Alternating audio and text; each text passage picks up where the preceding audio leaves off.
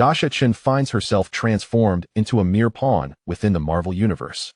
Witnessing the brutal extermination of Frank's family, her grave injuries activating the Shapeshifter ability, granting her the power to metamorphose upon touching divine artifacts. As she gazes upon Mai Shiranui, Frank's nosebleed becomes uncontainable. Frank, Dasha, are you adorned thus to annihilate your foes, or to bestow them with an advantage?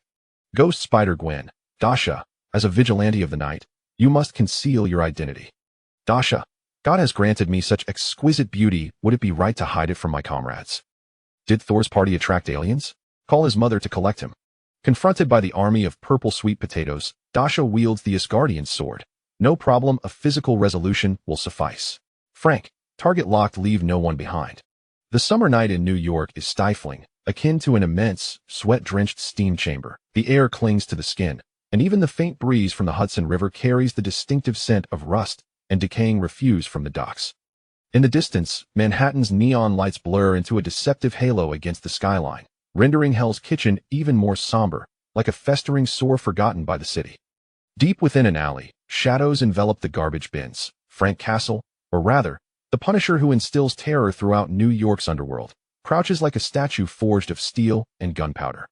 His tactical vest bulges, crammed with magazines and several fearsome pineapple grenades. He meticulously inspects his grotesquely modified rifle, metallic components gleaming with a cold light in the dimness, each movement precise and stable, exuding an almost inhuman mechanical aura. That a palpable aura of lethal intent seeps from every taut pore, rendering the already thin air in the alley nearly solid. Listen, Frank's voice drops to an almost inaudible growl, raspy like sandpaper scraping against rusted metal, each word striking Dasha Chen's eardrums with undeniable weight. I know you're hiding something, Dasha. Those transformations. He abruptly turns his head, his piercing gaze penetrating the darkness, fixating on Dasha, who is pressing herself into the shadows behind him, attempting to become smaller, but not tonight. Go home. Dasha remains silent, instinctively embedding herself further into the cold brick wall. She is draped in an oversized, ill-fitting dark gray hoodie, the hood pulled low enough to obscure much of her face, revealing only a taut jawline. Sweat trickles down her temples, an itch she cannot ignore. She certainly understands what Frank refers to as damned shape-shifting abilities that elicit both love and hate.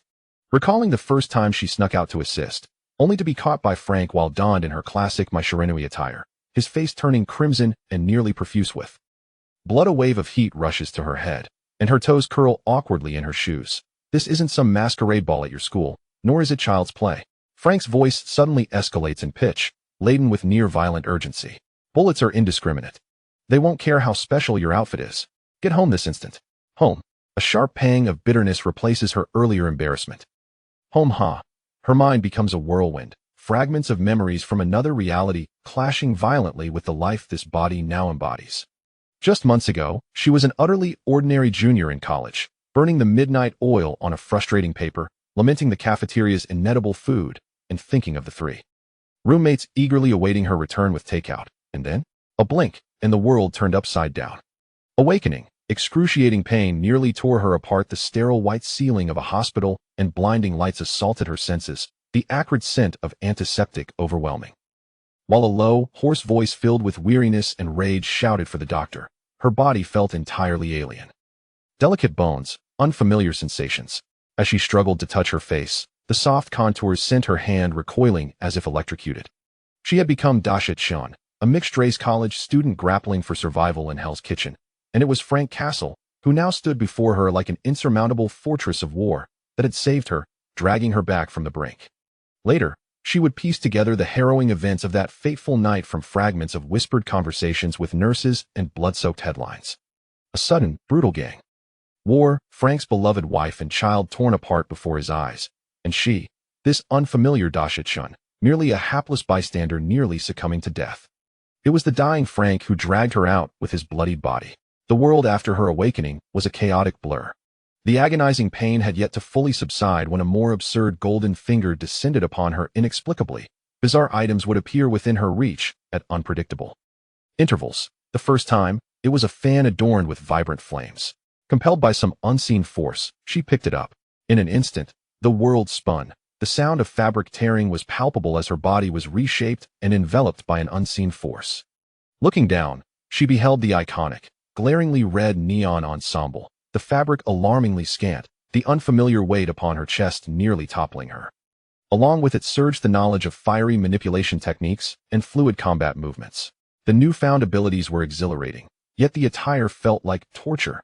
The sensation of constriction almost drove her mad, compounded by New York's sweltering summer heat, which became tenfold more oppressive, with sweat clinging to her skin, rendering her unable to wipe it away satisfactorily. Subsequently, the Chun-Li's bracelet endowed her with powerful legs and a solid martial arts foundation, at the expense of the iconic blue qipao and absurdly high hairstyle. Hancock's serpentine earrings granted her a petrifying gaze and remarkable agility, but with it came the suffocating fabric of Medusa's attire. Dasha felt breathless just recalling it. Tsunade's necklace was even more formidable, bestowing her with a surge of chakra and tremendous strength, yet the burden of that deep neck green robe made her feel as though she were trudging through a weighted obstacle course. The first time Frank encountered her sneaking out in the Mai Shiranui form, having dispatched a few isolated thugs, the look on his face was one Dasha would never forget. Shock, fury, and then a nosebleed. Although it was just a trickle, he quickly wiped it away and insisted she return home immediately, forbidding her from ever dressing so revealingly again. Yet, Dasha nearly burst into laughter at that moment, her sharp tongue instinctively activated. Wow, Frank, mind your image. Do you know what some people are saying about you now? The handsome guys will tell you to drop the rodent in your mouth and mind your own business. Of course, the consequence was being dragged back like a chicken, subjected to a 2-hour safety awareness re-education session, with the core message being, Dasha Chen, what's the difference between you dressing like this and running naked? What if a bullet hits a vital spot? Though her exterior was as hard as diamond, Dasha had to concede that Frank, despite his brutish manner, possessed infuriatingly sound reasoning.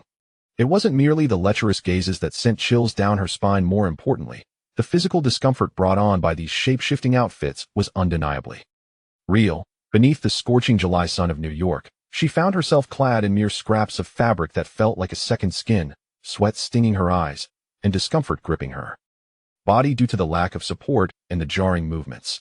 The situation was nothing short of torturous. The most vexing part was the impossibility of wiping away the sweat in certain areas. Countless times, as she wiped her brow, she seethed internally, vowing that once she could don her original attire again, she would slap those 3 big boys across the face with it, making them understand the true meaning of brotherly benefits. Until recently, it seemed that her golden finger had finally heard her inner roar. Perhaps it was the weight of her perspiration providing her with gear that was no longer so refreshing. The Tifa's leather gloves, warm, supple, and enveloping, cloaked her hands and forearms, bestowing upon her a solid muscle memory for combat and precise control over her strikes. A sense of security enveloped her, nearly bringing her to tears with joy.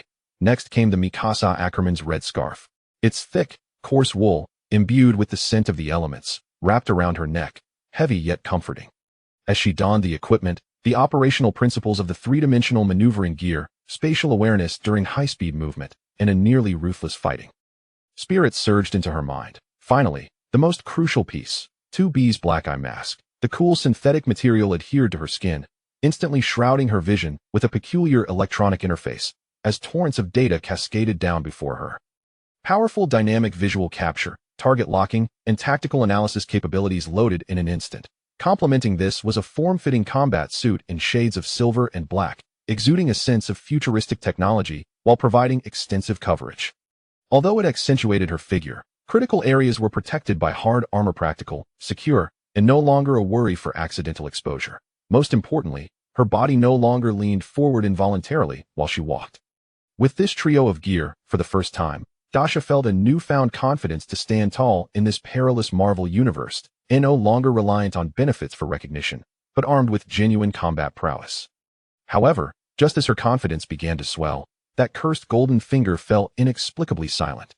No matter how intently she focused or how often she touched her skin equipment, there was no response, as if it had exhausted its last vestige of energy and succumbed to a deep slumber. A wave of unease seized her. The sense of security had come swiftly, but left even more rapidly. At the peak of this disquiet, Frank brought her new bad news. Days prior, at the greasy little table in the kitchen, Frank set down his coffee cup with a dull thud against the wooden surface. He gazed at her, his expression complex, swirling with emotions that Dasha could not decipher. There was a familiar hardness and vigilance belonging to the Punisher, but deeper still, there seemed to lie something else, seen exhausted, almost pleading essence. Dasha, his voice was softer than usual, yet carried an undeniable authority. Your injuries. The doctor said you're essentially fine. The bones have healed, and the wounds have closed. He paused, seemingly choosing his words carefully. How old are you? 19? 20. At your age, you should be in a classroom, poring over those damn textbooks, fretting about exams, or enjoying your youth in those raucous places with peers. His rough fingers unconsciously tapped against the table, producing a dull sound. Instead of rolling around in the gutter with someone like me. He lifted his gaze, his piercing eyes locking onto Dasha's, which instinctively sought to evade his scrutiny. Pack your things. Next week, I will take you to school to register. You need to catch up on your studies? School? Dasha's mind buzzed. What kind of cosmic joke was this? Just as her golden finger fell silent, Frank wanted to shove her back into an ivory tower. How was she to survive in a place that could erupt with aliens, supervillains, or mad scientists at any moment? By relying on calculus. Understood, Frank, Dasha mumbled, staring down at her cold fried egg, her voice deliberately submissive. I will go. She even attempted to muster a compliant smile. Frank scrutinized her for a solid 10 seconds, his gaze akin to a searchlight, seemingly attempting to penetrate her facade and uncover her true thoughts. Ultimately, he merely responded with a heavy falling silent. Yet, the doubt in his eyes pricked at Dasha's heart. She understood that Frank's feelings toward her were profoundly complex. She was the sole thing he had salvaged from the massacre that had obliterated his world. Whenever he looked at her, Dasha could distinctly sense that he was seeing another girl, the daughter he had lost long ago. That heavy gaze, brimming with pain, responsibility, and a hint of transference that Dasha dared not explore, left her both agitated and inexplicably sorrowful. He treated her as a daughter, seeking to protect her in his clumsy, forceful, and somewhat suffocating manner. But what about her? A man's soul trapped in the body of a stranger, carefree, brash, and always contemplating stirring up trouble. Frank had reprimanded her countless times for sitting carelessly or letting loose a curse word. This dissonance made Dasha feel as though she were performing in an absurd play each day. Thus, when she accidentally overheard Frank's mission details that evening, Dasha knew she could not afford to be absent. The golden finger may have fallen silent, but she still held her final trump card, the 2B form. This gear was not merely worn, its abilities were etched into her muscle memory. This was her most reliable asset at present. Frank was set to dismantle the remnants of the gang responsible for the massacre and her grievous injuries. Revenge? Perhaps a tad. Yet Dasha was far more aware that she needed real combat experience to ascertain how far she could navigate this world devoid of the golden finger's random skin gifts. Her survival depended on it. And so, there she was, like a specter, silently trailing behind Frank's mobile armory, cloaked in a voluminous gray hoodie that melded seamlessly with the shadows of Hell's Kitchen. At night, she watched as Frank halted before the corroded back door of the Target warehouse. Observing him crouch like a predator poised to strike, she noted the modified rifle in his hands, steadily raised, the dark muzzle aimed squarely at the lock. Bang! The muffled gunfire shattered the night's stillness, not the roar of a rifle, but the furious bark of a large-caliber handgun. The door lock exploded, splinters flying. In an instant, Frank's formidable figure crashed through the door like a cannonball. Inside erupted a cacophony of terrified screams, coarse curses, and then the deafening din of automatic gunfire. Rat-a-tat-tat. Flames spat from the depths of the warehouse, shattering the darkness into fragments. The war machine had commenced. Dasha inhaled deeply, the cold, acrid air, tinged with gunpowder, filling her lungs. She yanked back her hood, swiftly brushing her face with her right hand. The icy sensation around her eyes signaled the swift completion of the 2B black eye mask. Her vision was instantly enveloped by an extraordinary blue and white electronic interface, as frigid torrents of data cascaded down. The warehouse's wall textures, the indistinct silhouettes of shadows, and even the faint trajectories of projectiles were all clearly marked, magnified, and analyzed. The gray hoodie was deftly stripped away and cast into the shadows behind her. In its stead, she donned a sleek, form-fitting combat suit, woven from silver and matte black, its aerodynamic design accentuating her athletic physique. Key areas were shielded by hard armor modules, glinting with a cold metallic sheen under the faint glow of fire leaking from a distant warehouse. Her short silver hair hung neatly down. The essence of the ordinary university student known as Dasha Chen evaporated in an instant. In this moment, she transformed into a frigid war machine, an entity from another dimension Yorha number 2 Type B. The tactical visor's interface swiftly locked onto a blasted vent on the side of the warehouse and several elevated sniping points on the roof. Frank's aggressive assault served as the perfect storm to draw fire now. It was time to eliminate the serpents lurking on the periphery of the storm, seeking to strike from the shadows. With the slightest push of her toes against the damp ground, Dasha's figure melded into the night like a panther, silently darting along the shadowed exterior of the warehouse. Her movements were swift and precise, imbued with an almost otherworldly fluidity. Inside, the warehouse had transformed into a hellscape. Frank's form surged violently between stacked shipping containers, rolling, shooting, and wreaking havoc. Each time his weapon spat fire, another target fell. His actions were explosive, filled with a sense of destructive power, akin to a tyrannosaurus rampaging through a herd. Roars, dying cries, and the piercing shrieks of bullets striking metal mingled, reverberating painfully against eardrums. Dasha's black visor coolly scanned the battlefield's edges. 1. On the second-floor steel walkway, a trembling figure was awkwardly raising a scoped rifle, the barrel quivering as it attempted to lock onto the rampaging Reaper below. Target locked. Threat level, low. Priority for elimination. The cold, electronic synthesized voice resonated within Dasha's consciousness. She did not pause in her sprint. Her right hand darted like lightning to the holster on her thigh, where a sleek, futuristic black pistol emerged alongside her 2B visor. Drawing, raising, and aiming were executed in a single fluid motion, so swift that only an afterimage remained on her retina in that rapid movement. Her body found a fleeting moment of stability. Swish, a sound barely audible amidst the cacophony of battle. The muzzle expelled a searing energy beam rather than a physical bullet. The gunman on the second floor, who had just found his aim, suddenly sported a molten black hole in his helmet. Before he could even utter a sound, his body crumpled forward, the rifle clattering to the chaos below. Dasha did not glance at the outcome. Her body accelerated once more, a silver flash skimming the ground as she lunged toward the next target locked by her Visoran individual. Hiding behind a massive oil drum, nervously reaching for a radio to call for support, the side of the barrel featured a discreet observation hole. Bang! A deafening explosion erupted from Frank's direction, flames soaring skyward as a grenade detonated in some corner, the immense sound and shockwave momentarily diverting most attention. The individual behind the oil drum flinched at the blast, nearly dropping the radio. Just as he steadied himself to peer through the observation hole again, a gloved hand, encased in black leather, surged from the side, forcefully covering his mouth and nose. Another similarly gloved hand, like a vice, precisely clutched his throat. Ugh! A terrified whimper was forcibly stifled in his throat. Dasha's knee drove forcefully into his lower back, her arms erupting with tremendous strength. A clean, decisive strangulation maneuver. The subtle crack of a broken vertebra was almost drowned out by the echoes of the explosion. The body went limp in an instant. She released her grip, allowing the corpse to slide into the shadows behind the oil drum, her movements unbroken, as if brushing away a speck of dust. In her line of sight, a new threat was marked in motion. An individual, seemingly terrified by the silent disappearances of his comrades, was scrambling to escape through a damaged fence on the side of the warehouse. Eliminate. The cold command echoed in her mind. Dasha flickered, appearing like a specter before the gap. The fleeing gangster looked up, and upon seeing the silver-black figure adorned with an eerie visor in the moonlight, he shrieked, "Monster!"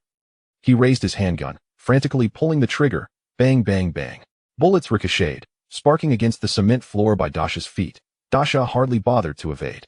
With precise anticipation, these frantic shots posed no threat.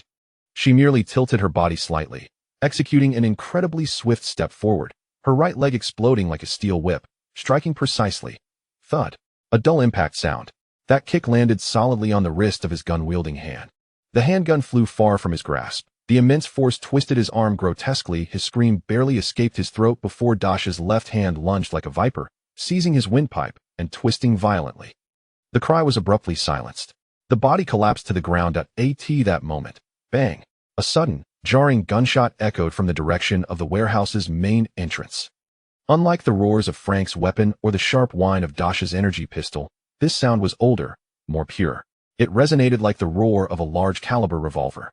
Immediately, Frank's furious advance, akin to a war machine, faltered abruptly. The intense gunfire created an instant pause in the chaos. Dasha pivoted towards the main entrance. Her vision pierced through layers of obstacles, locking onto the confrontation inside the doorway. There stood Frank, his imposing figure leaning against a toppled cargo container, his usual rifle discarded, hastily loading a shotgun, his gaze fiercely fixed ahead. In the shadows not far from him, a figure had just completed an incredibly agile side flip, landing gracefully. That figure donned a tight-fitting dark red suit, adorned with a horned hood. Most striking was the vivid crimson pants, glaringly bright in the flickering firelight of the warehouse. The tactical visor's identification frame instantly locked onto the red figure, cold analytical text emerging alongside. Unknown target. Action mode. High agility, high evasion. Weapon. Melee baton, non-lethal projectiles. Threat inclination. Strong interference, intent toward main target. Determination. Newly intervening third party. Codename. Red Long Johns. Daredevil. Matt Murdock. Dasha's heart raced. Why had this disruptor arrived at such an inopportune moment? She observed Frank raising the shotgun, his murderous intent almost palpable, locking onto the recently landed red figure. Meanwhile, Daredevil slightly crouched, crossing his peculiar batons before him, adopting a stance of defense and readiness to strike. Two violently contrasting symbols of force collided on this bloody battlefield, like opposing magnetic poles, instantly crashing into one another. The air seemed to thicken, taut with the suffocating tension before an explosion. Frank's deep, hoarse voice, laden with thwarted fury, pierced through the chaos, akin to the roar of a wounded beast, crashing against the red figure. Get out of my way, blind. Man, don't block my path. The remaining flames within the warehouse licked at the charred wooden boxes, producing crackling sounds, while the acrid smoke mingled with the scent of blood, weighing heavily in. Every corner. Chapter 2. The principle of not killing, just do it. The air within the warehouse seemed to ignite with Frank's furious roar, instantly solidifying the atmosphere. The remaining flickers of flame danced upon Matt Murdock's dark crimson suit, outlining his taut form, poised and ready to unleash his latent power. He tilted his head slightly, not employing his eyes, but rather his extraordinary senses to perceive Frank, his voice deep and resolute, penetrating through the sporadic wails and the crackling of flames in the backdrop. Enough, my friend, the law will judge him. He referred to the gang leader sprawled on the ground, attempting to crawl away. Judge? Frank scoffed from the depths of his throat, akin to a grinding wheel against metal. Send them back to prison for a vacation.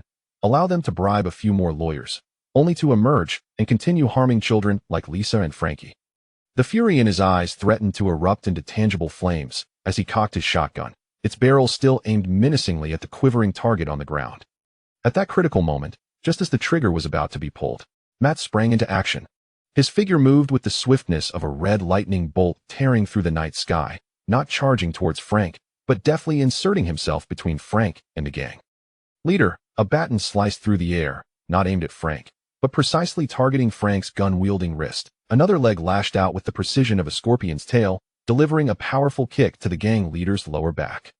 Ugh! The unfortunate man let out a short, pained cry, collapsing as if his bones had been extracted. Utterly incapacitated, Frank's wrist was struck forcefully by the baton, causing his shotgun to veer off course. Bang! The deafening gunshot reverberated through the warehouse. The scorching steel pellets grazed Matt's crimson shoulder guard, blasting a nearby stack of wooden crates into a flurry of splinters. Are you trying to get yourself killed? Frank's rage ignited. Akin to a territorial Tyrannosaurus Rex, he discarded the shotgun. His massive fist, capable of shattering stone, tore through the air, aiming a brutal blow at Matt's horned helmeted face. Matt did not retreat but advanced, crouching and sliding to deftly absorb some of the force, while his other baton struck like a viper, deftly jabbing into Frank's ribcage. Thud! A muffled sound echoed, the baton connecting with the hard plate of Frank's tactical vest. The two men, one embodying absolute destructive violence and the other representing uncompromising order, engaged in a ferocious struggle akin to two enraged bulls clashing in this hellish battleground. Every punch from Frank roared with the sound of thunder, filled with raw, unadulterated power. Each block and counterattack from Matt was precise, swift, showcasing a mastery of technique and agility. The heavy sounds of impact, hurried breaths, and the screech of tactical boots against the ground intertwined into a savage symphony. However, the remaining gang members, terrified and panicked, cared not whether these two forces were allies or foes. Fear drove them to madness, and they yearned to shred every moving target within sight. Open fire. Eliminate them. A voice, unrecognizable, shrieked, rat-a-tat-a-tat. Boom! The sporadic gunfire intensified into a torrent. Bullets poured forth like a swarm of uncontrolled bees, indiscriminately raining down upon Frank and Matt, who were locked in combat.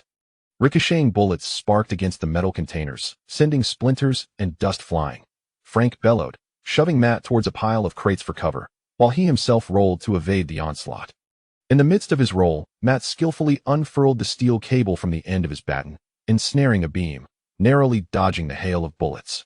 The two were forced to maneuver through a dense web of gunfire, leveraging each other's movements for cover, yet the presence of one another plunged them into greater peril.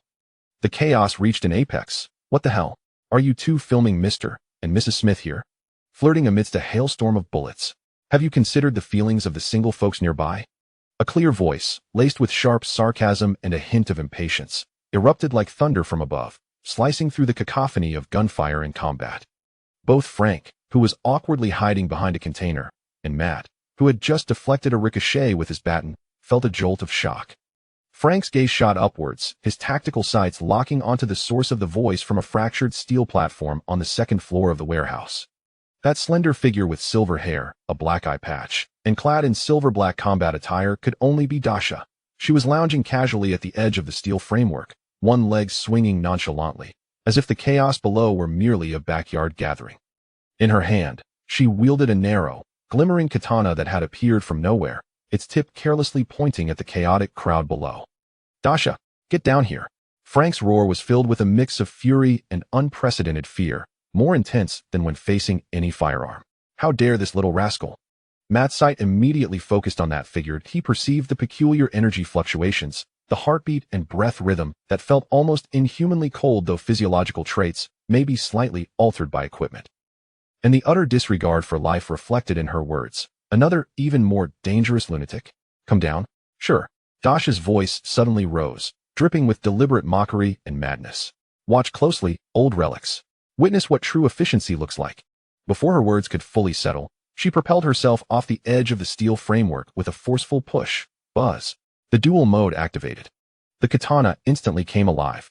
The blade's edge appeared to be enveloped in a visible, high-frequency, vibrating azure aura, emitting a sound that sent chills down the spine.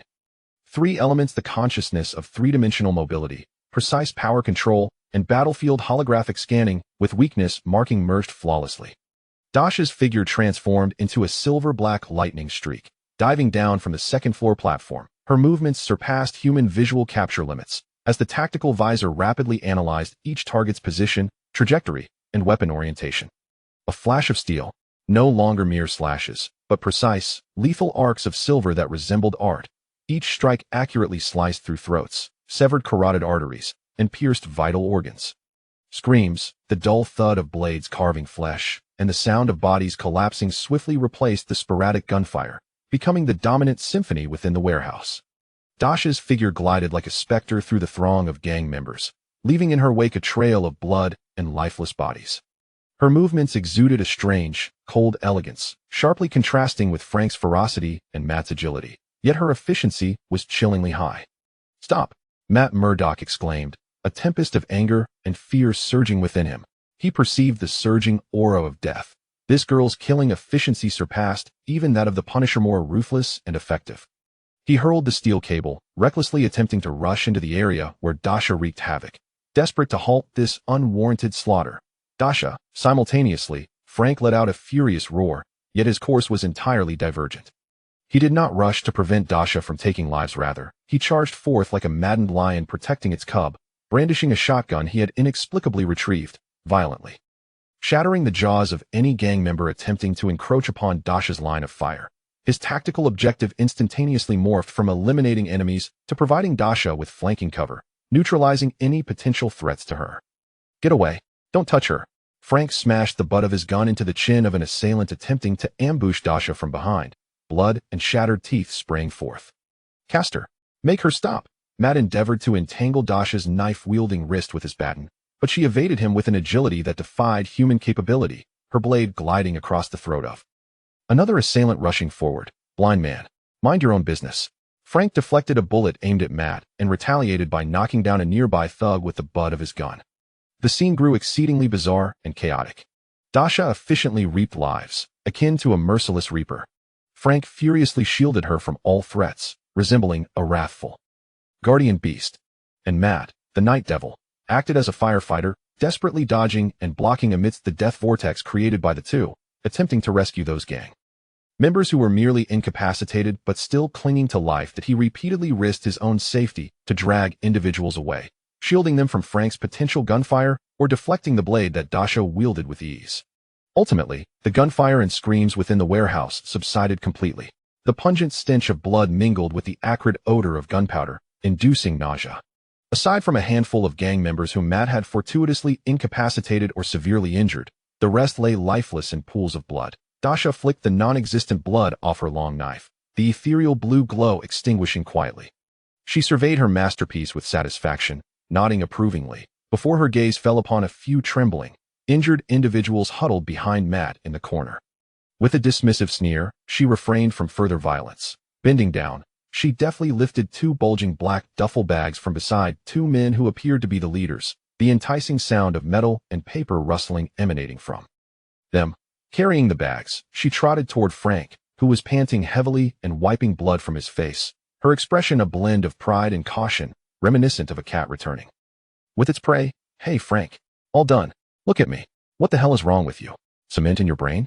Frank's thunderous shout drowned out her attempt to boast. He strode up to Dasha, his blood-stained and soot-covered hand gripping her shoulder with such force that she instinctively recoiled. His eyes were bloodshot, burning with a mix of anger and fear. "Who told you to rush in? Who authorized this? Do you think this is a video game? Just one bullet. Just one stray round could end you. Do you understand? Do you understand?" His voice trembled, hoarse from extreme rage and fear, each word striking Dasha like a hammer. Her momentary pride froze, rendered slightly dazed by his reprimand. She could distinctly feel the tremor in Frank's hand gripping her shoulder. At that moment, the figure clad in red approached. Matt Murdock stood several paces away, his vision fixed upon Dasha with disapproval and gravity. He inhaled deeply, attempting to sound like a mentor. "Child, listen. Violence is not the solution to everything. Killing only breeds more hatred and suffering. These people, they need the judgment of the law, not extrajudicial execution. You possess power, but it should be used to protect, not." "Shut up." Dasha and Frank interrupted Matt in unison, their synchrony momentarily stunning him. Dasha rolled her eyes dramatically, her disdain palpable even behind her black mask. "Please, child. Who are you, old man? Just because you're wearing red tights doesn't make you my wise big brother. Legal judgment. Ask those lying on the ground if they considered the law when they judged Frank's family." Her tone dripped with sarcasm. Frank was more direct. He released his grip on Dasha's shoulder, but still positioned himself protectively behind her, turning to Matt with eyes like ice picks. "Buddy, savior. Naive nonsense. Law? When the law fails to protect the innocent, it becomes worthless. When it serves as a shield for villains, it becomes an accomplice. Your so-called no-kill principle merely sends them through a revolving door, waiting for them to emerge and create more Lises, more Frankies." His voice was low and restrained, each word soaked in blood and tears. Matt's face, obscured by his mask, concealed his expression, yet his tightly pressed lips and taut jawline revealed his resolve and fury. "So you take on the role of God in deciding life and death? What do you think you are? You're only perpetuating a cycle of hatred. You and her," he gestured toward Dasha, "are merely combating darkness with deeper darkness." "Oh, and you, the noble angel in the dark?" Dasha couldn't resist interjecting, crossing her arms with a flippant tone. "You knock them out and call the police method seems remarkably efficient, doesn't it? If it weren't for us, the dark duo, taking care of business ahead of time, how long do you think you would take to not kill these heavily armed thugs? Long enough for them to kidnap another truckload of children?" She precisely struck at Matt's vulnerable spot. Matt's body stiffened suddenly. "Enough," Frank growled, interrupting once more. He didn't want Dasha embroiled in a deeper war of words. "Our paths do not align. Take your rescued treasures and get lost. If you block my way again, my next bullet won't miss." He picked up the shotgun from the ground again, his movements laden with warning. Matt fell silent. He could clearly hear the unwavering determination in Frank's words and feel Dasha's seemingly nonchalant, yet almost blind loyalty and agreement toward Frank. He could not persuade these two souls utterly reshaped by hatred and trauma, especially that girl. Her apathy toward life sent a chill down his spine. "You are all sick," Matt finally uttered, his voice heavy with exhaustion and profound helplessness. He ceased speaking further, turning toward the trembling, injured individuals he had saved, swiftly binding them securely. He cast one last complex glance at Frank and Dasha before gripping his captives and deftly disappearing into the shadows on the side of the warehouse. Only Frank and Dasha remained in the warehouse, amidst the wreckage and corpses. The acrid stench of blood grew even more potent. Only then did Frank truly exhale, his taut nerves slightly relaxing. He scrutinized Dasha from head to toe, confirming she bore no apparent injuries, save for some blood and dust on her combat attire. "Are you all right?" His voice remained hoarse, but the earlier fury had dissipated, leaving only a profound weariness. "Everything is splendid. This armor is quite sturdy," Dasha exclaimed as she patted her chest plate, producing a series of muffled thuds in an attempt to lighten the mood. With a flourish, she presented 2 hefty black duffel bags before Frank, declaring, "Look, a bountiful haul." Frank's gaze fell upon the bags, his brow immediately furrowing in suspicion. "What is this, money? What else could it be?" Dasha responded, weighing the bags in her hands. "They're quite substantial, enough for us to indulge live comfortably for a while. We cannot accept this money." Frank's voice was resolute, leaving no room for negotiation. Dasha's smile instantly faded. "What? Why?" She could hardly comprehend his refusal. "Mr. Frank Castor, have you forgotten something? Our medical bills are still lurking at the bottom of the drawer, thick enough to be used as bricks. And what about our living expenses for the past few months? I've practically turned into a can of spaghetti. Not to mention your precious firearms, ammunition, and grenades. Do any of those come free? Are you planning to earn money on the construction site, swinging a hammer for $80 for the big one, 40 for the small? Or should I head to that wretched diner in Hell's Kitchen, serving plates for tips that barely amount to $1 at a time? Will we ever save enough for even a single bullet in the next lifetime? Let's not forget, you've sold your blood twice this month already." Her words flowed rapidly, each one striking at Frank's heart. Under the dim firelight, his face visibly reddened, his lips moved as if to argue, yet he found no words to counter her. Dasha spoke nothing but the raw, unvarnished truth. His meager veteran's pension and the occasional odd jobs could never fill this bottomless pit in his quest for vengeance. He had exhausted everything. Observing Frank's rare display of embarrassment and silence, Dasha couldn't help but smirk internally, knowing the moment was ripe. She edged closer, donning a knowing expression, lowering her voice to coax him gently. "Moreover, Frank, how could we call this taking? That sounds so harsh. This is strategic resource recovery and reuse. Or, as we say in our eastern homeland." She paused deliberately, cleared her throat, and intoned with a rhythmic cadence. "This is robbing the rich to help the poor." "Robbing the rich to help the poor?" Frank echoed the unfamiliar phrase, his brow still furrowed. "Exactly." Dasha nodded vigorously, her eyes sparkling as if imparting a profound truth. "Who are we robbing? Those heinous gangsters who traffic in misery and prey on the innocent. And who are we helping? Just 2 souls whose lives they've ruined, left battered and impoverished. The logic is perfectly circular. We are entirely justified in taking this money. It is our rightful compensation for the emotional distress, medical expenses, lost wages, and nutritional needs, and don't forget my youth lost," she rambled on, her enthusiasm escalating. Frank gazed at the silver-haired girl, her earnest demeanor and passionate, yet oddly skewed logic evoking a profound sense of futility within him, accompanied by a throbbing pain. At his temples, he opened his mouth to scold her, to refute her claims, to reaffirm his principles, but gazing into Dasha's eager eyes and at the heavy bags that could resolve countless pressing issues. Ultimately, the Punisher, the vengeful spirit that instilled fear in New York's underworld, simply sighed deeply, raising his bloodied and smoke-stained hand to massage his throbbing temple, wearily closing his eyes. "This shall not become a precedent." His voice emerged low, nearly a confession of resignation. Dasha's lips curled into a triumphant grin, her silver strands dancing joyfully at the edges of her tactical goggles. She tightened her grip on the bags, resembling a mischievous little mouse that had pilfered oil. "Understood, sir. I promise there won't be a next time." As if with a buoyant step, she turned to leave the bloody scene.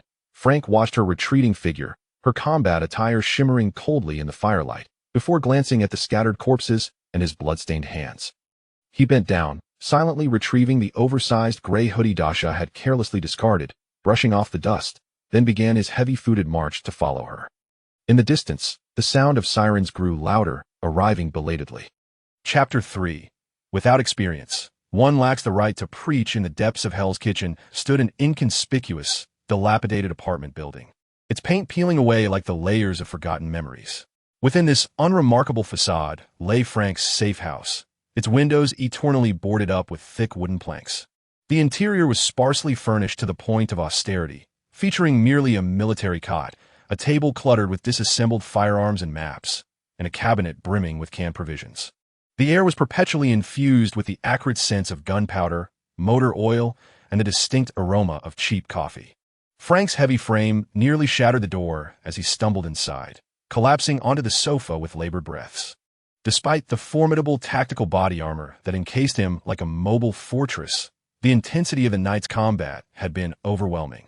The shockwaves of close-range explosions churned his insides violently, while bullets grazed the edges of his armor, shredding his clothing beneath and leaving him with painful bruises and oozing abrasions. Most grievously, a deep gash on the outer side of his left arm revealed bone. Flesh rolled back as dark crimson blood gushed forth, saturating his torn sleeve. His pallid visage was slick with cold sweat, yet his eyes retained their hawkish sharpness, albeit shadowed by an unmistakable weariness. "Ah, old man, what are you trying to prove?" Dasha swiftly entered the room, locking the door behind her with a fluidity reminiscent of her previous form. Her gaze immediately fell upon the grotesque wound on Frank's arm, and her brow furrowed with concern. "Sit still. Do not move," she commanded, her tone leaving no room for dissent. Before Frank could protest, Dasha's silver-black Gothic dress shed from her form like a wave retreating from the shore. A mask, scarf, and gloves dissipated into glimmers of light. In their place surged a powerful, life-affirming energy. A vibrant emerald chakra illuminated her presence, enveloping her in a signature tea-green open robe. The deep V neckline now embodying an aura of formidable authority rather than mere allure. The large necklace, adorned with sapphires and known as Tsunade's necklace, radiated a warm glow, its weight pressing down with significance. Her silver-white hair fluttered slightly in the stillness, and an overwhelming sense of vibrant pressure filled the cramped space. Each transformation altered her physique and attire, but left her appearance and hair unchanged. Frank gazed at this familiar, yet visually striking form, unable to suppress a twitch at the corner of his mouth. Each time Dasha transitioned into this legendary embodiment, an inexplicable unease washed over him, compelling his gaze to shy away from certain pronounced attributes. Clearing his throat, he endeavored to assert his authority as a guardian. "Dasha, I have told you this ability, silence. The injured have no right to babble." Dasha interrupted sharply, her voice imbued with Tsunade's characteristic dominance and unwavering resolve.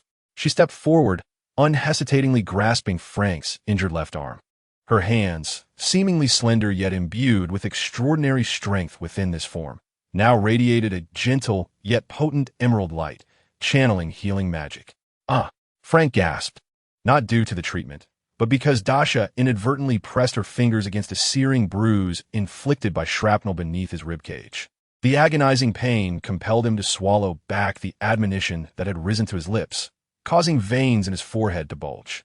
Dasha, seemingly oblivious to his grimace of suffering, was wholly absorbed in the manipulation of chakra, a verdant light, akin to the most delicate of probes and sutures, delved into the wound.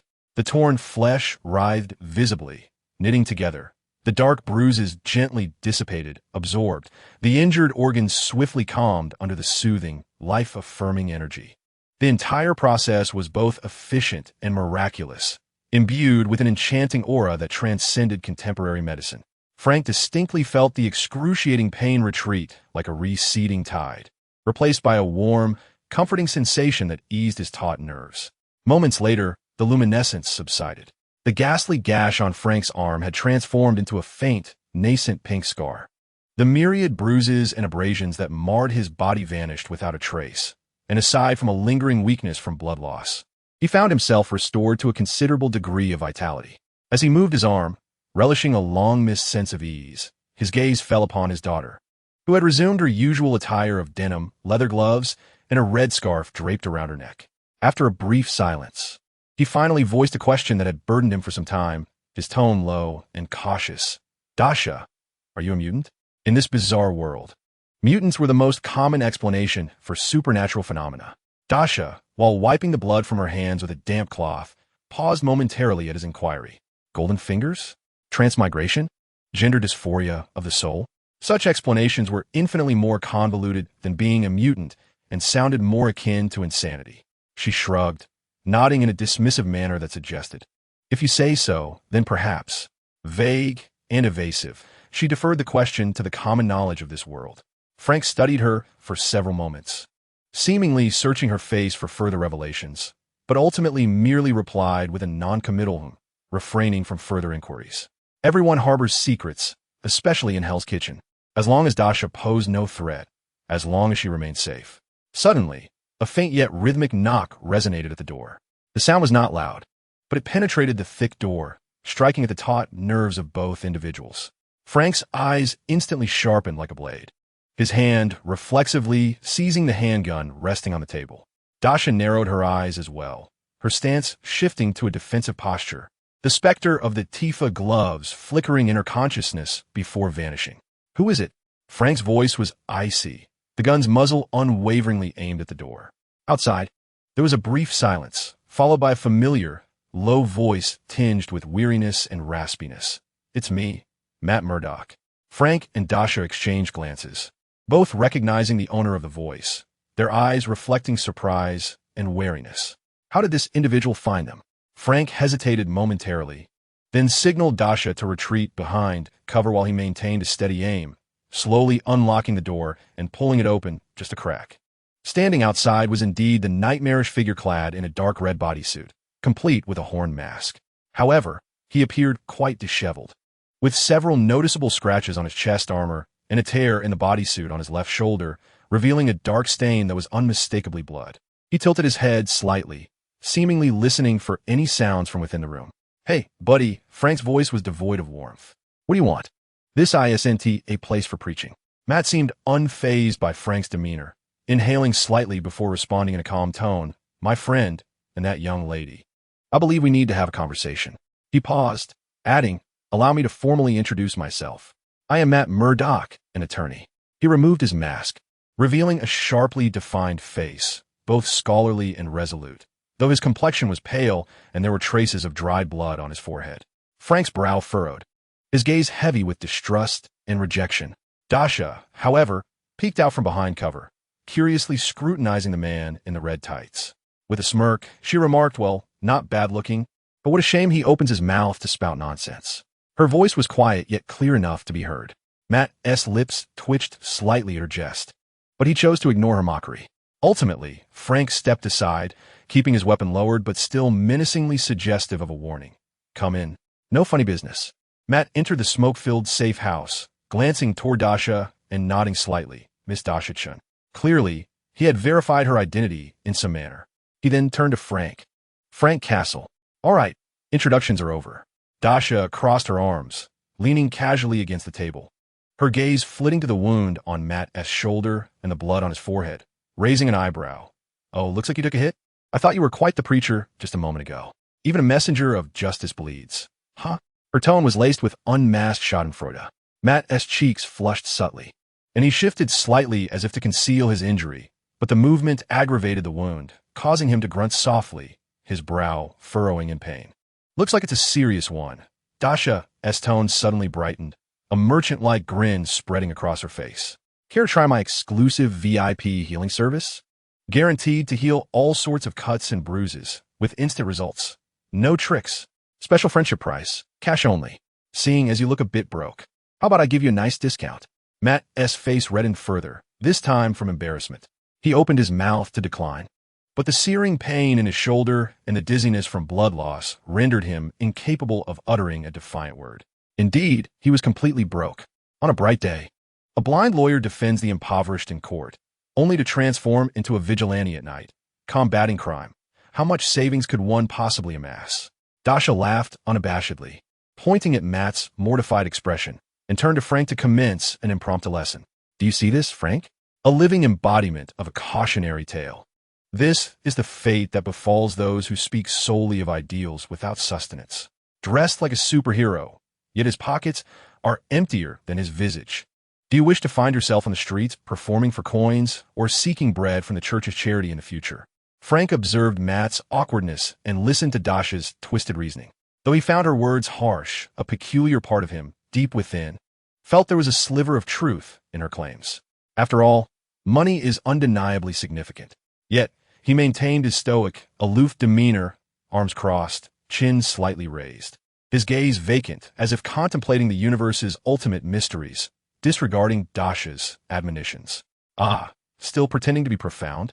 Dasha noticed Frank's nonchalant attitude and became invigorated. Imitating his posture, she exaggeratedly exclaimed in a mock anime tone, "Are you just posing here?" Terminally afflicted with a case of adolescent angst. "Are we?" Frank's lips twitched violently, almost betraying his cool facade. Matt observed the peculiar dynamic between this father and daughter, feeling an impending headache.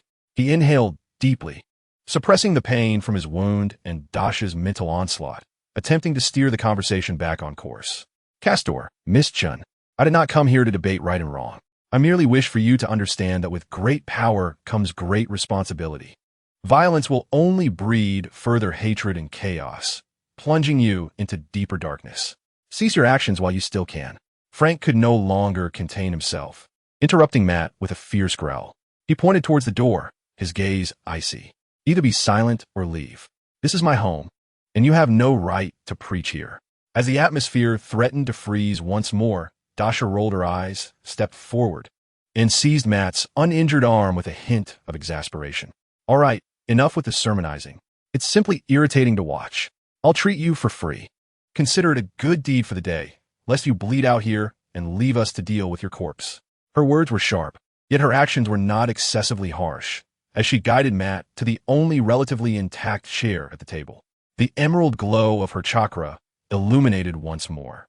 Dasha swiftly assumed the form of Tsunade, focusing intently on healing the wounds on Matt's shoulder and brow. The gentle radiance of her healing art permeated, mending the damaged tissues. Matt felt the warmth and rapid healing sensation emanating from his injuries, his taut body gradually relaxing. He gazed at, or rather sensed, this girl endowed with formidable healing abilities, yet armed with a sharp tongue, whose actions were as ruthless as her words. He then glanced at the silent man beside her, whose presence exuded the scent of gunpowder and blood, and felt an overwhelming mix of complex emotions and profound helplessness. He understood that conventional admonishments would bear no fruit with them. Thus, he resolved to approach from a different angle. "I comprehend the essence of hatred." Matt's voice descended into a somber timbre, imbued with a profound empathy. The agony of losing a loved one is potent enough to obliterate a person. However, Dasha, to be driven by hatred will only transform you into entities as vile as those who perpetrated the heinous acts against your kin. You know nothing. Dasha interjected with unrestrained disdain while tending to her wounds, her tone laced with sharp derision. "Do you grasp the sensation of witnessing your wife and children being riddled with bullets?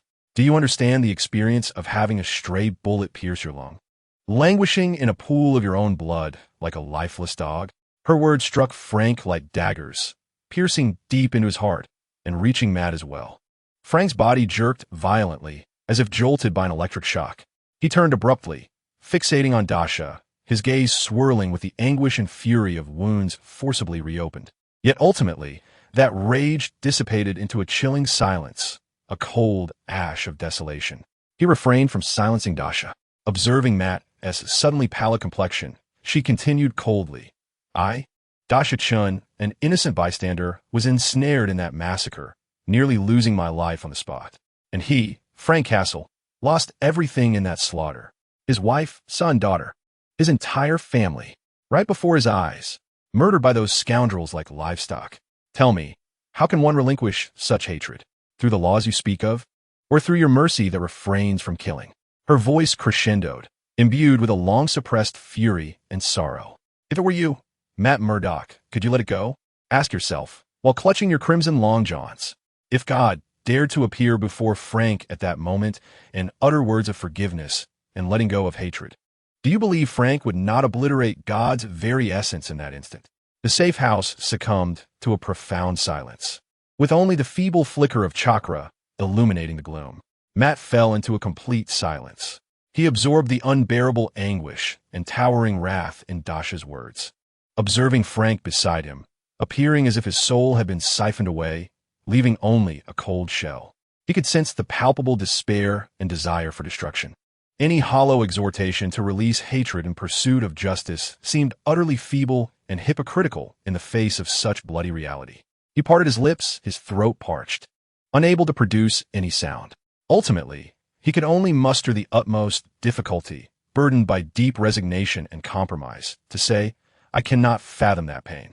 But please, at least do not indiscriminately slay the innocent. Not all who walk in darkness deserve death. Frank remained silent, resembling a frigid statue. After a lengthy pause, he finally uttered, in a voice so hoarse it was barely audible, "I have avenged my grievances." As he spoke, his gaze was hollow, directed out into the infinite darkness beyond the window, as if attempting to convince himself. Unbeknownst to him, there lay a deeper conspiracy behind the gunfight that led to his family's obliteration, one stemming from his once trusted superior, Billy Russo. Dasha withdrew her hand, and the transformation of Tsunade was undone. The wounds on Matt's shoulder and forehead had healed, leaving only faint traces. She clapped her hands as if to shake off some dirt, her tone returning to its usual nonchalant demeanor. "All right, you're healed. Hurry and take your non-lethal principles and go." Esteemed lawyer, if you linger any longer, I fear Frank might impulsively throw you out the window, rendering my treatment futile. Matt stood up, casting a deep glance at Frank, then at Dasha. His eyes conveyed a weight of concern, an irreconcilable clash of ideals, and a hint of barely perceptible understanding. He recognized that he could not change anything. "Take care," he ultimately uttered, donning his mask once more and moving stiffly toward the door, his figure merging into the deeper night beyond. The door of the safe house shut once again, isolating them from the outside world. Inside, only silence remained, mingled with an inescapable atmosphere of blood, gunpowder, medicinal scents, and heavy memories.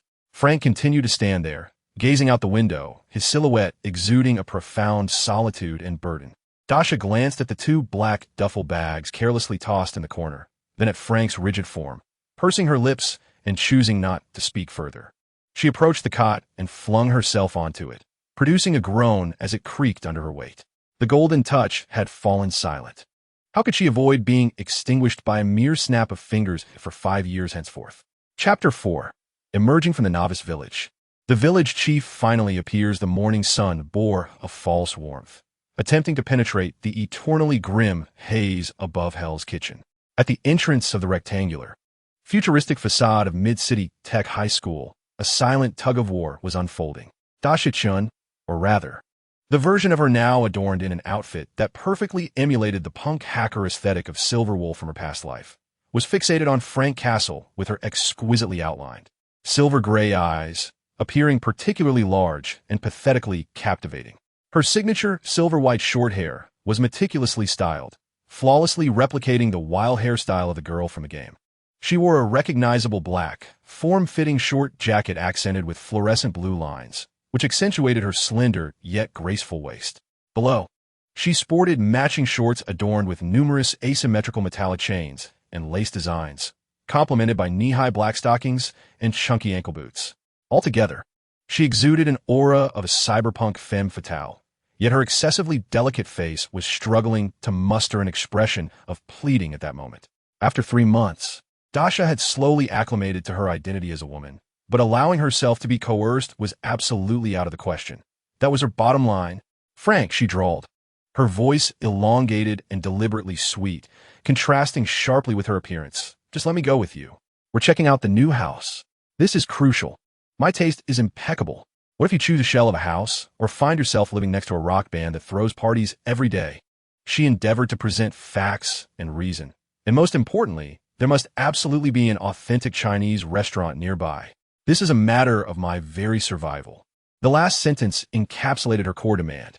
Frank, today, was not donned in his signature tactical vest, but rather clad in a faded work jacket and jeans. However, the formidable aura that emanated from him, as if emerging from a battlefield of corpses, remained undiminished.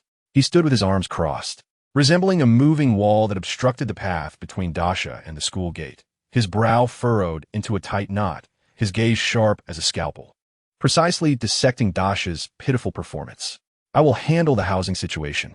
He paused, seemingly recalling a piece of information. "They're S.H.N.s in Queens. The owner is from Guangdong, and I hear their roast goose is quite good." He succinctly addressed Dasha's core plea, then resolutely severed her retreat. "You go inside, attend school. When school is over, you will see a true new home." He stressed the word true, imbued with an undeniable promise. Yet Dasha still sought to resist, attempting to convey a pitiful plea through her gaze. "No buts. Frank's voice suddenly deepened, the warmth in his eyes plummeting to an icy chill. A look reserved for commanding soldiers into battle. Dasha Chen, go inside. Now. Each word fell like a cold bullet, shattering the last remnants of her hope. Understood. Dasha instantly wilted, her shoulders sagging, the once stylish appearance failing to mask her present despondency. She resembled a defeated peacock, trudging in her heavy platform boots. Glancing back thrice as she slowly approached the gates of Midtown Tech High, which loomed before her like a prison door. Internally, she raged, damn it. Tormented by exams in my past life. And now, in this universe, I must be governed by academia. Frank Castle, you are more ruthless than Thanos. Lost in her grievances, she failed to notice the gleaming sign of Midtown Tech High at the entrance, nor did she observe the wild gazes of the boys around her. It wasn't until she entered the school gate, traversing the central pathway lined with sparse greenery, that the hushed whispers of nearby students began to buzz in her ears like mosquitoes. Did you hear? Last night, over by the Queensboro Bridge, someone caught a glimpse of the Ghost-Spider. Really? She has been so active lately. Yeah, super cool. In her white suit, like a ghost. Ghost-Spider? Dasha's steps abruptly halted, as if the pause button had been pressed. She blinked her exquisitely lined eyes, her silver-gray pupils filled with confusion. What on earth? Ghost-Spider? ISNT, that your friendly neighborhood Spider-Man? Where's Peter Parker? That chatterbox, the broke friend ruled by Aunt Maya sandwiches? Is his script misplaced? Her mind's ICU overloaded in an instant. The fragments of Marvel Cinematic Universe information she'd absorbed in her previous life collided violently with this clearly skewed reality. An exceedingly ominous premonition enveloped her. Dasha, a clear, distinctly joyous yet slightly nervous male voice broke through her state of trance from behind. Dasha instinctively turned around. A tall boy, clad in a well-tailored dark blue uniform, damn, why do capitalist uniforms have to look so appealing, was striding towards her. He possessed a meticulously groomed head of short brown hair, and his strikingly handsome features were nearly dazzling. His emerald green eyes brimmed with unabashed affection and concern. Sunlight cascaded upon him, as if he were enveloped in a noble aura. Harry Osborn. Dasha's mind had yet to recover from the shock of the Phantom Spider. Yet fragments of her prior existence's memories surfaced unbidden. Harry Osborn, the acknowledged heartthrob of the Prince of Osborn Industries, and an ardent admirer of Dasha Chen. Goodness. Alarm bells rang in Dasha's mind. She was, after all, a pure, steel-hearted soul, although her current form was female. Was she to engage in a binary dating game of zeros and ones? Not a chance. The windows were sealed shut. Dasha, it is truly you.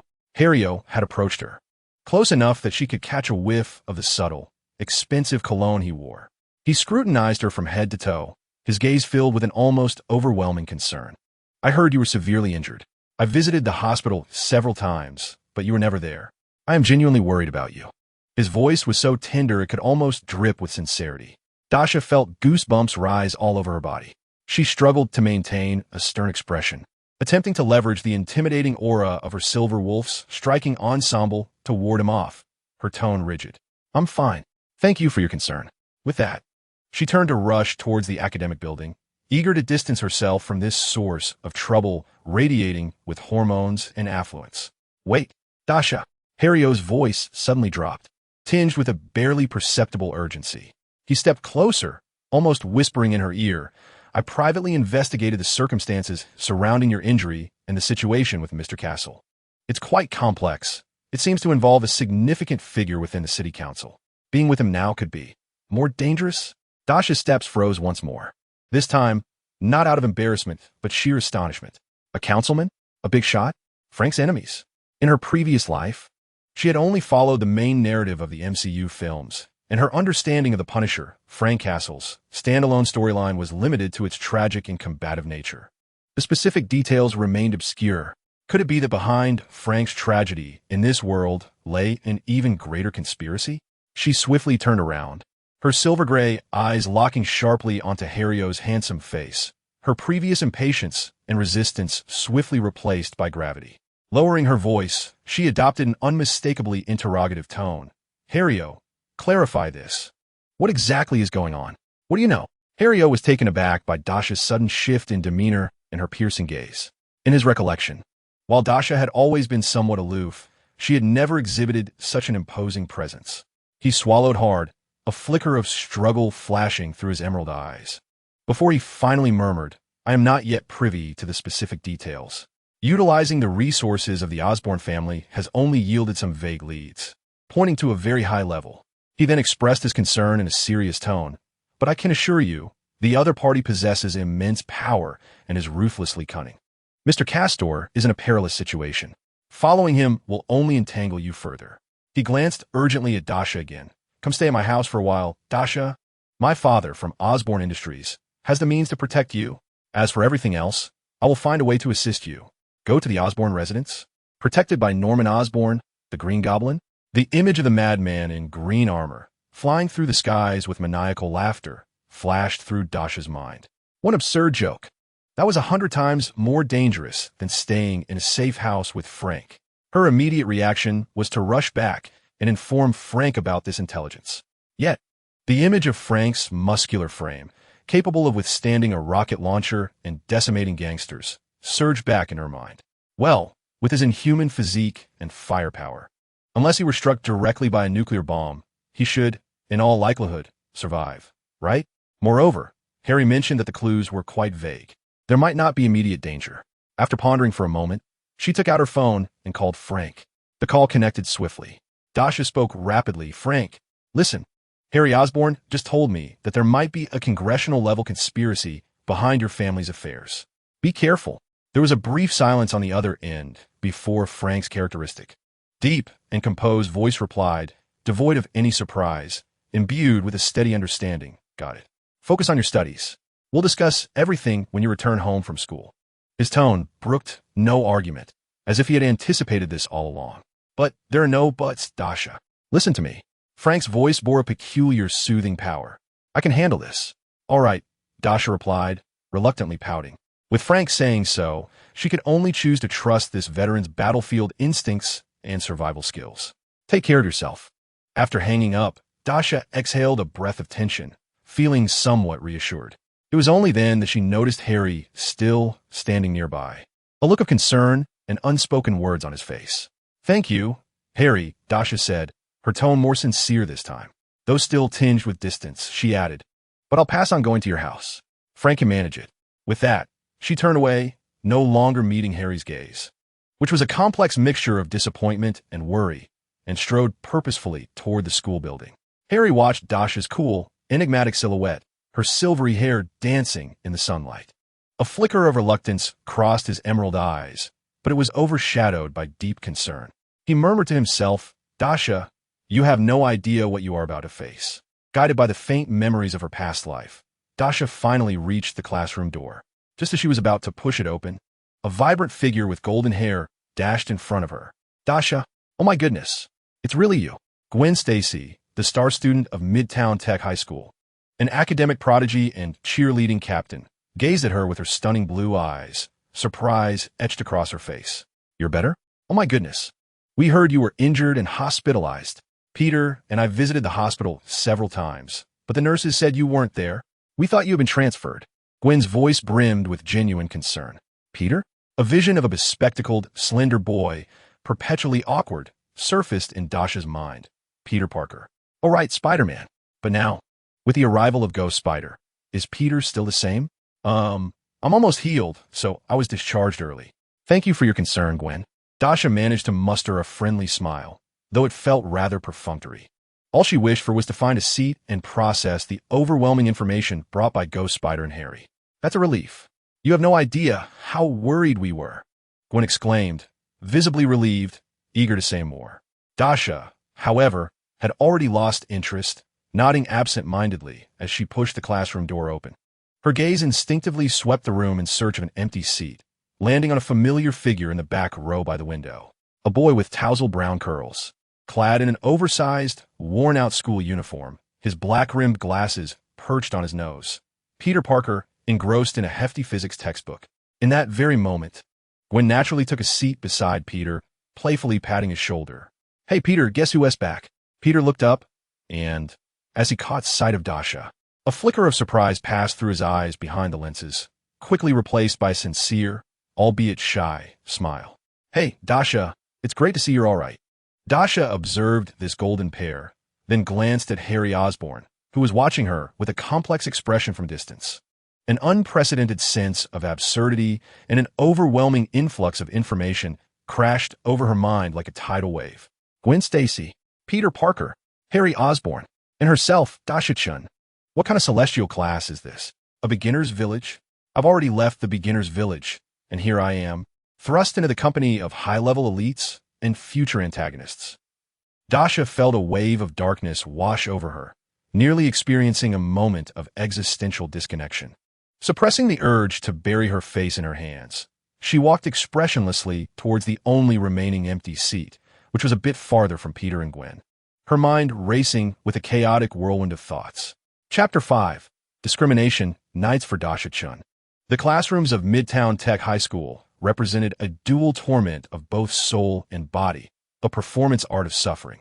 She, a soul of a male college student, previously tormented by advanced mathematics, found herself trapped in the sleek guise of a cool girl.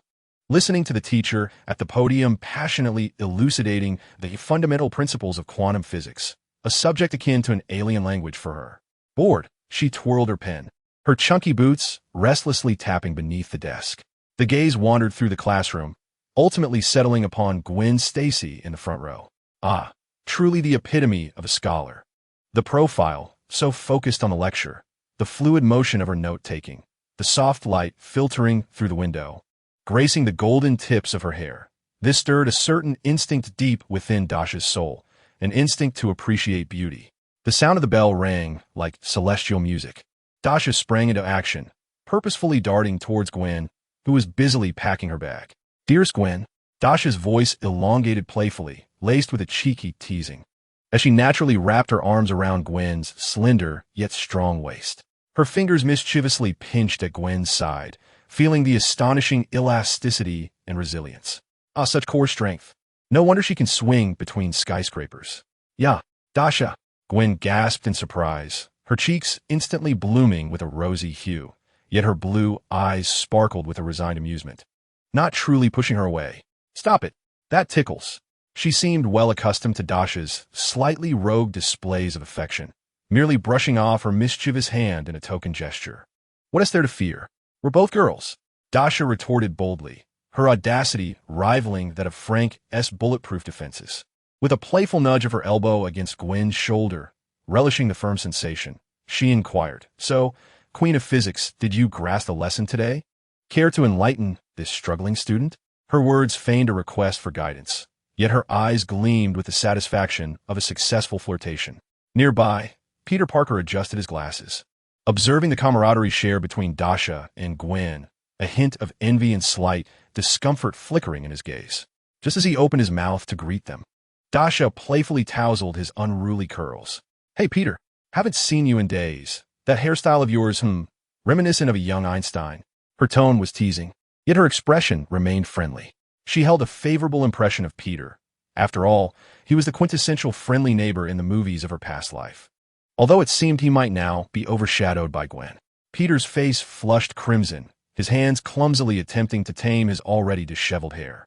Thank you? Dasha, are you feeling all right?" "Absolutely," Dasha proclaimed, patting her chest with exuberance, causing Gwen to roll her eyes in exasperation.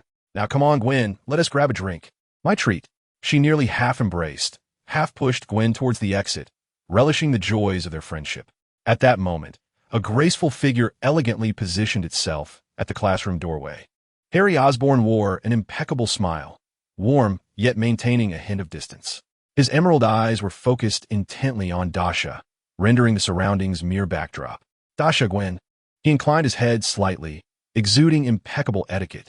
"Dasha, how are you feeling? Are you keeping up with the lessons? If you need notes or tutoring, I would be more than happy to assist." His demeanor remained consistently gentle and courteous, neither overly effusive nor subservient. Nor did he display the arrogance typical of a privileged youth. He possessed an exquisite sense of propriety, akin to a gentle spring breeze. However, Dasha felt a wave of frustration wash over her. This fellow was like a piece of chewing gum, impossible to shake off. She halted, released Gwen, placed her hands on her hips, and scrutinized Harry with an expression of palpable impatience, her gaze traversing his striking attire that now emanated an air of aloofness. "Mr. Harry Osborn," Dasha drawled, her tone laced with mockery, "I appreciate your goodwill. However, my current predicament is not about studying."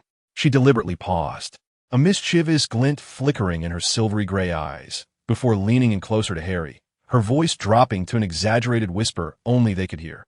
"How about this? Tonight, I'll dress up. I'll transform into something that flies, runs, jumps, breathes fire, and shape-shifts, preferably with fluffy cat ears and a long tail. Adorned in an outfit so tantalizing that one glance will leave you breathless. Then, shall we arrange a date? You choose the venue, Master Osborn. I assure you, it will be unforgettable. What do you say?" As she spoke, she challenged this wealthy air with her eyes. Yet, she underestimated Harry's imagination and overestimated the capacity of a teenage boy's mind, especially when infatuated with a cool girl. Harry Osborn's handsome face flushed visibly in response. Each word Dasha uttered conjured vivid, impactful images in his mind. Silver hair, complemented by fluffy cat ears, a sizzling outfit, a long tail, and the ability to breathe fire, all intertwined with that tantalizing phrase. These elements ignited a surge of hormones and youthful fantasies within him. Suddenly, 2 streams of crimson liquid erupted from Harry's straight nose without warning. Dasha, Gwen, Peter, the atmosphere became instantly charged. Harry himself was taken aback. Incredulity washed over him as he touched his bloodied hands, frozen in place, his mind a blank slate. The air of Osborn Industries, the epitome of perfection at Midtown High, had just bled in public due to a girl's playful words. A derisive laugh, dripping with disdain, shattered the silence. Dasha crossed her arms, her gaze filled with contempt as if regarding refuse. "Is this all you are, Harry Osborn? I expected more from you. What nonsense fills your mind? Perhaps you should consider surgery to transform that turtleneck into a collared shirt. Go watch some romantic films for further education, you little fool." Her biting words struck with the precision of an ice-coated blade, targeting Harry's most embarrassing point.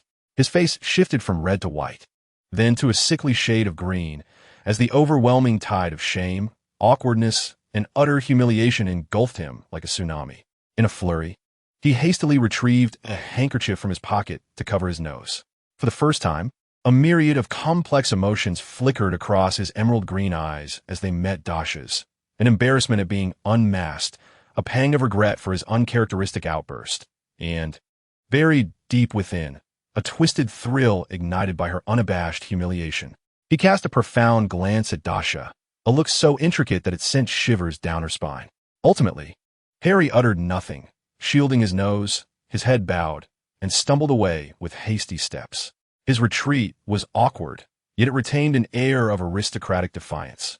"Dasha, you are simply too much," Gwen observed Harry's retreating figure before glancing at Dasha, whose expression suggested she had anticipated such a response, leaving her in a state of bemused incredulity. "Too much of what? Too direct?" Dasha shrugged nonchalantly. To deal with a self-satisfied young lord like him, one must apply a firm hand. "Come, let us procure some refreshments." She once again wrapped her arm around Gwen's waist, cheerfully casting aside the earlier incident. The afternoon passed in a haze of Dasha's playful antics and a profound disengagement from the classroom's academic rigors. Finally, when the school day concluded, Dasha felt as though she had been liberated from a long sentence, dragging Gwen towards the exit, while Peter silently trailed behind. Dasha longed to escape this intellectual purgatory. However, as they approached a small square near the school gate, a cacophony of noise and shoving piqued their curiosity. They beheld a group of tall, robust white boys, evidently the mainstays of the school's football team, the quintessential bullies, surrounding a frail black student, pushing him around. The leader of the pack, a burly blonde, menacingly pointed a finger at the black student, berating him, "Get lost, you damned bastard. Were you part of that group last night at the Apple Store in Queens? Well, they pulled off that $0 scam. I recognize you. Your neighbors with them. A bunch of lowlifes." The beleaguered black student wore an expression of sheer terror and injustice, repeatedly shaking his head. "No, I didn't I only know them, but I didn't take part. I swear, I've committed no crime." "Bullshit." The blonde bully dismissed his protests, seizing the black student's collar and lifting him off the ground, almost rendering him airborne. "What else can you scum do but steal and rob?" Gwen and Peter's sense of justice surged instantly.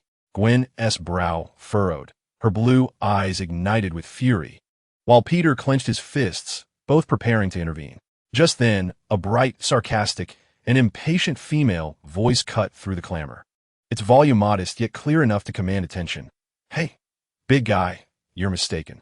Everyone froze, including the black student, whose eyes brimmed with tears. A glimmer of hope flickered in his gaze as he turned towards the source of the voice, Dasha Chen, arms crossed, wearing an expression that conveyed her utter boredom with the scene. The blonde bully turned at her voice, and upon recognizing Dasha, along with the imminent support from Gwen and Peter behind her, a fleeting look of trepidation crossed his face, quickly replaced by a surge of provoked anger. "What did you say was wrong, Chun?" Dasha strolled leisurely forward, her silvery short hair glinting with a cold light beneath the setting sun, while her tactical goggles reflected a seemingly foolish brilliance. She approached the edge of the confrontation circle and nodded towards the black student. Her tone is indifferent, as if discussing the weather. That is not what you call a zero-cost purchase. The spark of hope in the black student's eyes brightened, and he looked at Dasha with gratitude. The blonde bully furrowed his brow, mistakenly believing that Dasha was about to advocate for the other party. However, Dasha's next words fell like a bucket of ice water, instantly freezing the gratitude from the black student's face, which morphed into shock and anger. "They are diligent fruit farmers picking apples." Dasha's tone dripped with an irony that seemed self-evident, her gaze sweeping over the black student and then the blonde bully. "Understand? A time-honored traditional craft, an ancestral skill." A nearby white student couldn't help but laugh, only to quickly cover his mouth. The blonde bully paused for a moment before erupting into a triumphant laugh. "Ha! Well said, Chun. They're just a bunch of fruit-picking serfs." The black student's face turned a deep shade of red, and if one could see it, he forcefully shook off the blonde bully's unguarded grip on his collar. Glaring at Dasha with fury, "Are you being racially discriminatory?" Gwen furrowed her brow as well, grasping Dasha's arm and whispering, "Dasha, how can you say that? This is discrimination." Dasha gently shrugged off Gwen's hand, meeting the furious gaze of the black student and the myriad complex expressions around her: surprise, disdain, confusion, and perhaps even a hint of agreement. Her expression remained nonchalant and fearless. "Discrimination?" Dasha scoffed, her voice suddenly rising with a sharp clarity. "Discriminate against you? No, little one. You are mistaken." She surveyed her surroundings, her gaze sweeping over the students who either openly or covertly watched her, her voice resonating clearly at the dusk-lit school gate. "I do not discriminate. I regard every fool equally." Her words detonated like a bomb, triggering an even stronger reaction. Some gasped, others whispered among themselves, and the black student trembled with rage. Yet Dasha remained unfazed, continuing her tirade at a rapid-fire pace. Like a machine gun, look at what it has become. Are black people now untouchable and beyond reproach? Fragile at the slightest touch, ready to jump at the slightest insult? Political correctness protects rights, not to turn you into a privileged species. And those nonsensical adaptations. Damn it, beautiful fairy tales have been ruined. A mermaid cast with a black actor? I can understand. After all, the mermaid is underwater and can only transform based on the humans it sees. But for heaven's sake, choose someone appealing, someone who meets the public's aesthetic. Instead, they cast someone resembling a flatfish.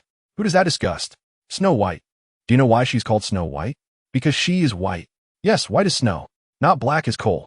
You may rename yourself as the Princess of Black Soil, and I have no objections. The most absurd aspect is, indeed, the farcical rendition of Romeo and Juliet. Even Shakespeare's coffin cannot contain the absurdity. The casting, can it truly be called Romeo and Juliet? It is evidently a clash of Romeo against extraterrestrial beings.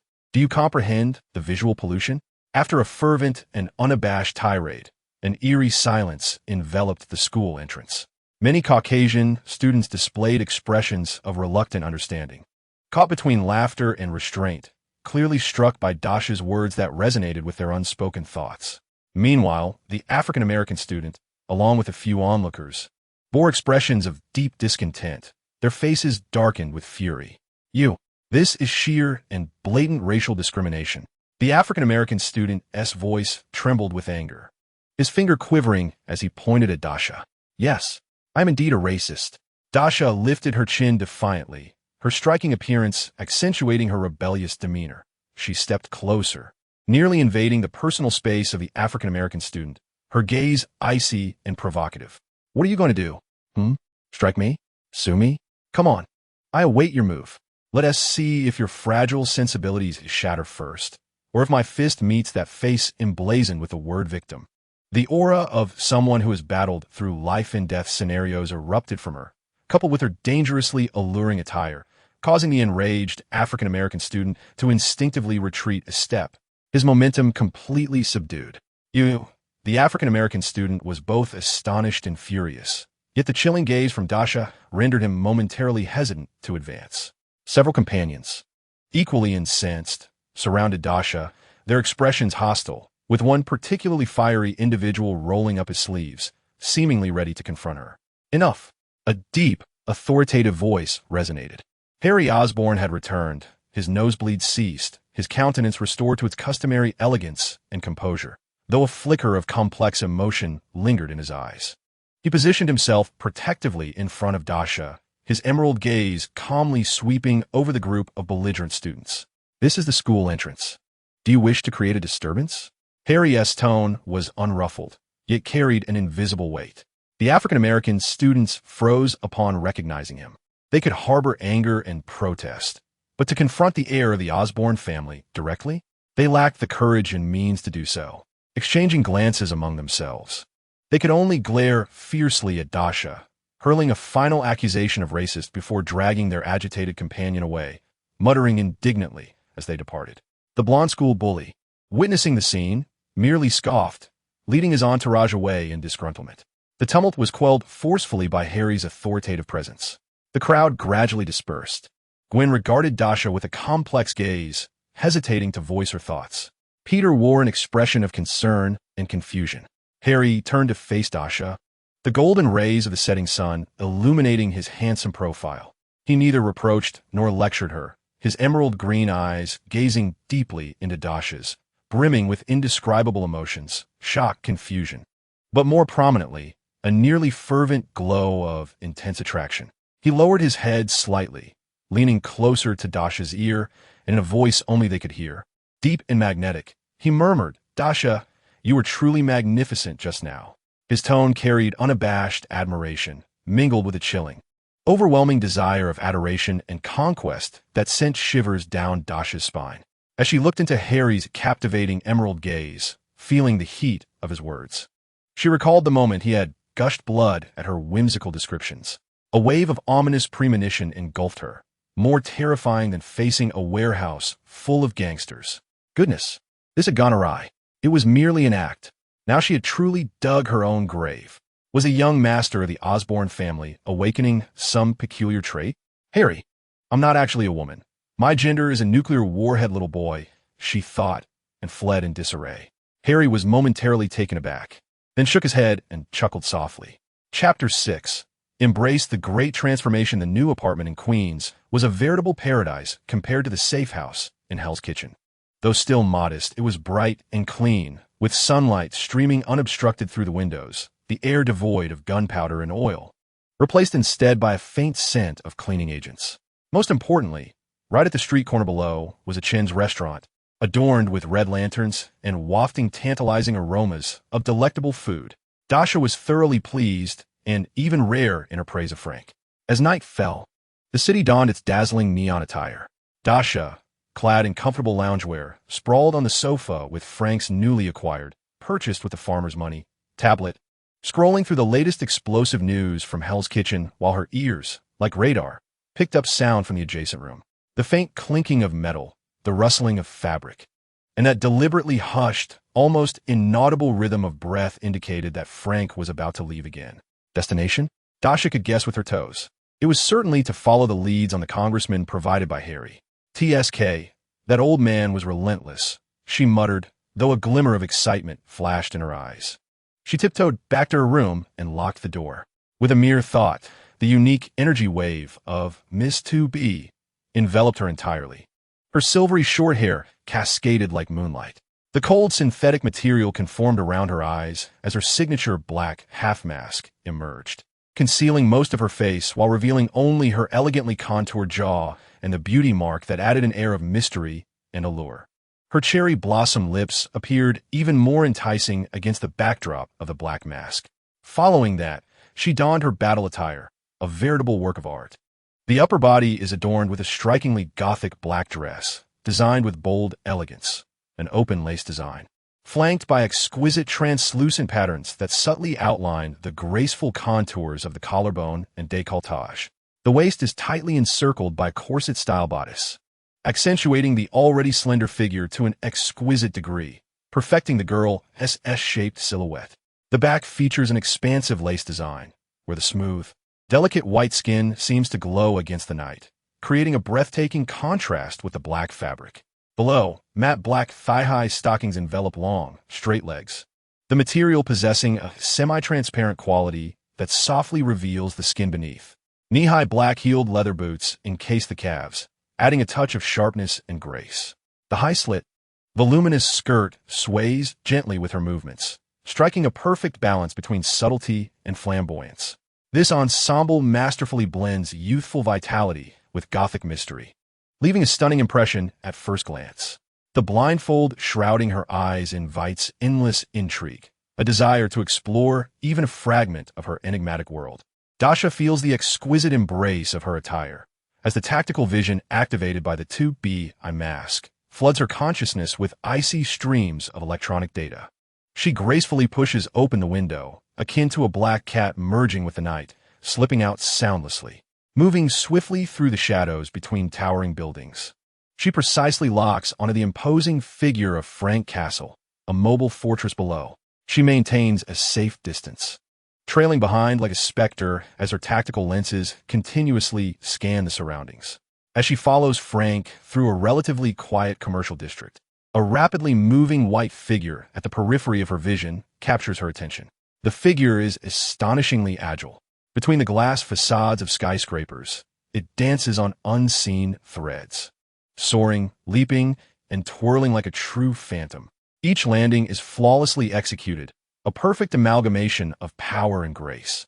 Clad in a fitted combat suit predominantly white with deep blue accents, it delineates the trim, vibrant form of a young girl.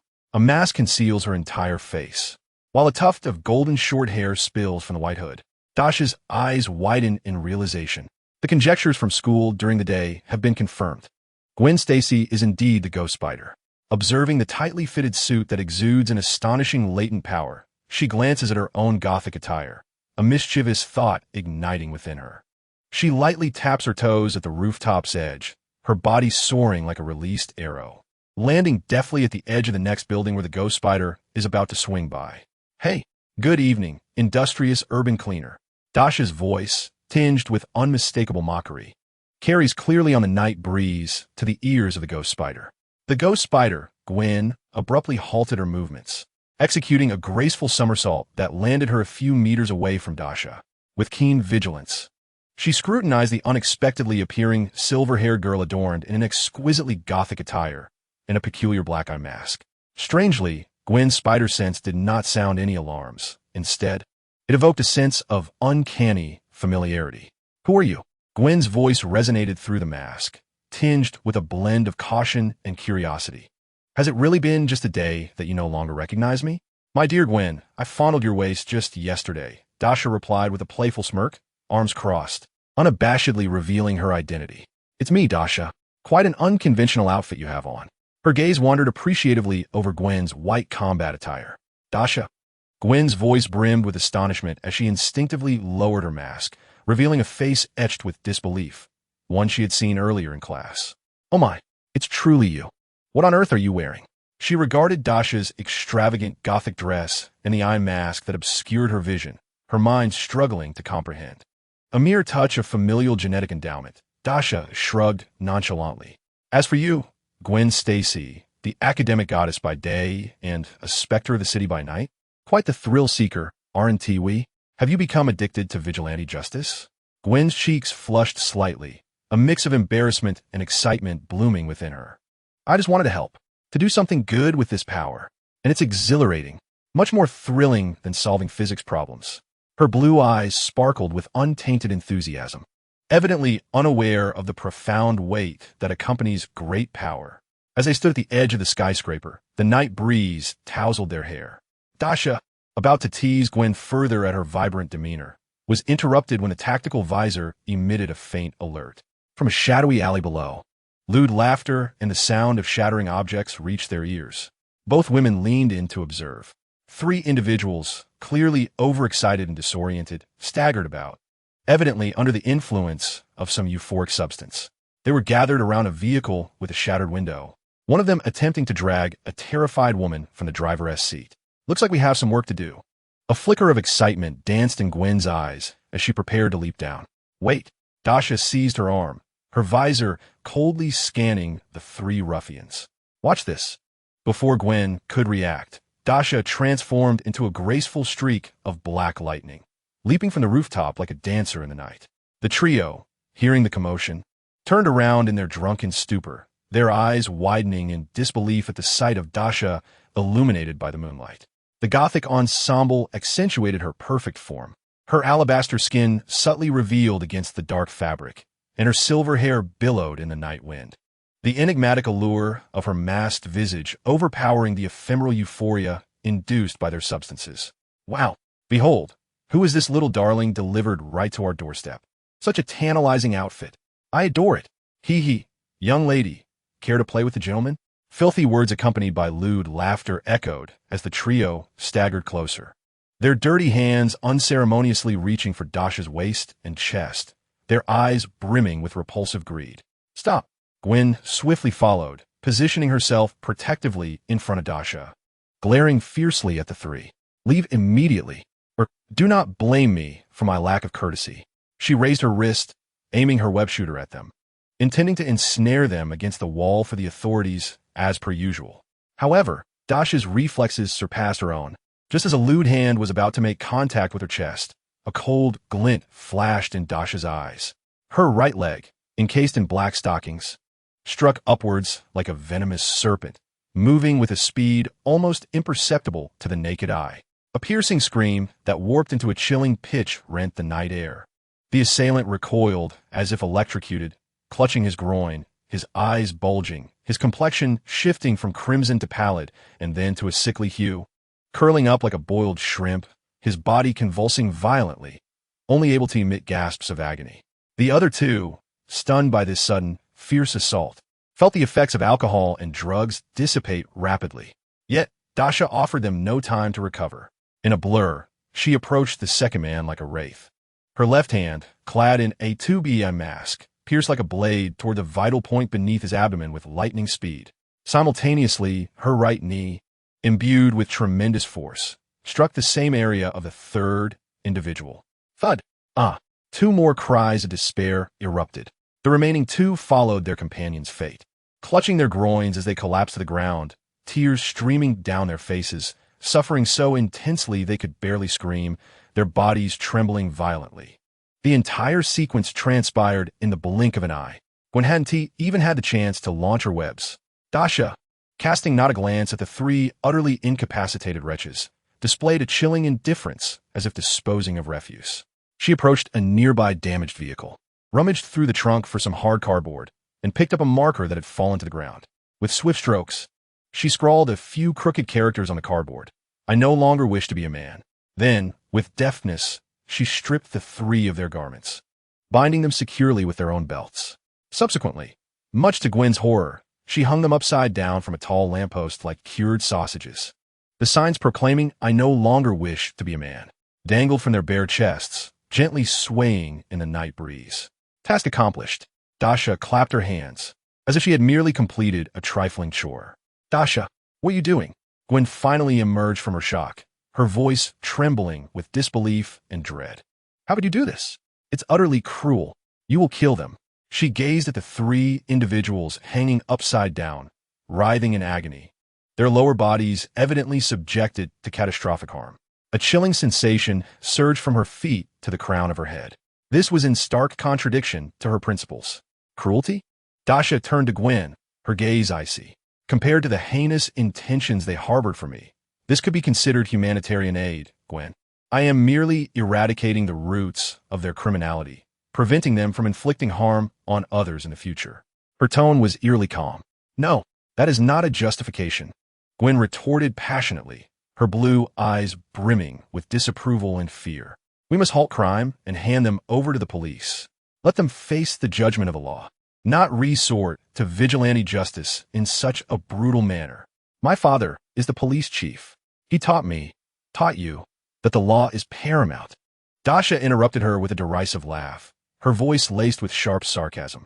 Gwen Stacy, abandon your naive notions. The law, can it truly deter their depraved thoughts? Can it guarantee that after serving a few years, they will not emerge more emboldened?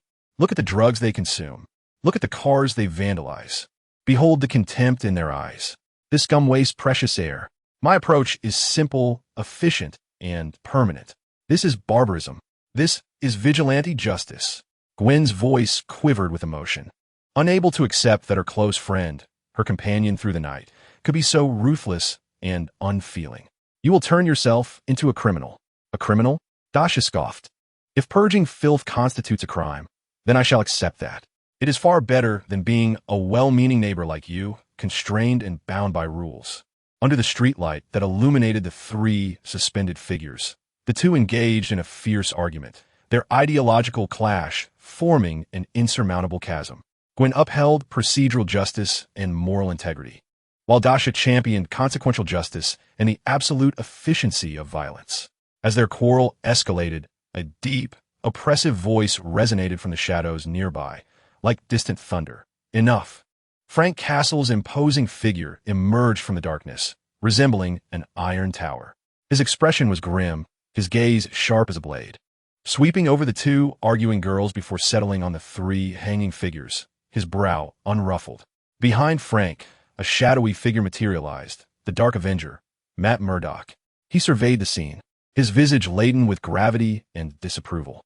This is not a place for your quarrels. Frank's voice brooked no dissent as he directed his gaze at Dasha, a hint of exasperation and severity in his eyes. And you, Dasha, I told you not to follow me. Mr. Castle, Miss Chen's methods are excessive. Matt spoke solemnly, his tone serious. The place we're headed next is even less suitable for two high school girls. His primary concern revolved around Dashna's unrestrained methods of slaughter, fearing that she might spiral out of control in increasingly complex and perilous situations. Upon seeing Frank and Matt, Gwen felt a surge of reassurance and immediately grasped Dash's arm. Dash, did you hear that? We must leave. Let Mr. Castor and Mr. Murdoch handle this. Do not involve yourself. It is far too dangerous. However, Dash shrugged off Gwen's hand, her tactical visor now focused on Frank, her voice exuding a stubborn calmness. Frank, I could leave with Gwen right now, but tell me, can you guarantee that I won't inadvertently follow you around the next corner? Or emerge from some unexpected shadow while you are dealing with trouble? Frank, gazing into Dash's defiant eyes concealed beneath her visor, felt a wave of frustration and helplessness wash over him. He recognized the truth in her words. This girl possessed both capability and determination, rendering him defenseless. He inhaled deeply, his tone unusually heavy with a near-pleading weight. Dash, this time, please listen to me. Do not go. I do not wish for you to witness those horrors. He referred to the darker and more brutal truths that might be unveiled during his investigation. He did not want Dash, whom he subconsciously regarded as a daughter, to confront the most grotesque aspects of humanity too soon. Yet, he could not foresee that soon enough, Dash would indeed encounter humanity's most repugnant face. Matt also sensed the gravity in Frank's words and was about to say something when, suddenly, a chilling wind swept through the alley without warning, carrying an unsettling coldness. At the periphery of their vision, several bright markers appeared instantaneously, subtly encircling the four of them. Dash, Gwen, Frank, and Matt instantly tensed, their nerves on high alert. Emerging from the shadows were about a dozen men and women, dressed inconspicuously yet distinct in appearance. They seemed no different from the passers-by on the street, save for their unnaturally cold gazes, their faces appearing excessively pale in the moonlight, and their lips nearly devoid of color. Their movements were so silent and graceful, akin to predators preparing for the hunt. Leading them was a tall, slender man clad in an impeccably tailored black suit, his silver hair meticulously groomed, and his handsome visage marred by an inhuman ferocity. His gaze slithered over Dash and Gwen with the coldness of a serpent, lingering hungrily on their youthful forms and beautiful faces, his scarlet tongue flicking over his unusually pallid lips. "What a fortuitous find," the suited man rasped, his voice imbued with a peculiar magnetism that seemed to penetrate the very marrow of one's bones. Two such tender, juicy vessels, radiating a special aura of power, particularly the one in the black dress. Her essence is uniquely enticing. His eyes were filled with an insatiable curiosity and possessiveness as they locked onto Dash, while his companions revealed bloodthirsty and covetous smiles, their gazes similarly fixated on Dash and Gwen. The gaze of the suited man shifted towards Frank and Matt, his eyes instantly turning cold and filled with murderous intent, directed at the two bothersome pests. Initially, he had only aimed to eliminate the troublesome pursuit of Castor, but unexpectedly, he had also acquired Daredevil and two exquisite sacrifices. If we deliver these two girls intact to Elder Victor, the rewards we receive will exceed imagination. Or perhaps I could personally transform them. Perhaps Elder Victor would bestow upon me the glory of the first embrace? His tone carried a morbid fervor. Sacrifices? Transformation? The glory of the first embrace? What the hell was this all about? Before she could comprehend, the suited man abruptly waved his hand, a surge of bloodlust igniting in his eyes. Attack! Kill the man! Capture the woman alive! A dozen figures, like phantoms, lunged towards the four encircled individuals within human speed, accompanied by a piercing shriek that tore through the air, their mouths agape, revealing sharp, glistening fangs. Chapter 7. Dasha Chen danced the chilling night wind was replaced by an even more piercing intent to kill. Numerous pale figures tore through the air, moving with inhuman speed and shrieks, akin to a bloodthirsty pack of wolves charging at the besieged four. The black mask instantly marked the oncoming figures as the highest threat, a crimson alarm flashing wildly in Dasha's consciousness. Scatter! Frank's roar echoed like a war drum. Almost the moment the command was issued, the four exploded in different directions, retreating with urgency. Yet Frank surged forward, confronting the two vampires lunging directly at him. His imposing figure displayed astonishing explosive power. Pivoting on his left foot, he executed a furious spin, his heavy tactical boot delivering a devastating kick to the chest of the first vampire with the force of a battering ram. Crack! The sickening sound of bones fracturing. The vampire was sent flying as if struck by a truck, its chest visibly caving in, blood spraying forth. However, Frank's movements showed no sign of hesitation. The momentum from his spin propelled his right arm. His fist, as large as a cooking pot, swung with a howling wind, precisely smashing into the jaw of the second vampire like a siege hammer. Bang! A heart-stopping thud. The vampire's head snapped back at an unnatural angle, its cervical spine groaning under the burden, its body hurtling several meters away, crashing against the wall and sliding down. Yet an astonishing scene unfolded. The first vampire, whose chest had been caved in, exhibited visible writhing in its distorted torso, recovering. It struggled to rise, bloodlust surging in its eyes, emitting an enraged howl. The second vampire, whose neck had been broken, also made a resounding click as it reset, shaking its head before lunging forward once more, as if the previous lethal blows were but a mere illusion.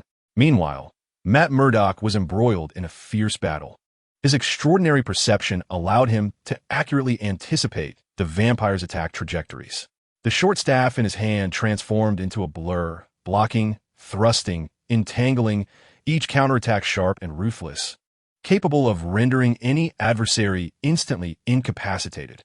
However, his speed could not match that of these inhuman monsters. A vampire lunged forward with extraordinary swiftness, its claws slicing through the air with a piercing shriek aimed at Matt's throat.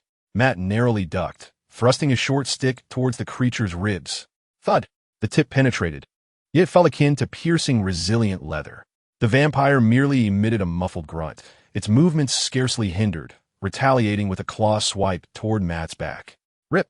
The fabric of Matt's red bodysuit was shredded, leaving deep gashes that exposed bone. The excruciating pain momentarily froze his movements. Seizing the opportunity, another vampire lunged from the side, its fangs targeting his carotid artery. Matt could only roll awkwardly to evade, peril lurking at every turn. His attacks against the vampires were far less effective than they would be against a human, while the creature's speed and regenerative abilities left him overwhelmed. Gwen fared somewhat better, yet not by much. Relying on the heightened precognition from her spider sense, she maneuvered through the vampire onslaught with the grace of a butterfly flitting among flowers. Her white figure traced agile arcs beneath the moonlight, webs shooting forth to ensnare and restrict her foes. "Find them," Gwen exclaimed, her wrists flicking as several resilient strands of webbing expertly entangled the limbs of a vampire lunging at her. However, the vampire's strength was astonishing. It let out a low growl, muscles tensed, and the webbing wrapped around its arms began to snap one by one. With a sinister grin, it lunged once more. Gwen could merely rely on her spider sense to predict its moves, narrowly dodging lethal swipes and bites. But her retaliatory strikes felt like hitting a heavy sandbag, yielding minimal effect. Her combat experience was evidently lacking. Confronted with such undead creatures, she appeared somewhat flustered. "Damn it, what kind of monsters are these?" Gwen gasped in disbelief as she executed a backflip to evade a sweeping claw, using a web to launch herself off the wall. Their wounds healed far too swiftly. Dasha, on the other hand, remained remarkably composed. The 2B visor bestowed upon her extraordinary dynamic vision and tactical analysis capabilities, allowing her to detect the slightest movements of her opponents. She danced like a dark sprite on the edge of a blade, the hem of her gothic dress swirling as she navigated through the vampire assault with ease. A vampire lunged from the side, claws aimed directly at her heart. Dasha did not even glance back. Her body glided sideways as if devoid of bones, her black high-heeled boot precisely striking the creature's wrist, unleashing a surge of force. Crack! The sound of shattering bones echoed clearly. Simultaneously, her right hand sliced through the air like a striking serpent, delivering a devastating blow to another vampire's throat. Ugh! The vampire clutched its throat, staggering backward. Yet its shattered windpipe was already writhing in a rapid recovery. Dasha's brow furrowed. The tactical visor distinctly captured the abnormal cellular regeneration occurring at the site of the injury. Her strikes were precise and ruthless, capable of incapacitating or even killing an ordinary human in an instant. Yet against these creatures, their efficacy diminished significantly. Their strength, speed, and resilience far exceed the bounds of reason. Sever the head, or pierce the heart. Frank's furious roar echoed amidst the chaos as he drove a military dagger deep into a vampire, pinning it against the wall, the blade embedded deep within its heart. Yet, the vampire emitted a pained shriek, refusing to succumb immediately, thrashing wildly in a futile struggle. "It's useless, Frank." Gwen, dodging amidst the fray, finally recalled the words of her father, Sheriff George Stacy, who had once mentioned beings that existed solely in classified files and urban legends. Her voice trembled with terror. "They are vampires. Ordinary physical harm has limited effect on them. They fear sunlight, silver, sacred relics. The heart and brain are their vulnerabilities, but require special means for total destruction. Vampires." The term thundered like a clap of lightning in the ears of Dasha and Frank. Although Matt cannot see, his extraordinary perception instantly unveiled the true nature of their adversaries, his expression growing more grave. Fear silver? Sacred relics? Crosses? Where can one find such things in the dead of night? Dasha felt a wave of frustration wash over her. Physical damage was ineffective, and there were no targeted weapons to exploit their weaknesses. Just then, a deafening gunshot erupted in the alley, like a thunderclap. A violent shockwave and blinding flash of light instantaneously tore through the darkness. Frank, at some point, had produced a grotesquely designed, short-barreled Winchester M1887 lever-action shotgun from beneath his oversized work jacket. The muzzle still exuded searing smoke. Less than 3 meters away, a vampire, recently repelled by Matt S. Batten and poised to pounce again, found its entire upper body obliterated. No, it did not vanish. It was rendered into a gruesome spray of flesh and bone by the terrifying force of a number 12 buckshot at close range. Only its legs remained, standing momentarily before collapsing with a thud. A thick mingling of blood, gunpowder, and a peculiar burnt odor permeated the air. This time, the vampire did not regenerate. It was utterly destroyed, The brutal and bloody scene caused an instant pause between the fiercely battling parties. Gwen felt a tumult in her stomach, nearly retching on the spot. Dasha's complexion paled, struggling to suppress her discomfort. Even the bloodthirsty vampires, gazing at the smoking shotgun in Frank's hands, displayed a clear and unprecedented fear. They instinctively took a step back, no longer daring to advance recklessly. Fire! Dasha suddenly recalled something. Forcing down her nausea, she shouted to Gwen, "Gwen, do vampires fear fire?" Gwen covered her mouth, striving to suppress the urge to vomit, her voice trembling. "They do. Flames can inflict persistent damage, even incinerate them. But it requires a large fire. Ordinary ignition won't suffice." Fire? A large fire? A manic yet cold smile crept across Dasha's lips. "Understood. Leave it to me." As her words hung in the air, the gothic attire belonging to the enigmatic Miss 2B swiftly dissipated like a receding tide. "Dasha, no." Frank's realization struck him like lightning, his countenance shifting dramatically as he barked a stern warning. Yet it was already too late. A fervent energy surge, as if summoned from another dimension, erupted with a thunderous roar. The cold allure of the Gothic aesthetic was supplanted by an intense, searing flame. The transformation of the fan of Shiranui Mai commenced. Her signature silvery short hair cascaded like moonlight, and her exquisitely delicate visage remained unchanged. However, her form underwent a cataclysmic metamorphosis. The upper body was instantly enveloped in a blindingly crimson ninja outfit, so scant that it bordered on shocking. The deep V neckline plunged perilously low, too heavy. Voluptuous spheres of pure white threatened to burst forth from the flimsy fabric, proudly standing as they swayed dramatically with her movements, tracing breathtaking arcs in the moonlight.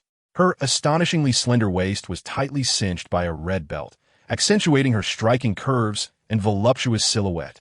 Below, a matching fire-red miniskirt and thigh-high stockings revealed long, powerful legs exposed to the cool air.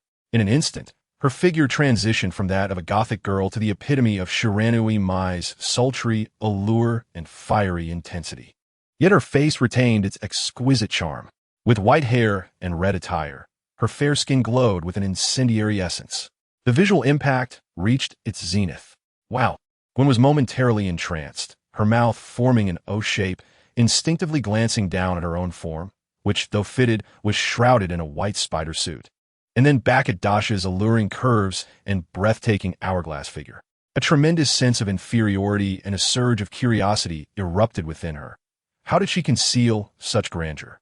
Even the extraordinarily perceptive Matt Murdock felt a rush of warmth at the tip of his nose upon sensing the explosive vitality and striking contours radiating from Dasha, causing two crimson streams to flow uncontrollably down his face.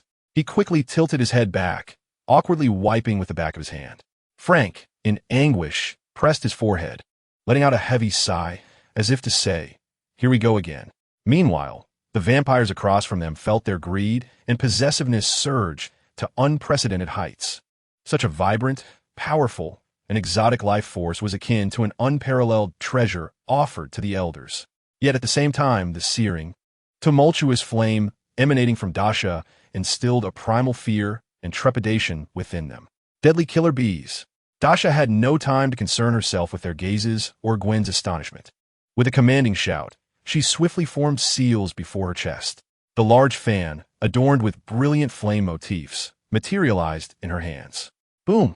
This was not a mere display of flashy game effects, but a genuine, ferocious torrent of golden red flames enveloped Dasha entirely, erupting like a volcanic explosion, surging forth to assault the vampires. The flames bore a unique, searing intensity that seemed capable of scorching the very soul, their temperature far exceeding that of ordinary fire. These flames surged forth like an enraged dragon, roaring as they engulfed the terrified throng of vampires. A chilling, anguished wail pierced the night sky. Those vampires touched by the golden red fire reacted as if doused in concentrated sulfuric acid, their skin instantly charred and carbonized, emitting a horrifying crackling sound. The flames, akin to a malignant curse, voraciously consumed their flesh and devoured their dark vitality. While ordinary fire may inflict mere superficial wounds, this otherworldly technique of blazing flames appeared intrinsically designed to vanquish these frigid beings of darkness. Elder, Save me. It's the infernal fire. Flee. The vampires were utterly shattered. The leader, a man in a suit, was struck by a flame that seared his arm, reducing it to a charred, withered limb that elicited a cry of agony.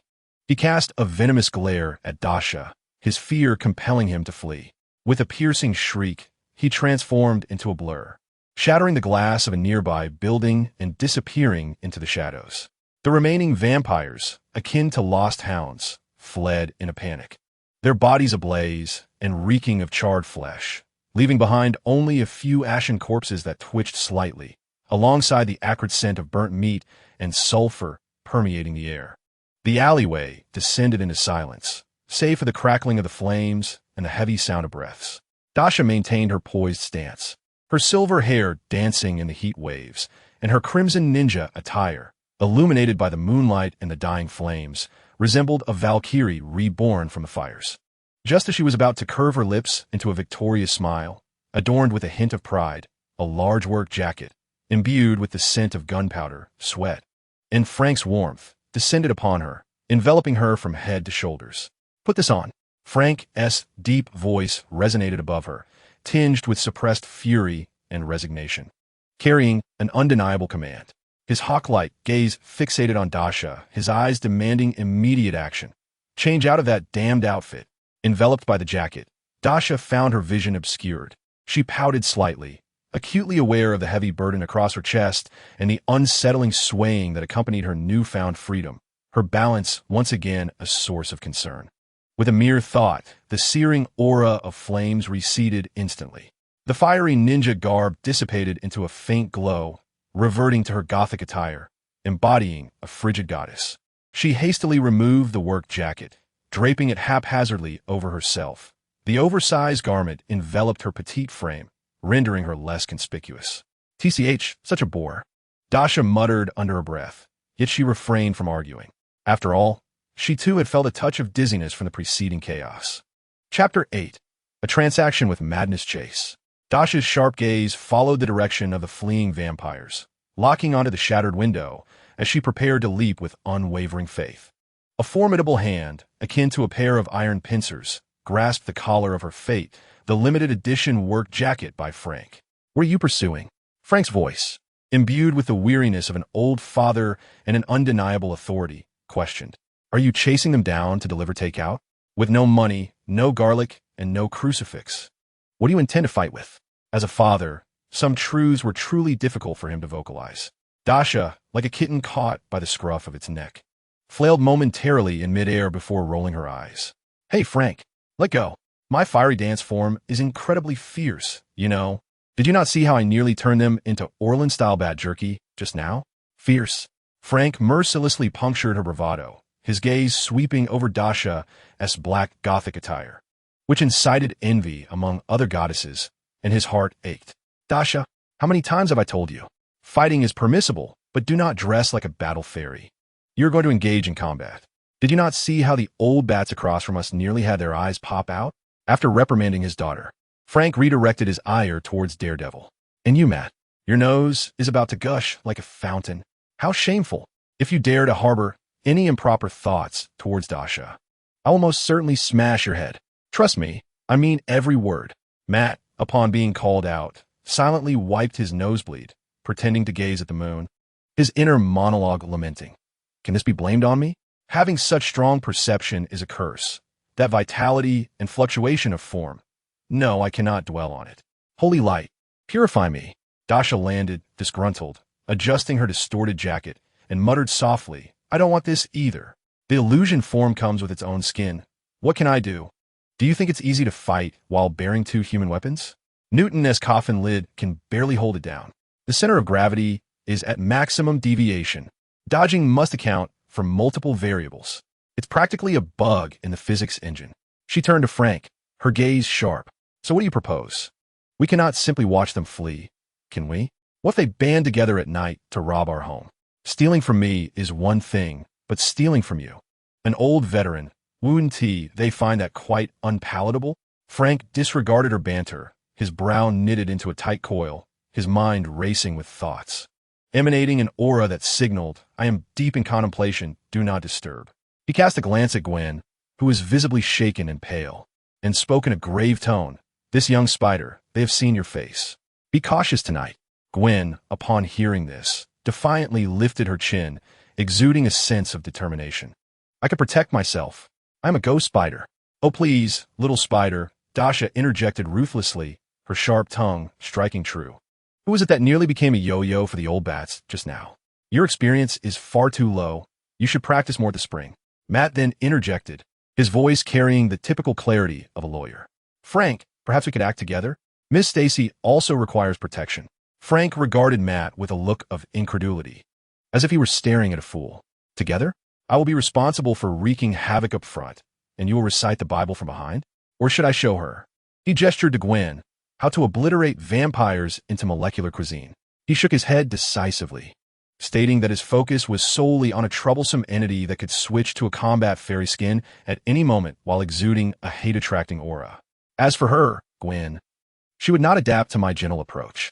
Matt fell silent, reflecting on Frank's gentle shotgun technique and then glancing at Gwen's steadfastly principled countenance. He mused that their styles were indeed incompatible. He sighed, understood. "I shall endeavor to operate in Queens tonight, Miss Stacy. If danger arises, make sure to create a commotion." Who knew that one would pout and immediately speak up? "Thanks, what should I call you?" Matt's tone turned somewhat awkward, tinged with embarrassment. "They call me the Night Demon." "Very well, Mr. Night Demon. Thank you for your concern.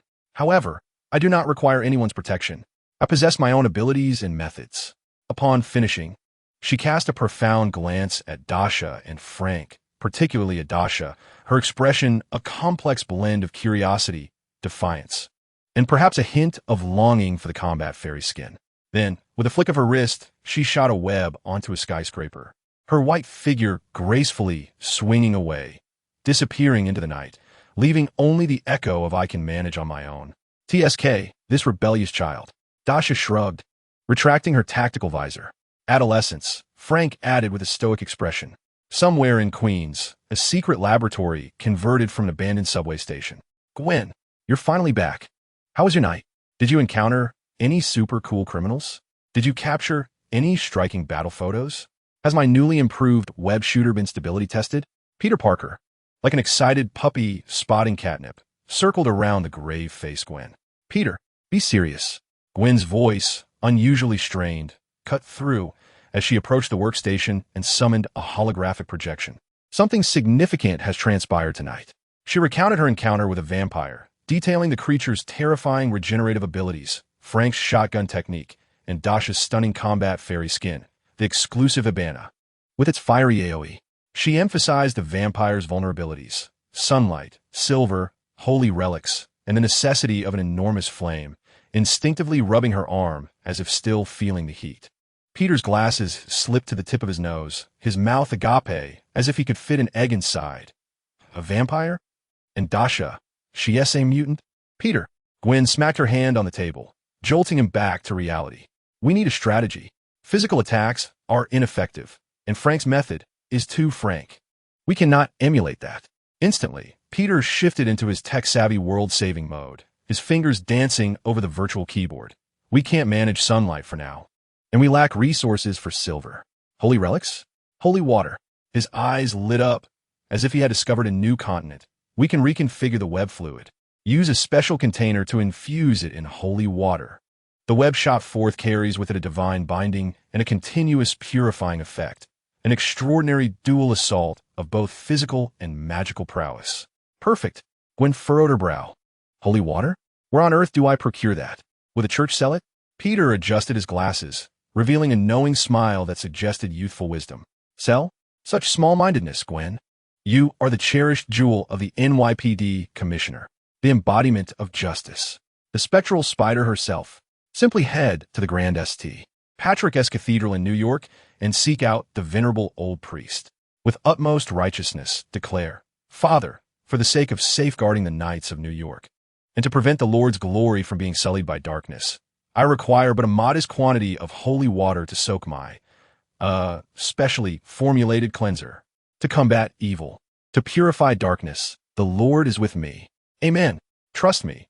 Not only will the priest oblige, he may even bestow upon you a cross as a complimentary gift.'" "So easy." Gwen mused. Though it feels a bit off, it somehow makes sense. As for the cross, Peter added, let us soak that as well. If physical exorcism fails, we shall resort to divine seals. Let those old bats taste the wrath of the Lord on sticky traps. Watching Peter excitedly rummage through containers in the lab, Gwen's resolve solidified. All right, let us do this.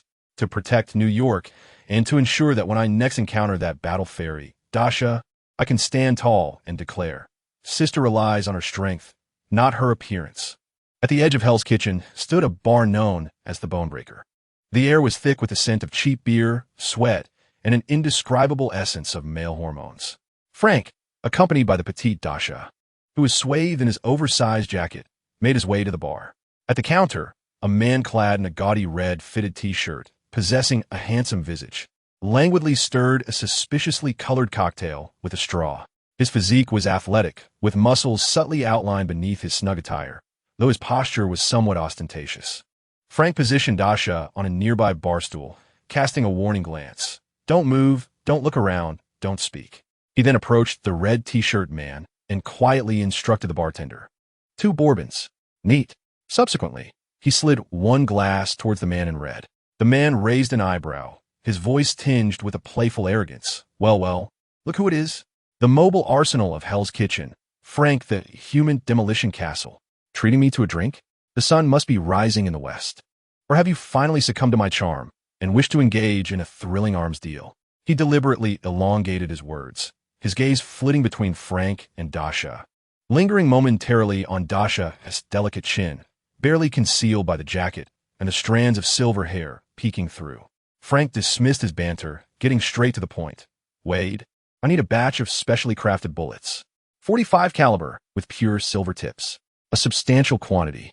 Wade whistled, the sound not loud, but distinctly clear amidst the clamor of the bar. Silver bullets? Wow, now that's ambitious. Frank, have you finally resolved to hunt the legendary Moonchild, or have you taken a fancy to some dazzling werewolf heartthrob?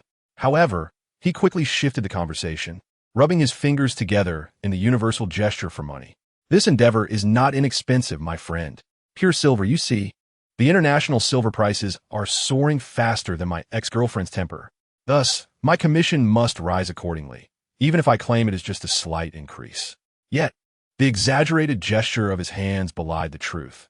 He alone understood that the dreadful cancer was like an insatiable abyss, with chemotherapy costs that could fund a small arsenal.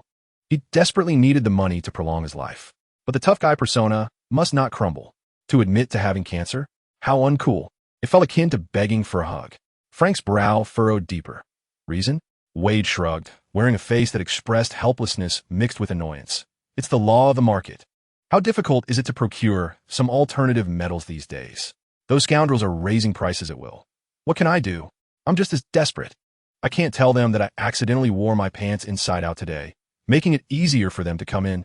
Inner thoughts, chemotherapy, the cost of chemotherapy. I need money to save my life. Frank scrutinized him for several seconds, as if attempting to peer through his face to discern the thoughts swirling within. Ultimately relenting, very well. The commission will be as you suggested, but the bullets must be ready promptly within 3 days. And these silver bullets, once completed, must be soaked in holy water. Soak for a full 24 hours. Wade nearly spewed out the sip of Lady Killer he had just taken, coughing. What on earth? Soaking silver bullets in holy water? Frank, my dear friend, your business scope has expanded rather wildly. From physical exorcisms to divine banishments? Should I now seek the Pope for a blessing? He wiped his mouth, laughing uncontrollably. What? Are you truly planning to confront vampires? Why not transform into a werewolf instead? How exhilarating. You'd have your own skin and save on bullets. He evidently perceived Frank's comments as a form of dark humor typical of tough guys.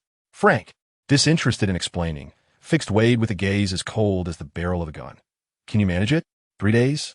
Wade stifled his laughter, stroking his chin, his gaze flitting between Frank's serious expression and the quietly observing Dasha. He nodded, absolutely. Wade Wilson's production guarantees excellence. Don't mention soaking in holy water. Even if you wanted to bathe in the Pope's bathwater, I could arrange it. Delivery at the usual place in 3 days. He thumped his chest in assurance. At this moment, his attention finally settled entirely on Dasha. Though she was wrapped in a loose jacket, revealing only a small portion of her face and silvery hair. Her exquisite and mysterious aura prompted Wade to whistle appreciatively. Leaning toward her, and in what he considered a magnetic voice, he said, "Hey, mysterious little moon, why are you bundled up so tightly? The bar is quite warm. Take off your hat and let Uncle have a look, will you? TSK, TSK. While I can't see the full picture, your presence is simply captivating. Were it not for my beloved Vanessa, the radiant light of my existence. The very center of the universe, my sweet darling, my jar of honey. Here 500 words of saccharine affection are omitted. I, Wade Wilson, would today boldly charge forth for love." Dasha slowly turned her head. Beneath her silvery tresses, her cherry lips parted to release a venom laced with frost. "Spare me, silicone-infused fool. With a mouth like yours. It's a travesty not to inflate balloons. Charging forth for love? With that physique of yours, before the call to arms even echoes. You'll likely be sent back home by your own flatulence. Vanessa has an eye for you. I suggest she consult an ophthalmologist. Insurance should cover it." A moment of silence enveloped the bar. Several rugged men, ears perked, stifled their laughter, their faces flushed. Wade, momentarily taken aback by the retort, found not anger but delight shimmering in his eyes, as if he had stumbled upon a new world. He slapped his thigh with exuberance. "Brilliant! Little moon, your tongue is sharp, so witty. I admire your refusal to coddle fools. Indeed, life is akin to unboxing a surprise. Who knows whether it brings delight or dread? Rather than suffering in silence, why not take the initiative and confront the foolishness head-on?" Dasha rolled her eyes, yet a slight smile curled at the corner of her mouth. Though this chatterbox was irksome, there was an undeniable depth and openness to her perspective. She languidly leaned against the bar. Taking a sip of the juice Frank had slid her way, as he had forbidden her from drinking alcohol, and said in a leisurely tone, "What else is there? Life is already bitter enough. Must we deny ourselves a bit of joy? Cheering oneself is far superior to waiting for others to amuse you. Should the one attempting to entertain you be a fool, then joy turns to tragedy. Profound, a timeless truth." Wade raised his thumb in approval, as if he had found a kindred spirit. "Little moon, for that insight alone, consider your special handling fee waived. Let's be friends. Should anyone dare to cross you in the future, invoke the name of Wade Wilson. I shall ensure they question their very existence." Frank observed the exchange between the two, one with venomous wit, the other with a rapid-fire tongue, and felt his temples throbbing anew. He downed his bourbon in one gulp and slammed the glass onto the bar. 3 days hence. Bullets. He seized Dasha, still engaged in her abstract literary discourse with Wade, and dragged her away like a chick, declaring, "Enough. Time to go home and do your homework." As Dasha was led away, she turned back to Wade, flashing him a friendly gesture. "Silicone man, remember your promise. Let the bullets soak. Soak them until they shine." Wade waved his arms, laughing like a child weighing 200 pounds. "Fear not. I guarantee they'll be soaked well enough to serve as BBs for angels. Until we meet again, little moon." With the bar door closing, Wade's chatter and the bar's clamor faded into silence. Frank sighed deeply, gazing at Dasha, who was now nestled within his jacket. Her expression one of unfulfilled merriment. Raising a spirited daughter capable of defending herself is indeed a taxing endeavor. Raising a formidable, transformative, and sharp-tongued battle fairy daughter indeed renders life increasingly intriguing. Chapter 9. The Pure Land. The frigid winds of the North Atlantic howled, crashing against the jagged contours of a solitary island perched atop a cliff. An ancient Gothic castle loomed like the skeletal remains of a colossal beast, silently standing at the edge of the tempest. A flickering, dim candlelight emanated from its windows, casting eerie shadows amidst the thick, enveloping sea fog. Silas, the vampire lord, whose arm had been scorched by Dasha's Orlan-style flames, now bore the excruciating agony radiating from the charred stump, staggering through the castle's ominous corridors. The air was thick with a peculiar, cloying fragrance, intermingled with the scent of blood, expensive cigars, and a hint of indescribable decay. He cast his gaze downward, unwilling to look further. The heavy oak doors on either side of the corridor occasionally stood ajar, allowing slivers of light and unsettling sounds to escape. At the threshold of one chamber, a voluptuous woman reclined on a bed, her scant attire, a meager assemblage of tattered lace and sheer fabric, barely concealing her form. adorned with a lavish mask, embellished with feathers and rhinestones, that obscured the upper half of her face. She stared vacantly at the ceiling, occasionally emitting a stifled sob that seemed to resonate from the depths of her soul. Another door was ajar wider, and as Silas hastily glanced inside, he was struck as if by lightning, his stomach churning violently.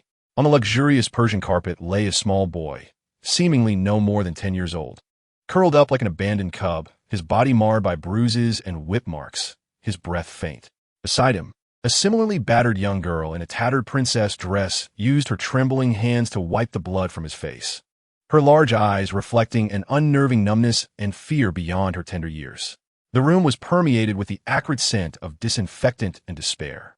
Silas forced himself to avert his gaze and quicken his pace. This was not his first visit to this place, yet each time, this ancient castle, named Pure Land, evoked a bone-chilling dread within him, a self-proclaimed cold-blooded monster. He arrived at the dizzying heights of the grand hall at the castle center, bathed in bright light. The crystal chandelier refracted an enchanting halo, yet could not dispel the profound chill that seeped into his very bones. Classical music flowed elegantly, yet served more as a background noise for an unsettling feast. Figures flitted about the hall, each adorned with various masks, whether opulent, grotesque, or bizarre. The masks concealed their identities, but could not mask the distorted desires and inhuman greed that lay beneath. A portly man, clad in a solid gold, lion-headed mask, sank deeply into a velvet sofa, each arm draped around a young woman in a revealing evening gown, her vacant gaze forced into a semblance of cheerfulness. He engaged in boisterous conversation with a man across from him, who wore a silver falcon mask, proclaiming, "The latest shipment has arrived, and the quality is exceptional. The new components are imbued with a vibrant fragrance, and undoubtedly, the accompanying services are of the highest caliber, ensuring a refreshing transformation." The man adorned with a lion-headed mask spoke with satisfaction, tinged with a subtle air of superiority. The man in the falcon mask nodded with restraint, yet his gaze sliced through the cool woman standing nearby like a scalpel.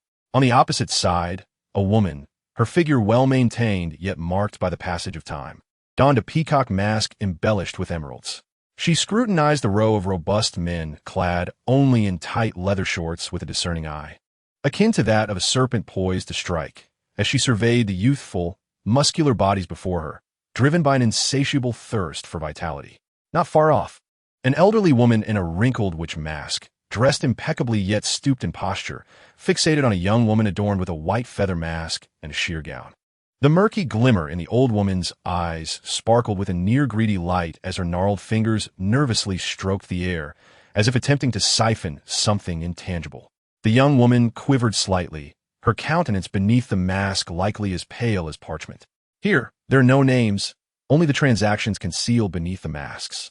Men yearn for greater power and enduring vigor, coveting the youthful and healthy components, while women seek the elixir to reverse the sands of time, longing to extract that fleeting vitality from youthful forms. As for those being served and displayed, they are merely the expendable fuel and sacrifices in this dark banquet. The air is thick with the aromas of power, wealth, depravity, and the lingering despair of life wrung dry.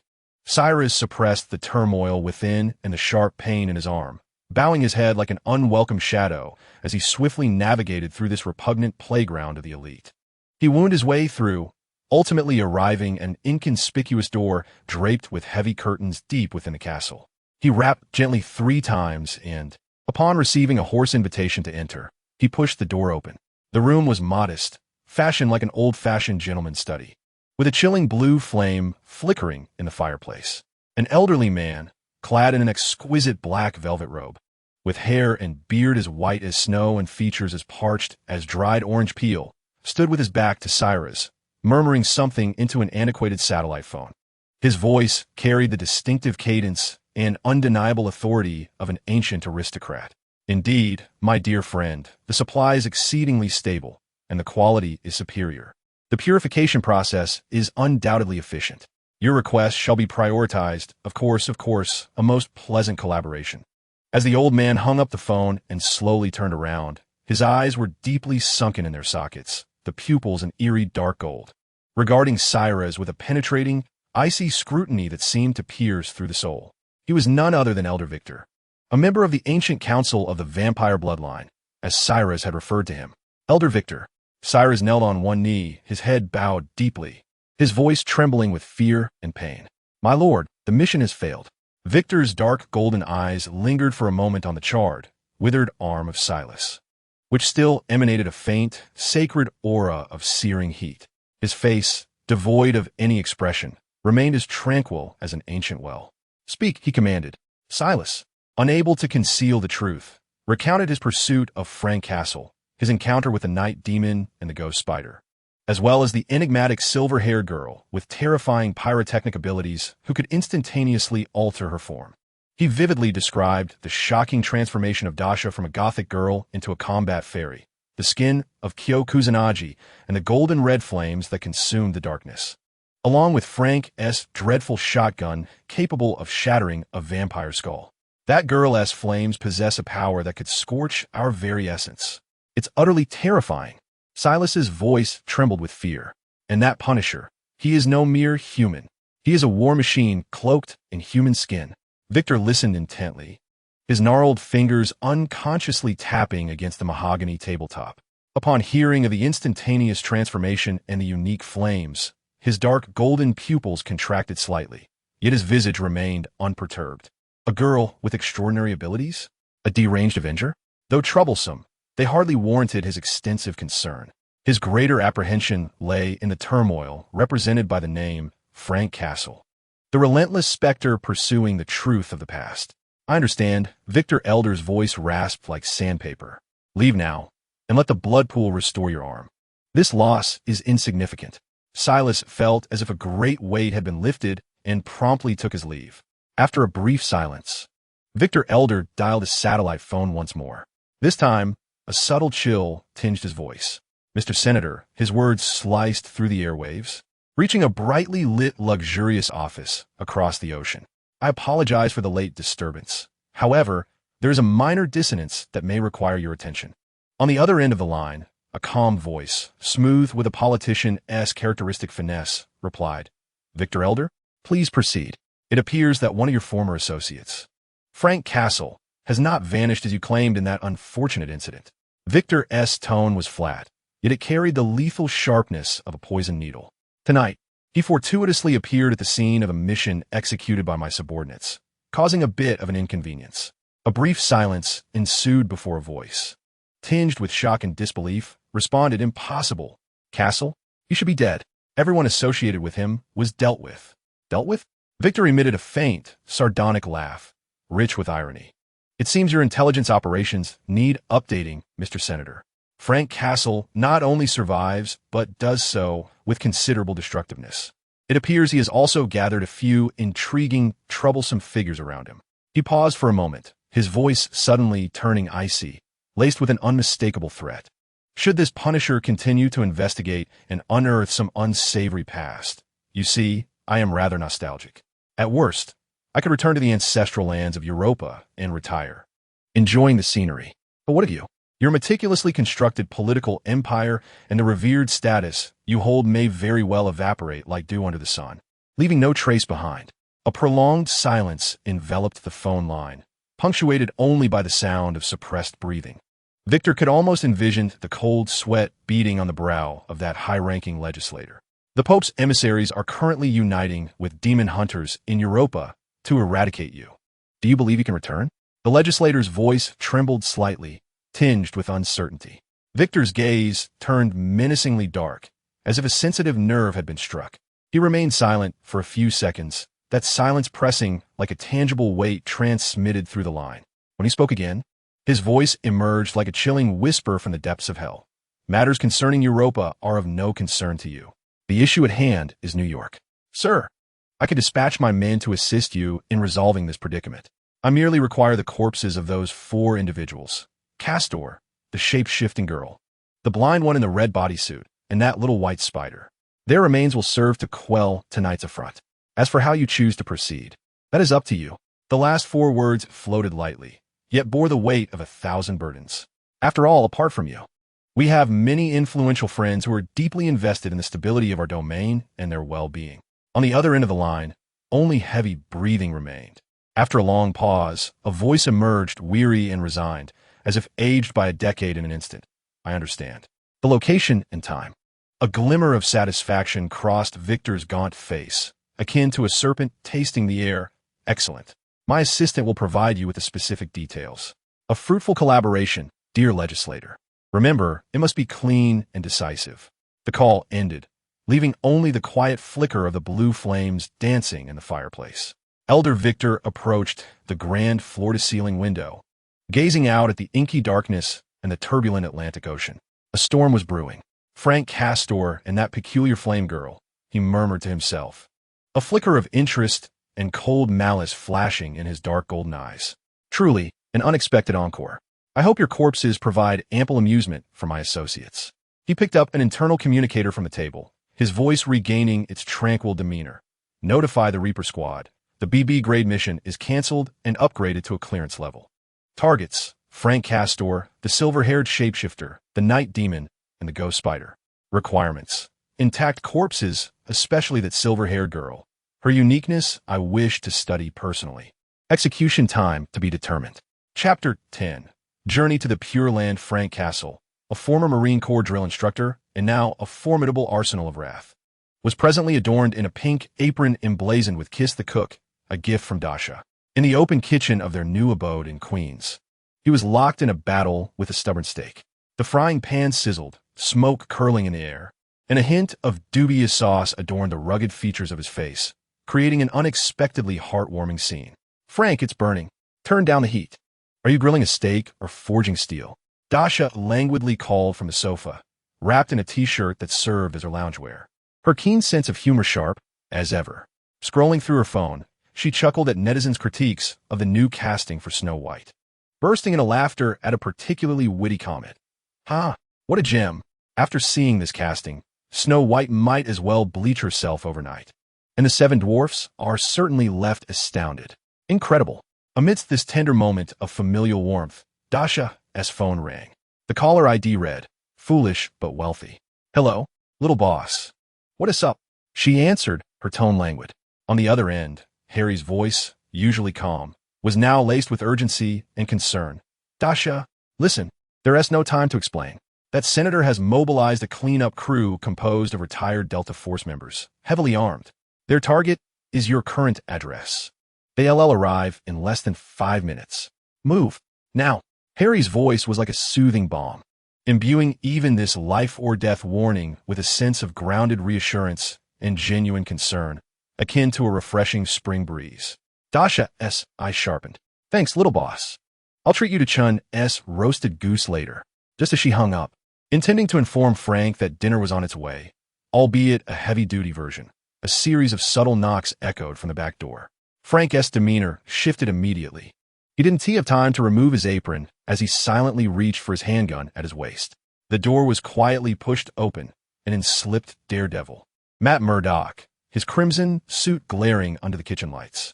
"Frank, Dasha."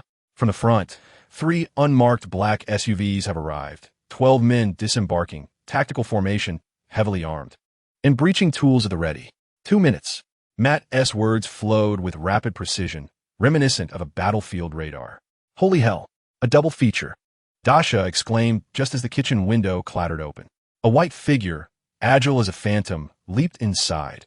A steady landing heralded the arrival of Ghost-Spider Gwen Stacy. She swiftly removed her mask, her golden hair slightly tousled, her blue eyes filled with anxiety and fury. "Frank, Dasha, Mr. Murdoch, my father was called away to an emergency meeting. I left home just moments ago, and a group claiming to be the FBI stormed in. They have a search warrant. They're definitely looking for me. This is undoubtedly connected to the senator. We've been compromised." Frank gazed at the splattered steak juices on his pink apron, then turned his attention to the tightly clad vigilantes crowding the kitchen, the blindfolded attorney, and the troublesome imp who could transform into a battle fairy. His blood pressure soared to alarming heights. It was merely a meal. Was it truly necessary to escalate to this? He yanked off the apron and flung it to the floor. "No more cooking.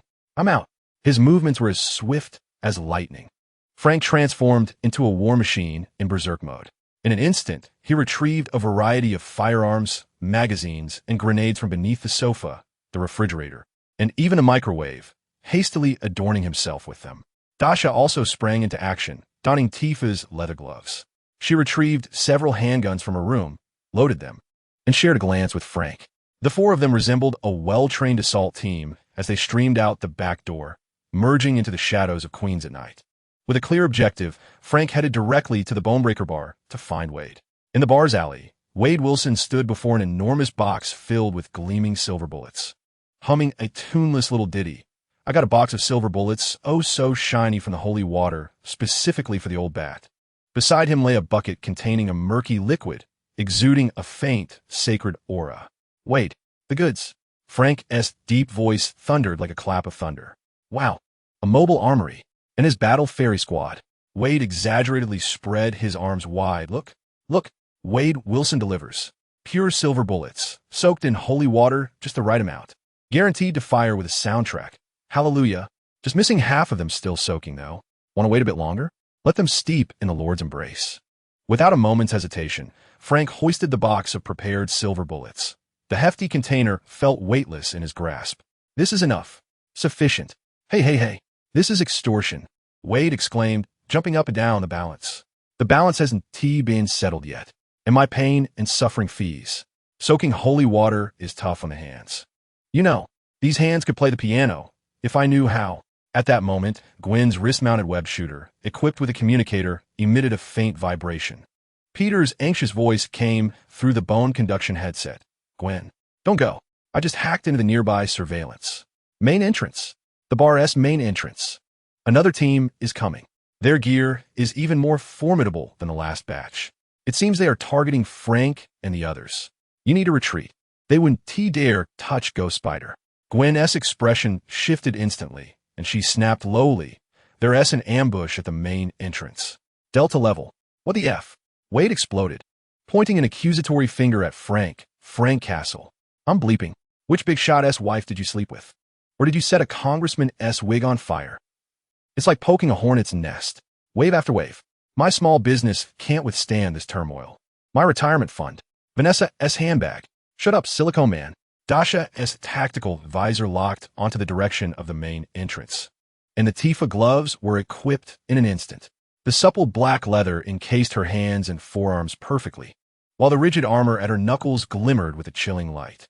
She refrained from utilizing 2B, as her adversaries possessed formidable firepower at this moment. Tifa's expertise in combat and adaptability to firearms proved most practical. Frank, the usual, you go wild. I'll wreak havoc. No sooner had the words left her lips than the bar's front door erupted with a thunderous blast, which splintered everywhere. Smoke grenades flooded the room instantaneously. An enemy assault. The battle cries of trained operatives echoed as they poured in, clad in night vision goggles and heavy bulletproof vests, their weapons spitting flames. FBI, drop your weapons. To hell with that, Frank bellowed, and his newly arrived, holy water-scented M1887 lever-action shotgun unleashed a deafening roar. Bang! The unfortunate soul at the forefront, along with his expensive ballistic plates, was instantly transformed into abstract art by a 12-gauge sacred silver slug. Flesh and blood mingled with silver shards and holy water, splattering the night vision goggles of the teammates behind. Damn it, yelled one team member, his face smeared with a mixture as the divine power seared through his skin. Physical exorcism. Divine enchantment. Double the delight. Frank, this wave is out of this world. Dasha, like a bolt of black lightning, navigated through the hail of bullets with the precision combat techniques bestowed by her Tifa gloves. She refrained from using a firearm, instead darting like a butterfly through the chaos, her hand slicing through the air as she struck the wrist of one assailant holding a gun. Crack! The wrist shattered. The weapon fell from his grasp. Simultaneously, she drove her knee with immense force into his abdomen, sending him flying without so much as a grunt. In an instant, Dasha seized the fallen weapon to commence her own barrage. Meanwhile, Gwen deftly maneuvered her wrist, bu. Tenacious silk strands ensnared several operatives' firearms and ankles, immobilizing or tripping them. As she shouted, "Don't kill them, subdue them." Matt, like a phantom in red, struck precisely at joints and pressure points, rendering the hulking brutes incapacitated with measured blows. Hey, Red Long Johns, White Spider, Are you two just lounging around? Dasha executed a stunning shoulder throw, slamming a hefty opponent onto Wade's barrel, splattering holy water across his face, prompting another round of anguished shrieks. With a sharp tongue, she quipped, "Their gun muzzles are nearly in your mouth, and you're still thinking about using love to sway them? What is the plan? Reciting the Bible on the spot, or serenading them with 'Let the world be filled with love'?" Wade, hiding behind the bar, frantically recorded the spectacle on his phone. "Well done. Little Moon, give it to him. Yes. Go for the low blow. Monkey steals the peach. I poke. Yes. Just like that. Let them know why the flowers are so red. Oh, Frank, that shot. Pure art. It's an explosion. Wait, don't shoot that bottle." The 82 fake law fight. It's very expensive. The battle concluded swiftly, before the sacred demolition led by Frank and the unparalleled prowess of Dasha, complemented by Gwen's assistance. And Matt's non-lethal control, along with the arcane damage from various bottles and jars in Wade's bar, this elite squad swiftly transformed into a performance art exhibit of writhing agony. Cleanup complete. Retreat. Frank, wielding a shotgun, resembled a war deity. The five swiftly evacuated the chaotic bar, blending into the night once more. Wade insisted on following, claiming he needed compensation for damages and emotional distress. Just 2 blocks away, Dasha's phone rang again. It was Harry. "Dasha, are you safe?" Harry's voice remained steady, laced with concern. "Listen, I've utilized the Osborne resources to uncover some leads. The senator is deeply entangled, pointing to an overseas island called Pure Land, ostensibly a private resort. But it raises suspicion. I've sent you the coordinates. It seems my father has clients connected to that place, shrouded in secrecy." He paused, lowering his voice with a barely perceptible hint of a request. "If you truly intend to investigate there, could you bring back some pure-blood vampire blood or tissue samples? It's crucial for my research. Consider it a reward for the information I've provided, all right? Harry wants vampire blood? Green Goblin Serum 20? Intriguing." Dasha's eyes sparkled as she swiftly noted the coordinates. "All right, little tyrant. This deal is on. It's just a blood draw. I've got this covered." Upon hanging up, Dasha immediately conveyed the coordinates and Harry's request to Frank. An overseas island? Frank's brow furrowed, recognizing the distance would necessitate preparation. Upon hearing of the long journey, Gwen's earpiece crackled with Peter Parker's anxious voice, tinged with static. "Gwen, don't go. It's too dangerous. Let us call the police. Stay in New York. Your father is the chief of the Big Apple S Police Department. They want to harm you." Gwen halted, gazing into the distant night, her blue eyes shimmering with unprecedented resolve. Addressing the communicator, her voice was clear and calm. "Peter, listen. My father is under their control. Our home was invaded by the FBI. This is not merely a pursuit. It's an extermination. They will not spare any informant.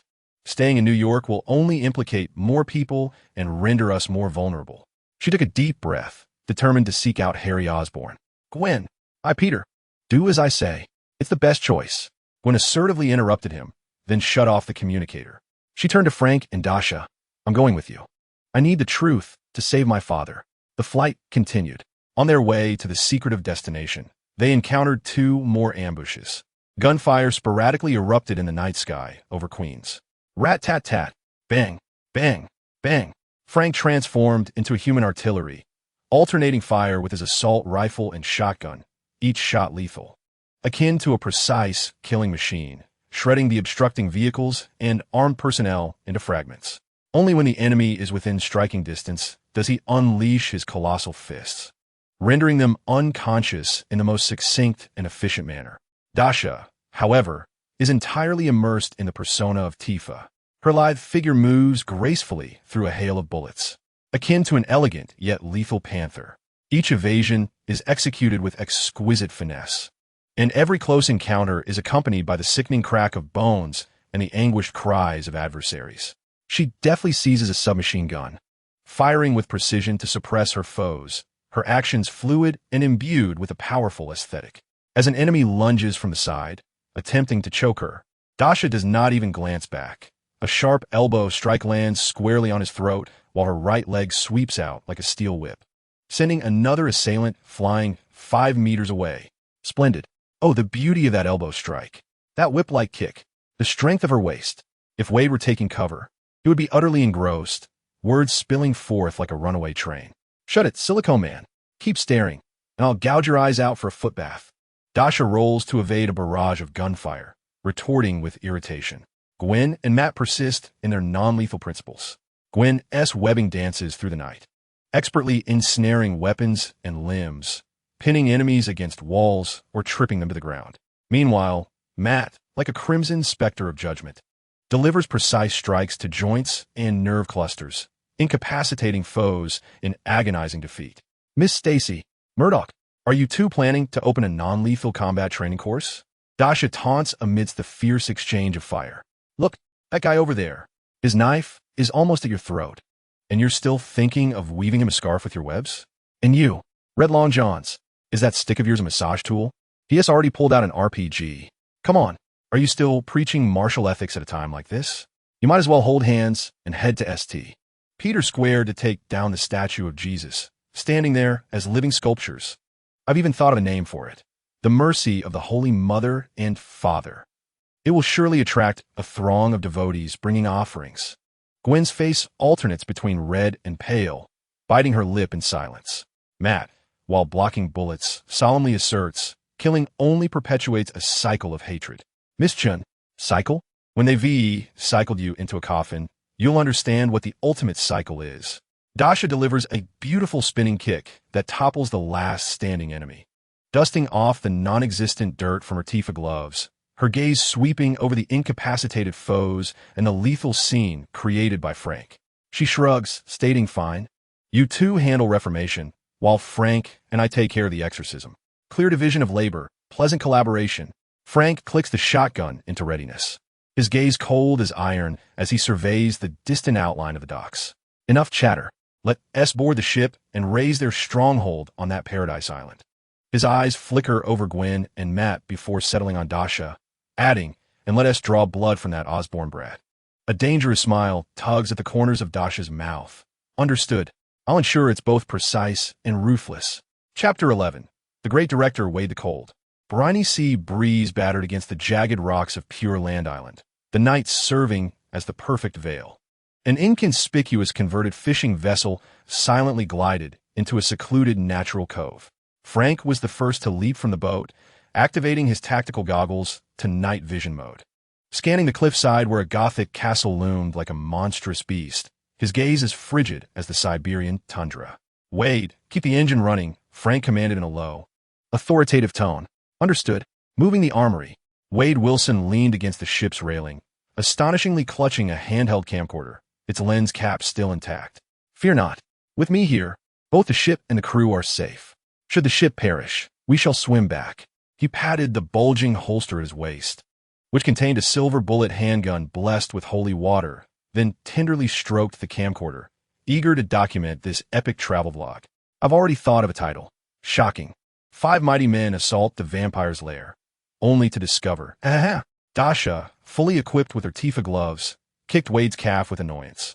The black leather glimmered under the moonlight. Silicone Man, keep yapping, and I might just stuff that DV up your rear. Keep an eye on the boat. If we lose it, I'll use you as a surfboard to paddle back. Gwen donned her Ghost-Spider costume, the stark white fabric too conspicuous against the night. So she sprayed herself with a special matte spray, rendering her slightly muted but her determination unwavering. Matt, blending seamlessly into the shadows, wore a red suit that was hardly noticeable in the darkness.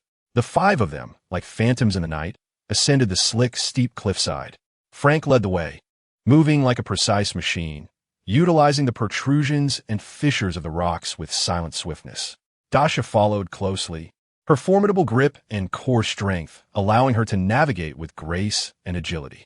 Gwen utilized her webbing for assistance, while Matt relied on his heightened senses, always locating the most secure footholds. Wade, below, attempted to film the daring rock climbing escapade, only to be deterred by Frank's icy glare, compelling him to obediently lie flat on the boat. Upon reaching the outer walls of the castle, they observed patrolling guards below, not vampires, but well-equipped, expressionless human mercenaries. At 3 o'clock, pairs of guards patrolled at 30-second intervals. A sniper occupied the tower at 9 o'clock. Frank's voice was as cold as his instructions. Leave it to me. A glint of cold light flashed in Dasha's eyes. Like a gecko, she pressed against the wall, her stealth capabilities granted by the Tifa gloves allowing her to blend flawlessly into the shadows. In the instant that the patrols crossed paths, she sprang into action, swift as a specter, a precise strike to the carotid artery, a lethal chokehold. The two mercenaries collapsed silently to the ground without uttering sound. She swiftly dragged their bodies into the underbrush. Tower. Frank glanced at Matt. The horse's head bobbed, its form resembling a wisp of crimson smoke, vanishing beneath the tower with a few agile leaps. Mere seconds later, an exceedingly faint thud echoed from the tower, followed by the sound of a heavy object collapsing to the ground. Matt appeared at the tower window, signaling for safety. The infiltration continued. The interior of the fortress was labyrinthine in its complexity. Frank, utilizing his astonishing spatial memory and a tactical visor's scan map, guided the group away from the main corridors and surveillance. In a secluded hallway, Gwen's footsteps abruptly halted, her countenance paling beneath the mask. Matt's body tensed instantly, his breath becoming labored. Through a slightly ajar door, they beheld the scene previously witnessed by Silas. On the frigid floor, the battered little boy and the golden-haired girl huddled together, resembling two forsaken, shattered dolls. The air was thick with the acrid scent of disinfectant and despair. These brutes. Gwen's voice trembled with a choked sob, her fists clenching audibly. Though Matt cannot see, his heightened perception allowed him to grasp the overwhelming despair and anguish that nearly suffocated him. Dasha's gaze swept across the room, her eyes devoid of warmth, her words sharp as an ice-coated blade. Now, dear agents of justice, as you ponder your consciences, do those who can commit such acts deserve to draw breath? Do they merit the enjoyment of sunlight, air, and the legal proceedings you espouse? Gwen bit her lip, her body trembling slightly. Matt remained silent for a few moments, his voice dry and heavy. They must face the full weight of the law. Yet, it should not be us wielding the instruments of vigilante justice. Oomph. Frank and Dasha simultaneously scoffed in disdain. There was no time for debate.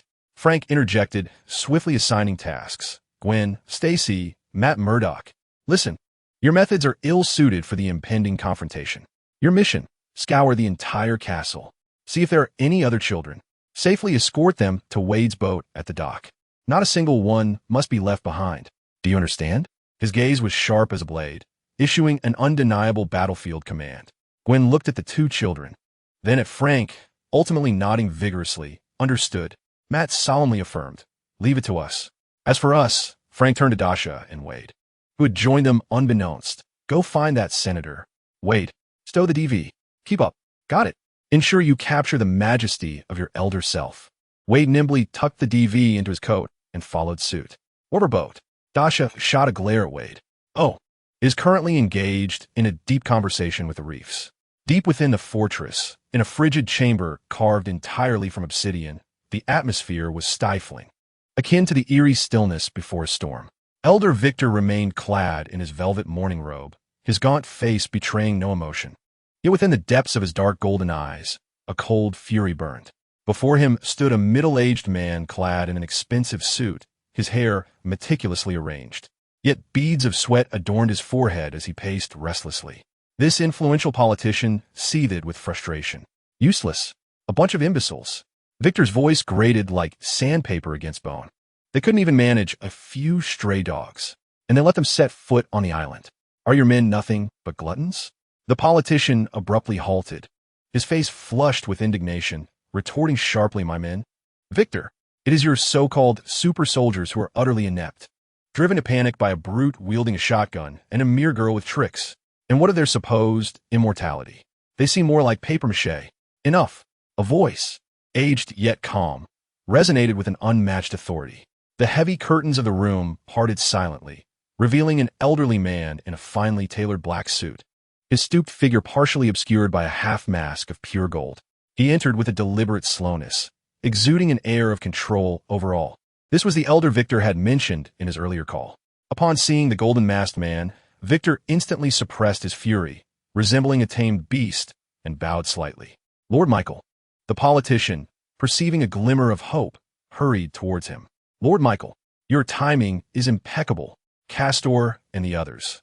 Lord Michael merely cast a fleeting glance at the politician, his gaze as dismissive as one would reserve for a speck of dust.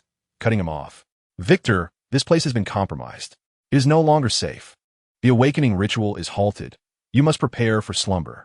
Victor's body trembled ever so slightly, a flicker of unwillingness flashing in his dark golden eyes.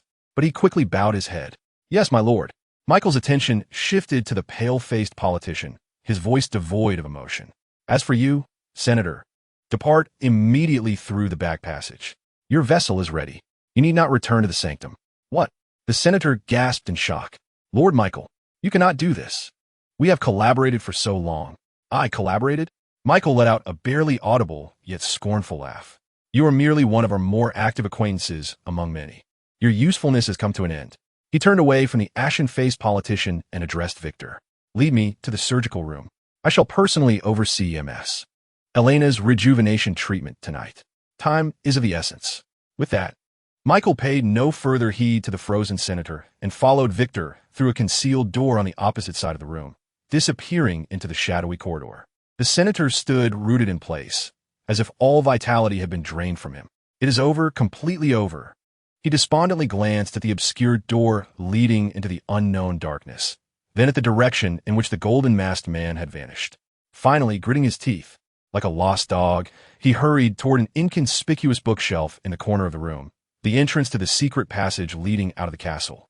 Meanwhile, Frank, Dasha, and Wade traversed the opulent yet twisted labyrinth of the castle like 3 sharp blades.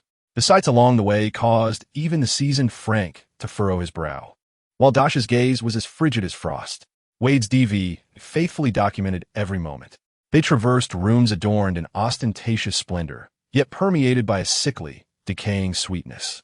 Through the slightly ajar doors, one could glimpse women clad in scant, airy garments, donning ornate masks, who, like marionettes, feigned smiles and struck various indecorous poses beside men in diverse masks. The air was thick with the pungent aroma of alcohol, the scent of cigars, and a certain aphrodisiac sweetness. Wow, live broadcast! Wade exclaimed, holding the DV with the lens aimed at the door crack, of course, avoiding any critical angles for censorship, his tongue clicking in fascination. Look at those poses. Such flexibility. Those masks. Quite the extravagant play, isn't it? This benefactor certainly has a taste for bondage play. That lighting on that woman is quite striking. Even more so than my Vanessa. He was swiftly elbowed in the ribs by Dasha, causing him to grimace in pain. Take those eyes out and shove them into the DV. Dasha growled irritably. Oh, little moon, you simply don't understand. This is artistic sourcing, a critical documentation, an exposé of the sordid underbelly of high society. Wade retorted, rubbing his ribs, yet still stubbornly defiant. Shut it, silicone man. Do we still need the boat? Frank interjected with a low growl, gesturing towards the hall ahead. Inside the hall, chaos reigned. The deafening cacophony of electronic music roared, and psychedelic lights flashed wildly. Men and women, all masked, writhed in a frenzy akin to those under the influence of narcotics, the air thick with the sweet aroma of hallucinogens. Many appeared dazed, their movements frenzied, even engaging in publicly indecent displays of intimacy, completely immersed in their illusory ecstasy, oblivious to their surroundings. Clearly, the effects of the drugs had taken hold. Ah, a large open-air rave? Dasha's gaze swept across the scene, her critique precise.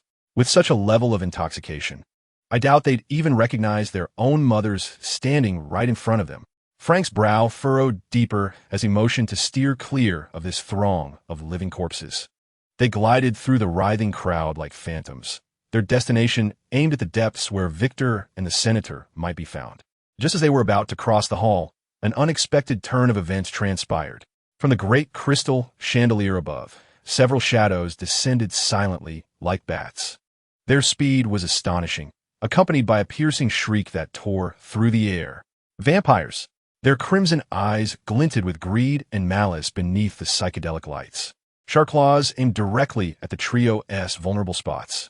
Evidently, the castle's defense system was not entirely inoperative. Be careful. Frank instantly raised his gun. However, the most audacious move came from Wade. Faced with a vampire plummeting from above, fangs bared and lunging towards him, Wade did not flinch. Instead, he excitedly raised the DV. The lens perfectly trained on the creature's grotesque visage, shouting, "Action! Cut! Not fierce enough.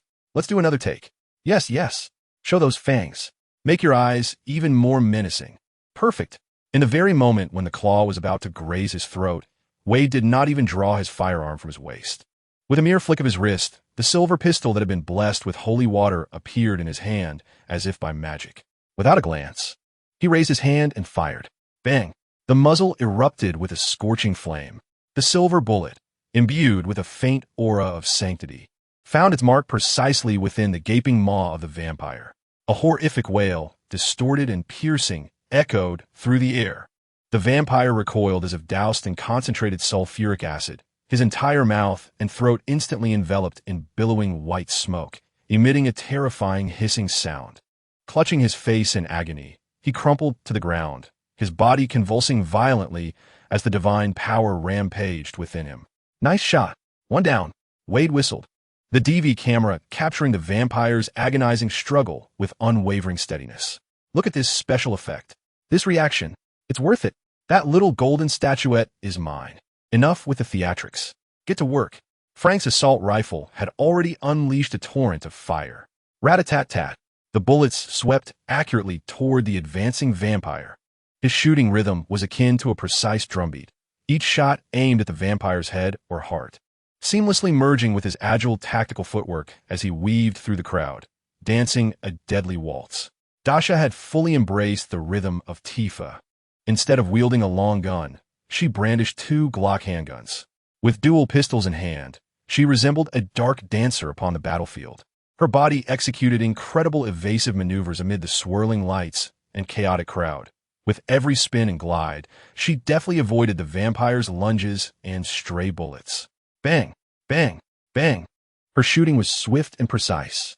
The bullets seemed to possess a will of their own, targeting the vampire's joints and vital points.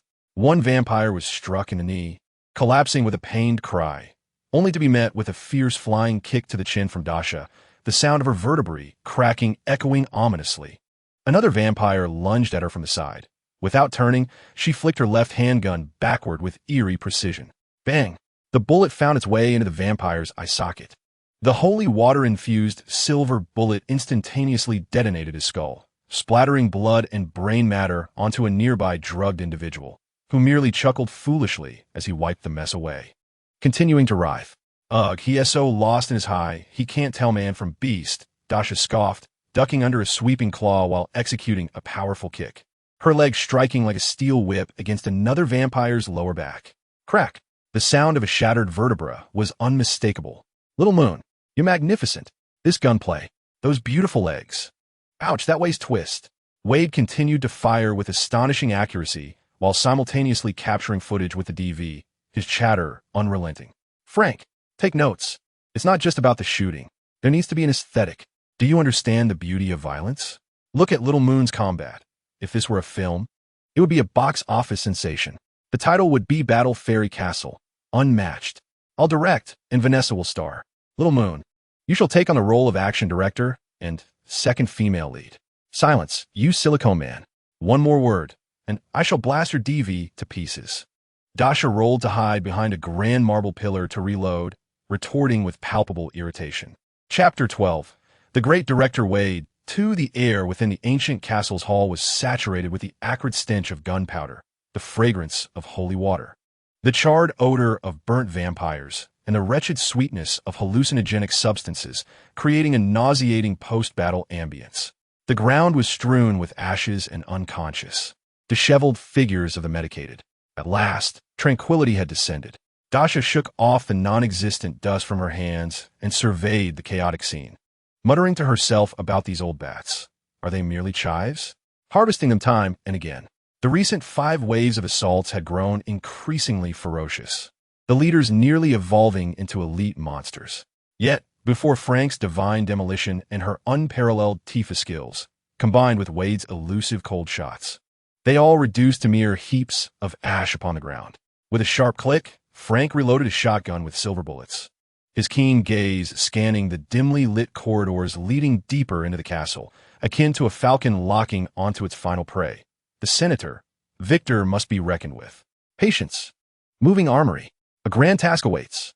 At this moment, Wade Wilson was as exhilarated as a 200-pound child, brandishing his prized DV.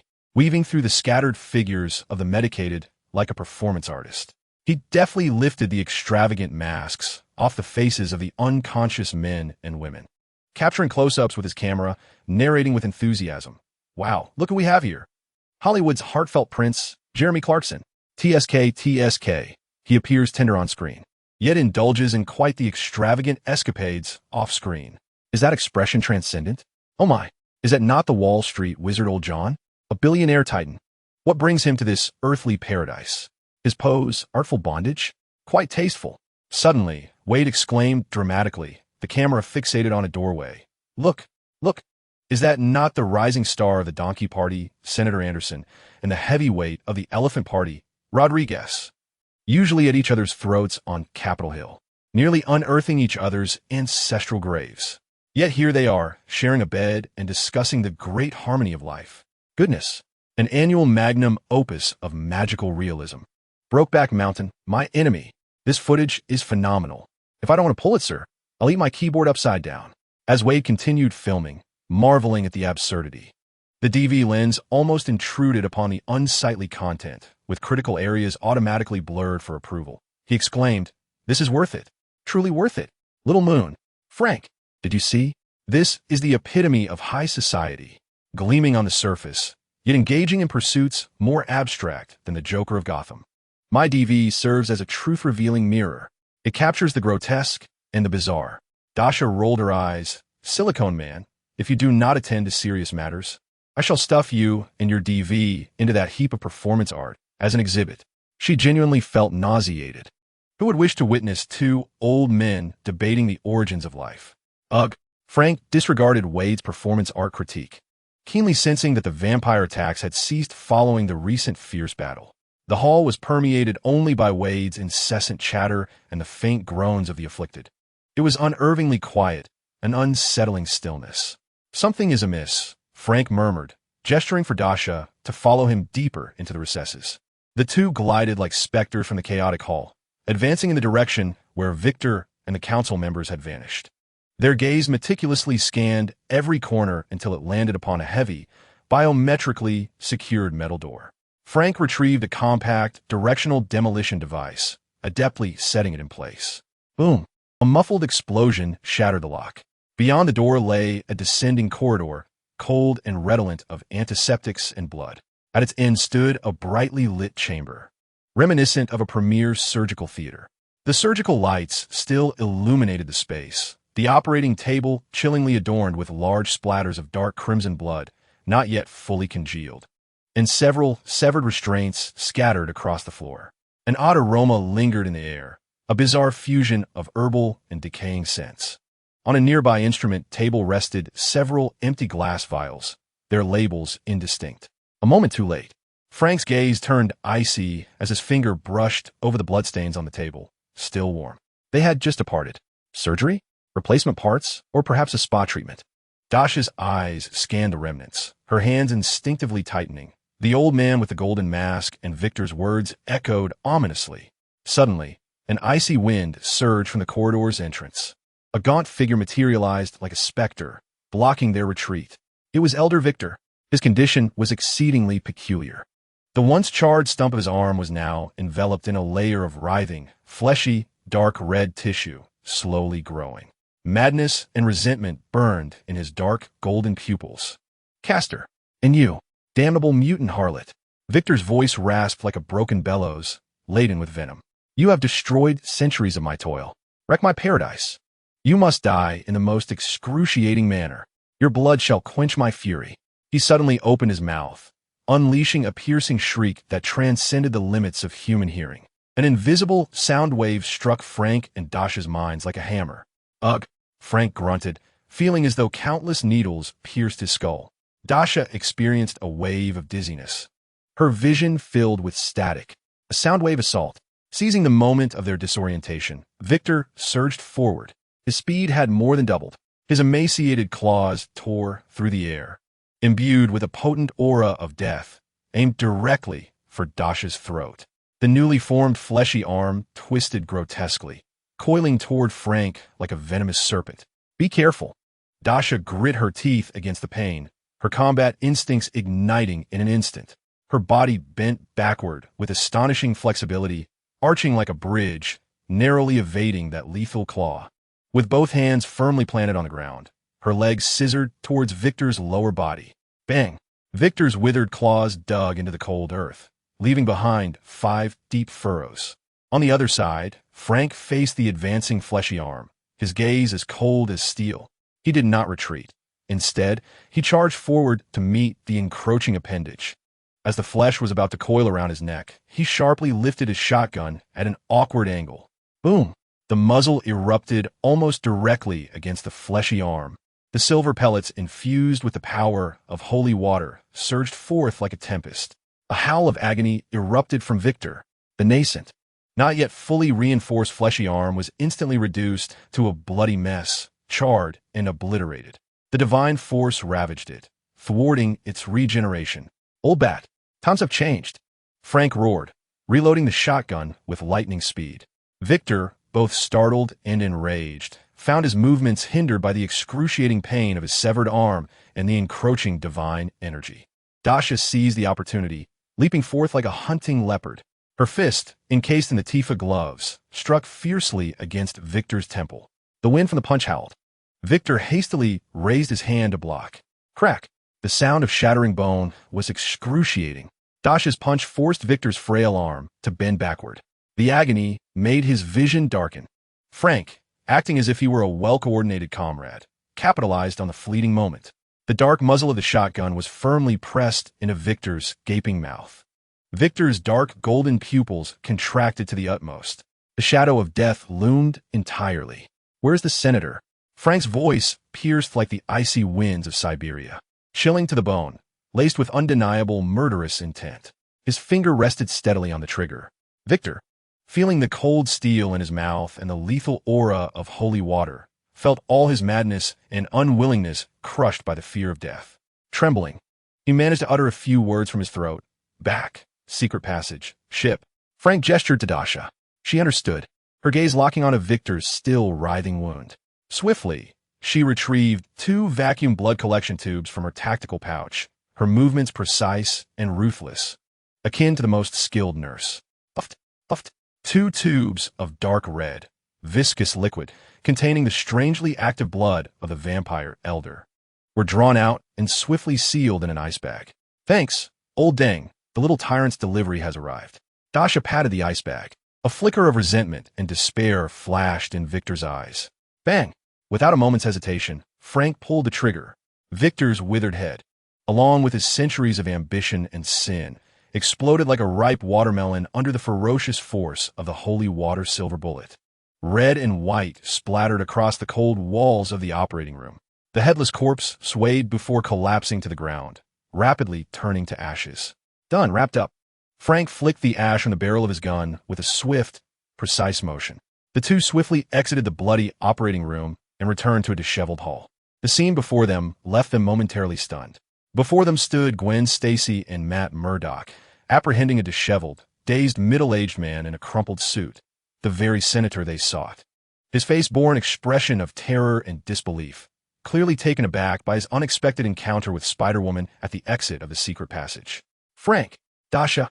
Gwen called out upon seeing them, her voice tinged with urgency and a hint of resolve. "We rescued the children. Mr. Matt is escorting the first group to the docks. We caught him at the back door's secret exit." She forcefully shoved the senator forward, exclaiming, "It's him. He must live.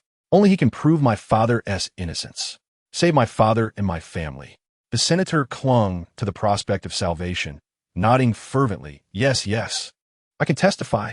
I can help you. Don't kill me." Frank, gazing into Gwen's hopeful eyes and then at the senator's ashen visage, chose his words carefully. He gestured to Dasha and Gwen. "This place is too filthy for discussion. Dasha, Gwen, you should head to the docks and meet with Matt. Ensure the children and the boat are safe."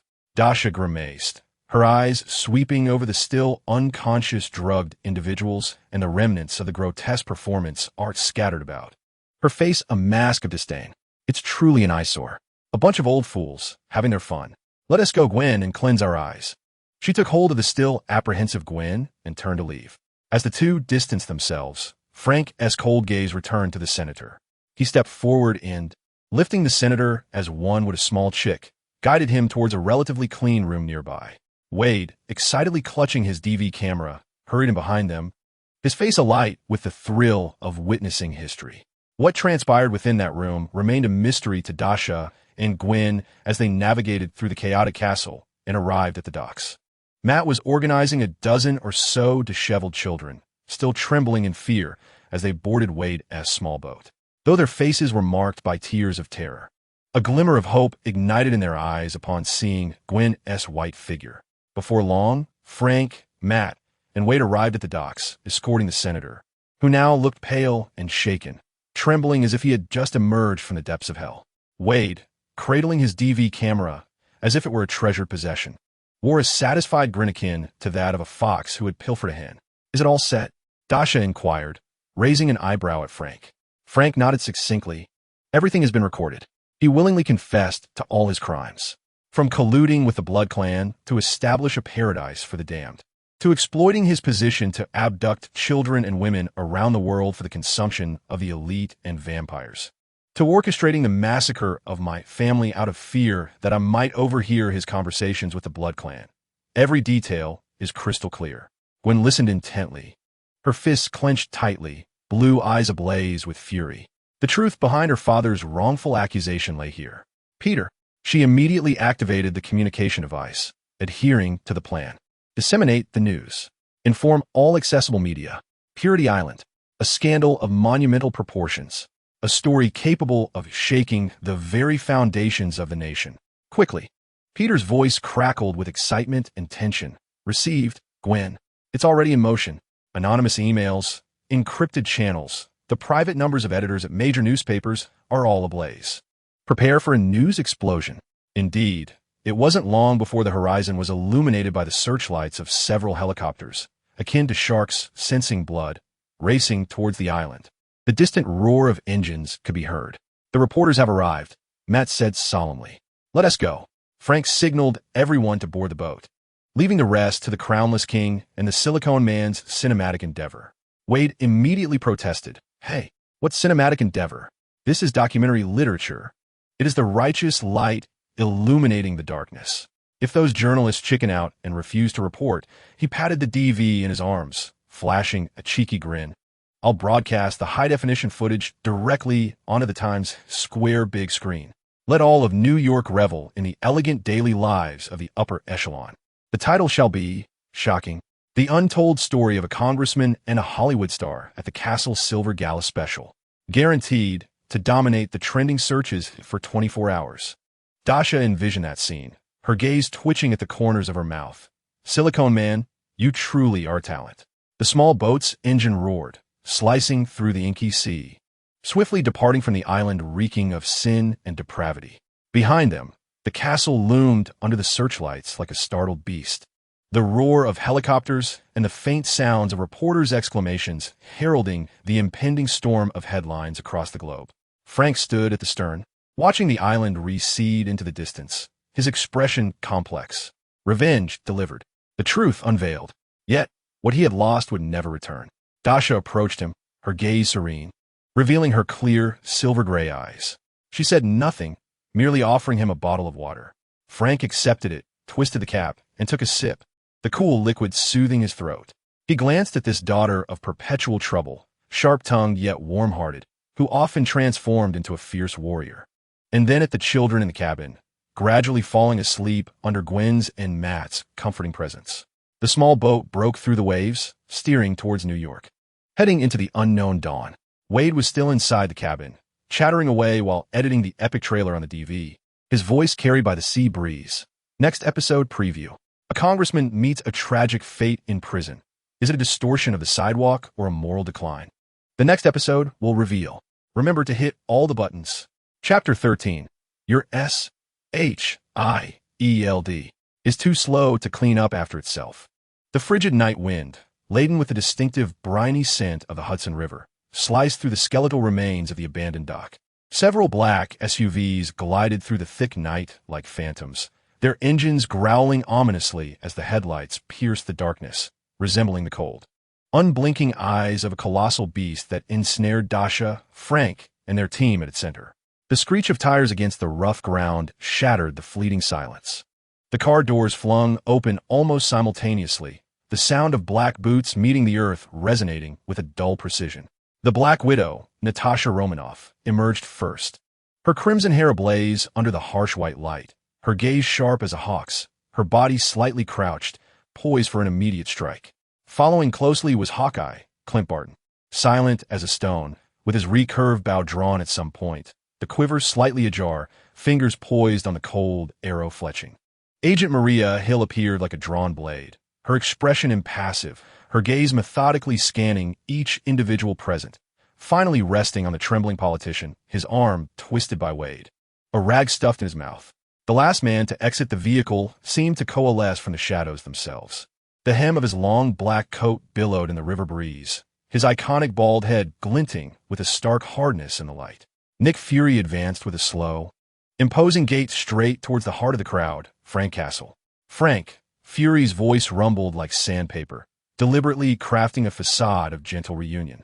Yet that single eye gleamed with the sharpness of an ice pick, penetrating the air and fixing upon Frank's face.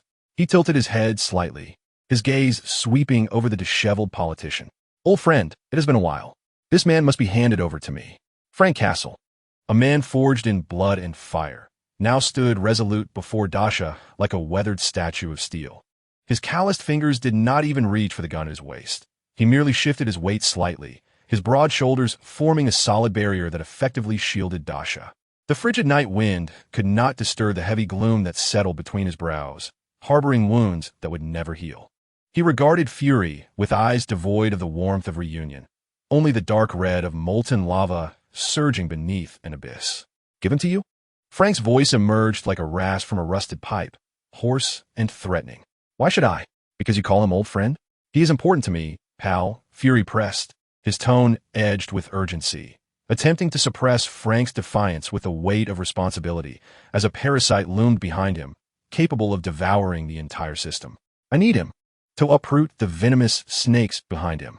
And will my father," a clear yet anxious voice interjected, unable to suppress her worry. Gwen Stacy, the Ghost-Spider, stood out vividly in her tight, white hooded suit under the harsh glare of the headlights. Though her goggles obscured her eyes, the taut line of her jaw and her slightly trembling voice betrayed her urgency. "He is still in their hands. Only that bastard knows his exact location."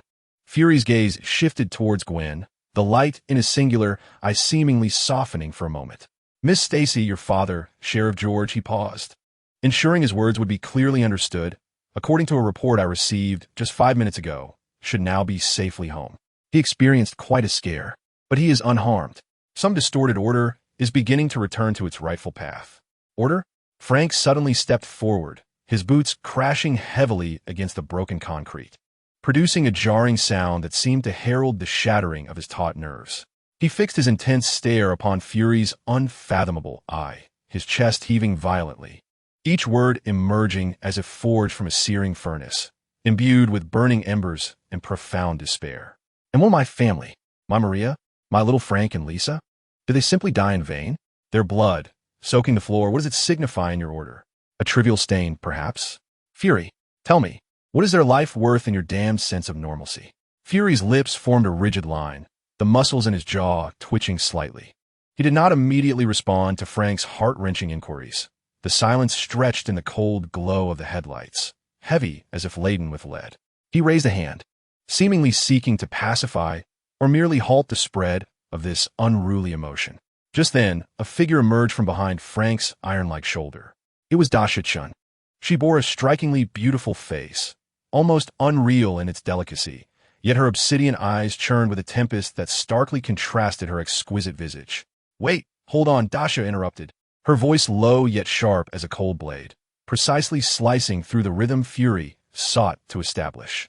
She tilted her head, her gaze laden with undisguised scrutiny and provocation, sweeping over Fury, Hill, Black Widow, and Hawkeye before finally resting back on Fury. "Uncle, may I inquire, with your black suits and heavy artillery, are you FBI, CIA, or some other enigmatic organization? Surely, you must have a name, a badge to display?" Fury's singular eye narrowed slightly, his penetrating gaze scrutinizing the suddenly appearing, beautiful yet prickly girl before him. He replied in a deep voice, each syllable pronounced with clarity and gravity. Department of Homeland Strategic Defense, Attack and Logistics. Department of Homeland Strategic Defense, Attack and Logistics, Dasha slowly repeated, elongating the final syllables with a hint of feigned confusion and rich mockery. Wow, what a lengthy name. Quite a challenge to remember. So, she spread her hands in an utterly innocent yet deeply ironic gesture of inquiry. Do you possess law enforcement authority? Right now, here, on the docks of New York, to make arrests? Or is it that you simply take whomever you please? A flicker of offended coldness flashed deep within Fury's singular eye. Before he could utter a word, Maria Hill had already stepped forward. Her movements were swift, imbued with an undeniable official efficiency, as she retrieved a neatly folded document from the inner pocket of her black uniform, unfolding it with a swift motion to present it before Dasha and Frank.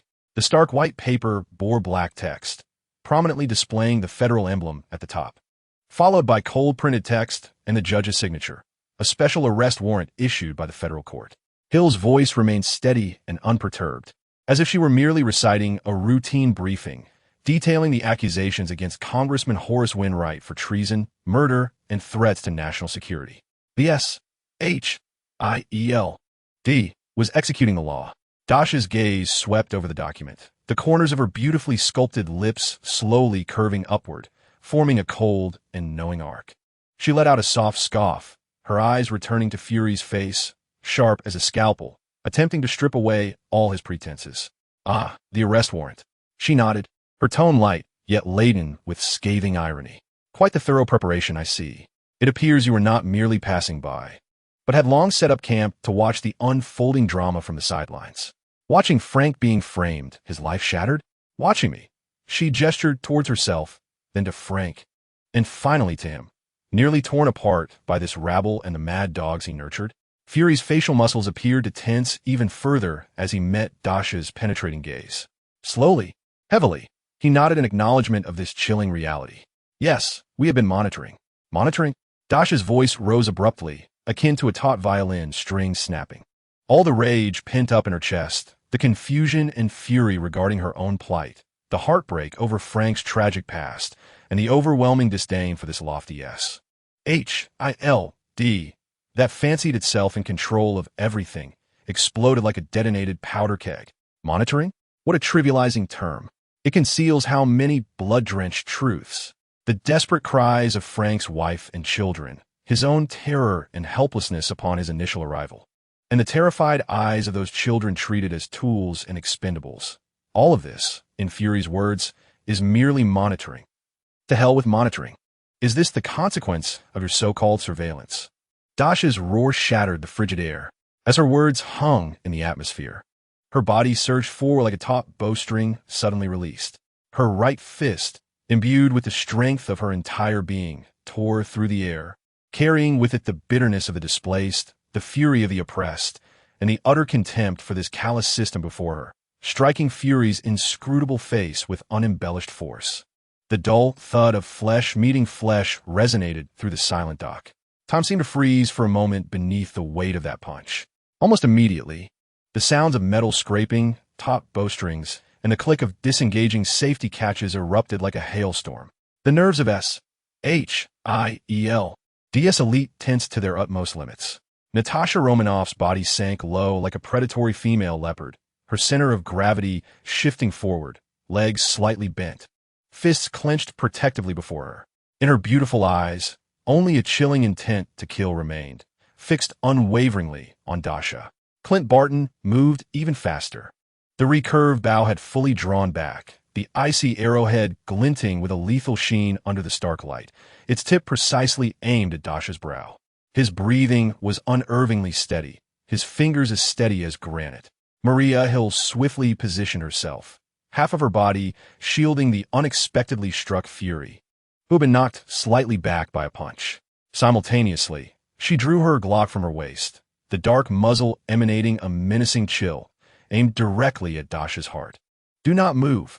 Hill's voice sliced through the tension like a blade encased in ice. Release the director. Natasha's low hiss followed closely. in a fraction of a second. The atmosphere plummeted to freezing point, the acrid scent of gunpowder thick enough to ignite the air. "Fuck you all." A furious roar erupted like thunder, drowning out the metallic sounds of firearms and the hum of bowstrings. Frank Castle moved. He did not draw his weapon, but like a prehistoric beast, roused from slumber. The moment Hill's gun was directed at Dasha, his formidable Remington M870 shotgun swung from behind to the forefront. The robust barrel exuded an aura of devastating pressure, carrying the scent of gunpowder and rust. Before anyone could react, the cold muzzle was forcefully pressed against Nick Fury's temple, the sheer force causing his bald head to indent deeply. Frank's finger tightened on the trigger, knuckles whitening from the exertion, his bloodshot eyes locked onto Natasha, Hawkeye, and Hill. Each word spat out like it was ground between clenched teeth, tinged with a frenzied release. "Come on, shoot, you bastards. Let us see whose head bursts open first today." Chapter 14. Father and daughter. This sudden upheaval sent shockwaves through the encirclement. Matt Murdock, who had remained silently vigilant, ghosted forward a half-step. Although he could not see, his extraordinary senses captured every subtle tension in the muscles around him, the quickening heartbeats, the pressure of fingers on triggers. He slightly angled his body, weight resting on his toes, his white cane poised at an unusual angle, ready to transform into a deadly weapon. His face tilted subtly towards Fury and Frank, brow furrowed, as if employing an invisible radar to detect any slight tremors in the deadly standoff. Gwen Stacy emitted a sharp gasp, instinctively recoiling a small step before forcibly steadying herself again. Beneath her white Ghost-Spider uniform, muscles tensed in an instant as the web shooter on her wrist silently adjusted its angle. The white goggles scanned the movements of all the S.H.I.E.L.D. agents with vigilant scrutiny, searching for any potential source of threat to Dasha and Frank. Her breath quickened, clearly startled by the sudden and terrifying standoff. In stark contrast, Wade Wilson, who still bore a perfectly handsome face and had yet to transform into Deadpool, reacted differently. He let out a loud, almost comical whistle, shattering the oppressive silence. "Wow, a family drama morphs into an action blockbuster. This ticket is definitely worth it." He exaggeratedly raised an eyebrow. A wide grin of excitement plastered on his face as he firmly restrained the trembling senator with one hand, while the other somehow produced a crumpled bag of chips. Oblivious to the dire situation, he took a crunching bite and leered in Black Widow's direction. "Hey, red-haired beauty, after the fight, interested in grabbing a drink? I know a bar that makes a mean Bloody Mary." Wade's ill-timed chatter, in this tense moment where life and death hung in the balance, struck an absurd and jarring note, yet imparted a strange, twisted relief to the taut nerves. With the cold muzzle of a shotgun pressed firmly against his temple, Fury's facial muscles were as rigid as stone, yet the light in his solitary eye glimmered with the sharpness of blade. He did not gaze at the gun mere inches from him, nor at the enraged Frank. Instead, that single eye pierced through Hill's shielding shoulder, fixating intensely on Dasha Chen's face, which was slightly contorted with fury. The air was thick as solid ice, each breath accompanied by a sharp pain scraping against his lungs. For a full 2 seconds, silence reigned, broken only by the wind's mournful whisper through the rusted steel framework and the incongruous crunch of Wade's chips. "Lower your weapons." Fury's voice finally emerged, low and hoarse, yet imbued with an undeniable, rock-solid authority that cut through the stifling quiet. "All of you." It was a command. Each word landed like a cold, iron weight upon the ground. This command rippled through the air. Natasha Romanoff's sharp intent did not diminish, but the taut lines of her body relaxed ever so slightly. The fists guarding her in front descended slowly, though her eyes remained fixed like a venomous snake poised to strike. Clint Barton, with his fingers resting upon the bowstring, ever so subtly eased the tension, the recurved bow emitting a faint hum as the deadly arrow tipped slightly downward, yet his stance remained unwavering. Maria Hill, positioned before Fury, moved with the most agility. Her Glock was instantly pointed downward, yet her finger remained poised on the trigger guard, her gaze sharp and vigilant as that of a hawk. Within the encircled area, the weapons held by other agents of S.H.I.L.D. were lowered, yet the palpable tension lingered. The air thick with the acrid scent of gunpowder and a chilling animosity, reminiscent of the brief calm before a tempest. Fury slowly raised his hand, his movements steady and devoid of tremor, gently pushing aside the formidable barrel of the shotgun pressed against his temple. The chilling sensation of cold metal against his skin was unmistakable. He paid no heed to the fiery gaze of Frank, whose single eye remained fixated on Dasha, swirling with suppressed fury and a sense of affronted authority. "You believe," Fury's voice emerged as if squeezed from the depths of a frozen riverbed, imbued with an icy chill, "that you and Frank can wreak havoc in New York City, blowing up docks, flattening mob strongholds, turning half of Hell's Kitchen upside down. Who is it that has to clean up your messes, those disasters that have driven the FBI and NYPD to the brink of madness?" His voice suddenly escalated, bursting forth with the intensity of a man pushed to his limits. "It is I. It is SHIELD.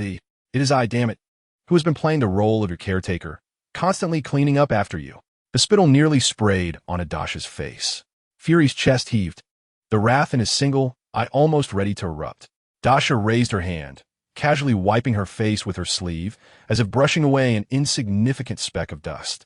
She met Fury's fiery glare with a smile that was even colder and more sardonic, devoid of any fear, only mockery that pierced through to the truth.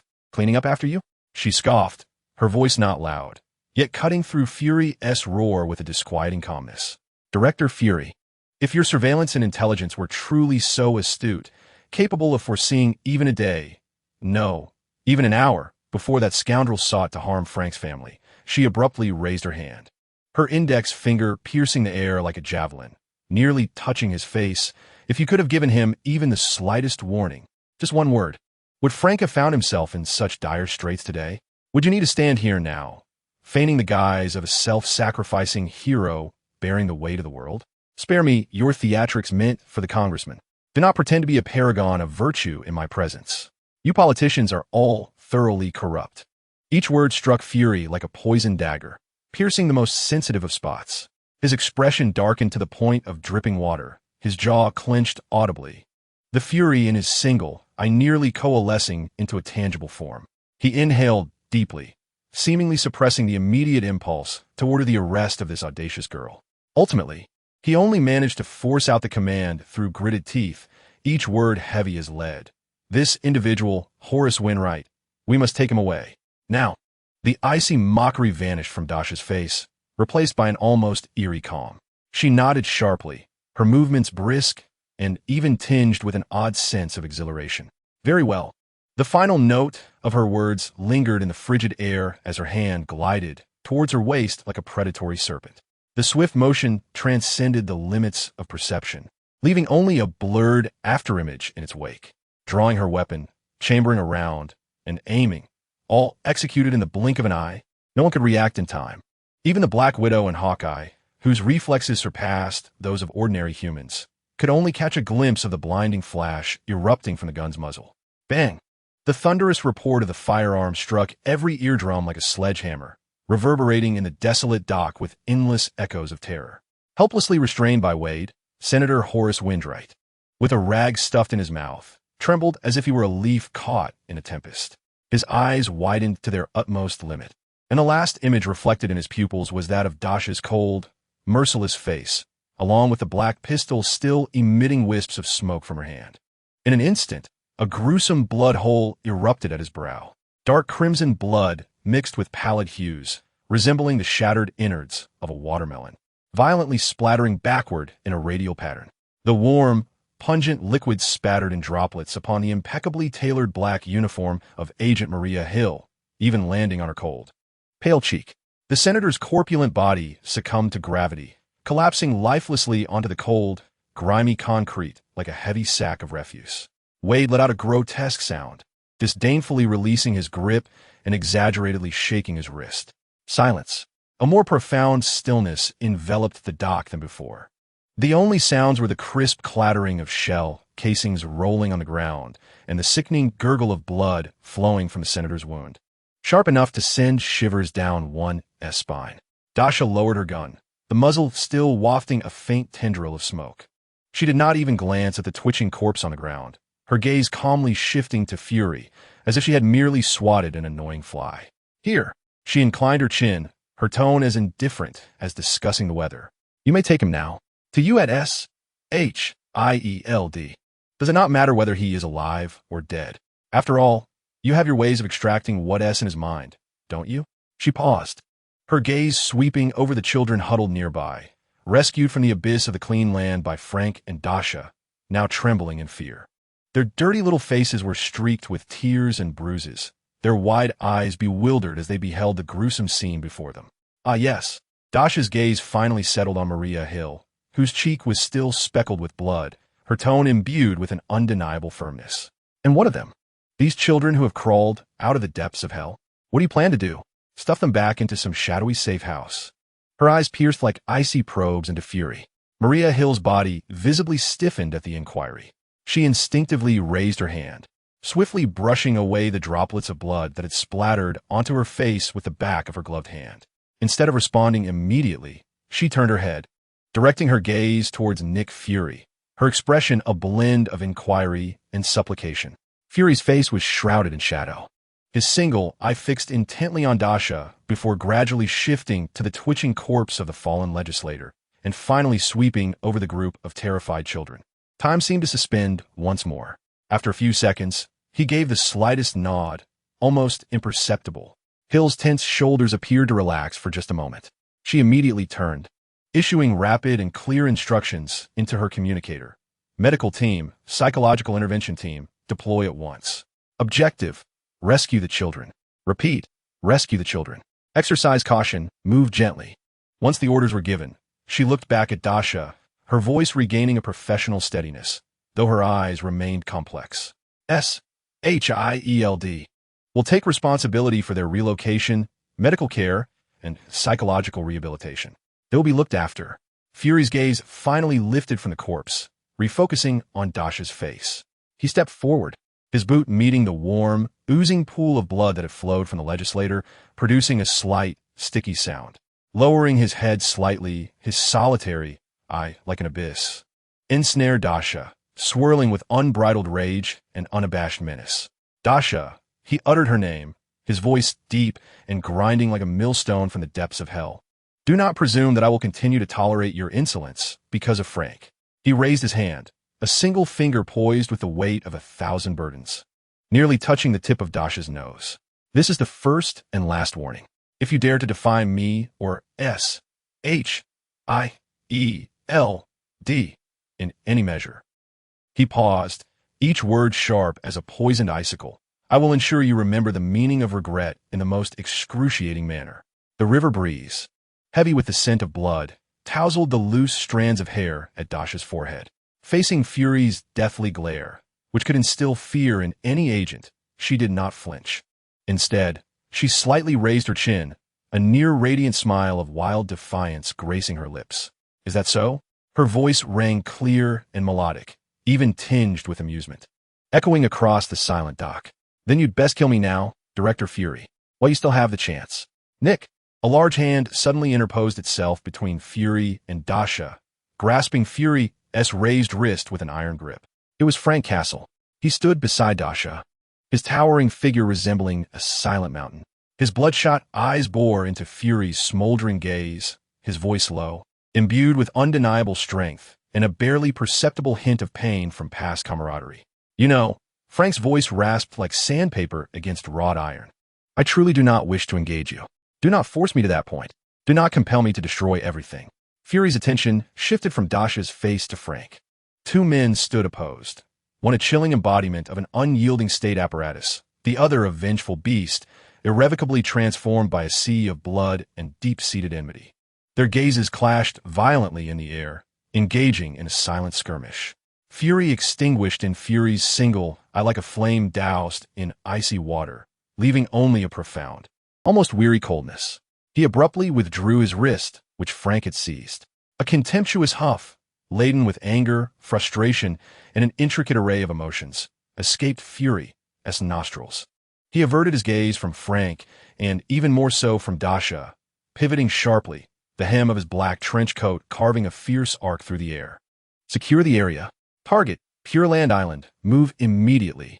Fury's command fell like hailstones, imbued with an unmistakable resolve. He strode purposefully towards the nearest SUV, his steps heavy and urgent, the the soles of his boots echoing dully against the blood-stained concrete.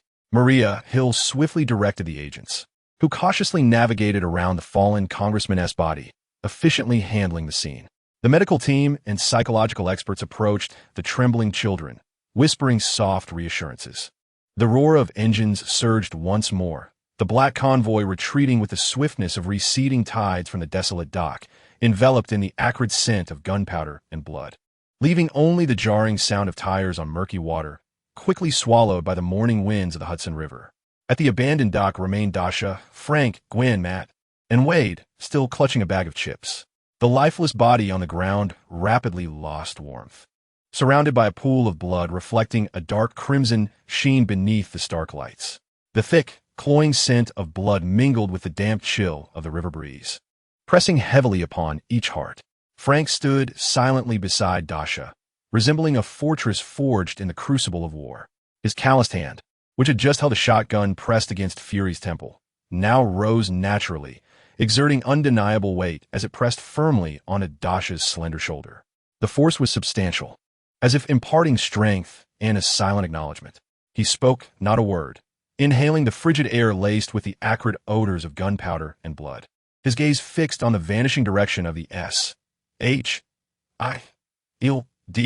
convoy, the path taken by that singular eye, his expression a complex abyss. Gwen appeared somewhat dazed, watching as Hill led agents and medical personnel to carefully usher the terrified children into another unmarked van. Beneath the white, ghostly spider mask, her lips were tightly pressed together. The fleeting joy brought by news of her father's safety had long since dissipated, utterly shattered by the brutal execution and Fury's chilling threats. Instinctively, she moved closer to Dasha, as if seeking to draw from her a thread of strength to combat this frigid reality. Matt Murdock tilted his head slightly, his extraordinary senses attuned to the world around him.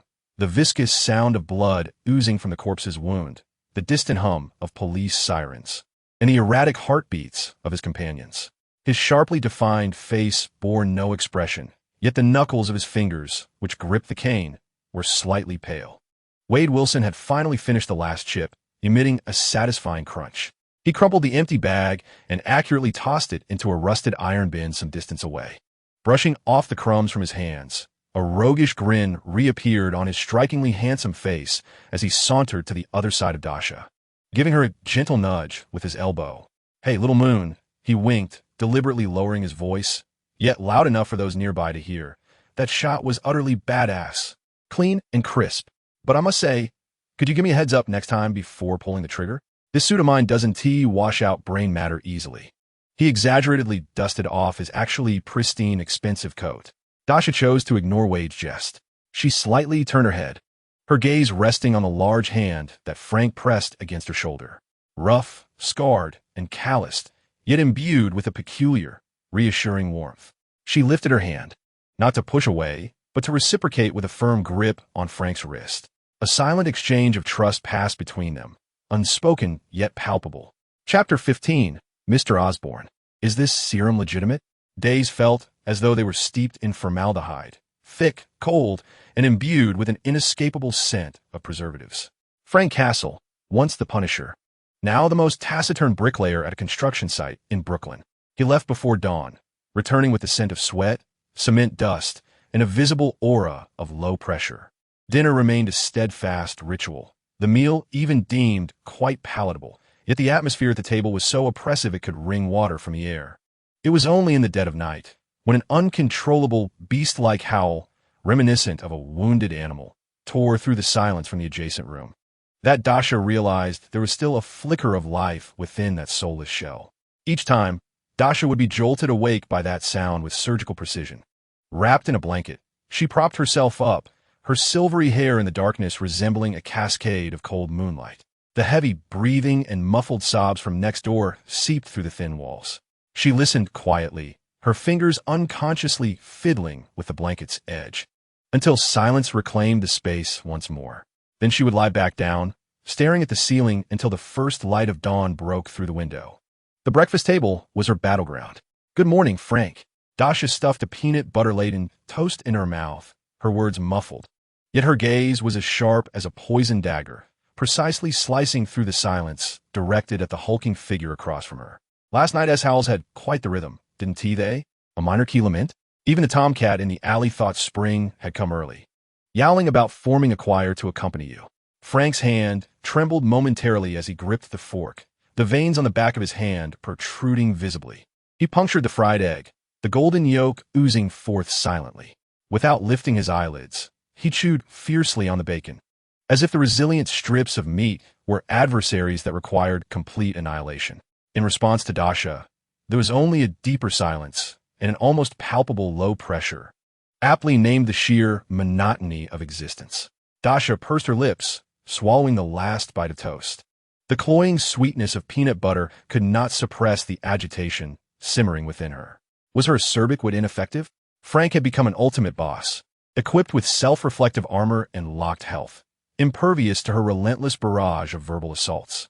Gwen Stacy's life, on the other hand, had taken a decidedly sunnier turn. After school, the white specter of the spider swung joyfully between towering skyscrapers. Absent was Dasha, the walking artillery, engaging in a criminal version of a match-3 game. All she needed to do was ensnare the oblivious thugs, artfully binding them in webs, and thoughtfully leave a note from NYPD epitomizing the ideal neighbor in New York. Peter Parker, the devoted sidekick and logistics manager, was busy and blissful, handing out replacement web fluid, adjusting communicators, and tending to scrapes. Yet, occasionally, when he glanced toward Oscorp Tower, a flicker of barely perceptible concern would cross his gaze. Wade Wilson had vanished without a trace. Vanessa, that breathtakingly beautiful woman, had once sought refuge in Frank's makeshift hideout. Reeking of gunpowder and oil, she wore no makeup, dark circles under her eyes, her presence at the door fragile as glass. Upon learning that Wade remained missing, she said nothing. Her lovely eyes instantly dulled, and she turned away, lost and desolate. The sound of her heels echoed in the empty corridor, each step resonating with a profound sense of despair. Dasha leaned against the doorframe, watching as Vanessa disappeared around the stairwell, clicking her tongue in disapproval. Wade, you irresponsible fool. How can you go missing without ensuring your girlfriend's safety? 0 stars. Frustration coiled around her like a vine. Power, power, power. Those 3 words replayed in her mind at maximum volume. The cursed golden finger was in a state of energy deficiency. Among the 7 characters drawn, Tsunade, Mai, Hancock, Chun-Li, Tifa, Mikasa, and 2B, Frank had explicitly forbidden her from using the first 4. Dasha rolled her eyes dramatically at the air. Men, they're just afraid that after I transform, certain strategic attributes might distract the enemy or incite chaos among allies. Aren't they? She shivered at the thought of a straight man's soul inhabiting a deep V high slit. Would he not lean forward unwittingly? Good grief. What is the difference between that and being publicly executed while wearing a cheapao during a risque dance? The shame factor is off the charts. As for the remaining 3, Tifa Lockhart, Mikasa Ackerman, and Miss 2B, are they functional? Absolutely. Are they stunning? Absolutely breathtaking. However, the problem was that Dasha, in her desperation, realized that with these 3 items, surviving in the future hellish dungeons akin to the purple sweet potato essence S-Snap would be as challenging as confronting a fully level boss with nothing but a novice wooden stick, purely a recipe for disaster. She had once attempted to comprehend her situation. She tried to shed her illusion and revert to the ordinary university student Dasha Chen, who, aside from her health, possessed nothing of worth. Sitting cross-legged on the unforgiving floor, she endeavored to recall the tremors of strength when Tsunade unleashed her formidable power. The defiance of gravity she felt when Mikasa maneuvered her gear, and even the chilling intent emanating from 2B as she wielded her greatsword. But the result? Nothing at all. Her body felt empty, and her mind was cluttered only with snippets of a ridiculous web drama from the previous night and the burnt smell of Frank S. Bacon. Not to mention, she couldn't even grasp the essence of any burgeoning superpower, let alone a tangible sensation. This golden opportunity was utterly squandered and made it painfully clear how inadequate it was. Mutation? Where could she find a mutated spider to bite her? Or should she seek out gamma rays? Was she longing for a short life? Technology? Tony Stark's armor was indeed impressive, but it was constructed from mountains of wealth. Dasha Chen's entire fortune combined might barely suffice to purchase a box for a single screw of Stark's armor. Moreover, even if she had the money, she lacked the requisite skills. Training in Kunlun, learning magic at Kamar Taj, she hadn't even unlocked the map yet. Even if she found it, who would accept her as a late-blooming apprentice? After a decade or so of training, the opportunity would have long passed, and the purple sweet potato essence snap would have concluded. Anxiety crawled like a swarm of ants, throwing a wild party on her nerves. Her gaze involuntarily drifted toward the towering, technologically advanced Osborne Tower in Midtown Manhattan. Harry Osborne, the once infamous young tycoon who had created quite a stir at school while pursuing her. His family's company had even managed to extract Gwen's spider genes. Hadn't he it? Ghost-Spider, though an accidental byproduct, the technological foundation must surely exist. If the mutation route was unfeasible and the technological path was financially inaccessible, what about potion enhancement? The Osborne Group was a formidable player in the field of biotechnology, capable of competing with Stark Industries. A daring and audacious plan rapidly took shape in Dasha's mind. Without hesitation, she seized the phone she had snatched from the fruit vendor, located the number marked as one that could be reached quickly by those with more money than sense, and dialed it. After several rings, someone finally picked up, but it was not Harry's usual cheery and bright voice. Instead, it was a frail, almost breathless whisper, as though he were on the brink of collapse. Hello? Who is this? Dasha's heart sank. The young tycoon sounded as weak as if he were suffering from severe exhaustion. How could she possibly persuade him to engage in scientific research? I'm Dasha, she replied succinctly. You sound like you're about to pass out. Send me your address. Without waiting for a response, she hung up the phone, grabbed her coat, and rushed out the door. Her instincts told her that whether it was a con or a genuine opportunity for collaboration, it was right before her eyes. The top-floor apartment of the Osborne estate was expansive enough to host a horse race, filled with an odd mix of disinfectant and expensive perfume lingering in the air. When Dasha burst into the room, she was met with a scene brimming with tension. Harry Osborne, once a dashing young gentleman, now donned in expensive silk pajamas, his complexion as pale as if he had just emerged from an ancient tomb, a fine sheen of sweat coating his forehead. He clutched Peter Parker's wrist with a death grip, his body trembling slightly from a mix of excitement and weakness. Peter, I beg you. Only you can reach her. Ghost-Spider. I need her blood. Just a little will suffice. The curse of the Osborne family is tearing me apart. The laboratory requires a sample. This is our final hope. Peter Parker's youthful face was etched with struggle and anguish. He strained to pull his hand away, his gaze evasive. Harry, I truly can't. It's too dangerous. Dangerous? Harry's voice rose sharply, only to be followed by a violent cough, a sickly flush blooming on his pale face. Peter, we are brothers. Can you just stand by and watch? Enough. Enough. Go play your brotherly love somewhere else. Dasha's impatient voice sliced through the dramatic tension like a pair of scissors, shattering the somber atmosphere. She strode forward, her high heels clicking against the polished marble floor, each step resonating crisply. She firmly swatted Harry's hand away from Peter, her movements decisive and tinged with disdain. Momentarily stunned, Harry looked up to see Dasha, and a flicker of hope ignited in his weary eyes, akin to a drowning man grasping for his last straw. Dasha? You've come. The surprise and dependence in his tone were nearly overwhelming. Dasha, however, swiftly dismissed the sentiment reflected in his gaze. Without hesitation, she whipped out her phone and, right in front of Harry, began dialing with an exaggerated fervor. Hello, little spider? It's me, Dasha. I have an address for you, right now. Young Master Harry Osborne is in dire need, specifically requesting Ghost-Spider's blood. Please rush to donate. Saving a life is worth more than building a grand pagoda. Upon hanging up, Harry's eyes sparkled with astonishment, his gaze toward Dasha filled with overwhelming gratitude, as if he were beholding an angel descended from the heavens. Dasha, thank you. I knew you wouldn't abandon me. He was so moved that he instinctively reached out for her wrist. Dasha nimbly stepped back, avoiding his unwelcome touch, rolling her eyes. Less chatter, and quickly prepare your lab for the blood collection. Also, she shifted her tone, revealing her true intentions. Once you resolve this wretched genetic affliction, your scientists will owe me a favor. At that moment, Harry was too consumed by the prospect of salvation to ponder the implications, nodding fervently. Yes, As long as Ghost-Spider agrees to come, everything is negotiable. All resources of the Osborn Group are at your disposal. Beside them, Peter Parker wore a face twisted in despair, his eyes darting between Dasha and Harry, silently accusing Dasha of being a devil. At that moment, a ghostly white figure gracefully glided past the expansive floor-to-ceiling window of the apartment, landing precisely on the spacious terrace. It was Ghost-Spider Gwen Stacy. She opened the glass door and stepped inside, her white goggles scanning the tense atmosphere within the room, finally resting upon Harry. She spoke not a word, merely removing her mask to reveal Gwen's beautiful yet slightly weary visage. Ghost-Spider's blood? Gwen's voice was calm, urging him to proceed. The ecstasy on Harry's face instantly froze. He glanced at Gwen and then at Peter, who bore an expression of utter despair, as if struck on the head by a heavy hammer. His mind buzzed with confusion.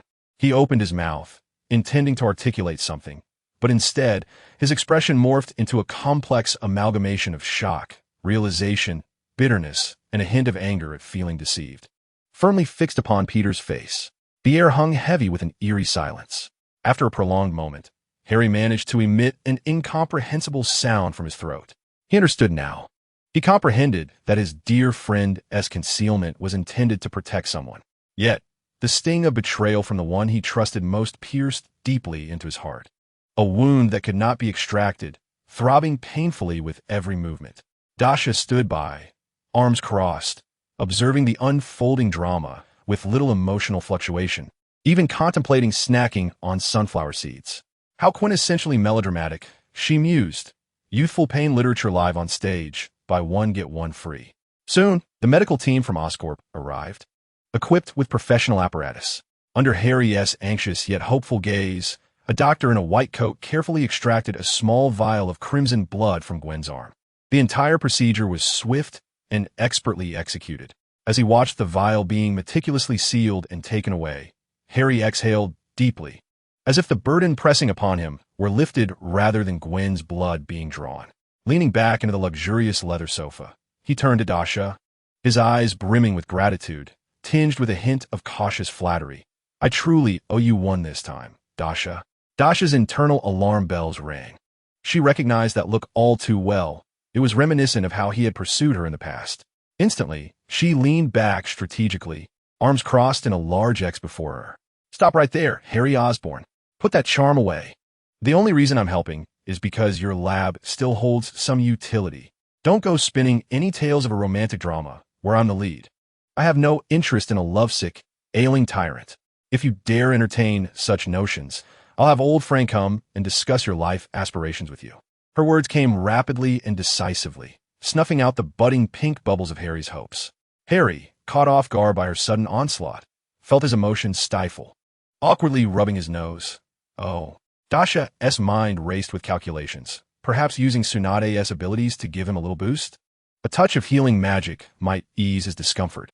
However, the thought was quickly extinguished within her. No, absolutely not.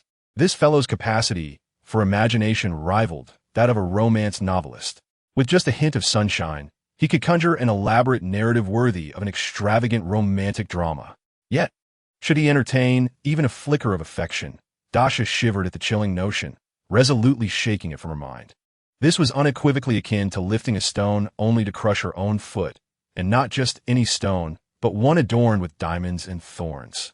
However, plans are often thwarted by unexpected turns of fate.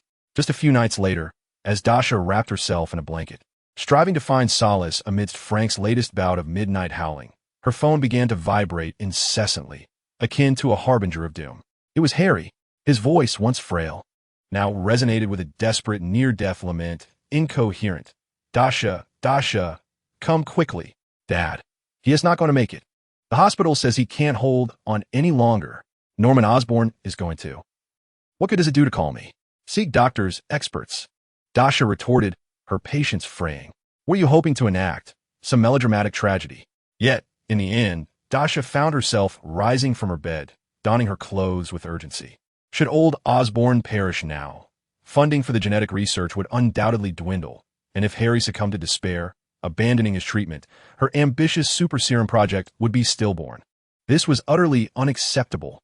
One of her financial backers could not afford to falter. Dasha hastened to Manhattan's premier private hospital. The corridor outside the VIP ward was thick with tension. Harry sat slumped on a bench like a marionette bereft of strings, his pallor surpassing that of his hospital gown. Peter and Gwen flanked him, offering low murmurs of comfort, yet their efforts were evidently in vain. Dasha, Harry's dim eyes flickered with a glimmer of hope upon seeing her, struggling to rise. Stay seated, Dasha snapped, her tone sharp as she strode forward, pushing open the heavy door to the ward. Inside, the air was tainted with the acrid scent of antiseptic, accompanied by the relentless beeping of life monitors. Norman Osborn lay upon the hospital bed, ensnared by an array of tubes, his complexion a ghastly shade of ashen blue, the rise and fall of his chest barely perceptible. He appeared on the brink of meeting his maker. A cadre of specialists in white coats encircled the bed, their expressions grave. "Leave," Dasha commanded, her voice low yet imbued with an undeniable chill of authority. The experts exchanged bewildered glances, taken aback by the striking yet formidable silver-haired girl who had burst into the room. "Miss, the patient's condition is critical. I said leave." Dasha whirled around, her gaze sharp as a dagger, the ferocity forged in the crucible of blood and fire surging forth, capable of intimidating even Nick Fury. "Or do you wish to witness what constitutes a medical miracle?" The specialists, momentarily cowed by her intensity, exchanged anxious looks before ultimately retreating, compelled by her unwavering stare. Filing out of the room, the door clicked shut, sealing them off from the outside world. Dasha approached the bedside, gazing at the feeble Norman Osborn, her heart a battleground of conflicting emotions. Tsunade indeed was Tsunade. She closed her eyes, allowing her consciousness to descend into the dimly lit realm of the illusionist, a space rendered particularly somber by a dearth of energy. In a corner, an ancient necklace adorned with a colossal blue gem floated silently, emanating a faint, verdant glow that signified its potential for use. Damn it, she thought, risking everything for a possible serum. With a determined bite of her lip, Dasha reached out with her mind to touch the necklace. A hum of invisible energy surged through her entire being in an instant. Dasha felt as though her body had been thrown into a high-speed blender, her bones, muscles, and skin undergoing a violent metamorphosis. A sudden heaviness pressed against her chest. The familiar, overwhelming sensation that could revive Newton surged within her once more, compelling her to straighten her back instinctively to steady her balance. The green chakra glimmered in her palms like the fire of life. Sage mode activated. She took a deep breath, striving to ignore the intense weight upon her chest, condensing chakra into her hands. A pale green, vibrant light enveloped her palms, resembling the most intricate loom of life. Palm technique, with a sharp command. Her glowing hand pressed firmly against Norman Osborn's heart. The potent yang chakra surged forth like a rushing fountain of life, forcefully infusing this body on the brink of collapse. Simultaneously, she swiftly formed a hand seal. Summoning technique, slug. With a soft pop, smoke billowed forth, revealing a palm-sized, translucent slug, seemingly carved from sapphire, appearing on the hospital bed. The little creature appeared slightly dazed as its two antennae wobbled. "Divide. Envelop him entirely. Maximum power healing," Dasha commanded. The slug immediately complied.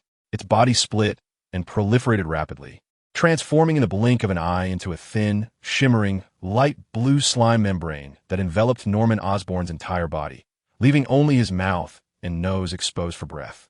Beneath the slime membrane, an immense life force continuously seeped in. Time ticked away. Beads of sweat formed on Dasha's forehead. Maintaining such an intense medical ninjutsu demanded a tremendous toll on both chakra and spirit.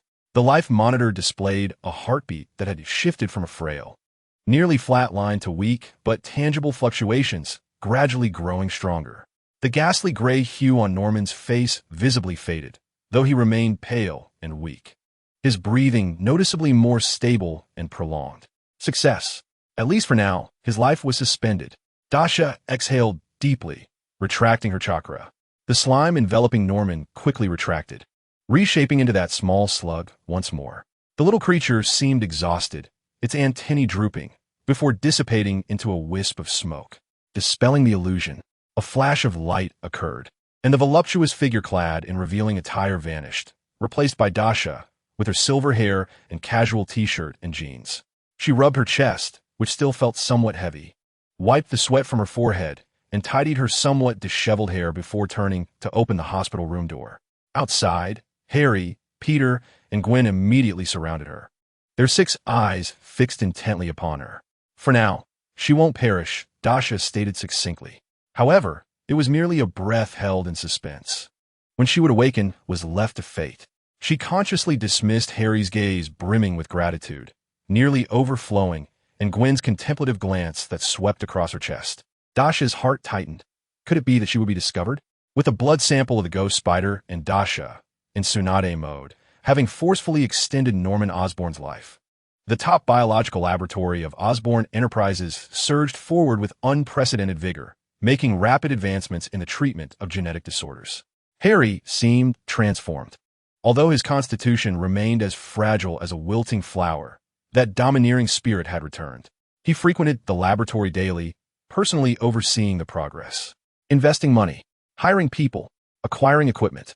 With the infusion of financial power, the advancements were astonishing. Days later, surrounded by bodyguards, Harry reappeared at Dasha and Frank's modest abode. He carefully cradled a temperature-controlled metal box, his face a mixture of exhaustion from surviving a crisis and barely contained excitement. Dasha, Mr. Frank. Harry's voice still bore a hint of weakness, yet his spirit was vibrant. The first phase, it succeeded. My father and I have injected the preliminary stabilizer. He excitedly patted the metal box, though it is not a cure yet. At least the curse has been put on pause. The laboratory estimates that within a year, we will undoubtedly develop a definitive cure. He looked at Dasha, his eyes filled with gratitude that seemed almost tangible. Without you, Dasha, I truly do not know.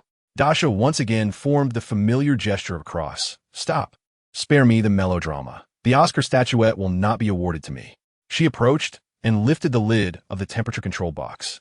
Inside, several glass vials containing a pale golden liquid were neatly arranged, glimmering with an alluring yet perilous sheen under the dim light of the safe house.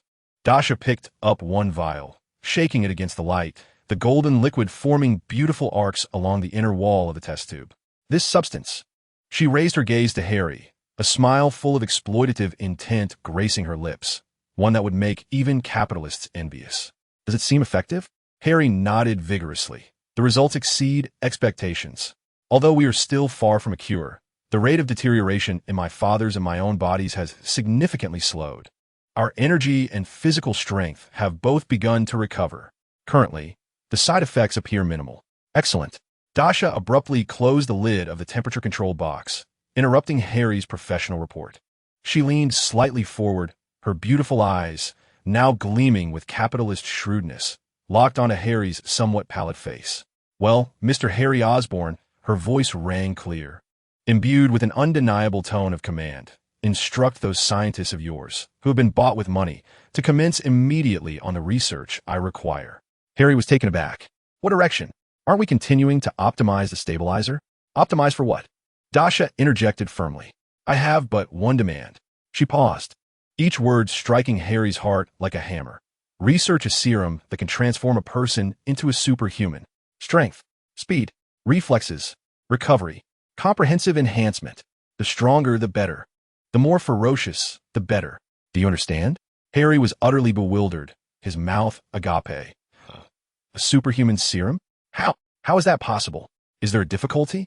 Dasha raised an eyebrow, her tone laced with a hint of danger. Is there not enough money? Should I borrow some from your family's treasury? Harry glanced at Dasha's striking face, which seemed to challenge him to refuse, and then stole a look at Frank Castle, who had remained silent on the sofa, methodically polishing his gun, exuding an aura of low pressure. A bead of cold sweat trickled down Harry's temple. He swallowed hard, his Adam's apple bobbing, and forced a smile that was more grotesque than tears, brimming with capitalist resolve. No difficulties at all. Dasha, not a single obstacle. The Osborn Group fully supports your superhuman initiative. I shall return to revise the plans at once. Immediately, after Harry departed, Frank finally uttered his first words in what felt like an eternity. Dasha, are you not a mutant? Why do you still need? Frank, you finally spoke. That simple sentence seemed to spark a flicker of life in Frank's eyes. I wish to become stronger.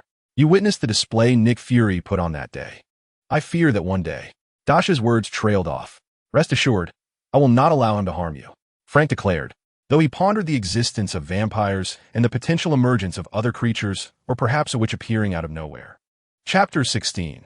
Hell's Kitchen banditry. The lights of the Osborne laboratory shone as brightly as the red light district of Sleepless City. Yet Dasha's wallet lay as flat, as if it had been trampled by Frank's iron fist. The previous act of redistributing wealth had long been exchanged by Frank for his equipment, and a portion had been claimed by Wade's reckless spending. The golden opportunity lay dormant, while Harry's potent concoction continued to bubble in the lab. The echo of future prospects played like a broken record in her mind. Financial capability had become another threshold on Dasha's path to power. However, she found herself devoid of funds. Poverty was the greatest original sin of a superhero. Stark's armor was forged from mountains of gold, and Batman's gear was inherited from ancestral mines. What did Dasha possess? Just a few meager earnings saved by Frank's labor? Not even enough to adorn a cigar box with a golden trim. Now Frank was once again resorting to selling his blood for sustenance. She needed money. It was imperative to amass wealth. Swiftly, ruthlessly, the kind that would bring tears to the eyes of any capitalist. Dasha sat cross-legged on the creaking sofa, her silvery hair shimmering under the dim light like a restless cluster of static electricity. Before her lay a crumpled map of New York, marked in red ink with several locations, all of which were unseemly strongholds of minor gangs and illicit enterprises in Hell's Kitchen.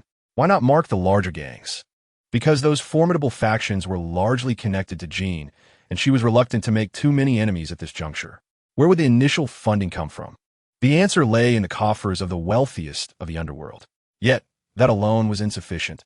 A strategy was imperative. Plan A. Bitcoin. This nascent currency had just begun to surface on the dark web, its price as low as a mere $3 per coin.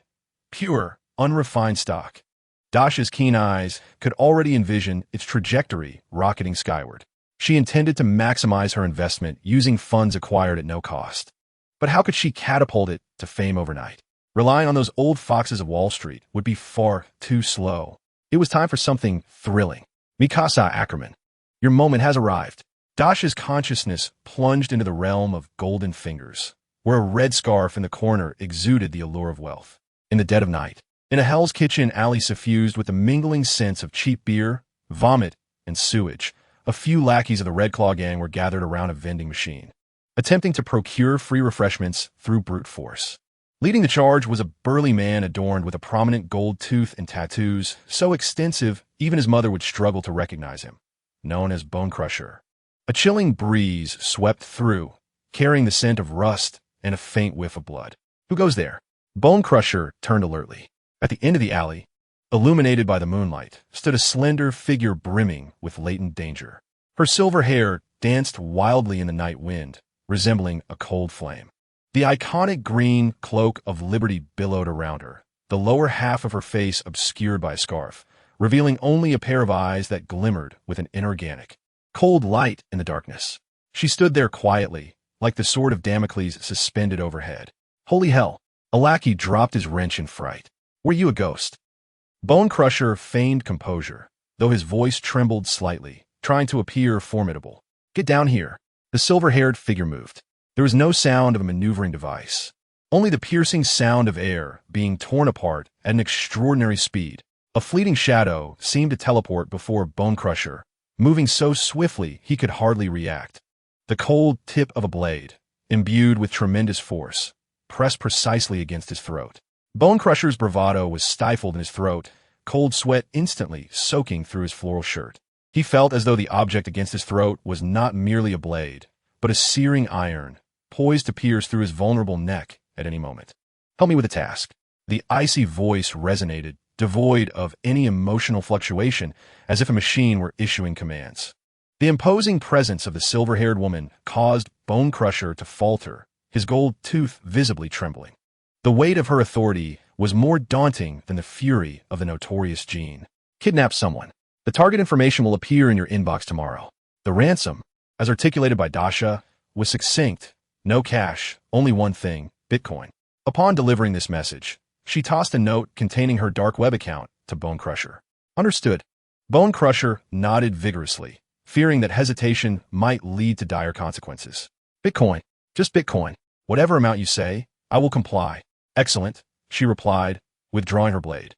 In the next instant, the silver-haired figure melded into the shadows, vanishing without a trace, leaving behind a group of terrified thugs paralyzed by fear. Days later, the New York financial scene erupted.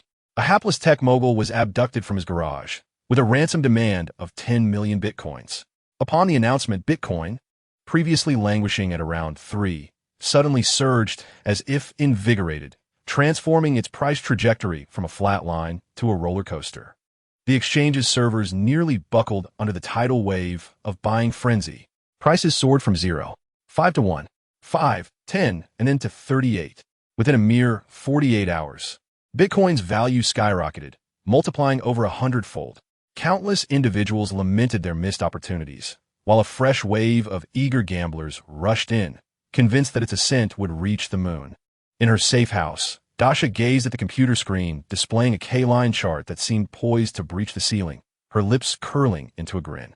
Her fingers danced across the keyboard with the grace of a pianist, liquidating the bitcoins she had acquired through her ill-gotten gains at the peak of 38. Ding! The melodious notification of funds received rang like heavenly music. Only 100-fold increase? That's a narrow scope, Dasha mused, eyeing the lengthy string of zeros in her account, as if critiquing the insufficient price hikes of pork in the market. Had she not been pressed for cash, she would have waited for it to reach 30,000 before selling, securing her financial freedom and retirement. Reluctantly, she closed the trading interface, feeling as though she had missed out on a fortune. However, she had a plan to induce another decline in Bitcoin's price. Plan B. Insider information from Harry. The stock price of the Osborne Group had plummeted recently due to Norman Osborn's deteriorating health, leaving young Harry in a precarious state. The decline was more tragic than Frank's stargazing pie, reaching historical lows. Just as Harry and his father stabilized their conditions with the first generation of life-prolonging serum, and before the news was made public, Harry discreetly messaged Dasha. Official announcement in 2 days. Buy now. Internal price. Accompanied by a wink emoji, Dasha grasped the implication instantly. In capitalism, one must seize every opportunity.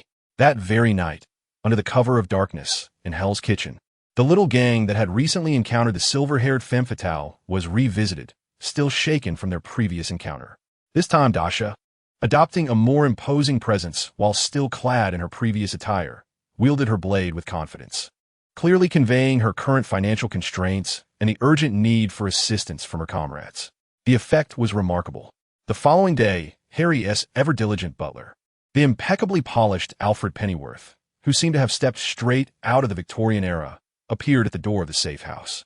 Clad in a crisply pressed suit and carrying a discreetly luxurious briefcase, he presented the funds that Dasha had meticulously gathered with an elegance befitting an afternoon tea service, efficiently and discreetly converting them into shares of Osborne Group 2. On the third day, Osborne Group announced a significant breakthrough. A glimmer of hope emerged in a quest to cure the hereditary diseases plaguing the Osborne family. The stock price of Osborne soared dramatically, rising for several consecutive days. The numbers in Dasha's account joyfully added several zeros. In peacetime, with this kind of wealth, she could effortlessly purchase a building in Manhattan, lounging leisurely while counting her riches and perhaps establishing a bricklaying experience center for dear old Frank to pass the time. As she gazed at the surging stock price, Dasha sighed with a touch of Versailles flair, lamenting that in this broken universe, no amount of money could purchase true security. Subsequently, she replicated her success, holding several late-night financing meetings with silver-haired moguls in Hell's Kitchen, achieving remarkable efficiency, until one fateful occasion. Just as she had moved a small loan shark to tears and was preparing to depart with the financing, a chilling, viscous pressure, thick and redolent of blood, descended upon the entire block, akin to an invisible spider's web. The air seemed to solidify, and even the notoriously brash rats in the alley fell silent. Dasha paused, her eyes narrowing like a dead fish. She realized she had ventured too far, entangled in the lair of the formidable golden tiger. Retreat. Without hesitation, she melted into the shadows, fleeing faster than a rabbit. This was no place to linger. On her enemy list, Dasha had circled Golden Tiger's name in red ink, with a note beside it. Do not provoke for now. Play it safe. At this stage, her clear enemies were the Blood Clan. Potential foes included S, H, I, L, D, with Nick Fury, the one-eyed dragon, holding a grudge. No more enemies should be made. She must develop cautiously and avoid reckless actions. Everything was in place, save for the crucial wind. This wind was named Tony Stark. Each day, Dasha clutched her computer, like the most fervent of investors, fixating on the market, waiting for the monumental news that would propel her into the stratosphere. And then it arrived. Billionaire arms dealer Tony Stark was kidnapped by terrorists while demonstrating new weapons in Afghanistan, his fate unknown. The headline detonated like a nuclear bomb, reverberating across the entirety of America. Stark Industries' stock plummeted in a freefall, crashing dramatically. Panic selling ensued like an avalanche, with countless investors bemoaning their losses. The exchange echoing with cries of despair. Dasha's eyes sparkled brighter than when she first beheld Hancock's impressive physique. This was the moment. All in. She was ready to gamble everything. Her fingers moved like blurs as she ruthlessly directed all her funds towards the stocks of Stark Industries, which were priced as if they were being given away. Buy, buy, buy. What lies ahead is simply to recline at home, patiently awaiting news of the loquacious playboy's rescue. The stock price is bound to experience a fierce rebound. Then, one shall sell high, reaping the first wave of profit. When that flamboyant figure announces the closure of the weapons division, the stock price will plummet once more, providing an opportunity to buy back in. A double feast. One will indulge until the lips glisten with excess. The vulture-like financiers of Wall Street will be left questioning their existence. The plan is foolproof. Dasha, filled with a sense of accomplishment, sprawls on the sofa, tearing open a bag of chips, ready to savor the calm before the storm. Bang, bang, bang. The heavy, insistent knocking, imbued with a force that suggested the door would be kicked in if unanswered, shattered Dasha's dreams of fortune. Frank stood like a wall at the door, hand resting on his hip. Dasha, with a chip between her teeth, rolled her eyes and shuffled in her slippers to open the door. Outside stood a living shadow, clad in a black leather trench coat, with a black eye patch and dark skin, complemented by a bald head reflecting the dim corridor light. It was Nick Fury. He was accompanied only by a driver in a black suit, whose expression was as blank as his presence was minimal. Fury's voice was colder than the winds of a New York winter, his single eye scanning Frank before landing on Dasha's chip-filled visage, scrutinizing her. We need to talk. About what? Compensation? Dasha retorted, crunching the chip with a dismissive air. Last time we met at the docks, I suffered spiritual damages from losing a limited edition pair of AJ sneakers, not to mention the emotional trauma inflicted by your agents pointing guns at me. Please settle that. Bitcoin payments are preferred, darling. Fury's lips twitched slightly, but he disregarded Dasha's banter, focusing instead on Frank. Tony Stark has gone missing in Afghanistan. My people have been searching aimlessly for half a month with no results. His tone bore unmistakable irritation and disdain for his incompetent agents. Frank remained expressionless, like a statue. I need you to go, Fury stated directly. You're the best tracker, 100 times better than those idiots in the office. You know that desert. You know how those rodents hide. Finally, Frank blinked, his voice rough like sandpaper against rusted pipes. Not interested. Consider it a favor owed to me. Fury stepped closer, his single eye revealing rare sincerity. Moreover, I've received word that the Bloods are becoming restless. They seem particularly interested in your ward. His gaze pointedly fell on Dasha, especially after she had exhibited certain unique abilities. Dasha interjected. It sounds as if you're implying that you wouldn't want Dasha's affairs to become public knowledge. Mind your words, dear internet user.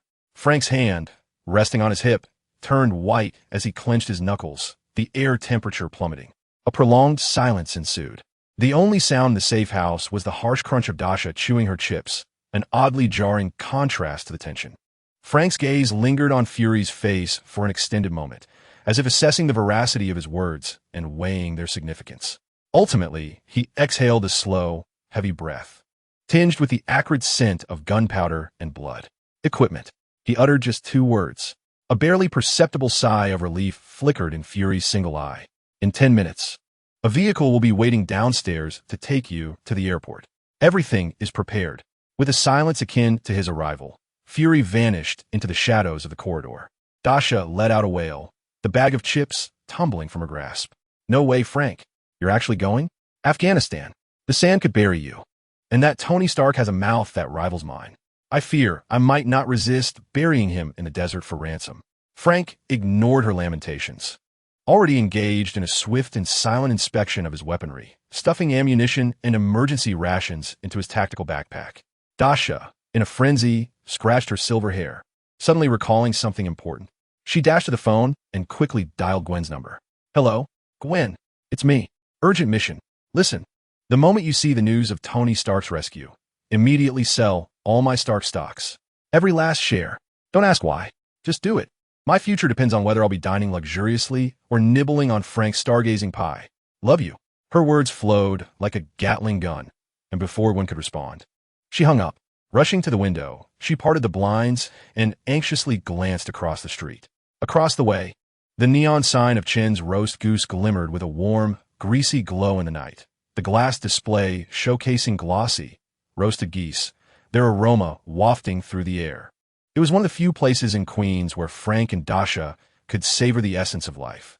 The proprietor, Old Chun, was a taciturn Chinese elder, renowned for his exceptional roasting skills. Frank occasionally bought half a goose to accompany their meals. Old Chun, mind the shop, Dasha shouted across the street, not caring whether he heard her. I'll bring you back some Afghan sand. Downstairs, a black SUV loomed like a dormant beast, its engine growling softly. Frank, now shouldering the weighty tactical backpack, stood at the door. He glanced at Dasha, who was still gesticulating by the window, and said in a low voice, "Let's go."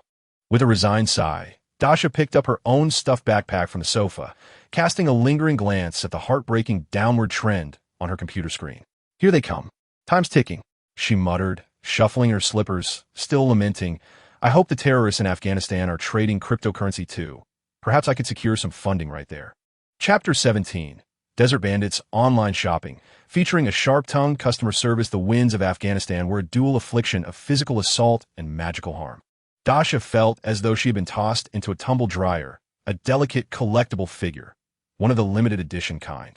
The scalding sand infiltrated every crevice, embedding itself in her hair, gluing itself to her eyelashes, and audaciously attempting to etch its mark upon the layer of sunscreen she had recently purchased.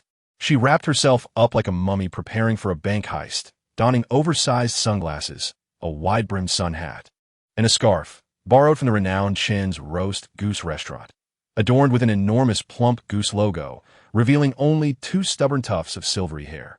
Damn, this wretched place is more inhumane than the sewers of Hell's Kitchen.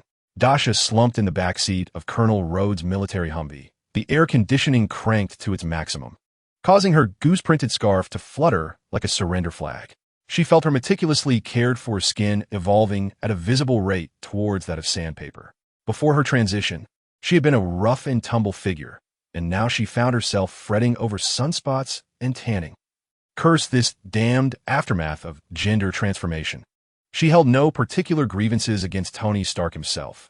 While the flamboyant genius in the films might have been somewhat brash, he harbored a good heart. It was primarily this infernal location and this abominable weather. Colonel Rhodes, the future pilot of War Machine, was at that moment driving with a face marked by reverence and helplessness. The reverence was directed toward Frank, a living legend within military circles, whose title as the Punisher held more weight than his rank in certain circles. The helplessness, however, was aimed at the delicate creature in the back seat. Bringing a beautiful girl to the Afghan battlefield, this was not the way to experience life. Several times, Rhodes opened his mouth to speak, but ultimately swallowed his words under Frank's icy gaze. Frank was the real protagonist of this expedition. He was reactivated like a finely tuned war machine. The next day, the Humvee roared into the desolate wasteland where Stark had been ambushed. There was no room for idle chatter. Frank disembarked, crouching beside the remnants of vehicles long obscured by the wind and sand, his fingers gliding over the contorted edges of twisted metal. His gaze sharp as a hawk, scanning the ground for nearly unrecognizable tire tracks, mixed with gravel and the charred patterns left by explosive shockwaves. He even pinched a small handful of soil stained with deep brown marks, bringing it to his nose for a whiff. He directed Rhodes to repeatedly survey what appeared to be random paths, occasionally stopping to inscribe markings on the rocks with a tactical dagger, known only to him. Then came the nearby villages, resembling weathered stone sculptures. Frank approached personally, communicating through a combination of gestures and rudimentary local language. Who knows when he had learned this? With the help of Roach Translator, he inquired of every villager who might have witnessed the convoy or unfamiliar armed personnel. His questions were precise and laden with pressure, akin to a scalpel, excising irrelevant chatter and targeting the essence. What was the model of the vehicles? What were the characteristics of the armed individuals? In which direction did they depart? Were there any unusual explosions or gunfire? What were the timestamps? Throughout, Dasha played the role of a mascot in the back seat, clutching a chilled cola from the onboard refrigerator, her face beneath the plump goose scarf reflecting a profound sense of confusion and longing. Who am I? Where am I? I just want to go home and bask in the comfort of air conditioning. Observing Frank's back, drenched in sweat yet unwaveringly focused, Dasha could not help but murmur to herself, "Goodness, this is professionalism at its finest." Compared to Frank, those inept agents from S.H.I.E.L.D. are merely playing a game of real-life Counter-Strike. For an entire week, Frank had operated with the relentless precision of an unyielding scanner, painstakingly unraveling a thread of nearly impossible clues from this desolate land, repeatedly battered by wind and sand, leading to a remote valley that bore no mark on any map. As night fell, the frigid wind sliced through the air like a knife wrapped in ice shards, stinging their faces. Dasha and Frank melded into the shadows, taking cover on a wind-sheltered vantage point overlooking the target valley. Through the night vision goggles, the rudimentary base, constructed around a natural cave, resembled a coiled scorpion lying in wait. Wait, Frank's voice was barely audible, softer than the whispering winds. They remained in that tense anticipation until the moon hung high in the sky, giving way to the first light of dawn. Dasha felt as though she might freeze solid, her thoughts racing. Damn, do terrorists suffer from impotence? Not even a single soul has emerged for a midnight stroll. At long last, a figure, wrapped in a headscarf and bleary-eyed, stumbled out, grumbling as he approached a large boulder to attend to his biological needs. This was the moment. Frank sprang into action. As silent as the grave, as swift as thunder, he emerged from behind the rock like a phantom, leaving only a fleeting blur in the night vision. The unfortunate soul, relieving himself, felt a sharp pain at the nape of his neck, darkness enveloping him as he was dragged back behind the rock like a discarded sack. The entire operation took no more than 3 seconds, the victim not even uttering a whimper. Frank deftly roused the captive, a cold dagger pressed against his throat, while he hissed questions in a low, sinister tone of the local dialect. Beside them, the local guide, whom Frank had summoned earlier, trembled in fear as he stammered the translation. Under the looming threat of death, the captive divulged everything, confirming the presence of an exceedingly talkative, foul-tempered American who was incessantly clanging on metal sheets. Preparation ensued. Frank discarded the now limp captive and, with a sharp click, chambered a round into his assault rifle, his eyes igniting with a chilling battle fervor. Dasha felt a surge of excitement. It was finally her time to shine. She swiftly retrieved her black eye mask from her consciousness space. An invisible wave of energy enveloped her, her silvery hair billowing beneath her helmet, and the iconic white scabbard on her back glimmered with a cold radiance in the faint morning light. The combat weapon, 2B mode, was activated, although Frank had strictly forbidden her from transforming in a way that would draw too much attention. This particular ensemble was relatively modest, skirting the edge of his tolerance. They exchanged a knowing glance, nodding in silent agreement. The dual-wielding mode was about to commence. However, just as they were poised to descend like a ferocious tiger from the mountain, the base below, resembling a nest of venomous scorpions, erupted without warning. Gunfire erupted, accompanied by chaotic roars, terrified curses, and the dull thuds of explosions mingling with a cacophony of twisted metal. Flames and thick smoke gushed forth from several apertures. What the hell? A mutiny? Or had Tony foolishly orchestrated his own escape? Dasha's voice, filtered through her black mask, conveyed a chilling synthetic tone laced with astonishment. Opportunity, Frank succinctly declared, his figure darting down the slope like an arrow loosed from a bow. Dasha closely followed, her alloy long knife springing forth from its sheath, gripped firmly in hand, its blade tracing a chilling arc in the morning light.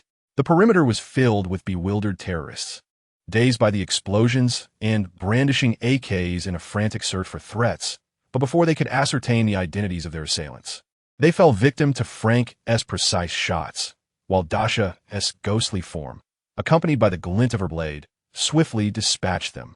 The duo penetrated the chaotic base like two searing daggers, advancing rapidly through the only passage leading deeper into the stronghold. As they ventured into the depths of the tunnel, shrouded in dust and smoke, they paused momentarily at a bend, taken aback by the sight before them.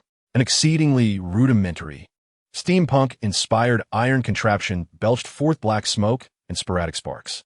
Beside it lay an elderly man, clad in a tattered white coat, his hair a dismal shade of gray, sprawled on the ground with a glaring crimson stain across his chest, his breath faint. The iron contraption was none other than Tony Stark, who knelt beside the old man, his mask half lifted, revealing his iconic face now marred with grease and streaks of tears, etched with despair and fury. Upon hearing footsteps behind him, Tony whirled around, his eyes igniting with the ferocity of a cornered beast as he beheld two fully armed strangers. "Get lost," he rasped, raising his metallic arm, the end of which was crudely affixed with a makeshift flamethrower. With a roar, a torrent of searing flames, thick with smoke, surged towards Frank and Dasha. "What the hell? Friendlies. Allies." Dasha executed a tactical roll behind a nearby rocky outcrop, her electronic voice cracking under the strain. Frank reacted even faster, sidestepping the inferno, his expression dark enough to draw water. "Nick Fury. He sent us to find you," Frank shouted through the roaring flames. "Nick Fury? Who the hell is Nick Fury? Get lost, you bastards." Tony's disbelief was palpable, his grief and rage over Ethan's loss fueling a desire to incinerate everything before him. The flamethrower recharged, its fiery tongue flickering unpredictably. Realizing that this flamboyant fool was impervious to reason, Dasha felt a surge of urgency. If this continued, not only would they fail to rescue anyone, but her limited edition 2B skin would be scorched as well. She abruptly peered out from her hiding place, her voice synthesized into an electronic pitch as she unleashed a torrent of words upon the metal-clad Tony. "Proof? I'll show you proof, you son of a..." Colonel Rhodes, that black-skinned egghead, sent us here. He is currently barreling down the road in an armored vehicle with a whole platoon of soldiers. He is practically flooring it. Is that enough proof for you? Tony's movements faltered noticeably, the flames from his flamethrower dimming. Dasha seized the moment, her words flowing like bullets from a Gatling gun. "Dear Pepper." She has been sobbing, her eyes red as two bell peppers, waiting by her office every day, drowning in tears. "Is that enough proof? Your vulture of an Uncle Obadiah. He is on the verge of dismantling your company, swallowing it whole. At the shareholders' meeting, he is practically sitting in your boss's chair. Is that enough proof? And that cover girl from Vanity Fair you slept with last month, she is traipsing around New York with a baby bump, searching for you. She even sent a lawyer-esque letter to Stark Tower. Is that enough proof?" This barrage of precise strikes felt like a mental tempest, instantly bewildering the furious Tony Stark. The tears of Pepper, the mention of Obadiah, and that damned cover girl. Such intensely personal and shocking information could never have been fabricated by terrorists. The flames from his flamethrower extinguished entirely. The anger and madness etched on Tony's face receded like a tide, leaving only confusion, shock, and a tinge of embarrassment as if he had been publicly stripped bare. He opened his mouth, glancing at the peculiar figure clad in tight attire, wielding a long knife, and speaking in a voice reminiscent of an irate customer service representative. And then at the rugged man beside him, whose fierce demeanor, albeit seemingly non-threatening, did not appear villainous. "Holy shit," Tony muttered, his metal arm drooping limply. "Do you believe me now? If so, hurry." Dasha leaped from her cover, pointing irately at the nearly lifeless Ethan on the ground, urging him to take the old man. "Let us go." Tony, shaken from his stupor, scrambled to lift Ethan. "Wait, we can't leave those bombs for them." He cast his gaze toward the stockpiles of Stark Industries, weapons buried deep within the base. Frank stepped forward, inspecting Ethan's injuries with a furrowed brow. Without lifting his gaze, he replied coldly, "Destroy them. I'm the expert here." What followed was a masterclass in professional expertise. Frank navigated the stacked weapon crates and crucial support points with the ease of a leisurely stroll in his backyard, swiftly and accurately laying down traps and explosives. His movements flowed seamlessly, embodying a brutal elegance and an efficient, cold pragmatism. Boom! As the trio stumbled out of the valley, a series of earth-shattering explosions erupted behind them. The entire valley quaked, flames soaring into the sky, smoke billowing, completely entombing the malevolent lair. On the return military transport, the atmosphere was palpably tense. Tony shed the cumbersome mark armor, donning a fresh attire, yet his spirit remained languid as he embraced Ethan's frigid corpse in silence. Occasionally, he cast a glance at the girl across from him, wrapped in a blanket, shamelessly guzzling energy drinks while sprawled on the seat. Dasha now returned to her normal self, and, at the side, Frank, who appeared to be in a meditative state, as if he had merely taken a leisurely picnic in the countryside moments ago. "Thank you," Tony's voice, slightly raspy, broke the oppressive silence of the cabin. "I genuinely appreciate it." He turned his gaze towards Frank. "Frank Castle, I have heard your name. Would you be interested in joining Stark Industries? Top security director, with a salary of your choosing." The playboy instinct prompted him to express gratitude in the most familiar manner. Dasha nearly spat out her energy drink, rolling her eyes dramatically, and preempting Frank's response, replied with a tone laced with disdain. "Thank for the offer, but old man Frank only takes out the trash, not part-time gatekeeping jobs. Additionally, Mr. Stark," she waved the empty can of drink and expertly tossed it into the distant trash bin, "please settle the travel expenses for this rescue mission, compensation for emotional distress, and the cost of my sunscreen. Bitcoin payments are welcome, or we can convert it to Stark Industries stock. Cash. How pedestrian. No thanks." Tony Stark opened his mouth, gazing at Dasha, whose striking features remained fiercely captivating under the dim cabin lights, her expression clearly demanding payment. For the first time, he sensed that his financial prowess and silver-tongued finesse might have met their match. Chapter 18. Profitable Ventures. The golden finger accelerates repair. Dasha Chen recently walked with an air of confidence, her feet practically tapping out a triumphant melody on the uneven sidewalks of Queens. The stock of Oscorp 2? As stable as ever, awaiting the scientists from the Osborne family to concoct a cure for genetic diseases. The stock price is bound to surge. Stark Industries 5? Even more reliable. The playboy had been rescued, and the stock price rebounded with a vengeance, ensuring a little profit in her pocket. That flamboyant individual announced the closure of the weapons division, causing the stock to plummet, only for her to seize the opportunity and indulge in a double victory. Savoring her fortune, such was the origin of the stock for 5. Not to mention, Tony Stark, in his characteristic flamboyance, sent over a black card edged in gold, casually offering a trifling sum for pocket money. The digits within were sufficient for Frank, allowing him to buy every brick in New York for personal use, and still have enough left over to gild Chun's roast goose shop. Ah, this damned, intoxicating aroma of money. A comforting sense of security. Dasha pressed the black card against her cheek, feeling the cold touch of capitalism, laughing in class like a child who had just snagged a limited edition collectible. Quantum physics being lectured at the podium? What does that matter? Is it as alluring as the stock codes of Stark Industries? Frank, at last, no longer needed to toil as a human crane at construction sites. He remained silent, akin to a rock, tempered by the passage of time and the trials of bloodshed, growing ever more resilient. Yet at the very least, when Dasha was roused from her slumber in the dead of night, the oppressive wails of despair had been replaced by the rhythmic, heavy sound of snoring, occasionally interspersed with the grinding of teeth. Likely as the dreamer continued to wage war against vampires in his sleep, life seemed to be galloping towards a tranquil existence, blissfully ignoring the potential cosmic catastrophes that loomed ahead. However, the writers of the Marvel Universe were evidently well-versed in the adage that one must seize the moment while it is ripe. That evening, the setting sun cast a languid golden hue over the aging apartment buildings of Queens. Dasha hummed a cheerful tune, declaring it a good day, as she swung her backpack and retrieved her keys, preparing to unlock the door. As the key was inserted into the lock, a chilling, bone-piercing aura, imbued with the scent of rust and decaying rose petals, inexplicably wafted from the shadows of the corridor, seizing Dasha's throat in an instant. Danger! Utter peril! The hairs on the back of her neck stood on end. Her body reacted instinctively, faster than her mind could process, as she recoiled sharply, her consciousness plunging into the realm of the shapeshifter. Too late. 3 swift, ghostly shadows tore through the dim light of the corridor, accompanied by a sharp whistling sound as they lunged forward. Pale faces, crimson eyes, and sharp fangs gleamed with a bloodthirsty glimmer in the twilight. Vampires. And 3 of them. Nick Fury. Damn you. Is this what you meant by an agreement? Was your agreement merely a subscription service for vampires?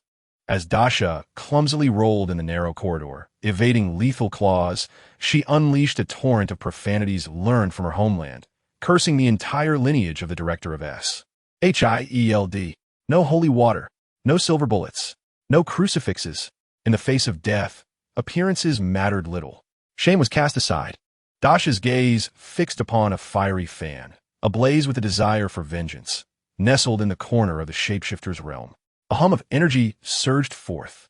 Instantly, her school uniform was replaced by a striking red ensemble, the deep V neckline accentuating the formidable aura of strategic intimidation that stood proudly in the twilight.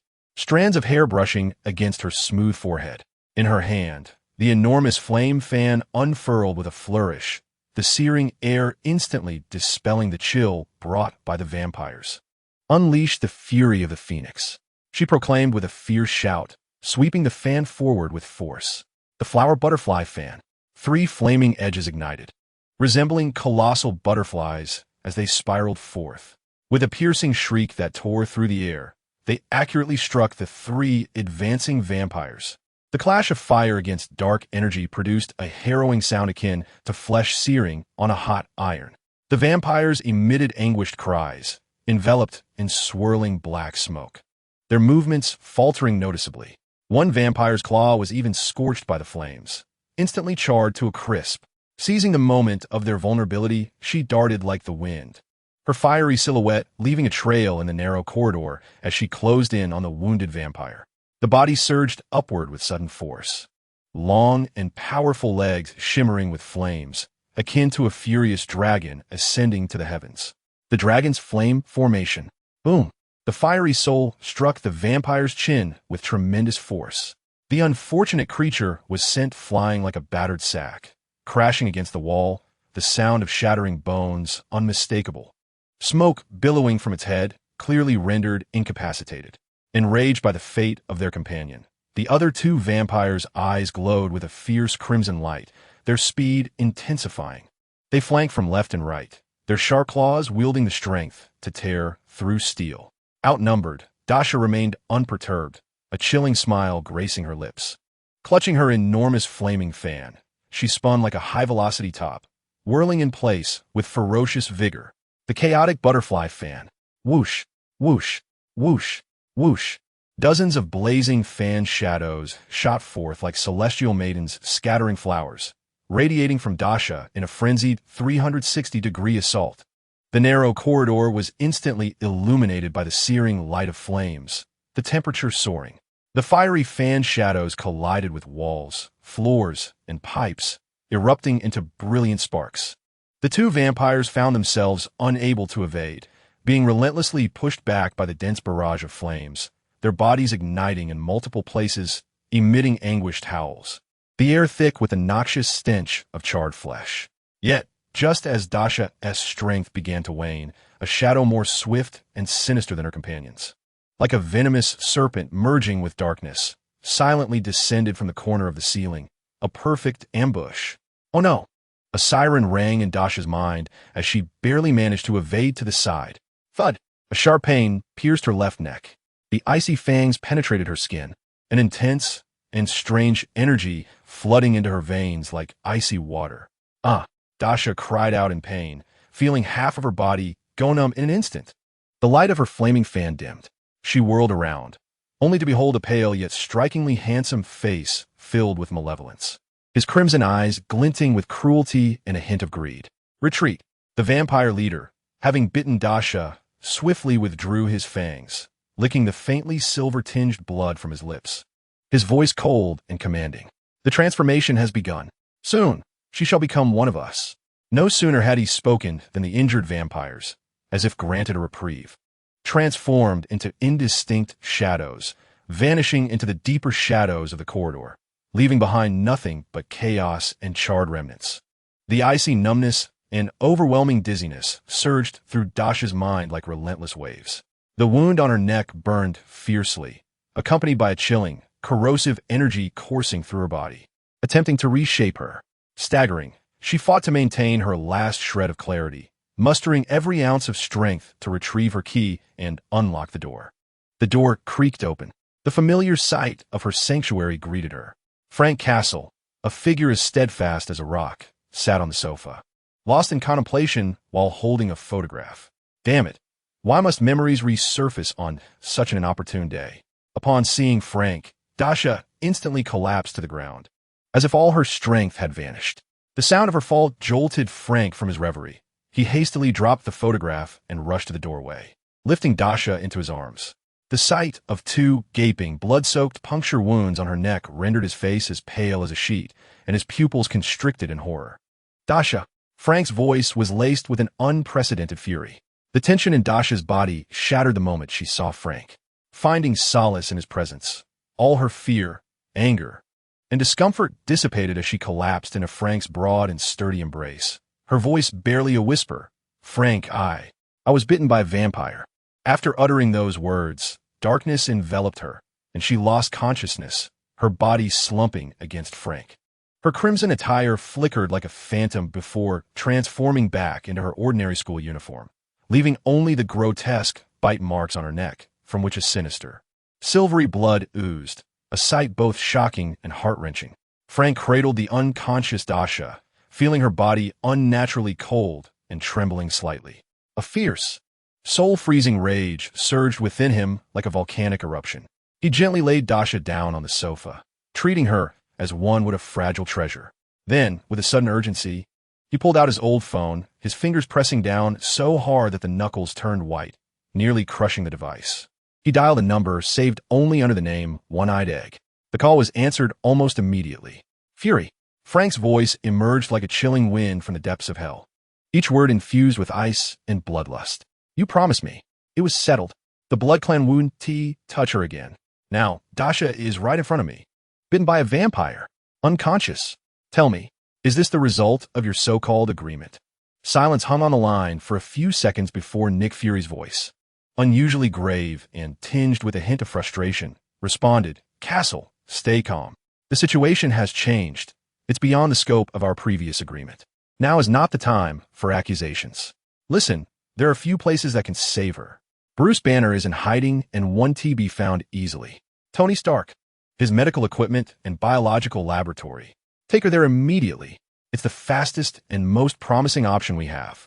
Stark, Frank murmured the name, his fury slightly abated, replaced by a desperate resolve.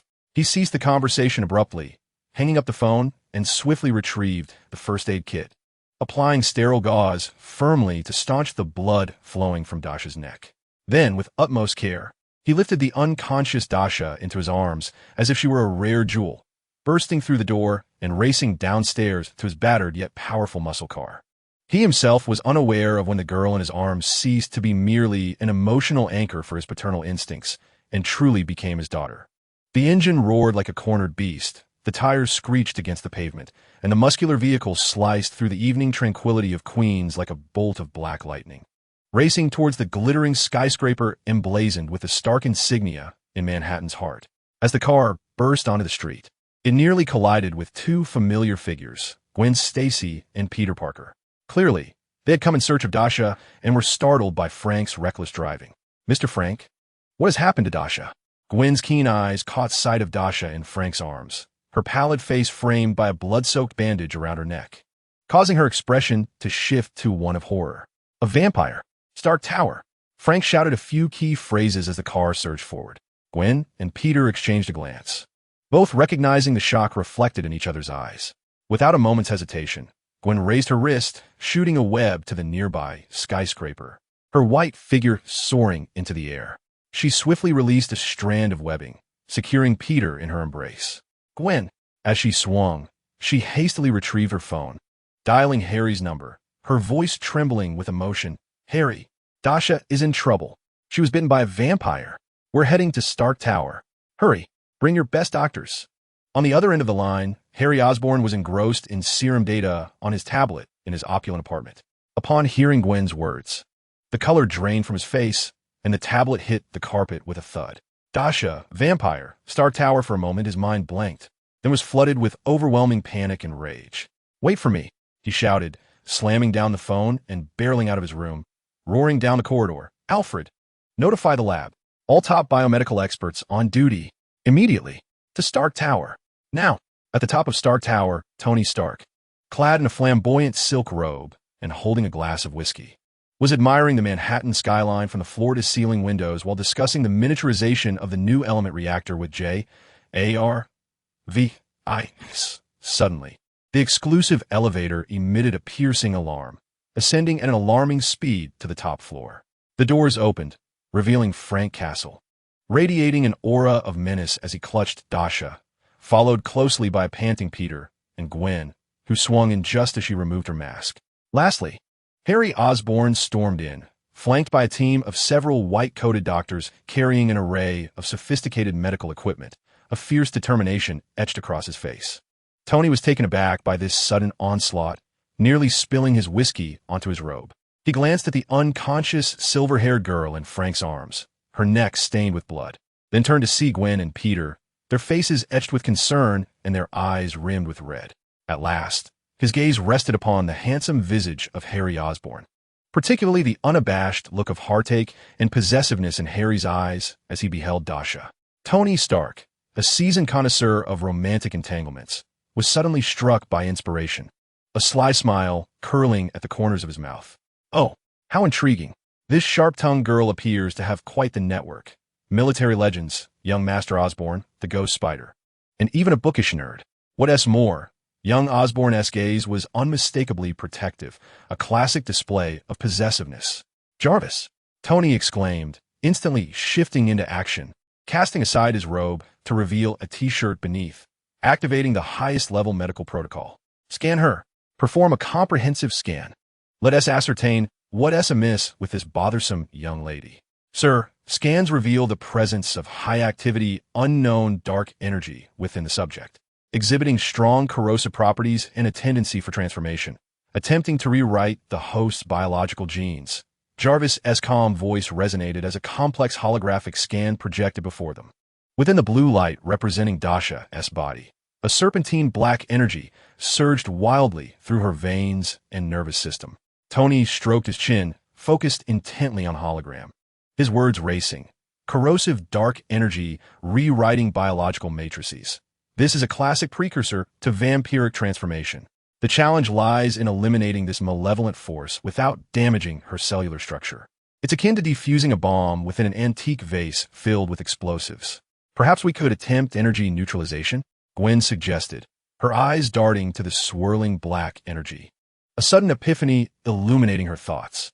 Like an acid-base neutralization, utilizing energy of opposing properties to counteract it, Peter leaned closer to the holograph, his glasses glinting with reflected light. Or maybe we could guide it. Jarvis indicated that this energy is highly active. Could we harness its vitality like directing an electric current? Perhaps using a strong magnetic or energy field?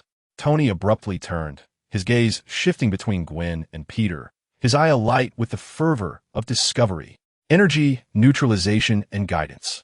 He paced back and forth, excitement palpable in his actions as he rubbed his hands together. Brilliant, both of you. Truly ingenious concepts. Which university do you attend? Would you be interested in an internship at Stark Industries? The remuneration is negotiable.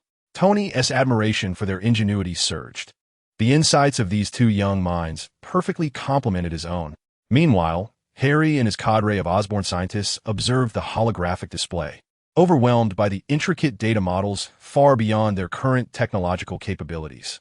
They listened as Tony and the two high school students delved into energy field theories, feeling as though they had stumbled into a premier academic conference, their own instruments feeling conspicuously superfluous and awkward.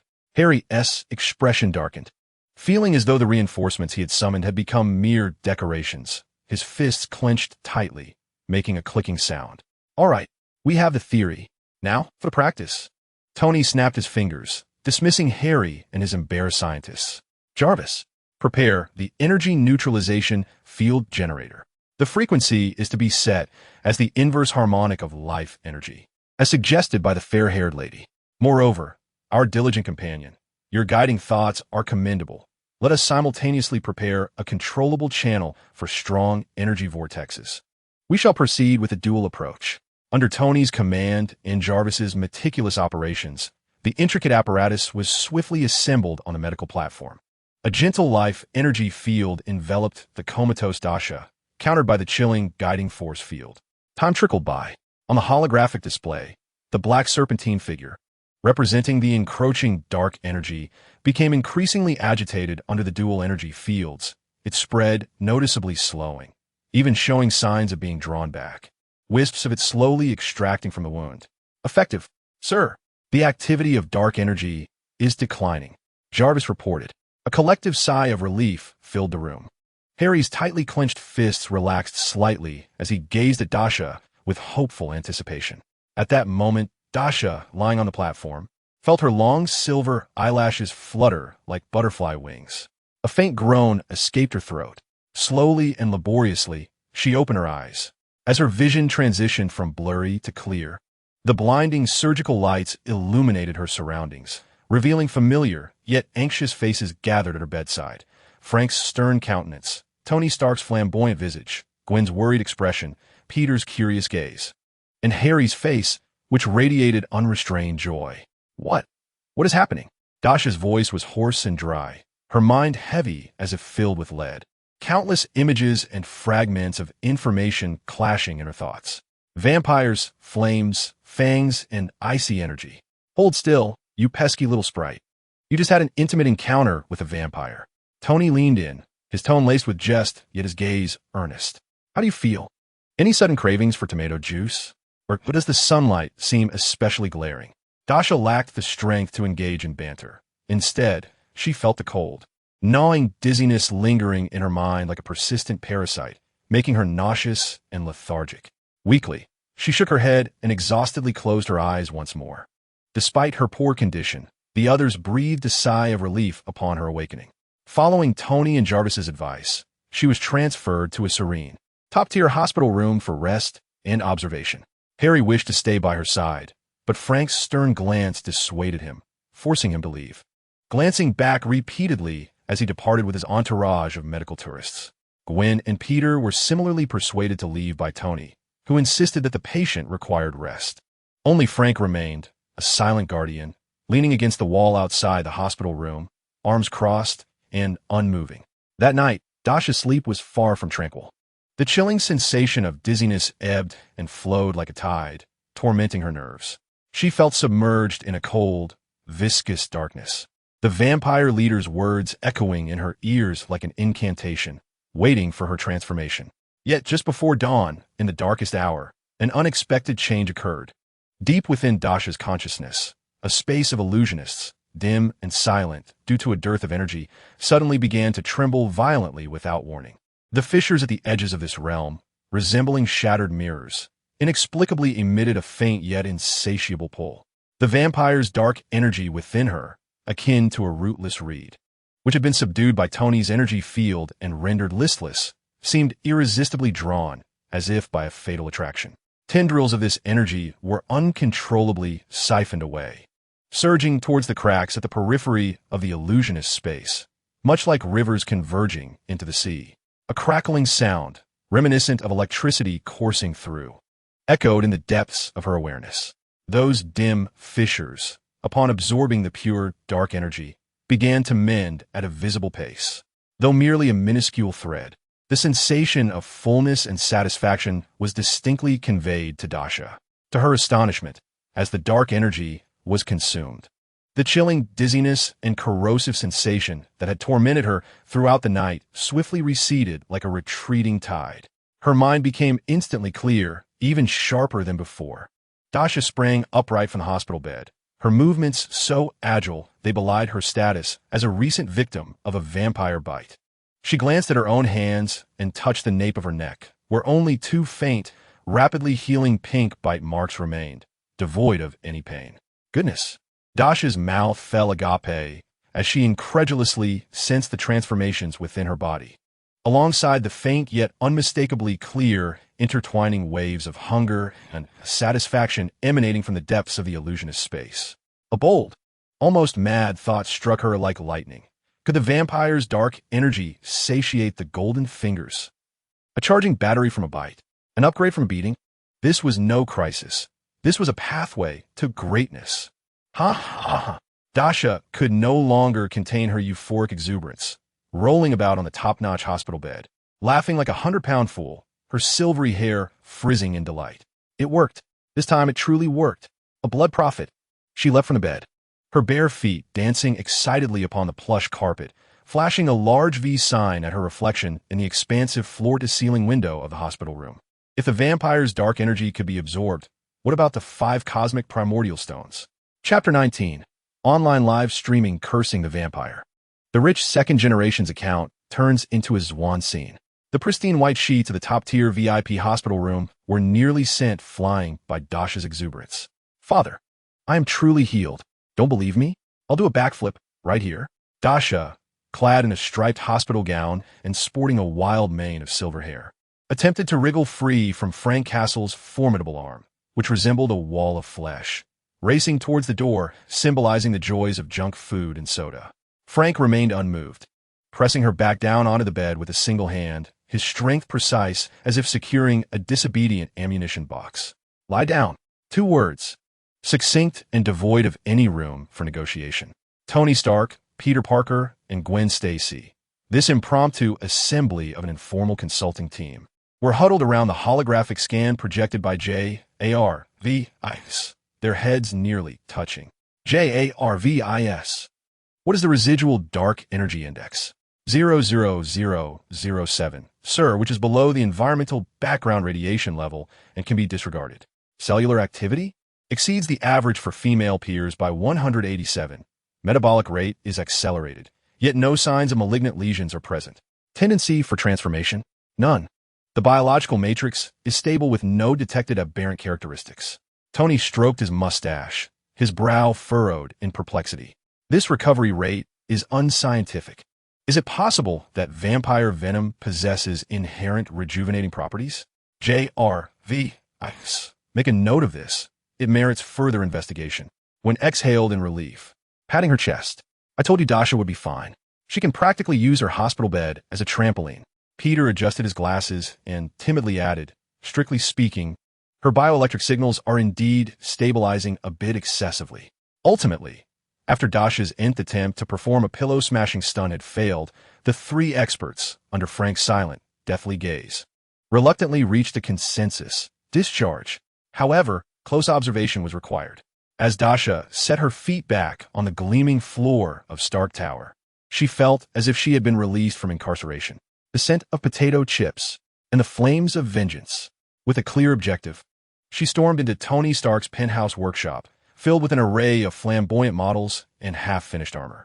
Tony was engrossed in interacting with a virtual projection screen displaying intricate molecular structures, alongside annotations suggesting that the enzyme analysis of vampire saliva derived from Dasha's samples. Tony, equip me.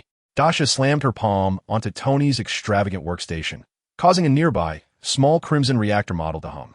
Silver bullets, holy water grenades, ultraviolet flashbangs, a sunlight simulator. Get to work. Make it happen.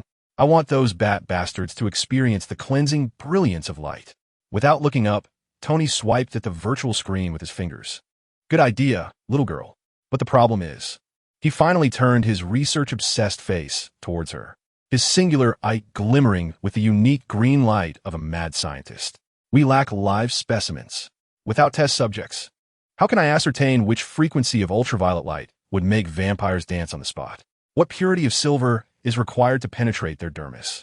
Should the holy water be sourced from a church backyard or imported from the Vatican for optimal effect? All of this necessitates rigorous testing. Dasha instantly saw through his ulterior motives, crossing her arms with a cold smirk. Your words sound better than your actions. You just want to capture a few vampires to keep in cages as lab rats to satisfy your insatiable research obsession, don't you? Spare me the act. Tony, caught in her accusation, displayed no shame and instead stood his ground defiantly. This is called the spirit of science. Do you understand? Contributing to the global anti-vampire initiative. In an effort to enrich my collection of rare biological specimens, 2 individuals were engaged in a heated dispute, while Frank had already dialed Nick Fury's number.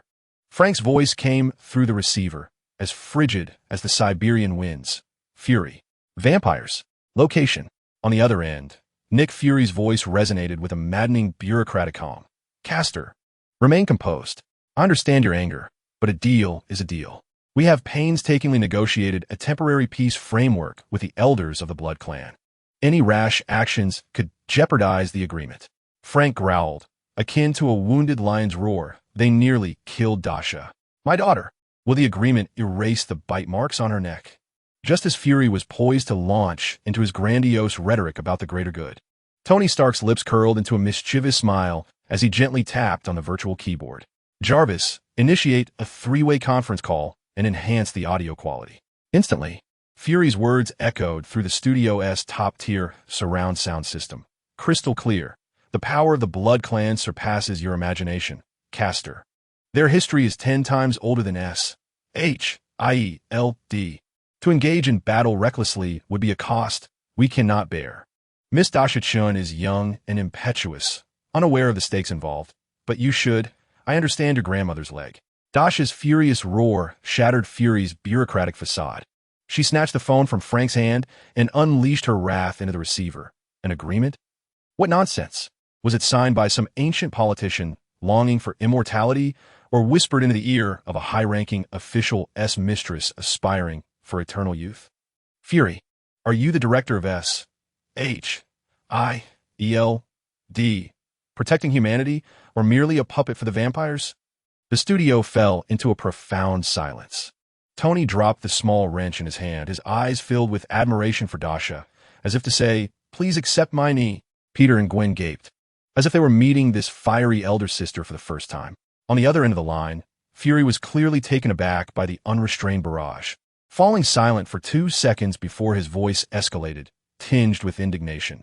Dasha Chen, watch your language. You have no idea how much effort we have expended to maintain this fragile peace. The depth of the Blood Clan, depth my foot. Dasha interrupted, unleashing her full fury. Wait until they transform all your useless agents into vampires, turning Capitol Hill into their blood bank and Wall Street into their buffet. Then you can weep over your pathetic agreement. Protecting humanity? It seems you're merely a lackey for the vampires. You. Fury's voice trembled with rage. What of it? No leads. Is it? Fine. Dasha slammed the phone back into Frank's hand, the quality impeccable as it remained intact. I'll find them myself. Can I draw them out? It's not a big deal. She turned on her heel and stormed away, her objective clear. Harry Osborn. In the penthouse of the Osborn Group, sunlight streamed through the expansive floor-to-ceiling windows, casting a warm glow on the opulent Persian carpet. Harry was practicing a look in the mirror, a blend of deep affection laced with a hint of melancholy and concern, preparing to visit Dasha with top-tier supplements. The doorbell rang. Dasha? Harry was taken aback by the sight of the vibrant silver-haired girl, brimming with energy and a hint of menace, at the entrance. His carefully crafted expression crumbling in surprise. You're okay. That's wonderful. I was just about to check on you. My phone. Lend it to me. Hurry. Dasha, too preoccupied for pleasantries, extended her hand. Huh? Oh, here. Though bewildered, Harry promptly handed over his diamond-encrusted limited edition personal phone. Dasha took the phone, skillfully unlocked it, and accessed Harry's blog account, which boasted millions of followers. She adjusted her angle, ensuring that her striking yet fierce expression, tinged with a desire for vengeance, would align perfectly with the luxurious backdrop of Harry's apartment. Then, she pressed the record button. Ahem. Dasha cleared her throat, facing the camera with a smile that was sweet yet unsettling. Greetings to all you bat-like creatures lurking in the shadows, forever yearning to sink your fangs into unsuspecting necks. I've heard you're eager to convert me. How unfortunate for you. She leaned closer to the lens, her smile vanishing, her gaze sharp as a knife. Her voice rose an octave as she unleashed her fury. I am alive, thriving, devouring everything in sight. The bite marks on my neck are nearly gone. Are you surprised? Or perhaps shocked? Convert me? You think those clumsy fools you sent are enough? They wouldn't even fill the gaps between my teeth. Listen closely. If you want to convert your dear Dasha, send someone who can actually fight. None of those pathetic misfits. Ideally, a prince, an elder, or even a relic from the grave who has lived for 8 centuries. Otherwise, she deliberately elongated her words, pointing dramatically towards the camera, as if she could pierce through the screen to Manhattan's brightest landmark. I'll be waiting for you at the top VIP observation deck of Stark Tower. Hot water available 24/7. Sunshine galore. Plus, a complimentary sun spa package sponsored by Tony Stark. This offer one tea last. If you don't show up, you're nothing but cowards. A bunch of spineless shrimp. Hit hit. She concluded with a derisive grimace. Recording wrapped up. Uploaded. Released. All in one breath. Harry stood there, utterly dumbfounded. He felt like a quail struck by lightning. Stiffly accepting the phone that Dasha returned to him, staring at his blog homepage, which was usually filled with images of lavish parties, luxury cars, yachts, and elite business gatherings. He was taken aback by the latest post featuring Dasha's fierce close-up. The title was generated automatically. Harry Osborn shares life moments. Dasha and Harry's voices drifted away. As she exclaimed, "I'm helping you gain followers. No need to thank me." With a satisfied clap of her hands, she bid farewell to the little tyrant and set off to Stark Tower to await her guests. Harry watched her graceful departure, then glanced down at his phone, which was inundated with an explosive surge of comments and shares. Mr. Osborn's girlfriend declares a fierce challenge, seeking the Stark Spa package link. His emotions swirled chaotically, akin to a spilled palette of paint. Was he shocked by her fierce demeanor? Yes.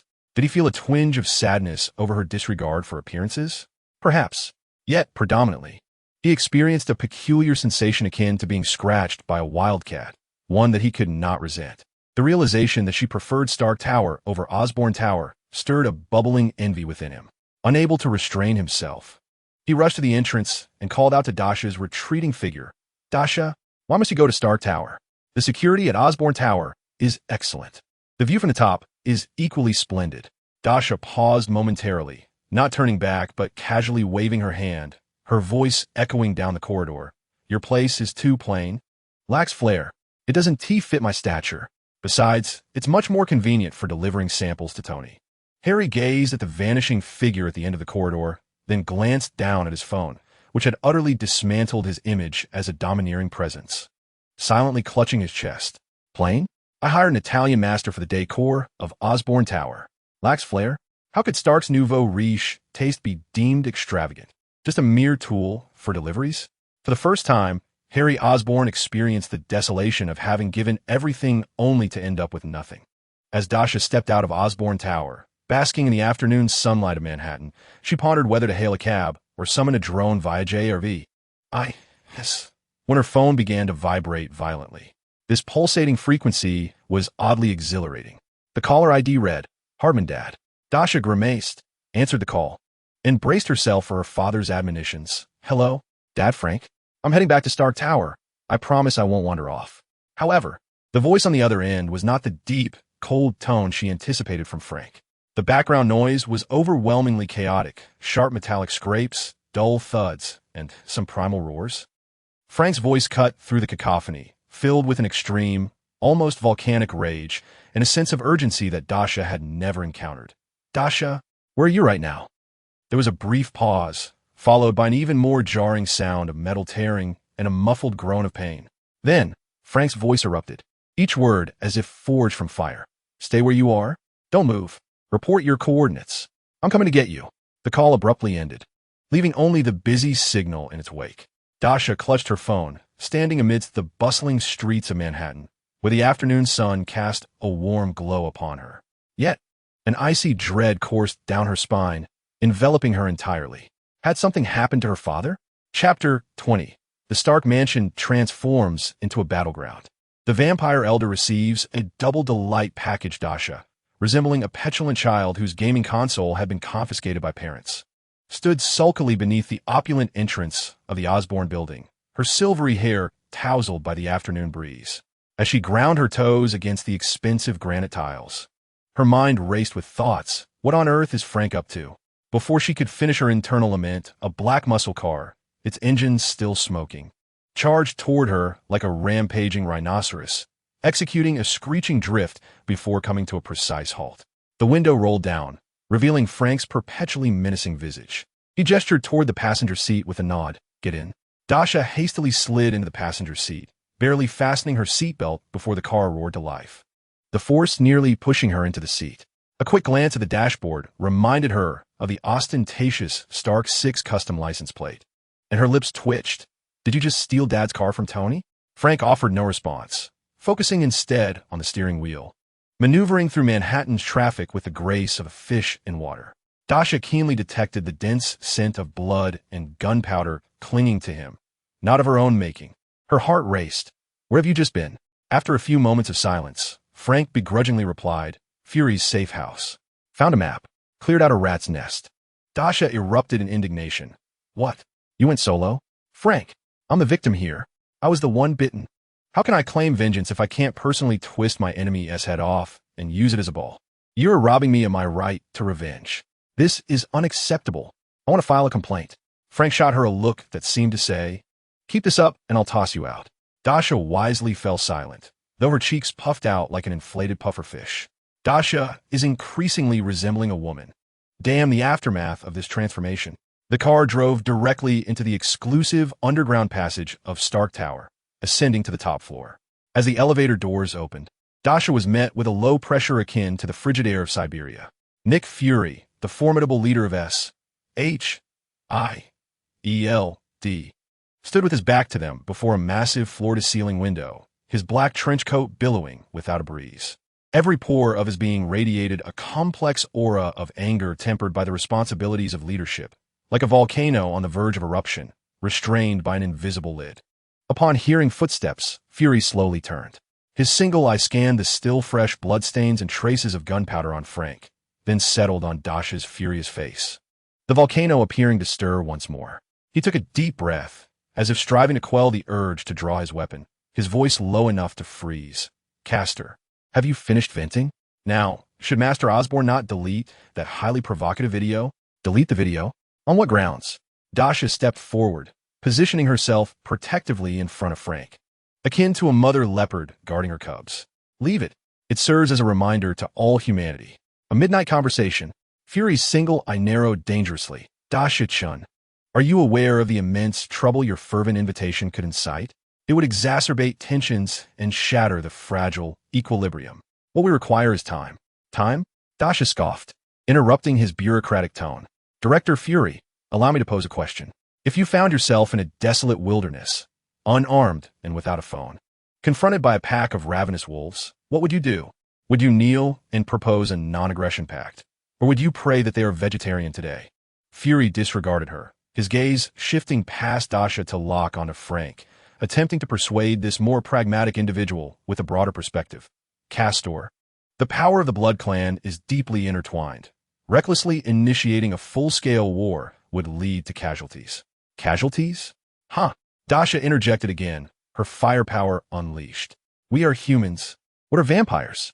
A pack of hounds clad in human skin? Or armed to the teeth? With a menu featuring human sashimi? You negotiate with hounds? Discuss peace? Are you the director of S.H.I.E.L.D., protecting humanity, or a delivery boy catering to vampires? There has never been peace between humans and vampires. Only a relationship between menu and ingredients. Enough. Fury, thoroughly incensed, stepped forward with an imposing presence, his fury nearly bursting forth from his single eye. What do you understand? The Blood Clan has existed for millennia. Their depth, their hidden power, their infiltration into human society far exceeds your imagination. Human strength pales in comparison to theirs. Doesn't it? A lethargic voice, tinged with electronic resonance, unexpectedly interjected, shattering the tense atmosphere. Tony Stark had somehow leaned against the workbench, toying with a model of the Mark III repulsor. He raised his chin, signaling JARVIS to project a holographic screen, densely populated with analyses of the vampire's weaknesses extracted from Dasha. Afraid of light? Silver? Holy water? Garlic? Oh, this remains to be verified. The list of weaknesses is as lengthy as my shopping list. Tony's tone brimmed with the curiosity of a researcher, laced with a hint of barely perceptible disdain. Such a flawed species, and humanity's millennia of technological evolution have been for naught? Fury, you claim they are powerful? In what way? Powerful because they have lived long and possess thick skin? Tony's trifecta of questions, accompanied by his incredulous expression, left Fury at a loss for words.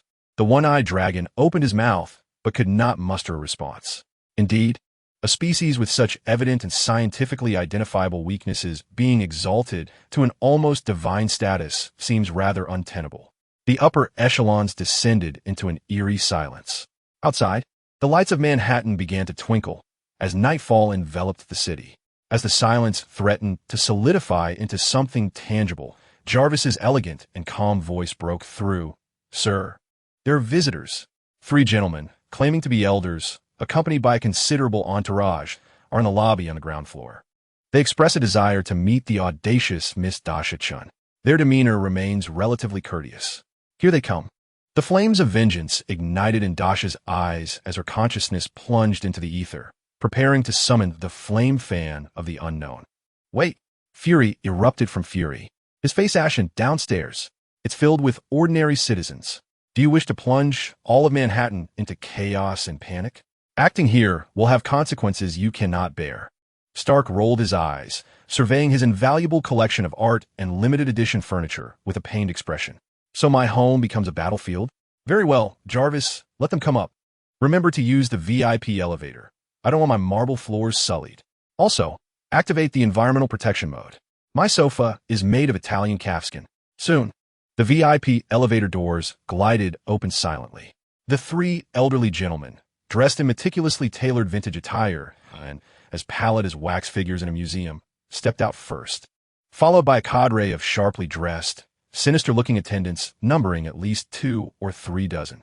The chilling aura they exuded, a blend of ancient dust and the scent of blood, instantly dropped the warmth of the upper floor by several degrees. The leading elder, leaning on a cane adorned with a massive ruby, wore a patronizing smile, as if gazing down upon insects, and was about to deliver a condescending opening remark about human audacity when Raging Hornet, a furious, high-pitched rebuke thundered forth, denying the elder any chance to respond. Fiery flames erupted spontaneously. Dasha's figure was instantly enveloped in a roaring inferno, transforming into a fiery comet. Deadly Raging Hornet. The target was the elder's pretentious visage. Boom! The flames collided violently with an invisible, frigid energy shield, erupting in a shower of sparks. The elder staggered, his benign smile contorting in an instant. "Damn!" Frank growled, nearly launching into action simultaneously with Dasha. Like an enraged bear, he fired his Remington M870 shotgun, the sound reverberating like thunder. Bang! A vampire in a suit, attempting to flank Dasha, was obliterated as if struck by a truck, splattering flesh and fabric across the wall. "My wall!" Tony exclaimed. The battle escalated to a fever pitch. Chaotic butterfly fan. Dasha's hands danced wildly, sending dozens of flaming fan shadows swirling like homing missiles, wreaking havoc in the confined space of the upper floor. Curtains ignited. Carpets caught fire. Expensive wood paneling charred. "My century-old oak." Tony lamented as the vampires were left howling in agony, their bodies smoking from the explosive onslaught. Frank transformed into a veritable human meat grinder, the thunderous roar of his shotgun echoing continuously, harmonizing with his fierce close-quarters combat. Each strike embodied the purest aesthetic of violence, uncomplicated, direct, and efficient. He targeted the joints and heads of the vampires with ruthless precision. No silver bullets? No matter. A blast that obliterates half your head will surely hinder your blood-sucking endeavors. The 3 elders displayed a formidable prowess, enveloped in a dense shield of dark energy, rendering Dasha's flames and Frank's shotgun blast significantly less effective. They evaded and counterattacked like phantoms, their sharp claws slicing through the air with a chilling scream, perilously close to grazing Dasha and Frank on several occasions. The battle had reached a stalemate. Despite their valor, Dasha and Frank found themselves somewhat beleaguered in the presence of the elders. "Sir, data collection progress at 879199. Target biological field structure, energy thresholds, and resistance model established." Jarvis's voice resonated in Tony's ear. "Excellent." Dressed in a Mark III, Tony stood by, safeguarding his furniture, occasionally using his palm repulsor to dispatch a few would-be attackers, all the while meticulously recording data. His eyes gleamed with anticipation. It was time for his performance. With a hum, the arc reactor at the center of the gold and red Mark III erupted with dazzling light. Tony descended into the fray like a divine being. "Hey, old coffin filler, Try this sunbathing simulator, Mark III Youth Edition. Tony swiftly switched the mode of his palm repulsor, unleashing a blinding beam of high-intensity ultraviolet light, simulating the spectrum of midday sun, which cut through the air like two colossal lightsabers, striking fiercely at an elder lunging towards Frank. The elder was caught off guard, the UV beam striking him squarely in the face. It was as if he had been doused with concentrated sulfuric acid, billowing black smoke erupting from his visage as he emitted a horrifying, distorted wail. The shield trembled violently before dimming. Seizing the opportunity presented by the sudden decrease in pressure, Frank sidestepped forward, nearly pressing the shotgun's muzzle against the chest of another elder attempting to intervene. Boom! Bang! The single round, imbued with tremendous kinetic energy, collided forcefully with the elder's shield. The shield shattered on impact. The elder was propelled backward by the overwhelming force, crashing into Tony's massive Superman statue, which collapsed with a thunderous crash, burying the elder beneath it. Is Stark still a fan of Superman? Tony exclaimed, No. My limited edition. With the pressure alleviated, Dasha snapped her fiery fan shut, her body soaring into the air like a graceful firebird, flying dragon flame array. Her long, flame-wrapped legs, imbued with immense power, struck the chin of the last elder, who was held at bay by Tony's palm repulsor. Crack! The sickening sound of bone fracturing echoed. The elder was sent flying like a broken sack, shattering Tony's climate-controlled wine cabinet, expensive liquor and glass shards cascading to the floor. The battle concluded swiftly. With the addition of Tony's unorthodox high-tech sunlight, the remaining vampire minions fell like wheat before the scythe. The entire upper level of Stark resembled a luxury boutique ravaged by a tornado, suffused with the acrid scents of gunpowder, blood, charred remains, the aroma of alcohol, and the stench of burning money. 3 elder vampires lay incapacitated, one severely scorched by ultraviolet rays, his face nearly carbonized. Another had half his shoulder shattered by Frank and his leg crushed by a model of Iron Man. The last suffered a compound fracture of the jaw, writhing in a pool of red wine. All had lost their capacity for combat. Frank approached the elder with a charred visage. The cold barrel of his shotgun pressed against the sole, unblemished eye of the elder. His voice resonated like the tolling of a hellish bell. The other strongholds. All of them. Why are you targeting Dasha? Otherwise, I shall ensure you suffer for an eternity. The elder's eyes brimmed with malice and fear, his lips trembling. Caster. Fury finally seized the opportunity to intervene, stepping forward urgently. Enough. They must be detained by S.H.I.E.L.D. This is crucial. Detain your grandfather, Dasha exclaimed, kicking aside the shards of glass blocking her path. Are you saving it for the new year, or to use that shameful agreement as leverage? A tense stalemate ensued. Tony, heartbroken, navigated the debris-strewn floor to stand before the 3 gasping elders. The faceplate of Mark III retracted, revealing his countenance ablaze with scientific fervor. Let's negotiate, shall we? Director Fury, take one with you for thorough interrogation. As for the remaining 2, he rubbed his hands together, his eyes gleaming. They would serve perfectly as special material research consultants. Rest assured, Stark Industries employee benefits are second to none. Accommodation and sustenance included, custom coffins and all. Fury observed Tony's expression of triumph, then glanced at Frank, who wielded a shotgun capable of unleashing death, and finally at the 3 incapacitated elders sprawled on the ground. He deliberated for approximately 3 seconds. With a scowl, he gestured to the 2 agents in black suits who had appeared from the shadows. Take away the one still breathing. He indicated the elder with the shattered shoulder. Deal. Tony grinned, snapping his fingers. Jarvis, escort these 2 esteemed guests to my special VIP laboratory, secured with the highest grade titanium restraints. Administer 2 doses of a potent sedative to ensure they remain subdued. As the agents in black roughly dragged one elder away, Stark's mechanical arm gingerly lifted the other 2, ready to transport them to the laboratory. Dasha surveyed the battlefield, shaking her slightly numb wrist, and directed a contemplative expression towards Frank and Tony, reflecting internally.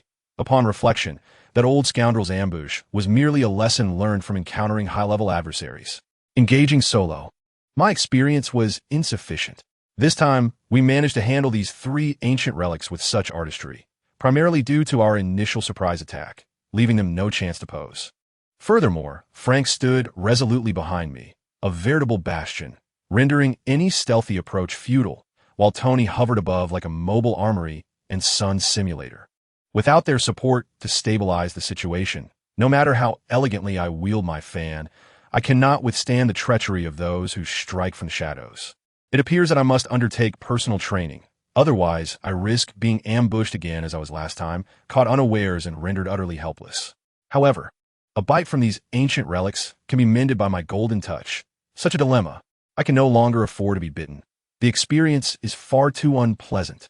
In a concealed monitoring room within the tower, filled with server cabinets, a screen vividly displays the chaotic scene of the battle on the top floor. Particularly, the sight of Tony stark-clad in his Mark III suit, unleashing a powerful blast from his palm to obliterate a vampire elder while deftly evading attacks, is replayed in slow motion, magnified for effect. In front of the screen stands a man named Obadiah Stane, dressed in an elegant suit, his imposing physique and gleaming bald head reflecting the cold glow of the display. He gazes intently at the arc reactor on Mark III's chest, which emanates an alluring blue light. His robust fingers unconsciously tap against the table, his eyes flickering with avarice, envy, and a hint of icy madness. "Tony, my dear nephew." Obadiah's voice is low and filled with desire. "That new toy of yours is quite impressive." Unbeknownst to Tony, who is preoccupied directing robots to clean up the battlefield, he is also calculating the costs of repairs and furniture damages incurred that night, pondering whether to send a bill to Dasha and Frank. Chapter 21. The Dismantling of Iron Tyrant. Frank reluctantly takes on the role of community committee elder ever since the top floor of Stark Tower transformed into a vampire barbecue. Frank has single-handedly eradicated several vampire nests. Once again, Dasha chastised him, insisting that he must take her along next time. Faced with his daughter's pleading, wide-eyed gaze, Frank relented. Yet, no matter how diligently Frank searched, he could find no trace of the vampires. Dasha's days settled into a state of zen. As for licking Tony, forget it. His tongue is sharper than a vampire's fangs. Every encounter feels incomplete without a few barbed exchanges. The last time he donned his armor, she nearly gave him a concussion with her three-dimensional maneuvering equipment sheath. The most infuriating part is that Tony has Jarvis, that insufferable aide. The more they fought, the better he predicted her moves. Ultimately, this flamboyant individual soared into the skies, shouting down at her in a fit of impotent rage. "Hey, silver-haired wildcat. Want to take a leap? I'll catch you. I promise it's more thrilling than bungee jumping." Dasha was so incensed that she nearly conjured a fiery performance with Mai Shiranui's fan. In the end, it was Pepper Potts, the level-headed CEO, who, armed with the patience required to soothe the petulant child and the finest coffee, managed to coax the irate Dasha back to the sofa. "Tony is just that mouth of his. For my sake, and considering the 5 stake you hold, can we not be so angry?" Pepper blinked. "All right then. For the sake of Sister Pepper and little Fonz, I shall reluctantly retract my threat to impeach the CEO. From this point onward, the shareholders' meeting of Stark Industries, if it ever convened, would no longer witness the presence of a certain irascible shareholder, occasionally sprawled on a tattered sofa. As she watched the ostentatious Iron Man flaunting his prowess on television, Dasha would envision what a strikingly beautiful tableau it would be if that loquacious scoundrel Wade were present, bantering alongside Tony. Just the thought of it made Dasha feel uncomfortable all over. It was likely that the SHIELD complaint hotline would be rendered utterly incapacitated by the banter of these two verbal titans.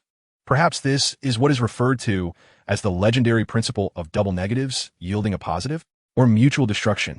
Days flowed quietly, albeit monotonously, amidst Dasha's anxiety regarding her burgeoning abilities as her talents were recharging, and Frank's silent yet golden demeanor, a remnant of his laborious toils. Until one unremarkable evening, while Dasha munched on potato chips, yawning at the banal variety show on TV, Frank sat beside her like a statue, meticulously cleaning his firearm, a newfound hobby of his. Suddenly, her bulletproof phone vibrated ominously, like a harbinger of doom. Caller ID, Tony's future wife. Dasha's heart skipped a beat. Pepper wouldn't call at this hour without a compelling reason. "Dasha, Tony is in danger. At Stark Tower. Quickly, summon Mr. Frank." Pepper's voice was stripped of its usual calm, laced with palpable panic and breathlessness. "Pepper, are you all right?" Dasha instantly straightened, scattering chips everywhere. Frank halted his cleaning, his keen gaze sweeping toward her. I'm with S.H.I.E.L.D. agents. I'm safe for now. It's Obadiah. He has stolen Tony's arc reactor. He has constructed a colossal iron monstrosity. Tony. The phone crackled with the sound of explosions and Pepper's cries. Got it. We're on our way. Dasha ended the call, turning to Frank. Frank, that unscrupulous uncle of Tony's, has turned rogue, and his gigantic toy is wreaking havoc. Shall we go? Frank rose silently, his movements so swift they left only a blur in his wake. He did not respond to her query, but instead strode directly to the weapon rack, retrieving his iconic Remington M870 shotgun, the sound of the chamber closing echoing ominously. His gaze conveyed a singular purpose: to protect Dasha while perhaps shattering a few things along the way. Hello, Gwen, darling. As Dasha hurried down the stairs in Frank's wake, she swiftly dialed Gwen's number, her tone as light as if inviting her for afternoon tea. The stars shine brightly over New York tonight. N-Star Tower is hosting a grand performance art piece involving a giant mech demolition, complete with a side quest to rescue innocent bystanders. The experience points are plentiful. Care to join for a raid? There was a brief silence on the other end before Gwen's resolute voice replied. Send me the coordinates. I'm on my way. Frank S. commandeered Stark's 6 muscle car roared to life once more, racing toward Manhattan like an enraged bull, the engine growling ferociously. Just a few blocks from Stark Tower, they could see flames shooting into the sky and thick plumes of smoke billowing forth. The thunderous explosions and the cacophony of metal colliding reverberated like war drums, resonating through the night. The vehicle screeched to a halt just beyond the perimeter established by the authorities. The scene before us is nothing short of apocalyptic. The Crimson and Gold Mark III resembles a hummingbird, desperately maneuvering through the air like a creature pursued by a colossal fly swatter. Its relentless pursuer, a massive, silver-gray behemoth of a mech, resembles a mobile fortress, an imposing iron tyrant. Obadiah's maniacal laughter reverberates through the loudspeakers, echoing into the night. Tony, my dear nephew, your toy belongs to me now. The rotary cannons mounted on the iron tyrant's shoulders unleash a deafening roar, tracer rounds slicing through the streets like the whip of death. Cars are shredded to pieces, streetlights are severed in half, and shop windows shatter into a rain of glass. The air is filled with terrified screams as the panicked crowd scatters like frightened sheep. Holy shit, Dasha mutters, her consciousness plunging into the void. The 2B's I mask activates. A chilling hum envelopes her, and the fitted battle suit accentuates her sleek, mechanical lines. Her silvery short hair dances in the night breeze, while the white scabbard on her back glints with a cold, lethal shine. The humanoid combat weapon in 2B mode is ready for action. Gwen, save the people. Dasha shouts into her communicator, her figure darting forth like a wraith. She witnesses the iron tyrant lifting its enormous metallic foot, poised to stomp down upon a group of civilians cowering behind an overturned car. Target locked. Threat neutralized. A chilling electronic voice resonates as the alloy blade behind 2B unsheathes with a sharp clang. The blade glimmers like a cold bolt of lightning slicing through the night sky. With a piercing shriek that rends the air, the knife strikes precisely at the joint of the iron tyrant's ankle. A harsh metallic screech accompanies the eruption of sparks. The tremendous force of the iron tyrant's foot is deflected off course, crashing down with a thunderous boom upon the empty ground, creating a massive crater. Debris flies everywhere. What in the world? Obadiah inside the iron tyrant exclaims, astonished and furious. Thank you. The civilians who narrowly escaped death express their gratitude to the silver-haired, masked, sword-wielding mechanical maiden before them, still shaken. Meanwhile, the white phantom spider flits through the skyscrapers like a graceful dancer. Its webs ensnare those about to be struck by falling debris, whisking them to safety. It secures precariously hanging billboards, preventing them from plummeting to injure anyone. Hold on tight. Free aerial express service, destination, safe zone. Gwen's voice resonates through her mask, imbued with a reassuring strength. Tony's stress diminishes dramatically as he seizes the opportunity to fire a palm blaster at the iron tyrant's head. Thanks, mysterious silver-haired heroine. You are the true heroine. Your entire family is comprised of heroines. Dasha retorts with exasperation, her long blade transforming into a curtain of steel. deftly parrying the storm of bullets unleashed by the Iron Tyrant's sweeping arms, sparks erupting before her. With each block, the tremendous force sends tremors through her arms. This Iron Tyrant possesses immense strength.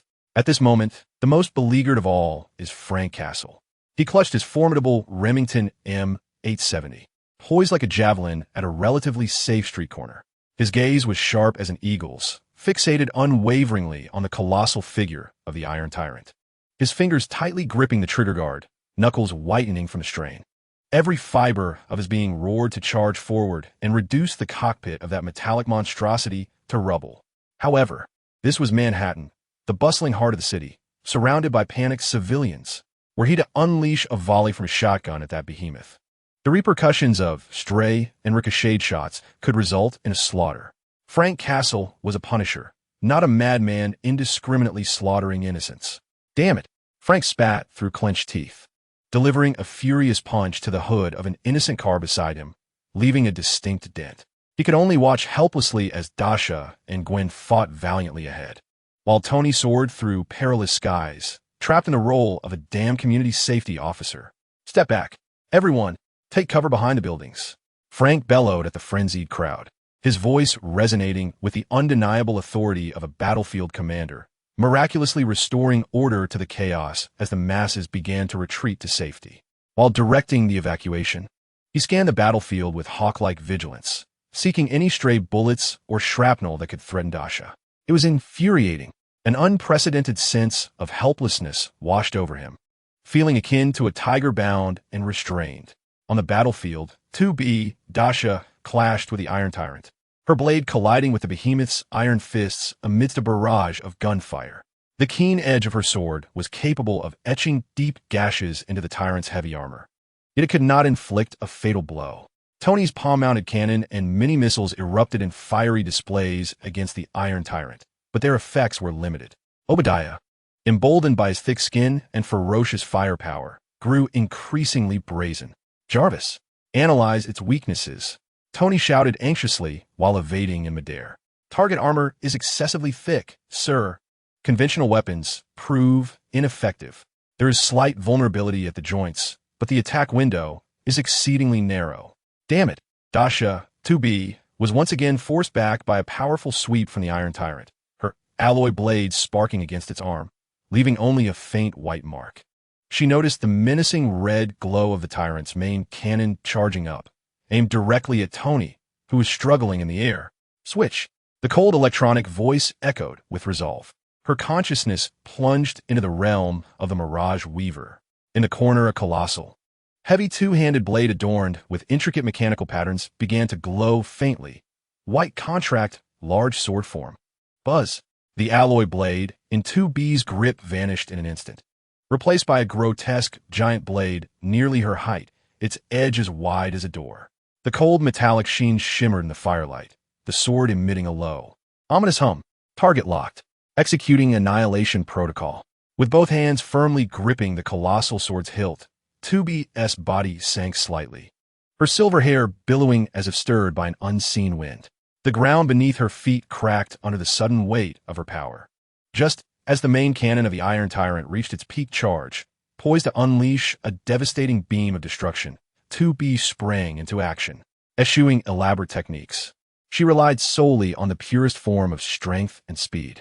Like an arrow released from its bow, she surged forward, dragging the massive blade behind her, transforming into a white specter that rent the night's veil. The sword's tip sliced through the air, emitting a piercing shriek.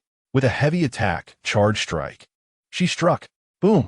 The enormous blade, infused with the terrifying might of mountain-splitting force, cleaved down upon the edge of the Iron Tyrant's charging main cannon. The strike landed in a most cunning position, the area where the armor was thinnest and the energy most unstable. Crack! Boom! Blinding sparks erupted, mingling with the uncontrolled flow of energy, exploding like fireworks. The main cannon of the Iron Tyrant roared like a colossal beast with its throat gripped, producing a deep, resounding explosion. The immense shockwave sent the entire Iron Tyrant staggering back several steps. The armor on its chest was brutally cleaved open, exposing circuits and showering sparks everywhere. Inside the cockpit, Obadiah was jolted into a daze, letting out a terrified roar. "Now is the time. Tony," Dasha shouted. "Understood." Tony's eyes sparkled with determination. The thrusters on the back and feet of Mark III surged to full power, transforming into a flash of crimson gold, plunging through the gash that 2B had made in the armor and charging into the interior of the Iron Tyrant. Immediately, a cacophony of dull thuds, metal rending, and Obadiah's terrified screams echoed from within the Iron Tyrant's massive frame. Boom! A far larger explosion erupted from the back of the Iron Tyrant. The colossal mech crumpled as if its bones had been extracted, crashing to the ground with a thunderous impact, shaking the very pavement. Clouds of dust enveloped the scene. The crimson gold Mark III burst forth from the gaping hole in the Iron Tyrant's back, landing steadily on the ground. As the visor opened, Tony's face, soiled yet triumphant, was revealed, albeit slightly disheveled. He held aloft the unconscious Obadiah, resembling a lifeless dog. Mission accomplished. Tony tossed Obadiah aside like refuse to the approaching S.H.L.D. agents, giving a thumbs up to Dasha, 2B, and the recently arrived Gwen. "Thanks to both of you, and to that esteemed individual over there." He glanced toward the street corner where Frank stood, his expression still less than favorable. "The exemplary field commander. Tonight I treat. Michelin 3 stars. All you can eat." Dasha reverted from her transformed state, her silver-haired visage reappearing, panting heavily, rolling her eyes at Tony. "Treat? First, settle the repair costs for your building and the compensation for this street. You tin can." Frank's taut nerves finally relaxed as he stowed away his shotgun, but just as he intended to approach Dasha, his phone vibrated in his pocket. It was Nick Fury. Frank frowned as he answered the call. On the other end of the line, Fury's voice lacked its usual steadiness, instead imbued with an uncontainable urgency and gravity. In the background, a faint alarm echoed ominously. "Castor, listen, just a few blocks away, 2 hulking figures are demolishing.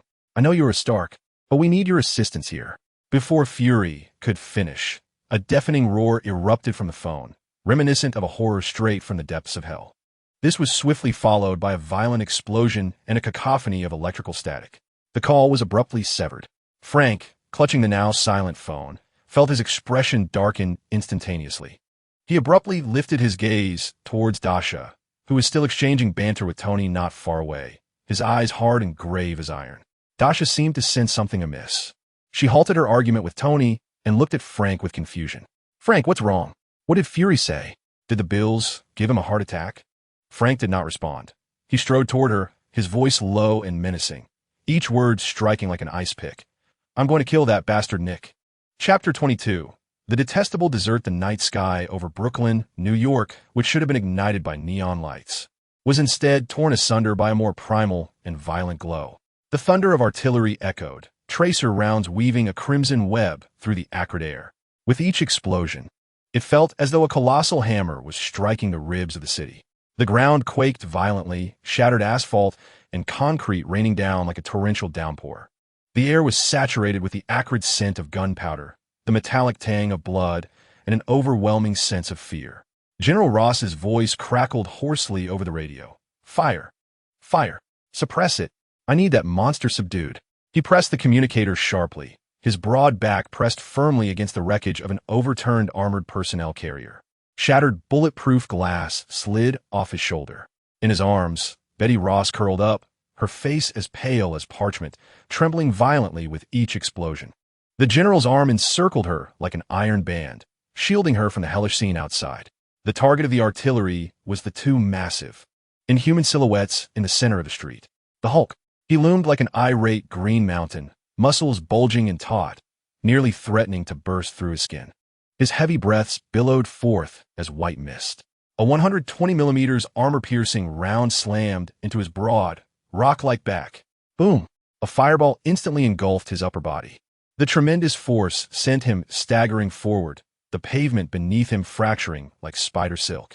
As the smoke cleared, a searing impact point was revealed. Flesh-torn and green blood oozing forth. Roar! The Hulk turned in fury, his eyes ablaze with primal rage sweeping across the street. An M1A2 Abrams tank was rotating its turret, the muzzle glowing ominously once more. The Hulk's throat rumbled with a low growl, and his massive foot stomped the ground. The entire street groaned in response. His massive form transformed into a blurred green shadow, crashing against the side of the tank like a cannonball. The steel emitted a mournful wail as the colossal beast, weighing several tons, was violently lifted off the ground, tumbling heavily onto another armored vehicle. Metal twisted, erupted, and ignited. Flames instantaneously engulfed the area. A few civilians, unable to flee, cowered behind a trash bin at the street corner, their souls nearly escaping in terror. The Hulk's enormous frame shielded them from the shower of flying steel fragments. He growled, green blood oozing from wounds on his back, dripping onto the searing asphalt with a hissing sound. "Hulk protects," he roared indistinctly, his voice rolling dully amidst the explosions. Suddenly, a more ferocious voice overpowered him. "Protect? Weakness. Hulk, your doom approaches." Abomination, towering above Hulk, with a skeletal frame covered in a yellowish keratinous layer, he resembled an incarnation of hate emerging from the depths of hell. He just crawled out from the rubble of a collapsed bank building, debris and twisted rebar sliding off his jagged spine. His crimson eyes fixated intently on Hulk, filled solely with pure, destructive intent. He paid no heed to the bullets raining down around him. They merely sparked harmlessly against his body. "Roar!" the abomination bellowed, his grotesquely muscular legs propelling him with tremendous force. The solid pavement shattered beneath his feet, crumbling away. His massive form soared into the sky, aimed directly at Hulk in the center of the street. The violent winds he stirred shattered the glass of shop windows lining both sides of the street into fine dust. The target shifted. "Abomination. Focus fire on the abomination." General Ross's voice shifted pitch, betraying a hint of barely concealed panic. It was too late. The trajectory of the abomination was not linear. He grinned wickedly, twisting mid-air. His colossal body struck the midsection of a 7-story apartment building like a battering ram hurled with all its might. Boom! It was as if an invisible giant axe cleaved through the structure. Load-bearing columns shattered instantly, steel groaning in agony. The upper half of the building tilted and collapsed in a breathtakingly slow-motion cacophony, like a scene from a disaster film. Countless enormous concrete blocks, shattered precast panels, twisted metal window frames, and the terrified, desperate screams from within coalesced into a waterfall of destruction, crashing down onto the chaotic street below. "Mommy!" A little girl's piercing scream was swiftly drowned out by the deafening sound of the collapse. She stood frozen in the pouring shadow of death, forgetting to flee. A silvery light suddenly flared at the edge of the collapsing shadow. "Hey! Throwing object from a height incurs a fine of 500. You jerk." The voice was crisp, tinged with a casual irreverence. It was Dasha Chen. She moved, her speed leaving only a silvery afterimage on the retina. Her signature Gothic dress fluttered amidst the dust, and in her hand she gripped the silver long knife, the contract of white, its blade shimmering with a cold, spectral glow. The combat program endowed by the 2B form operated at high speed within her consciousness. The frigid stream of digits seamlessly integrated with her will. She precisely intercepted the trajectory of the falling debris. Her hands gripped the hilt of the blade, its tip angled towards the heavens. Her body spun, power coursing from her toes through her core and into her arms. With a decisive strike, the silvery gleam of the blade flashed like lightning tearing through the night. Rising from below, it cleaved with unparalleled precision into the heart of the concrete block. There was no earth-shattering roar, only a jarring, heavy tearing sound that sent chills through one's teeth. Where the blade passed, the solid concrete split apart as if it were warm butter sliced by a hot knife. The fissure was as smooth as glass. 2 massive fragments, accompanied by a dull howl, grazed the sides of a little girl, crashing heavily onto the ground behind her. Boom! Boom! Dust and debris erupted into the air. The little girl stood frozen, her tears forgotten. The bewilderment of surviving the calamity was etched upon her face. Dasha landed gracefully, her silvery hair billowing in the turbulent air. She flicked her long blade, the edge humming as it shook off the dust. Casting a glance at the 2 enormous craters on the ground, she looked up at the rampaging abomination and Hulk in the distance. The corners of her mouth curled in a habitual smirk. "TSK," she remarked into her communicator, commenting on the 2 hulking figures. Did they reincarnate from a demolition crew? The pressure from the client is nothing compared to their madness. What responded to her was a piercing screech of metal grinding. The abomination and Hulk collided with ferocity once more. Like two out-of-control high-speed trains crashing head-on, the visible shockwave erupted in a circular explosion. The remaining glass facades on either side of the street shattered completely. The ground was forcefully stamped down into a massive crater. The two combatants resembled primal gladiators. Their four massive arms entwined in a fierce struggle. Muscles bulged and veins throbbed as they pressed against one another, producing a spine-tingling, creaking sound. Pure. Untamed power collided in a frenzy. With each eruption of strength, the pit beneath them expanded further. Debris from the surrounding buildings cascaded down.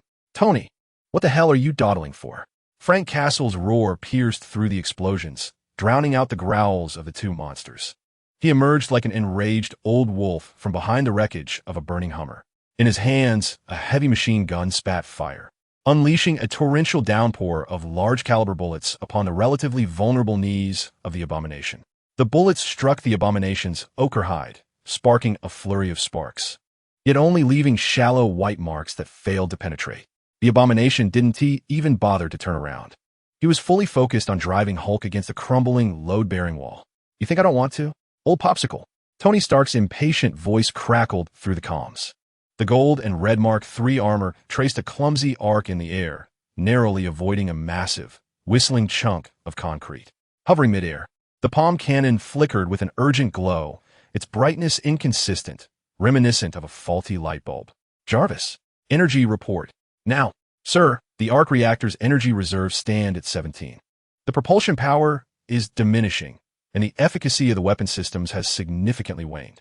Jarvis's calm electronic voice resonated in Tony's ear, carrying an unmistakable urgency that strongly urged an immediate withdrawal to replenish energy. "Withdraw? Now." Tony surveyed the battlefield below, a veritable meat grinder.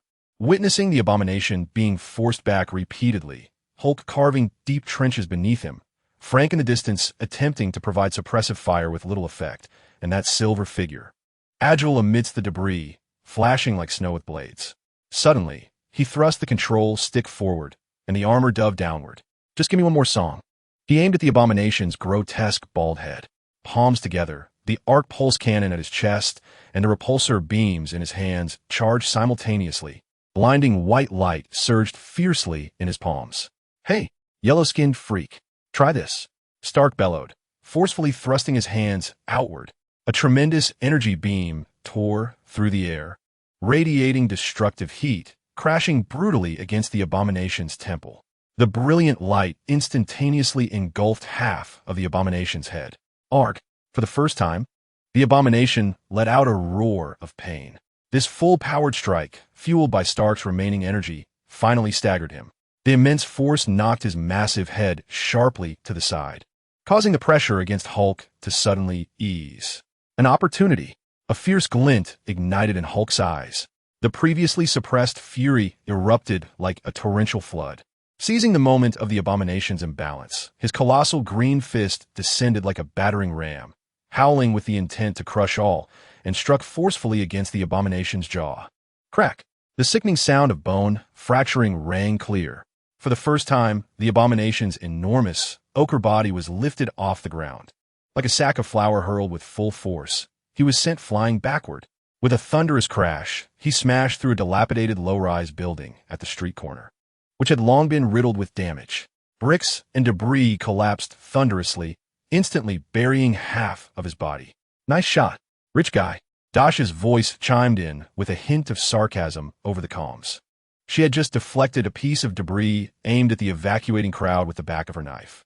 "A genius. A brilliant kill." Stark hung, suspended in midair. The light from his palm cannon flickering faintly like a candle in the wind, the glow of the reactor at his chest dimming to its nadir, flashing red urgently. Yet, his tone brimmed with pride. However, Frank remained vigilant, sharply warning, "Be careful." No sooner had he spoken than, roar. The rubble that had entombed the abomination erupted explosively. It was as if a bomb had detonated. Bricks, concrete, and twisted rebar shot out like projectiles in all directions. A massive ochre figure soared into the sky. The abomination re-emerged into everyone's view. His jaw was clearly deformed, askew, with green blood mingling with a viscous substance trickling from his shattered mouth. Yet, those crimson eyes burned with a more frenzied, pure desire for destruction than before. That gaze, akin to a frigid viper, instantaneously fixated upon the precariously swaying golden-red armor in the air. Stark, the abhorrent voice distorted and rasped, reminiscent of sandpaper scraping against steel, laden with deep-seated malice. He forcefully propelled himself from the rubble beneath. His massive form tore through the air, surging towards Tony Stark with a wild fervor that promised mutual destruction. So swift, a speed far surpassing before. "Sir, evade!" Jarvis's alarm rang sharply. Tony's pupils dilated.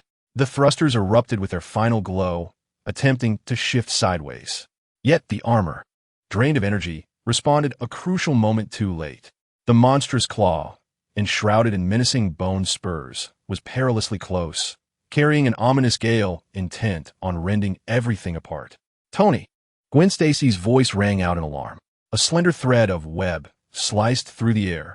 It adhered precisely to the wrist of the claw, aiming for Tony. It was Gwen.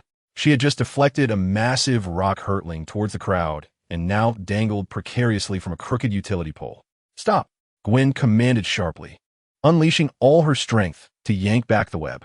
The resilient strand tautened instantly, emitting a strained hum under the burden. Gwen's desperate tug caused a minuscule deviation in the trajectory of the claw reaching for Tony.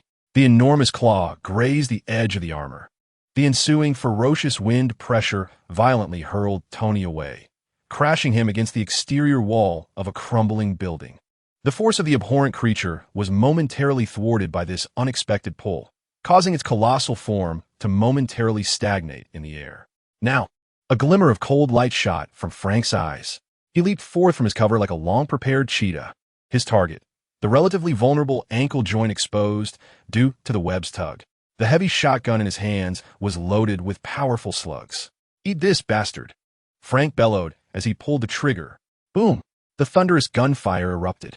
Flames surged forth. The specially crafted slug struck fiercely against the creature's thick ankle. Splurt! This time, the projectile finally breached the hard carapace, embedding itself deep within. Green blood gushed forth like a fountain. Arg! The abhorrent creature emitted a howl of agony and rage. It violently lowered its head, its crimson eyes locking onto the diminutive Frank below. The murderous intent in its gaze was nearly palpable.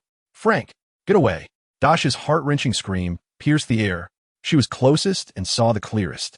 The creature's face, twisted in pain and fury, raised its colossal foot, poised to crush Frank along with the very ground beneath him. Her internal combat program surged to its limits. With a silver blade trailing behind, her legs unleashed terrifying power. The ground beneath her erupted, her body transformed into a streak of silver lightning, tearing through the dust towards Frank. "Faster, even faster. Move aside, insect." The abhorrent creature's roar resounded like the tolling of a hellish bell. His injured colossal foot, imbued with the destructive energy to annihilate everything, descended fiercely upon Frank, who had just fired his weapon and was unsteady on his feet.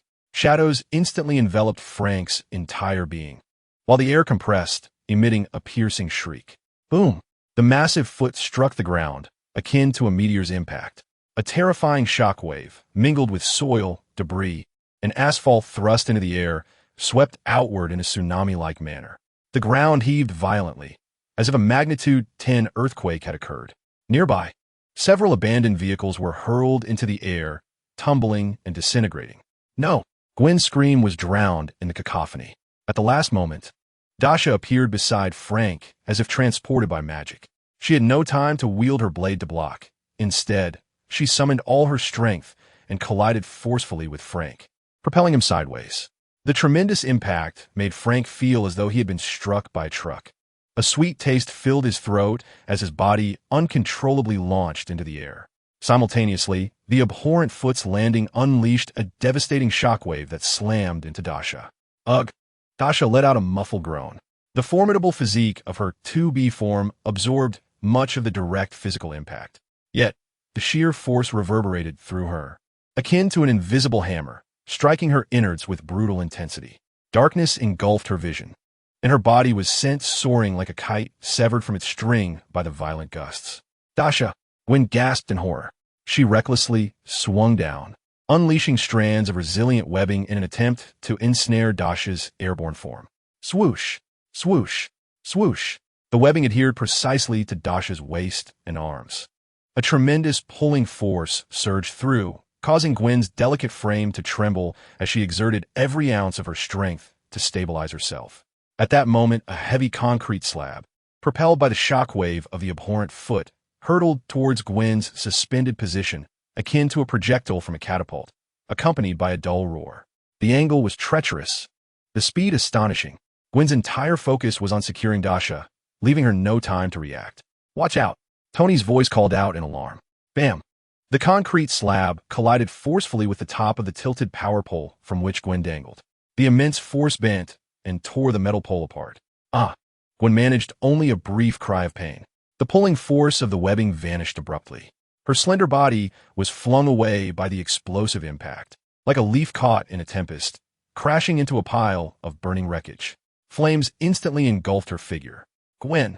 Tony's eyes widened in desperation as he contemplated diving down to rescue her. Yet, the suit's thrusters flickered a few times before extinguishing completely. Energy depleted. The heavy armor lost its power, plummeting like a wingless iron bird, crashing into a heap of rubble below and sending up clouds of dust. The reactor's glow in his chest dimmed to near invisibility. Ugh! Tony emitted a pained groan from within the contorted faceplate, momentarily immobilized. On the battlefield, in a mere few seconds, the situation took a dramatic turn. Frank was hurled away, crashing into a pile of debris, struggling to rise, blood frothing at the corner of his mouth. Dasha was thrown by the shockwave, landing heavily on the ground. Her silver blade slipped from her grasp, embedding itself nearby. She strained to lift her upper body, her internal combat program blaring alarms, and sharp pain coursed through her simulated nerves. Gwen's fate remained uncertain, buried beneath the burning wreckage. Tony lay exhausted, akin to scrap metal amidst the rubble. The only entities still standing were the two monstrous beings. Hulk shook his massive head, emerging from the ruins demolished by abomination. His wounds continued to bleed, green blood dripping onto the ground, hissing softly as it met the earth. He surveyed the devastation surrounding him, gazing upon the plight of the minuscule humans, deep within his fiery green eyes. A flicker of confusion and anguish belonging to Banner seemed to pass. Yet Abomination, in contrast, was consumed by an insatiable thrill for destruction. He slowly raised the foot injured by Frank's blow, green blood gushing from the grotesque wound, dripping onto the searing asphalt and rising in wisps of white smoke. He remained unfazed, even extending his barbed tongue to taste the viscous liquid trickling from the corner of his mouth, mingled with green blood. His gaze, like the most precise of scanners, methodically swept across the battlefield. It scanned over the struggling Frank, over the burning wreckage of cars, where Gwen lay, over the lifeless, energy-depleted, golden-red canister amidst the rubble.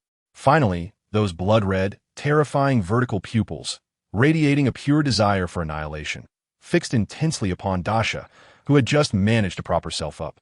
Her silver hair was matted with dust and blood, still strikingly vivid amidst the embers of the explosion and the flames consuming the city. Her Gothic dress was tattered in several places, exposing her cold skin beneath. She lifted her head. Her exquisite face wore a frigid expression. Yet within her human eyes blazed an indomitable flame. Abomination twisted his deformed jaw, producing a chilling sound of grinding bones. His mouth widened into a grotesque, inhuman grin, revealing sharp, white teeth akin to a shark's. A low, viscous murmur rolled from his throat, reminiscent of something from the depths of hell. The appetizer had concluded. His voice, hoarse yet penetrating, cut through the echoes of the explosion and the city's lament, piercing like an ice pick into every ear. Then, under the horrified gazes of all, Abomination's earth-yellow body began to undergo a terrifying transformation. The sound of cracking bones erupted from within him, an unsettling cacophony as if countless serpents writhed beneath his skin. The skin and muscle of the shoulder blades violently tore outward. Two grotesque, pale bone spikes, sharp as spears, oozing with viscous green blood, burst forth from his body, glinting with lethal brilliance in the firelight. Immediately, his elbows, the outer sides of his knees, and even the base of his spine erupted with the same sound of tearing. Long, uneven, and curved like sickles, the pallid bone blades, serrated at the edges, pierced through the epidermis, growing forth with a savage ferocity. It was as if he had been adorned with a thorny armor crafted from bones and carnage. In mere moments, the abomination transformed from a frenzied monster into a grotesque weapon of slaughter, its entire form bristling with lethal bone spikes. He moved his shoulders and arms, now covered in these spines, producing a spine-chilling sound as they scraped against one another. Those crimson eyes remained fixated upon Dasha. The massive foot, encased in hardened skin and new bone spurs, lifted and then descended. Boom! The ground trembled slightly. He advanced resolutely towards Dasha. Each step left behind a deep pit, marred with spiderweb-like cracks. The newly sprouted bone spikes swayed in the flickering firelight, casting shadows of death. A heavy sense of oppression hung in the air, as if leaden weights pressed down upon the hearts of the survivors. The atmosphere felt as though it had congealed. Only the resounding thuds of the abomination's heavy footsteps and its greedy, hissing breath remained. Dasha's arm, propped against the ground, trembled slightly. She beheld the approaching monstrosity, its body bristling with bone spikes, resembling a moving slaughterhouse, and stared into its crimson vertical pupils that reflected only her own image. She licked her cracked lips, a slow curve forming at the corners of her mouth, a blend of madness, fatigue, and unyielding fighting spirit. Ha! A short, light laugh escaped her lips, echoing clearly in the silent battlefield. You wish to feast on me? Dasha's gaze was sharp as a blade, fixed on the embodiment of death drawing nearer, challenging. Do you dare to believe that I can shatter your rotten teeth? Chapter 23. Timely aid from Nick Fury. The sound of the abomination's bone spikes scraping was akin to the grinding of a grim reaper's whetstone. With each step, the ground lamented. Dasha pushed herself up, her silver hair fluttering amidst the dust like a tattered flag. You wish to savor me as dessert? Are your teeth sturdy enough? She spat a mouthful of bloodied saliva, her eyes gleaming with terrifying brightness. Hulk pounded his chest, his green blood boiling with rage. He saw Gwen buried beneath the debris, the burning remnants. Hulk, furious, he roared, no longer hesitating. The massive green form launched itself like a cannonball towards the side of the abomination. The timing was exquisite. The abomination was forced to turn, its spiked claws sweeping towards Hulk. Boom! The two monsters collided once more, sending shockwaves that scattered debris. Dasha sprang into action. The speed of 2B reached its limit, leaving behind fleeting afterimages like lightning. Target: the abomination's injured leg, ravaged by Frank. Get the hell away from me. The long blade, contract of white, dragged a chilling light, slicing upward. It aimed directly for the embedded bullet in the wound. Slish! The blade deftly pried the shard loose. Green blood gushed forth like a high-pressure hose. Ack! The abomination writhed in pain, its entire body of bone spikes trembling. Frank struggled to rise, blood staining half his face. He spotted an opportunity, undoubtedly. Stark! Strike at the bony protrusions at the joints. Behind the knee, he roared, his voice rasping like a torn windbag. Just emerging from his armor, Tony appeared disheveled and grimy. The reactor was marred with cracks, the energy light extinguished. Jarvis, manual mode. One last spark. Gritting his teeth, he lifted his trembling arm. The palm cannon struggled to gather a faint glimmer of light. Sizzling, two slender beams of energy, akin to precise surgical blades, struck fiercely at the vulnerable junction of the newly formed bony protrusions behind the knee. That spot was relatively weak. Crack! A subtle, yet distinct sound of shattering. The abomination's right knee buckled, its massive form teetering precariously forward. Now is the moment. Natasha's pupils constricted. Hulk's primal battle instincts surged forth. He relinquished the grapple. His colossal fist, like a meteor, it crashed down on the abomination's exposed jaw, a result of its imbalance. Simultaneously, Natasha's blade transformed into a silver dragon. With resolute intent, it plunged directly into the abomination's crimson right eye. Thud! Crack! The muffled sound of the blade, piercing flesh, and the shattering of the skull erupted in tandem. Green blood mixed with an unknown viscous fluid gushed forth like a fountain. The abomination let out a bone-chilling howl. Its remaining left eye instantly bloodshot, driven to the brink of fury. The bony protrusions danced wildly, unleashing indiscriminate attacks. Natasha was violently swept away by a tremendous force. Like a severed kite, she crashed into the ruins. She spat out a mouthful of blood. The 2B form alarm blared. Multiple simulated nerves severed. Her vision began to blur. Hulk, too, was pierced by several bony protrusions in the shoulder and abdomen. Green blood flowed profusely. Yet he clung fiercely to the abomination's head. Summoning every ounce of strength, he hurled it down to the ground with ferocity. Boom! The earth trembled as if struck by a meteor. A terrifying pit formed in an instant. The shockwave flattened everything in its vicinity. Smoke and dust enveloped the area, obscuring all. Only the abomination's massive, contorted, earth-toned body lay quietly at the pit's bottom. Most of its bony protrusions were shattered. Its skull was utterly destroyed by Hulk's heavy fist and Natasha's long blade. The remaining single eye lost its frenzied light, leaving only a murky silence. At the edge of the pit, Hulk gasped for breath, his immense form swaying precariously. He gazed down at the wounds pierced by the bony protrusions. Then, he lifted his gaze, scanning the chaotic battlefield, landing on a distant armored vehicle. Betty Ross was breaking free from her father's grasp, tears streaming down her face as she looked at him. Her eyes reflected fear and an unbearable heartache. A low groan emerged from Hulk's throat, infused with Bruce Banner's anguish. He cast a deep gaze at Betty. In a fleeting glance, the complexity was ineffable. Then abruptly, he turned away, dragging his battered body. With several leaps, he crashed through dilapidated buildings, the immense green figure vanishing deep within the city's ruins, leaving only the heart-wrenching cries of Betty behind. Dasha lay amidst the rubble, feeling as though her entire being had disintegrated. A gaping wound on her arm, deep enough to reveal bone, throbbed with an agonizing heat, a result of being scraped by the edge of a loathsome bone spur. At the site of the injury, a viscous green fluid mingled grotesquely with dark, muddy blood, seeping slowly into her flesh, bringing waves of a bizarre, scorching yet frigid itch. She lacked the strength to care any longer. Frank, propped up by a broken gun, struggled to stand, blood seeping from his abdomen, his face as pale as parchment. Gwen was extracted from the debris by Tony, her uniform charred and torn. Unconscious yet still breathing, Tony himself was not in better shape. His expensive suit had become tattered rags, and his chest was marred by numerous cracks in the reactor. Gasping for breath, he surveyed the grotesque remains at the bottom of the pit and glanced around the chaotic battlefield. This buffet was indeed exorbitantly priced. He thought with a bitter smile. Suddenly, the shrill sound of brakes pierced the air as several jet-black SUVs glided into the ruins like specters. The door swung open to reveal Nick Fury, one-eyed and bald, clad in a black trench coat, accompanied by a team of agents. He approached with a perfectly measured stride, his expression grave, as if everything were under control. Dasha lay in the debris, nearly devoid of the strength to roll her eyes. She beheld Fury's composed face and summoned her last ounce of sarcastic energy. Her voice, though faint, resonated clearly. "Ah, Director, have you come to feast at this timely banquet? I imagine the food has gone cold by now."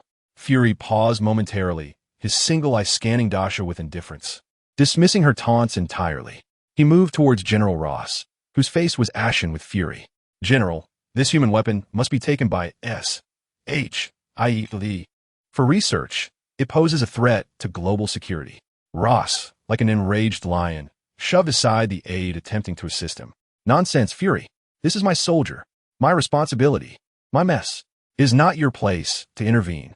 He pointed at the loathsome remains in the pit, spitting with rage. "It must be dealt with by the military. No one will take it away." Fury's single eye narrowed, exuding a sense of pressure. "General, this is a matter of..." "Enough." Ross interrupted harshly, waving his hand forcefully. "Medics, take Miss Betty away.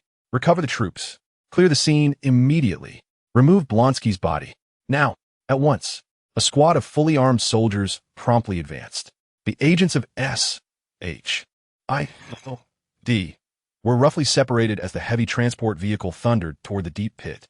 A harness descended, beginning to bind the grotesque and massive form of abomination. General Ross cast a cold, piercing glance at Fury, accompanied by Betty, whose face bore the marks of recent terror and lingering tears. Without a backward glance, she boarded the armored vehicle, surrounded by soldiers. The engine roared, stirring up a cloud of dust as it departed, leaving Fury and his agents standing amidst the ruins like mere silhouettes. The evening breeze tugged at the hem of Fury's trench coat as he gazed at the retreating military vehicle, his single eye obscured by shadows, concealing his thoughts. Dasha lay on the cold rubble, the sharp pain in her arm gradually fading into numbness. Yet, the searing itch of mingled blood coursed through her veins. Alive and increasingly vivid, she attempted to lift her hand, but her fingers involuntarily twitched, revealing a faint, nearly invisible glimmer of silver deep within her wound, intermingled with strange hues of green and yellow, quietly flickering like a dormant volcano on the verge of awakening. Chapter 24. 100,000 volts, and the angel beast by the trash, as the military dragged away the massive corpse of abomination. The ground was scarred deeply, resembling an unsightly wound etched into the chest of New York. Frank pressed a hand against his bleeding abdomen, watching as DS black SUV glided ghost-like into the debris. Nick Fury's polished, bald head gleamed ominously under the smoky sunset, his solitary eye scanning over the unconscious Dasha, the mummified Tony ensnared in Gwen's web, and finally resting on himself. Frank's voice rasped like sandpaper against rusted tin, noting that DS medical facilities were slightly superior to those of a standard hospital. He hesitated, glancing at Dasha's pallid face, particularly concerning the severely injured. The metallic taste of blood and rejection rolled in his throat, but seeing Dasha's ashen visage on the stretcher forced him to swallow the curse that rose. He nodded curtly, the motion sending a jolt of pain through his wound. Gwen, supporting the nearly crumbling Tony, quietly inquired of the billionaire and temporary comrade, "Mr. Stark, can you still walk? Do you need me to, change my grip?" Tony, with a face marred by bruises, managed a twisted smile at her words. "Sweetheart, change my grip? That could lead my mind astray, but you're a bit too young for that." Gwen paused, momentarily taken aback, before comprehending. Such banter was familiar to her, and she brushed it off. Having faced death together twice, their camaraderie would not be soured by a mere jest. At the top of Oscorp Tower, Harry gripped the progress report of Oscorp's experiments tightly, crumpling the paper in his palm. On the screen, Dasha lay in a life pod, her silver hair floating serenely in the nutrient solution, as tranquil as a lifeless doll. The data streamed outside in real time. A weak heartbeat, multiple internal bruises, and a grotesque wound on the left arm, edged with an eerie blend of green and yellow fluorescence. He had just witnessed the battlefield fragments transmitted by Nick Fury, the abhorrent collapse of a building, Dasha cleaving through concrete and ultimately being violently hurled away by the shockwave. "Is this your world?" Harry murmured, his fingertips icy. The family wealth and connections he once cherished appeared laughably insignificant in the face of such cataclysmic power. His father, Norman Osborn, silently emerged behind him, his gaunt hand resting heavily on Harry's shoulder. "Strength requires time, Harry." Norman's voice, rarely devoid of a businessman's coldness, now bore a weighty gravity. "Yet sometimes the enemy does not grant you time." His gaze swept over Dasha's figure on the screen before returning to his son's face, etched with resentment and terror. Finally, as if having made a resolute decision, he gently placed a metallic key, adorned with a green gemstone, into Harry's palm. The key was chillingly cold, engraved with a grotesque demon's visage, the activation key for the Green Goblin's glider. Harry grasped the key tightly, the sharp edges biting into his palm. He looked at Dasha in the life pod, a tumult of emotions, admiration, distance, and an almost morbid longing surging within him. She seemed so far yet so radiant. At that moment, Dasha lay quietly in the life pod, appearing like a slumbering beauty from the outside. Her black Gothic dress, tattered and torn, exuded a sense of shattered beauty. Dasha's consciousness floated within a chaotic nebula. The core of the illusionist was currently entwined in a violent green light, Hulk, and a somber earth-yellow glow, abomination, washing over it. The fissures in the light rapidly sealed, and the entire space trembled violently, akin to a heart being revived. The mechanical voice of energy absorption and repair resonated with the crackling sound of survival. Buzz. The core radiated brightly. A fluffy, snowball-like creature was expelled, sporting two large blue ears and bewildered, glistening eyes, emitting soft, squishy sounds. The binding coordinates for the snowball beast, neonate, had been established. The host's homeward path triggered the encounter's mechanical explanation. Immediately, two virtual images exploded in Dasha's consciousness. To the left, a girl with chestnut short hair danced with frenzied blue-white arcs of electricity, her skirt billowing, Misaka Mikoto. To the right, a golden-haired girl with a wasp-waisted figure languidly waved a remote control, her starry eyes seemingly capable of piercing the soul, Shin Satsuki. Ability selection: Electromaster, Railgun, or Mental Manipulation, Mental Out. The host may inherit basic ability levels without transformation, fluctuating with the host's current form strength. Oh my! The long silent golden finger has been revived due to the blood of Hulk and Abomination. It has even progressed further, allowing the inheritance of abilities without transformation. How astonishing! However, at that moment, Dasha's thoughts took a sudden turn. Shihoin Sora? Mind control? In a previous life, such an ability would have been the ultimate tool for a rogue. A veritable cheat for a philanderer. Regrettably, she cast a glance at the exquisite contours of her own ethereal form. Unable to see her toes while looking down. A flawless physique. She mused, what need have I for this charm and seduction? To serve as a mere aide to Frank? That image is too delightful to contemplate. As for Misaka Mikoto, she scrutinized the unremarkable chest and youthful visage, curling her lips in disdain. Surely, it's because this character is a middle schooler that she refrains from transformation, fearful of repercussions. Oh, cowardly system. System, I am aware of your desire for 2B's physique. Dasha decisively directed her hand towards Misaka Mikoto's image. Binding, elementary ability of Railgun assimilated to host form. Normal, LV1, Tifa Lockhart, LV3, 2B, LV5. The moment the mechanical voice confirmed, an electrifying sensation surged through Dasha's entire being. In the medical chamber, a jarring sound of decompression echoed. The life-sustaining fluid was rapidly evacuated. Frank, Tony, Gwen, and even Fury, lurking in the shadows, focused intently. As the door slid open amidst a veil of white mist, Dasha abruptly sat up. Her damp silver hair clinging to her cheeks, her eyes flying open, with flickers of electric sparks seemingly dancing deep within her pupils. 100,000 volts! A robust shout, tinged with a slight crack, resonated throughout the medical area. It was not merely a declaration of transformation, but rather an expression of liberation, or perhaps a mere involuntary reflex from an electric shock. The air fell silent for 2 seconds. Clatter.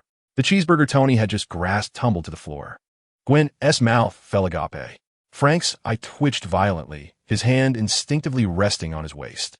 Fury's lone eye narrowed dangerously, the corners of his lips twitching upward ever so slightly, as if he had stumbled upon an intriguing toy. Dasha blinked, inspecting her intact hands, then raising her gaze to the astonished spectators, as well as her own pallid face reflected in the glass of the medical pod. Embarrassment? Non-existent.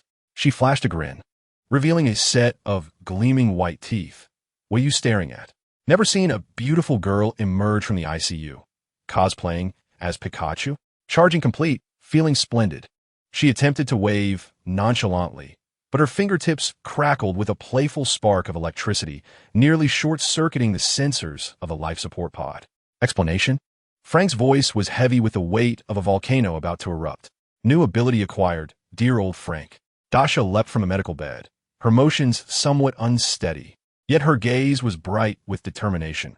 Her days of relying on power banks were over, for she had become a human Tesla coil, deliberately ignoring Fury. Her gaze swept over Gwen and Tony. So who can enlighten me? Did that hulking green figure flee after a heartfelt gaze reminiscent of Beauty and the Beast? Or was he invited for tea by our bald-headed director? She gestured towards Fury with a mocking tone laced with sarcasm. Unfazed, Fury responded with a calmness akin to announcing the weather. Dr. Banner is currently missing. General Ross has retrieved the remains of the abomination. As for tea, his single I shifted to Dasha S.H.I.E.L.D. offers the finest coffee and the most secure conversation rooms. Certain exceptional talents warrant more professional assessment and protection. The invitation, cloaked in bureaucratic verbiage, was thrown without pretense. Dasha rolled her eyes dramatically, pulling Frank along. No thanks. I'm afraid that if I drink your coffee, I'll wake up the next day bound to an autopsy table with a label reading high-risk metahuman, priority S for dissection beside me. Let's go old Frank home. The stench of disinfectant in this dreadful place is making my hair stand on end. Her fingertips absent-mindedly brushed against the metal doorframe, sending forth a small cascade of crackling blue sparks. Frank remained silent, following her lead. As he passed Fury, his steps hesitated momentarily, his hawk-like gaze clashing silently with Fury's single eye, exchanging unspoken warnings. The refusal was implicit. As night descended, the neon lights of New York failed to illuminate the dilapidated back alleys of old Brooklyn. Trash bins emitted the sour scent of leftover pizza. Dasha was discussing with Frank the possibility of relocating, now that she found herself in a position of considerable wealth, though not quite on par with Stark or Osborn. Acquiring a manor with a training facility was certainly within reach. Suddenly, a voice caught her attention. Puff! A timid, quivering sound emanated from behind trash bin. Dasha and Frank halted simultaneously. Before them was a snowy white, fluffy orb, adorned with two distinctive blue ears, gazing at Dasha with large, glistening eyes filled with both timidity and trust. It was huddled beside the filthy bin, its purity starkly contrasting with the sordid surroundings, resembling an angelic fluffball inadvertently dropped into this world. Whoa! Dasha's sarcasm was abruptly silenced, her pupils dilating in astonishment. The golden finger did not deceive me. Have I truly found a juvenile angelic creature by the trash? Frank's brow furrowed tightly, his hand instinctively moving towards his holster, his sharp gaze scanning the shadowy corners. What is that? His vigilance was heightened. However, Dasha had already crouched down, her movements swift as the wind. She extended her fingertip, cautiously poking the snowy fluff. Puff! The snowball creature did not retreat. Instead, it affectionately nudged her finger, a surge of pure, warm energy flowing into her, alleviating some of her lingering injuries. Relax, old Frank, Dasha exclaimed as she scooped up the snowball creature, which instinctively nestled into her arm, emitting a contented purr. She cradled the warm bundle, her face illuminating with the purest, most maternal smile she had worn since her arrival in this world. Allow me to introduce the latest member of our family, a mobile power bank and hand warmer. From now on, please refer to it as Pikachu Pro Max Angel Edition. Frank gazed at the fluffy creature, which was evidently not of Earth's biosphere, and then at Dasha's unguarded smile. He broke into a paternal grin, realizing that this girl had finally begun to embody the essence of a young lady. He turned away, continuing to lead in silence, though his steps seemed to slow slightly, merging with the disheveled yet strangely warm ambience of the alleyway's night. Dasha followed closely, holding the snowball beast, her fingertips unconsciously brushing against its soft fur.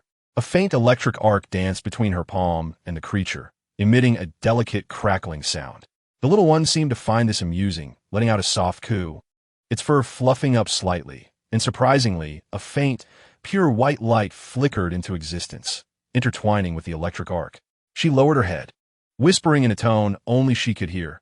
ISNT the combination of the electric mouse and the snowball beast a bit off kilter. In the shadows of the alley, a barely perceptible, non-human fluttering sound flitted by, as fleeting as an illusion. Suddenly, the snowball beast squirmed uneasily in her arms, its ears perked up in caution, gazing into the deeper darkness ahead. Chapter 25. Silent paternal love in the underground training facility of the Brooklyn Villa. Gunfire and electricity surged. Frank SM-1911 roared, bullets striking precisely at the red center of a moving target 50 meters away. Before the smoke could dissipate, a slender figure darted into his peripheral vision like a wraith. Silver hair trailed shimmering light as Dasha moved at high speed, her fingertips crackling with erratic blue and white arcs. With a flick of her finger, she unleashed a spinning coin that tore through the air, transforming into an orange glow. Boom! The heavy sandbags serving as cover beside Frank exploded instantaneously, their contents scattering like petals in a tempest. Without even raising his eyelids, Frank retaliated with a swift blow of the gun, but his movements as fierce as a serpent striking from its lair. Ow! Dasha crouched down, covering her nose, tears welling in her eyes. Hey, you can hit, but don't hit the face. Are you going to pay for my nose job if it gets flattened? Rubbing her reddened nose, She deftly reached for the plush snowball that had rolled by her feet. The snowball beast let out a soft coo, affectionately nudging her palm. Its fur still dusted with remnants of the sandbag's filling. Frank holstered his weapon, his expression impassive. On the battlefield, who cares whether your nose is real or not? Control your new toy. Keep discharging electricity recklessly, and at 1T, just be your nose that suffers. His gaze swept over the residual sparks dancing from her fingertips. Dasha, cradling the snowball beast, skillfully retrieved a coin with her other hand, spinning it between her fingers like a butterfly, while blue and white arcs joyfully leapt across its surface. She pouted slightly. It's merely a level 1 electric shock, just a tickle. Wait until I transform into Miss 2B. I'll perform an electromagnetic cannon demonstration for you. The snowball beast seemed to understand, rolling slightly in her embrace and emitting a soft coo, as if in agreement. In the villa's living room, the expansive floor-to-ceiling windows revealed the lush greenery of Central Park. Fury's stern visage appeared on the encrypted video call, resembling a floating egg yolk against the screen. Gentlemen, a final proposition. As a consultant, you will have the freedom to act. My solitary eye scrutinized the screen, exuding an intangible pressure. The jurisdiction over defining special events lies with S-H-I-E-L-D. Yet the compensation is unparalleled. Frank reclined on the spacious leather sofa, shadows obscuring the defined contours of his face, a cigar delicately balanced between his fingers, its smoke curling into the air. He fixed his gaze on Fury's singular eye, his voice cold and resolute. Dasha is not your special asset. The refusal was absolute. After a brief silence, a flicker of calculation flashed in Fury's eye. There's a vampire nest at the Brooklyn docks. I propose a bait, a lead in exchange for your consulting action. Frank remained unmoved, his eyelids betraying no reaction. No exchange. He extinguished the cigar, rising to his full height, severing the video connection. Her troubles are mine to resolve. With that, the communication ended, plunging the screen into darkness. Hours later, Frank drove alone, his destination, the abandoned Pier 13 in Brooklyn. On the passenger seat, a mobile device displayed a message. Provide me with bloodline clues, and I'll assist you for a year. In the trunk lay heavy, specialized ultraviolet explosives and silver bullets. When Gwen arrived, Dasha was lounging on the terrace, manipulating a coin with magnetic force to dance at her fingertips. Dasha, the Queen's docks. There's arms smuggling. Come with me to take it down. Gwen's Ghost-Spider suit outlined her youthful vigor against the night breeze, her tone brimming with the excitement of a street hero, as if engaged in a grand game of live-action combat. I'm not going. I'm tired. Dasha barely lifted her eyelids. The snowball beast curled up on her abdomen, snoring softly. Please, just help me keep watch. I'm afraid I'll miss something if I go alone. Gwen shook her arm. All right, fine. Dasha relented, annoyed by the persistent shaking, shoving the coin into her pocket. But remember, I'm just observing, not intervening. She rose, her silver hair flowing under the moonlight. With a fleeting thought, her form rippled like water, instantly transforming into Tifa's red-shouldered short dress. The level 3 electric shock enhancement surged within her, significantly amplifying her abilities. At the Docks Warehouse District, gunfire erupted. Several gangsters were in the midst of a transaction when the descending Ghost-Spider disrupted their dealings. Webs flew chaotically, and screams filled the air. Dasha crouched atop a container, yawning incessantly. A thug, in a panic, fired his weapon indiscriminately toward her hiding spot. Bullets ricocheted off the container, sparks flying. Wow! A flash of blue-white electricity sparked in Dasha's eyes. The instinctive response in Tifa's form outpaced her thoughts. Without even reaching for a coin, she flicked her fingers. Zap! A far more robust arc of electricity tore through the night, like a twisted bolt of lightning. It struck the thug in the abdomen. He could not even scream, his body convulsing violently, akin to a frog electrocuted by high voltage, the air thick with the stench of charred flesh and loss of control. He collapsed, his gaze vacant, utterly incapacitated. Gwen descended gracefully on a web, her gaze fixed on the convulsing figure on the ground, a pallor instantly overtaking her features beneath the mask. Dasha, you. Her voice trembled. We agreed to merely tail him. You've incapacitated him. Enough, Gwen. Even a saint must recognize the circumstances. Dasha retorted, irritably flicking her wrist, the residual blue-white arcs of electricity crackling at her fingertips. The last of the convulsing thugs lay sprawled on the ground, his pants drenched, the air thick with the acrid stench of burnt flesh and incontinence from the LV-3 Tifa forms electric shock. Gwen crouched to assess the thug's injuries. Her voice laced with suppressed fury. Dasha, he was merely a small-time player. Even if guilty, he should not be maimed. We possess power, not to be wielded for cruelty. Huh? Dasha laughed in exasperation. Cruelty? He showed no mercy when he aimed a gun at me. She scoffed. Is our strength to be used to crush our enemies or to lull them to sleep with lullabies? Her fingers danced with coins, arcs of electricity leaping dangerously. This is called losing control. When shot up, her web shooter aimed at Dasha. We are here to prevent crime, not to create disabilities. Fine. You're so high and mighty. You're amazing, Dasha retorted, shedding her transformation, her silver hair cascading in the night breeze, her gaze colder than before. Next time you're stabbed, I'll guarantee to call for emergency assistance for you. Don't let the door hit you on the way out. With that, she leaped from the rooftop, her silvery figure melding into the night, leaving Gwen standing alone, the wind rustling her uniform, her chest heaving. This was precisely the reason she hesitated to partner with Gwen, the inevitable arguments. It would be fewer beautiful women to share the spotlight. How annoying. In Harry's penthouse, the air was colder than a morgue. Peter, clad in a plaid shirt, his hair disheveled, resembled a hapless mediator as he darted between Gwen's icy demeanor and Dasha's wrath. Listen, guys, we are a team. Recall those joyful times. Skipping classes together. Berating Professor Vulture. Peter attempted to lighten the mood. Dasha covered her face. Stop. Peter Parker, your mediation skills are as dismal as your pickup lines. She pointed to herself. She complains I'm too harsh. Then to Gwen, and I find her too saintly. This contradiction is unsolvable. Do you understand?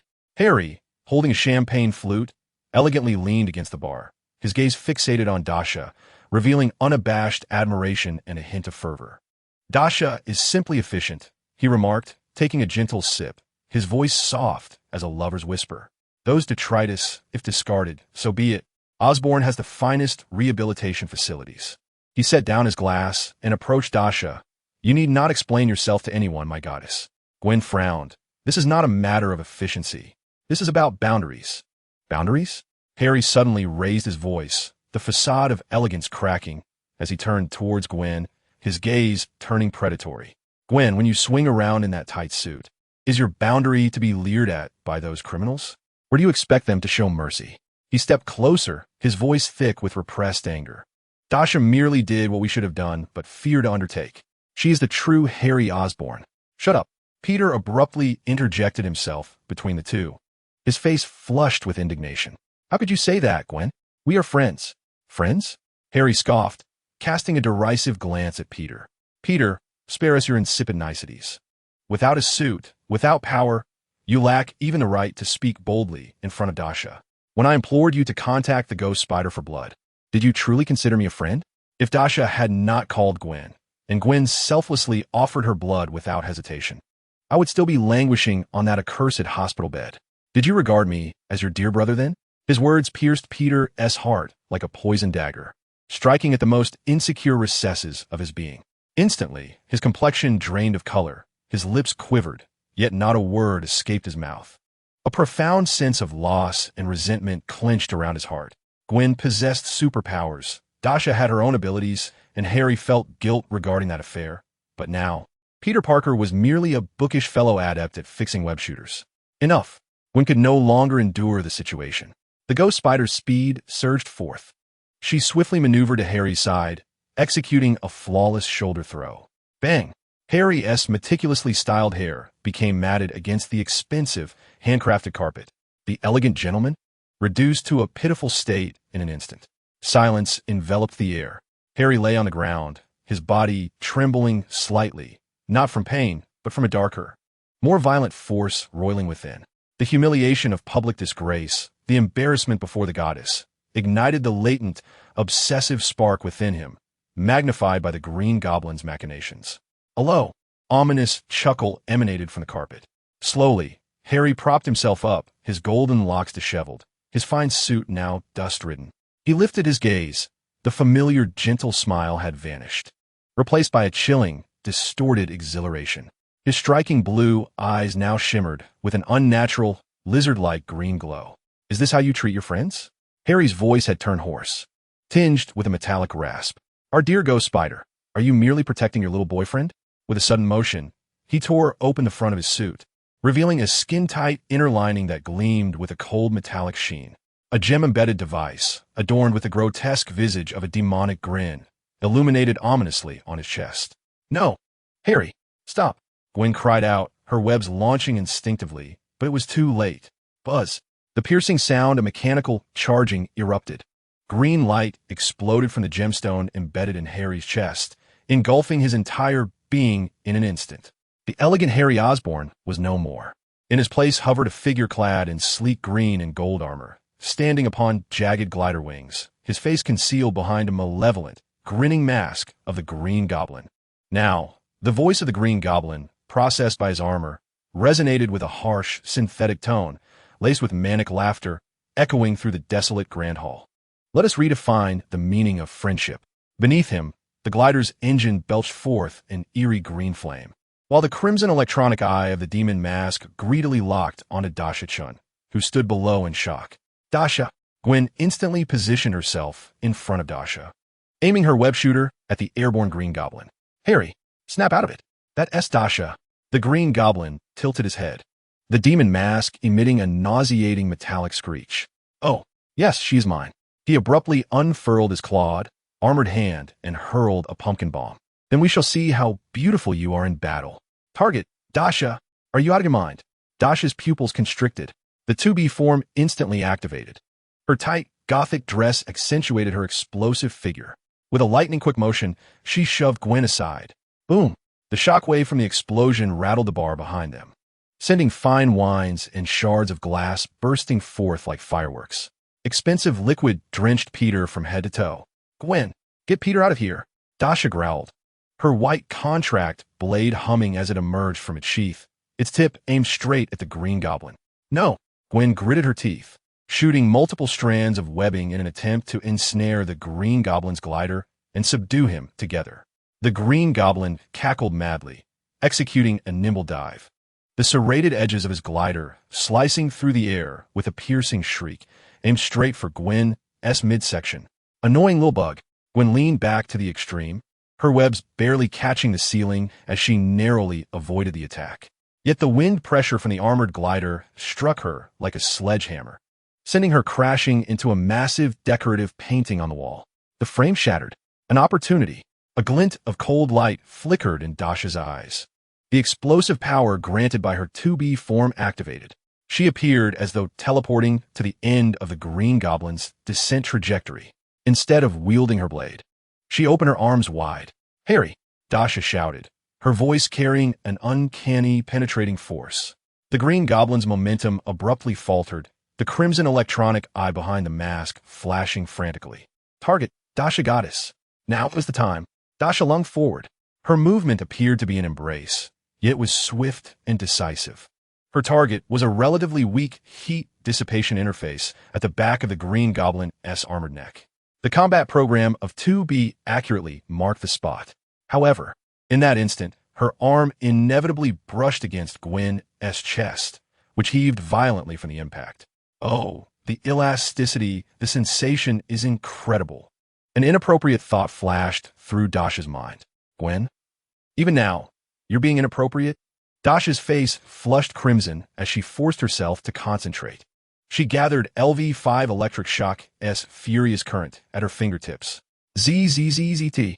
A blue-white arc of high-voltage electricity surged violently into the Green Goblin's neck interface.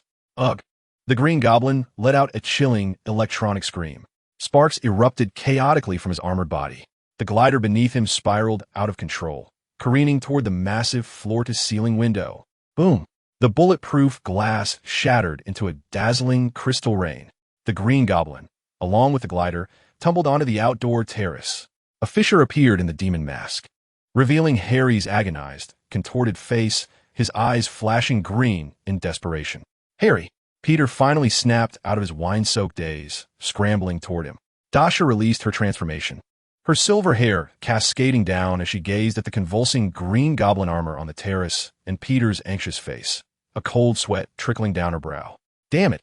The tales of cultivation do not deceive me. This is undoubtedly a manifestation of my inner demons. Regret coursed through her veins. If only I had chosen the honeybee technique instead. With a mastery of the mind, any inner demon would kneel in submission. Why exert myself so fiercely? Gwen, rubbing her chest, approached Dasha, her gaze complex. How does it feel? Dasha replied, it's tolerable. She attempted to shift the topic, gesturing toward the terrace. What now? Should we send him to Arkham Asylum or find Tony? Gwen shot her a fierce glare before turning her attention back to the terrace. The ethereal glow of the green goblin armor had extinguished. Harry lay weakly within, his eyes regaining some clarity, yet filled with pain and confusion. Peter was frantically trying to extricate him from the armor. We need to contact Mr. Stark. Only his expertise can decipher the armor's effect on Harry. Gwen declared decisively. Peter, lend a hand. The night breeze of Manhattan bore a chill. Dasha drove Frank's modified muscle car, with Harry, now pale and evasive, occupying the passenger seat. In the back seat sat Peter, still shaken, his hair damp with remnants of alcohol, alongside Gwen, who crossed her arms, feeling a weight in her chest. The atmosphere inside the car was colder than the onboard refrigerator. That Dasha, Harry's voice was hoarse, laced with guilt and fear. Silence, you lovesick little tyrant. Dasha interjected, one hand gripping the steering wheel while the other instinctively twirled a coin between her fingers, crackling with electricity. Save your heartfelt confessions for the psychiatrist. Next time you lose your mind, I'll unleash the electromagnetic cannon, and you'll experience what it truly means to be struck to the core. Harry shrank back, silenced. Yet his gaze toward Dasha's profile remained tinged with a morbid obsession. Peter looked at Harry with concern, then glanced at his empty hands, feeling a sense of defeat constricting his heart like creeping vines. Gwen, staring out at the fleeting neon lights, began to waver in her belief in the vigilante game. The power they wielded seemed not entirely benevolent. The car halted at a red light. Beside them stood the brilliantly lit Rand Corporation building, its massive logo shimmering in the night. Damn! A coarse exclamation erupted.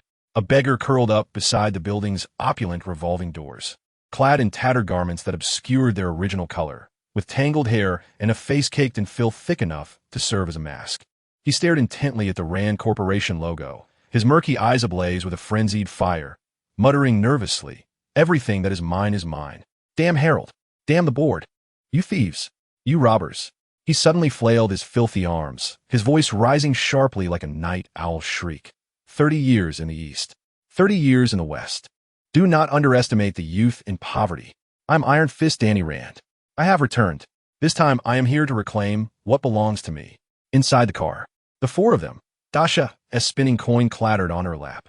She slowly turned her head, gazing out the car window at the frenzied beggar, spitting profusely at the Rand Group building, and then glanced at her own shattered expression in the rearview mirror.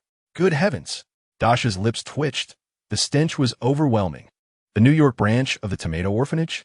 She pressed the accelerator, her muscle car roaring to life as she fled from the suffocating atmosphere of an impending broken engagement. Hurry, hurry! With such a flag raised, I fear he might call upon the Dragon King and burst forth at any moment. In the back seat, Peter observed the beggar's manic silhouette, then turned to the still-dazed Gwen beside him, and finally glanced at their wealthy, dangerously eccentric friend in the passenger seat, as well as the silver-haired, eccentric girl at the wheel who could transform, emit electricity, and retrieve angelic creatures from trash bins. He cradled his head in despair. Dear God, how many more anomalies from the Human Research Center are lurking around us? Chapter 26. Social Death. The four troubled youths stood in the top-level lounge of Stark Tower. The air was infused with the expensive aroma of money and technology. Pepper Potts approached, her high heels clicking against the floor, her professionally crafted smile worthy of a Forbes cover. Tony? Oh, he is not available for visitors at the moment. Last night, there was an urgent project, and he is utterly exhausted, still resting. She tucked a strand of her golden hair behind her ear, a suspicious red mark barely visible beneath her scarf. Dasha's silver-gray eyes instantly brightened, scanning Pepper's dewy, radiant cheeks with radar-like precision. She whistled softly and languidly leaned against the leather sofa. I understand. The hard-working cow is too tired to plow. She deliberately elongated her tone, her fingertips creating tiny sparks as she flicked a coin, looking quite well off indeed. Gwen nearly spat her drink onto Peter's checkered shirt, her expression a vivid tapestry of emotions. Still reeling from the aftermath of Harry's armor mishap, she felt her ears flush crimson from Dasha's sharp words, desperately pretending to study the carpet's patterns. Peter blinked in confusion, glancing between Dasha and Gwen, his mind overwhelmed with thoughts. What cow? Did Mr. Stark buy a farm? Harry's heart raced to 180 beats per minute. He mentally shut out the cow reference and only heard the word well. Dasha was defending me. She's trying to spare me from embarrassment. She's comforting me in this outrageous manner. His gaze towards Dasha softened, feeling so moved he nearly pulled out the Osborne stock transfer papers right there. A crack appeared in Pepper's professional smile, a rare blush blooming on her cheeks. She cleared her throat, struggling to maintain composure. Kids, it's lunchtime. My treat. She turned and walked briskly, as if riding on wheels of wind and fire. The dining area offered a breathtaking view of much of New York sprawling beneath them. The server, a young Asian man with clean features and neatly styled black hair, donned a crisp uniform that did little to conceal his sharp demeanor. He approached with an electronic tablet, his smile perfectly polished. What would you like to order? His gaze lingered momentarily on Dasha's signature silver hair before continuing. The ribeye steak, cooked to a perfect medium, accompanied by a generous serving of fries, remained untouched by Dasha, who deftly flicked a coin between her fingers. The arc of electricity danced like an agitated azure serpent. Bring a soul-soothing bowl of noodle soup for this languid gentleman beside me. With extra cilantro and a pinch less salt to quell his fervor, she instructed, casting a glance at Harry. He immediately straightened, his gaze intense. Listen to Dasha? The young waiter, suppressing a smirk, maintained his composure as he noted the order. Very well. And for you, miss? He asked, turning to Gwen. Still lost in the aftershocks of the agrarian bull, she randomly pointed to a salad. Peter, anxious, opted for the least expensive pasta.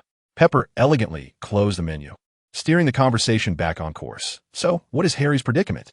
Dasha succinctly replied. Whenever he dons his family's ancestral green armor, he spirals into madness, attacking anyone in sight. Particularly eager to strike Gwen, and exhibits a peculiar obsession towards me. We urgently require Tony's technological intervention to remedy the malfunctioning mind within that wretched suit. Pepper gasped, covering her mouth in surprise. I see. If it's Tony, her eyes sparkled with unwavering faith in her man, he will undoubtedly find a solution. Just as she expressed this, a familiar voice, laced with a teasing tone, interjected. But what? Genius? Billionaire? Philanthropist? Or that overworked bovine you mentioned? Enter Tony Stark, shining brightly.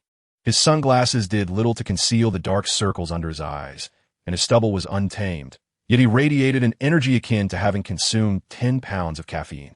He seized the lemon water in front of Pepper and downed half the glass, disdainfully glancing at the exquisite spread before him. Happy. Same place. Double cheeseburger, add pickles.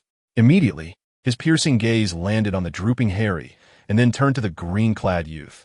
Bring your inner demons and your armor. Follow me upstairs. It's time for repairs. The pristine floor of the top-floor lab gleamed like a mirror. The green goblin armor was stripped away, starkly affixed to the scanning platform. A cascade of ethereal blue light flowed over the menacing metallic surface. Jarvis's calm electronic voice resonated in the air. Scan complete, sir. Anomalous high-frequency pulse feedback nodes detected in the armor's neural interface system, located in the amygdala projection area of the peripheral system. This pulse significantly amplifies the wearer's aggression, paranoid tendencies, and specific emotional dependencies. On the holographic projection, a crimson dot flickered wildly within the intricate neural simulation diagram, conveniently labeled with its magnified effect, obsession level towards specific silver-haired target, 300. Bingo! Tony snapped his fingers, and a virtual keyboard danced under his fingertips, unearthing the root of the issue. Peter, come here. Do you see this coupling circuit? With your nimble fingers from fixing your web shooters. Cut off that feedback line for me. Right there. Gwen, don't just stand there. Analyze the waveform decay model of this pulse. I need the optimal blockage solution. Hurry. Time is money. My burger is getting cold. Dasha leaned casually against the frigid lab table, the coin transforming in her fingers into a swirling electric blue light. Crackling with energy, She let out a significant yawn while staring at an incomprehensible stream of data. Harry, akin to a chastised schoolboy, edged closer to Dasha. Dasha is with me today. I never intended to harm Gwen, nor did I wish to frighten you. Stop, Dasha interjected, raising her hand, the coin balancing steadily on her fingertip as the electric arc dissipated. She turned her head, her silvery hair slicing through the air with precision. Her gaze as clear and untroubled as a sunny day in Brooklyn. Harry Osborn listened closely. Her voice, though soft, momentarily silenced the clatter of keyboards in the lab. I will assist you for 2 reasons. First, because Gwen is my dear friend. Despite our quarrels, I cannot bear to see her reduced to a mere pancake by you. Second, she held up 2 fingers. I am a minor shareholder in Osborn Industries. Each time you don your green attire and act recklessly, the stock price plummets, and my wallet weeps. Understand? This is merely mutual aid among friends and a precaution for shareholders. Any further involvement? She flashed a mischievous grin, tinged with a hint of defiance. Not a chance. My aspirations reach for the stars and the sea, not to be confined within a diamond-encrusted birdcage as Mrs. Osborn. The color drained from Harry's face, his self-important bubble burst by Dasha's words, leaving only a trail of icy remnants. He opened his mouth, but ultimately emitted a dry syllable. Oh. He felt as if his very bones had been extracted, leaving him even more dejected. Tony's gaze drifted away from the holographic screen, accurately capturing the fleeting look of despair in Harry's eyes, contrasted with Dasha's nonchalant demeanor.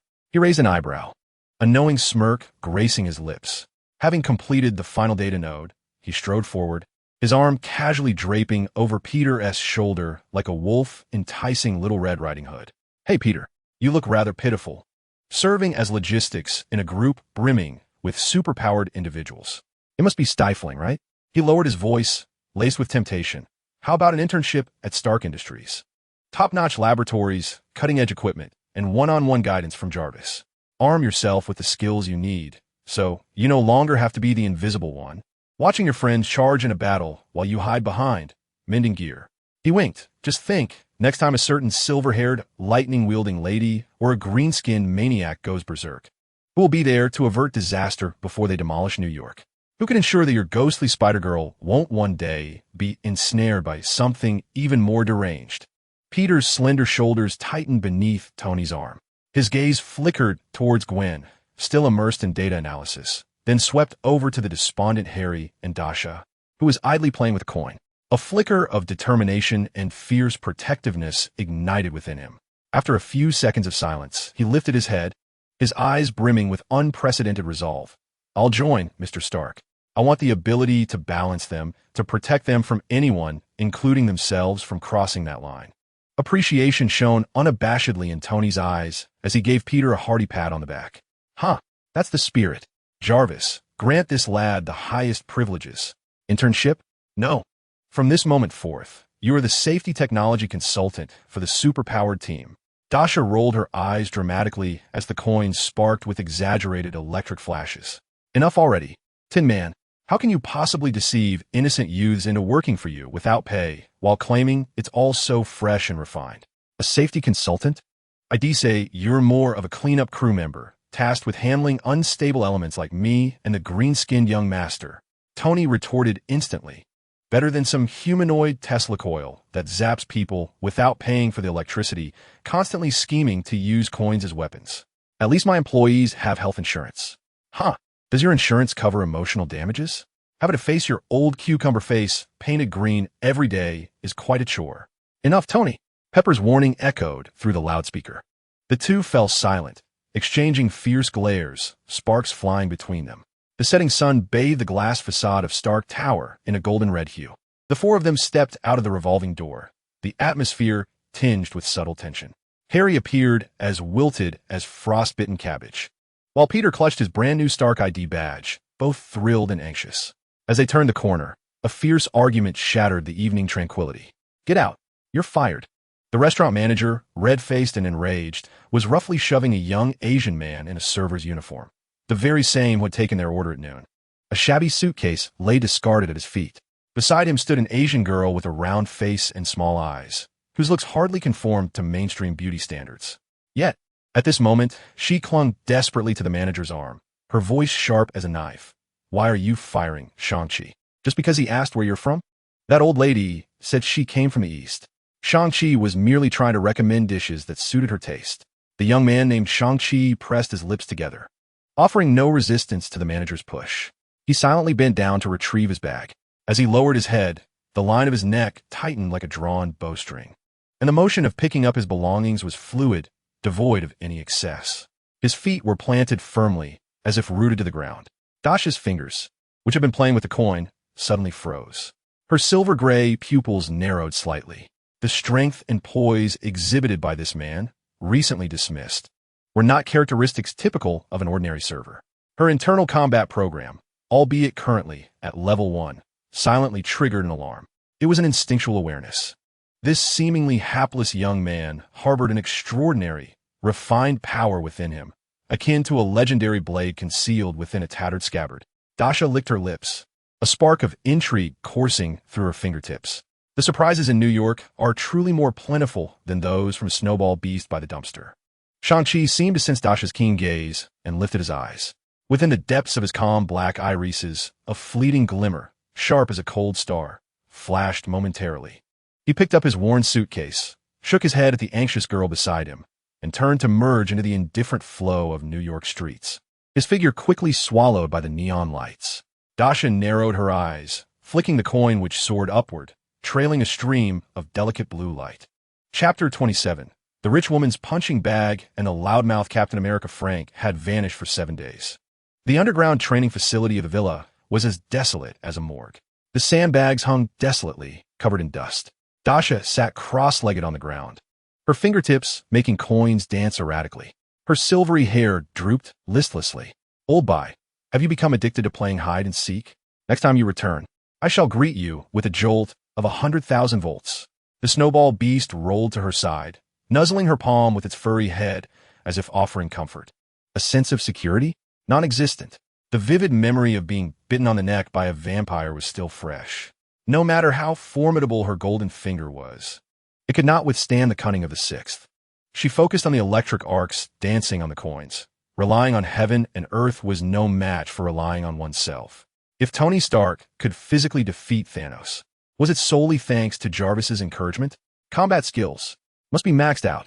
She tightened her grip on the coin, the electric crackling like thunder. Damn it. Let's get moving. Target locked. The Asian waiter who was fired from the restaurant. Shang-Chi, the martial arts king of the Marvel Universe, bankrupt version. A spark ignited in Dasha's eyes, fueled by the exploitation of cheap labor by capitalists.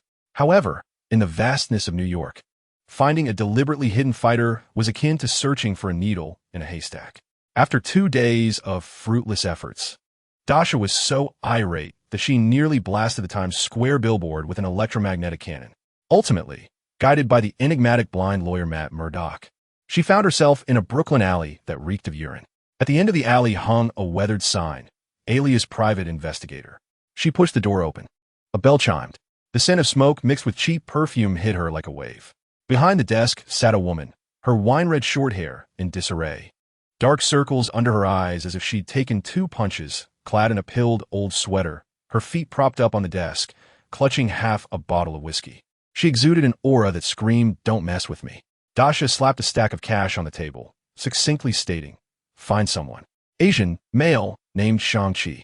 Fired from Manhattan restaurant yesterday." The woman lifted her eyelids, glanced at the thickness of the cash, and then at Dasha's striking silver hair. Name? Her voice was rough like sandpaper. Dasha Chen. The woman took a swig of whiskey and weighed the money. Wait here. It must be said, professionals were astonishingly efficient. By noon the next day, a greasy napkin with an address scrawled on it was slapped onto Dasha's villa doorknob. The address pointed to an abandoned auto repair shop on the outskirts of Queens. The rusty metal door stood ajar. Dasha pushed it open. The spacious workshop had been transformed into a rudimentary training ground. Sandbags, wooden dummies, worn mats. Shang-Chi was practicing punches against an iron pillar, his strikes fierce, sweat soaking his tank top. Upon seeing Dasha, he abruptly halted, his gaze wary like that of a lone wolf. Who are you? Shang-Chi frowned, wiping his sweat. Dasha twirled her car keys, her smile radiant like that of a pyramid scheme leader. efficiency is nothing compared to the allure of cash. Mr. Shang-Chi, unemployed? Have you considered reemployment? Private combat coach, inclusive of meals and accommodation, with a monthly salary of this amount. She extended 5 fingers. Shang-Chi se pupils dilated. Tens of thousands of dollars. For the former crown prince, now a drifter in a foreign land, surviving through menial labor, the odds seemed astronomical. Yet he inhaled deeply, suppressing his excitement, and shook his head, stating that there was no need for lodging. He knew of a place with superior facilities. He paused for a moment before adding that he had a formidable friend who would assist in teaching her more efficiently. Dasha, indifferent, replied, "All right, lead the way. Let me see if your formidable friend is of the caliber of Yip Man or merely an old man doing square dancing." The new training ground was more concealed, located in the basement of a dilapidated building in Brooklyn. The space was ample, better equipped, albeit with a dustiness reminiscent of an archaeological site. Shang-Chi informed her that he visited twice a week, and by calculating the time, she deduced that he would arrive the day after tomorrow. He then handed Dasha a handwritten training schedule, densely packed with activities ranging from a 10-kilometer weighted run at 5 in the morning to late-night impact training, with timings precise to the minute. It could be aptly titled on how humanity rapidly evolves into scions. Dasha's eyelids twitched as she perused the schedule. Its intensity could make even the most seasoned laborers gasp for breath. Shang-Chi's demeanor turned serious as he emphasized that combat was a life-and-death skill with no shortcuts. He inquired about Dasha's previous training experiences.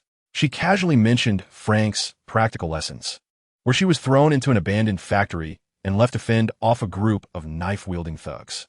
Shang-Chi's expression darkened upon hearing this, his fists cracking ominously. "Who was your previous coach?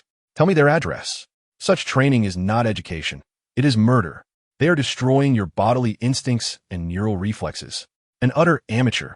A brute. His lament was profound, as if Dasha were a precious herb ravaged by swine. Dasha, feeling somewhat awkward, refrained from mentioning that the brute's current fate was uncertain. She shifted the conversation. "Enough with the reprimands. Shall we test the remaining efficacy of this precious herb?" She removed her outer jacket, revealing a sports tank top and shorts that showcased her streamlined, yet not exaggerated musculature. The test commenced. In the vast emptiness of the basement, the sounds of punches and kicks slicing through the air filled the space. Shang-Chi unleashed a torrent of attacks, his movements swift, precise, and fierce, imbued with the rhythm and explosive power characteristic of Eastern martial arts. Dasha, like a cornered wildcat, relied on the battlefield instincts and exceptional reflexes instilled in her by Frank to awkwardly evade and block. Her techniques were devoid of flamboyance, relying solely on the brutal simplicity of straight punches, sweeping kicks, and elbow strikes, all fueled by a fierce tenacity that embraced the principle of exchanging injury for injury. Lower your shoulders. Center your gravity. Blocking is not about brute force. Absorb the impact. Use the momentum. Strike without hesitation. Do you think this is a game? Shang-Chi's admonitions intertwined with the dull thuds of his strikes landing on flesh. Dasha gritted her teeth, enduring as sweat soaked her tank top. Her fair skin soon mottled with bruises. The snowball beast crouched in the corner, anxious and whimpering. Bang! Shang-Chi executed a cunning side kick that slipped through Dasha's guard and struck her abdomen with force. The power was perfectly calibrated. The sharp pain was enough to sap her strength instantly. Dasha let out a muffled groan, clutching her stomach as she staggered backward, colliding with the cold wall. Grimacing in pain, her reaction was commendable. Her instincts remained intact. Shang-Chi steadied himself, breathing heavily, a flicker of recognition in his eyes, but his technique was non-existent. All his power was misdirected, sheer brute force. No matter how strong the foundation, it couldn't withstand the dust in this cursed place, thick enough to grow potatoes. Shang-Chi, which unfortunate soul have you deceived into becoming your human punching bag this time? A resonant voice, imbued with charisma, yet exuding an insufferable arrogance, accompanied by heavy footsteps, thundered down the staircase. Dasha gasped for air and looked up. Against the light, a tall, robust figure descended the stairs. His golden hair shone like sunlight, his features strikingly handsome, embodying the quintessential American heartthrob. The blue tank top clung to his bulging chest and arms, beads of sweat tracing graceful lines, an embodiment of overflowing hormones. "Yeah, what are you staring at?" Haven't you seen a handsome man before? Or have you been rendered foolish by Shang-Chi's pathetic performance? The golden-haired Adonis placed his hands on his hips, chin raised slightly, casting a disdainful glance at Dasha, his mouth seemingly stuffed with 10 pounds of chili peppers and canned herring. Shang-Chi, where on earth did you find this punching bag, with such spindly arms and legs? She looks like a malnourished sprout. How many punches can she withstand? I hope she doesn't start crying after one hit, or I'll have to comfort her. He strode to the center of the arena, casually picking up a dumbbell, weighing in his hand, and grimacing in disdain. This piece of junk was as light as an inflatable toy. Rubbish. Dasha glanced at that infuriatingly handsome face, listening to the level of trash talk that could rival a sewage outlet, her CPU nearly overheating. Captain America? Is this really Captain America? That mouth must have just soaked in the Gotham chemical pool. Shang-Chi, looking helpless, said, Miss Chen, this is the person I mentioned, Steve Rogers. Steve Rogers? Dasha raised an eyebrow, her gaze inquisitive, the name quite significant. Sharing the same name as that Ice Cube veteran? She deliberately provoked. So, when you wake up to find the farmer from your past is now your superior, how do you feel? Are you tempted to crack that one-eyed egg with your shield? Steve paused for a moment. He slowly turned around, his striking blue eyes fixated on Dasha, as if regarding a chirping sparrow. A charming smile gradually unfurled on his handsome face. In the next second, his verbal barrage unleashed. Feelings? My feelings are that you lot, sheltered from war, have mine stuffed with cheese and nonsense. Superior? Huh. A scheming liar, full of control issues. I wish I could send him back to the womb. Feelings? What feelings? You little girl, what do you know? Believe me, I could shove your head right up that bastard's backside, and then you'd understand my feelings. Shang-Chi, where did you pick up such an insufferable contrarian from the corner of the world? Spittle nearly sprayed Dasha's face. The veins on her forehead throbbed furiously beneath her silver hair. The coins at her fingertips crackled violently, blue-white arcs of electricity dancing erratically. Internally, her thoughts raced. Endure. I must endure. For the sake of fighting skills. To crush the vampires. For the sake of it all. I long to obliterate that braggart's mouth with an electromagnetic cannon. Or perhaps find some tranquilizer. Would it be possible to silence him and transform him into a quiet, handsome figure? Shang-Chi skillfully intervened between the two, exasperatedly stating, All right, enough. Captain, please speak less. Miss Chen, do not stoop to his level. He turned to Steve. Captain, Miss Chen has potential, yet her approach is rather wild. With your extensive experience, could you assist in refining her? Steve scoffed, his scrutinizing gaze raking over Dasha, as if appraising a slab of meat. Potential? Mediocre at best. Reaction time? Passable. Power? Rubbish. Footwork? Lousy. Resilience? Slightly better than paper. He approached Dasha, towering over her. Little girl, do you truly wish to learn the real deal? First, you must correct your spoiled habits. Tomorrow morning at 5. 10 kilometers with added weight. If you are even a minute late, I shall not use my shield, but a dumbbell to make your behind acquainted with reality. Dasha inhaled deeply, mentally repeating, for the sake of strength, for the sake of strength. Forcefully swallowing the urge to retort with a fuck you. Instead, managing a strained smile. Very well, Captain. Your word is law. She mentally noted 10 doses of tranquilizer for that insufferable braggart. As dusk descended, the intensity of training coupled with mental fatigue left Dasha ravenous. Her stomach pressing against her back. Rubbing her sore arms, she inquired of Shang-Chi, Is there any good Chinese food nearby? I urgently need carbs to sustain myself. Shang-Chi pondered for a moment. Li's is quite good. The owner is from Guangdong. Dasha began to gather her belongings. Out of a sense of camaraderie, she symbolically asked the braggart captain, who was relentlessly pummeling the heavy bag, Captain, care to join? My treat. Steve did not even glance back, delivering a powerful punch that sent the heavy bag soaring, spitting words, no thanks. I would rather gnaw on raw potatoes than share a meal with someone who could be knocked down by Shang-Chi. It ruins my appetite. Get lost, get lost. Don't linger here. Dasha's mouth twitched as she pulled Shang-Chi away, not looking back. Behind them, the loud, continuous stream of trash talk echoed in the vacant basement. The content quite unsavory. Upon exiting the derelict building, the evening breeze wafted in. Dasha gazed up at Brooklyn's overcast night sky, feeling the aches throughout her body and the lingering mental pollution in her ears, letting out a long sigh. She pulled out the coin, warmed by her grip. where blue-white arcs danced feebly at her fingertips. On the first day of training, she murmured to herself, her silver hair tousled by the night wind. Outcome, a body full of bruises, a sharp-tongued coach. Damn it. Sooner or later, I'll silence that wretched person. Chapter 28. Bullets and electronic Viet Zone. At the Chinese restaurant, the aroma of cooking oil mingled with ginger and garlic at Lee's Chinese restaurant. As closing time approached, the hall was empty. Dasha dug in her plate of dry-fried beef, ho fun, ravenous. Shang-Chi sipped his soup leisurely, continuing his monologue. The explosive power of Xingyi Yiquan emphasizes the unity of waist and horse stance, drawing strength from the ground. Like that last block you made against me, your waist was rigid, placing all the force on your shoulders, utterly incorrect. Dasha, her cheeks stuffed, mumbled indistinctly, unity of waist and horse stance. Right now, I just want to unify with some carbs. Another plate of shrimp dumplings, please, as she raised her hand in an attempt to summon her boss for another order. The restaurant door was abruptly flung open with a resounding clang. A frigid gust swept in, heralding the arrival of 4 figures. Leading the charge was the blind attorney Matt Murdock, clad in a red and black daredevil uniform, draped with a wrinkled trench coat.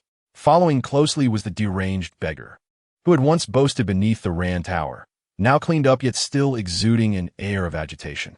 Next came Jessica Jones, the detective who had assisted Dasha in locating Shang-Chi, her fingers massaging her temples, a look of exasperation etched across her face.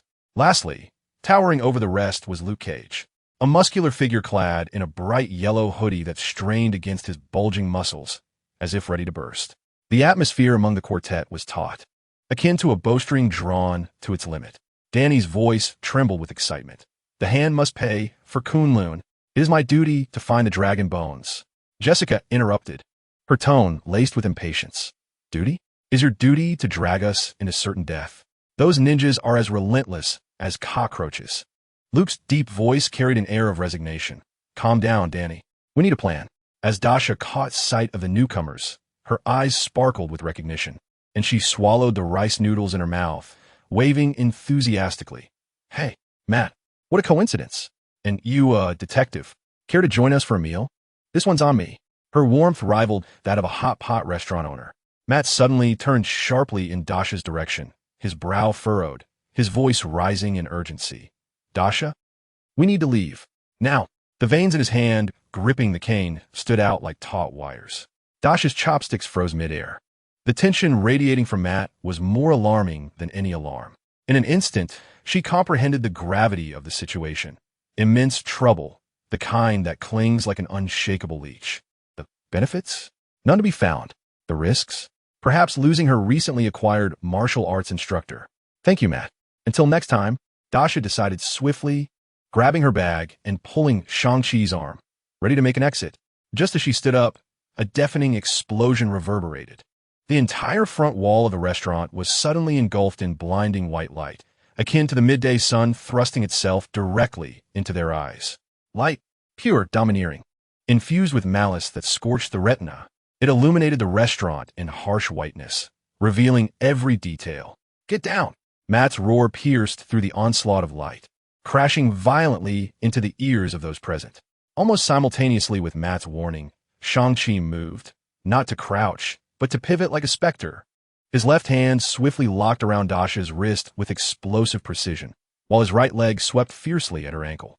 Dasha felt the world spin as she was forcefully propelled, akin to a discarded sack, smashing against the solid wood of the preparation table in the corner.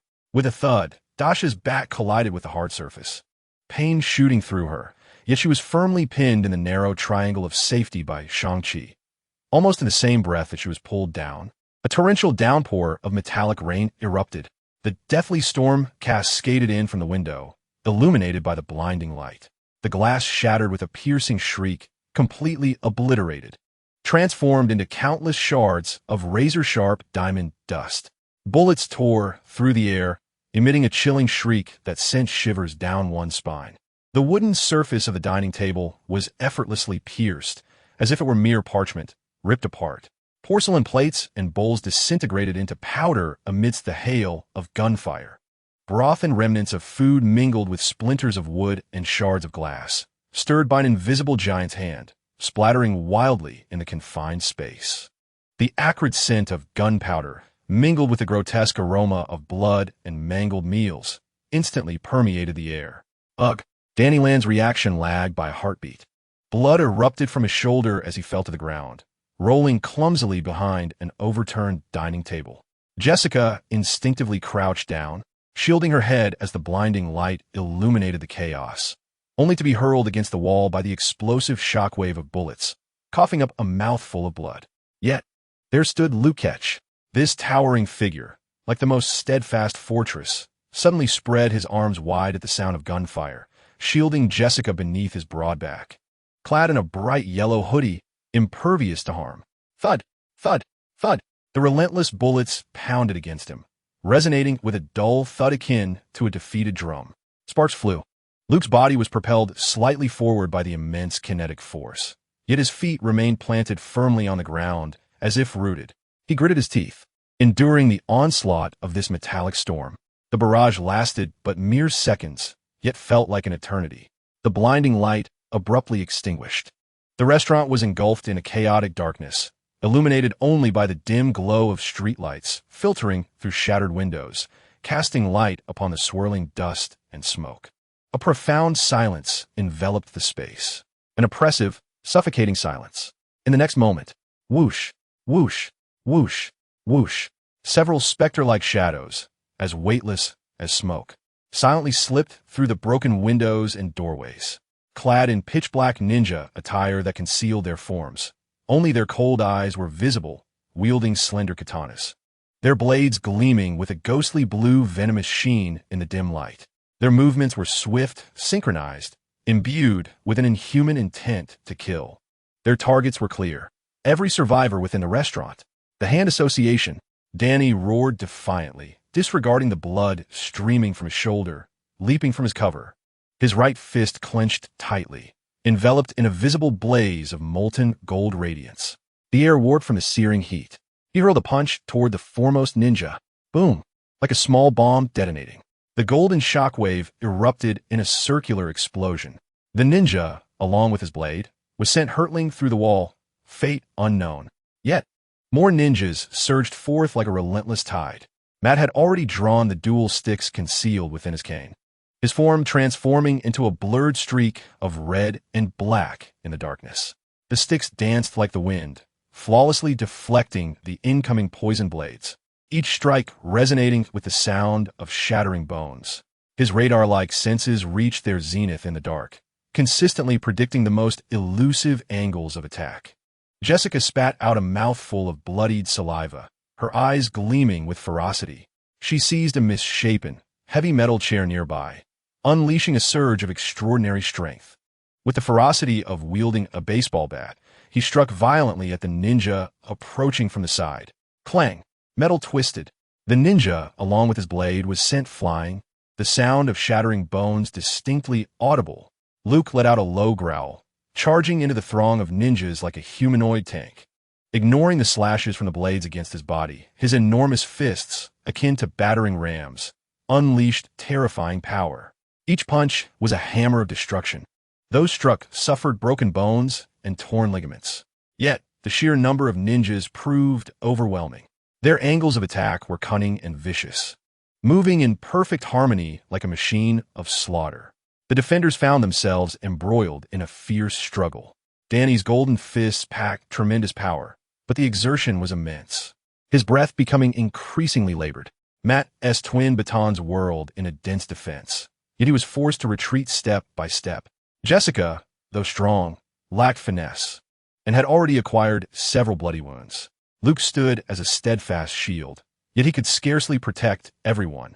A ninja, like a venomous serpent, slithered past Luke, his poison blade whistling as it aimed directly for Jessica's vulnerable back, shielded by Luke. The angle was treacherously lethal. Jessica, Matt realized too late, ensnared by two ninjas, unable to provide aid. In the very moment the poison blade was about to meet Jessica's spine, a chilling, inhuman white light erupted from behind the preparation table in the corner, illuminating the darkness like a rending moonbeam. Time seemed to slow to a crawl. Dasha Chen's figure vanished. In her place stood a flawless entity, hovering half a foot above the ground, exuding an inorganic cold light. Silver hair cascaded like a waterfall woven from moonlight over her shoulders. The form-fitting, pitch-black Gothic skirt accentuated her breathtaking curves, while the enticing expanse of fair skin lay between the hem and her thigh-high boots. A black satin blindfold obscured her eyes, revealing only her perfectly sculpted jawline and indifferent lips. A long, silver katana, the blade of contract, materialized silently in her hand, its blade shimmering with an ethereal blue data stream. Wow! Jessica was momentarily blinded by the sudden brilliance and stunning figure, forgetting the imminent danger behind her and exclaiming in astonishment. What the hell? Danny, having just sent a ninja flying with a punch, glanced over and nearly had his eyes pop out in disbelief. Shang-Chi's pupils contracted to pinpricks. He was the closest. This was no known technology or martial art. It was a cold, pure, inhuman beauty born for the purpose of slaughter. In the blink of an eye, the girl he had just reprimanded had transformed into a war goddess beneath the moonlight. To be moved. There was no sound, no forewarning. It was as if a delete key had been pressed. Whoosh! A silver blade of light sliced through the darkness. Faster than the eye could perceive, it appeared as if from thin air, perfectly intercepting the trajectory of the poisoned blade aimed at Jessica. Crack! A crisp sound of shattering. The steel-crafted poisoned blade broke as if it were fragile glass, the tip spinning gracefully into the air. The shock in the eyes of the ninja wielding the blade barely registered. Whoosh! Whoosh! Whoosh! Whoosh! Whoosh! The silver light of the blade did not relent. Instantly, it split into 5, blooming like a flower of death in the confined space. With exquisite precision, the nearest 5 ninjas were enveloped. No screams escaped their lips. Only the chilling sound of blades slicing through flesh and severing bone. A subtle yet unsettling friction. The movements of the 5 ninjas froze instantaneously. In the next moment, their bodies fell silently to the ground along the meticulously crafted lines of incision, resembling disassembled building blocks. The cuts were as smooth as glass. Absolute precision. Absolute efficiency. Absolute terror. The entire restaurant was shrouded in a deathly silence. Even the fearless members of the Hand Association momentarily paused in their actions. In their cold eyes, for the first time, a flicker of fear emerged. The cleanup protocol was initiated. In her 2B form, Dasha's voice was devoid of all human emotion, cold and mechanical, akin to an electronic synthesis. She slightly tilted her head, the blindfold appearing to gaze at Shang-Chi as she commanded, "Assist in eliminating the threat." Shang-Chi abruptly snapped back to reality. A chilling sensation and a surge of battle intent surged up his spine. He let out a low roar, holding nothing back. Like a dragon, he instantly plunged into the ranks of the ninjas, momentarily paralyzed by shock. Fists, elbows, knees, legs, every part of his body transformed into a lethal weapon. The form of Shingi's collapsing fist exploded like a cannonball. The 8 Extremes technique sent 2 opponents flying. His movements flowed like water, fierce and explosive. In a strange yet deadly symphony, the cold, efficient dance of slaughter executed by 2B harmonized with Shang-Chi's fluid ferocity. Matt felt a sudden drop in pressure. His dual staffs, striking with lethal precision, targeting the vulnerable joints of his enemies. Jessica unleashed her monstrous strength, seizing and smashing anything within reach. Luke became a human barricade, absorbing damage to create opportunities for his comrades. Danny took a deep breath, once more gathering a faint golden glow, and unleashed a powerful punch into the most densely packed group of ninjas. With 2B, the core of this relentless slaughter, joining the fray. The tide of battle reversed in an instant. Silver-white flashes of blades danced like the scythe of death, each flicker summoning a rain of blood. Shang-Chi's fists and feet struck like sledgehammers, filling the gaps left by the blade's brilliance. The ninjas, undeterred by death, charged valiantly, but under the overwhelming force of violence. They quickly crumbled. The final ninja was beheaded by 2B's blade, and at the moment the head soared through the air, Shang-Chi delivered a fierce, sweeping kick, sending the headless body crashing against the wall, where it slowly slid down. The battle concluded. The restaurant resembled a scene ravaged by a tornado. Shattered tables, chairs, cutlery, shards of glass, bullet holes, and the scattered remains of ninjas lay strewn about. The heavy stench of blood and gunpowder was nearly suffocating. With a soft sound, 2B's form dissipated. The silver light faded, revealing Dasha Chen once more, her silver hair a bit disheveled, yet her gaze shone with remarkable intensity. She casually flicked away non-existent blood from her blade and looked at Matt. Care to explain, Mr. Lawyer? Was it merely a midnight snack? Or did it really require a bullet banquet alongside a ninja sashimi platter?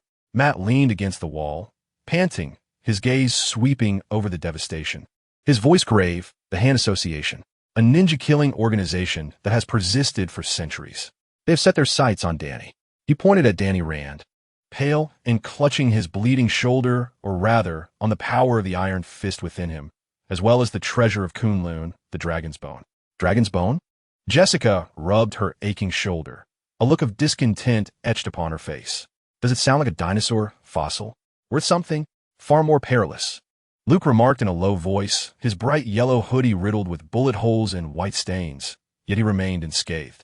It is said that dragon bones harbor immense vitality, capable of resurrecting the deceased. The Hand might seek to use it in the subterranean realms of New York to revive the beast they worship. Resurrect the dead. And a beast? Dasha raised an eyebrow, sparks crackling from her fingertips as she scoffed. This premise is so trite that even the most mediocre fantasy wouldn't dare to write it. Can we not have a villain with a touch of originality? Danny struggled to rise, his eyes ablaze with fury. They attacked Kunlun, my home. I must stop them. The dragon bones must not fall into the hands of these lunatics. So you intend to be a mobile beacon of hatred, drawing all fire upon us? Jessica retorted sharply. Matt wearily rubbed his brow. This is not the time for infighting. The Hand will only send stronger foes after this failure. Madame Gao and Alexandra will not rest until they have their vengeance. He turned to Dasha and Shang-Chi, his tone earnest. Dasha, Shang-Chi, thank you for your help tonight. However, it would be wise for you to leave New York immediately to avoid further complications. Not a chance. Dasha interjected, tossing her silver hair defiantly. I despise being in anyone's debt and loathe being treated like a soft target. She gestured towards the fallen ninjas. They ruined my late-night snack and scared off my shrimp dumplings. This vendetta has only intensified. A dangerous spark flickered in her eyes. Moreover, she continued, a playful glint in her voice, I am now curious to see Danny's iron fist in action. Let's see who falls first, him or Shang-Chi.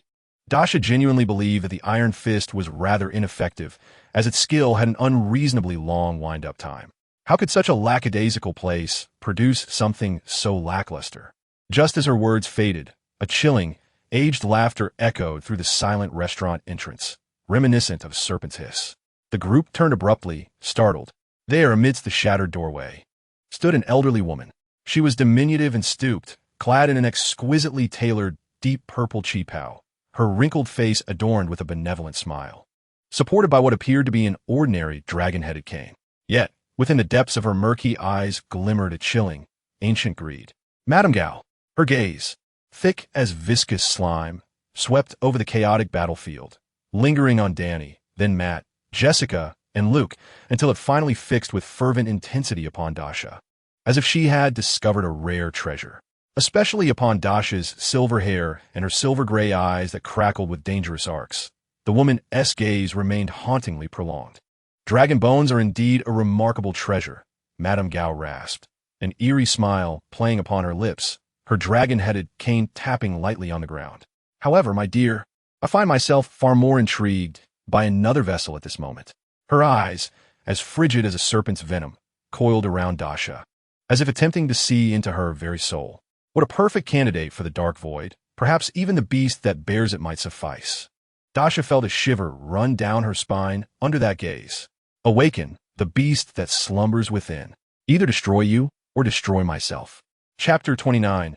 Old by an old Genkai, the exquisite words of Madame Gao still lingered in the blood-soaked air, thick with a palpable greed that seemed to congeal in her murky, aged eyes, as if a damp, cold tongue had licked over Dasha's entire being. In an instant, Dasha was roused. The dormant core of the illusionist within her surged to life. The silver-white light of the 2B form erupted without warning. Swish! The blade's gleam was like the sigh of the Grim Reaper, moving faster than the limits of the retina could perceive. Madame Gao's head, wrinkled and still bearing a benevolent smile, rolled like a decayed bowling ball to Jessica's feet. The headless corpse remained upright, propped by a ridiculous dragon-headed cane for half a second, before it fell with a thud, blood splattering across Danny Land's face. Good heavens! Jessica was the first to break the silence, nearly throwing the half of a table leg in her hand. Dasha reverted to her original form, her silver hair billowing in the turbulent air. The white contract dissipated into specks of light in her hand. Disdainfully, she curled her lip, a spark of electricity crackling from her fingertips, as if to incinerate the air tainted by that gaze. What audacity to speak so boldly without any power. Who grants you such courage? Did Liang Jingru send you money from another dimension? Matt Murdock sighed silently in the corners of his mouth twitching beneath his sunglasses. Ah, this is quintessential Dasha Chen. Predictable, reasonable, and a surge in blood pressure. Dasha. Shang-Chi was the first to rush over, his voice low and filled with disbelief. Why did you kill her? The clues. The stronghold of the hand. The dragon bones. We gained nothing. Dasha dug in her ear, her expression one of impatience. What nonsense. That old hag looked at me with the same lecherous gaze as a greasy uncle staring through a JK skirt. A vessel? Am I some mere object to be housed at your whim? She made a retching expression, unable to endure it, not even for a second. If I listen any longer, I fear I might regurgitate the shrimp dumplings from yesterday. My dragon bones. Danny Land finally reacted, wiping the sticky green blood from her face. Her voice breaking in a frantic shout. How can I search if she's dead? That is the treasure of Kunlun. It is my responsibility. Dasha rolled her eyes heavenward, about to unleash her ire, but Shang-Chi stepped in front of her first. He scrutinized the exuberant Danny, whose body shimmered with golden light, his gaze akin to that of a museum-goer examining a living specimen of intellectual deficiency. Responsibility? Shang-Chi's tone was harsh. What exactly do they teach you on Kunlun Mountain? Is fighting based on shouting? Is finding things reliant on villains delivering heads? Danny puffed out her chest, her golden aura intensifying. I'm Iron Fist, the most gifted heir in the history of Kunlun, chosen by the Elder. Perhaps the Elder had grown old and blind. Shang-Chi interrupted without hesitation, his pitying gaze causing Danny's subsequent words to choke in her throat. He shook his head, choosing not to look at him again, as if even a single glance would diminish his intellect. Well then, the case is solved. Could it be that this Iron Fist has some influential connections? Or perhaps he graduated from a fast-track assembly line. In the shadow of the shattered doorframe of the restaurant, a figure silently emerged. An emaciated old man dressed in a faded, worn-tang suit, blind in one eye and missing a hand. He leaned on a polished wooden cane, exuding an air of seasoned wisdom and a peculiar aroma reminiscent of aged pickled vegetables. Old Stick, Matt introduced him in a hushed tone, his voice laden with complexity. The old man's murky single eye scanned the chaotic battlefield, pausing for a moment on the headless corpse of Lady Gao, before letting out a heavy grunt from his nostrils, akin to a deflating bellows. Humph. So unaware of the heavens above and the earth below, Lady Gao was merely one of 5. To kill her will only enrage the other 4. The terror of the hand association far exceeds your youthful imaginations. He struck his cane heavily on the ground, stirring up a cloud of dust. To eradicate them is the responsibility of my true purity society. All of you are in great peril now, especially you, young lady. His cane pointed directly at Dasha, the target of the hand association, unwavering and relentless. You need the protection of the true purity society. Protection? Dasha nearly stumbled backward from the overwhelming paternal aura. She seized Shang-Chi's arm and began to exit. Thank you for the invitation, but I must decline. You may enjoy your time alone. Stop. The old man's figure flickered like a ghost, the cane blocking the doorway with a speed that belied his disability. The methods of the hand association are insidious and ruthless. The chaotic power within you is the perfect breeding ground for their dark ambitions. Without the guidance and protection of the true purity society, you will not survive 3 days. Dasha's temper flared to its zenith. After just dispatching an old hag, now another elder was trying to dictate her fate. Sparks crackled from her fingertips. Old man, do you think you're the only one with clarity in this world? Protection? With your half-blind and one-armed appearance? You protecting me? I could just as easily demonstrate a shocking technique to clear out the cobwebs in that old brain of yours. Jessica and Luke exchanged glances, retreating a half-step in tacit understanding that this old man was indeed annoying, but they chose silence. Matt's forehead pulsed with tension, caught between his mentor and a volatile human dynamite. Just as he was about to intervene, Danny, in his usual obliviousness, jumped in. "She's right. Master Old Stick."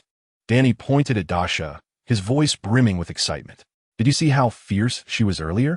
Those ninjas fell like paper before her. She took out Lady Gao in an instant. She doesn't even need." "Shut up, you fool." The old man erupted, glaring at Danny with his single eye. His face flushed with indignation. Being publicly humiliated, especially by a junior from his own side, shattered the dignity of this old-school warrior. Strength does not equate to everything. Brash courage only leads to destruction. "Young lady, you have no understanding of what you are facing. The legacy of the Hand Association spans millennia. I understand you better than you think." Dasha unleashed her full verbal arsenal, her tongue sharp as a blade. "A legacy of 1,000 years produced a mere paper tiger like Lady Gao? A profound heritage that was cut down in an instant by me? I observe that your foolishness is on par with that of the incompetent. You are merely relics dwelling in the remnants of a bygone era. Protection? Spare me. Why not return home and find a retirement home to rest in, instead of coming out to cause trouble? I fear my innate respect for the elderly might compel me to strike you. You presumptuous fool." The elder, enraged, trembled with fury, raising his stick as if to chastise this audacious girl. In a flash, Matt intervened, grasping the elder's shoulder with an urgency that brooked no dissent. "Master, there is commotion outside. It could be reinforcements from the Hand. We must evacuate immediately." He nearly dragged the still shouting elder out of the restaurant, his retreating figure akin to one fleeing from a nuclear explosion. Jessica exhaled in relief and approached Dasha, surprisingly refraining from rolling her eyes. "Thank you, mutant. Although you've eliminated the only one who might have been privy to the truth." She paused, adding, "I apologize for your late-night meal being ruined."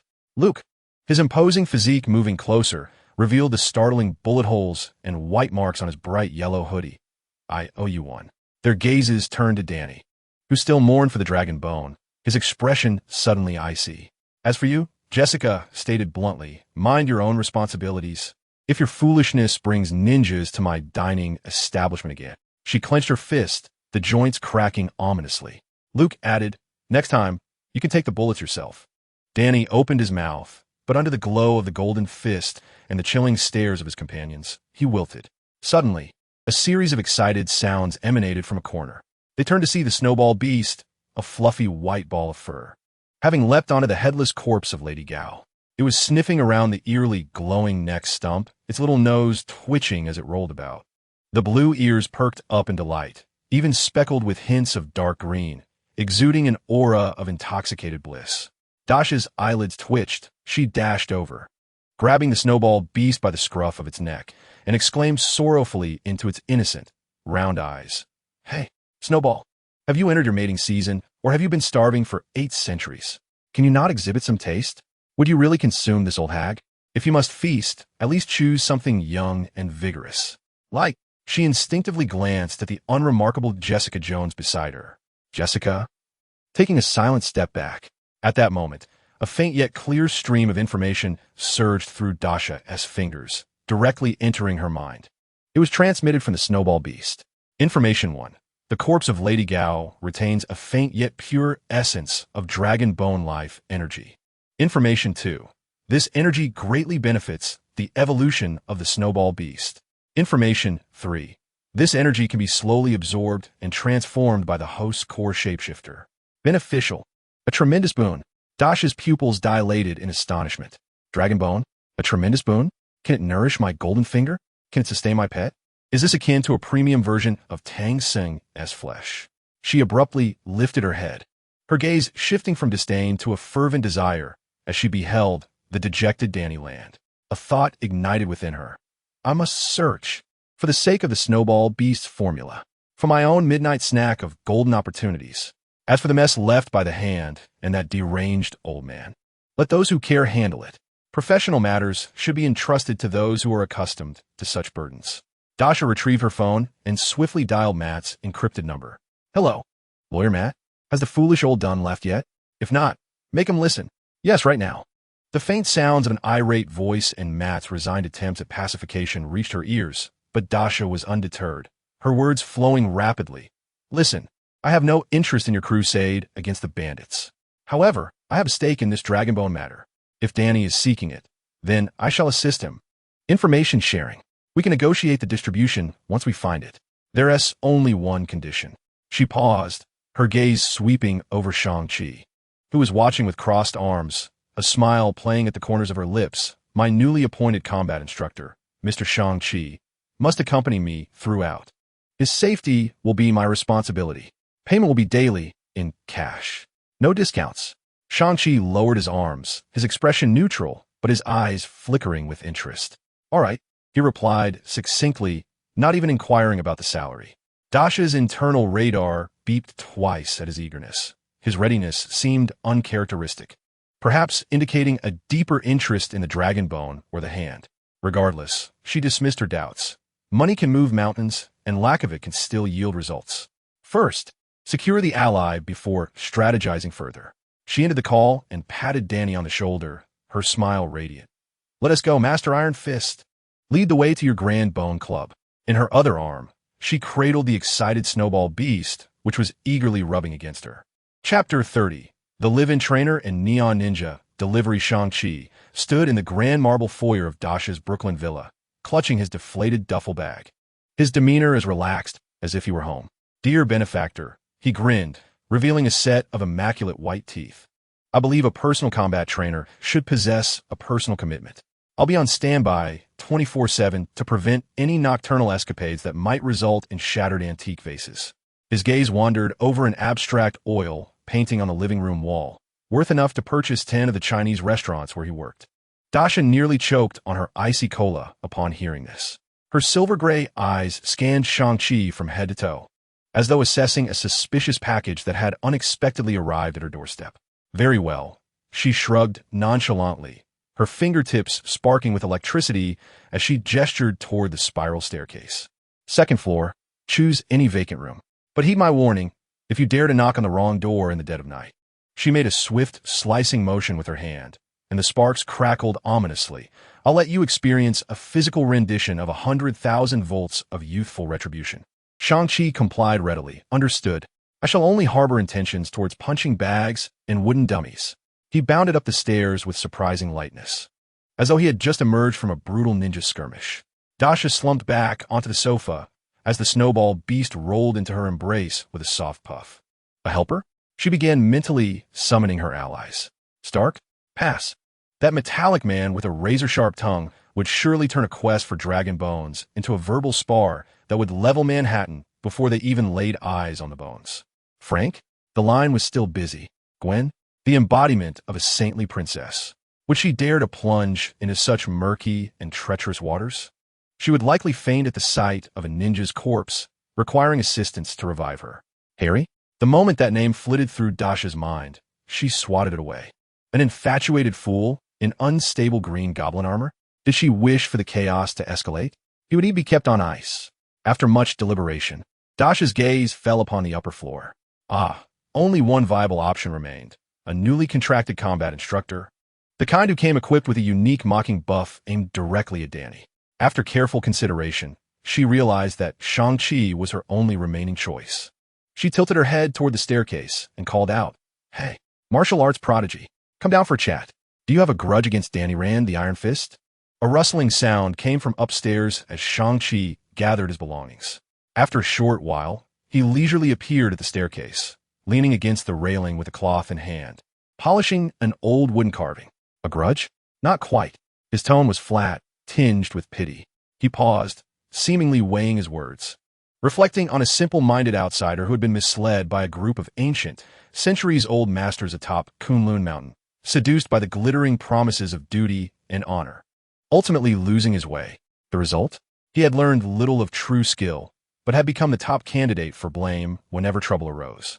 A classic case of being sold out, yet still counting the money for the seller, only to finish with a polite, "Thank you, boss." Dasha's eyes sparkled with recognition. Great minds think alike. She slapped her thigh, exclaiming, I knew it. Kunlun, that is the sacred land of the East, the hidden dungeons of martial arts novels. The starting point for the wandering monk. How could it possibly produce someone like Danny, whose combat intelligence is lamentable and emotional management is abysmal? It seems they are merely exploiting the naive. They've tricked the simpleton into being a free henchman and scapegoat.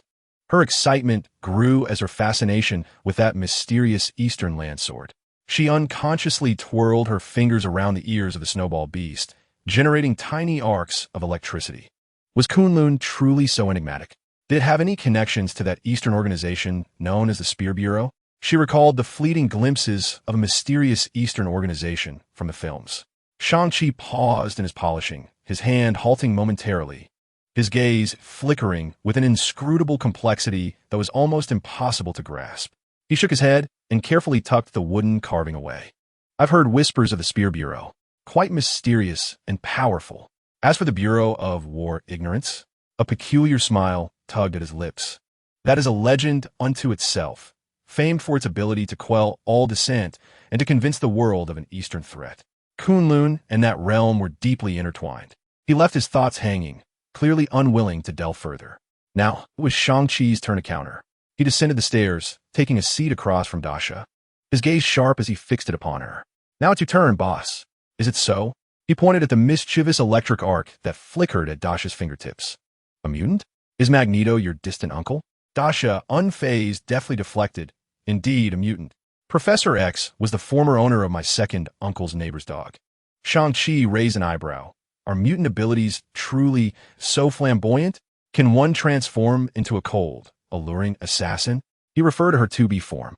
Gifted, isn't it? Dasha rolled her eyes. Sure, of course it is. Shang-Chi leaned slightly forward, curiosity evident in his demeanor. But here's the question, boss. With such remarkable talent, effortlessly slicing through ninjas as if chopping vegetables, why invest a fortune to have me teach you martial arts? Are you merely burning excess cash? Or, he leaned in slightly, sincerity lacing his words, let us not pretend it's mere interest. You don't strike me as someone with the leisure to cultivate the arts. Dasha rolled her eyes again. What is wrong with wanting to indulge in a little luxury? I wish to experience the thrill of being a martial arts master. With a flick of her fingertip, a coin shot out, zipping past Shang-Chi's ear and embedding itself into the wooden decoration behind him, leaving a smoldering mark. Besides, no matter how extraordinary one's powers, one must still be wary of cunning tricks. That lesson is learned once and is enough. This was the truth. Shang-Chi gazed at the coin embedded in the wood, still emitting wisps of smoke, and swallowed hard. A hint of a roguish smile crept onto his lips as he stroked his chin. I see. You think my face would make for a pleasant sparring partner? After all, good looks are indeed a rare commodity. Dasha remained silent, merely raising her hand, the blue and white electric arc sizzling and morphing into a crackling little electric snake. Her silver-gray eyes regarded Shang-Chi with an emotionless stare, clearly conveying, you have one opportunity to rephrase your statement. Shang-Chi immediately straightened, his expression turning serious as if attending a memorial service. Ahem. What I meant to say is, boss, you possess exceptional foresight. You understand that the path to power lies in the harmony of inner and outer strength. Technology, or mutant abilities, is the spear, while the body serves as the shield. No matter how sharp the spear, it requires a sturdy shield for protection. By employing me, you exemplify the wisdom and vision of a true leader. Truly remarkable. His survival instincts surged. Dasha, satisfied, retracted the electric arc with a huff. You've finally shown some sense. The atmosphere seemed to ease. An unspoken bond forged through life and death struggles flowed between them. Dasha took a sip of cola, her demeanor shifting to seriousness. On a serious note, Shang-Chi, you agreed to help me find the dragon bone, and you did so quite readily. Why? Don't say it's for the money. Your footsteps were as light as if you just found 5 million. She paused, adding, and don't try to use that pitiful excuse to fool Danny. The smile on Shang-Chi's face gradually faded. He lowered his gaze, his fingers unconsciously tracing the old wooden carving, remaining silent for several seconds. When he lifted his head again, his eyes held a depth and a subtle pain that Dasha had never seen before. Now is not the time. His voice grew solemn. Boss, grant me a little time. Once we find the dragon bone, or when the moment is right. He took a deep breath, his gaze turning profoundly earnest. I assure you, before discovering that object, I shall dedicate everything I possess to teach and protect you. This is my solemn vow. Such sudden seriousness and commitment left Dasha somewhat bewildered. Protect? A promise? The shift in tone was swifter than Tony's change of armor. She scrutinized Shang-Chi with suspicion. Hey. With that tone, you can't possibly be developing feelings for me, can you? Clutching the snowball beast, she instinctively recoiled, her expression one of vigilance.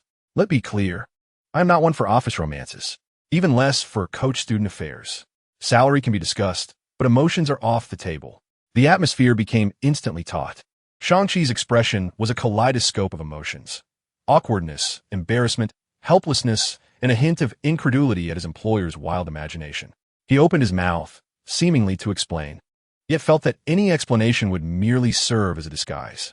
Ultimately, he scratched his head, revealing a smile that was more pained than joyful. This question from the boss was a bit beyond the syllabus. His voice was dry. If I were to say I wasn't attracted to you, would you think me blind? Unable to see your breathtaking beauty and, your unique allure? Would you then, in a fit of rage, dock my salary? Dasha raised an eyebrow, remaining silent, as arcs of electricity began to flicker restlessly at her fingertips. Shang-Chi swallowed hard, steeling himself. If I were to say I was attracted to you, would you think me a toad aspiring to court a swan, audacious enough to covet the patron of my existence, and then promptly send me spiraling into the heavens with a jolt of 10,000 volts? He spread his hands, exuding an air of utter despondency. Boss, could you provide a definitive answer? It's quite challenging being your employee. Observing Shang-Chi's expression of sheer frustration, Dasha finally succumbed to laughter, a soft chuckle escaping her lips. Her silvery strands shimmered beneath the crystal chandelier in the living room as she laughed. All right. She waved her hand, stifling her amusement, though a mischievous glint remained in her eyes. Enough of this melodrama. Your salary will be paid in full. Focus on your combat training. Should you entertain any improper thoughts, she warned, the electricity at her fingertips crackling ominously, be cautious, lest you experience what I call the Professor Yang kiss. Shang-Chi felt as if he had been granted a reprieve, nodding vigorously. Absolutely no improper thoughts. Rest assured, from this day forth, I shall be your most loyal punching bag. No. Combat coach. He patted his chest in assurance, secretly relieved, while the deep-seated pain was skillfully concealed. At that moment, Dasha's phone erupted with frantic vibrations. The caller ID reading, blind massage therapist, Matt. Dasha lazily answered, Hello? Attorney Matt? Did that foolish old dang finally quiet down? Or are you trying to get on my nerves again? Matt's voice was unusually urgent, even tinged with panic, abruptly interrupting her. Listen, the news of Lady Gao's demise has returned. The hand is furious. The remaining 4 of the 5 fingers, Alexandra, the gambler, Soanda, and Murakami, are coming personally, accompanied by their most elite beast soldiers. The flight information indicates they departed from Tokyo Haneda this afternoon. Destination, New York. Target you. The line went dead with a busy tone. Dasha's smile instantly froze. An arc of electricity leapt from his fingertips, sizzling as it careened uncontrollably, scorching a small, charred hole into the armrest of the expensive leather sofa. The living room was enveloped in a deathly silence. Outside, the neon lights of New York continued to shimmer brilliantly, yet they seemed veiled in a sanguine hue. The embarrassment on Shang-Chi's face vanished in an instant, his gaze sharp as a blade, muscles taut in silence, transforming him into a drawn sword, instantly poised for battle. He cast a silent glance toward Dasha, who slowly set down her phone. In her silver-gray eyes, a chilling electric spark mingled with a tempestuous wrath, akin to a brewing storm. She licked her parched lips, her voice unnaturally calm, laced with an eerie stillness characteristic of the calm before the storm. Ah, a neon ninja delivery right to my door? Quite the attentive service. On the other side of New York, in the darkest depths of Hell's Kitchen, Wilson Fisk, known as Kingpin, sat behind his throne-like massive desk. The main lights were off, illuminated only by the soft glow of an old-fashioned lamp, its warm light barely piercing the heavy darkness, casting a pallid illumination over his mountain-like physique and the grotesque tattoos adorning his bald head. The air was thick with the rich aroma of premium cigars and an intangible sense of oppression. A thick stack of files lay open beneath the faint glow. On top were several candid photographs of Dasha, taken from different angles, her silver hair billowing in the night breeze, fingertips dancing with electric energy. A fleeting glimpse of her cold profile as she transformed into 2B, even a languid shot of her basking in the sun with a snowball beast in the villa's courtyard. Kingpin's fingers, thick as carrots, slowly caressed the audacious photograph of Dasha, where she was defiantly flipping the bird at the camera in front of Stark Tower. His expression was inscrutable, yet his small eyes, sunken beneath heavy bags, sparkled with a glimmer of what could only be described as appreciation. Akin to a connoisseur discovering an unrefined yet strikingly sharp piece of raw jade. Target acquired, he spoke, his voice deep and sonorous, resonating like thunder from the depths of the earth. From the shadows emerged a tall, slender man clad in a purple bodysuit, adorned with a metallic target emblem on his forehead. He toyed with a specially crafted coin, its edges sharpened to a razor's edge, his movements as agile as a serpent flicking its tongue. Kingpin's gaze remained fixed upon Dasha's file, his finger tapping on the blurred surveillance image of her dispatching Lady Gao. Locate her. Engage her. He paused momentarily, the corners of his mouth curling upward ever so slowly into a spine-chilling arc, conveying to this electrifying wildcat that I will overlook the petty tricks she played on my peripheral lackeys. Her ruthlessness against vampires and the Hand I find commendable. This world requires more efficient cleaners. He raised his eyes, the dim light illuminating a raw possessiveness within, akin to that of a predator eyeing its prime prey. Ask her if she is interested in playing on a larger chessboard, to be a more significant piece in the game. His massive frame leaned slightly forward, the oppressive aura causing the very air in the room to feel as though it had solidified. Yet, the moment was fleeting as Kingpin's smile abruptly turned frigid, revealing a ruthless mastery over all. She must understand who the true player of the game is. The coin in the archer's hand emitted a crisp chime as he flicked it with his fingers. It spun gracefully, landing precisely at the center of Dasha's photograph in her dossier. The sharp edge reflected a chilling glimmer under the dim light. Chapter 31. Neon Delivery? Refused. Yesterday's data was rather disappointing. It appeared that many were not fond of this subplot. Thus, I shall hasten to complete this segment.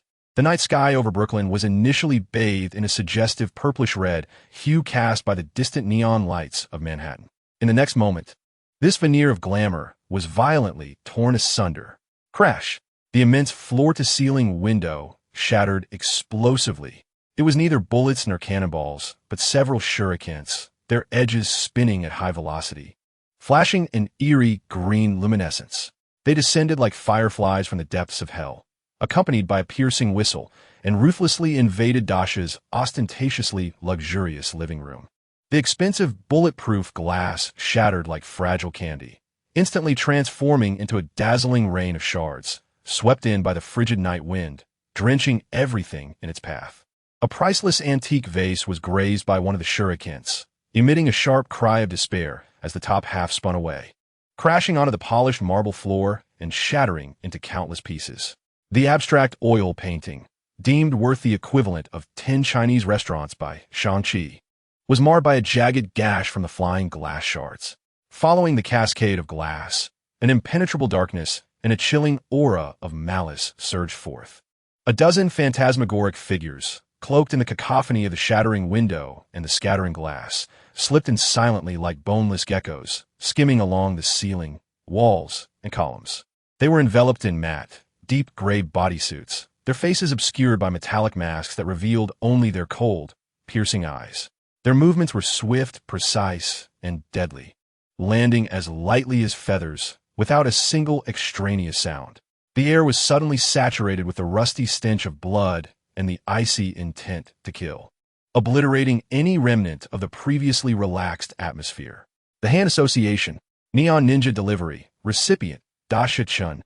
Damn, I just replaced the bulletproof glass, imported from Italy. Next time, I'll call Fuyao. Dasha's roar erupted at the moment of the glass explosion, more jarring than the cacophony itself. The figure that had been sprawled on the sofa just a second ago now sprang up like a cheetah. The snowball beast she held let out a surprised squeak as she deftly tossed it into a relatively safe decorative alcove at the corner of the upstairs staircase. Hide well. It's not mealtime yet, Dasha shouted over her shoulder. Almost as she rose, 3 poisoned cross-shaped shurikens, arranged in a deadly formation, hurtled towards her throat and both sides of her chest with venomous shrieks. The angles were treacherous, the timing ruthless. Her silver hair billowed in the swift wind, and in her silver-gray eyes, the icy fury surged like a tangible current. Phantom Initiate. Target 2B. There were no dazzling light effects. Only the deep hum produced by the instantaneous compression and release of air. It was as if space itself executed a rapid folding and reorganization upon her. In the next millisecond, standing in place was still that silver-haired, delicately featured Dasha. Yet her aura had undergone a complete metamorphosis. The invaluable casual attire had vanished, replaced by a form-fitting combat suit that exuded a strikingly futuristic and tactical elegance.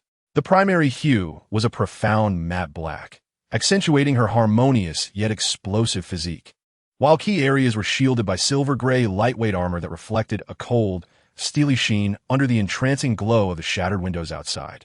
The design of the armor bore a restrained yet perilous grace, swaying gently with her subtle movements, revealing the contours of her legs, equally enveloped in the black material, down to her ankles, encased in high-heeled metallic battle boots. A slender yet remarkably conspicuous white strap, resembling a mysterious seal, tightly encircled her right thigh. The most striking transformation was the weapon that had materialized in her hand. In her left hand, she grasped a sleek, elongated silver-white hilt. With a flick of her wrist, a clear, resonant clang echoed. A chilling, bone-deep glimmer abruptly ignited. It was a narrow, elongated katana, its blade shimmering with a cold, moonlit luster, the edge emanating an almost transparent sharpness under the dim light. The guard was both simplistic and imbued with mechanical aesthetics. From the end of the hilt extended a slender black leather cord, coiling around her forearm like the tongue of a bloodthirsty serpent. Dasha lowered her head slightly, strands of silver hair cascading to partially obscure her face. With both hands on the sword, one light and one heavy, one forward and one back, she assumed an extraordinarily balanced pose teeming with destructive tension. At that moment, 3 lethal shuriken were hurtling toward her. Dasha did not even bother to raise her gaze. With a casual upward flick of the katana, the blade flashed like a sudden electric spark. Ding, ding, ding. The 3 crisp sounds rang out, reminiscent of jade beads striking a platter in unison. The 3 steel-crafted, venomous shuriken collided with an invisible iron wall, instantly cleaved in 2 with precision, transforming into 6 lifeless shards of metal that fell helplessly onto the carpet, producing a muffled thud. The cut edges were as smooth as a mirror, reflecting the cold glimmer. Do you have any idea how much this Italian-imported bulletproof glass costs per square meter? Dasha's voice emerged, frigid, flat, devoid of emotional fluctuation, yet far more chilling than any roar. She slowly lifted her eyelids, her silver-gray pupils gleaming like 2 frigid stars in the darkness, locking onto the ninjas that had spread out, akin to venomous serpents lunging from various cunning angles. And that vase, Ming Chenhua Dotsai, worth enough to buy you lot 10 lives. Before her words had fully dissipated, her figure had vanished from sight, not as a fleeting shadow of high-speed movement, but rather as if she had leapt through the fabric of space itself. A ninja was descending from the shadowy corner of the ceiling, a short blade aimed directly at Dasha's back. The blade was a mere half a foot from its target when he felt a sudden, chilling cold press against his neck. He scarcely comprehended how his opponent had turned or wielded the knife. The radiant edge of the tie-dao, known as the Covenant of White, glided across his throat with the tenderness of a lover's caress. There was no eruption of blood. Instead, a delicate arc of electricity flickered briefly as the blade passed. The ninja's body stiffened abruptly, all movement ceasing instantaneously, his pupils dilating as he crumpled, as if his very bones had been extracted. Only a fine, charred mark remained on his neck, sealed by the intense heat. Thud! The sound of the corpse hitting the ground resonated like a gunshot. More ninjas surged forth like an enraged swarm of bees, undeterred by death.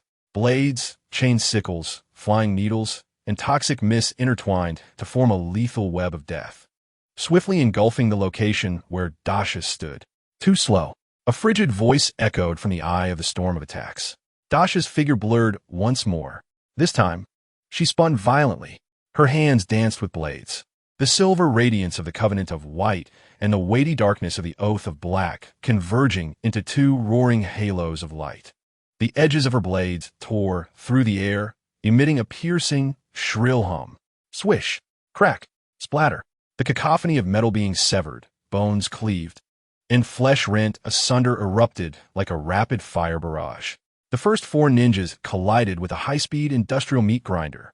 Chain sickles were sliced in two, ninja blades shattered, and armor crumpled like parchment, accompanied by the sickening sounds of shattering bones and brief, anguished cries, severed limbs, shattered weapons, and mangled bodies, all entwined with thick blood and visceral fragments, erupted outward like a grotesque explosion of flesh and gore. Scalding droplets of blood rained down upon the opulent carpet, the polished walls, and even the grand crystal chandelier on the ceiling. The overpowering stench of blood quickly eclipsed the scent of gunpowder. Alas, the carpet is ruined. Dasha's figure solidified amidst the sanguine tempest, the tip of her blade pointing towards the ground, dripping thick blood. She frowned as she gazed at the Persian carpet rapidly being soaked in crimson, her tone imbued with genuine vexation. Yet this gruesome display of carnage did not dissuade the remaining ninjas. They appeared as if programmed for slaughter, their eyes ablaze with frenzied intent. More shurikens and poison darts rained down upon her. Simultaneously, three upper ninjas wielding special alloy staffs approached silently from three cunning angles. The heavy air pressure of their strikes aimed directly at Dasha's upper, middle, and lower sections. The shadows of their staffs loomed, constricting all avenues of her escape. Is this never-ending? A glint of cold light flashed in Dasha's eyes. Instead of evading, she thrust her left-hand blade, the covenant of white, fiercely into the ground. With a crackling roar, a multitude of dazzling blue-white arcs of electricity exploded forth from the point where the blade met the earth. They were no longer slender threads, but rather like frenzied serpents, akin to an uncontrollable web of electricity, instantly spreading across the ground within several meters of Dasha. The level 5 electric shock created an electromagnetic barrier. Those metal darts and poison needles, upon striking an invisible wall brimming with magnetic force, were abruptly halted, their kinetic energy vanishing as they eerily hovered in midair. Sparks danced upon their tips, emitting a mournful crackle before they fell to the ground, drained of energy. Clattering in defeat, the three elite ninjas charging forward bore the brunt of this attack. The moment their alloy staffs made contact with the electrified ground, a violent surge of electricity surged up through their weapons and saws, akin to a ravenous serpent invading their bodies. Ack! Their piercing screams shattered the tranquility of the night. The three ninjas convulsed violently, akin to marionettes electrified by high voltage. Their hair stood on end, muscles spasmed uncontrollably, twisting in agony, and the staffs slipped from their grasp, clattering to the ground. They stood rigidly in place, eyes bulging, frothing at the mouth, their skin darkening at an alarming rate, exuding the foul stench of charred flesh. At that very moment, as Dasha unleashed her electromagnetic barrier to neutralize the threats before her, a shadow, swift as a specter, emerged without warning from the darkness behind the massive leather sofa. The timing was impeccable, just as Dasha's strength had waned and her new energy had yet to manifest. The glow of her barrier still flickering. The shadow bore no weapon, only a pair of emaciated, skeletal hands, their nails sharp as eagle talons. These hands exhibited an unnatural ashen hue, skin taut against bone, devoid of flesh, yet radiating a suffocating aura of death. They lunged toward Dasha's back with blinding speed, accompanied by a piercing shriek. This strike, a culmination of the assailant's lifelong malice, was silent yet swift as lightning, as merciless as a scorpion, aimed directly at her heart, seeking a fatal blow. Unbeknownst to Dasha, she remained oblivious, her back turned to the deadly claw. Just as those gnarled fingers were poised to pierce the heart beneath her silver-gray combat attire, a hand clad in a black tactical glove surged forth from the side, as if foreseeing the impending danger, firmly and precisely grasping the assailant's skeletal wrist. It was Shang-Chi. Unbeknownst to him, he had leapt down from the second floor. Akin to a lurking cheetah, his movements swift and silent. Gone was his usual playful demeanor. Only a stony focus and determination remained. As he seized the assailant's wrist, his fingers exerted tremendous force, knuckles whitening as if they were iron pincers. Crack! The spine-chilling sound of bone fracturing echoed through the air. A suppressed groan of pain emerged from the shadows. The emaciated wrist hung at an odd angle, limp and defeated. Without pausing, Shang-Chi twisted his waist, lowered his shoulders, and delivered an elbow strike. His motions flowed seamlessly like water, yet carried the weight of 1,000 pounds. His hardened elbow struck like a battering ram, crashing fiercely into the ribs of the assailant, who, gripped by searing pain in his wrist, had unwittingly exposed himself. The resounding thud echoed, reminiscent of a heavy hammer upon a drum. The assailant let out a muffled groan, akin to being struck by a speeding truck, as he uncontrollably careened from the shadowy confines of the sofa, crashing violently against the distant wine cabinet. Priceless bottles of red wine shattered with a cacophony, their crimson contents mingling with shards of glass, splattering in every direction. It was only then that the assailant's figure was fully illuminated under the light. An elderly man, short and emaciated, donned a faded, outdated deep blue kimono. His sparse, graying hair was loosely tied in a small bun at the back of his head. The deep creases on his face resembled the parched skin of an orange, save for his elongated eyes, now bloodshot with pain and fury, glinting with a venomous light as they fixated on Shang-Chi. He was none other than Murakami, one of the 5 fingers of the Hand Association, notorious for his insidiousness and expertise in covert assassinations. Struggling to rise from the shattered glass and wine, Murakami pressed his left hand against his visibly sunken ribs, his right wrist dangling limply at his side. He glared intently at Shang-Chi, his voice hoarse like sandpaper. "You've hidden well, young one. Such resilient bones." Shang-Chi shook his right arm, freshly powered from the impact, and a roguish grin returned to his face, though his gaze remained as frigid as ice. "Old man, whether bones are tough or not can only be determined through contact. With your frail limbs, I advise against attempting youthful tactics of ambush. They may lead to your disintegration." As he spoke, he discreetly shifted his stance, positioning himself to guard a potential attack on Dasha's flank. Dasha then slowly turned, her left hand still gripping the hilt of the blade embedded in the ground. She glanced at the disheveled Murakami and then at Shang-Chi, a faint smile of satisfaction gracing her lips. The punching bag is adequate. The salary is well-deserved." Murakami trembled with rage at this blatant contempt, the muscles in his gaunt cheeks twitching. Suddenly, he emitted a sharp, piercing whistle. At the sound, more shadowy figures surged forth from beyond the shattered floor-to-ceiling windows of the villa, their numbers surpassing those of the initial wave. Among them, several exuded a potent aura far more formidable than that of ordinary ninjas, clearly elite upper ninjas. "Eliminate them. Bring back the silver-haired woman's head," Murakami bellowed, his eyes ablaze with a frenzied, murderous intent and a resolve to destroy all. Chapter 32. Extortion. Dasha's expression hardened, poised to strike once more. Bang! Crash! From the opposite side of the villa, a massive window was violently breached from the outside. Several figures, reeking of smoke and panting heavily, tumbled in with a sense of urgency. Leading the charge was a figure clad in a red bodysuit, wearing a mask and wielding a cane, none other than the Daredevil. Matt Murdock. Close behind him was Iron Fist, Danny Rand, his fists clenched, shimmering with a faint golden glow, though his complexion appeared somewhat pallid. In the aftermath stood the formidable Luke Cage and Jessica Jones, visibly displeased, clutching a severed ninja arm. The defenders had finally arrived just in time. However, upon witnessing the scene before them, they were rendered speechless. The anticipated brutal clash had not unfolded as imagined. Their beleaguered companions were conspicuously absent. The living room appeared to have endured the wrath of a tempest, resembling a canvas splashed with vivid crimson by a deranged artist. Shattered furniture, scattered shards of glass, and an array of darts and shurikens embedded deeply in walls and pillars mingled with the carpet, while grotesque remnants of ninjas lay strewn about. Thick, viscous blood stained the walls and ceiling, flowing and splattering in macabre patterns, accompanied by the suffocating stench of blood and ruptured entrails that assaulted the senses of the newly arrived defenders, causing their stomachs to churn. Jessica let out a dry heave. Amidst this chaotic and bloody battlefield stood 2 figures. A girl with silver-white hair, clad in futuristic black and silver armor, wielded a bloodied longsword.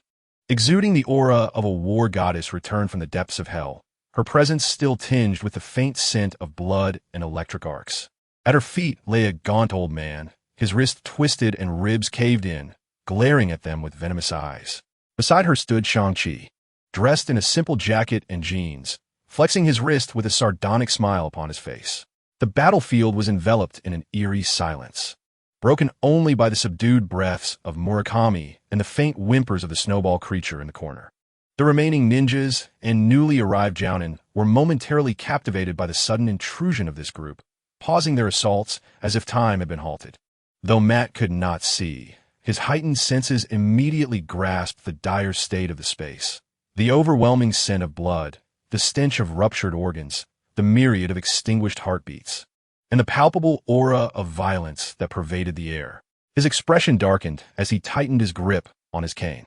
Danny Rand's gaze swept over the scattered ninja corpses, ultimately landing on Dasha's armor, which clearly belonged to another time, and the bloodied twin blade she wielded, his eyes reflecting shock and an almost imperceptible wariness. Was this her true power? Lady Gao had not perished in vain. Luke Cage surveyed the scene before him, akin to a slaughterhouse, his brow furrowed in concern. Jessica Jones, unabashed, whistled with a mix of trepidation and schadenfreude, exclaiming, "Wow, looks like we missed quite the cleanup." Dasha slowly turned to face the tardy reinforcements, her silver-gray eyes scanning their faces, noting the residual shock and barely concealed disarray. A cold, mocking smile crept onto her lips. She deliberately raised her left hand, her wrist-mounted device glowing faintly. Dialing a number, her icy voice echoed clearly in the stillness of the living room. "Hello? Is this Allianz Insurance?" "Indeed. Is the building located at XXX Brooklyn Waterfront Avenue?" The complainant is Dasha Chen. This time, it pertains to the violent demolition luxury package orchestrated by the Neon Ninjas. As for the inventory of losses, her gaze swept across the shattered bulletproof windows, the Ming Dynasty vase cleaved in two, the slashed abstract oil painting, the blood-soaked Persian carpet, the smashed wine cabinet containing exquisite bottles of wine, and the battered sofa and coffee table made of Italian-imported bulletproof glass, now all in ruins. One Ming Dynasty chicken cup is deemed irreparable, while a Basquiat original bears a deep gash. The top-tier Persian handmade carpet is thoroughly stained with blood and rendered useless. Several bottles of 82 Lafite have been shattered. Additionally, there is the bespoke sofa, coffee table, and chandelier. She recounted the items as if reciting a grocery list, her tone devoid of emotion. Estimated losses? Let's round it up to $20 million for now. Yes, indeed, it falls under the highest tier of supernatural violence insurance. As for the claims adjuster, ensure they bring a cleaning crew and sniffer dogs. A thorough cleaning is required here. Upon concluding her call, her gaze finally settled on Danny Rand, whose face was a mask of fury, fists clenched tightly. "Very well, Mr. Iron Fist of Rand Corporation." Dasha's voice dripped with a chilling control and mockery. "Now, let us discuss matters." Danny's complexion shifted from ashen to a furious crimson, veins pulsating at his temples. He stepped forward, golden light flickering around his tightly clenched fists, his voice slightly strained with agitation. "Discuss?" "Yes, my home was attacked because I killed Madame Gao. And this is precisely due to your damned affair that I was innocently ensnared in." Dasha feigned an innocent expression. "Now, my home has been assaulted due to your entanglement with the Hand, and my personal safety has been jeopardized because of your issues. At the same time, you require my strength to assist you. Hence, I believe that as the future president of Rand Corporation, you ought to offer some form of compensation." Upon hearing Dasha's words, Matt interjected directly. "Dasha, didn't you agree to join us?" "Why still?" Before Matt could finish his sentence, Dasha interrupted him. "Oh, dear Mr. Daredevil. Are you questioning a beautiful rural champion? Now, take a look at my home. Is it unreasonable for me to seek some restitution?" It seemed that Danny was rather gullible. Perhaps due to his prolonged stay in Kunlun, his mind having become somewhat befuddled, as he dared to inquire about Dasha's demands. Noticing Danny's readiness to engage, Dasha revealed her requests without further preamble. "First, upon successful completion, I require a 20% equity stake in Rand Corporation. Secondly, I want a portion of the Dragon Bones." Danny, upon hearing this demand, felt a surge of anger. Rand Corporation was a legacy left to him by his father, and the Dragon Bones were his responsibility. He pointed to the chaos and bloodshed around them, attempting to claim the moral high ground. "Look at this. The Hand is the enemy of us all. You are merely acting in self-defense. This cannot serve as your justification for extorting Rand Corporation and coveting the Dragon Bones." "Self-defense?" Dasha scoffed. As if she had heard the greatest joke, she casually pointed the tip of her knife towards the ground, indicating a severed ninja corpse, then directed her gaze at Murakami, whose countenance was filled with malice. This group of couriers has explicitly come for me. I was the one who just cleared away this wave of filth. And you all. Her eyes swept over Matt, Luke, and Jessica, finally settling on Danny's face, brimming with unabashed contempt. You so-called Defenders Alliance arrived only when the battle had ended and the cleaners were on their way. What was it? Traffic congestion? Or were you busy helping an elderly lady cross the street? Her words struck like a poisoned dagger, rendering Danny speechless and igniting a fiery blush on Matt and the others' faces. Without me, Danny ran. Dasha stepped forward, her presence formidable, silver hair billowing in the blood-scented air. You would either be shredded by these ninjas and fed to the dogs, or captured by this old hag, who would drain your so-called iron fist power like a battery. Protecting the dragon bone? You should first safeguard your own life and your Rand Corporation. She extended 3 fingers, her tone resolute. 2 conditions, non-negotiable. First, the transfer agreement for 20 of Rand Corporation S shares. Sign now. Second, I demand 30% of the dragon bone. You shall not have it. Danny nearly spat those words through clenched teeth, a golden radiance flaring momentarily from his fist, revealing the depths of his rage and defiance. The dragon bone belongs to Kunlun. It is sacred. It can never be given to someone so mercenary. Sacred? Dasha arched an eyebrow, as if she had heard something utterly ludicrous, then burst into a chilling, mocking laughter. Huh, sacred? A bone turned into sustenance for a bunch of ancient creatures, obsessed with longevity and power, called sacred, utilized by you Kunlun as a power battery. A mere tool for some foolish apprentice's enlightenment, called sacred? Her laughter abruptly ceased, her gaze transforming into that of unyielding Arctic ice. Stop pretending to be virtuous in my presence. In this world, power is the currency. I have eliminated the threat and acquired the leverage. Now, it's time to cash in. She gazed at Danny's face, distorted by rage and humiliation, the mocking curve of her lips deepening. Slowly, she retracted her 3 fingers, twirling the heavy blade of her white contract, stirring the air with a metallic scent. It's all right. Dasha's voice regained a calm dominion, laced with a hint of languid certainty. She toyed with a coin stained with dark red blood, her eyes sharp as a blade, as if piercing through Danny's fury to glimpse a more distant future. You will soon understand, Mr. Rand. In no time, your Rand Corporation board will be pleading with me to accept that 20 of shares to preserve their meager, precarious stock prices. Soon, those ancient figures of Kunlun, hidden in their mountain hollows, will respectfully package the dragon bone and send it to my doorstep with the swiftest delivery. As she tilted her head slightly, a glimmer of near-cruel confidence flickered in her silver-gray eyes. The strength you seek, I can provide. The troubles you dread, only I can eradicate. The coin was flicked high into the air, tracing a blood-stained arc before landing firmly back in her glove palm. She no longer regarded the pale-faced Danny, trembling with rage, nor the assorted defenders whose expressions varied widely. Shang-Chi, see our guests out, and do clear away the refuse, she commanded, turning toward the staircase. Her combat boots splashed through the viscous pool of blood, producing a rhythmic sound as she ascended toward the relatively cleaner alcove on the 2nd floor to retrieve her snowball beast. All that remained was her formidable, icy silhouette, accompanied by the silent testimony of the horrific aftermath scattered across the floor.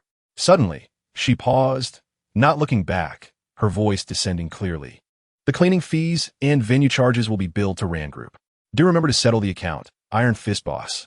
Danny Rand stared intently at Dasha as figure disappearing around the staircase corner, his teeth grinding audibly, the faint golden glow of his clenched fists flickering violently in response to his extreme fury, as if ready to explode at any moment. In this oppressive silence, a specially crafted coin, its edges sharpened to a razor's precision and gleaming with a cold metallic sheen, spun silently through the shattered glass of a floor-to-ceiling window, landing with uncanny accuracy in the still wet pool of blood at Danny Rand's feet. The coin's metallic surface reflected Danny's contorted face of rage and the chandelier above, stained with blood, yet still emanating a dim, yellowish glow. The reverse side of the coin bore no design, only a line of cold, succinct laser-etched text. Greetings from Mr. Jean Bing. Chapter 33. The goodwill of Jean Bing in the following days. the weathered mansion in Brooklyn fell into an eerie tranquility. Dasha did not receive the equity transfer agreement from Rand Group, nor did she get a frantic phone call from Danny Rand. This surprised her somewhat, but boredom outweighed her astonishment. Nestled on her newly replaced couch with her snowball beast, she languidly flipped through television channels, her fingertips occasionally sparking with electricity, causing the snowball beast's fur to stand on end. Puff! The snowball beast protested, nudging her. Surely that clumsy fool hasn't truly been frightened into retreating back to Kunlun Mountain to gnaw on snow? Dasha muttered, her silver-gray gaze lazily sweeping over the remnants of the living room, which had yet to be fully restored. The professional cleaning crew wore gas masks, laboring for hours, with expensive fragrances desperately trying to mask the deeply ingrained scent of blood and char, which still lingered faintly in the air, stubbornly reminding her of the chaos that had unfolded just days prior. Shang-Chi, however, diligently fulfilled her duties, truly considering herself a 24-hour personal punching bag and housekeeper. He donned an apron, humming an off-key tune, while wielding a powerful professional vacuum cleaner, engaged in a struggle against a stubborn, darkened bloodstain nestled within the carpet's fibers. Upon hearing Dasha's snide remarks, he did not lift his gaze. Boss, I wager 50 cents that the fool is currently in over his head. That rotund Jean Bing is no pushover. That coin of his does not come without a price. No sooner had he spoken than Dasha's phone on the coffee table began to vibrate uncontrollably. The caller ID read, blind massage therapist. Dasha rolled her eyes, languidly answering and activating the speakerphone. Hello? Attorney Matt? Are you here to schedule a sewer cleaning or to consult on personal injury compensation? On the other end, Matt's voice was stripped of its usual composure, laced with an irritable urgency and anger. Dasha, the Rand Group is in turmoil. Danny has just regained control. Yet the entire company has nearly collapsed overnight. Stocks are plummeting, banks are demanding repayment, suppliers are terminating contracts, bankruptcy looms. Dasha arched an eyebrow, her fingers still toying with the snowball beast, her tone utterly unperturbed. Oh, is that so? How unfortunate. Her voice conveyed no semblance of regret. Matt's breathing grew noticeably heavier. Dasha, stop playing dumb. You know what's happening. Jean Bing.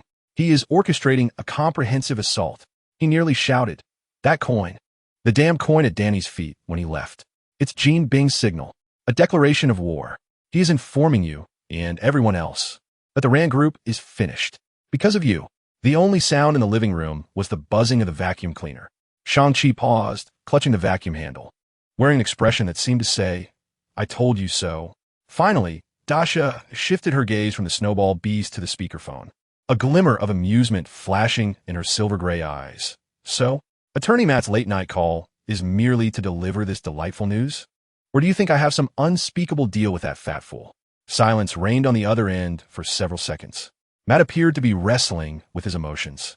And when he spoke again, his voice was low and serious, imbued with a weighty earnestness. Dasha, listen, I understand you have your own methods, that you pursue power and profit. But Jean Bing Wilson Fisk represents the darkest tumor of Hell's Kitchen and the entire New York underworld. He embodies pure violence, greed, and evil. Associating with him is akin to courting a tiger. Ultimately, you will be devoured, leaving nothing but bones. He paused, his tone growing more pleading. Please, Dasha. It's not too late to withdraw. At this, Dasha laughed. What? Is Jack Shing outside now? She rose, walking to the enormous floor-to-ceiling window, gazing at the twinkling lights of Brooklyn gradually igniting beyond. Her voice, clear through the receiver, carried a chilling detachment to Matt. Matt, your idealism can be quite endearing at times. Is Jean Bing a devil? Perhaps he is. However, at the very least, the offerings from this devil are far more tangible and enticing than your proclamations of justice inevitably triumphing over evil. She recalled that coin, the gaunt, resentful visage of Murakami, and with a shift in her tone, laced with unabashed sarcasm, she remarked, as for who is exploiting whom, that remains to be seen. The Rand Group is doomed? That is merely a consequence of Danny Rand's own folly. He is incapable of safeguarding his legacy. Who else could be blamed? The assault by Jean Bing? That is commercial rivalry. A manifestation of survival of the fittest, a law of the jungle. What? Is it permissible for his iron fist from Kunlun to strike others? Yet others must not wield capital as a means to confront him? Dasha, Matt's voice was thick with disappointment and sorrow. Enough, Attorney Matt. Dasha interrupted him, her tone returning to an air of languid impatience. Your moral lecture ends here. Instead of fretting over whether I am entangled with Jean Bing, perhaps you should ponder how to assist your esteemed Iron Fist in cleaning up this mess, or find him a new occupation. After all, should the Rand Group truly collapse, your legal aid fund may well be left to wither in the wind. Without allowing Matt to respond, she abruptly terminated the call, casting her phone carelessly onto the sofa.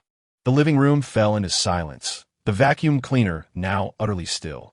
Shang-Chi set down the vacuum and approached Dasha, gazing out at the brilliant yet frigid urban nightscape. Boss, are we truly going to ignore this? Ignore? Dasha scoffed, her silver hair glimmering coldly in the reflection of the glass. Do I resemble Jesus Christ? Or perhaps Danny Rand's mother? She turned around, a calculating glint flashing in her silver-gray eyes. Yet, there is something intriguing about Jean Bing. First, he provides intelligence. And now he is so solicitously aiding me in debt collection. A dangerous smile curled at her lips. Flattery without cause is either a prelude to treachery or theft. What malice does this rotund fool harbor? She scooped up the disgruntled snowball beast, which emitted a soft protest, her fingers unconsciously caressing its plush ears, generating a faint static charge. Shang-Chi, she suddenly commanded, with an undeniable authority in her voice, accompany me out this evening. Where to? Shang-Chi inquired, already sensing what was to come. Hell's Kitchen. Dasha's voice was soft but as chilling as ice. To pay a visit to our well-meaning new neighbor. The night in Hell's Kitchen is the deliberately forgotten underside of glamorous Manhattan. Worn neon signs flickered with cheap and ambiguous light, the alleys reeking of a melons of refuse, urine, and substandard flour. In the shadows, predatory gazes, akin to the flickering tongues of venomous serpents, scrutinized every outsider who dared to tread here. Yet tonight, when these gazes encountered the two figures, they recoiled as if burned by a branding iron, retreating into the deeper darkness. Dasha maintained her usual attire, a simple black leather jacket and jeans, her silver hair strikingly vivid in the dim light. With her hands tucked in her pockets, she strolled leisurely, as though wandering through her own backyard. Shang-Chi trailed half a step behind her, his keen gaze sweeping the surroundings, muscles relaxed yet brimming with latent power. Like a silent cheetah, their objective was unmistakable. The Fisk Tower, an edifice that appeared unremarkable on the outside, but was fortified within like a bastion.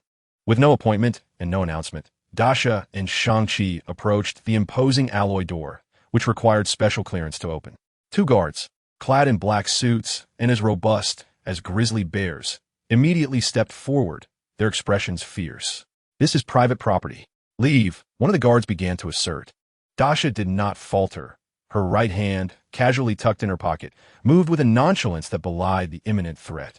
With a sudden flash, a brilliant blue-white arc of electricity leapt from her fingertips, striking the heavy alloy door with unanticipated ferocity.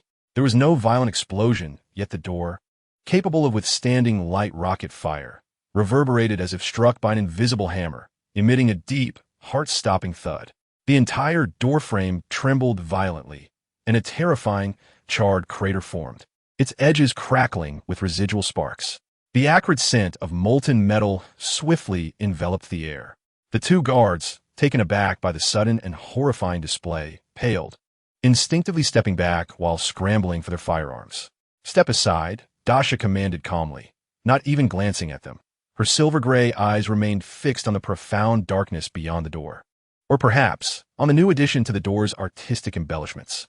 Her tone was as flat as if discussing the weather.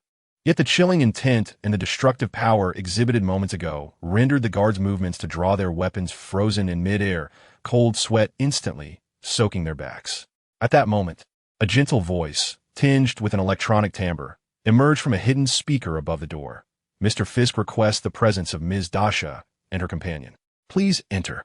Accompanied by a faint hydraulic hiss, the alloy door, now marked by a terrifying indentation, slowly slid inward, revealing a lavish corridor illuminated by bright lights and adorned with a dark red velvet carpet, as if the earlier confrontation had never transpired.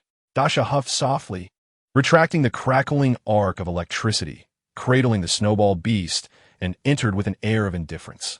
Shang-Chi followed closely, offering the startled guards a friendly smile that showcased his 8 pearly white teeth as they passed. At the corridor's end stood a private elevator requiring dual verification through iris and palm print.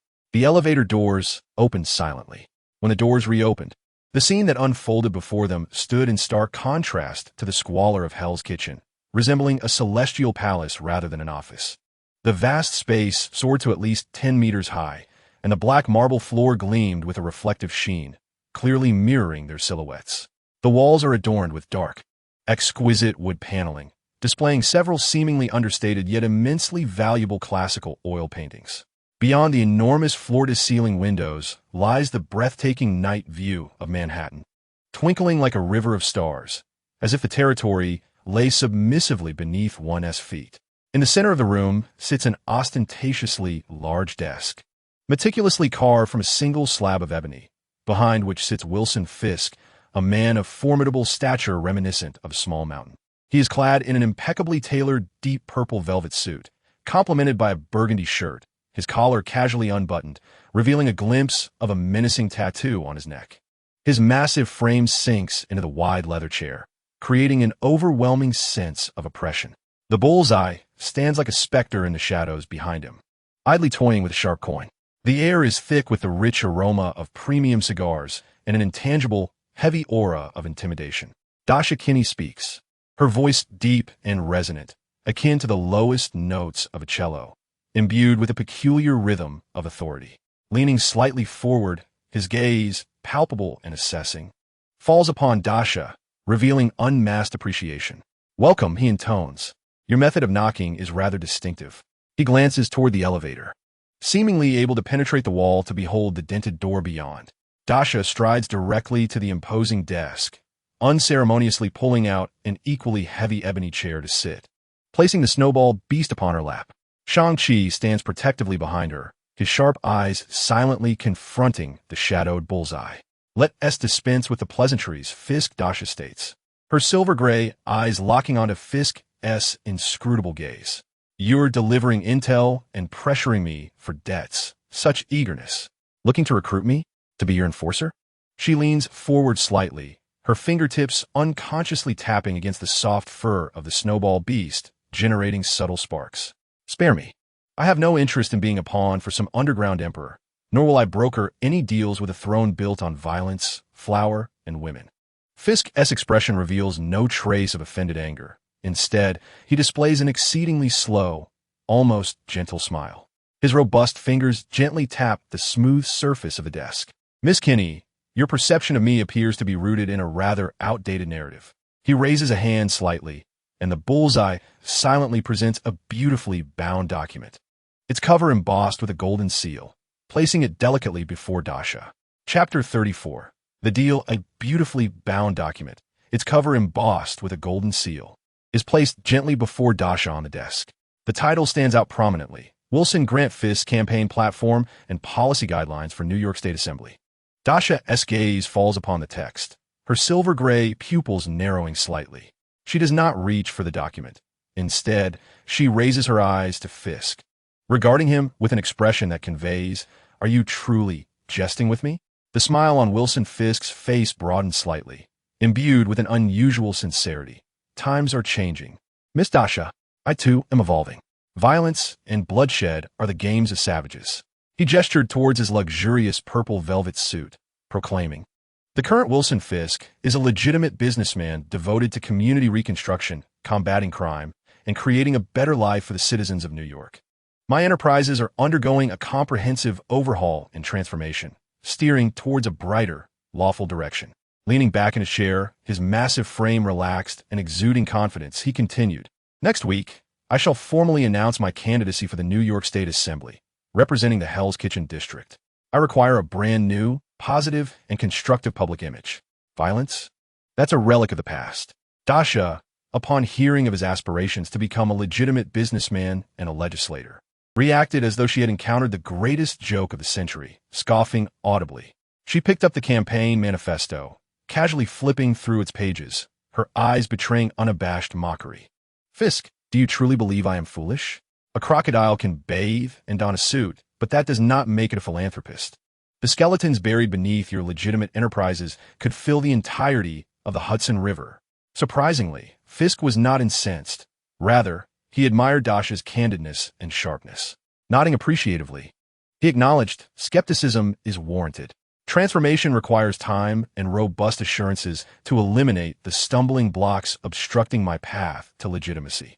He leaned forward once more, an overwhelming aura of pressure enveloping the space, his small eyes glinting with calculating shrewdness. For instance, those who were excessively fixated on the past, unwilling to look forward.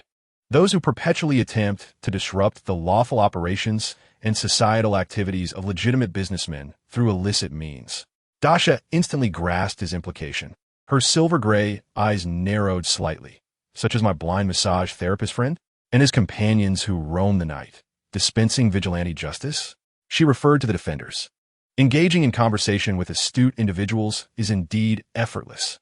Fisk nodded in appreciation, stating, Mr. Matt Murdock and his associates possess an excessively narrow understanding of justice. They are incapable of accepting change, nor can they comprehend the determination of an individual seeking redemption and wishing to contribute to the community. He spread his hands, his tone laced with a feigned sense of helplessness. During the campaign, I require a stable, positive environment. Any negative or violent disruptions will cause immeasurable harm to my image and candidacy. And my current status, he pointed to the campaign manifesto, precludes me from addressing these issues in the direct manner I once did. Fisk's gaze fixed firmly on Dasha, as if she were an exquisite tool. But you are different, Miss Dasha. You possess the capability, the means, and, most importantly, the flexibility to evade the constraints of antiquated moral perspectives. I need you to appear when I require assistance, to dissuade those oblivious flies and ensure they do not interfere with my campaign. Certainly, within the bounds of legality. He particularly emphasized the final sentence. Dasha remained silent, her fingertips unconsciously tracing circles on the fur of the snowball beast. Jean Bing's words contain a mixture of truth and deception. The transformation was false, while the genuine aim was a facade to seize greater power and influence. The core objective was to use her as a shield to protect against Matt and his associates, preventing them from uncovering Jean Bing's unsavory transformation tactics. Did she admire Matt's pure idealism? To some extent. Yet, this did not imply she would align herself with him.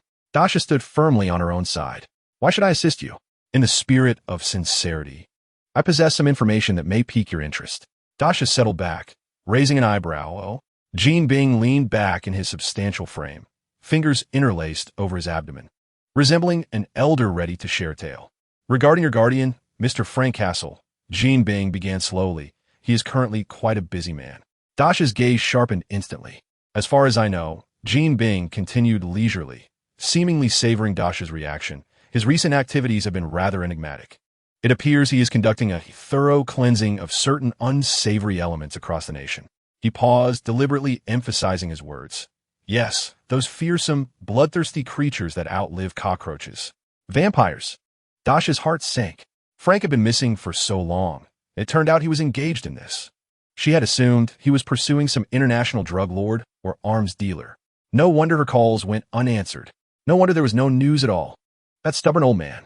Jean Bing seemed quite pleased with the fury igniting in Dasha's eyes, dropping another bombshell. Moreover, according to a somewhat unreliable channel of mine, which occasionally provides useful information, his tone carried a hint of intentional vagueness. Mr. Castle's recent cleansing operation appears to have received logistical support from a powerful entity with an official background, yielding astonishing efficiency. S-H-I-E-L-D. Dasha's fists clenched tightly in her pockets, her knuckles turning white from the pressure. Frank was working for S-H-I-E-L-D. That old maverick. What on earth was he doing? Had he been compromised in some way? A surge of unnameable anger, mixed with the frustration of being sidelined, surged within her. That old man. What did he take her for? Cleaning up vampires was such an exhilarating task, yet he didn't bring her along. He went off to partner with S-H-I-E-L-D on his own. Jean Bing precisely captured the fleeting anger and confusion in Dasha's eyes. He was like a seasoned angler, aware that the fish had taken a bait. Although, Jean Bing timely added, interrupting Dasha's impending barrage of questions. I am currently unaware of Mr. Castle's exact whereabouts. maintains a commendable level of secrecy. He shrugged, his massive frame causing the chair to emit a soft groan. However, he abruptly changed his tone, and a glimmer of insight shone in his small eyes. I knew that the fortunate escapees, or the rodents that had scurried in from elsewhere, were recently plotting a significant counterattack. The location was none other than New York. Furthermore, they seemed to have allied with certain old acquaintances who, like the remnants of the hand, despised sunlight and preferred lurking in the shadows. He cast a meaningful glance at Dasha. I am confident that it will not be long before you and Mr. Frank reunite in a corner of New York. The scene will surely be spectacular. Kingpin provided a wealth of information, from Frank's whereabouts to the movements of vampires, even hinting at collusion with the hand. Dasha understood that this was not a free lunch. Mr. Fisk, you did not share this merely out of goodwill, did you? Kingpin smiled, a smile imbued with an assurance of control over the situation. It is quite simple. His massive form leaned slightly forward, creating an oppressive atmosphere that seemed to freeze the air in the room. I am aware of your deep connections with the Osborne Group and the Star Corporation. He emphasized once more, a hint of mockery in his tone. I hope they will stand by me when necessary.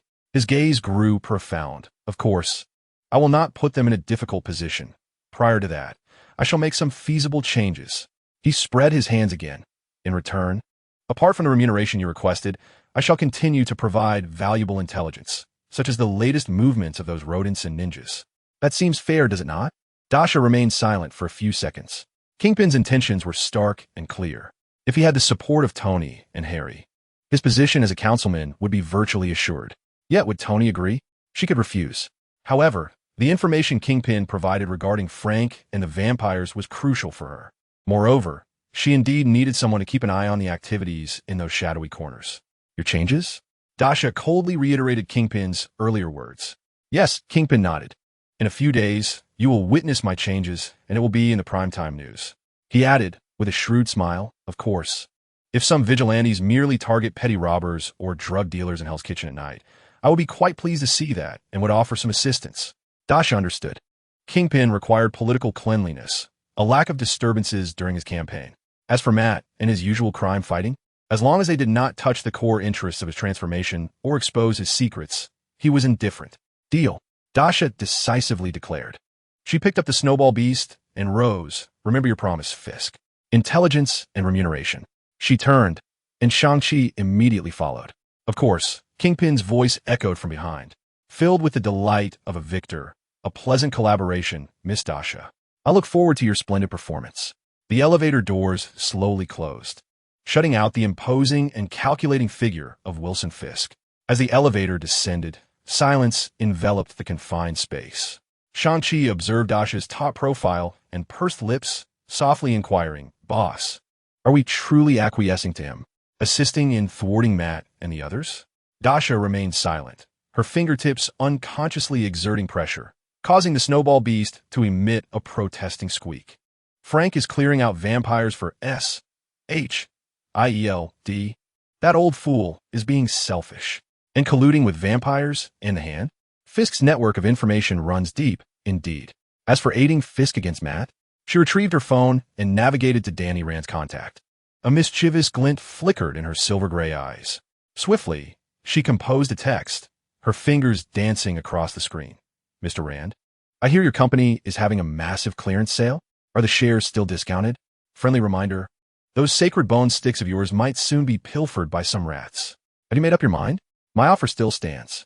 It will expire soon. Click. Send. Watching the successful transmission notification, a cold smile curved Dasha's lips. As the elevator doors, along with Fisk's cunning visage, vanished, the snowball beast in Dasha's palm nearly transformed into pancake. Puff. The fluffy creature voiced its indignant protest. Boss. Shang-Chi whispered, trailing a step behind her, feeling a modicum of reassurance in the elevator's blind spots. Are we really going to help him against Matt? He refrained from mentioning Frank, whose name now felt like a venomous sting embedded in Dasha's heart. Their father being selfish was one thing, but aligning with S-H-I-E-L-D, sooner or later, he would cut off his oxygen supply. Assist him?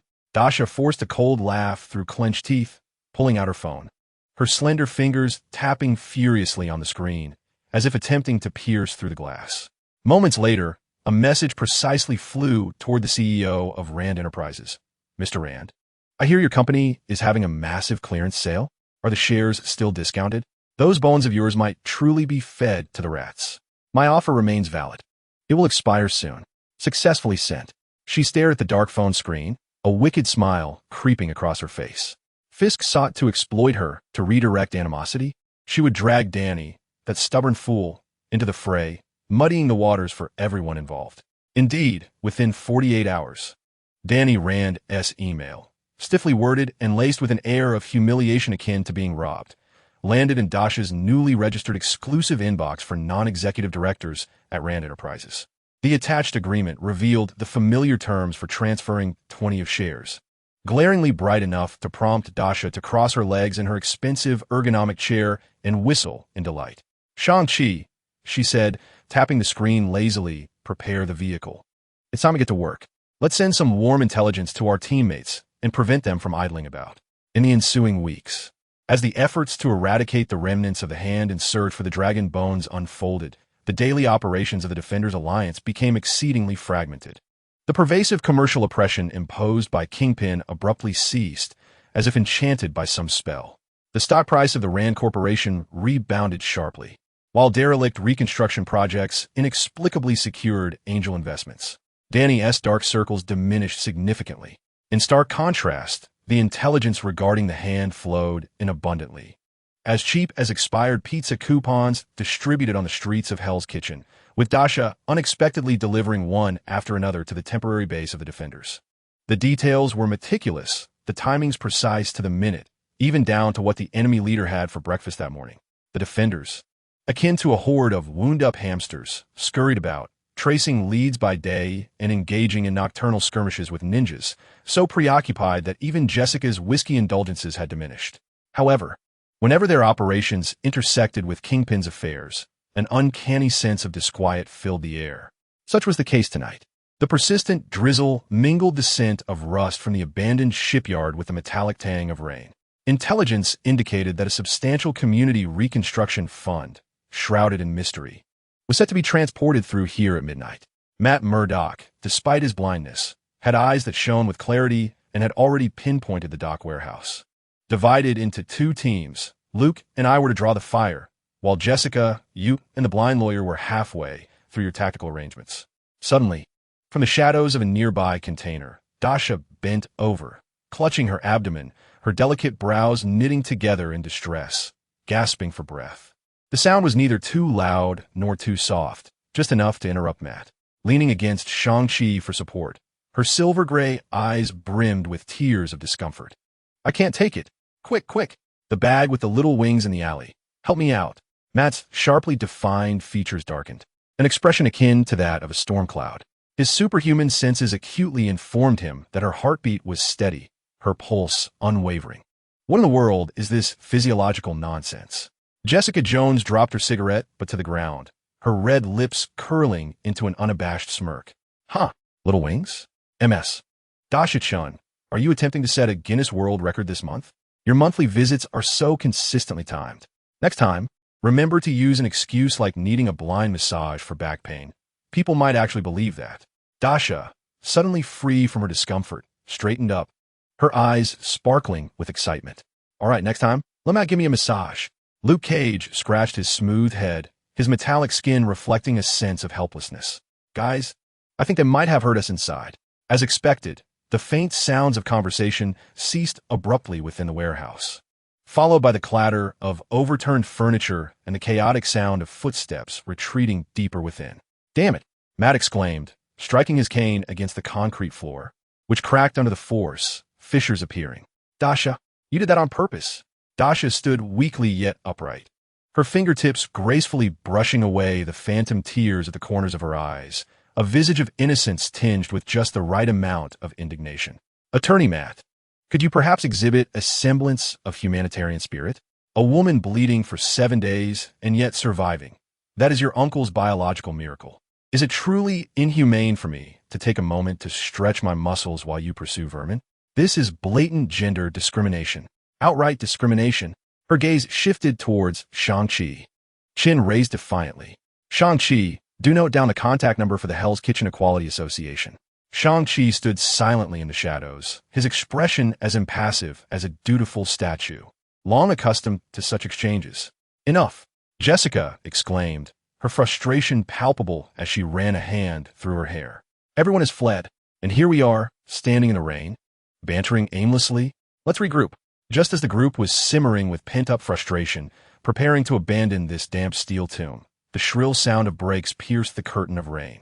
An ostentatious convertible, adorned in a livery reminiscent of a gilded soda can, skidded to a halt at the dock's entrance, splashing a wave of muddy water that drenched the 4 individuals who had just reached the entrance. The car doors swung upward like wings, and a figure emerged, starkly contrasting the flamboyant vehicle. Clad in a blue jumpsuit that accentuated nearly perfect musculature, he wielded a circular shield that was bluer than the rain-washed sky. The only flaw in this tableau was his taut visage, drenched by rain, and a mouth that seemed to spew expletives without restraint. Steve Rogers, a.k.a. Captain America, now resembled an irate driving instructor bereft of all points. Damn it! I've been searching for you 2 wretched souls for a full 2 hours. Steve stormed over his words, mingling with raindrops, erupted with such volume that even the crows perched atop the nearby containers took flight. Where the hell have you been? Dasha, you blabbering microwave. Get out here. And you too, Shang-Chi.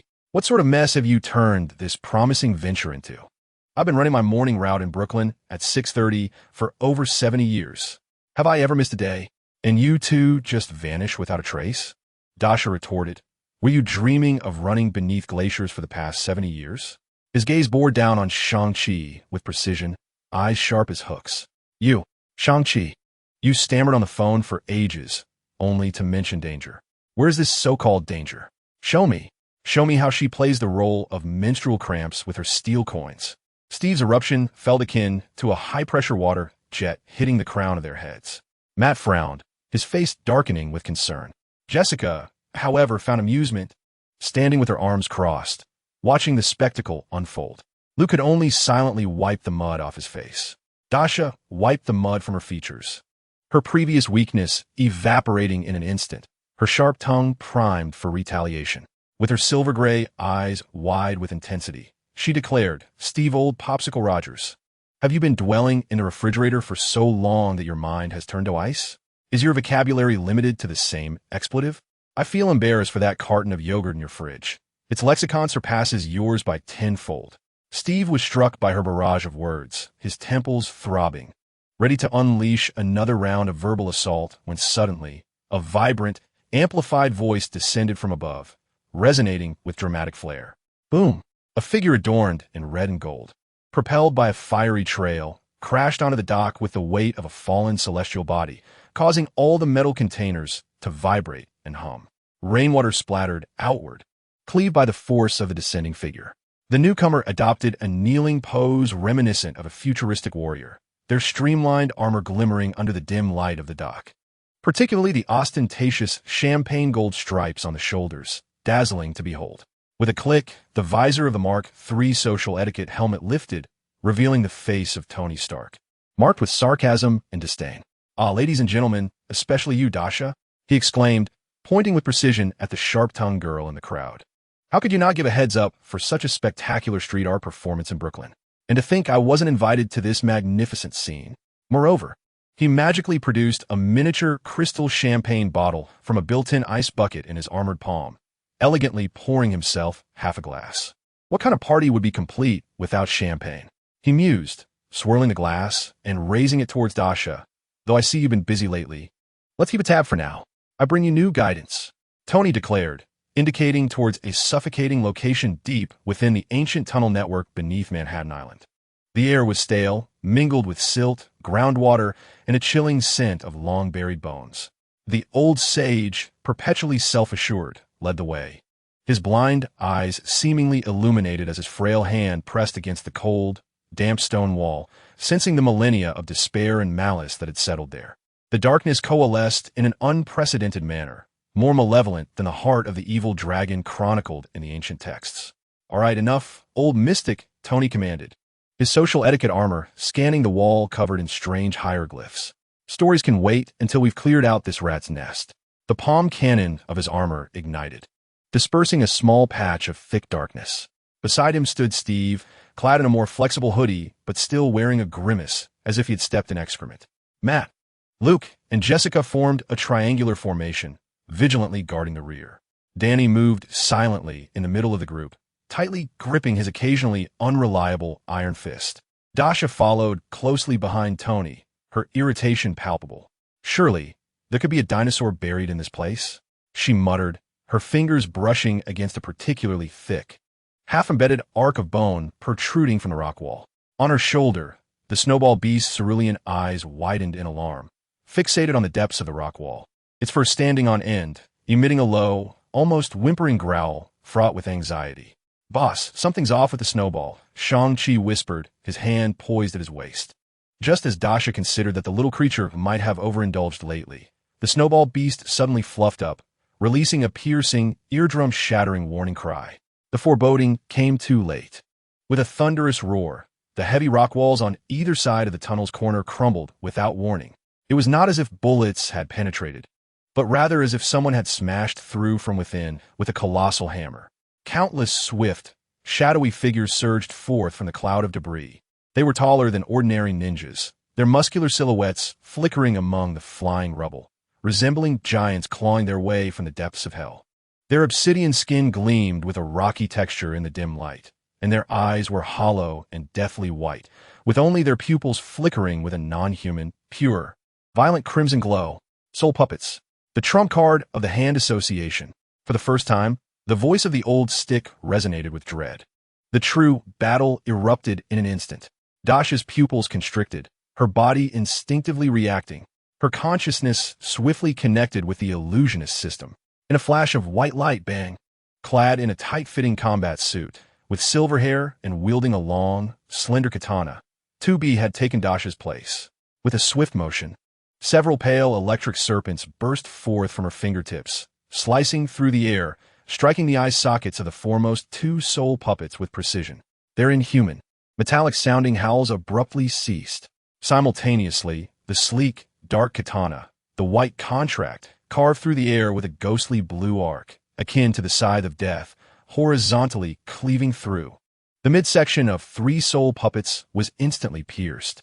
Dark, viscous blood, reminiscent of oil, sprayed the ground.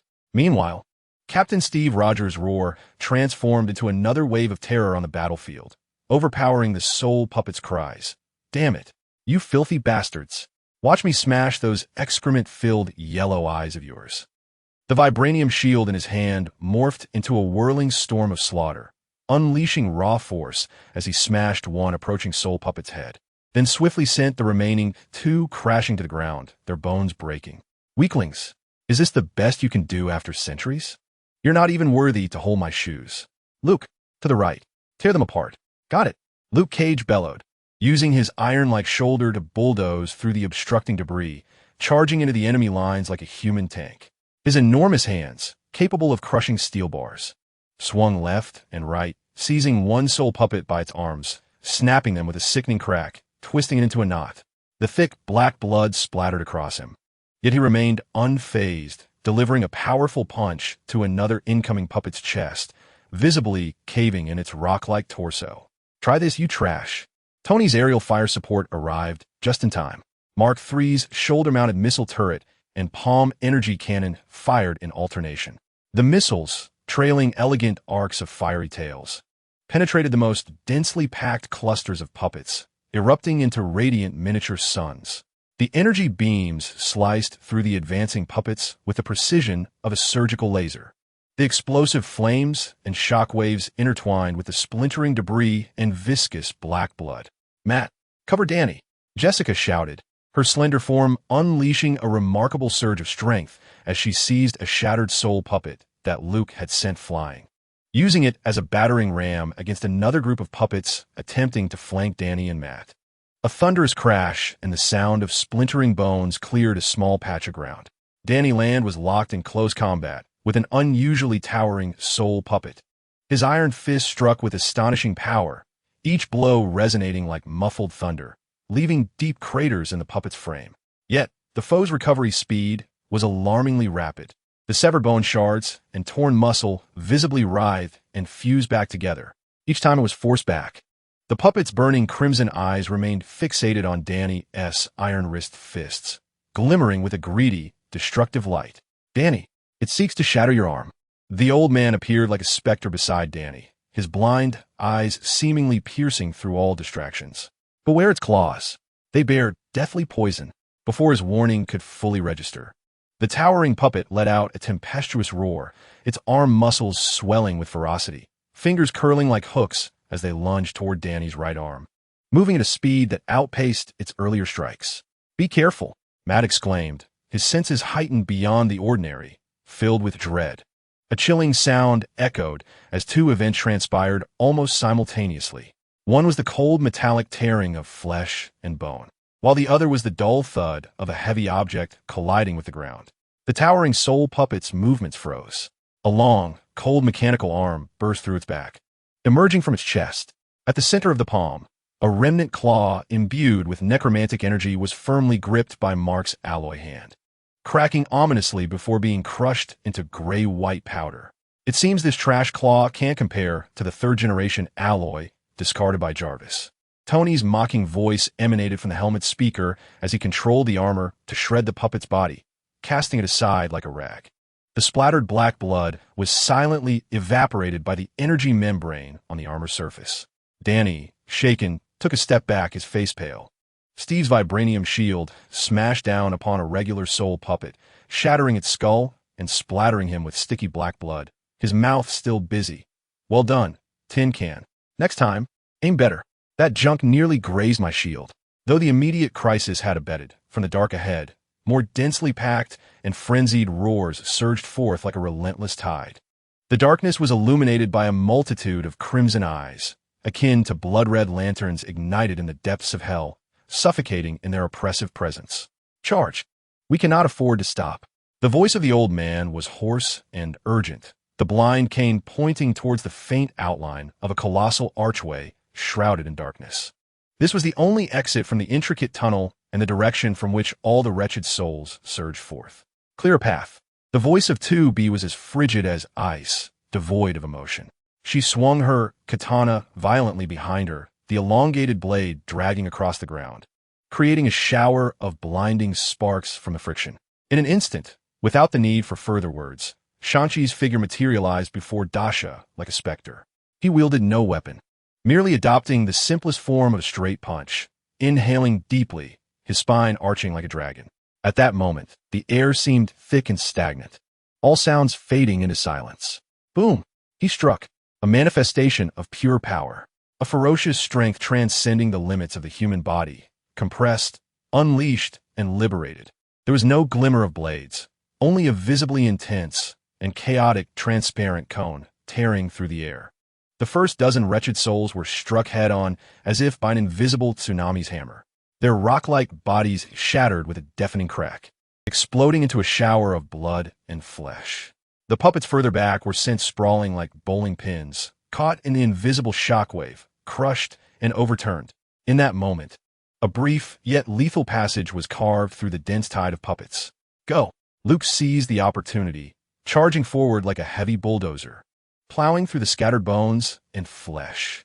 Jessica followed closely behind.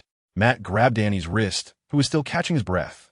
Tony unleashed a torrent of firepower from his palm and shoulder-mounted cannon, clearing the way.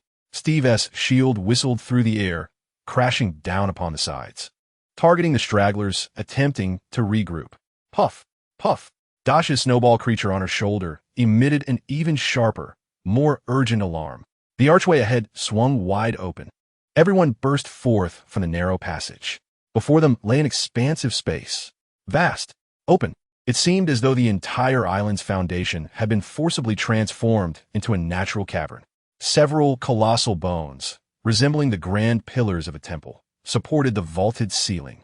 The air was thick with an ancient, decayed, suffocating aura of draconic majesty. All gazes were irresistibly drawn to the center of the vault. The sight transcended the limits of verbal description. A complete, gigantic skeletal structure, unfathomable by human standards, lay embedded within the rock layers like a prehistoric titan ensnared in the heavens. Pale. Enormous. Every minute natural texture resembled a surging riverbed. It floated silently there, unsupported, emanating a terrifying presence that suppressed all existence, born from the primordial chaos. Merely gazing upon it made hearts quiver. Cold, silent, timeless. The dragon bone.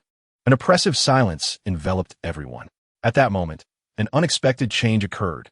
Buzz, an indescribable, profound drone, transcending the limits of human auditory perception, surged forth from the apex, the walls, the ground, and the very air itself, emanating from the colossal dragon bone.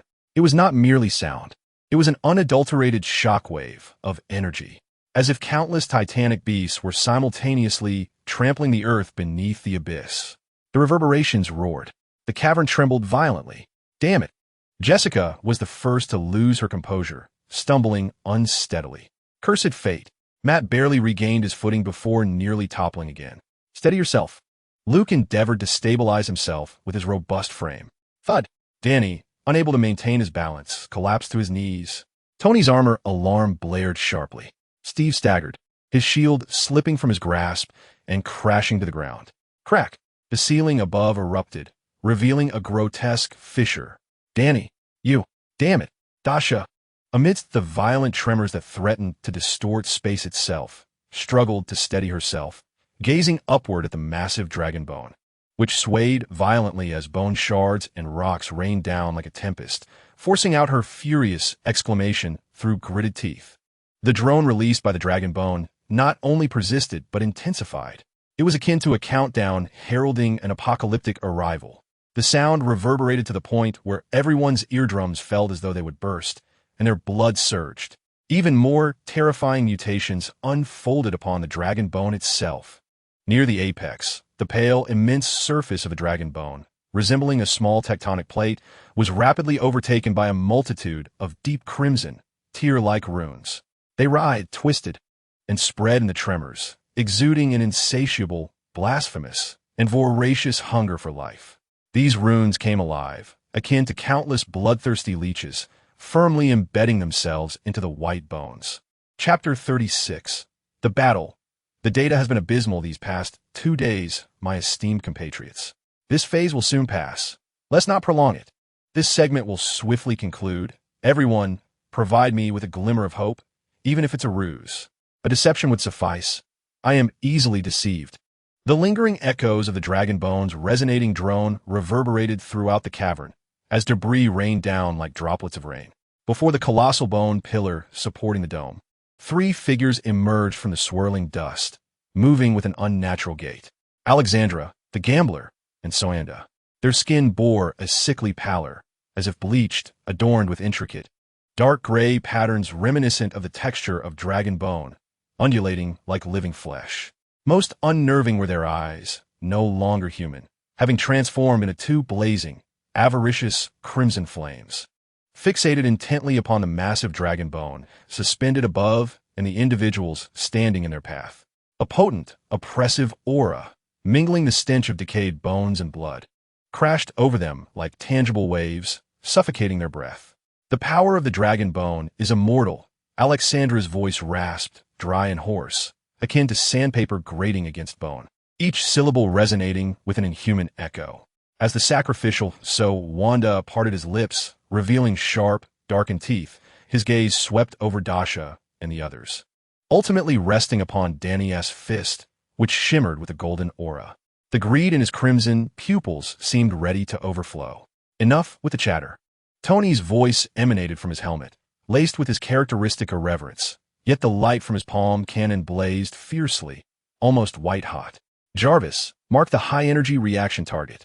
Saturation strike. Whoosh, whoosh, whoosh. Several miniature missiles erupted from the hive on Mark III's shoulder, trailing white smoke as they hurtled towards the trio. Simultaneously, the clustered energy cannon in Tony's palm unleashed a thunderous blast. Boom, boom, boom, boom. The explosive flames instantaneously engulfed the 3. Debris and dust scattered in all directions. Damn it, leave some for me. Steve's roar followed closely, as his vibranium shield was flung forward, spinning at high velocity, emitting a piercing shriek as it struck the heart of the smoke. He himself surged forward like a cannonball, fists clenched tightly. Is this all you've got after centuries of decay? Watch me nail you back into your coffin. However, the expected sound of breaking bones did not resonate.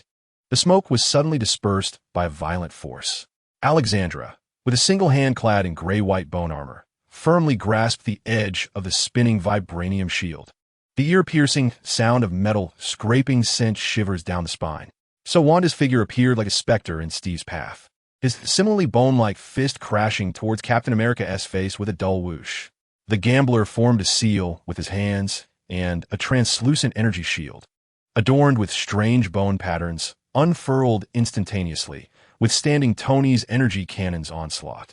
The flames from the missiles merely rippled across the surface of a shield. Be careful. They have absorbed part of the Dragonbone's power. The Elder's warning carried an unprecedented gravity, as his blind cane struck like a venomous snake at the shield's vulnerable points, attempting to disrupt it. Meanwhile, Matt, Luke, and Jessica surged forward, striving to assist the besieged Steve and Tony. The scene devolved into a frenzied melee. Alexandra's strength and speed surged to a terrifying degree as she seized Steve's shield and flung it, causing even his robust frame to falter. So Wanda's combat skills were already exceptional, and now, augmented by the Dragonbone's power, they became unpredictable. Each punch and kick sliced through the air with a shrill whistle, exuding a decaying, corrosive aura, forcing Steve to roar in anger, momentarily suppressed. The gambler's shield proved exceptionally resilient. The Elder's cane jabs and Matt's baton strikes merely stirred ripples upon it, while Jessica's full-force punch rebounded with such force that she staggered back a few steps, her face paling. Luke, relying on his impervious body, absorbed the occasional energy blast that slipped through the gambler's defenses, producing dull thuds. Yet he found it difficult to close the distance. The defender squad was undeniably at a disadvantage. Shang-Chi, Dasha's voice was as cold as ice, devoid of any tremor. The white blade of the contract in her hand traced a chilling arc, repelling a remnant of the deathly puppet that had dared to attack.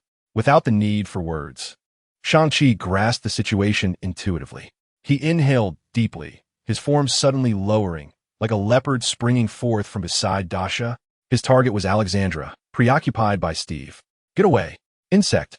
Alexandra's crimson pupils caught sight of Shang-Chi, as another bony claw, accompanied by a piercing shriek that tore through the air, lunged towards his head, moving with such swiftness that it left only an afterimage. Just as the claw was about to make contact, a blinding blue-white electric serpent surged forth. Crackle! The level 5 jolt emitted from Dasha's fingertips struck precisely at the wrist joint of Alexandra's claw, which aimed for Shang-Chi. The bone armor covering it instantly charred black, causing a momentary stiffness in her movement. Now's the time. A fierce light ignited in Shang-Chi's eyes. He did not choose to confront her directly. Instead, his body glided through the narrow space beside Alexandra's rigid claw, almost like a boneless fish. With his right hand, fingers together like a blade, he concentrated his energy, piercing with a force capable of penetrating even the toughest of materials, and thrust it violently into the relatively weaker joint of bone armor beneath Alexandra's armpit. A muted sound erupted, akin to piercing through tough leather. Ugh! Alexandra let out an inhuman howl of pain. For the first time, astonishment and fury flickered in her crimson gaze. Shang-Chi's pinpointed strike had actually breached the reinforced bone armor bolstered by dragon bone power, although it did not completely penetrate. The excruciating pain and disruption of her breath caused her strength to wane. Well done, kid. Steve would not let such an opportunity slip by. With a furious roar, he unleashed a tremendous force from the captured shield, breaking free from its binds, and delivered a ferocious shield bash, channeling all his might into striking Alexandra's chin, which had cracked open slightly from the agony. Crack! The sound of splintering bone was distinctly audible. Alexandra's entire head snapped back at an unnatural angle, her body flying backward like a discarded sack, crashing violently against the rock wall, sending debris cascading down. Meanwhile, Tony seized the moment when the gambler's shield was disrupted by the relentless attacks from Stick, Matt, Luke, and Jessica. Jarvis, overload the palm cannon. Melt that turtle shell for me. Yes, sir. Buzz. The Mark III's palm cannons ignited with a brilliance akin to miniature suns. Two massive torrents of energy slammed into the gambler's bone-patterned shield. Boom! The shield flickered violently, riddled with spiderweb-like cracks, and ultimately shattered under a deafening explosion. The residual energy sent the gambler flying. Seizing the opportunity, Matt, with heightened senses, struck with his baton at the precise moment the gambler's shield broke and his body lost balance, delivering a strike as precise as a viper's strike to the gambler's temple. Luke's massive fist followed suit, crashing down upon the gambler's chest. Thud! Thud! Two resounding impacts echoed. The gambler's body crumpled as if devoid of bones, his crimson pupils dimming in an instant. Witnessing the devastating blow that felled two of his companions, one to death, Sawanda emitted a primal roar, intensifying his assault. Yet, bereft of coordination, he soon fell victim to the ghostly blade of Dasha, the ferocious shield strikes and fists of Steve, and the precise energy beams from Tony above. Dasha's katana, shimmering with a ghostly azure glow, cleaved through the exposed neck defense, which had been laid bare by his fury, causing blood to spurt forth. Just as Sawanda collapsed, a shadow as dark as a venomous serpent melded into the gloom beneath the dragon bone of the dome. It was Erica, cloaked in a viscous, writhing black substance of void power. Her objective was the dark red fragment of dragon bone, the size of a fist, that had fallen from Sawanda. Erica! No! Matt exclaimed in horror, rushing forward recklessly. But someone was swifter. Whoosh! A subtle yet lethal sound of slicing air.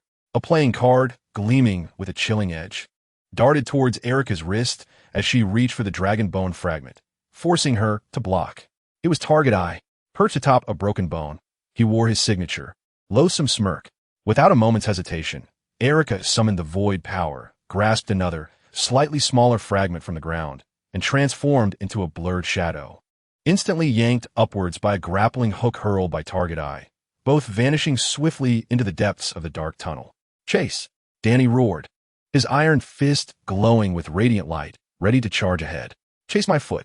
Dasha instantly reverted from her 2B form to her original state, seizing Danny's arm with such force that even the iron fist staggered. Her silver-gray eyes sparkled with unabashed mockery. This isn't over yet. Do you think you could just clone yourself? Danny's face flushed crimson, glaring furiously at Dasha, his fists clenched tight. All right, folks, Tony's armor descended, the visor flipping open as he rubbed his hands together, his eyes gleaming with anticipation as they fixated on the massive dragon bone above and the scattered fragments below. It's time to divide the spoils. I need to take a piece of this big bone back for research. JARVIS. Prepare the high-energy laser cutter. No, the dragon bone is a sacred artifact of Kunlun. It is essential for maintaining balance. Danny immediately protested, jumping to his feet. Shut up, child of destiny. Dasha impatiently interrupted, walking directly to Tony and pointing at a basketball-sized, lustrous white dragon bone fragment beside the corpse of Alexandra. This one is mine. The agreement is crystal clear, 20 shares of Rand Group in exchange for my assistance, plus a share of the dragon bone.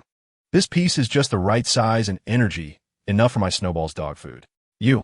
Danny trembled with rage. Mr. Stark's research may prove beneficial in addressing future threats. A calm voice interjected. Shang-Chi approached, positioning himself between Danny and Tony. He regarded Danny with a complex gaze, imbued with an undeniable resolve. Danny Rand, your mission is not one of possession, but of guardianship. Now, your path of protection demands that you return to the beginning. Shang-Chi's words caused Danny to momentarily falter. With a graceful motion, Shang-Chi raised his hands, his fingers tracing an intricate and ancient pattern in the air. Unlike the explosive portals conjured by the Ancient One, which tore through space with brilliant sparks, Shang-Chi's movements summoned the very currents of energy, the essence of this ancient land beneath their feet. A low, resonant hum filled the air. A circular vortex, approximately 2 meters in diameter, began to materialize before Shang-Chi, rippling like water. At its center was not a dazzling starry expanse or otherworldly scene, but a profound void reminiscent of majestic mountains and deep valleys. Exuding a weighty and ancient aura, the passage to Kunlun. The vortex generated a powerful pull, drawing in its sights the remaining, largest fragments of dragon bones on the ground, as well as Danny. No, wait, Shang-Chi. My mission is... Danny's terrified protests were futile against the immense, irresistible force emanating from Kunlun. Your mission is to return and face the true trial, to attain genuine legacy, rather than relying on external artifacts. Shang-Chi's voice remained calm and unwavering. He cast a final glance at Dasha, nodding slightly, before stepping into the vortex. No. Danny's anguished cry was abruptly silenced as he, along with the fragments of dragon bones, was instantly consumed by the swirling currents. The vortex rapidly diminished before the astonished onlookers, eventually vanishing, leaving only faint ripples of energy and a crowd in stunned silence. Goodness. Kunlun Express. Mission accomplished? Dasha arched an eyebrow, letting out a whistle. Matt opened his mouth, only to let out a weak sigh. Jessica rolled her eyes, muttering an expletive. Luke remained silently gazing at the spot where the vortex had been. The corpse of the old man lay neglected in the corner, unnoticed. All right, the farce is over. Steve's voice shattered the quietude as he approached Dasha, his handsome yet stern visage marred by displeasure. Pointing a finger at her, he declared, Dasha, tomorrow morning at 6:30. The usual spot in Brooklyn. If you dare stand me up again, I'll flush you down the S.H.I.L.D. toilet. Do you hear me? Dasha looked at this brash American sweetheart, his spittle nearly splattering her face, her lips twitching slightly. Ultimately, under the threat of his fierce gaze that seemed to dare her to utter a single word of defiance, she reluctantly managed to utter 2 words. Understood. Satisfied? Steve huffed and bent to retrieve his shield. Just as everyone believed the dust had settled and prepared to depart this cursed place, a terrifying tremor erupted, tenfold more violent than the earlier resonance of the dragon bones. This time, it was not merely an energy shock, but a true cataclysm. The immense underground cavern trembled as if gripped by the hand of a colossal deity. Damn it, here it comes again. Jessica was the first to lose her balance, colliding into Luke. Watch your head. Tony's armor alarm blared frantically as the suit ascended to evade the falling boulders. Crack! Boom! The thick concrete wall, interspersed with rebar, was torn apart by a terrifying force from within, exploding like mere paper. Dust and debris surged forth like a tsunami. Chapter 37. The frustrating system, the dust dispersed as if struck by an invisible fist, and 2 figures were ejected like cannonballs, crashing into the ground nearby and carving deep trenches. It was Frank Castle. Alongside him was a woman clad in a tight leather suit, her raven hair like ink, her features as cold as ice sculpture. Both were in a dire state. Frank's iconic combat attire was torn in multiple places, stained with viscous dark red blood, and his exposed skin bore deep lacerations, some even tinged with an ominous black. A stream of bright crimson trickled from the woman's lips, her gun-wielding hand trembling slightly, as 2 peculiar silver pistols emitted wisps of smoke and a chilling aura. From the gaping hole they emerged from, a suffocating stench surged forth. It was a noxious blend of millennia-old tomb decay, putrid blood, and pure malevolence, so thick it was almost tangible black mist. Roar, accompanied by a soul-rending roar. A colossal, twisted monstrosity composed of pure darkness and writhing shadows, like a nightmare crawling from the depths of hell, slowly emerged. It lacked a fixed form, seeming to be a grotesque amalgamation of countless withered, contorted limbs, shattered bat wings, and swirling resentment. 2 enormous, furnace-like eyes burned with a hellish crimson glow, fixed upon Frank and Celine with malevolent intent. The inhuman howl was a cacophony of overlapping wails from countless tormented souls. Celine the traitor shall pay for her betrayal of the bloodline with eternal suffering. Frank! Dasha's pupils constricted as she exclaimed in shock, her silver-gray eyes igniting with fierce anger. Damn it! You're hoarding all the fun, aren't you? You didn't even bring me along to handle this millennium-old dried meat level of trouble. Frank executed a swift tactical roll to dissipate the impact, kneeling on one knee to stabilize himself, wiping the mixture of blood, sweat, and dust from his face. Upon seeing Dasha and her large entourage and confirming her unscathed, lively presence, a rare smile flickered across his eternally frostbitten, weathered face. That subtle curve, against the backdrop of smoke and blood, not only lacked warmth, but appeared even more ghastly, yet exuded an indescribable sense of relief. Be quiet. Frank's voice rasped like sandpaper, imbued with an undeniable chill. Yet Dasha perceptively detected a faint hint of relaxation within.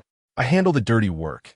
You get lost, he said, swiftly reloading his shotgun with an air of profound fatigue. The woman known as Celine, with her raven hair, also struggled to rise, her form slightly swaying.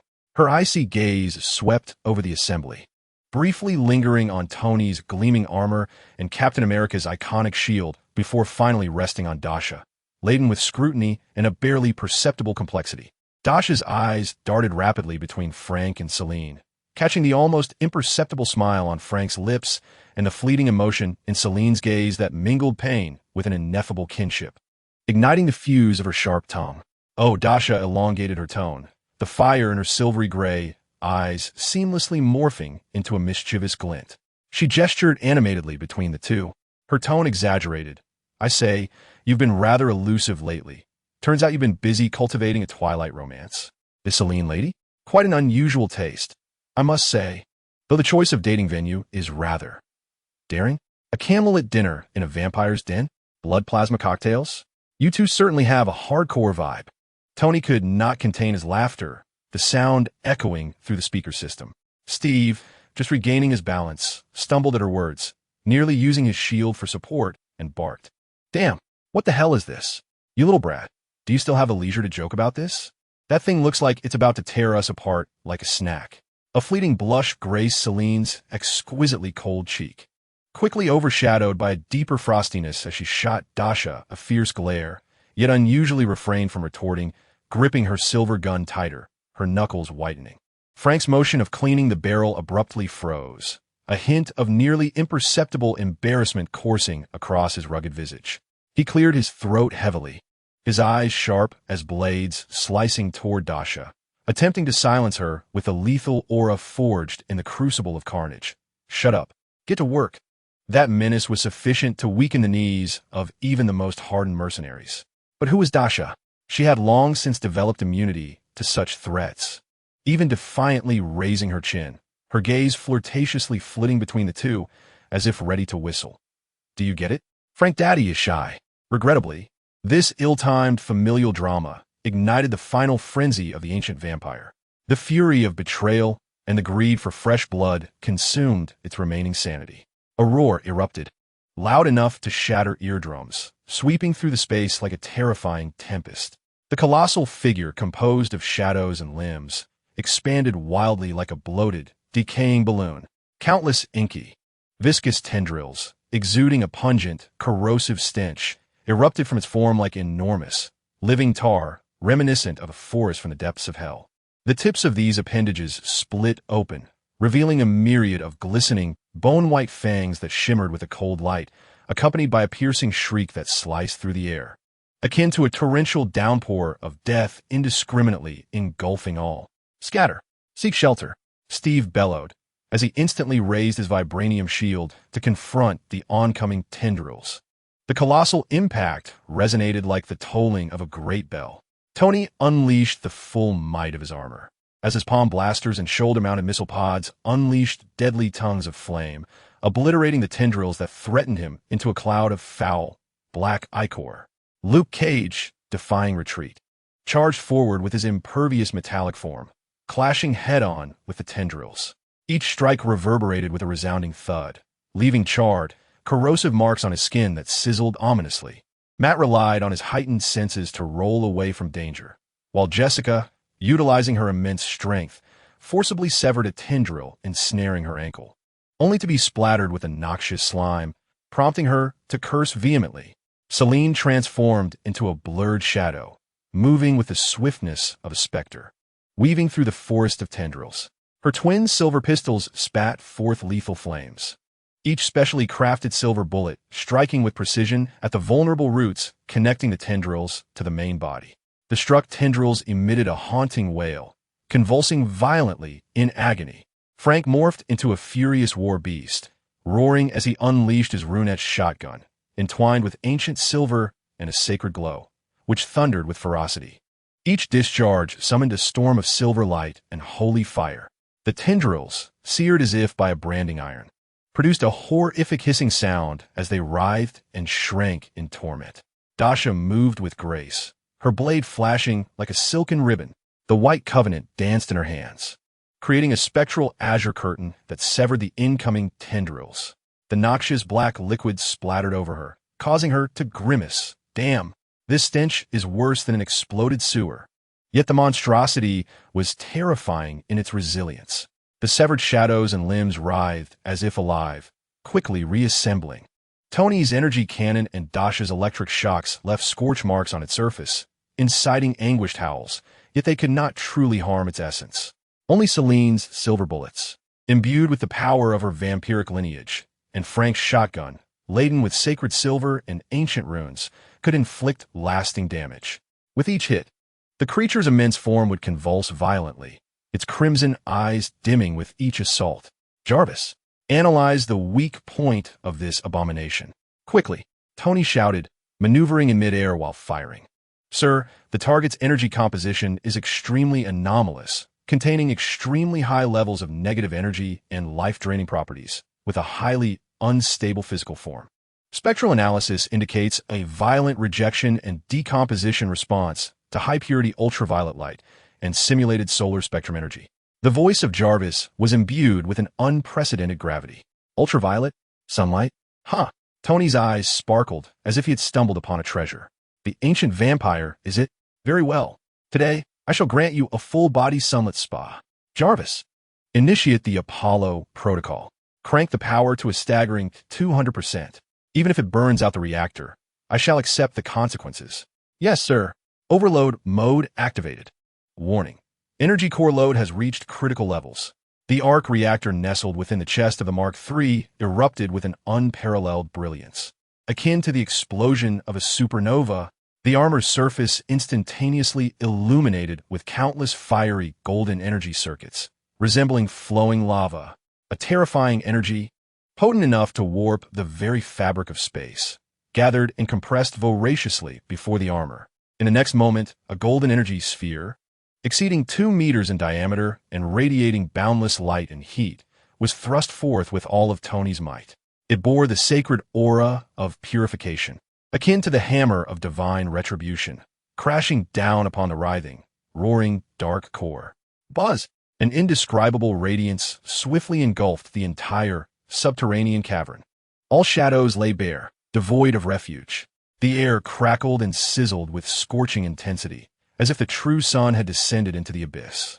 The ancient vampire let forth a wail of anguish more harrowing than any it had ever uttered, brimming with endless malice and resentment. Upon contact with that golden sun, its form began to melt and vaporize, akin to a millennium of ice exposed to the blazing sun. Countless shadows that constituted its body shrieked in a frenzy, evaporating within the sacred light. Those writhing limbs and shattered wings convulsed wildly, carbonizing and disintegrating into ashes. The massive entity shrank and crumbled at a visible pace within the brilliance.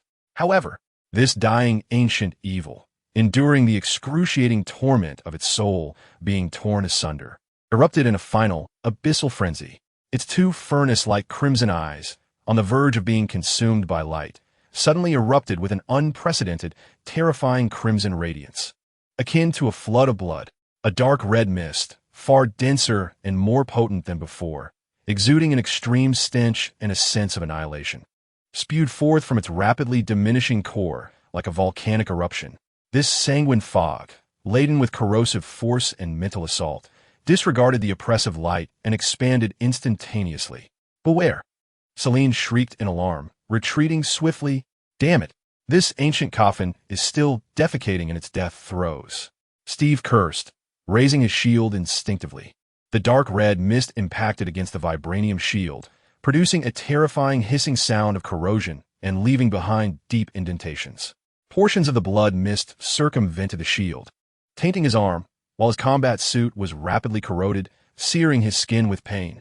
Tony's armor alarms blared frantically, the energy shield fluctuating violently, eroded by the mist. Flickering unpredictably, Luke let out a muffled groan, as his seemingly impervious skin was unexpectedly scorched by the condensed blood mist, rising in wisps of smoke and leaving behind painful crimson welts. Matt and Jessica were similarly affected, struck by a mental shockwave that left them with excruciating headaches and momentarily sluggish in their movements. Dasha, positioned slightly farther away, wielded her blade in a flurry, attempting to cleave through the blood mist. Yet, the viscous energy clung to her combat suit and exposed skin, inflicting intense, searing pain and a sense of vertigo. She stifled a groan, her movements faltering. In the midst of this enveloping blood mist, as the others reeled from their injuries, two figures seemed to anticipate this desperate counterattack, boldly launching their final strikes against the encroaching mist. For the souls you have devoured, find your rest. Celine's voice was as frigid as the winds of the netherworld. Her body erupted with the last remnants of her blood energy, her dual pistols merging, their barrels exhaling two meticulously condensed beams of silver-blue energy, resolutely purging all filth and piercing through the blood mist to strike the very core of the monstrous shadow. Almost simultaneously, Frank's roar echoed like a wounded lion. He had advanced perilously close, disregarding the agonizing corrosion of the blood mist upon his exposed wounds. In his hand, a specially crafted shotgun shimmered with blinding holy silver light and runes. He pressed the barrel directly into the gaping maw of the creature, formed of shadows and instinctively opened in response to its torment. "To hell with you." Boom. The sound reverberated. A dual assault. The sacred light scorched. The primal silver bullets and runic shells detonated within the creature's core. The last cries of the vampire patriarch were utterly drowned by the ferocious explosion. Its shattered form, dissolving in the light, expanded to its limits before bursting like a grotesque balloon filled with filth and pus. No ashes remained. Only a wave of chaos mingling the deepest darkness with the final scarlet burst forth, dispersing much of the oppressive blood mist. Ultimately, all malevolent essences receded like a tide, vanishing entirely in the purifying light. What remained was a vast, energy-scorched crater, along with a peculiar scent of charred flesh and blood mingled with the sun's searing rays. The subterranean cavern fell into dimness once more, illuminated only by the faint glow of Tony's armor and the labored, pained breaths of the group. Steve shook his corroded, stinging arm, while Luke grimaced at his burns. Matt and Jessica rubbed their throbbing temples. All done. Tony's armor swayed slightly before stabilizing, the reactor's glow flickering weakly. Frank knelt, gasping heavily, his back and arms oozing blackened blood from the corrosive mist. Yet he paid no heed, swiftly inspecting his searing shotgun to ensure its continued functionality. He slightly tilted his head, his peripheral vision swiftly scanning in Dasha's direction, confirming that she had only been lightly affected and was not in serious danger. The tension in his shoulders subtly eased before reverting to an icy demeanor that signaled a desire for solitude. He silently retrieved a potent battlefield hemostatic spray, applying it to the deepest wound on his arm without a glance, the white foam temporarily stanching the flow of dark blood. Celine, equally exhausted, leaned against the wall to steady herself, her striking visage devoid of color as she vigilantly surveyed the surroundings, ensuring no lingering malevolence remained. Allowing her taut nerves to relax slightly, Dasha reverted from her 2B form to her original self, feeling a wave of weakness wash over her, the areas of her skin tainted by blood mist stinging with a fiery pain. She approached Frank, cradling the anxious snowball beast that had finally dared to peek out from its hiding place at her feet, observing the new, terrifying claw marks etched across Frank's face, the wounds on his back and arms ravaged by the corrosive blood mist, and his weary yet steadfast posture. Dasha's earlier petty thoughts dissipated, replaced by a tumultuous blend of intense worry, dread, and pent-up anger. Next time you dare to hoard all the glory, believe me, I'll sell off your secret arsenal and trade it for a vampire bat for Gwen. The threat, though seemingly juvenile, was laced with an unspoken concern. Frank was roughly wiping the blood-stained remnants from his shotgun with a tattered cloth. Upon hearing Dasha's words, his scrubbing motion faltered imperceptibly. He did not lift his gaze, merely responding with a deep, gravelly hum from his throat, a reply drenched in fatigue and weakness. After a few seconds, just as Dasha thought he would retreat into silence once more, his voice emerged, low and nearly drowned by his labored breaths, imbued with an undeniable firmness, yet strangely tinged with a subtle warmth. I can still handle these dirty jobs. You should go back to school. Dasha pursed her lips, her eyes slightly moist, refraining from further argument. She understood this was Frank Castle. His concern was as clumsy and weighty as the gun he wielded, imbued with the scent of gunpowder and blood. yet as genuine as the wounds he bore from shielding her. Her gaze shifted to Celine, who was not far off, quietly tending to a gash on her arm, also emanating a dark aura from where it had been sliced by a tentacle, with a playful glint in her eyes. Dasha leaned closer to Frank, gently nudging his uninjured arm with her shoulder, a mischievous grin spreading across her face. "Hey, Dad, did you see how cool Celine and he was back there? You two make quite the pair, don't you? Surely, there's a spark of something beyond mere camaraderie?" She deliberately emphasized the word camaraderie with a heavy, ambiguous tone. Frank's movements to clean the shotgun came to an abrupt halt, as if he had been pressed on pause. He abruptly turned his head, his bloodshot eyes glaring at Dasha with the ferocity of a wounded beast. Yet, Dasha merely blinked her large, silvery gray eyes, gazing back at him with an expression of utter innocence, even leaning in closer. Frank's facial muscles twitched violently, as if jolted by an electric shock. A hint of deep crimson crept up from his ears, which were stained with the residue of smoke and blood. He pushed Dasha's inquisitive head away with a frantic motion, exclaiming, "Get lost!" After shouting, he awkwardly stomped away, his back rigid, as if pursued by a torrent of ferocious beasts. Celine seemed to have keenly sensed the commotion, her icy gaze sweeping over, locking onto Dasha's mischievous yet cunning eyes. The coldly beautiful harbinger of death maintained her impassive demeanor, though her fingers, gripping the bandages, tightened slightly before she turned away, hastening her movements to tend to her wounds. The pale, almost translucent edges of her ears, under the dim light, appeared to subtly blush with an ethereal hue, almost illusionary. Observing the stark yet equally awkward reactions of the two, Dasha, cradling her warm little creature, finally allowed a genuine smile to spread across her face. The overwhelming sense of impending crisis dissipated, and her taut nerves relaxed. The hand association was doomed, the ancient vampires had been utterly vanquished, and the greatest threat from her ally, Jean, seemed momentarily neutralized. Dasha's days of indulgence would finally resume. Upon returning to her luxurious penthouse in Manhattan, Dasha immediately submerged herself in the expansive jacuzzi. The warm water enveloped her, washing away the residue of gunpowder, blood, and fatigue. She toyed with a piece of dragon bone while her snowball beast perched on the edge of the tub, a fluffy ball clutching a basketball-sized fragment of the smooth dragon bone, nibbling away and emitting a contented purring sound. Dasha observed the dragon bone, visibly shrinking in size, and a smile crept across her lips. The immense life energy contained within the bone was being efficiently absorbed and transformed by the snowball beast. Suddenly, the creature ceased its nibbling.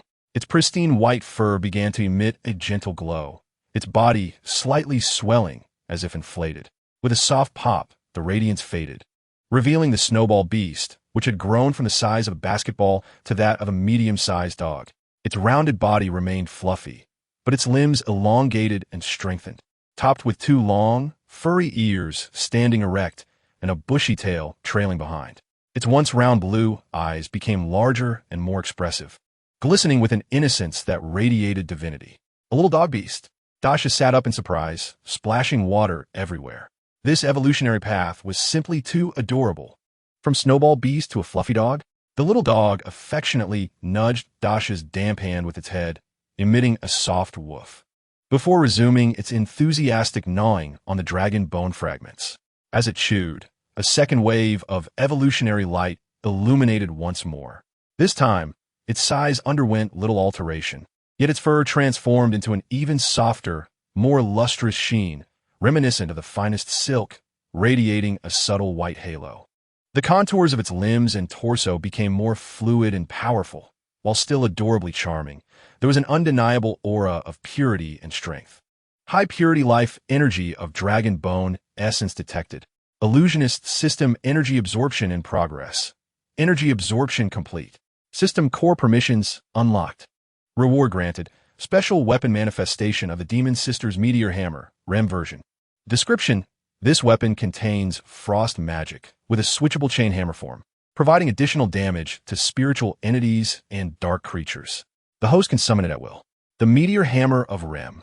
Dasha sat up in surprise, splashing water everywhere. With a mere thought, a flash of blue light flickered in the air of the bathroom, and a fearsome yet exotic-looking meteor hammer materialized out of thin air.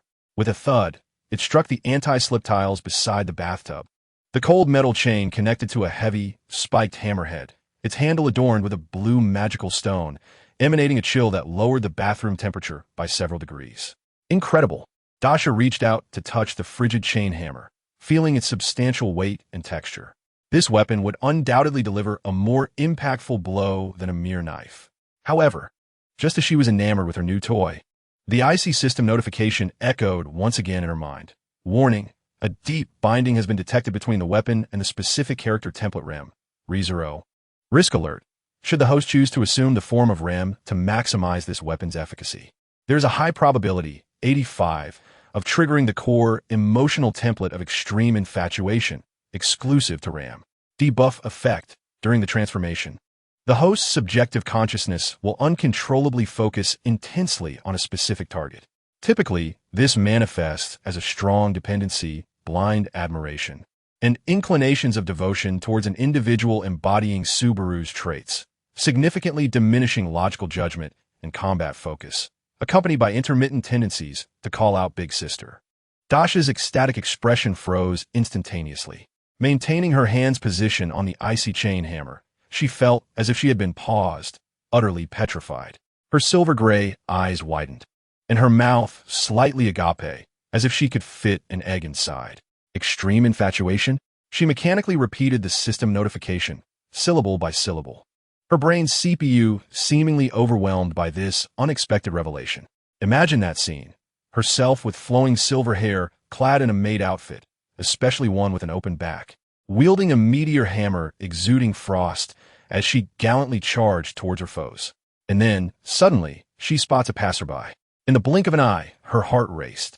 Her intellect seemingly diminished to nothing as she cast aside her weapon, crying out, "Someone needs me." Without a moment's hesitation, she dashed forward. Goodness! The stupor lasted less than 3 seconds. Dasha abruptly leaped from the bathtub, splashing water everywhere.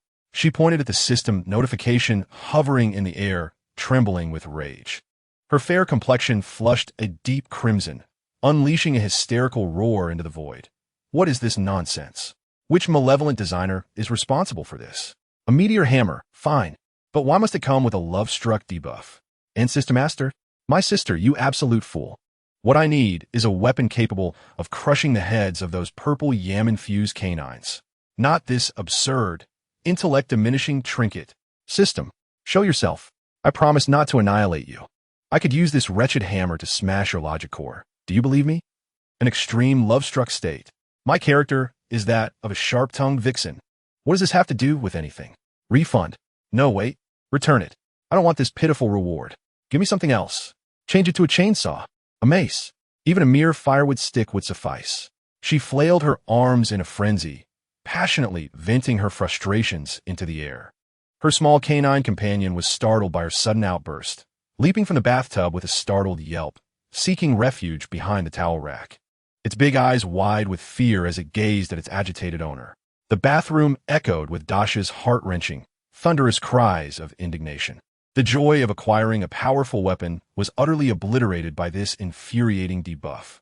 This was no reward. It was a profound insult to her intelligence and character.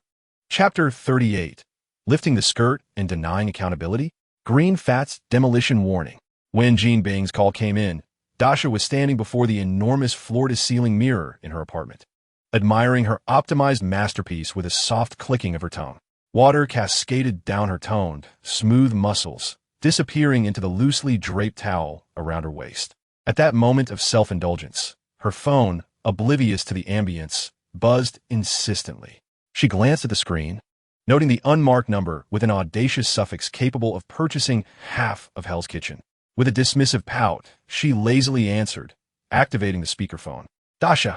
The voice on the other end was low and deliberate, each syllable seemingly frozen, weighted as if it had been hewn from ice. It was Jean Bing.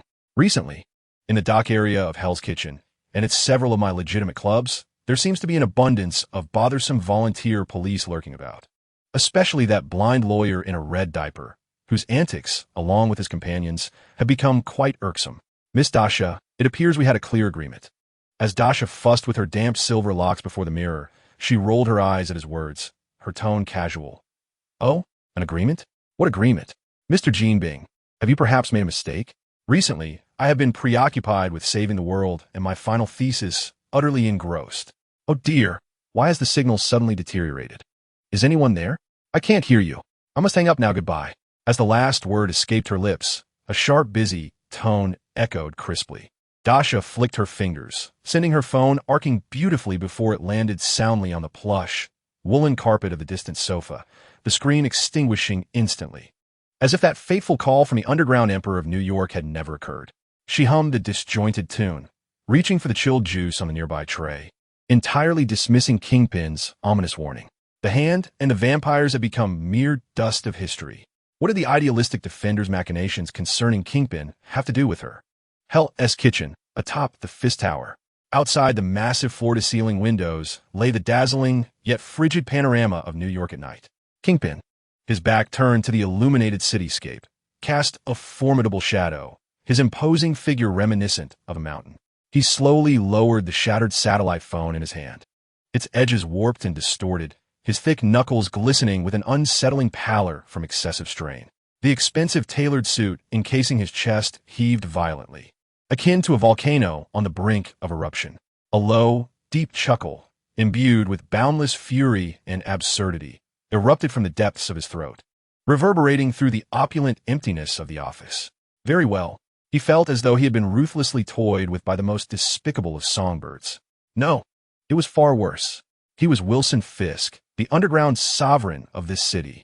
He had offered intelligence and provided convenience. Yet what was his reward? That wretched little girl, once she had used him, discarded him like a filthy rag, too lazy to feign courtesy. She lifted her skirts, patted her backside, and in the blink of an eye, forgot him and their agreements entirely. A frigid rage surged through him like molten lava coursing through his veins. The muscles on his perpetually calculating visage contorted, ultimately settling into an extremely grotesque grin. His enormous hand shot up before crashing down with ferocity. Crash! The exquisite desk, crafted from solid African ebony and worth a fortune, was instantly reduced to splinters by this violent force. Wood shavings, metal shards, and glass fragments erupted like an explosion, scattering across the pristine marble floor, creating a chaotic tableau of destruction. Dasha's voice, as frigid as the depths of the abyss, dripped with a bitter malice. It seems you need a small lesson to comprehend the price of mocking Wilson Fisk in New York. As night fell, the upscale Manhattan neighborhood where Dasha resided was enveloped in serene tranquility, illuminated solely by the gentle glow of expensive landscape lighting. Frank busied himself in his underground arsenal, maintaining his treasures capable of waging a small-scale war, while Celine practiced an ancient breathing technique on a rooftop terrace, the moonlight casting a soft glow upon her striking profile. Dasha reclined languidly on the exquisite Italian leather sofa in the living room, one foot playfully resting on the back of the couch. A game controller held firmly in her grasp, while an intense gunfight unfolded on the colossal screen before her. At her feet, her furry companion curled up, its fluffy tail draped over its nose, blissfully asleep. It was deep in the night in Manhattan's luxurious residential district when suddenly, a deafening roar. Without warning, the entire villa was seized by an unseen force, shaking violently. Crystal chandeliers clinked ominously, and paintings tumbled from their places. Yep, the little dog's fur bristled in an instant. An earthquake? Dasha's gaming character met an untimely demise, and as she sprang to her feet, realization struck. Roar. The Hulk. Crash. Accompanied by a bone-shattering roar, a tremendous crack echoed from the rear of the villa. Dasha rushed to the floor-to-ceiling windows, her pupils constricting in horror. Her beloved infinity pool had transformed into a vast, gaping pit, murky water and shattered mosaic tiles swirling amidst a towering, furious green figure. The Hulk. His eyes burned with an insatiable desire for destruction, locking onto Dasha with a mix of wrath and humiliation. Gold-plated fool. I curse you. In that moment, Dasha understood. An inferno of rage ignited within her. So this was the game? Using the Green Giant as a wrecking crew. This would not go unchallenged. Fueled by her fury, she hesitated not for a heartbeat. Yet this time, she forsook her familiar 2B form. Enter Tsunade, the fifth Hokage. Buzz. A dazzling purple chakra enveloped her, replacing the blue data flow. On her forehead, the intricate purple diamond seal began to glow ominously. Her previously slender and graceful figure evolved into a more mature, voluptuous form, brimming with explosive power.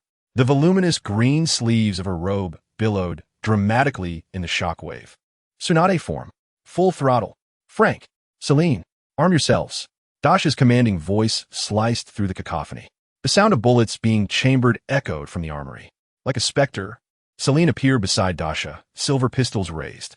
The Hulk, enraged by Dasha's transformation, the green giant withdrew his colossal fist from the depths of the pool, sending debris and muck flying. His massive form surged forward like an uncontrollable green juggernaut, thundering toward the main villa. His titanic fist aimed directly at Tsunade Dasha. A fire ignited in Dasha's eyes. She yearned to test the limits of her legendary strength and the 100 healings technique. Unsealing the curse, Dasha murmured. The purple diamond seal on her forehead blazed with intensity. A surge of chakra, like a raging river, coursed through her entire being. She did not retreat. Instead, she grounded herself, her fists glowing faintly with purple chakra, defiantly meeting the enormous green fist head-on. Bang! At the moment of impact, time seemed to freeze. A wave of terror exploded outward, solidified to near-white intensity. Crash! The expansive floor-to-ceiling window shattered like a delicate glass masterpiece struck by a colossal hammer, instantly disintegrating into countless sparkling shards, entwined with the remnants of the metal frame, surging into the villa's interior like a lethal tempest of steel. The luxurious hardwood floor beneath her feet crumbled like fragile cookies, succumbing to agonizing groans as it fractured and collapsed. Spiderweb-like cracks frantically spread towards the load-bearing walls. Dasha let out a muffled groan, her arms aflame with excruciating pain, though she withstood the cataclysmic blow without being pushed back. The floor beneath her could not bear the weight of such terrifying force, dramatically caving in to form a gaping pit. As the floor gave way, she sank down, her feet ensnared in the debris. Hulk's massive form came to an abrupt halt, his charge abruptly stifled. A flicker of astonishment flashed in his eyes, swiftly replaced by a more ferocious fury. This diminutive figure had the audacity to confront his might head-on. Roar! Hulk's left fist, imbued with an even more terrifying pressure, descended upon Dasha, who was precariously poised in the pit. Should this blow land, it would obliterate her, flesh and all, into a mere puddle of pulp.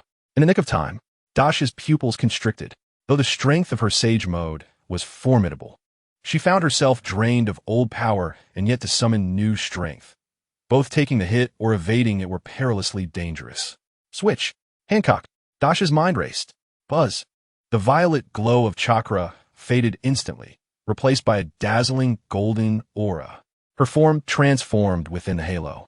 The diamond mark on her forehead vanished, supplanted by the imperious beauty and commanding stature of the Empress. The voluminous green robe morphed into a strikingly minimalistic red gown, clinging to her figure and revealing long, pristine legs bathed in moonlight and dust. The form of Boa Hancock descended, armament hockey.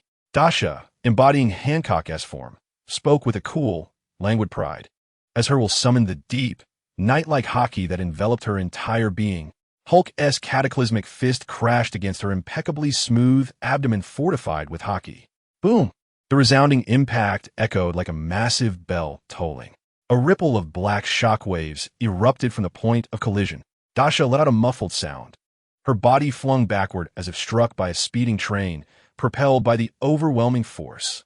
Yet the armament hockey perfectly countered the physical onslaught capable of rending mountains and splitting stones.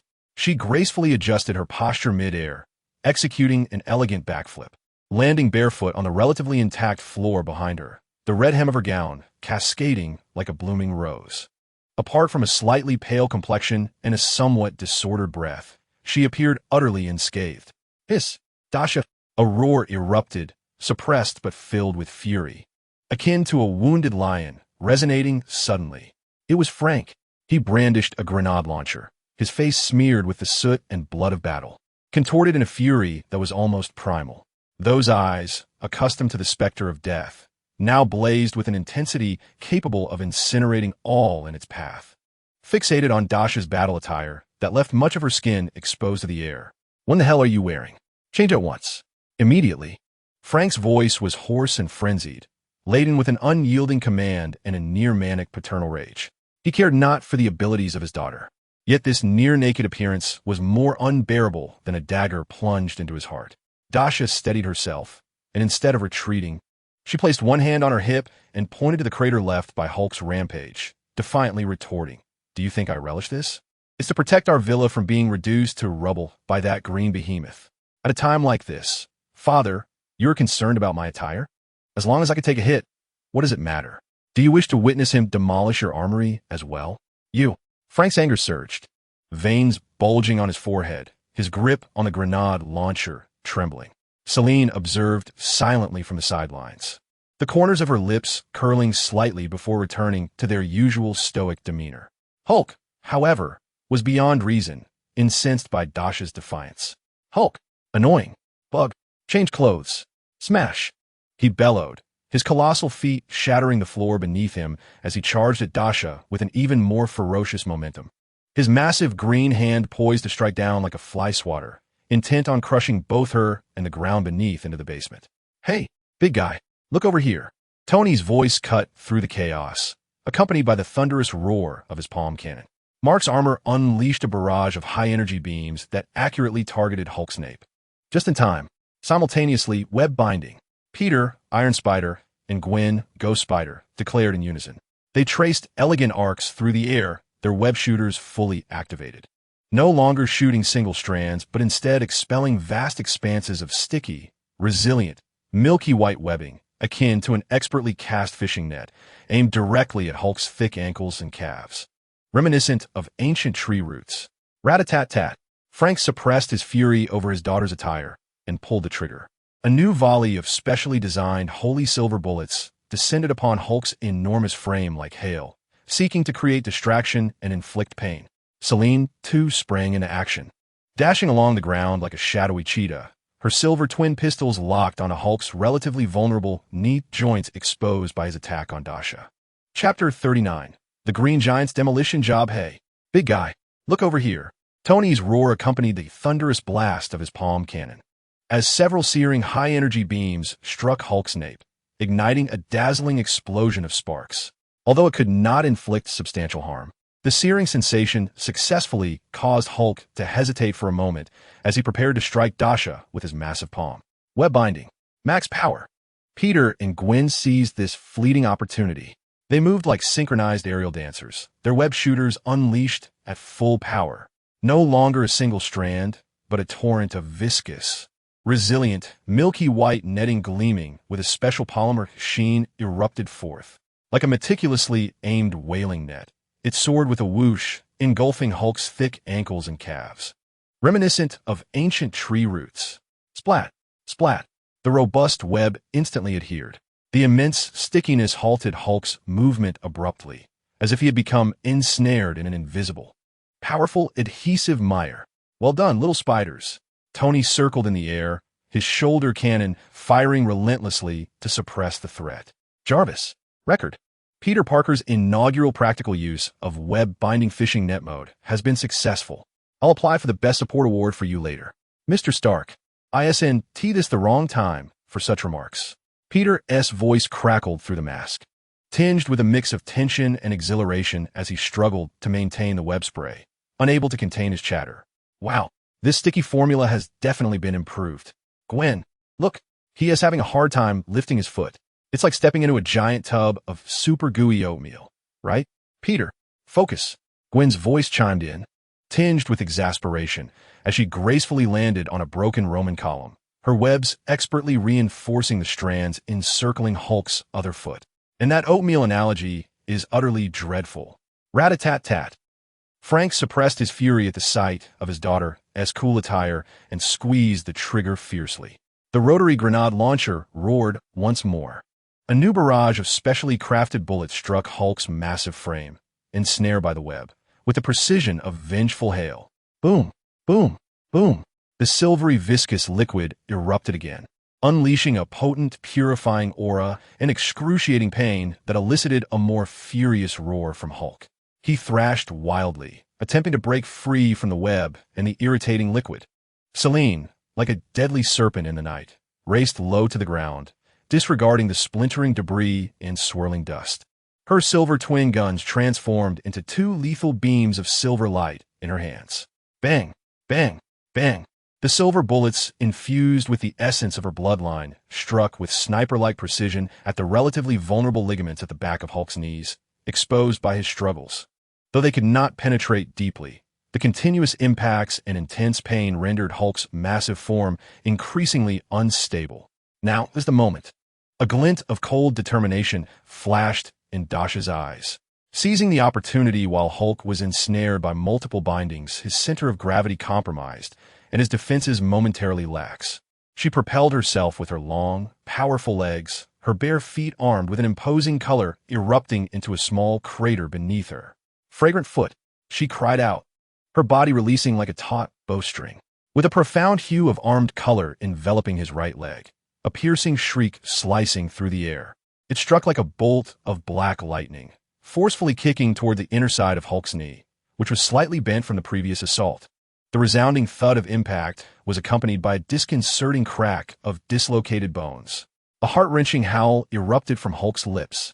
The agonizing pain radiating from his leg and the tremendous force rendered his restrained right leg incapable of bearing his colossal weight. His knee buckled, and his massive form crashed to the right side. Kneeling, his gigantic knee smashed onto the tiled ground of the villa's backyard, shattering it to fragments amidst a cloud of dust. A perfect opportunity. Focus fire. Tony shouted from the air, activating all weapon systems of the Mark suit. Palm cannons, shoulder-mounted artillery, and mini-missiles rained down upon the kneeling Hulk like they were free. The explosions and shockwaves engulfed him. Meanwhile, Peter and Gwen seized the moment to increase the output of their webbing, striving to bind Hulk to the ground entirely. "Well done, Dasha," Peter exclaimed with excitement. "That kick was spectacular, just like a finishing move from a superhero film. Though you're dressed a bit like Peter," Gwen interrupted him, anxious that he might utter something inappropriate that might provoke the already furious father below, reinforcing her left arm. He is about to break free. Indeed, though kneeling in agony, Hulk's overwhelming sense of humiliation ignited within him an inferno of rage. Hulk, a roar unlike any other, filled with boundless humiliation and a will for destruction, rent the night sky. His remaining left arm erupted with unimaginable, terrifying power. The muscles bulged to their limits, and the sticky webbing entwined around them began to tear under the strain. He swung his left arm with an explosive ferocity, targeting Dasha, who had just landed and was preparing to pursue. This punch encapsulated all of Hulk's fury and strength, its speed so extreme that it left one breathless. Dasha's pupils constricted. She reacted instantly, but the proximity and ferocity of the punch left her little choice. The only option was to endure with armed color. The armed color hardened all over her body. She crossed her arms protectively over her chest, the profound armed color enveloping her entirely. Just as the colossal fist was about to strike her, "Dasha, retreat!" Frank's furious roar and Selene's urgent warning rang out simultaneously. Without hesitation, Frank abandoned his long-range suppression, charging from behind cover like a frenzied tiger, attempting to bodily collide with Dasha. Selene's silver bullets rained down like a torrential storm, aimed at Hulk's arm joint, seeking to distract him, but it was too late. Boom! Like being struck head-on by a massive freighter. Dasha, cloaked in armed color, was sent hurtling through the air like a severed kite. Her body traced a parabolic arc, smashing through two decorative stone pillars before crashing heavily into the meticulously tended garden of the villa, filled with rare roses. Soil and remnants of flowers were scattered everywhere. The domineering power of the armed color mitigated much of the physical impact. Yet, the terrifying shockwave still left her insides feeling dislocated. A sweet taste surged in her throat, and she spat out a mouthful of blood, staining the shattered rose petals beneath her. "Dasha!" Peter and Gwen cried out in shock. "Damn you, you greenskin bastard!" Frank's eyes burned with fury, completely losing his composure. He abandoned all strategy, charging like a mad berserker, unleashing a barrage of ammunition from his grenade launcher towards Hulk's enormous head. Bullets erupted against Hulk's face, creating blinding flashes of white light and corrosive smoke. A cold, killing intent ignited in Celine's eyes as she unleashed a flurry of gunfire, aiming for Hulk's vulnerable eyes and ears.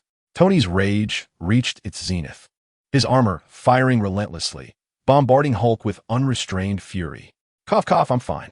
Amidst the ruins of the flower bed, Dasha struggled to sit up, wiping the blood from the corner of her mouth, the intense pain causing her to grit her teeth, watching the frenzied Hulk, who was attempting to rise under concentrated fire.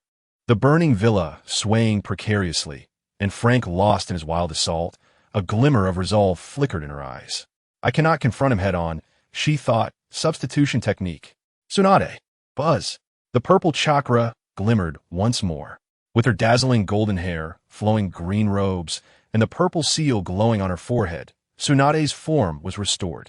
Summoning technique. Dasha, enduring the pain, rapidly formed hand seals and slammed her palms onto the ground. Boom! A dense cloud of white smoke erupted at the center of the battlefield, accompanied by a cold, slimy scent. As the smoke dissipated, a gigantic slug, comparable in size to a small truck, emerged, crystalline and radiating a gentle healing light. Lady Tsunade. The slug's gentle voice carried a hint of confusion. Slug. Immediately. Group healing. Dasha pointed towards the battlefield, urgently commanding, focus on me, Frank, and Celine, and stabilize that crumbling house as best as you can. She gestured towards the villa, shrouded in thick smoke with cracked walls. Yes, Lady Tsunade.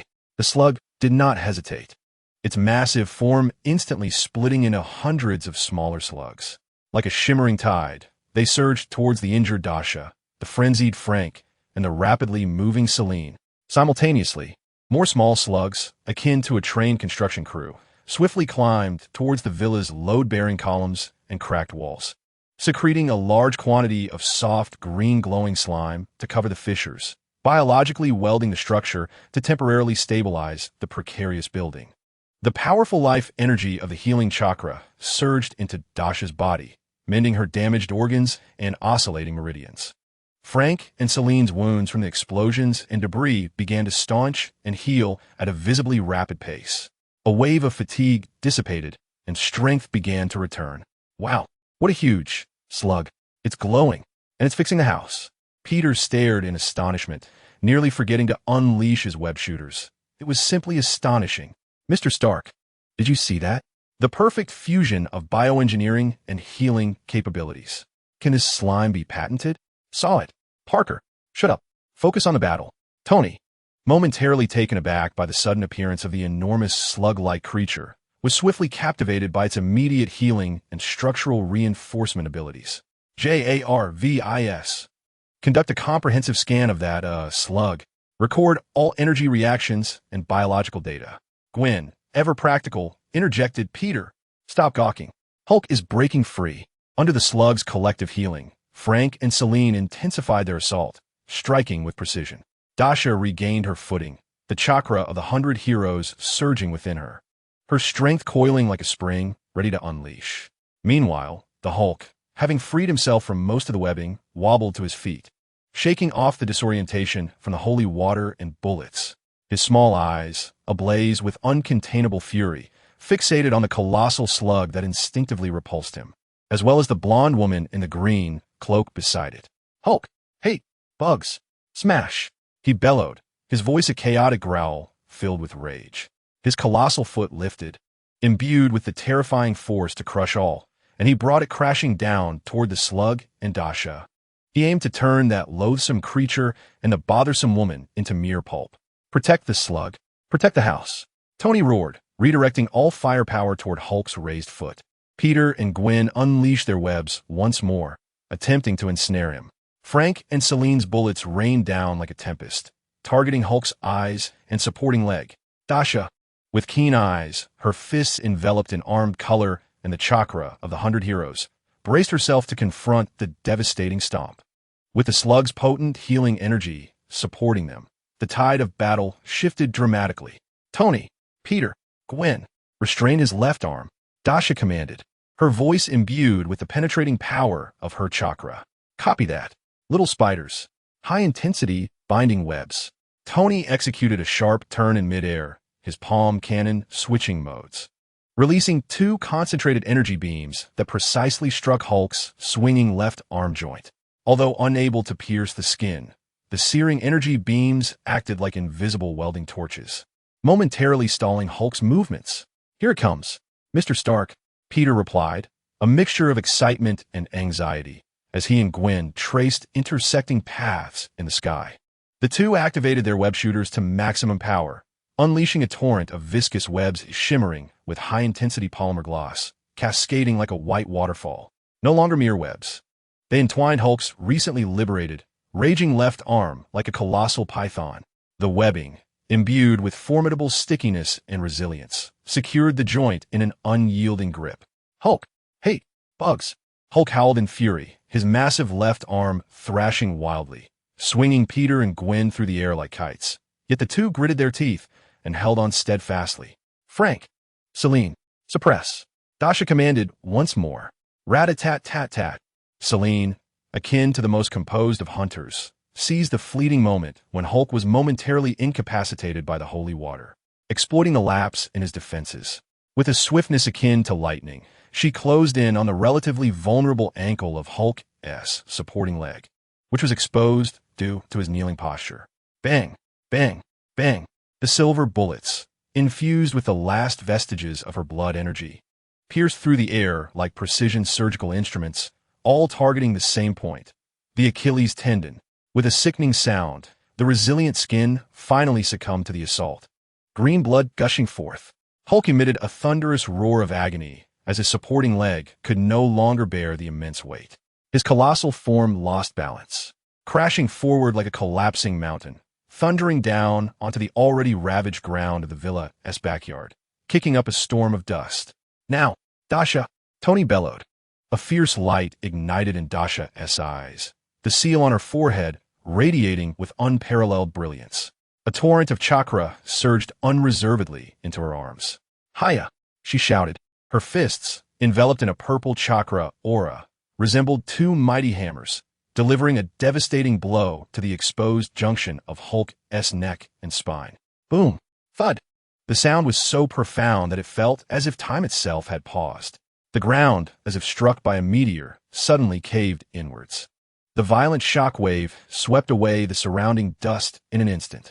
A howl erupted as Hulk's massive form convulsed violently, the earth-shattering roar morphing into a pained whimper. His small eyes, burning with unquenchable fury, flickered like a faulty bulb, a tumult of red light wrestling between rage, pain, and a profound exhaustion. Not enough. Mental assault. Dasha gritted her teeth against the searing pain in her arms. Even with the 100-hero technique striking Hulk's spine, it nearly rendered her limbs useless. Her thoughts raced. Switch. Hancock. Buzz. A flash of golden light. The Hancock form emerged once more. Though her complexion was pale, her eyes, filled with an imperious spirit, activated the full potential of the sweet fruit's mental power. The arrow of captivity, mental impact. Her voice, cold yet tinged with weariness, carried a raspy undertone as her delicate fingers gestured. Instead of launching physical arrows, an intangible force, dense with concentrated mental energy, materialized, piercing through Hulk's chaotic consciousness like an invisible dagger, disregarding all physical defenses. This was not a seduction, but the purest form of mental interference, targeting his most vulnerable will in this moment. Hulk, struggling against Banner's hold, suddenly stiffened, his thrashing diminishing in intensity. The flickering crimson of his eyes, aflame with fury, finally dimmed, akin to a candle extinguished in the wind. His vast green form began to deflate rapidly, shrinking at a visibly alarming pace. As the dense green hair faded away, the sinewy muscles dissolved like melting wax, and the ferocious aura ebbed like a receding tide. Moments later, amidst the swirling dust and the wreckage of a chaotic villa backyard, only a frail, naked figure remained, curled upon the cold, shattered tiles. Dr. Bruce Banner had returned. His eyes were tightly shut, brows furrowed, seemingly ensnared in a profound slumber, with traces of pain, exhaustion, and a hint of undeniable embarrassment etched upon his face. Silence enveloped the scene. Only the occasional groan of the villa's ruins, the distant wail of sirens, and the subtle hissing sound of slugs secreting slime to mend the walls broke the stillness. Thud. Dasha could no longer hold herself up. The Hancock form dissipated in an instant, reverting back to her original state, her knees buckling as she collapsed to the ground, gasping for breath. Each inhalation tugged at her entire being with excruciating pain, and her arms felt as though they were leaden and numb. Coughing, Celine, equally exhausted, leaned against a half-collapsed Roman pillar, struggling to maintain her balance, her once cold visage devoid of color. Frank silently set down his scalding shotgun and approached Dasha. Without offering her support, he meticulously scanned her body with bloodshot eyes, inch by inch, confirming the absence of fatal injuries before the taut line of his jaw relaxed, albeit slightly. He then cast a cold glance at the unconscious Banner on the ground, his expression akin to one observing a piece of irretrievable refuse. Tony's armor descended slowly, the visor retracting to reveal his face marked by shock, fatigue, and a hint of relief. He first glanced at Dasha, then at the bare Banner sprawled on the ground, finally letting his gaze linger on the spot where an expansive swimming pool once thrived, now reduced to a vast pit, his lips twitching slightly. Jarvis. Tony's voice carried the weight of survival, tinged with complex emotions. Reassess Miss Dasha's structural integrity stress test bill. Peter and Gwen cautiously descended on webs, removing their masks. Peter surveyed the scene, more harrowing than any battlefield, then glanced at the exposed Dr. Banner. His mouth agape. He struggled to regain his composure. Wow. How many zeros must that be for Dr. Banner? Gwen, on the other hand, quickly turned away, her pale cheeks blossoming with a crimson hue, her ears burning. Peter, don't look. Celine cast a fleeting glance at the naked Banner on the ground, her expression unyielding. A barely perceptible smirk tugged at the corner of her mouth, accompanied by a near-silent huff, before she turned away as if a second glance would taint her vision. Dasha regulated her breathing, striving to stand, observing the exposed Banner, alongside Gwen's flushed ears and Peter's awkward expression of curiosity and reluctance, not to mention Celine's unabashed disdain. A mischievous smile crept across her lips. With great effort against the pain in her arms, she reached into her clothing, rummaging around. Then she produced an oversized pink lace eye mask, adorned with exaggerated lace trimmings and a charming bow, roughly the size of a palm. Here, you may borrow it. No need for thanks. With a flick of her wrist, the flamboyant pink lace eye mask arced through the air with uncanny precision, landing with a resounding clap over Dr. Banner's most crucial area. Against the backdrop of ruins and smoke, that vivid pink lace stood out strikingly, evoking a sense of irony. Tony silently covered his face. Peter stifled a laugh. Gwen, hearing the commotion, discreetly glanced back, her face turning crimson upon sighting the pink eye mask, quickly averting her gaze once more. Celine's lips appeared to curl upward ever so slightly, an arc so minuscule it could easily be overlooked. Frank's forehead twitched with a visible vein. Coughing. The unconscious Banner seemed to rouse from the sensation of the eye mask, gradually awakening. He blinked in confusion, first registering the aches throughout his body and the cold floor beneath him, before his gaze fell upon the glaring pink lace covering his lower half. Oh my God! Banner's face instantly flushed a deep shade of crimson as he fumbled to remove the mask, desperate to conceal himself further, wishing he could vanish into the ground. I am so sorry. Truly, I am so very sorry. Hulk, I cannot control him. Enough, Doctor, Dasha interjected sharply, gesturing towards a villa wreckage behind her, as if ravaged by a hurricane. If apologies held any weight, why would we need a bill? Look at your masterpiece. My pool, my roses, my floor, my walls, all reduced to mere historical relics. Her voice grew more fervent, her silver-gray eyes ablaze with fury. Tony approached, placing a hand on Banner's shoulder, his tone tinged with resignation. All right, Bruce, no need to rush into apologies. This incident has indeed escalated. Come, let me escort you away from this calamity, and perhaps procure you a pair of trousers. He glanced at Frank, whose expression was as dark as stormy waters, and at Dasha and Celine, who regarded the scene with cold detachment, wisely opting to retreat. Dasha, Frank, I leave this to you. The bill, well, we'll discuss it later. Get out of here. Frank's voice was icy and piercing, his eyes fixated on the gaping hole in the pool, as though mourning the loss of the tiles. Peter and Gwen hastily bid farewell. Dasha, Mr. Frank, Miss Celine, we must take our leave. Take care. The two fled, swinging away on webs, Peter even calling back, that I mask is quite unique. Soon, only Dasha, Frank, Celine, and the chaotic remnants of the opulent mansion remained. After completing her reinforcement task, the slug fairy dissipated into a wisp of white smoke. Dasha stretched her still aching arms, approached the edge of the deep hole in the pool, gazing at the villa, which had recently been acquired, now reduced to ruins. A surge of wrath and frustration rising within her once more. Gold-plated fool! She abruptly turned around, her silvery gray eyes ablaze with a fury potent enough to incinerate the depths of hell. Her voice seething like a demon emerged from the inferno. I will not let this go. Her gaze shifted toward Frank and Celine, her petite hand gesturing decisively toward the direction of Hell's Kitchen, her tone resolute. Let us go. To Fist Tower. If I don't squeeze that corpulent fool dry tonight, I shall transform his Fist Tower into an open-air swimming pool. Chapter 40. The storm of debt collection on the top floor of Fist Tower. The private office of Kingpin had just undergone a tempestuous cleansing. The remnants of a shattered ebony desk had been removed, and the invaluable carpet had been replaced with a new one.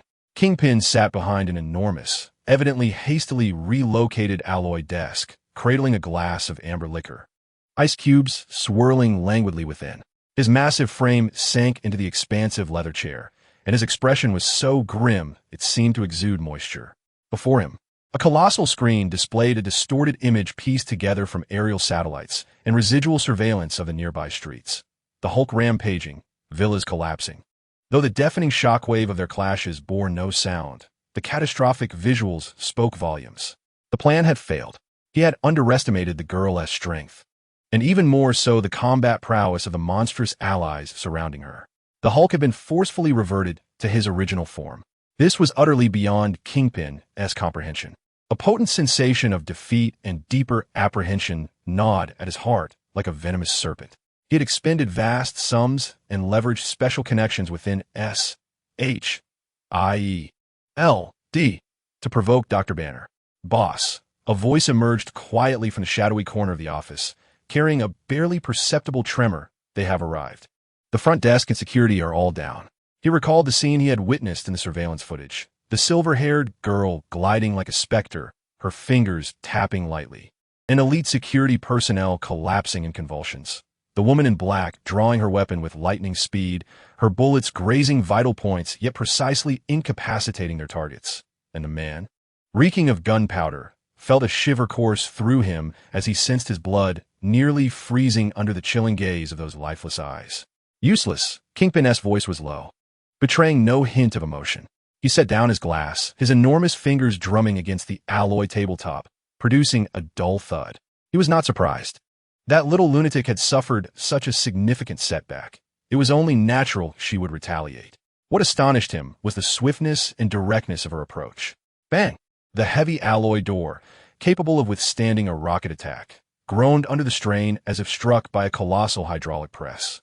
The hinges twisted and deformed, and the door caved inward to form a substantial dent before crashing inwards, enveloping the room in a cloud of dust. Dasha was the first to step through the twisted doorframe. The silver-haired figure, adorned in a flowing green robe, exuded an air of elegance despite her arms being ensconced in thick bandages that shimmered with a faint lavender glow. A chilling, near-maniacal smile graced her lips. At her feet, a small canine beast crouched, baring its teeth at Jean Bing and emitting a low, menacing growl from its throat. Frank entered like a silent sentinel, his shotgun angled toward the ground, his gaze sharp as a poisoned icicle, fixed intently on Jean Bing, particularly on the opulent antique crystal ashtray that adorned his desk. Frank's mind instinctively calculated the equivalent number of pool tiles. Meanwhile, Celine, akin to a shadowy leopard, glided silently into the room, positioning herself in a way that allowed for both support and the blocking of any retreat, her silver gun subtly aimed at the massive head of Jean Bing. Jean Fatso. Dasha's voice, though not loud, reverberated with an icy resonance that pierced the soul, echoing through the lavishly empty office. You've certainly played quite extravagantly, haven't you? I am quite curious how you managed to induce Banner's transformation and lead him to my home. With a flick of her wrist, a crumpled piece of printed paper, its edges singed, flew toward Jean Bing's grand metallic desk like a dart. Thud! The paper landed squarely before Jean Bing. unfurling to reveal a document titled Preliminary Repair and Associated Compensation List for the Villa at XX, Manhattan, damaged due to force majeure. A harrowing list of items followed, each accompanied by dizzying figures, structural repairs and reinforcements of the main building, including special materials from S.H.I.L.D. 5-800-000-000. Restoration of the luxurious temperature-controlled infinity pool and surrounding landscape system. 3-200-000-000. Compensation for damages to antique furniture, artworks, and personal items. Detailed list in attachment 17-500-000-000. Energy loss from Mr. Tony Stark's armor, emotional distress, and site cleanup labor costs. 2-500-000-000. Medical expenses for Miss Dasha Chen, bilateral crush fractures, internal trauma, psychological distress, lost wages, nutritional support, and subsequent cosmetic care. 5-000-000. Compensation for calming the frightened canine beast. 1 year S supply of top-grade Kobe beef 100-000-000. Other unforeseen expenses. 900-000-000. Total, 25. 000-000-000. In words, $25 billion at the bottom. A handwritten note in an unrestrained script read, a friendly reminder. Please ensure that the mosaic tiles used for the pool reconstruction are of Italian origin from the Adriatic Sea, as specified by Frank's father. Otherwise, the consequences shall be yours to bear. Jean Bing's gaze swept over the list, particularly lingering on the entries regarding Mr. Frank Castle's emotional distress and the pool restoration. The muscles in his plump face twitched uncontrollably for a moment, but soon that ripple of disturbance was forcibly suppressed. He slowly raised his head, a smile that could be deemed affable gracing his face. Yet that smile merely skimmed the surface. Deep within his eyes lay an unyielding frost and the haughty demeanor of an underground emperor. Miss Dasha, Mr. Frank, and this lady, his voice deep and steady, carried a hint of perfectly measured resignation. I express my profound regret regarding the unfortunate incident that transpired within your esteemed residence tonight. However, it is evident that some misunderstandings are at play. I, Wilson Fisk, a law-abiding businessman and a candidate for city council dedicated to serving the community, could never be associated with an entity as perilous as the Hulk. Clearly, someone has maliciously conspired to tarnish my reputation and undermine our commendable collaboration. He spread his massive palms, adopting a seemingly sincere demeanor. As for this bill, I must apologize for my candor. It is utterly preposterous. Such astronomical figures, I dare say, are simply outrageous. Enough of this. Dasha interjected harshly, her silver-gray eyes blazing with fury. I have no time for your political theatrics. Misunderstanding? Framing? Fisk, do you truly believe my intellect is as deficient as the excess flesh upon your frame? She took a step forward, the alloy floor beneath her emitting a faint groan. You have two choices. 1. Sign this bill immediately and without hesitation. 2. Her sentence hung in the air, yet the chilling intent enveloped the space like a tangible tide. The sound of Frank's shotgun being readied echoed sharply. Celine's gun barrel tilted ever so slightly. The smile on Fisk's face vanished entirely. His colossal form slowly rose from his seat, akin to a slumbering beast awakening, the pressure in the room intensifying palpably. He adjusted his tie, the last vestige of false gentleness in his eyes replaced by sheer ferocity. It appeared that Miss Dasha was determined to escalate matters. Very well. Fisk's voice grated like two slabs of iron against each other. I, Wilson Fisk, have established my standing in New York not by enduring humiliation. You think you can extort me? You are sorely mistaken. No sooner had he spoken than the concealed doors on either side of the office slid open silently. Two figures emerged like phantoms. On the left, a silhouette clad entirely in black ninja garb revealed only a pair of emotionless white eyes, black void. In her hands, she wielded two daggers wreathed in eerie black flames, striking at Dasha's throat and heart with a speed that left only an afterimage behind. On the right, the figure of target eye appeared at an angle that defied human ergonomics. He bore no weapon, yet from between his fingers, from his pockets, and even from his mouth, dozens of lethal glints erupted forth. Poison-tipped darts, specially crafted steel balls, and razor-sharp playing cards rained down upon Frank and Celine, targeting their vital points with unparalleled precision. Seeking death. Dasha's eyes flashed with an icy blue light.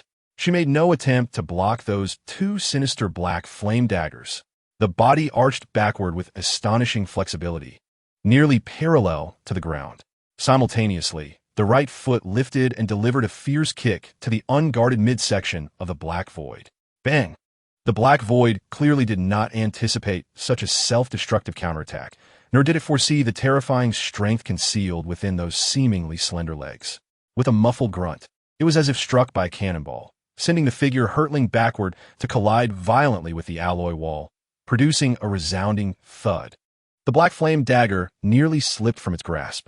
On the other side, faced with the lethal metallic storm from the target eye, Frank and Celine exhibited a masterclass in the art of slaughter. Rather than retreating, Frank surged forward. His massive form unleashed a terrifying speed that belied his size. Charging ahead with ferocity, the shotgun swept through the air like a colossal hammer, accurately deflecting several deadly darts aimed at his face. Simultaneously, his left hand swiftly drew a large-caliber handgun from his waist, firing 3 shots in quick succession towards potential evasive angles of the target eye, effectively sealing off escape routes. Celine, on the other hand, moved like a dancer in the night. She hardly shifted her position. Her slender waist performed minute yet efficient evasive maneuvers with millimeter precision. The darts, steel balls, and playing cards aimed at her grazed the tips of her hair and the edges of her garments, embedding themselves into the walls or the expensive carpet behind her. Meanwhile, the silver dual pistols in her hands fired as she evaded. Bang, bang, bang. Bang, bang, bang. The gunfire echoed like a tempest. Each bullet was not aimed at the target eye itself, but rather intercepting the concealed projectiles aimed at Frank's vulnerable spots in midair with pinpoint accuracy. The collision of silver bullets and hidden weapons sparked brilliant flashes, dissipating the target eye's finely crafted covering attack into nothingness. The target eye's pupils contracted sharply. His once proud throwing skills seemed to mock him in the presence of these two. A long-forgotten chill of complete suppression crawled up his spine. He let out a strange cry, his body twisting grotesquely like a boneless creature, narrowly avoiding the 3 large-caliber bullets that Frank had fired, rolling backward in a desperate retreat. In just one encounter, the 2 strongest aces under Jean Bing crumbled. Jean Bing's massive fist clenched tightly, the knuckles cracking like popping beans. He roared, his colossal frame charging forward like an uncontrollable war machine, intent on crushing everything in its path, hurtling towards the recently upright Dasha. The alloy floor beneath him buckled under his weight. His fist, as large as a cooking pot, swirled with a visible tempest of fury, tearing through the air with a thunderous roar. His target was Dasha's seemingly fragile arm, wrapped in bandages. He aimed to obliterate this greatest threat. Be careful. Celine's warning barely escaped her lips when a glint of cold mockery flashed in Dasha's eyes.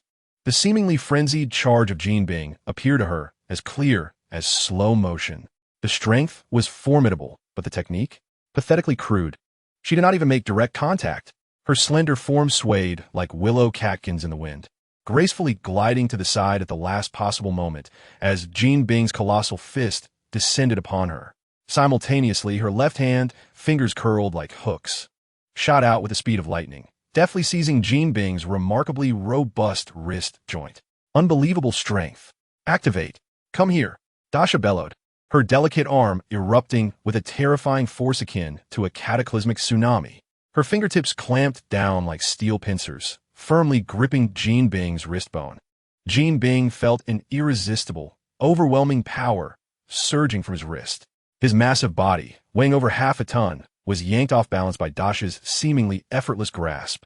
Like a small boat capsized by a giant wave, he stumbled forward uncontrollably. What? For the first time, disbelief flickered in Jean Bing's eyes. How is this possible? Her strength. At the very moment his center of gravity faltered and his defenses were wide open, Frank appeared at his side, as if foreseeing the event. Without a weapon, his right fist, encased in a metal knuckle duster, struck with raw force against Jean Bing's unguarded side. Thud! The echoing sound resonated like a death knell. Jean Bing's massive frame bent sharply, his eyes bulging in shock, and a torrent of blood mixed with gastric juices erupted uncontrollably. The excruciating pain rendered his vision black. Celine's support swiftly followed. She materialized in front of Jean Bing's staggering trajectory, her long legs slicing through the air like a steel whip. With a precise and ruthless side kick, she struck fiercely against the outer side of his hefty knee. Crack! The sickening sound of bones fracturing was distinctly audible. A howl erupted from Jean Bing, sounding inhuman, as his colossal body could no longer withstand the assault. Collapsing like a felled giant tree, his knee slammed against the alloy floor with a resounding thud. Dasha released her grip on his wrist and, with a swift motion, placed her foot firmly on his broad, heaving back, pinning him down as if a conqueror displaying her spoils. Now, Dasha towered over the writhing, paying New York Underground emperor beneath her. Her voice as cold as the Siberian winds. "Shall we discuss the bill, Mr. Fisk?" With her other hand, she leisurely retrieved a box of ink and the crumpled, exorbitant bill from her tactical pouch, waving it in front of the bloodied, resentful Jean Bing. "Sign, or leave your thumbprint. Choose one." As she applied pressure with her foot, Jean Bing emitted a muffled groan of agony. "Shall I assist you in making a choice?" Just as Dasha's fingertip was about to touch the ink, preparing to forcibly guide Jean Bing's thick finger to the signature line of the bill, a chime sounded. The dedicated elevator in the office issued a crisp arrival notification. The elevator doors slid silently apart. Chapter 41, The Cowardly Big Apple City. Ding! The dedicated elevator in the office emitted a crisp arrival chime, and its doors silently glided open. A middle-aged man emerged, clad in a well-tailored, exquisitely crafted dark gray suit. His hair meticulously styled, and his face adorned with the quintessential politician's mild smile. Following him was a similarly attired lawyer, stern and expressionless, clutching an expensive briefcase, and sporting gold-rimmed glasses. "Good evening, Mr. Fisk. It appears I might have arrived at an opportune moment." The man's voice was gentle, imbued with just the right amount of surprise and concern, as his gaze swept across the disarrayed office, taking in the fallen black void and the target markings, as well as the disheveled Jean Bing trampled beneath Dasha's foot, yet his eyes remained calm and unruffled. His gaze ultimately settled on Dasha and her companions, his smile unwavering, even tinged with a hint of admiration. "I presume this striking young lady is the renowned Miss Dasha Chen, who has recently gained much acclaim in New York. And this must be Mr. Frank Castle. A pleasure to finally meet you, as well as the uniquely poised lady beside you." He nodded slightly at Celine. "Allow me to introduce myself." The middle-aged man stepped forward with an air of composure, as if this were not a battleground, but rather a charitable gala. "I am George Hoffman, the current mayor of New York City. This is my legal advisor, Mr. Douglas Reed." "Mayor?" Dasha's brow furrowed ever so slightly, still standing over Jean Bing, her silvery gray eyes coldly assessing this unexpected visitor. Frank and Celine instantly heightened their alertness, their gazes locking onto the mayor and his lawyer like searchlights. Jean Bing struggled to lift his head, catching sight of the mayor, a complex array of emotions flickering in his eyes. Humiliation, anger, but more prominently, a sense of relief as if he had finally awaited something long overdue. He attempted to utter a word, yet Dasha's foot pressed down firmly, eliciting a muffled groan from him. Mayor George Hoffman seemed oblivious to Jean Bing's discomfort. His attention fixated on the blood-stained and dusty bill in Dasha's hand, his smile still gentle. "It appears there exists some financial dispute between Miss Chun and Mr. Fisk. The sum seems rather substantial." "Private grievances, Mr. Mayor." Dasha's voice was devoid of warmth, merely a matter of debt collection. Indeed. Private property is sacred and inviolable." Mayor Hoffman nodded in acquiescence, and his lawyer, Douglas, immediately stepped forward, retrieving a document from his briefcase. "However, as Mr. Fisk is a significant taxpayer and philanthropist in New York City, as well as a formidable candidate for the next city council, the government has an obligation to ensure his personal safety and basic rights are duly protected." Mayor Hoffman spoke in a calm, yet authoritative tone. "Mr. Douglas will assist you in clarifying the debt relations and ensuring the procedures are legal and compliant. Violence is never the optimal solution to a problem, particularly in this great city. Miss Chun, would you not agree?" Lawyer Douglas adjusted his gold-rimmed glasses, his gaze sharp and frigid behind the lenses, his voice devoid of inflection. "Miss Dasha Chun, Mr. Frank Castor, and this unnamed lady. Your current actions, which include unlawful intrusion, deliberate harm, illegal detention, and potential grant extortion, constitute multiple felonies. I strongly advise you to cease these transgressions immediately and release Mr. Fisk. As for the validity and reasonableness of this bill, he cast a glance at the invoice in Dasha's hand, his lips twitching slightly. We can resolve the matter through proper legal channels. Otherwise, the New York Police Department and the Federal Bureau of Investigation will have no choice but to intervene.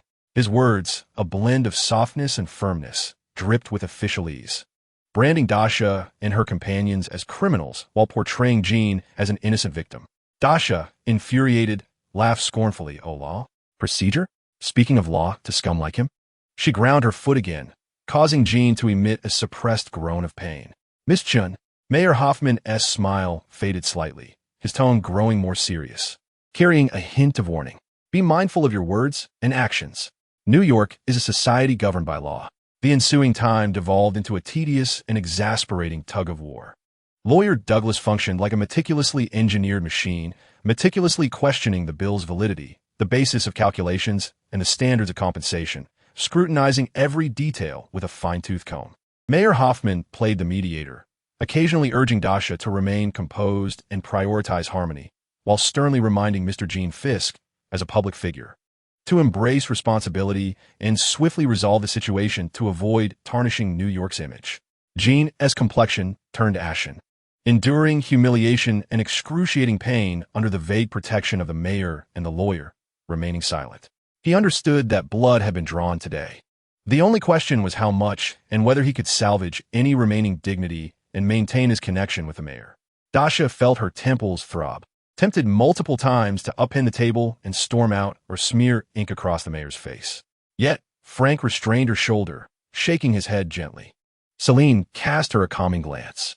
The presence of the mayor and the lawyer signified not merely their individual positions, but the attitude of the entire New York City government and even higher authorities. Severing ties here would lead to troublesome consequences. Dasha aimed to navigate the waters without paddles, preparing for future confrontations with the purple sweet potato essence. Thus, she would not make enemies of all present. That would be folly akin to madness. Ultimately, through the mayor's earnest mediation and the lawyer's reasoned arguments, a compromise settlement was drafted. The amount was reduced by a third, culminating at $160 million. Jean, gritting his teeth, pressed his blood-stained finger onto the agreement and a pre-prepared substantial check under the witness of the lawyer. A delightful collaboration, Mr. Fisk. Mayor Hoffman re-emerged with a gentle smile, as if he had accomplished a significant boon for the nation and its people. He expressed hope that this compensation would alleviate Miss Chen's losses, and he wished you success in your congressional campaign. Jean bowed his head, his enormous frame trembling slightly, remaining silent. The sum of $160 million felt like a piece of flesh cruelly excised from his heart, and what he found even more intolerable was the searing humiliation, being trampled by a young girl, pressing his fingerprint for compensation before the mayor like a dog. Such a disgrace had never graced the lexicon of Wilson Fisk. Beneath his lowered eyelids simmered a resentment and murderous intent potent enough to incinerate all in its path. Yet he understood that, for now, he must endure. Upon leaving Fisk Tower, the cool night breeze dispersed the residual scent of blood and gunpowder that clung to Dasha. Yet it could not dispel the malice etched upon her brow. The small dog nuzzled against her leg, attempting to soothe its mistress. $160 million? She gazed at the check in her hand, light as a feather yet burdened with the weight of 1,000 woes, feeling an unsettling awkwardness about the money. As she turned to leave, she did not glance back at the entourage of the mayor following her, casually handing the check to Frank and preparing to depart. Miss Chen, please hold on. Mayor Hoffman's voice called from behind. Dasha paused, not looking back, her tone cold and resolute. The money has been received. What further instructions do you have, Mr. Mayor? Would you like to offer us coffee for a written account? Mayor Hoffman hastened a few steps to stand before Dasha, his face still adorned with that familiar politician-esque smile, though his gaze now bore a hint of complexity and inquiry. His attorney, Douglas, followed closely behind, maintaining a respectful distance. Miss Chen has misunderstood. Hoffman gestured dismissively. I merely wish to speak privately with you and Mr. Castor. His eyes swept over Celine, adding, if it is convenient for this lady, she may join us as well. Not convenient. I'm busy, Dasha replied curtly, ready to leave once more. Regarding the issue of the pristine land, the citizens of New York, myself included, owe a debt of gratitude to Miss Chen and Mr. Castor for their contributions. Mayor Hoffman's voice suddenly broke the silence, low yet piercingly clear to Dasha's ears. Dasha's south steps froze in place, as if ensnared by an incantation. She whirled around, her silver-gray eyes piercing like two icy searchlights, fixating on the smiling visage of Mayor Hoffman. Frank's hand instinctively moved to the grip of his firearm, his gaze sharp as a hawk's. The atmosphere plummeted to a chilling stillness, unperturbed by the palpable murderous intent that seemed to coalesce in the air. Mayor Hoffman maintained his smile, even revealing a glimmer of understanding. He slightly turned, gesturing toward the entrance of a secluded alley nearby, where an unassuming lantern hung, inscribed with the ancient characters for tranquility. In that alley, there lies a small tavern I privately invested in, serving reasonably authentic sake in yakitori. The environment is quiet, conducive for conversation. He gestured for everyone to wait a few minutes. The establishment, named Serenity, is exquisitely adorned in a minimalist Japanese Zen style. The wooden tables and chairs, the pristine white walls, and the soft glow of paper lanterns create a tranquil ambience. The air is infused with the crisp aroma of fine sake and the tantalizing scent of food grilled over charcoal. As the evening deepens, the absence of other patrons leaves only a serene middle-aged waitress, clad in a kimono, quietly polishing glasses behind the bar. Mayor Hoffman, evidently familiar with the place, led them to a secluded tatami room at the back. Lawyer Douglas stood guard like a shadow outside the door. The waitress silently presented warm sake alongside several delicate appetizers, then quietly withdrew, sliding the paper door shut. Mayor Hoffman lifted the small sake cup, savoring a sip that brought a hint of relaxation to his face, as if shedding the mask of a politician. He set down the cup and, with genuine openness, regarded the still, stern-faced Dasha and the silent Frank Celine. First, allow me to extend my apologies once again for the earlier mediation, Mayor Hoffman stated directly. Given the circumstances, certain gestures must be made.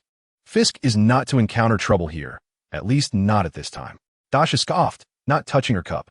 So, Mr. Mayor, you've detained us this late at night merely to act as a go-between for that rotund man. How much did you receive?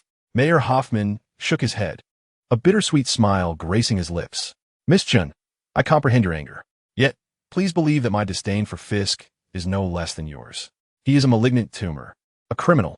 If it were within my power, I would personally ensure he languishes in the deepest depths of prison. Then why protect him? Dasha raised an eyebrow. Because present-day New York requires him. Mayor Hoffman sighed, his tone growing grave. It sounds absurd, does it not? Yet this is the harsh reality. He leaned slightly forward, lowering his voice. The underworld of New York is no longer merely a realm of violence and chaos. It resembles an immense and intricate web, intertwined and permeating every corner of the city. The sordid businesses of drugs, arms, human trafficking, and money laundering have, over the past decades, developed a nearly stable operational logic of their own. Fisk serves as the architect of order and the arbiter of conflicts within this underground kingdom. He established rules through bloody violence and has ensnared countless individuals with the allure of profit. Does it sound ironic? Yet it is his existence that constrains the various gangs and reckless outlaws within a relatively manageable scope, maintaining a perverse and fragile equilibrium. Mayor Hoffman's gaze shifted to Frank. Mr. Castor, you are acutely aware of the chaos that once enveloped Hell's Kitchen. Disorder, mayhem, and a constant barrage of gunfire and death. The police? Their power is limited, often struggling for their own safety. It was Fisk who, with an iron fist, delineated territories, thereby reducing senseless gang conflicts. He restrained his subordinates, at least on the surface, maintaining a facade of not disturbing the peace, for such disturbances would adversely affect his business. Even Mayor Hoffman displayed a hint of helplessness when confronted with some troublesome cold cases linked to the underworld at the police station. Certain inconvenient channels pointing towards Jinbing often yielded valuable leads more swiftly. This is a sordid tacit agreement, a reality we all despise yet must acknowledge. Ultimately, is it not your incompetence? Dasha remarked bluntly. The police fail to apprehend criminals, the government cannot manage the city, and we must rely on a gangster to maintain order? What a farce!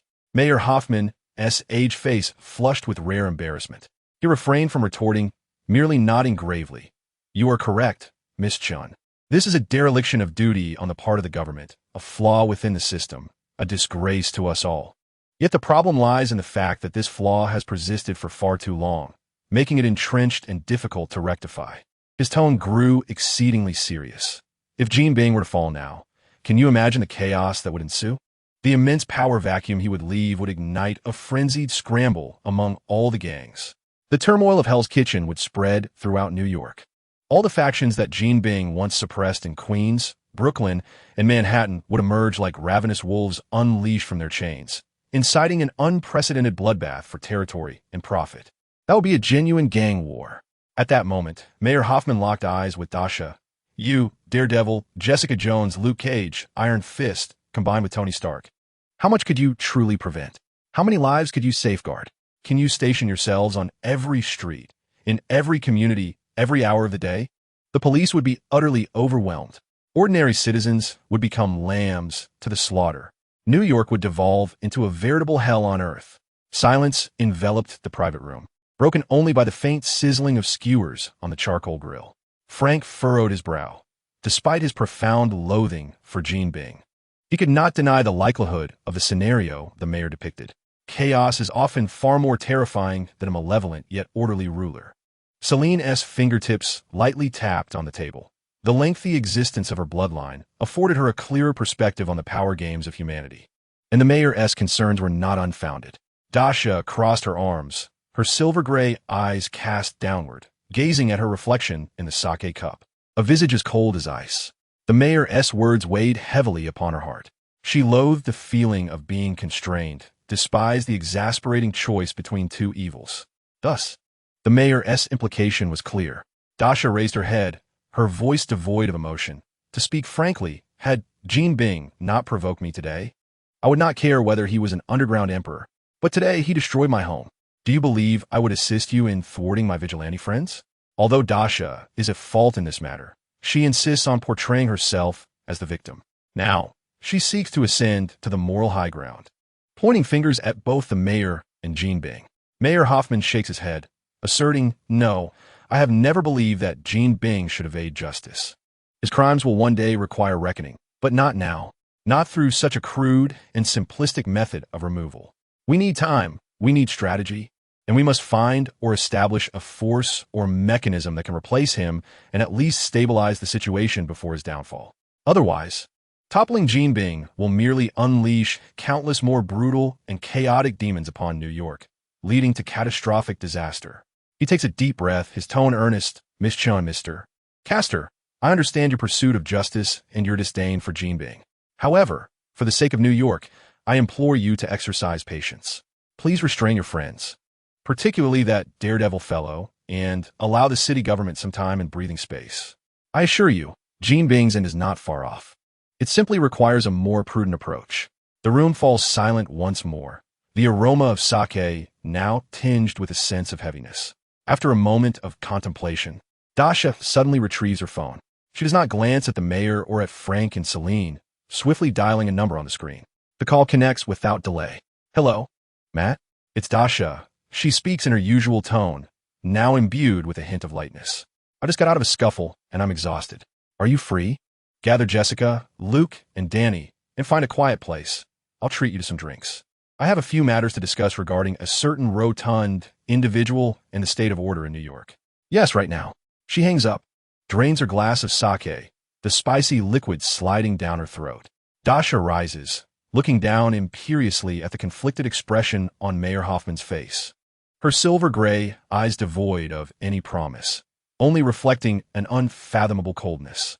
"Mr. Mayor, I have heard your words," she states, then turns to pull aside the paper door, departing without a backward glance.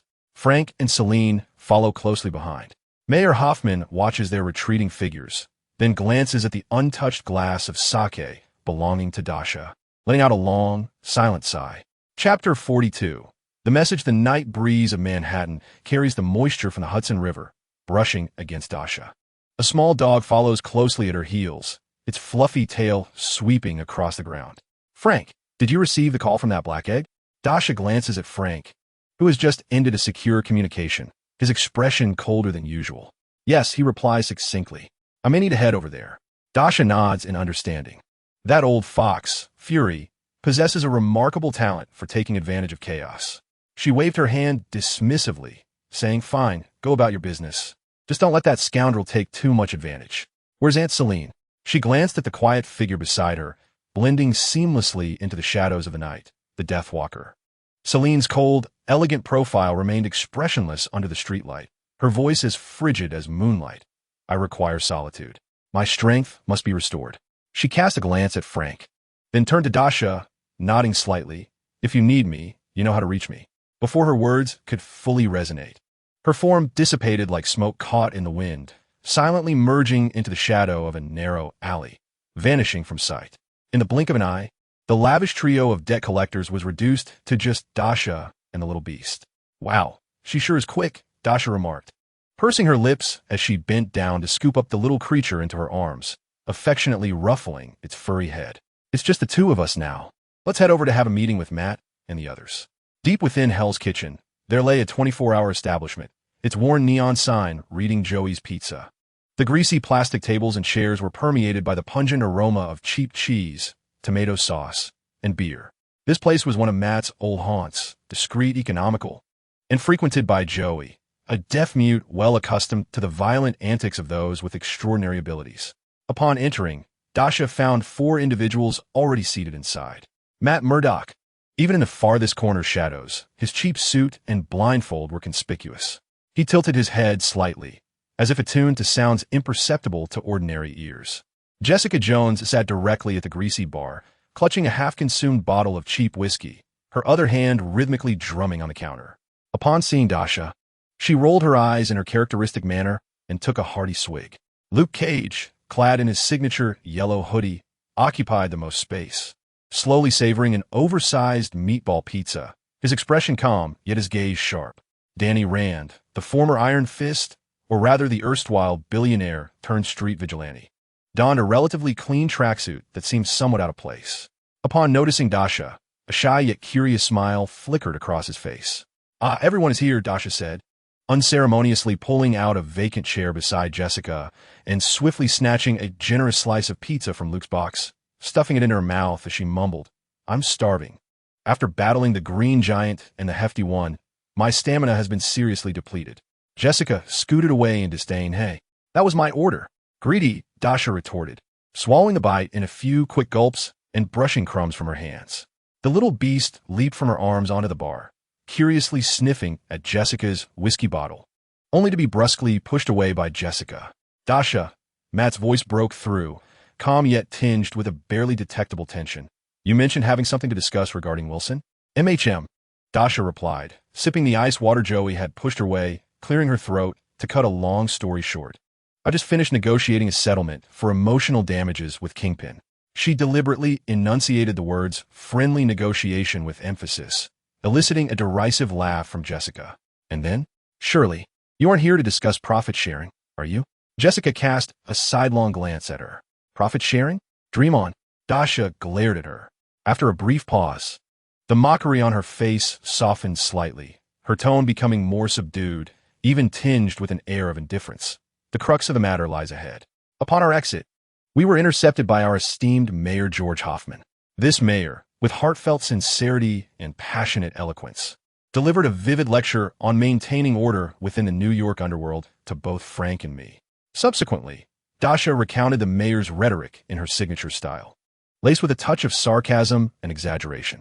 She imitated the mayor's expression of despair and helplessness, capturing it with uncanny precision.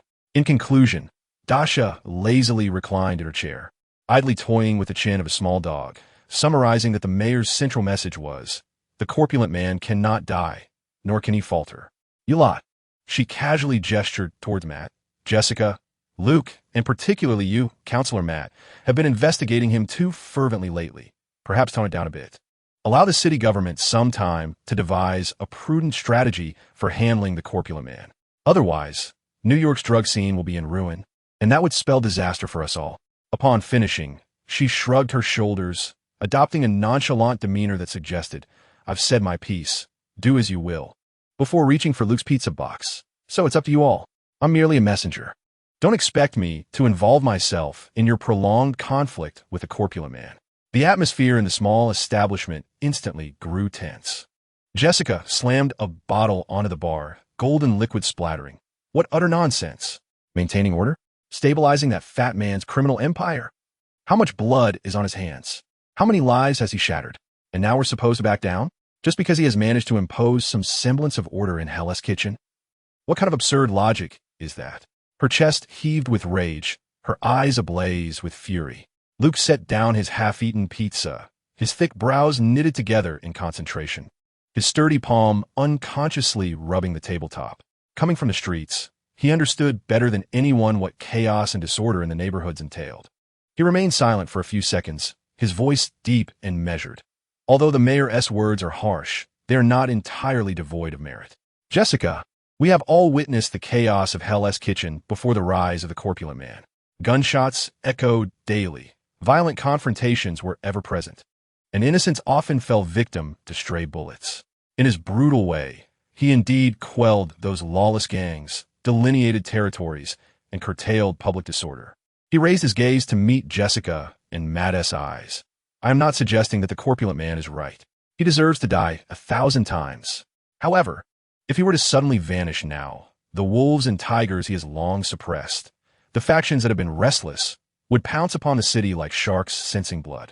Queens, Brooklyn, and even Manhattan could descend into chaos. The police would be utterly overwhelmed. In such a scenario, who would suffer? It would inevitably be those at the bottom, the ordinary people with the least ability to resist. Luke's tone was laden with the weight of grim reality and helplessness. Danny Rand appeared somewhat agitated, his youthful visage illuminated by the glow of idealism. No, Luke. We cannot yield to evil simply out of fear of chaos. Order does not equate to justice. The so-called order established by Wilson is built upon the blood, tears, and suffering of countless individuals. If we, those with the capacity to act, choose to stand idly by out of fear of potential repercussions, how are we different from accomplices? Kunlun taught me to safeguard the light and eradicate evil, whatever the cost. He clenched his fist, a faint golden aura shimmering across the back of his hand. Matt Murdock remained silent, his head slightly bowed as his fingers gently tapped against his cane. As a lawyer, he understood better than anyone the cumbersome, corrupt, and impotent nature of New York's judicial system. As Daredevil, he was acutely aware of the deep roots and extensive reach of Wilson's empire. The mayor's concerns, Luke's pragmatic considerations, Jessica's fury, and Danny's ideals collided fiercely within his mind. After a prolonged silence, he finally spoke, his voice tinged with weary hoarseness. The mayor, from his vantage point, sees things differently than we do. His primary concern is the stability of the city, the prevention of widespread social unrest, his political legacy, and votes. The extent of the evils and injustices hidden beneath that stability is not within his priority. He paused, his tone growing heavier. Luke has articulated a harsh truth. Wilson's existence is akin to a massive abscess. To forcibly excise, it would spray forth pus and blood, potentially endangering lives. Yet if it is not removed, it will only grow larger, inevitably leading to a more catastrophic eruption. He lifted his gaze towards Dasha, despite the barrier of red fabric. Dasha, did the mayor say anything else about his so-called time and prudent methods? Dasha, busy wrestling with a puppy for the last piece of sausage pizza, replied without looking up, not in detail. He likely just painted a rosy picture, claiming that time is needed to strategize and establish alternative mechanisms. It all sounded rather dubious. I certainly don't believe a word of it. Oh, by the way, she seemed to recall something and retrieve her phone from her tactical pouch, swiping a few times before casually tossing it on the bar table. The screen displayed a silent, yet vividly clear video recording of the scene within Wilson's office at the top of the skyscraper. In the scene, Dasha evades the menacing blades of darkness with a ghostly agility, delivering a powerful kick that sends them flying. Frank and Celine exhibit impeccable teamwork, effortlessly neutralizing the lethal strikes aimed at their target. The most exhilarating moment unfolds as Dasha, with her seemingly fragile physique, withstands a brutal punch from Jean Bing, subsequently toppling him like a rag doll. Frank's heavy fist crashes into ribs, while Celine delivers a swift sidekick to Jean Bing's legs, culminating in Dasha's foot pressing down on his back as she retrieves an ink pad and a bill, coercing him to leave his fingerprint. The torment, humiliation, and seething resentment etched upon Jean Bing's face are captured with startling clarity in the footage. "Look, the live recording," Dasha remarks, casually munching on pizza, her words muffled. Isn't Jean Bing's defeated demeanor quite striking? Jessica leans in for a closer look, momentarily stunned before erupting into a fit of raucous laughter, tears nearly streaming from her eyes. "Ha ha ha, Dasha, well done. What relief. I could laugh at Jean Bing's expression for an entire year." Luke, observing the video of Jean Bing's disheveled state, cannot suppress a slight smile, though the gravity in his gaze remains unshaken. Danny watches in wide-eyed astonishment, his expression revealing a blend of shock and a hint of reverence towards Dasha. Although Matt cannot see the visuals, he hears the sounds emanating from the phone, the exaggerated laughter of Jessica and Dasha's nonchalant tone. After a few moments of silence, his face betrays little emotion, yet the tightening of his jawline hints at the turmoil within. "Oh, just a casual recording," Dasha remarks, dismissively reclaiming her phone and shutting off the video, preserving it as a memento. She then casts a sweeping glance over her companions, her silver-gray eyes glinting with a hint of sanguinary amusement, almost cruelly, as if to remind the unwary that provoking Dasha has its dire consequences. Jean Bing, the underground emperor in her presence, is merely a figure beneath her heel, ready to be coerced into submission. A chill silently envelopes the small establishment. Jessica's laughter abruptly ceases, and for the first time, her gaze toward Dasha is tinged with genuine apprehension. Luke's expression grows even more serious, while Danny instinctively swallows hard. Even Matt tightens his grip on his cane. Cruel, domineering, unyielding to reason. This is Dasha, a force capable of standing toe-to-toe with Hulk, dismantling Jean Bing's empire, and compelling the underground emperor to pay up with a mere stamp of a fingerprint. She is not a conventional vigilante. Her actions are dictated solely by her whims, seeking immediate retribution against her adversaries with ruthless efficiency.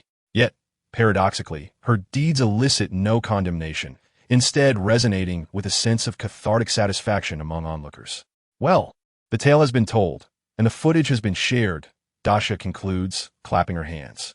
She lifts the small dog, who is licking its paws, and gracefully descends from her chair. "You may deliberate at your leisure, deciding whether to heed the mayor's counsel to allow Jean Bing to continue as the guardian of order, or to uphold your idealistic beliefs in the triumph of justice."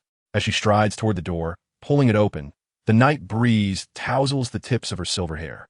She turns around, offering a radiant yet emotionless smile to the four individuals, each displaying a different expression. "I'm going back to sleep. I have school tomorrow after all. I am, after all, a diligent student." With that, she cradled her small dog and vanished into the night of New York, leaving behind a silence filled with complex gazes. The atmosphere in the small shop grew even more tense. Jessica, agitated, raked her fingers through her hair and took a large swig of her drink. "Damn it. This is so frustrating." Luke stared at the remaining pizza on the table, completely devoid of appetite. Danny clenched his fists, a golden aura flickering on the back of his hands, his gaze caught between ideals and reality. Matt took a deep breath and exhaled slowly, his fingers unconsciously tracing the delicate patterns on his cane. The mayor's warning, the harshness of reality, the foundation of Wilson, Dasha's terrifying power, and the facade of a benevolent villain. All these thoughts tangled together like a disheveled knot. A voice broke the silence. It was Matt, weighted with unprecedented gravity and resolve. "We need to have a serious discussion. This is not about impulsiveness or compromising with evil. We require a genuine plan, one that can topple Wilson while minimizing chaos in New York. It's a daunting task, but we must undertake it." Chapter 43. Refusing Harry S. Kiss. The European town trip organized by the school was filled with ancient cobblestone streets and the scent of lavender. That evening, Dasha and Gwen were assigned to a double room. As Gwen was called away by Peter to discuss the itinerary for the next day, Dasha languidly leaned against the window, savoring the foreign moonlight. "Knock, knock, knock." The knocking carried a deliberately maintained, elegant rhythm. "Come in," Dasha replied without turning her head. The door was gently pushed open, revealing Harry Osborn standing at the entrance. He had evidently dressed with great care, His dark-tailored suit was impeccably wrinkle-free, his golden hair meticulously styled, and his handsome face bore an aristocratic reserve coupled with a hint of barely perceptible nervousness. He held no gaudy flowers, only a small velvet box. "Miss Dasha." Harry's voice was deep and melodious, maintaining just the right distance. "May I have the honor of occupying a moment of your time?" Dasha turned around, her silver-gray eyes glinting with mischief in the moonlight. "Oh, Mr. Osborn, what brings you here at such a late hour? Surely you're not here to discuss tomorrow's appreciation of Renaissance art?" Harry stepped into the room, gently closing the door behind him. He did not approach immediately, but maintained a gentlemanly distance, placing the velvet box on a small round table nearby. "Dasha," he said, meeting her gaze with a rare seriousness in his blue eyes. "In New York, beyond the chaos and danger, we have shared so much. Your brilliance, your uniqueness, your strength and defiance shine like the most radiant star, indelibly etched in my heart." He paused, seemingly pondering the most exquisite words, each syllable imbued with the cadence of an ancient lineage. "I, Helios Osborn, heir to Osborn Industries, solemnly convey my deepest sentiments to you. I'm enamored by you, Dasha. This admiration is unfettered by the Osborn name or the trappings of wealth. It emanates solely from your irreplaceable essence. I yearn to stand beside you, to gaze at the starry sky together, or to face any storm that the future may hold. Will you accept my heartfelt intentions?" He bowed slightly, his posture impeccable, reminiscent of a medieval knight pledging fealty to his queen. Dasha regarded him quietly, a teasing smile slowly unfolding at the corners of her mouth, her silver-gray eyes sparkling with an insight that seemed to pierce through all. "Helios Osborn." She elongated her tone, her voice laced with a playful languor. "Do set aside your nobleman's flattery. Do you think I am unaware of the thoughts that dance through your mind all day?" No sooner had she spoken than a dazzling stream of data surged forth. In an instant, Dasha was enveloped in a blaze of searing flames. As the fire subsided, before Helios stood the enchanting figure of the fiery Dasha, clad in a crimson ninja outfit that accentuated her breathtaking curves. A grand fan partially obscured her luscious red lips, her eyes glimmering with alluring charm. The Dasha in this fiery guise emitted a sound that could make one's bones melt, stepping forward with a sinuous grace.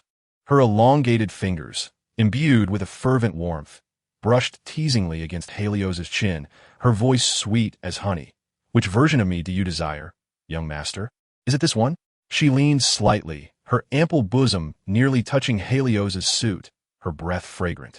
Helios's breath hitched, his cerulean eyes widened, the facade of noble restraint fracturing like fragile porcelain. An uncontrollable rush of blood surged to his head, his heart pounding like a drum. The sight before him, the captivating form, the provocative gaze, the tantalizing proximity, perfectly mirrored his innermost fantasies, the most secret and fervent dreams he had ever harbored.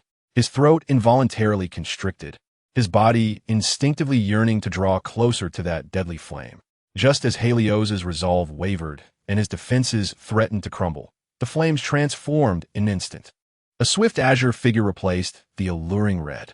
Dressed in a traditional blue qipao, her hair styled in a sleek bun, and her eyes sparkling with determination, she embodied Chun-Li. "Ha!" came a sharp and vibrant cry. Without a moment's hesitation, the Chun-Li incarnation of Dasha unleashed her powerful right leg, slicing through the air like a steel whip, delivering a swift and precise kick to Helios's unsuspecting abdomen. Bang! Ugh!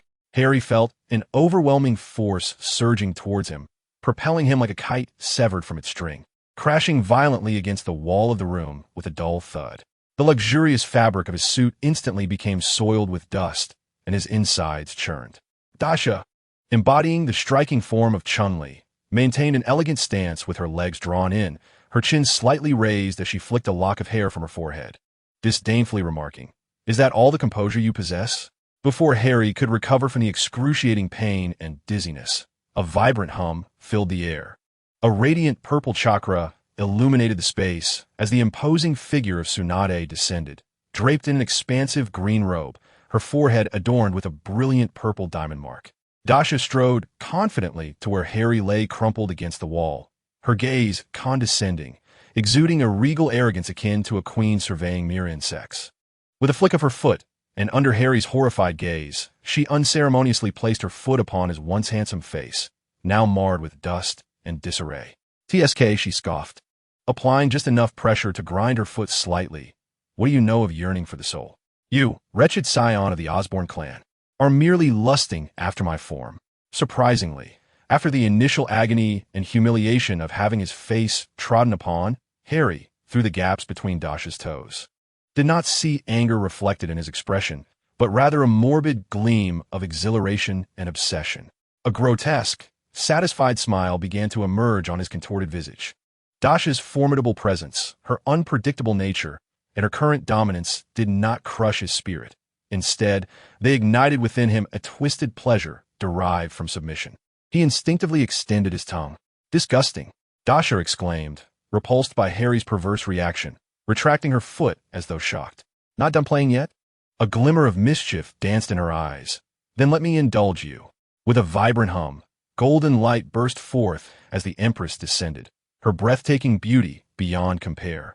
Enveloped in a deep crimson gown that tantalizingly revealed her flawless skin, radiating an irresistible allure.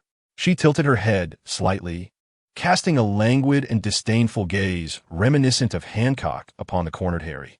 "Humph, a pitiful man," Hancock's form of Dasha intoned, her voice imbued with a mesmerizing charm. "To witness my unparalleled beauty is a fortune bestowed upon you from lifetimes past. Have you ever beheld a creation more exquisite than I?" She turned slightly, showcasing her flawless hourglass figure, her gaze swirling with an enchanting allure, seemingly capable of ensnaring souls. Harry was utterly entranced, drooling uncontrollably, his eyes glazed as if lost in the most splendid of illusions, forgetting the pain that racked his body, consumed solely by an insatiable desire for ultimate beauty. He struggled to rise, yearning to draw closer to that breathtaking shade of crimson. In Dasha's Hancock form, a flicker of utter revulsion passed through her eyes. Repulsive maggot. She spat, and golden lights swirled once more. Buzz! This time, the petite figure of the cannon girl emerged, clad in a neon uniform. With a flat chest and slender physique, her face bore the stubbornness of youth, coupled with a hint of unrefined innocence. And now, the cannon girl form of Dasha, arms crossed and head slightly tilted, gazed at the disheveled yet fervent Harry, her voice laced with a touch of provocation. "With a figure like mine, do you still admire me, Master Osborn?" Harry struggled to rise from the ground, leaning against the wall, gasping for breath. His expensive suit was wrinkled and dust-laden, a trace of blood at the corner of his mouth, hair in disarray. Yet his blue eyes burned with an almost obsessive flame. He disregarded the cannon girl's frail appearance, his gaze locking onto Dasha's eyes as if attempting to pierce through the layers of illusion and see her essence. "Dasha!" Harry's voice was hoarse, yet imbued with a heartfelt intensity. "Do you not understand? Whether you are alluring as fire or majestic in appearance, be it the unparalleled queen of strength or the imperious empress, even in this youthful guise before me, I see not merely these shifting exteriors. It is you. It is the soul of Dasha Chen, the soul that can laugh unabashedly amidst the ruins of New York, the soul that dares to punch even in the face of the Hulk, the soul that is sharp-tongued, willful, yet more reliable than anyone else in critical moments." He staggered forward, his gaze so fervent it seemed capable of melting anyone. "Your strength captivates me. Your untamed spirit drives me mad. I yearn to possess you, as one longs for the most resplendent stars. Even if you were to tread upon me, it would be my honor, Harry Osborn's privilege." "Dasha!" "Ugh!" The cannon girl form of Dasha feigned a dramatic retch, instantly reverting to her true self, her silver-gray eyes filled with physiological disgust and irritation. "This man is beyond saving. How can I make him finally give up?" Her mind raced. Just then, creak, the door swung open, and Gwen Stacy entered. She appeared to have just finished speaking with Peter, a light smile gracing her face. "Dasha," Peter said, her words faltered, halted by the bizarre atmosphere of the room and Harry's frenzied disarray. Dasha's eyes sparkled with intensity. "Now is the moment." She swiftly stepped forward, pulling Gwen into her embrace before either could react. Then, under Gwen's astonished, wide blue eyes, Dasha slightly tilted her head and precisely pressed her lips against the corner of Gwen's mouth, which was agape, in surprise. Time seemed to freeze. Gwen's body instantly stiffened, Her mind went blank. Her eyes widened in disbelief as she gazed at the face of Dasha, so close before her. She could feel Dasha's warm breath, and a powerful surge of electricity coursed through her body at the touch of soft lips. Harry's expression of deep affection and fervor instantly froze, as if doused with a bucket of icy water, transforming into utter shock and hurt. Suddenly, a piercing scream, laced with tears, echoed from the doorway. Peter Parker had appeared at the threshold, covering his mouth, his face a portrait of devastation, eyes darting frantically between Dasha, Gwen, and Harry, as if witnessing the ultimate horror of the cosmos. Gwen, jolted awake by Peter's scream, snapped back to reality. Like a startled rabbit, she forcefully pushed Dasha away, her fair cheeks flushing a deep crimson, radiating all the way to her ears and neck. Covering her mouth, which had just been kissed, she trembled with a mix of anger and embarrassment, pointing at Dasha, her voice quaking. "Dasha, what are you doing?" Dasha, seemingly unfazed, licked her lips, a gesture that only deepened Gwen's blush. She then turned to the petrified Harry, hands on her hips, her silver-gray eyes sparkling with the triumph of a conqueror. "Did you see that, Mr. Osborn?" She shrugged, her tone as casual as if discussing the weather. "I, Dasha, am female and attracted to women. So, put away your melodramatic declarations of soulful admiration. I have no interest in men, especially someone like you, whose mind is filled with nothing but trivialities. Get lost." The color drained from Harry's face in an instant. He looked at Gwen, whose cheeks were flushed, her eyes evasive, then at the unflinching Dasha, and finally landed on Peter, who stood at the doorway, his expression shattered as if his very soul had departed. A wave of immense, absurd despair, feeling utterly fooled and crushed, washed over him. He opened his mouth to speak, but no words emerged. The carefully maintained facade of aristocratic composure shattered, leaving only a picture of disheveled desolation. He cast a deeply hurt glance at Dasha, then a complicated look at Gwen and Peter before, like a ghost, he bowed his head and staggered past Peter at the door, disappearing into the darkness of the corridor. "Harry, wait for me." Peter, roused from his stupor, cried out with a choked voice, casting a tortured glance back at Gwen and Dasha in the room before racing after Harry. Bang! The door was shut behind the disoriented Peter. Only Dasha and Gwen remained in the room. The air felt thick with suffocating awkwardness and a hint of unspoken tension. Gwen continued to shield her face, her silver hair cascading down, obscuring her expression. The sight of Gwen in such a state made Dasha's heart flutter with uncertainty. Dasha cleared her throat, attempting to break the silence, her tone tinged with a hint of apology. "Gwen, I'm truly sorry for what just happened. I was just so fed up with Harry. He*s relentless, like a stubborn adhesive. In a moment of inspiration, I devised a plan. Just look at the outcome. He must have given up hope. I swear upon the heavens. I assure you, my intentions are purely strategic." She endeavored to make her expression appear utterly sincere. Gwen slowly lowered her hands and lifted her head. Her cheeks remained flushed, yet her gaze had calmed considerably, tinged with a hint of embarrassment and annoyance. She looked at Dasha, pressed her lips together, and spoke softly. "I know. You need not explain." Dasha exhaled in relief and immediately seized the opportunity, exclaiming, "Exactly. I knew you were the most understanding, Gwen." She eagerly pulled Gwen to sit at the edge of the bed, in an effort to dispel the wretched awkwardness. Dasha launched into a tirade about Harry. "Do you think that Harry fellow has a few screws loose? The so-called Lord Osborn. How long did he rehearse that confession? It's nauseating. And what is this about admiring one's soul? When I transformed into Mai Shiranui, his eyes nearly popped out. He was practically drooling." As Gwen listened to Dasha's rapid-fire commentary, her taut nerves gradually relaxed, and the corners of her mouth began to rise. Particularly when Dasha mimicked Harry being sent flying by Chun-Li and trampled by Tsunade, she could no longer suppress a chuckle, and the atmosphere finally lightened. Dasha's eyes twinkled as she effortlessly shifted the topic. "By the way, what about that dim-witted Peter? You two were whispering out there for quite a while. I saw him call you outside, and his ears were practically glowing." She nudged Gwen playfully with her elbow. Gwen's cheeks flushed again, but this time it was a sweet embarrassment. "Oh, it's nothing, just discussing where to go tomorrow." "Oh," Dasha drawled, wearing a knowing expression. "Just an itinerary discussion? Nothing more? Like holding hands? A hug?" Or she leaned in with a mischievous grin. "Dasha," Gwen pushed her away in exasperation. "No, none of that. That fool hasn't he even made a proper confession yet? There was an almost imperceptible hint of disappointment and reproach in her tone. What? Dasha exclaimed dramatically, covering her mouth in disbelief, her eyes wide as if she had just heard the most absurd tale. No way. Gwen Stacy, the friendly neighborhood Spider-Woman. After all this time, you haven't even held hands? Is that Peter Parker made of wood?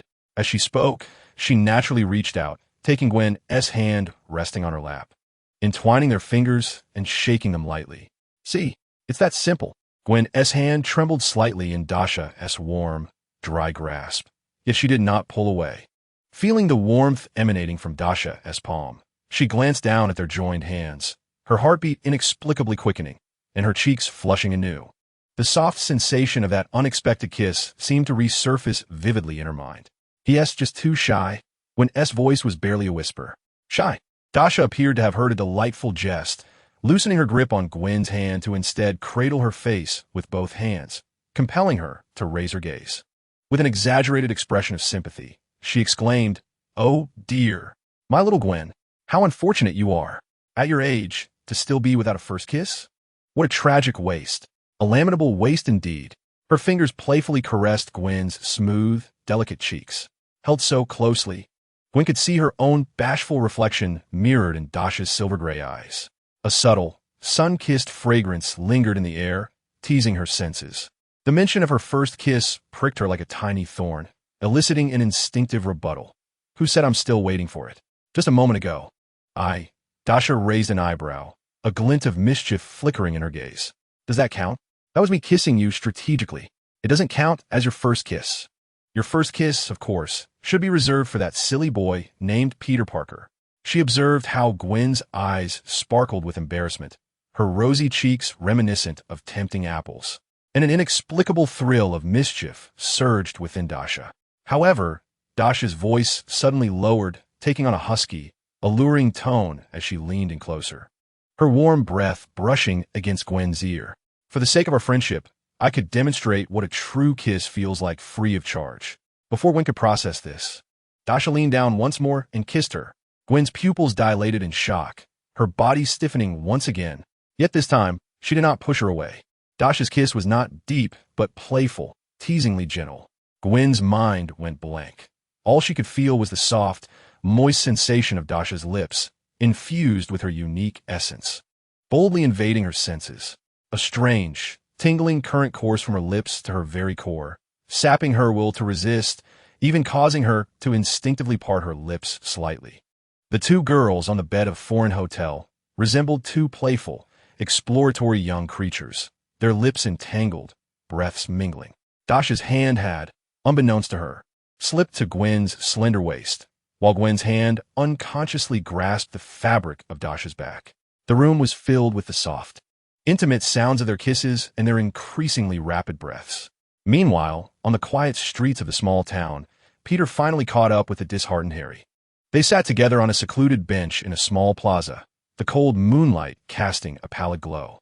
"Harry, are you all right?" Peter asked cautiously, his own emotions in disarray as the image of Gwen kissing Dasha lingered hauntingly in his mind. Harry bowed his head, his golden hair obscuring his eyes, his voice hoarse. "I've lost Peter. Lost utterly. She likes someone else." "No, Harry." Peter hastily interrupted him, his tone imbued with an urgency he was unaware of. "That's a lie. Dasha staged that to reject you." He faltered, unable to continue. Gwen, the memory of Gwen's reaction after the kiss, her flushed cheeks and racing heart, lingered in his mind. Was it truly just an act? A heavy stone settled in Peter's heart. They remained silent for an extended period, the night breeze carrying a chill. At that moment, a faint sound of footsteps approached. Gwen appeared at the edge of the square, walking toward them. She had changed out of her daytime attire, donning a loose sweater, her hair slightly tousled, her face still bearing a hint of lingering blush, her expression complex. "Gwen?" Peter immediately stood up, a touch of nervousness in his gaze. "Peter," Gwen stepped before him, her voice soft. "Would you accompany me for a walk?" Peter glanced at Harry, who still had his head bowed, then back at Gwen, and nodded all right. They strolled slowly along the tranquil, cobblestone path of the town, the moonlight casting elongated shadows behind them. Neither spoke, and the atmosphere grew somewhat tense. Gwen struggled to calm her tumultuous heartbeat and thoughts. She needed to prove it, to demonstrate that it was merely an accident, to affirm herself. Peter, Gwen halted, turning to face the youthful figure illuminated by moonlight, who appeared somewhat anxious. She inhaled deeply.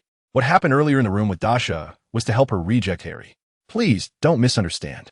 She endeavored to keep her voice steady. I understand, Gwen. Peter nodded. Yet his blue eyes still reflected traces of hurt and disappointment. Just seeing it stirred a pang of sadness within him, which he honestly admitted. Observing Peter's foolish yet sincere demeanor, Gwen's internal conflict suddenly unraveled, replaced by a twinge of compassion and impulsiveness. She needed confirmation of her own feelings. Peter. Gwen's voice trembled, yet resonated with unwavering determination. In the next moment, Gwen rose on her toes, and under Peter's astonished gaze, cupped his face with her hands, then, without hesitation, summoned a courage akin to a desperate leap, kissed him. This time, it was not the playful and tentative kiss from Dasha. Gwen's kiss was awkward, yet fervent, infused with youthful shyness and an urgent need for validation, haphazardly pressed against Peter's lips. Peter's mind momentarily short-circuited. His eyes widened in disbelief. Gwen was kissing him, initiating the kiss. The soft sensation and Gwen's refreshing fragrance enveloped him instantly. A tremendous wave of happiness washed over him like a tsunami, sweeping away all previous disappointment and gloom. He stiffened for a few seconds, then instinctively reached out, tightly embracing Gwen's slender waist, clumsily yet cautiously beginning to reciprocate this sudden, explosively sweet kiss. Under the silvery moonlight, two youthful souls, a boy and a girl, shared a tender kiss on the ancient cobblestone streets of a quaint town, fervently entwined as if seeking to blend their very essences. The innocent intertwining, accompanied by hurried breaths, spoke of the most naive yet genuine flutter of young hearts. After what felt like an eternity, their lips parted. Gwen, slightly breathless, wore a delightful blush that made her visage intoxicating. Yet her striking blue eyes sparkled with an astonishing brightness, brimming with relief and pure joy. She gazed at Peter, whose face mirrored her own flush, his eyes shining like distant stars, and she burst into a radiant laugh. How wonderful, she murmured softly, a sense of relief washing over her. What is so wonderful? Peter, still enveloped in overwhelming happiness, asked with a dazed expression. Nothing. Gwen interlaced her fingers with Peter's, their hands clasped tightly together, her smile as radiant as a sunflower in full bloom. Peter, I'm hungry. Let us find something to eat. I know there's a bakery nearby that makes the most delectable croissants, though it might be closed now. In the deep of the night, the town shops had long since closed their doors. Hand in hand, they wandered like two children who had sneaked away from home, aimlessly traversing the desolate stone paths. The moonlight cascaded like water, illuminating their entwined hands and the sweet smiles that could not be concealed on their faces. Although they found no food, their hearts were filled to the brim with a delightful essence known as happiness. In the hotel room, Dasha had already burrowed into the soft cocoon of her blankets, wrapping herself like a chrysalis.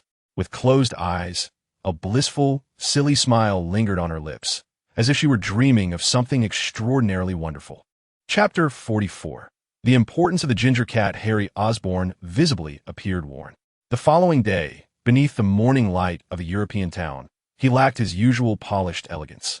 His blonde hair was tousled, shadows lingered beneath his eyes, and his luxurious cashmere cardigan hung loosely, enveloping him in an aura of disarray. He deliberately avoided Dasha and Gwen's gaze, trailing behind the group like a ghost, his vacant stare fixed upon the sunbeams dancing on the cobblestones, as if contemplating some profound philosophical dilemma. In stark contrast, Peter was like a joyful little puppy, freshly charged and brimming with exuberance. He circled around Gwen, his gaze sticky enough to weave threads, and whenever he accidentally brushed against her hand, they would spring apart as if jolted by electricity, both blushing and giggling foolishly. The air was thick with the intoxicating scent of young love. Dasha, wrapped in an oversized sweatshirt, her silvery gray hair casually gathered into a small bun, yawned lazily. Following last night's demonstration, she had slept exceptionally soundly, her dreams filled with soft sensations and Gwen's wide, startled blue eyes. Ahem, enough of that. Strategy, purely for strategic purposes. She shook her head, attempting to cast away some overly vivid memories. Dasha, look at this. Gwen exclaimed, donning a locally crafted straw hat with enthusiasm as she twirled around.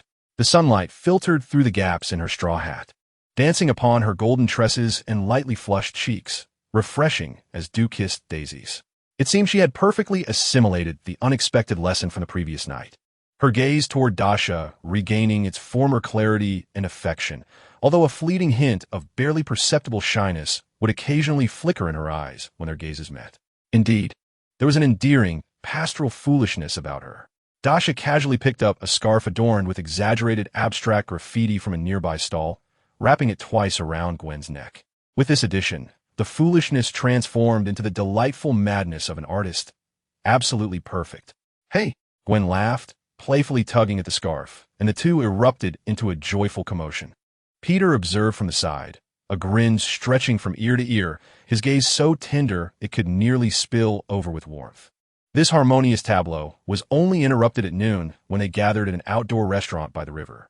Gwen and Peter were summoned by their teacher to assist with ordering, leaving only Dasha and the uninvited Harry at the table. Harry remained motionless before the exquisite salad, absently prodding the edge of the plate with his fork, producing a faintly irritating clinking sound.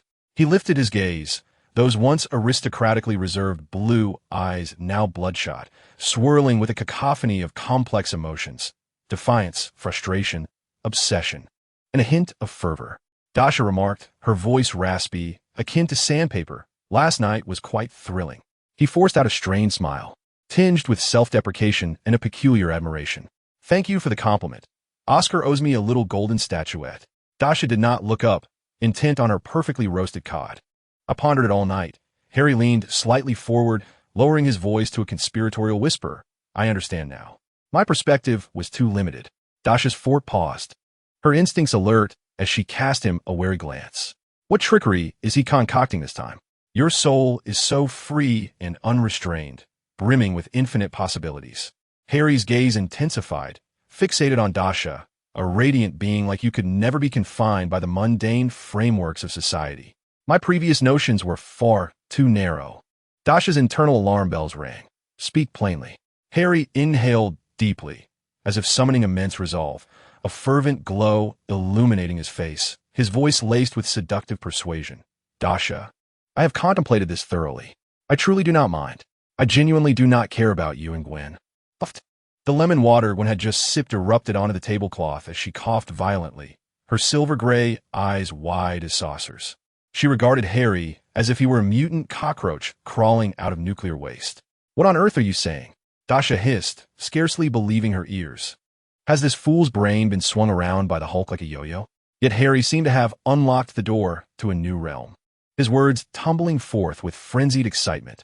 Yes, you and Gwen, the bond that transcends mere friendship between you. I have witnessed it. It is exquisite. It is singular. Why must one choose? Why can we not share this beauty? As he spoke with increasing fervor, his eyes sparkled with an odd light of profound realization. I can accept this. Dasha, I can embrace it. We can be three, together, exploring broader possibilities. Stop, stop, stop. Dasha felt her stomach churn violently, a wave of intense nausea surging forth. She abruptly rose, the legs of her chair screeching against the stone floor, drawing the attention of nearby patrons. With her hands braced upon the table, she gazed down at Harry, who was lost in a self-indulgent frenzy, her silver-gray eyes betraying a blatant disdain and revulsion. She forced a chilling smile, her voice low and deliberate, resonating with clarity. Harry Osborn, not a single one of you shall possess me. And yet you wish for a 2-for-1 deal to claim both me and Gwen? Are you playing The Sims? Or have you indulged too much in my harem, my rules, and marinated your brain in folly? Listen here, young master. Dasha's voice suddenly took on an imposing tone, imbued with the icy scrutiny reserved for a derelict heir. As a shareholder in Osborn Industries, I sincerely hope you prioritize the greater good. Harry was momentarily taken aback by this abrupt, businesslike demeanor. The greater good? Dasha rolled her eyes, emphasizing her words. Do not let your trivial romantic notions and warped experiences create a scandal of the Osborn heir publicly proposing a triad, driving our stock prices to the ground.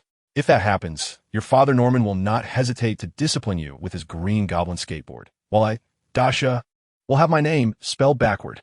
The sickly excitement on Harry's face froze instantly, as if doused with a bucket of icy water, his complexion shifting from crimson to pallor, then to ghastly hue.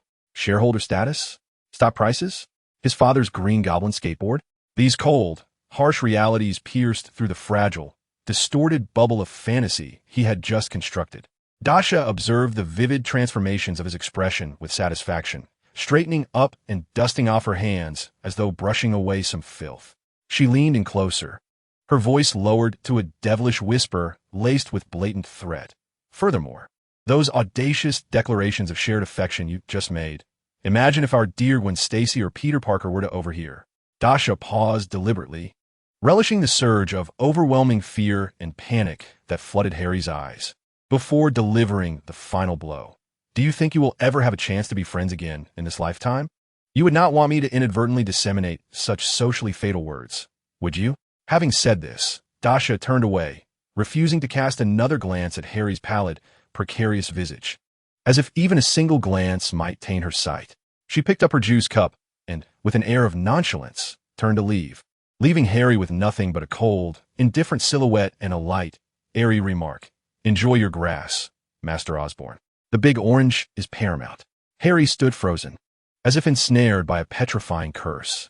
Dasha's final words pierced his heart like a poisoned ice pick, striking at the very core of his deepest fears. The disappointed, disdainful gaze of Gwen, Peter's clenched fists, the sensational headlines in the tabloids, and the wrath of his father, Norman.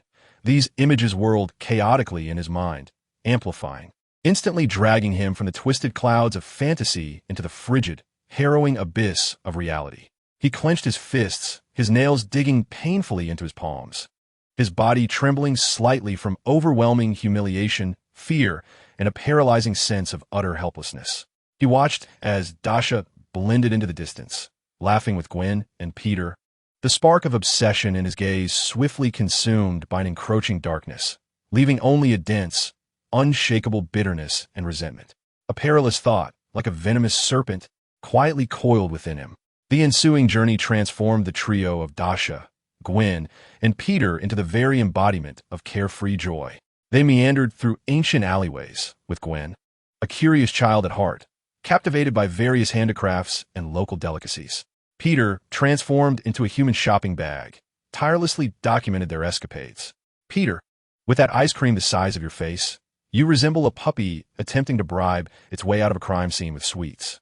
Dasha observed as Peter strained to extend his tongue, licking the colossal ice cream cone that was teetering on the brink of melting, landing a precise hit.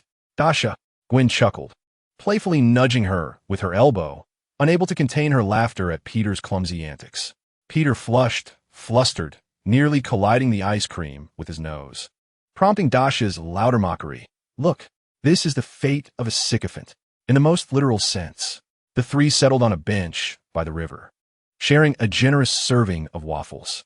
The sun shone warmly, and a gentle breeze caressed the air. Peter, you've got cream on the corner of your mouth. Gwen softly reminded him, her gaze tender. Huh, where?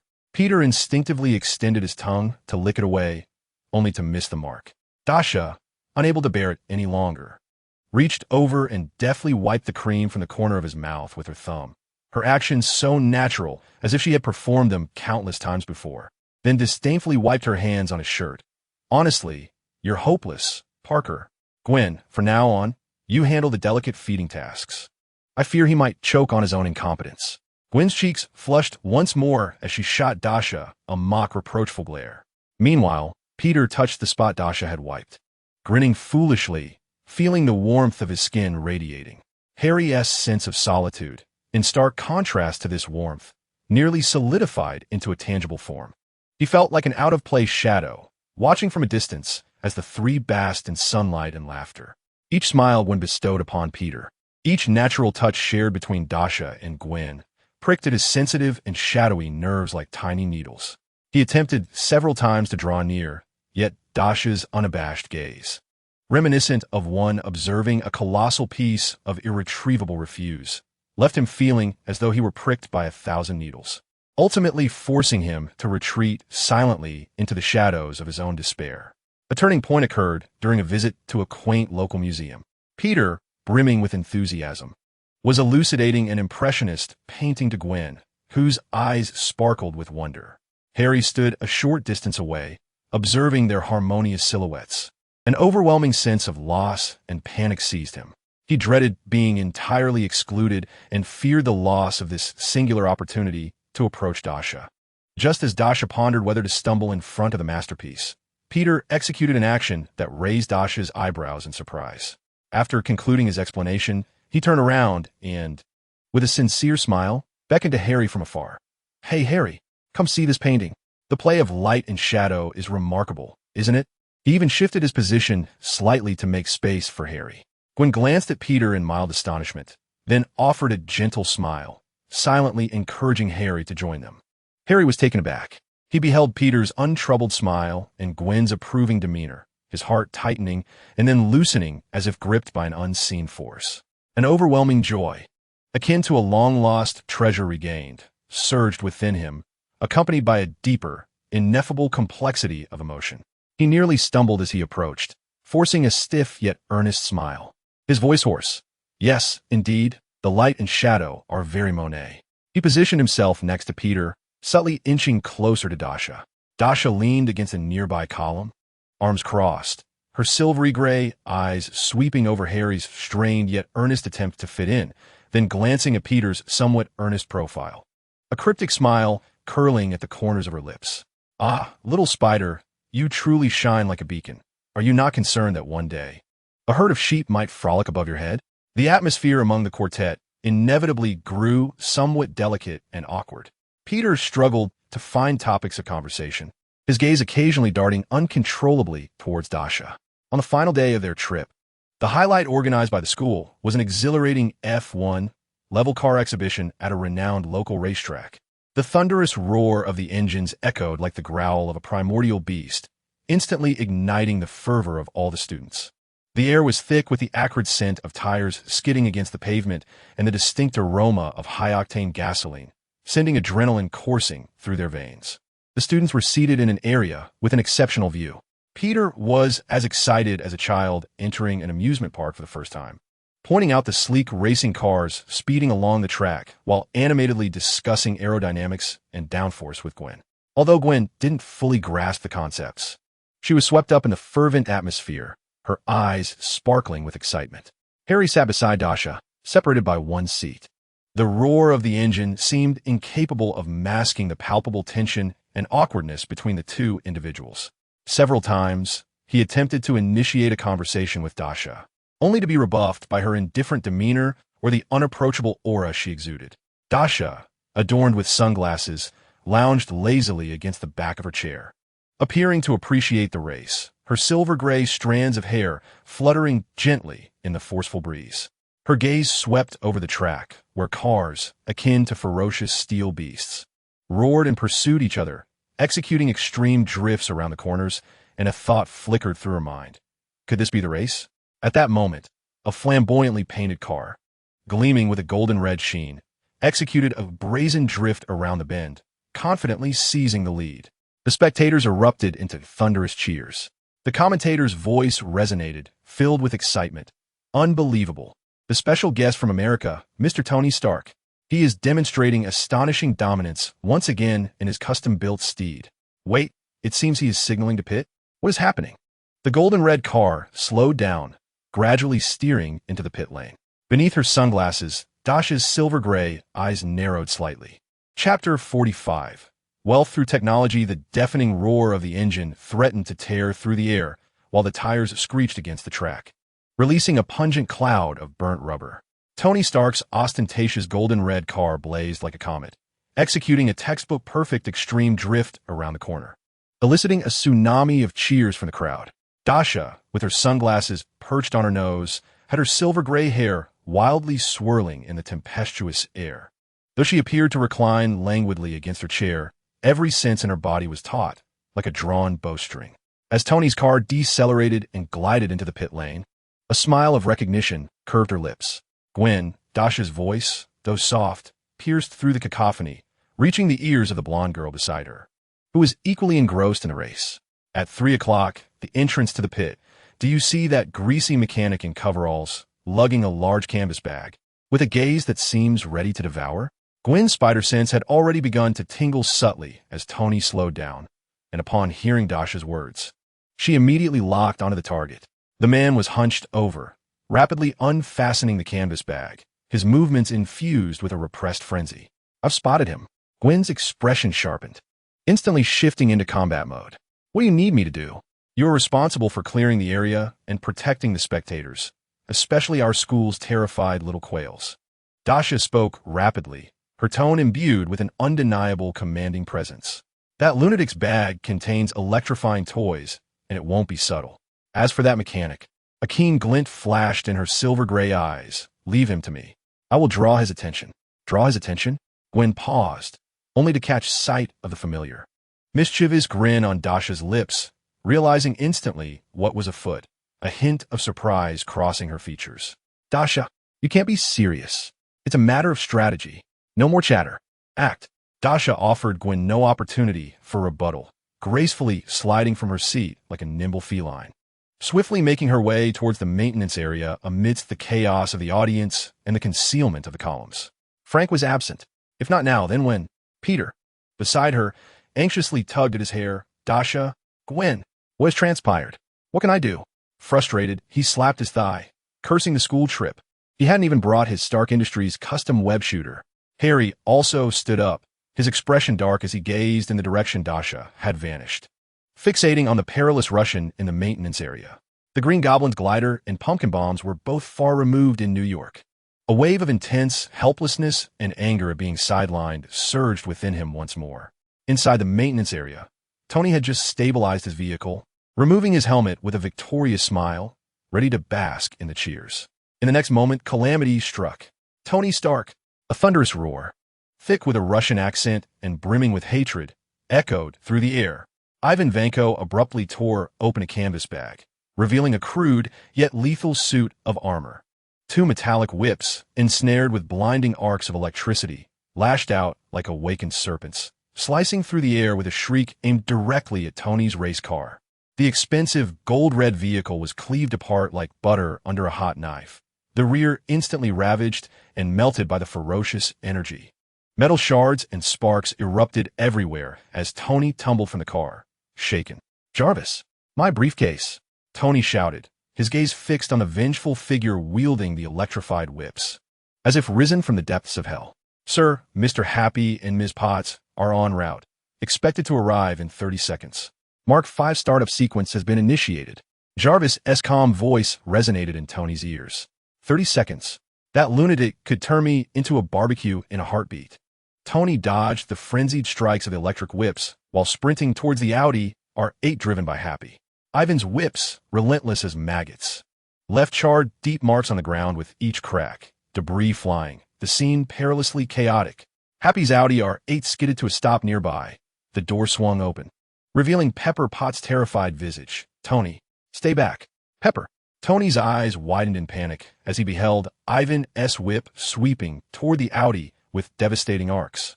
At that critical moment, a powerful wave of energy surged forth, radiating an overwhelming presence. A dazzling golden light erupted in the chaotic maintenance area like a miniature sun. Time seemed to freeze for an instant. Everyone instinctively squinted, turning their gaze toward the source of the radiant light. As the brilliance receded, a figure stood proudly between Ivan Vanko and the Audi R8. The deep crimson high-slit gown enveloped breathtaking curves, vast expanses of delicate, snow-white skin shimmering with a jade-like luster under the electric glow. Silvery gray hair cascaded like a waterfall, gently swaying in the aftermath of the energy surge. It was the form of the pirate empress, Boa Hancock, a soft yet languid huff, imbued with boundless indolence and utter disdain, resonated as if descending from the heavens. In Hancock's guise, Dasha lifted her chin slightly, casting a sidelong glance at Ivan, who wielded the electric whip, with her stunning eyes capable of ensnaring any man's heart and mind. "You insignificant maggot." Her voice was laced with a bewitching allure, yet it harbored the chilling essence of an eternal winter. "How dare you harm the innocent before me? How audacious to attempt to lay hands on those I hold dear." Her gaze swept over the trembling Pepper, revealing a trace of subtle protection. Ivan Vanko, stood momentarily stunned. The sudden appearance of this ethereal, silver-haired beauty, exuding an overwhelming and eerie pressure, rendered his frenzied mind momentarily blank. Particularly, her eyes seemed to possess a magnetic allure, causing him to instinctively loosen his grip on the whip for an instant. In that fleeting moment, the fragrant foot, without a hint of hesitation, Dasha, in Hancock's form, executed a long, straight kick with her right leg, clad in black stockings, striking with elegance yet ferocity. Her target was not Ivan's body, but rather the two crackling electric whips in his grasp. Bang! Bang! Two crisp explosions resonated, not from physical collision, but from a kick infused with the essence of her enchantment ability. Ivan felt an irresistible surge, a blend of exquisite temptation and terrifying power, crashing into his mind through the whip. The two electric whips in his hands stiffened as if petrified, dimming instantly. Meanwhile, he himself was struck as though by a colossal hammer to the chest, sent hurtling backward to collide violently against the metallic railing of the repair zone, emitting a muffled groan of agony. The rudimentary armor twisted and contorted, the electric arcs extinguished entirely. He attempted to struggle, but found his body as heavy as lead, unable to move even a finger, left only with the terror of watching the divine figure approach. Utterly feeble, Dasha, in Hancock's form, approached the incapacitated Ivan, looking down upon him with a disdain one might reserve for refuse. She lifted her exquisitely healed foot and unceremoniously pressed it against his chest, pinning him firmly to the ground. It was at this juncture that the sound of mechanical whirring erupted nearby. Tony Stark had finally donned the Mark V suitcase armor. The gold-and-red battle suit gleamed brilliantly in the sunlight. He raised his visor, poised to deliver a Stark-style lesson to the lunatic who had assaulted him, only to be choked with disbelief at the sight that met his eyes. What the hell? Tony's eyes nearly bulged out in astonishment at the sight of the little sorceress Dasha, the source of his incessant headaches. At this moment, she is adorned in a deep crimson gown, exquisitely designed with minimal fabric. She strides alongside a Russian man who appears to have just emerged from the set of Mad Max, exuding an air of elegance intertwined with a regal authority. What causes his pupils to constrict further is the sight of Dasha, her unoccupied hand casually toying with a small object emanating a ghostly blue glow. Its shape and the core's luminescence unmistakably mirror that of the arc reactor nestled within his chest, though it appears somewhat rougher and possesses a lower power output. It is undoubtedly the power core of that Russian fellow. Dasha? Pepper instantly recognizes the silver-haired girl, exclaiming in surprise, only to be momentarily flustered by her audacious attire. She hastens to step out of the vehicle. Are you all right? Hey, Pepper, long time no see. Dasha turns, bestowing upon Pepper a breathtaking smile that could ensnare hearts, instantly dispelling the tension in the air as if spring had arrived. I'm fine. It's just that this pesky bug beneath my feet is a tad uncomfortable. Tony, momentarily closing and reopening his visor, repeatedly verifies that his eyes are not deceiving him. Finally, he speaks with a tone rife with complexity, an amalgamation of shock, annoyance, and a hint of trepidation. You little rascal, your cosplay is quite unique. Well, if it isn't the illustrious Mr. Stark. Dasha turns, her silver-gray eyes shifting to a familiar, mocking demeanor as she unleashes a barrage of witty retorts at Tony. That armor of yours, TSK, TSK, TSK, how dreadfully slow. By the time you're suited up, this Russian fellow will have used a whip to fashion you into an embarrassing shape. You, Tony stammers, feeling somewhat choked, his cheeks flushing beneath the mask. This little rascal's tongue remains as sharp as ever. Yet, he cannot deny that Dasha's timely arrival and her peculiar abilities have indeed saved both him and Pepper. Moreover, her words ring with undeniable truth. The speed of donning portable armor must be improved. The development must be accelerated. Tony forcibly suppresses the urge to retort, sealing his visor as he aims the repulsor at Ivan, who is beneath Dasha's foot. All right, you little rascal, step aside. I need to deal with this delivery. Deal with it. Dasha exerts a slight pressure with her foot, grinding it down, eliciting a muffled groan of pain from Ivan. She shakes the rough arc reactor in her hand. This little trinket is now my trophy, Tony. I acquired it through my own merit. Why should I hand it over to you? That is evidence.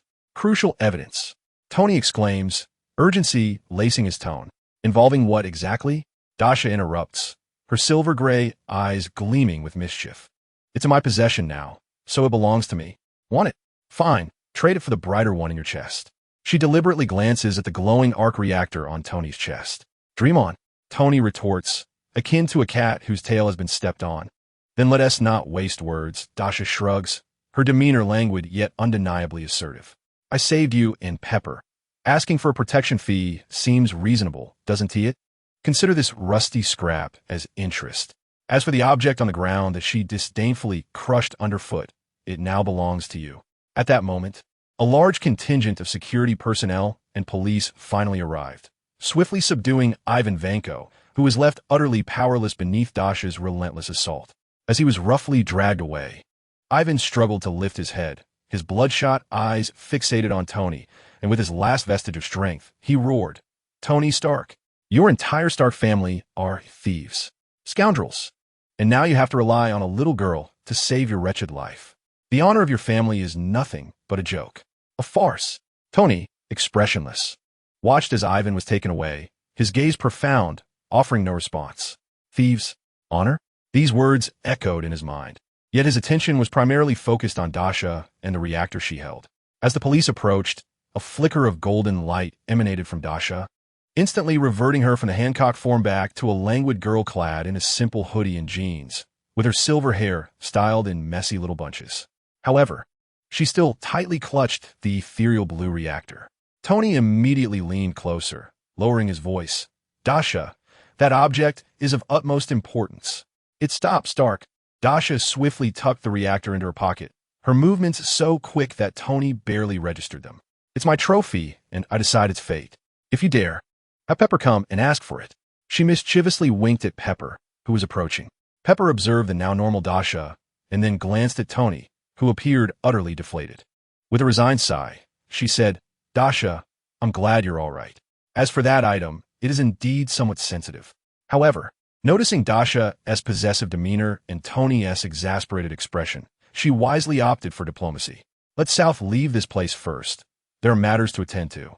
And the press will be here soon. Tony, witnessing Dasha's stubbornness and Pepper's clear bias towards her, could only grind his teeth in frustration. Fine, you little rascal. You've got some nerve. We shall see.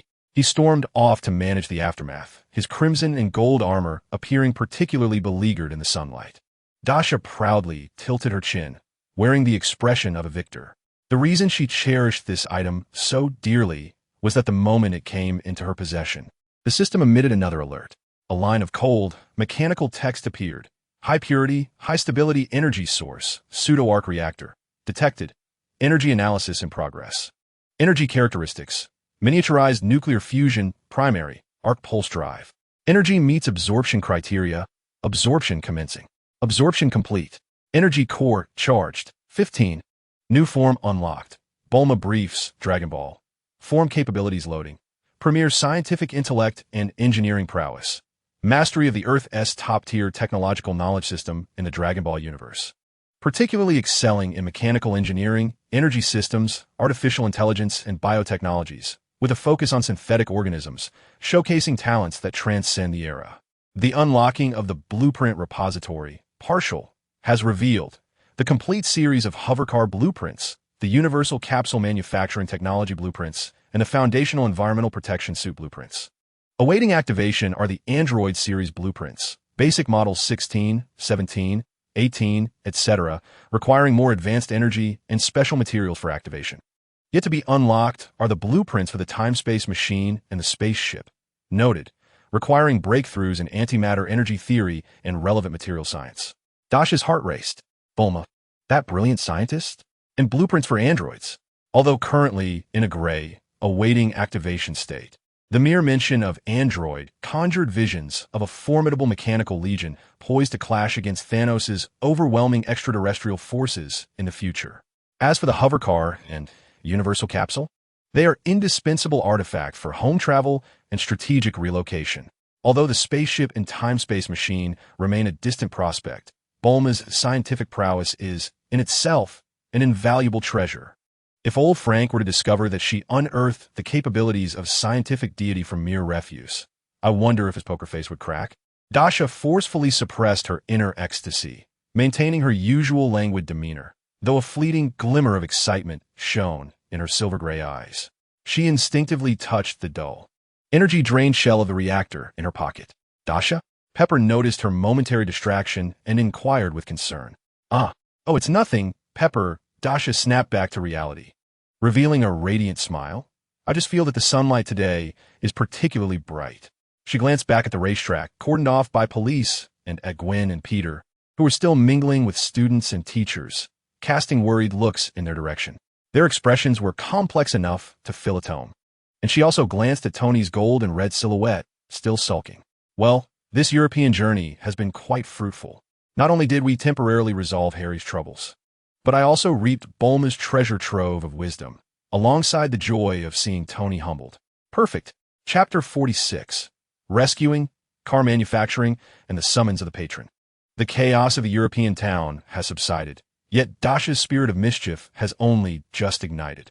As night fell like ink, she, with financial means in hand, effortlessly stood before the temporary cell housing Ivan Vanko, as if strolling through her own backyard. In the damp and cold confines of the single room, Ivan sat against the wall, his rudimentary armor stripped away, clad only in a soiled work vest that revealed his knotted muscles and intersecting scars. He hung his head, his greasy golden hair sticking to his forehead, his eyes like poisoned daggers fixed on the floor, silently cursing Stark's name. The creaking sound of the iron door being pushed open echoed harshly in the still corridor. Ivan abruptly lifted his head. Upon seeing the silver-haired girl silhouetted against the light at the door, a flicker of shock crossed his bloodshot eyes, swiftly replaced by a deeper shadow of hostility. "It's you?" His hoarse voice, thick with a Russian accent and unfiltered animosity, cut through the air. "Stark's little wench? Come to witness my downfall." Dasha sauntered in, casually shutting the door behind her, cloaking the corridor in darkness, ignoring Ivan's foul language. Her silver-gray eyes flickered with shrewdness in the dim light as she got straight to the point. "Ivan Vanko, son of Anton Vanko." Dasha pronounced his father's name with precision, relishing the way Ivan's body tensed at once. "The commotion you've stirred is merely an attempt to humiliate Tony Stark in public, perhaps even to take his life. All to prove that the Vanko legacy hasn't been stolen away by the Stark family. Am I right?" Ivan's breathing grew heavy, his gaze fixating on Dasha like a wolf stalking its prey. "Legacy? That belongs to my father. Stolen by that thief, Howard Stark," he growled, his fists cracking with tension. "I want Tony Stark dead, to send him to hell with the very technology his father pilfered." "Dead? How dreary," Dasha interjected, her tone as casual as if she were discussing the evening's menu. "Tony's sharp tongue is indeed irritating. I wholeheartedly support giving him a taste of humiliation. But to kill him, the ensuing complications would be far too great. It contradicts my sustainable development strategy." She took a step forward, leaning slightly, her voice laced with seduction. "Follow my lead, Ivan.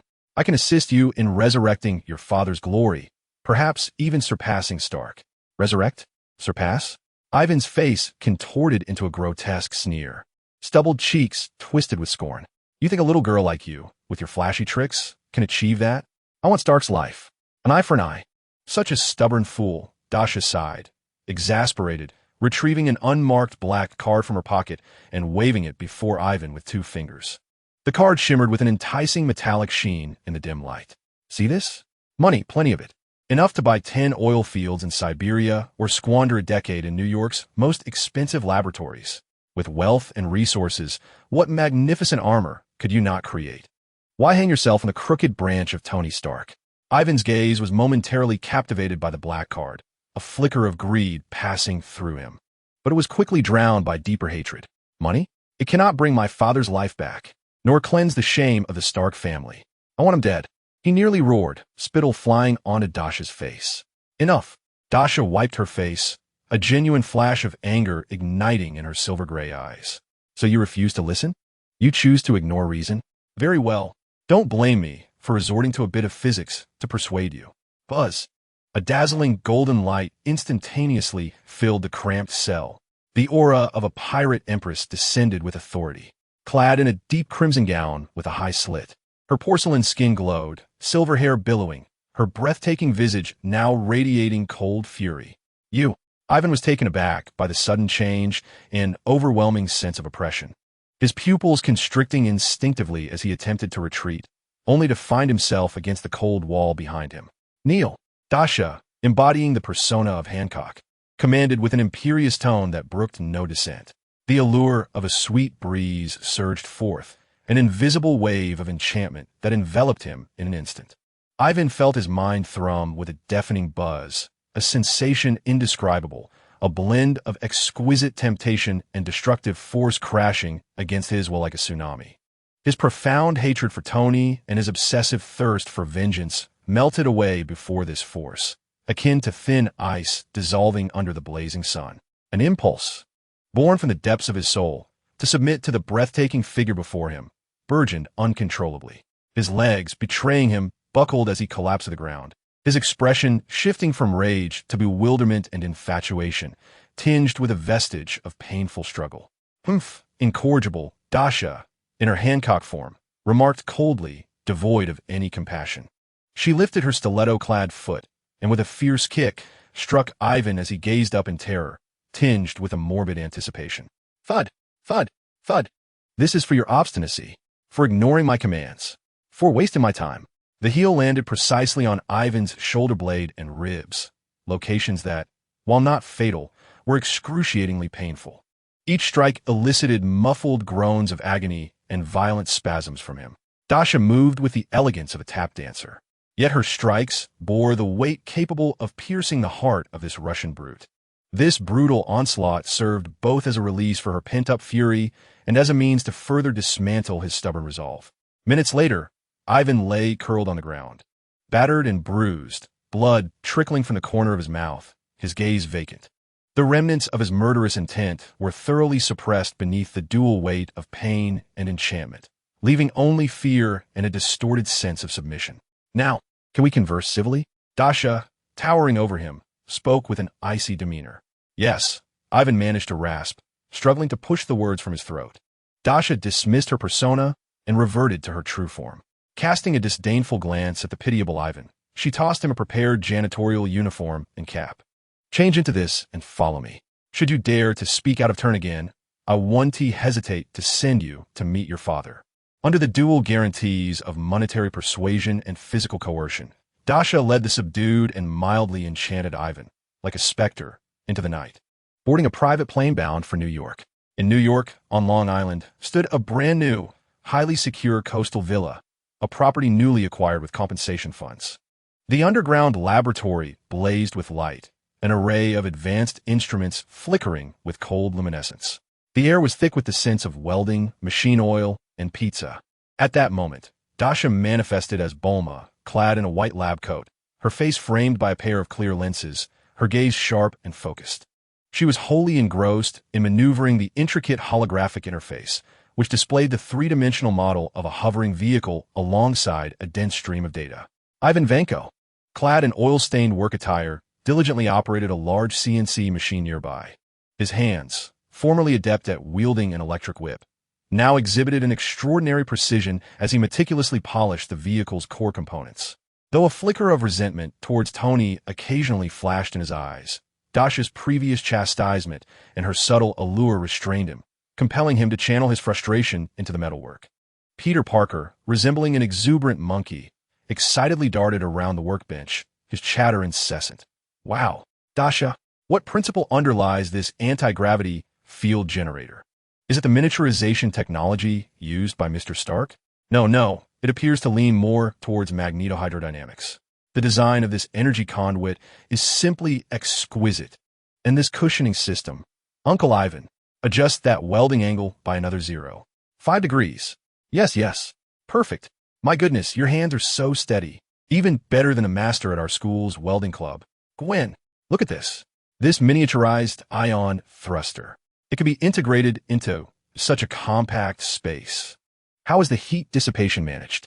Gwen Stacy, exuding a sense of composure, donned a fitted lab coat, her blonde hair neatly tied back in a ponytail as she meticulously recorded experimental data and assisted Dasha in assembling intricate components. Hearing Peter's incessant chatter, she sighed in exasperation. "Peter, quiet down. Dasha needs to concentrate. And please, do not disturb Mr. Ivan while he works." Oh, sorry Gwen. Sorry Dasha. Peter quickly covered his mouth, yet his eyes continued to dart around with excitement. With the superior intellect bestowed by her Bulma form, combined with Ivan's solid engineering foundation, Peter's boundless physical intuition, and Gwen's meticulous support, their progress was astonishingly swift. Merely days later, a sleek, futuristic silver hoverboard and several versatile capsules lay quietly on the workbench. The hover vehicle hovered gracefully a foot above the ground, utterly silent. The capsules, diminutive and elegant, released a soft puff of smoke upon pressing a button, revealing a comfortable folding chair. Success! Dasha, in her Bulma form, snapped her fingers, a triumphant smile gracing her face. Next comes the funding. Though I am wealthy myself, utilizing others' money to generate profit for oneself, that is true capital. On the day of the showcase, Tony Stark, half forced and half persuaded by Pepper, begrudgingly arrived at the villa. Upon entering the spacious and brightly lit living room and spotting Ivan Vanko in a lab coat, Tony's expression instantly morphed from displeasure to one resembling a prelude to a nuclear explosion. What the FK? Tony's voice escalated an octave, his finger trembling in indignation as he pointed at Ivan. Dasha, you ought to provide me with a flawless explanation. Why on earth is this Russian madman attempting to turn me into a kebab, clad in a white coat no less? Are you jesting with me? He abruptly turned to Pepper, his gaze rife with the accusation of betrayal. Pepper, you knew all along. You actually aided her in concealing this. Pepper, exasperated, rubbed her temples. Tony, calm down. Allow Dasha to explain. Explain. What is there to explain? Tony, infuriated, spun around, nearly summoning his armor. I want to send this lunatic straight to prison. Immediately. Right now. Then I shall sever ties with you. Little punk. Sever ties? Dasha's languid voice chimed in as she reverted from her Bulma form back to her silver-haired self, tossing a universal capsule playfully in her hand. Fine, Tony. Then it seems our future technological funding plan will have to seek collaboration with Oscorp. I'm sure Norman Osborn would be exceedingly interested in the instant transport, folding chair, and the wheelless vehicle. Tony's movements froze instantly. He fixated on the capsule in Dasha's hand, then glanced at the hovering vehicle beside him, his expression shifting unpredictably. As a premier scientist and businessman, he was acutely aware of the revolutionary technology and terrifying market value behind these two items. Particularly, the capsule technology was nothing short of a revolution in logistics and warehousing. At the opportune moment, Pepper stepped forward, gently grasping Tony's arm, whispering, Tony, please calm down. Let us first examine the items. Yvonne and Dasha assure that he will not harm you again. Moreover, this is business. Tony's chest heaved violently, glaring at Dasha, then casting a glance at Yvonne, whose gaze darted away yet still bore resentment. Ultimately, his curiosity for cutting-edge technology and immense commercial benefits temporarily subdued his raging fury. He took a deep breath, forcing a painfully awkward smile, gritting his teeth as he said, All right, Dasha, show me. Let us see what marvel this madman can concoct. The ensuing demonstration was nothing short of spectacular. The agility and silence of the hovering vehicle, alongside the convenience and wonder of the universal capsule, utterly astonished Tony. Although he continued to needle them with critiques, this hovering stability is far inferior to my Mark V. The capsule S release speed is insufficient. Yet the fervor and calculating glint in his eyes betrayed his true sentiments. How is it, Mr. Stark? Dasha, arms crossed, grinned like a cat who has stolen cream. Your money or Osborn's? Choose one. Tony ground his molars, his gaze flitting between Yvonne and Dasha, ultimately settling on Dasha's face. Investment is acceptable, but there's a condition. Speak. Allow me to give him a good thrashing. Tony pointed at Yvonne, his eyes fierce right now. With my fists. No armor. Just the two of us men. Let us settle this personal grudge. He needs an outlet. Dasha raised an eyebrow, looking at Yvonne. In an instant, a spark of combativeness and hatred ignited in Yvonne's eyes as he clenched his fists, evidently holding back a surge of pent-up frustration. Very well.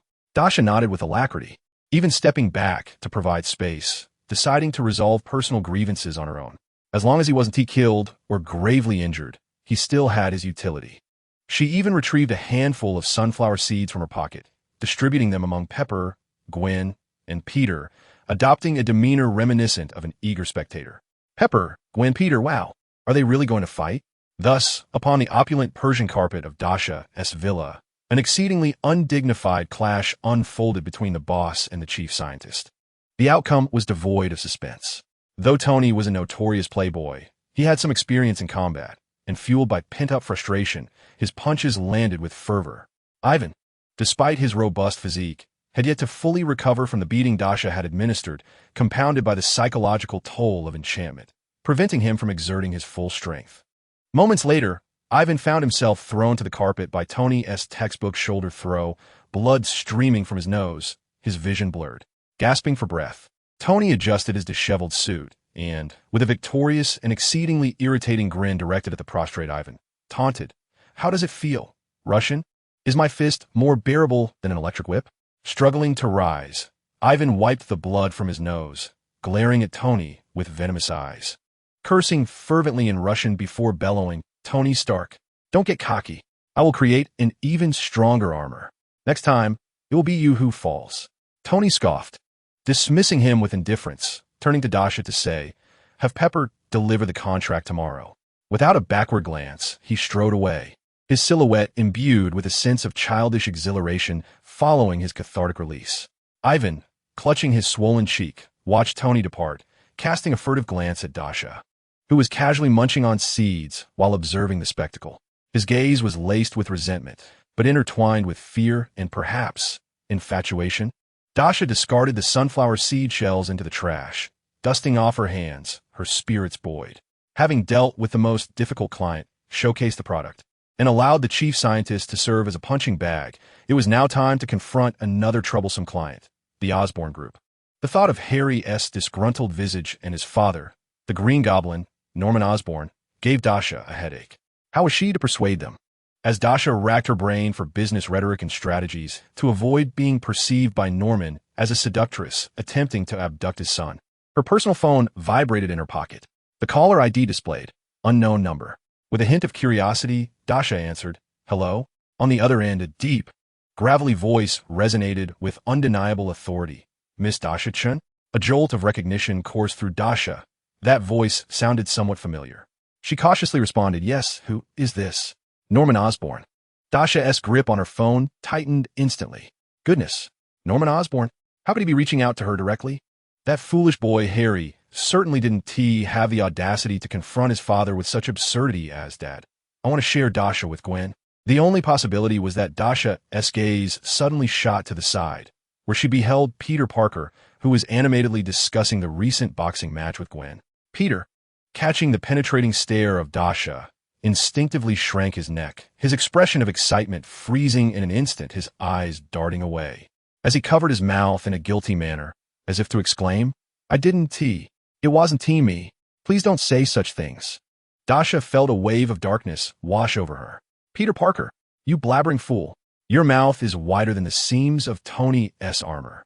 Surely, this rascal must have mentioned something to Harry, and that peculiar fellow, in a bid to prove something, or perhaps under the influence of his father, sold himself out." Dasha inhaled deeply, forcibly suppressing the impulse to launch Peter into space with a universal capsule, and, facing her phone, mustered a saccharine, commercialized smile. "Ah, it is the esteemed Mr. Osborn. I've long admired your name. What brings you to seek my audience?" Chapter 47. Diverting the tiger from its mountain, the phone call from Norman Osborn detonated like a mental bomb in Dasha's ear. On the other end, his deep, gravelly voice carried an undeniable authority, presenting a seemingly enticing collaboration proposal, yet he casually added at the end, "Of course, I will leave the specifics to Harry, as communication among the youth is more convenient." Dasha's fingers tightened around her phone, her knuckles paling. Entrusting Harry with the coordination? This was akin to stepping on a landmine. Images of Harry's eyes, a blend of obsession, resentment, and twisted possessiveness, flashed through her mind, along with his outrageous declaration of shared interests. To have this individual hovering around her all day, Dasha felt her suppressed dinner threatening to rebel once more. "Mr. Osborn." Dasha's voice turned icy, imbued with an unyielding resolve. "I appreciate your interest. However, regarding the investment intentions of Osborn Industries, I regret to inform you that Stark Industries has already entered into an exclusive partnership with us. The initial financing for the hovercar project is fully subscribed, and we are not considering new strategic investors at this time. I look forward to potential cooperation in other areas in the future. She did not grant Norman a chance to respond, decisively hanging up the phone with a brisk motion. On the other end, Norman Osborn listened to the dial tone, his wrinkled visage betraying no emotion, save for the cold, dangerous glint in his eyes hidden in shadows. He placed the expensive antique receiver down, his fingertips lightly tapping the mahogany tabletop. A refusal? Because of Harry? Meanwhile, Dasha, having hung up, listened to the busy signal, exhaling a long sigh, a slight chill creeping down her back. The pressure of rejecting Norman was considerable, yet the thought of completely avoiding Harry's hair-raising gaze and convoluted reasoning made it worthwhile. She turned her head and shot a fierce glare at the cowering Peter Parker beside her. Peter Parker! Dasha gritted her teeth, exclaiming, "You clumsy sieve! Should you fail to restrain your tongue again, I shall seal you away for a century with an all-purpose adhesive capsule." Peter, visibly startled, hurriedly waved his hands. "I didn't mean to, Dasha. It was Harry. He kept asking me what you've been busy with lately. He even mentioned knowing about your collaboration with Mr. Stark, so I may have inadvertently hinted at a tidbit about the hover car." Gwen sighed, exasperated, as she rubbed her temples, feeling utterly powerless against her boyfriend's indiscretion. Meanwhile, Ivan silently polished his tools, a smirk of schadenfreude playing at the corners of his mouth. A week later, at the Stark Industries Center, a grand technology launch event named Horizon Leap was taking place. The spotlight was on the debut product of Dasha's Future Vision Company in collaboration with Stark Industries. The Swift Hovercar. A colossal holographic projection showcased the hovercar gliding effortlessly between urban edifices in a stunning, silent display. Tony Stark, clad in a flamboyant gold-and-red suit, stood at the center of the stage under a flurry of flashing lights. "Ladies and gentlemen," Tony exclaimed, arms outstretched, his trademark confident smile radiating charm. "Welcome to the future. Today, we are not merely unveiling a mode of transportation. We are heralding the dawn of a new era. An era that bids farewell to the friction of tires and embraces the boundless sky." He gestured towards Dasha, who was similarly attired, her silver hair gleaming. Though her smile bore a hint of languid indifference, the key to this new age rests in the hands of this, well, somewhat genius young lady beside me. Although, I must admit, her taste and temperament have ample room for improvement. Beneath the stage, a ripple of good-natured laughter and enthusiastic applause ensued. Dasha elegantly rolled her eyes at the camera, muttering under her breath, "Clever tongue, indeed."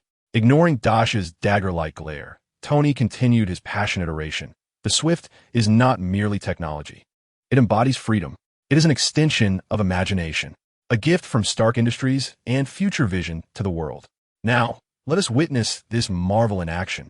The demonstration ignited the audience's excitement. Tony even took the wheel, gliding the hovercar at a low altitude around the venue, eliciting screams of delight. Dasha, too, took the controls for a brief moment, her movements fluid and graceful, captivating countless gazes. The launch was an unprecedented success, with orders pouring in like snowflakes. That evening, Tony hosted a celebratory banquet on the top floor of Stark Tower. A distinguished assembly of political and business elites, alongside tech moguls, gathered amidst a cascading champagne tower. The golden liquid flowing, while crystal chandeliers refracted brilliant light. As core members of the project, Peter and Gwen were also invited. Peter wore a rented suit that was slightly ill-fitting, his excitement rendering his cheeks crimson and his eyes wide with wonder. Gwen, in a simple blue cocktail dress with her golden hair elegantly styled, appeared poised and gracious, gently reminding Peter to observe proper etiquette. Tony, with a glass in hand, navigated effortlessly among the guests, accompanied by a stout African-American general in crisp Air Force attire, James Rhodes, the pilot of War Machine. "Well done, Tony," General Rhodes murmured, his gaze sweeping over Dasha, who was surrounded by several CEOs from tech companies not far away. "The girl is extraordinary. Her universal capsule technology holds immense strategic value."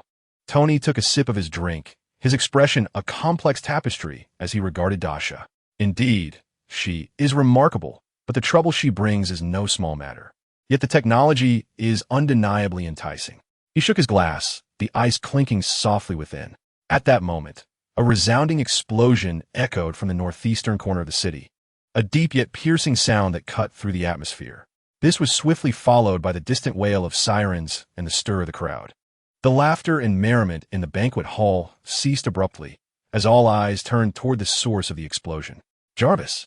Tony's countenance shifted. Sir. The explosion originated from the abandoned industrial zone at the border of Queens and Brooklyn. Energy readings are anomalous, initially assessed as a high-energy plasma explosion. Surveillance has captured images of what appears to be mechanical tendrils. Jarvis's voice resonated rapidly in Tony's ear. Mechanical tendrils? Tony's eyes narrowed, instantly conjuring a dangerous figure in his mind. Without hesitation, he retrieved a universal capsule emblazoned with the emblem of future vision from his suit pocket and hurled it to the ground. Boom! A cloud of smoke enveloped the area, and in an instant, a brand new suit of armor, adorned in a striking gold-red finish with sleek, sharp lines, materialized before him. With fluidity, Tony stepped into the armor, which closed around him seamlessly. The visor illuminated, and the engines roared to life. Tony, Pepper gasped. Stay here. Happy. Protect Pepper in the scene. His voice emanated from the armored suit, imbued with a metallic resonance. Propellers beneath him erupted with brilliant flames, propelling him like a golden-red comet, shattering through the banquet hall's grand windows as he sped toward the explosion's location. Rhodes, your briefcase is in the back lounge. Tony's voice echoed through the speaker system. Got it. General Rhodes responded swiftly, turning on his heel and striding purposefully toward the rear lounge. Gwen, Peter called out as Dasha rushed to her friend's side, her silver-gray eyes sharp as an eagle's. Gwen's phone rang urgently. It was her father, Sheriff George Stacy. Gwen, where are you? Listen, a massive lizard creature has appeared near the downtown museum. It's wreaking havoc, attacking anyone in sight. I don't care how you do it. Get out of Stark Park immediately. The farther away, the better. Our team is evacuating the public, but casualties are inevitable. That thing is far too powerful. Lizard Man? Museum Avenue? Gwen's heart sank. That direction was completely opposite the explosion's location. This was no coincidence. One disturbance in the northeast to draw Tony and Rhodes away, and another in the city center to instigate panic among civilians. This bore the hallmarks of a meticulously planned dual assault. Dad, I understand. Be careful. Gwen swiftly terminated the call and turned to Dasha, her words spilling forth at a rapid pace. Dasha, the explosion to the northeast may be a decoy. Lizard men are attacking civilians in the city center. Peter and I must go. She cast a worried glance at the chaotic ballroom. Take care of this. Dasha's silver-gray eyes sharpened instantly, comprehending Gwen's concerns. Is it a diversion? Am I the target? Or is it the core of the hovercar project? Go quickly. Stay safe. I will organize the evacuation until the police arrive. Understood. Gwen hesitated no more, seizing Peter and rushing out. As they ran, Peter fumbled in his pocket and drew forth a multi-purpose capsule emblazoned with a spider emblem, slapping it against his chest. Boom! Smoke billowed forth. A suit of red and blue armor, replete with Stark Industries technological flair, enveloped Peter's form in an instant. The mask's lenses illuminated with a bright glow, and the web shooters activated automatically. Wow, this feels incredible. Gwen, wait for me. Peter's voice resonated through the armor's speakers, tinged with excitement and anxiety as he shot out webs, trailing Gwen's ghostly figure, vanishing swiftly into the night. Once the duo departed, Dasha turned her attention to Pepper, who was striving to maintain order. Pepper, our soiree has come to an end. Shortly, Happy will escort you away. Dasha, you can't do this alone. Pepper fretted, her gaze filled with concern. Fear not, Dasha replied, a cold smile curling at her lips, her silver strands shimmering like flowing metal under the chaotic lights of the ballroom. If they have come for me, I shall await them here. Let us see which divine being dares to disrupt my celebration. Her gaze swept across the frightened guests, instantly transforming into an aura of undeniable authority. Grasping a nearby microphone, her voice resonated clearly and steadily throughout the hall. Ladies and gentlemen, I sincerely apologize for the unforeseen emergency. For everyone's safety, this evening's event must conclude here. I deeply regret the inconvenience, and we will provide a satisfactory explanation in due course. Security personnel will guide you in an orderly evacuation. Please remain calm and exit swiftly. Pepper immediately complied, directing Happy and the security team to efficiently disperse the crowd. Happy displayed an agility that belied his size, standing like a wall before Pepper, vigilantly scanning the surroundings. Dasha remained rooted in place, observing the ballroom swiftly emptying, the crystal chandelier casting elongated shadows at her feet. The champagne tower continued to flow, the gourmet delicacies unattended, contrasting sharply with the distant city alarms and the faint sounds of explosions outside. She raised a glass of champagne, gently swirling it, her silver-gray eyes resembling a frigid pool, reflecting the flickering flames in the distance.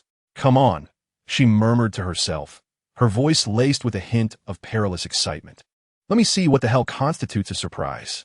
Chapter 48. Dual-line combat. Tony piloted the latest Mark armor, akin to a furious thunderbolt, arriving first at the site of the explosion. It was an abandoned factory, engulfed in thick smoke and flames reaching towards the heavens. Amidst the inferno and ruins, a figure stood out remarkably, clad in a tattered brown leather jacket. He was tall, but what captured the eye were the four enormous, agile mechanical tentacles extending from his back, glimmering with a metallic sheen. The ends of the tentacles bore sharp claws, now dancing in the air as if imbued with a life of their own, effortlessly grasping, tearing apart, and flinging the surrounding debris. Otto Octavius, the illustrious Dr. Octopus. Tony Stark. Otto's voice resonated through the built-in loudspeakers of the mechanical tentacles, laced with a madness twisted by an forcibly implanted chip and a seething hatred. "You have finally arrived. Come witness. My son, my power." Octopus canister? Tony's brow furrowed beneath his mask, as Jarvis projected the adversary's profile before him. "Dr. Otto, your controlled nuclear fusion research may have failed, but this design is rather distinctive, isn't it?"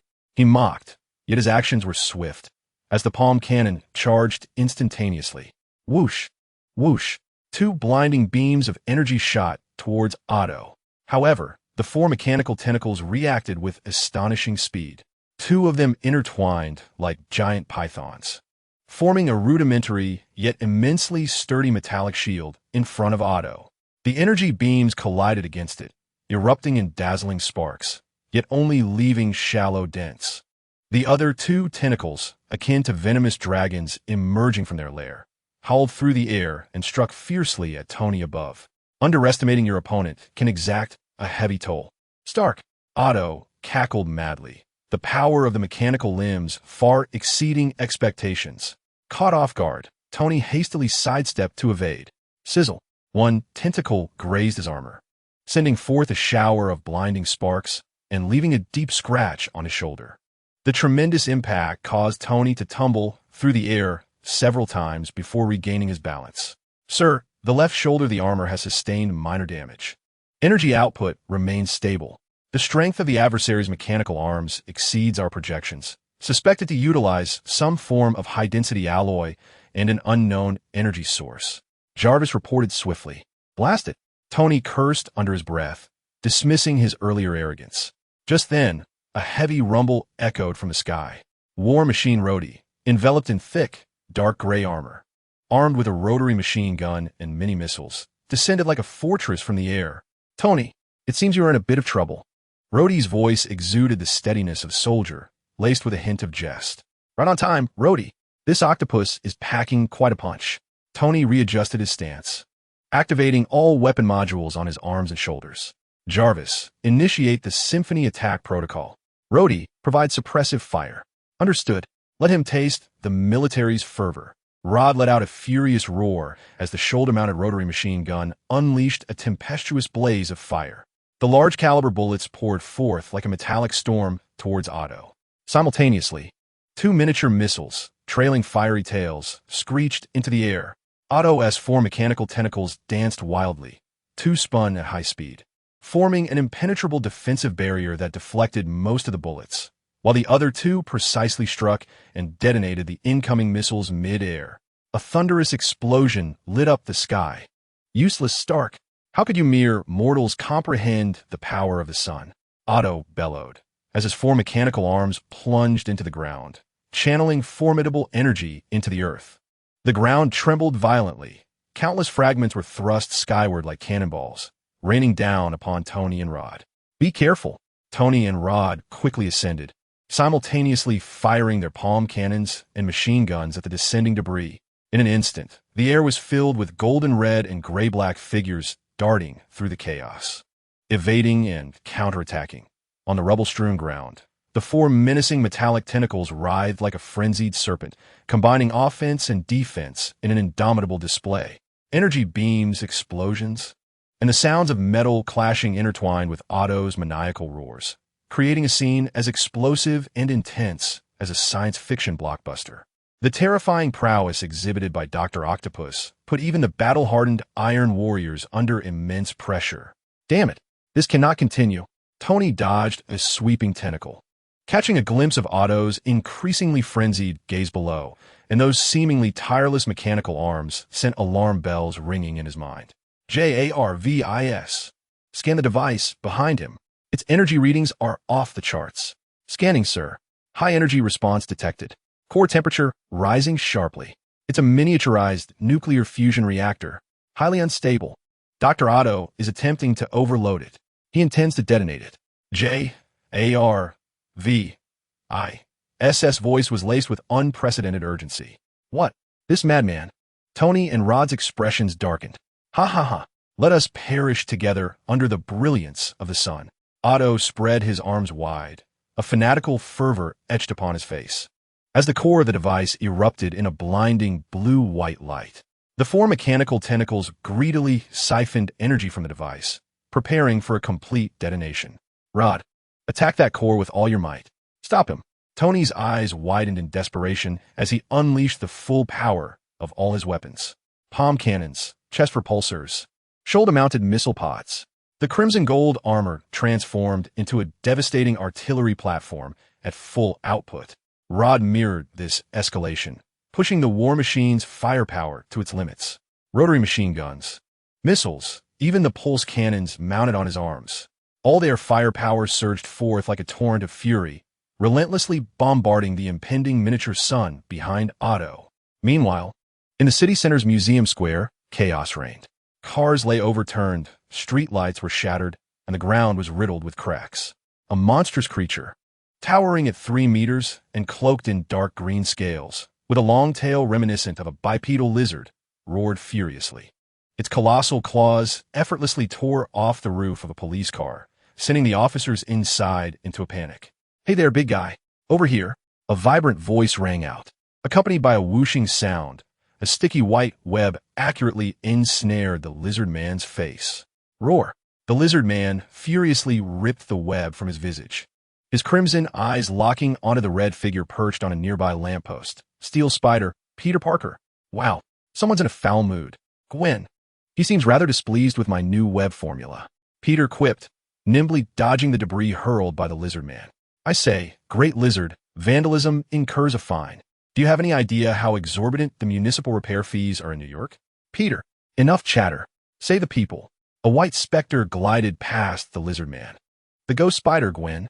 With a flick of her wrist, multiple strands of webbing ensnared the lizard man's legs, attempting to restrict his movement. At your service, Officer Stacy, Peter replied, launching a web that stuck to the lizard man's robust tail, pulling with all his might. Simultaneously, his shoulder-mounted armor fired 2 small electric projectiles toward the lizard man's back. Though driven by primal instincts, the lizard man possessed formidable combat prowess. Ignoring the webbing around his legs, he exerted his powerful muscles and broke free. His tail whipped like a steel whip, sending Peter and the web flying through the air. With a nimble roll, he evaded Gwen's webbing and Peter's electric projectiles. Whoa! Peter somersaulted several times in midair before regaining his balance, his face slightly pale beneath the mask. That has some serious strength. Gwen, stay focused. Peter, he has headed for the mall. Gwen shouted anxiously. The lizard man smashed through the glass facade of the mall, charging inside. There were still customers inside who hadn't evacuated in time. Damn it. Peter and Gwen's expressions changed instantly as they rushed in after him. The interior of the mall was chaotic, screams echoing everywhere. The lizard man rampaged between the aisles, his massive claws shattering counters with ease. The dark green scales glinting ominously under the lights. He seized a shelf and hurled it at the pursuing Peter and Gwen. The two hastily dodged as the shelf crashed to the ground, scattering merchandise everywhere. "Hey, watch out. That perfume is quite expensive," Peter lamented while shooting a web to the ceiling, swinging above the lizard man's head in an attempt to restrain his arms. Gwen, leveraging the agility of the ghost spider, maneuvered swiftly through the narrow space, persistently disrupting the lizard man's sight and footing with her webs, while shielding the panicked crowd as they evacuated. This left the duo at a disadvantage. With his immense strength and beastly instincts, the lizard man gained the upper hand. With a swift swipe of his claw, the razor-sharp talon narrowly grazed Gwen's shoulder, tearing through her battle attire. "Gwen!" Peter exclaimed, his heart tightening with dread. At that moment, a mother holding her child stumbled in panic, exposing herself directly in the path of the lizard's next strike.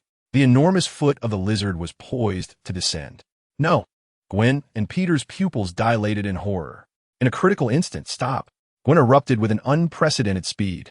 A strand of webbing expertly ensnared the lizard's lifted ankle, as she exerted every ounce of strength to pull back. Simultaneously, a flicker of resolve flashed in Peter's eyes. He abandoned all attempts to evade. His shoulder armor instantly transformed, revealing two small sonic cannons. Buzz! The piercing high-frequency sound waves struck the lizard's head like an invisible hammer. Roar! The lizard emitted a painful howl, its movements momentarily paralyzed. Its massive foot hung perilously close, less than half a meter above the mother and child. The mother crumpled to the ground in fear, clutching her child tightly. "Now, Gwen!" Peter shouted. No words were necessary. Gwen understood intuitively. Her wrist unleashed a special webbing of extraordinary viscosity, wrapping around the lizard's legs, waist, and that menacing tail. In an instant, Peter simultaneously fired several powerful electric webs, adhering to the lizard's back and arm joints. Zazzap! The potent currents surged through the lizard's entire body. Its massive form convulsed violently. The binding protocol initiated. Peter pressed a button on his armor, and the webbing tightened and hardened instantly. Like white shackles, it secured the lizard firmly to the ground. No matter how it struggled and roared, escape was impossible. At that moment, the dark green scales on the lizard began to visibly recede, its size diminishing. The frenzied gaze was gradually replaced by pain and confusion. Moments later, what lay bound to the ground was no longer a fearsome reptilian creature, but rather Dr. Kurt Connors, transformed back into human form, his face etched with anguish and exhaustion. The effects of the serum had finally worn off. Dr. Connors gasped weakly, gazing at Peter and Gwen as they approached, his eyes filled with guilt and despair. I couldn't control that voice, that formula, it. Dr. Connors, Gwen said, her emotions complex as she regarded the once respected scholar. Peter removed his mask, revealing a similarly grave expression. Crouching down, "Doctor, don't worry. We will help you. We will uncover the truth behind that voice." The guests had long since dispersed, leaving behind a scene of chaos and the flashing of police lights. Pepper and Happy had been politely urged by Dasha to assist with the ensuing public relations crisis. In the vast banquet hall, only Dasha remained. She sat in a chair, leisurely swirling the remaining champagne in her glass. The distant wail of sirens and the sounds of explosions seemed utterly detached from her. The air was eerily silent, with only the shimmering light of the crystal chandelier cascading over her silvery gray hair. The crisp sound of polished shoes striking the marble floor echoed, drawing nearer with a deliberate pace, exuding an air of serene dominance. Dasha did not turn, merely curving her lips into a cold smirk. He has arrived. Chapter 49. Madness and choice. The sound of shoes striking the ground resonated once more, approaching with a heavy, mechanical cadence, devoid of Norman's composed authority, now infused with a sense of suppressed madness. Dasha slowly raised her gaze. Emerging from the shadow at the door was none other than Helios. Yet he was no longer the aristocratic youth cloaked in melancholic charm. His form was enveloped in grotesque dark green armor, joints glinting with a chilling metallic sheen, and his face concealed behind a mask reminiscent of a devilish grin, revealing only his blue eyes, ablaze with twisted desire and fervent madness. At this moment, those eyes were fixated on Dasha, swirling with an obsession that threatened to culminate in utter destruction should he be denied. An exaggerated green aircraft hovered ominously behind him, emitting a foreboding low hum. Dasha, Helios's voice emerged through the mask, raspy from the metallic friction, yet laced with a sickly tenderness, as if whispering sweet nothings, though it sent shivers down one's spine. Look, I have come to you clad in the mightiest of armors. Now you can no longer look down upon me, can you? Now you cannot refuse me, can you? He extended a hand, covered in armor, in an awkward and eerie gesture of invitation. Dasha set down her glass and rose. The silver-gray gown, reflected in the shattered glass, appeared strikingly cold. She regarded Helios, now wholly consumed by armor and inner demons, and the last vestiges of camaraderie dissipated, leaving only frigid disdain and wariness. Helios, Dasha's voice was like ice, devoid of any tremor. Remove this ridiculous facade and leave. Otherwise, I shall not hesitate to strip you of your mask. Facade? No, Dasha, this is power. The power to possess you, to protect you, and even to punish you. Helios's emotions surged violently, his voice rising to a hysterical roar. Why? Why do you refuse me? Why must you be with that hypocritical woman, Gwen? She does not deserve you. Only I can truly understand you. Only I can possess you. Silence. Dasha was thoroughly incensed by his vile words. It seems the filth in your mind has been marinated in this tin armor. If reason fails, then let us resort to force. Buzz. A dazzling stream of data flashed. The deep crimson high-slit gown replaced the silver-gray attire, and the imperious aura of the Empress instantly filled the entire space. The manifestation of the Hancock form has arrived. Kneel, you insignificant ants. Dasha's cold command reverberated, an invisible wave of allure crashing over the air like a sweet, beguiling breeze. Yet, the anticipated scene of Harry kneeling in submission did not unfold. Harry merely swayed slightly, a flicker of struggle and confusion flashing in his wild eyes, only to be swiftly engulfed by the eerie green glow emanating from beneath his mask, plunging him into a deeper madness. Futile, Dasha. Your charm only ignites my desire to possess you completely. He roared, as the engine of the Green Goblin skateboard thundered behind him, propelling him toward Dasha like a cannonball. His armored fist screamed through the air before crashing down with formidable force. Dasha's pupils constricted. The enchantment of the Hancock form had seemingly failed. It appeared that within the Green Goblin armor lay some form of mental interference device, or implanted safeguard, forcibly suppressing Harry's will and normal perception of the outside world, transforming him into a pure, obsession-driven battle machine. Unaware of his impending doom, a glint of cold light flashed in Dasha's eyes as she, embodying the Hancock form, propelled her powerful legs wrapped in a domineering aura toward Harry's fist like a war axe. Boom! The collision of fists and feet erupted with a sound as thunderous as a storm. Visible shockwaves radiated from the two, instantly sending scattered debris of tables and chairs flying. Dasha stood firm as a mountain, while Harry was staggered back several steps by the immense recoil. His armored arm groaned under the strain, disbelief evident in his eyes beneath the mask. His once prized strength was rendered utterly feeble before the Empress's might. Impossible! Harry let out a beastly roar, his eyes wild with fury. No longer attempting to engage in close combat, he leaped backward, landing precisely on the hovering Green Goblin skateboard. Ha ha ha! Dasha, you are formidable, but I shall not relent. Harry stood upon the skateboard, suspended in mid-air like a vulture surveying its prey. With a swift motion, several grotesque pumpkin bombs, glowing ominously with dangerous red light, materialized in his palms. Taste this. My affection.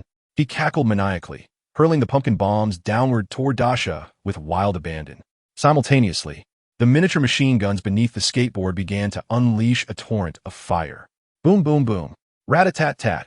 Explosive flames and a hail of bullets instantly engulfed Dasha's position. The entire banquet hall trembled violently, crystal chandeliers swaying wildly as shards rained down like a tempest. Disgusting. Fury surged within Dasha's silver-gray eyes.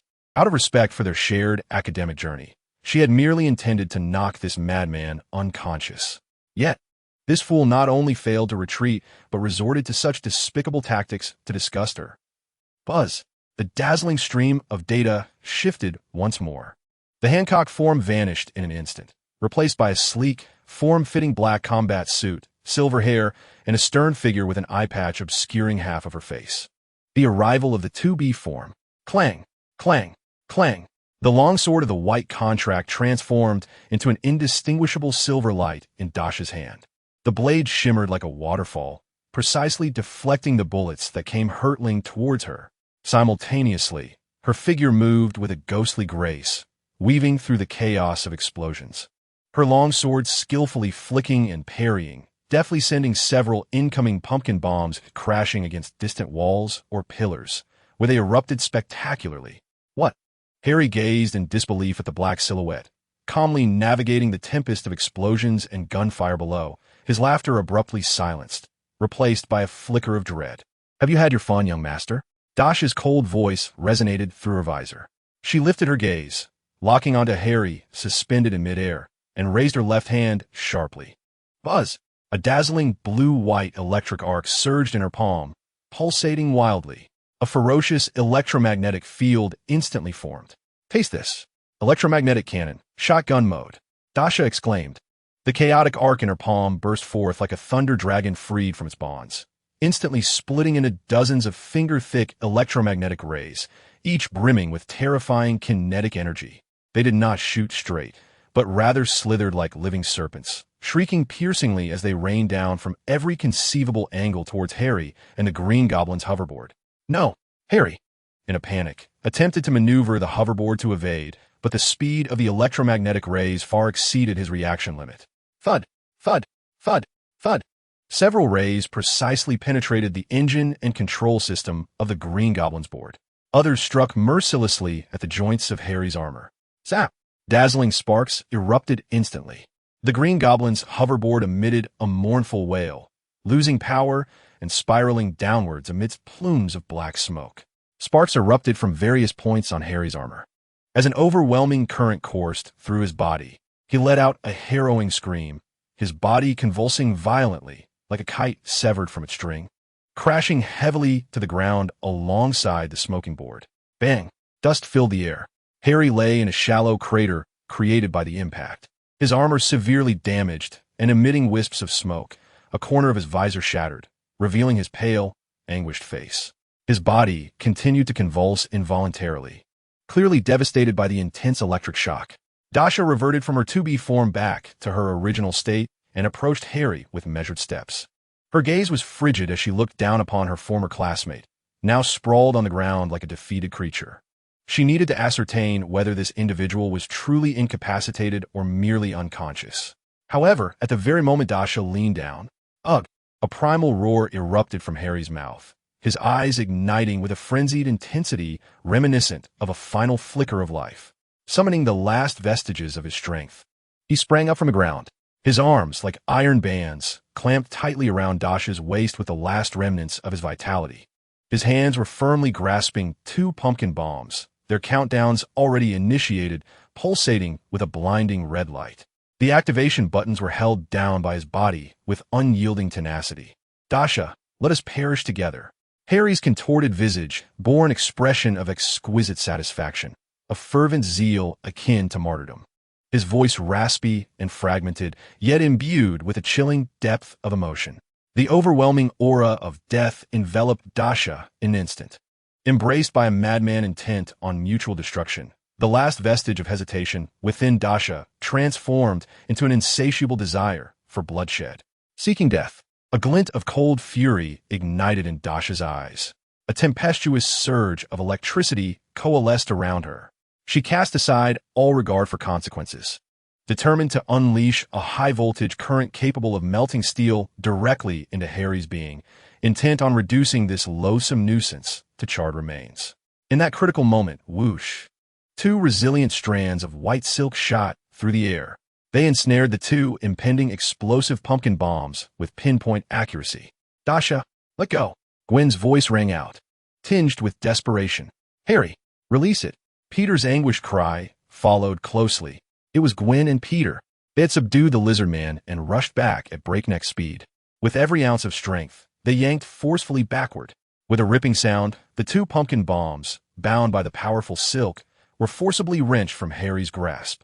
Just as they were pulled from his hands, boom, boom, the 2 pumpkin bombs erupted violently in midair, A furious blaze and shockwave surged forth like a blossoming inferno, engulfing a significant portion of the banquet hall in an instant. Ugh! Gwen and Peter were hurled away by the nearby explosion shockwave, crashing against the distant wall with a pained grunt. Meanwhile, as Harry held Dasha tightly, the moment the bombs were torn away, the terrifying surge of electricity at its zenith was unleashed with abandon. Zzz. A blue-white lightning far more intense than before erupted from Dasha, engulfing Harry Osborn, who clutched her tightly. Harry emitted a ghastly, inhuman wail, a sound of utter despair. The green armor he wore glowed a fiery red, akin to a searing branding iron. The acrid scent of charred flesh and smoke erupted violently. His arms, which held Dasha, fell away limply like burnt twigs, and he toppled backward, akin to a sack emptied of bones, crashing heavily to the ground. His body spasming uncontrollably, blood seeping from his mouth, nose, eyes, and ears, exuding a potent stench of charred flesh, teetering on the brink of death. Dasha stood rooted in place, the residual arcs of electricity crackling around her, her silver-gray hair slightly lifted by static. She gazed at Harry, now resembling a lump of charcoal on the ground, her expression icy, her murderous intent undiminished. Raising her hand as a violent current began to gather once more in her palm. This time, she must ensure that this menace is utterly eradicated. Dasha, no! Gwen, enduring the dizziness and pain caused by the explosion, struggled to rise and positioned herself protectively in front of Harry. Her blue eyes brimmed with pleading and fear. He was dying. Don't, Dasha. Calm down. He is Harry, our classmate. Peter stumbled over, his face streaked with tears and disbelief. Dasha gazed at Gwen and Peter, observing the anguish and desperation in their eyes, before turning to the charred, nearly unrecognizable figure of Harry on the ground. The arc of energy in her palm flickered violently for a moment before eventually dimming. I'm sorry, Dasha. The words from the unconscious Harry went unspoken as he succumbed to darkness. The wretch is merely being dramatic. Meanwhile, above the abandoned factory in the northeast, Tony and Rhodey unleashed a torrent of firepower, akin to an apocalyptic deluge, striking fiercely against the imminent explosion of the small solar core behind Otto. The deafening explosions merged into a cacophony. Blinding light consumed Otto's figure. The violent shock wave obliterated the surrounding ruins. Even Tony and Rhodey in the air were violently hurled away by this immense force. As the brilliance gradually faded, Otto Octavius lay at the center of a massive pit, two of the mechanical tentacles behind him completely severed, while the other two were twisted and smoking. His core device was charred black, yet the eerie blue light, emblematic of destruction, had not entirely extinguished. It pulsed weakly, yet dangerously, like a dying heart. The temperature surrounding the core warped the air. Sir, the target's reactor is severely damaged, but the core has not completely ceased. The overload process has been forcibly interrupted, but not terminated. Countdown, 30 seconds, 29 seconds. Jarvis's urgent voice echoed in Tony's ears, imbued with unprecedented gravity. Should the energy contained within the core detonate on the ground, its power would obliterate everything within a 10-kilometer radius, triggering geological disasters that would impact all of New York. 30 seconds. Tony's heart plummeted to the depths. Flying this impending explosive towards the ocean, time was utterly insufficient. Moreover, the core was extremely unstable. Any movement could trigger an early explosion. Tony, there's no time left. Rhodey's voice was resolute. I'll take it. My armor has an extra protective layer. I'll throw it into the sea. No, Rhodey, it's too dangerous. The energy levels, Tony hastily intervened. It's better than letting it explode in downtown New York. That's an order, soldier. Rhodey shouted fiercely, and the engine of the war machine armor erupted with unprecedented brilliance. He shot forth like an arrow, recklessly charging towards the core, emanating an aura of death. Rhodey, Tony's eyes widened in horror, just as Rhodes was on the verge of touching the searing core. A tremendous metallic whip, entwined with blinding arcs of electricity, lashed out like a venomous dragon tearing through the night sky, accompanied by a devastating shriek that violently halted Rhodes in his tracks. A towering, rugged figure, embodying the essence of brutalist aesthetics, emerged from the shadows on the opposite side of the factory, advancing with heavy steps, clad in a formidable suit of armor exuding raw power. The surface was riddled with exposed conduits, and at its chest resided a deep azure, powerfully potent yet crudely designed arc reactor.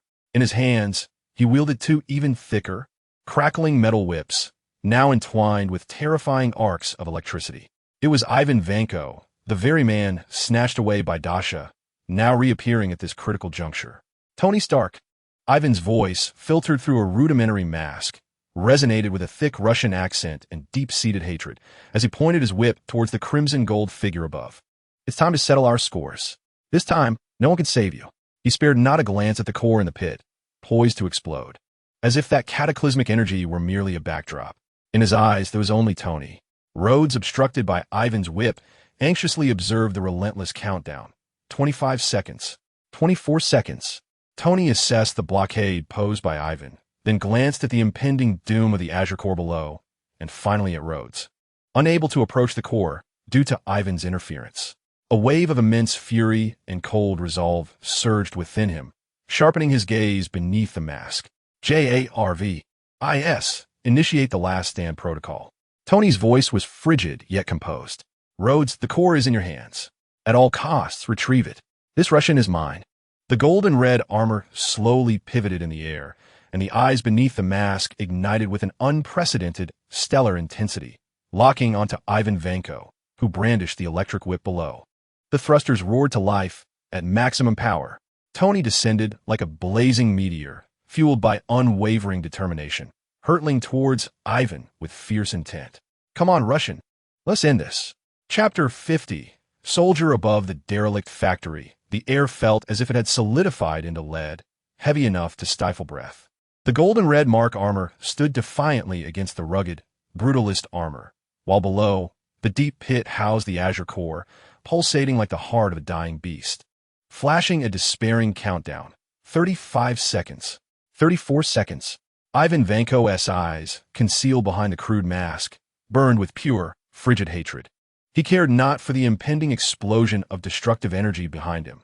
In his world, there remained only Tony Stark, the son of the man who had usurped his family's glory and caused his father to meet a bitter end. Tony Stark. Ivan's voice rasped like sandpaper, infused with a metallic hum and a deep-seated malice. Today, only one shall leave this place, or all shall remain to accompany the sun in its burial. The two metallic whips in his grasp, entwined with blinding arcs of electricity, writhed like awakened vipers, thrashing wildly in the night sky, emitting a crackling, deathly shriek. Tony's face, concealed beneath his visor, bore a grave expression. Jarvis's icy report echoed in his ears. Sir, core countdown at 23 seconds. The instability threshold of energy continues to rise. Colonel Rhodes is blocked and unable to approach the core. Remaining energy of the armor, 38. Immediate withdrawal from combat is advised to seek an optimal solution. Optimal solution? Tony's voice was cold and resolute, interrupting Jarvis. Jarvis, record. The optimal solution is to eliminate this nuisance before us, to buy time for Rhodes. Initiate the last-ditch protocol. Reduce all non-essential system power to a minimum. Concentrate energy on thrusters, weapon systems, and core protection. Last-ditch protocol activated. Energy redistribution complete. Warning. Energy below 30 will trigger force safety mode. Understood. Silence. Tony growled, as the thrusters behind the mark armor unleashed an unprecedented torrent of blinding white light. The crimson gold armor transformed into a furious thunderbolt, tearing through the night with unwavering determination, diving towards Ivan with fierce intent. No longer was it a cautious probe. It was a direct and violent assault. Come on, Ivan cackled, his eyes gleaming with a predatory fervor. He did not flinch or evade as the two electric whips, poised like coiled serpents, sliced through the air with a piercing shriek and chaotic arcs, striking out towards the oncoming Tony in a deadly entanglement.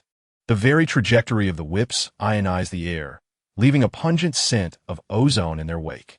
Tony's pupils constricted. Jarvis frantically calculated an evasive path, but the coverage of the electric whips was too vast, their speed too formidable. Sizzle, sizzle. One whip barely grazed the chest plate of the armor, igniting a shower of blinding sparks and leaving deep scorch marks. The other struck with the ferocity of a relentless parasite, crashing into the weapon rack on Tony's left arm. Boom! The violent surge of electricity detonated instantly. The weapon module of the Mark armor overloaded, billowing thick black smoke. The immense force threw Tony's dive into disarray, akin to a wounded bird spiraling towards the ground. Sir, left arm weapon system offline. Energy loss, 15. Remaining energy, 23. Jarvis's alarm blared urgently. Ha ha ha. Stark, your toys are nothing but this. Ivan stood on the ground, watching Tony plummet in disarray, erupting into a thunderous laugh, relishing in the delight of revenge. He wielded his levitation device, like a cat toying with a mouse, once more swinging the electric whips in pursuit. With his exceptional piloting skills and Jarvis's assistance, Tony managed to level out just before crashing to the ground, the thrusters carving deep furrows into the earth, sending shards of rock flying. He barely stabilized his stance before executing a hasty roll, narrowly evading Ivan's lethal whip strike that followed closely behind. The whip's tip struck the ground, creating a charred, deep crater. Run? Where could you possibly escape to? Ivan sneered, propelling himself forward with his hover device, relentlessly pursuing his prey. The two electric whips lashed out like a tempest, incessantly targeting Tony, with only the remnants of energy and the maneuverability of his armor at his disposal. Tony navigated the debris-laden terrain with great difficulty, dodging the onslaught.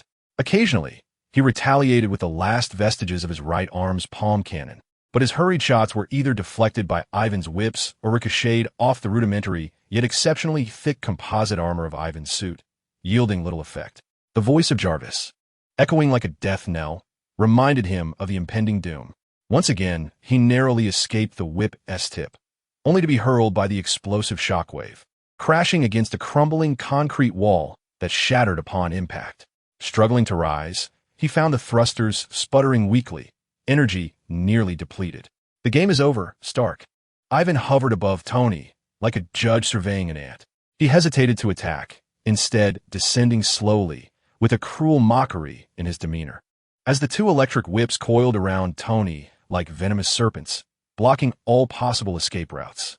Behold, witness your city, your friends, and everything you hold dear turn to ashes beneath the sun's brilliance. And you shall vanish first, bearing the disgrace of the Stark family. In the deep pit, the cerulean glow of the small sun intensified, the countdown relentlessly ticking. 22 seconds. 21 seconds. Leaning against the crumbled wall, Tony's face contorted beneath the mask. Twisted by energy overload and excruciating pain, sweat saturating his hair. He gasped for breath, his vision blurring. Was this truly the end? Pepper Rod, that little rascal, no. Absolutely not. An indomitable spirit, rooted deep within his bloodline, and the pride of Iron Man erupted within Tony's chest like a volcano. He suddenly lifted his head, peering through the visor, locking eyes with Ivan, who loomed above him. In those weary eyes, an unprecedented, star-like brilliance ignited. Ivan Vanko! Tony's voice, amplified, rasped yet filled with strength, pierced through the air. Do you truly believe you have secured victory? No sooner had the words escaped his lips than, buzz! The arc reactor core in the chest of the Mark suit erupted with a blinding brilliance, akin to a supernova's explosion. This radiance was not an attack, but rather an insatiable absorption of the energy dissipating around him, particularly the violent currents that coursed through Ivan's electric whips. Crackling sounds of the surging electricity filled the air. Before Ivan, the dazzling arcs of electricity leaped from his two electric whips, as if drawn by an invisible black hole, breaking free from the whips and transforming into two visible torrents of blue and white electricity that surged wildly toward the reactor at Tony's chest. What? The sinister grin on Ivan's face instantly froze, morphing into sheer astonishment and disbelief. This cannot be. My energy! He attempted to retract the whips and sever the energy output, but it was already too late. The reactor at Tony's chest had seemingly transformed into a voracious abyss, greedily devouring the violent electric energy emitted by the whip armor with a gluttonous fervor. Those currents, capable of melting gold and severing iron, had now become Tony's most timely source of sustenance. Sir, detecting external high-purity electricity infusion. The energy core is charging at high speed. Jarvis's voice brimmed with unprecedented excitement. Tony could distinctly feel a torrent of pure and potent energy flowing incessantly into his armor.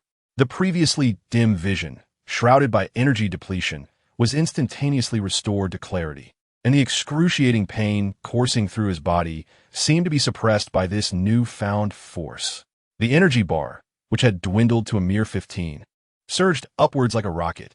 20, 30, 40. In just a few seconds, the energy broke through the 50 mark and continued to rise.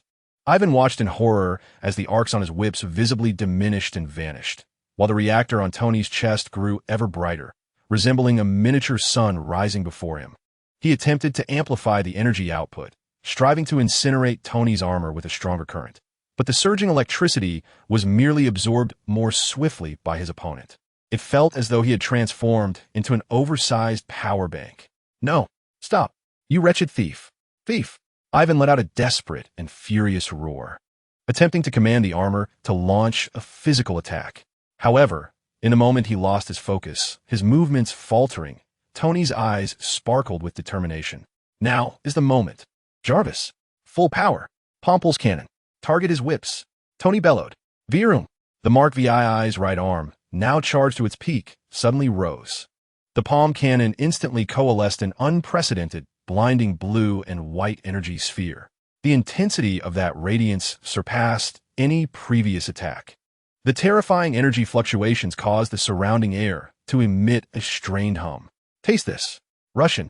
Tony poured all his fury, frustration, and the overwhelming energy he had just absorbed into this strike without reservation. Boom! A colossal energy pulse beam, far wider than usual and akin to divine retribution, tore through space with an annihilating momentum, hurtling toward the two whips that Ivan was desperately trying to wield. Ivan barely had time to cross the whips before him in defense. Zbuzboom! The indomitable energy pulse collided fiercely with the metallic whip entwined with residual arcs of electricity. There was no stalemate, no explosion, only a heart-stopping sound of annihilation, akin to a hot knife slicing through butter. Those two resilient electric whips, crafted from a special alloy capable of withstanding the onslaught of war machines, crumbled before the apex strike that harnessed Tony's maximum fury and energy absorption. As if made of mere paper, from the point of contact, they fractured, melted, and vaporized inch by inch, transforming into a cascade of searing metallic droplets and tiny electric sparks. In the blink of an eye, the two electric whips Ivan had taken pride in, viewing them as instruments of vengeance, were utterly obliterated, leaving only two charred, smoking stubs in his grasp. "My whips." Ivan gazed at his empty hands and the smoking wreckage on the ground, his mind devoid, momentarily stunned by the colossal blow. He could not fathom how, despite his apparent victory and the depletion of his opponent's energy, the situation had turned so dire. How could you possibly have energy left? This is impossible. The technology of Stark Industries is beyond your comprehension. Tony's voice was as cold as iron, bearing the weight of a victor's declaration. He granted Ivan no respite or opportunity to react. At the instant the pulse cannon obliterated Ivan's weapons, the cluster cannon in Tony's chest had already reached full charge. Buzz! A more concentrated, more intense energy beam, imbued with terrifying penetrative power, erupted from Tony's chest. Like the light of judgment, it struck with unerring precision at the rough position of Ivan's exposed makeshift armor, where his crude arc reactor resided. Boom! The deafening explosion resounded. Ivan's chest armor shattered instantaneously, akin to glass struck by a heavy hammer. The crude reactor, overwhelmed by the terrifying energy surge, detonated. The violent shockwave, mingled with metallic debris and electric sparks, sent Ivan's towering figure hurtling through the air like a rag doll. "Oh!" Ivan let out a piercing, anguished scream as his body traced a parabolic arc before crashing heavily onto a pile of rubble several dozen meters away, creating a cloud of dust. His armor was shattered in multiple places, his chest a charred mess, revealing severely burned skin and fractured bones beneath, blood gushing forth. He struggled to lift his head, his eyes filled with unwillingness, malice, and utter bewilderment, before finally tilting over, unconscious and oblivious to his fate. "Target threat neutralized," Jarvis reported calmly. Tony did not glance at Ivan's dire condition. He scarcely had time to savor the sweetness of victory. Jarvis, how long until the explosion? Time rewound to mere seconds earlier. As Tony charged toward Ivan like a blazing meteor, sacrificing himself to buy time, Colonel James Rhodes, pilot of the War Machine, held but one thought in his mind: complete the mission at any cost.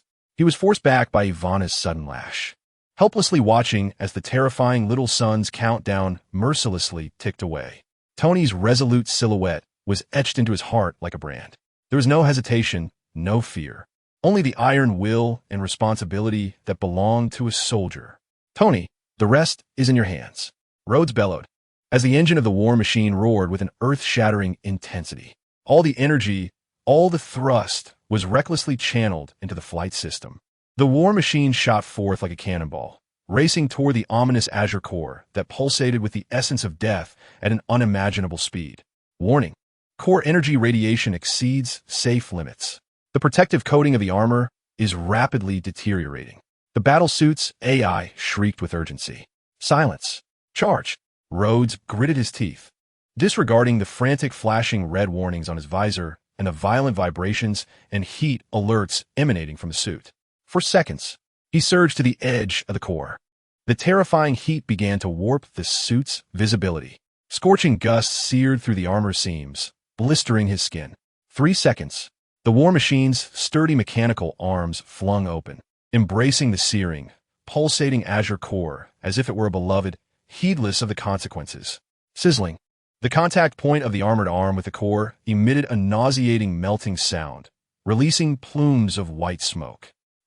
A piercing agony radiated from his arm. Yet Rhodes bit down hard on his lip, blood seeping forth.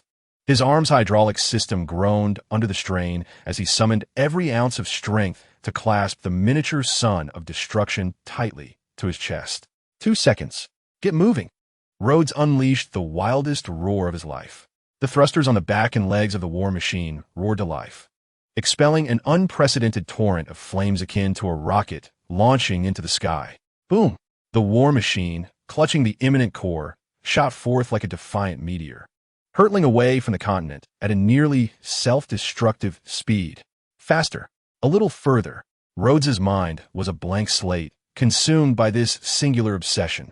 The suit trembled violently under the strain, alarms blaring in a cacophony, its exterior melting and warping in multiple places, yet he held onto the core with unwavering resolve. 1 second.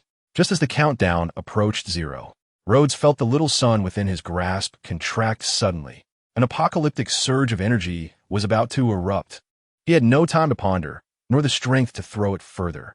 Drawing upon the instincts and throwing techniques honed through years of military training, Rhodes utilized every last bit of his strength, converting his kinetic energy into force. With a powerful twist of his waist and abdomen, he executed an extreme spinning throw, akin to an Olympic discus thrower. Go! The core, radiating an aura of annihilation, was hurled with all his might, akin to a javelin, into the depths of the darker, more profound ocean. At the very moment the core was cast free, a hum resonated. A blinding brilliance erupted, indescribable by mere words.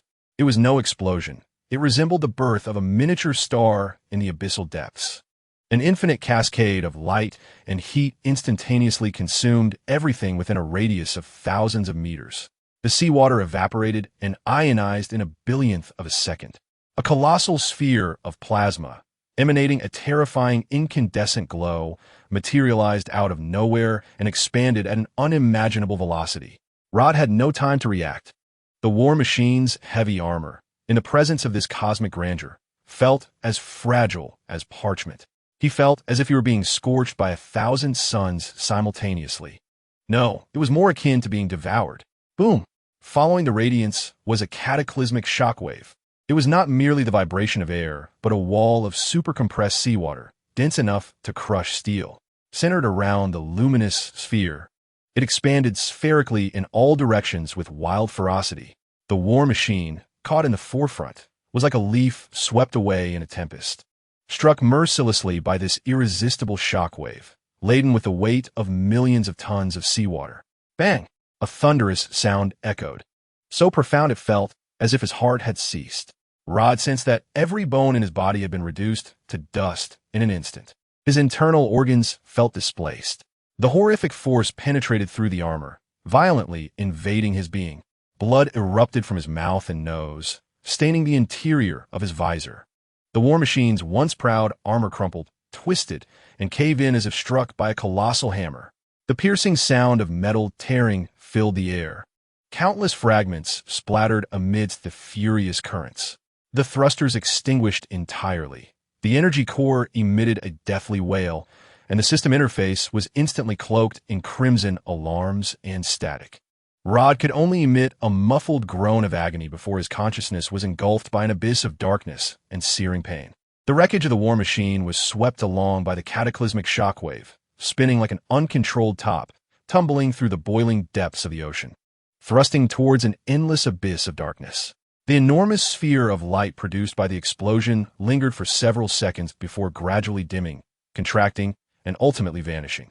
Yet, the devastation it wrought had only just begun. On the surface of the sea, a colossal vortex, several kilometers in diameter, whirled furiously, devouring the surrounding waters, producing a thunderous roar.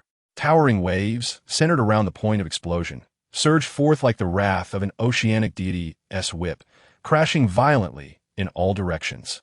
Even the shoreline, hundreds of kilometers away, felt the intense tremors and the impending tsunami warning of unprecedented magnitude.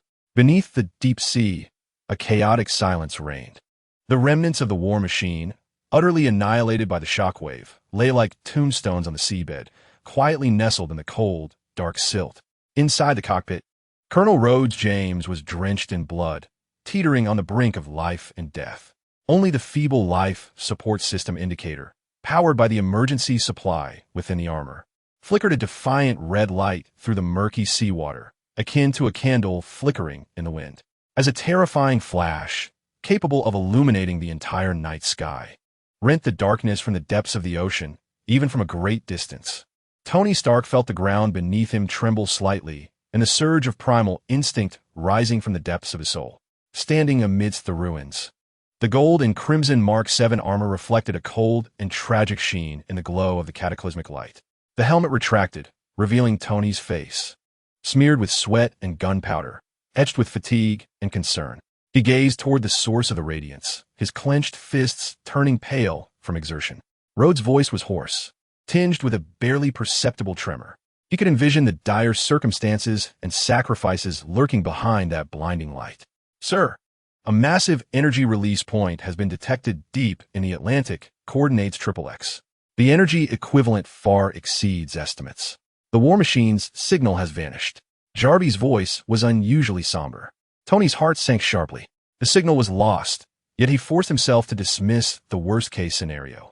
Rhodes was a soldier, a stalwart who had faced countless life-and-death trials. He must be alive. Jarvis, initiate the highest level of life signal scanning. Deploy all Stark Industries satellites and underwater detectors. Find him at any cost. Tony's voice was resolute, carrying an unquestionable command. Commands executed. Initiating extensive deep-sea life, signal scanning, and debris localization. Tony inhaled deeply, compelling himself to maintain composure. He closed the helmet and turned toward the spot where Ivan Vanko had fallen. The Russian giant still lay among the rubble, his chest charred and breath faint. Yet he was still alive. Tony cast a cold glance, neither delivering a final blow nor offering aid. Others would inevitably come to address this inconvenience. He approached Dr. Otto Octavius.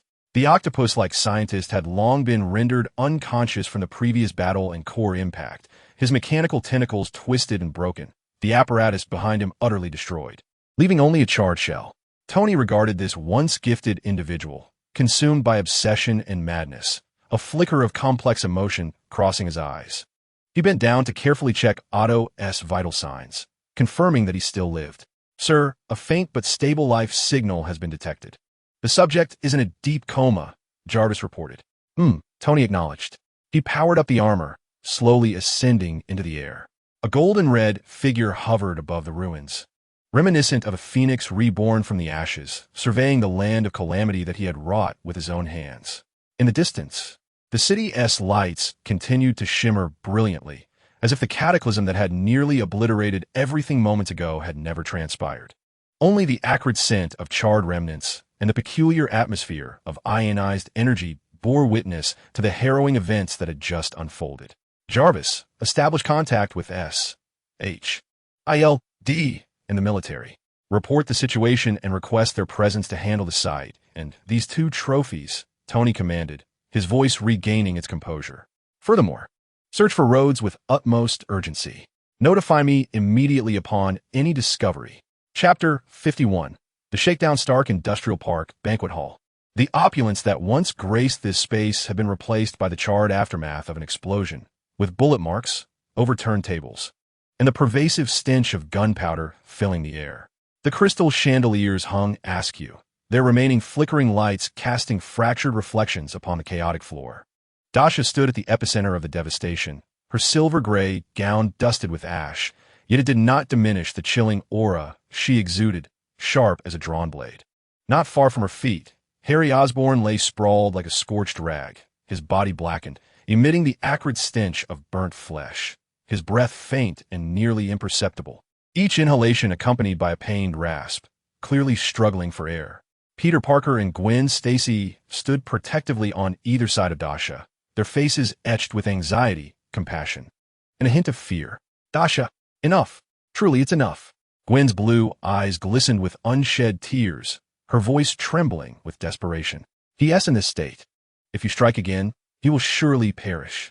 She gazed down at the mangled form of Harry, recalling the once proud but now deluded classmate, her heart aching in torment. Indeed, Dasha, Peter exclaimed, sweat beading on his brow, his iron spider suit long discarded.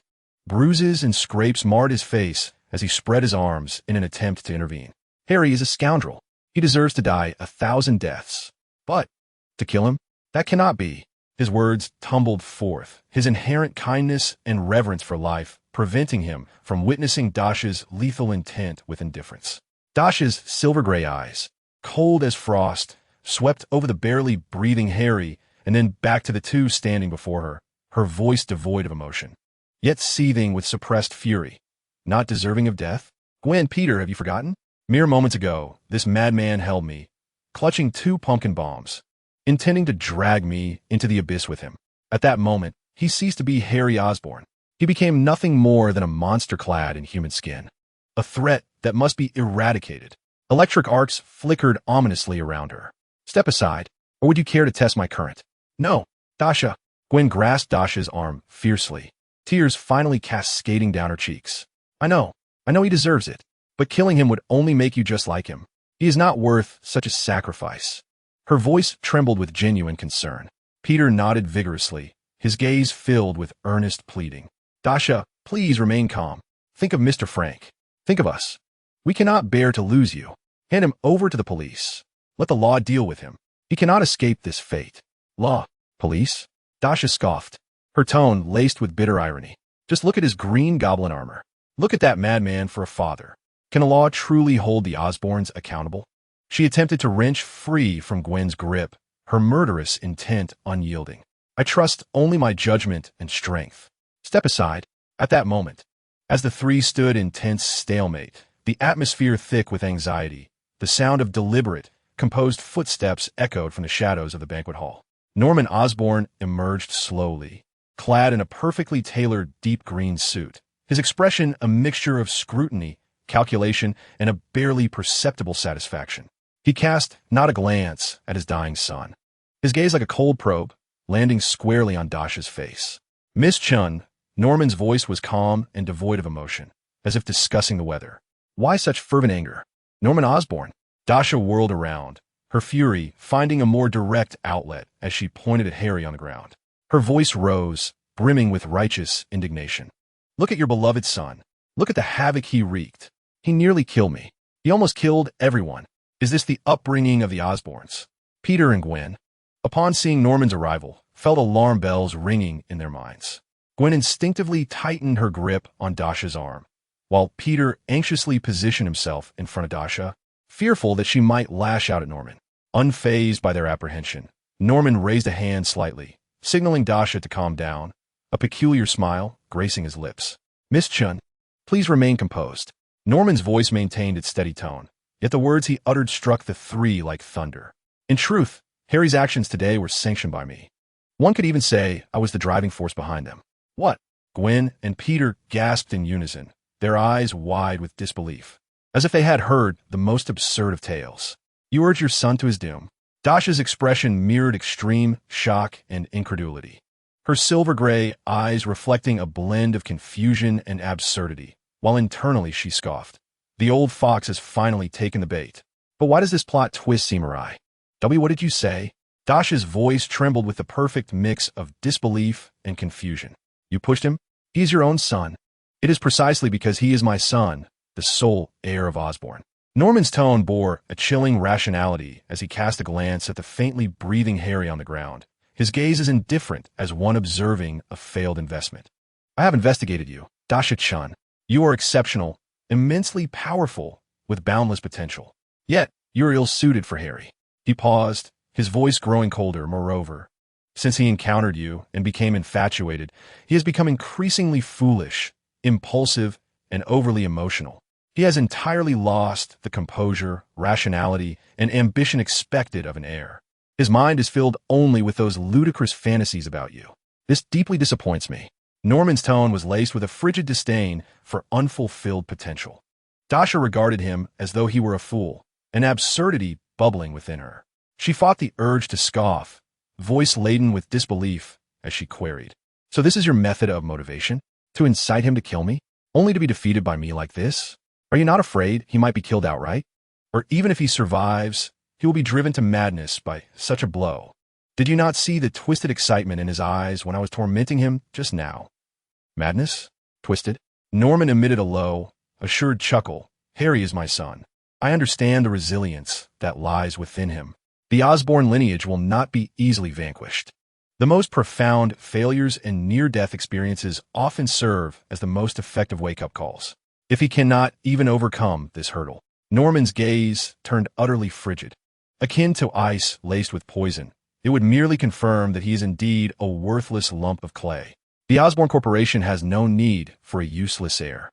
He added nonchalantly, Fortunately, our family's hereditary affliction now holds a promise of cure. I am still young. There is time to establish a new legacy. A new legacy? Peter and Gwen were utterly stunned, their mouths agape as if they could fit an egg inside. They glanced at Harry, writhing on the ground like charred remnants. Then at the machine-like coldness of his father, an overwhelming chill surged from their feet to the crown of their heads. What kind of hellish paternal love is this? Poor Harry. Dasha fell silent, observing Norman, then Harry on the ground, her mind racing with calculations. This old man is ruthless, absolutely merciless, unashamed. Yet, since he has acknowledged his manipulations and regards Harry as a pawn, it would be a disservice to herself not to exploit this leverage. With a wry, inscrutable laugh, Dasha's fury swiftly dissipated, replaced by a cold, discerning shrewdness. Mr. Osborn, your educational philosophy is truly enlightening. I am in awe.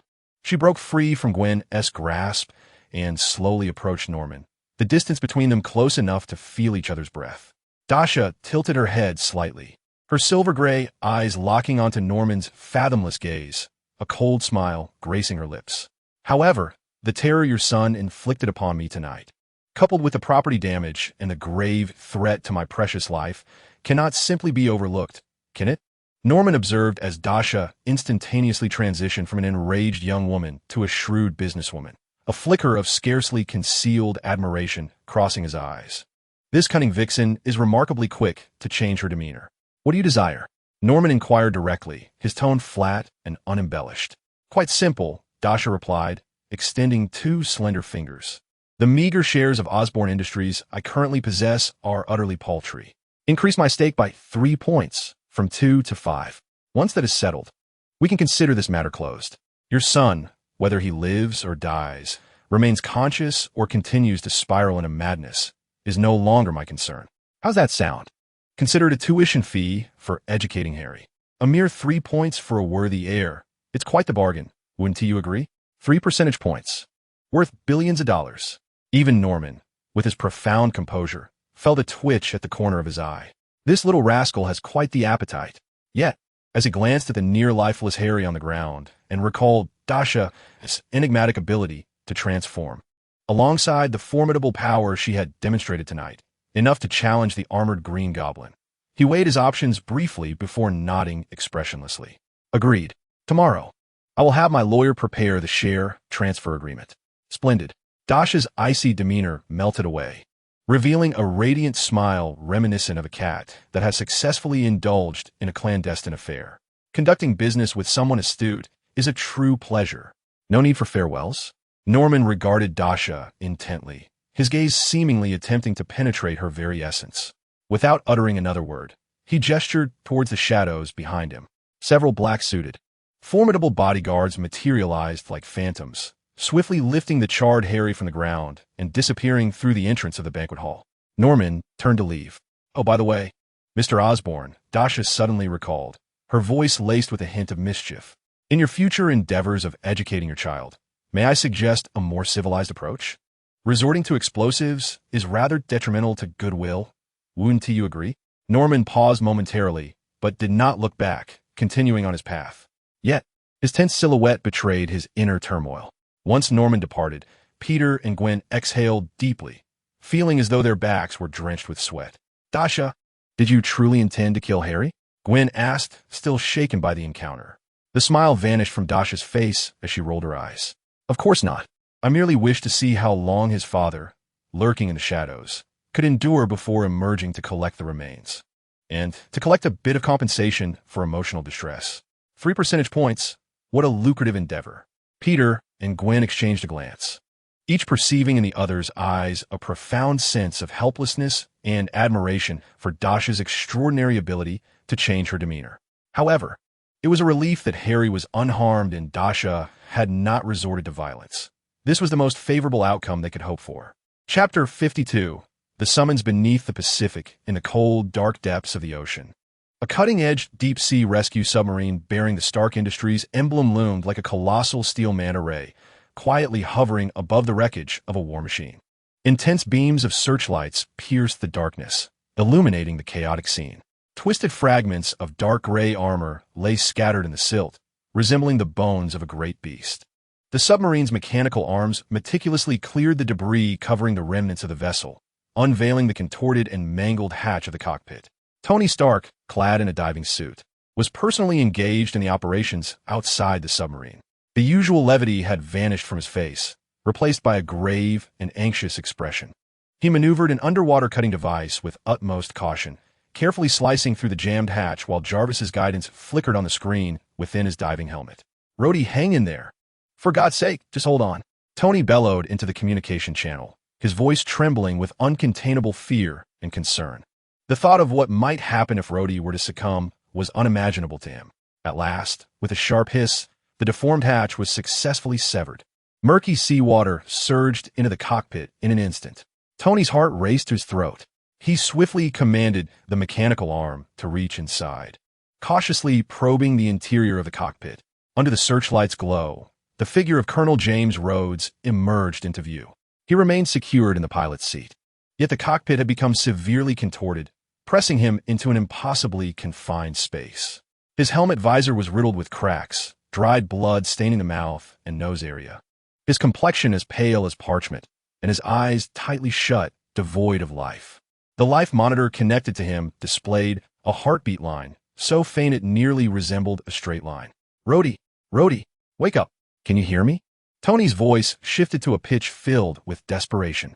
He manipulated the mechanical arm with care, diligently freeing Rhodey from his restraints, while the submarine prepared to deploy a pressurized rescue pod to transfer Rhodey for urgent medical assistance. Just as the mechanical arm made contact with Rhodey, the fingers seemed to twitch ever so slightly. Almost immediately, his tightly shut eyelids quivered with immense effort, as if attempting to open. Rhodey, it's me, Tony. Tony exclaimed in euphoric disbelief, his voice choking with emotion. Rhodey's eyes struggled to part, revealing a narrow slit, filled with confusion and pain. Through the cracked visor of his helmet, he glimpsed Tony's anxious face within the diving suit. A faint, almost imperceptible smile struggled to emerge at the corners of his pale lips. Tony Stark's voice was but a faint whisper, akin to a murmured incantation. intermittently breaking through the damaged communication system. If I win this gamble, double the drinks owed to me. Before he could complete his thought, his head slumped, and he succumbed to unconsciousness once more. Yet this time, the feeble heartbeat on the life monitor appeared to pulse with a hint more vigor. Medical team, hurry. Adrenaline. Prepare for CPR. Immediately into the hyperbaric chamber. Tony bellowed through the communication channel, tears finally pouring forth, mingling with the frigid seawater. You damn well better survive. I'll treat you to a century's worth of drinks. Do you hear me? Rhodes. James Rhodes. You must pull through. The submarine's mechanical arm cautiously transferred Rhodes' battered body, still strapped to his seat, into the pre-prepared rescue pod. The hatch sealed, pressurizing and infusing it with oxygen-rich liquid.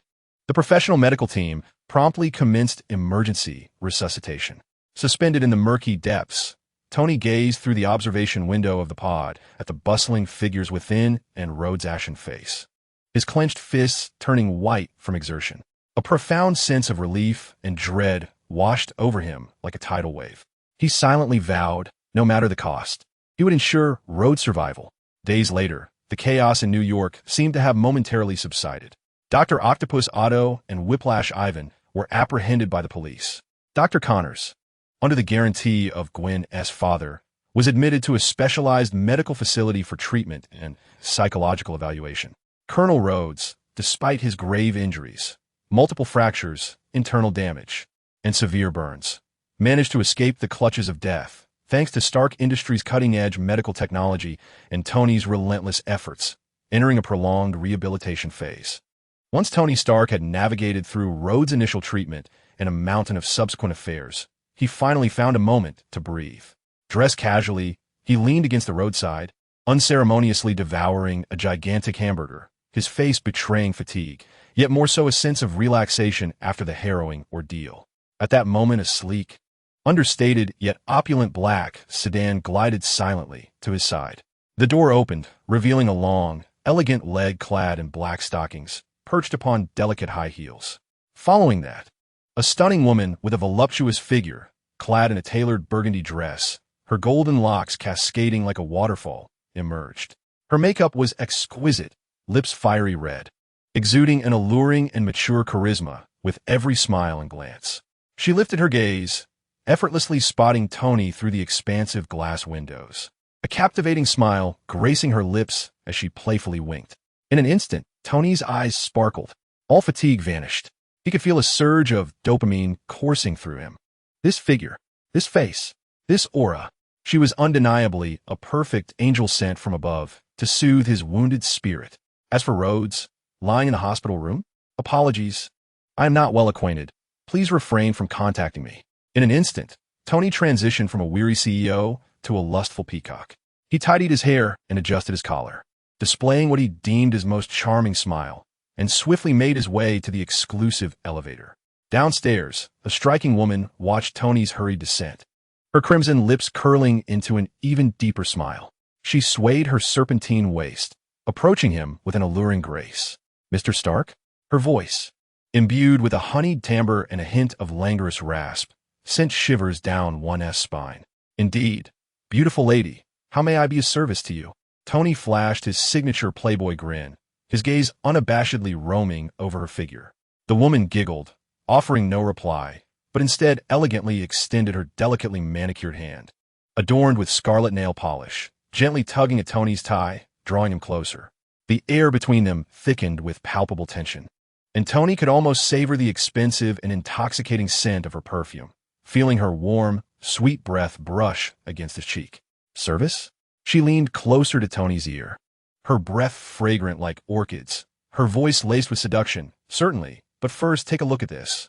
From seemingly nowhere, she produced an envelope embossed with the government seal, exuding an air of formality, and effortlessly slipped it into the pocket of Tony's jacket.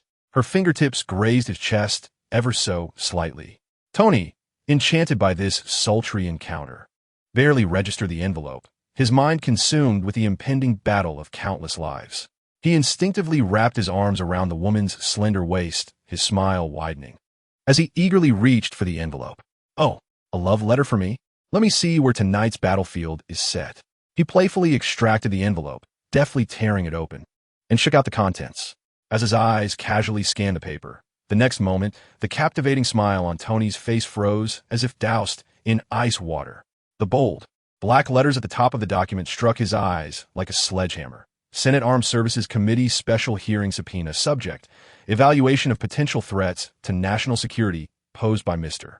Tony Stark and related technologies, including but not limited to Iron Man suit technology, hoverboard technology, and necessity of regulatory hearings. Attendees: Tony Stark-related parties. Dasha Chen, core developer of the hoverboard project. Time: Tony's hand, clutching the subpoena, hung suspended in the air, his expression a kaleidoscope of emotions. From bewilderment and shock to incredulity, ultimately hardening into a pallid fury. He abruptly raised his gaze to the woman before him, whose enchanting smile remained unchanged, even adorned with a hint of innocent mischief. She reached out a delicate finger, lightly tapping Tony's rigid chest, her voice still sweetly intoxicating. Looking forward to your splendid performance.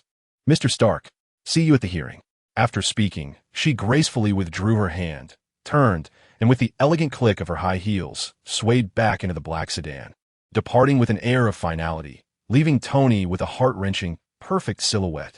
Standing rooted to the spot, Tony clutched the cold subpoena in his hand, gazing at the fading taillights of the car, feeling that the recent intoxicating encounter was nothing short of a cruel irony.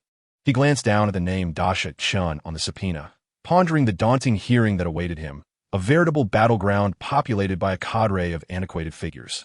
Meanwhile, at her coastal villa, Dasha, clad in a comfortable nightgown and barefoot on the luxurious carpet, relished a cup of coffee as she admired the freshly delivered documents regarding the change in equity from the attorneys of the Osborne Group. Noticing the prominent figure 5 following her name, she felt the very air around her was sweetened. Although Norman was a cunning old fox, his credit was rather commendable. Ding dong. The doorbell chimed. Who could it be at such an early hour? Dasha mused, thinking it might be Peter or Gwen, and casually made her way to the door. Peering through the video doorbell, she saw a middle-aged man in postal uniform with a serious expression. Dasha opened the door with curiosity. Hello, Miss Dasha Chen? The postman confirmed. That's me. Your FedEx delivery. Please sign here. The postal worker handed her a thick envelope adorned with the government seal. Dasha accepted the envelope, feeling its substantial weight. She signed without hesitation, closed the door, and, intrigued, began to open the envelope.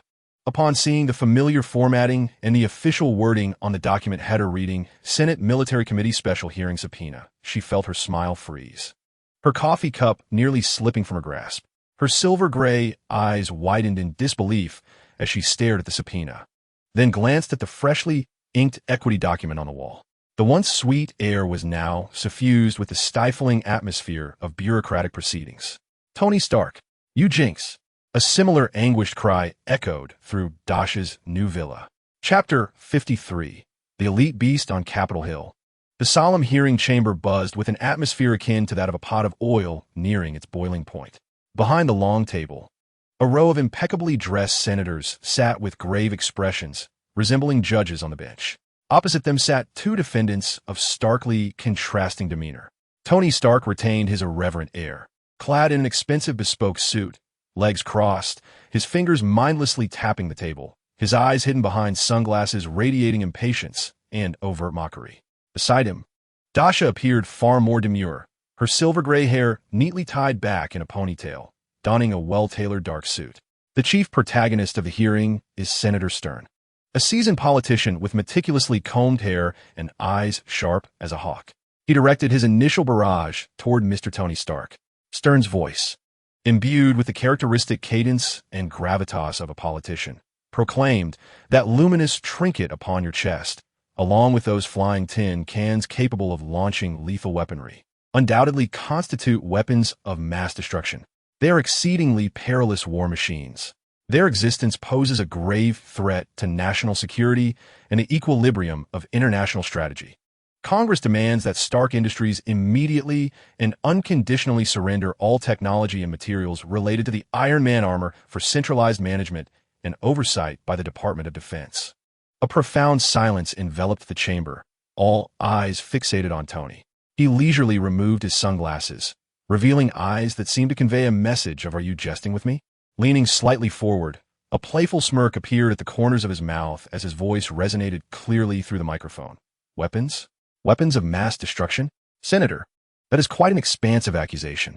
He gestured towards the luminous device on his chest, stating, "This little gadget saved my life.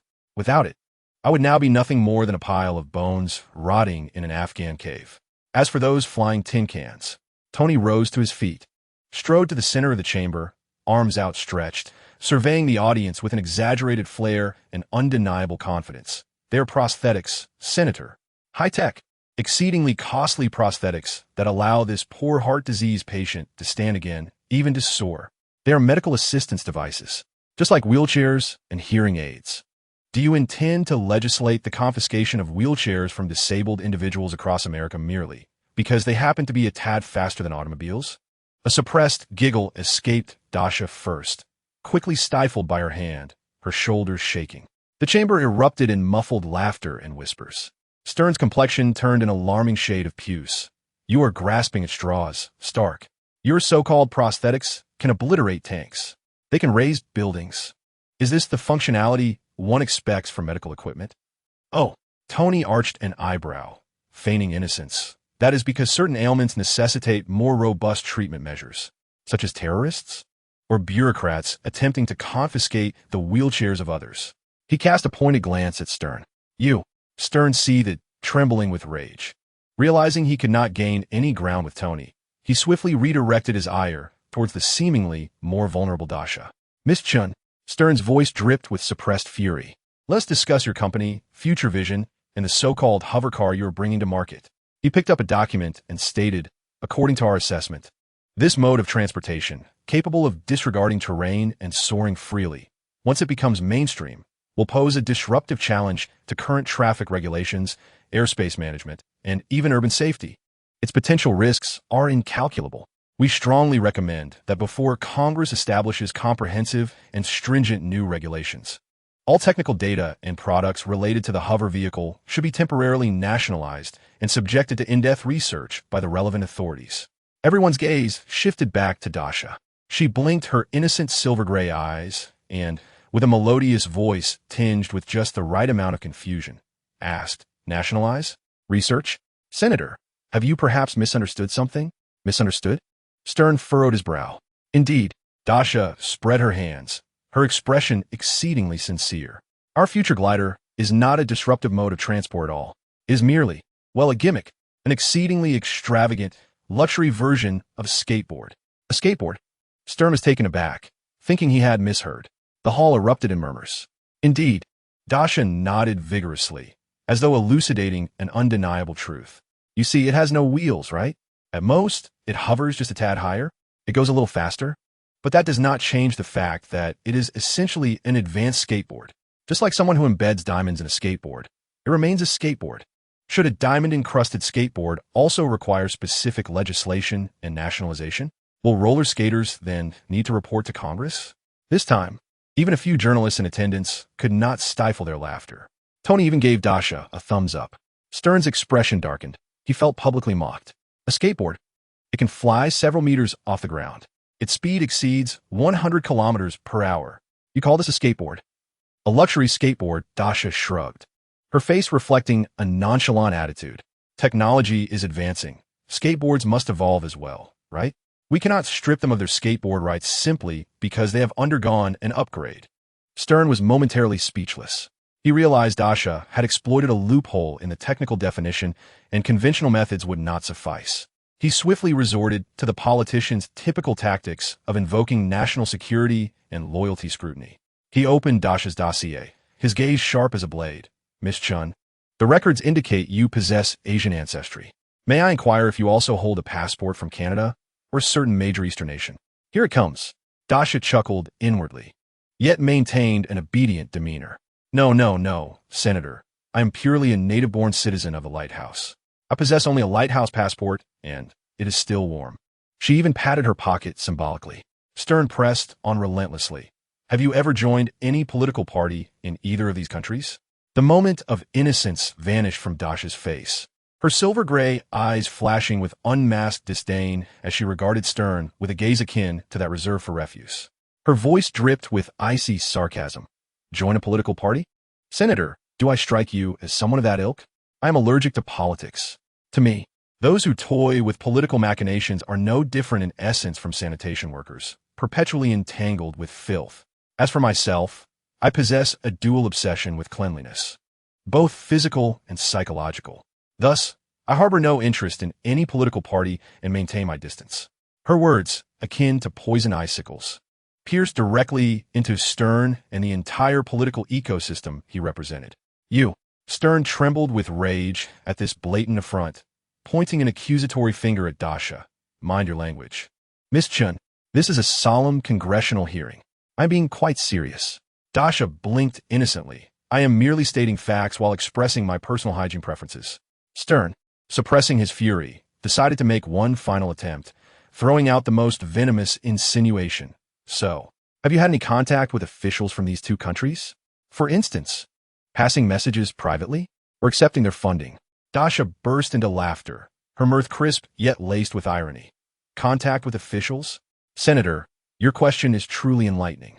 By your logic, if I were to visit Chinatown for a bowl of wontons and the proprietor exchanged pleasantries about the weather, would that make me a spy? Or, if I watched a film featuring a grand goose online, would I then be summoned for tea by the FBI? It is a pity your imagination isn't employed in crafting science fiction. You are truly underutilized as a senator. Miss Chun, please answer my question directly. Do not evade. Stern slammed his hand on the table, completely discarding his facade of gentlemanly decorum, his face contorted in rage.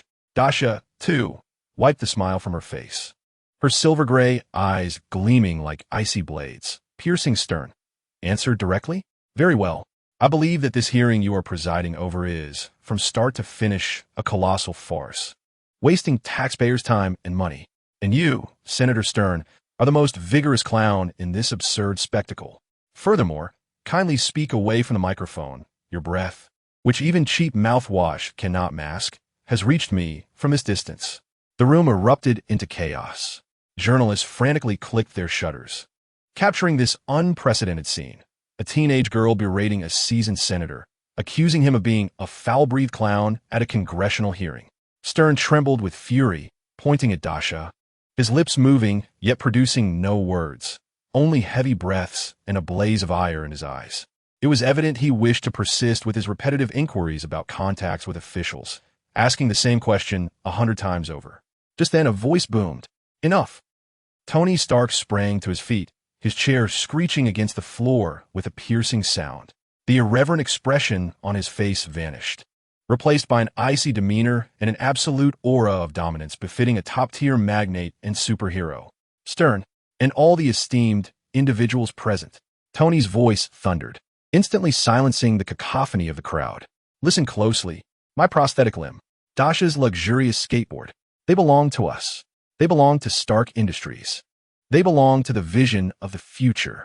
They shall not be surrendered to anyone, especially not to you bureaucrats, who are adept only at quarreling and casting aspersions. He strode purposefully to Dasha's side, grasping her arm and yanking her from her seat. As for national security, Tony surveyed the room, a smirk of disdain and unwavering confidence gracing his lips. With Iron Man in the fray, with my armor at hand, I am capable of safeguarding this world far better than all of you combined. So, spare me your concerns. The hearing? It is over. With that, Tony, still holding onto Dasha, who was making faces at Stern, walked out of the hearing room with an air of indifference, under the scrutiny of countless astonished, furious, and complex gazes, amidst the frenzied flashes of cameras. Behind them, a flustered senator, Stern finally lost his composure, silently raising his middle finger at their departing backs. Stepping out of the stifling Capitol building and basking in the afternoon sun of Washington, Tony exhaled deeply. He released Dasha's arm, his face resuming that charmingly languid smile, now tinged with appreciation as he patted her shoulder enthusiastically. Wow, little girl, I never expected this. You are fierce with me.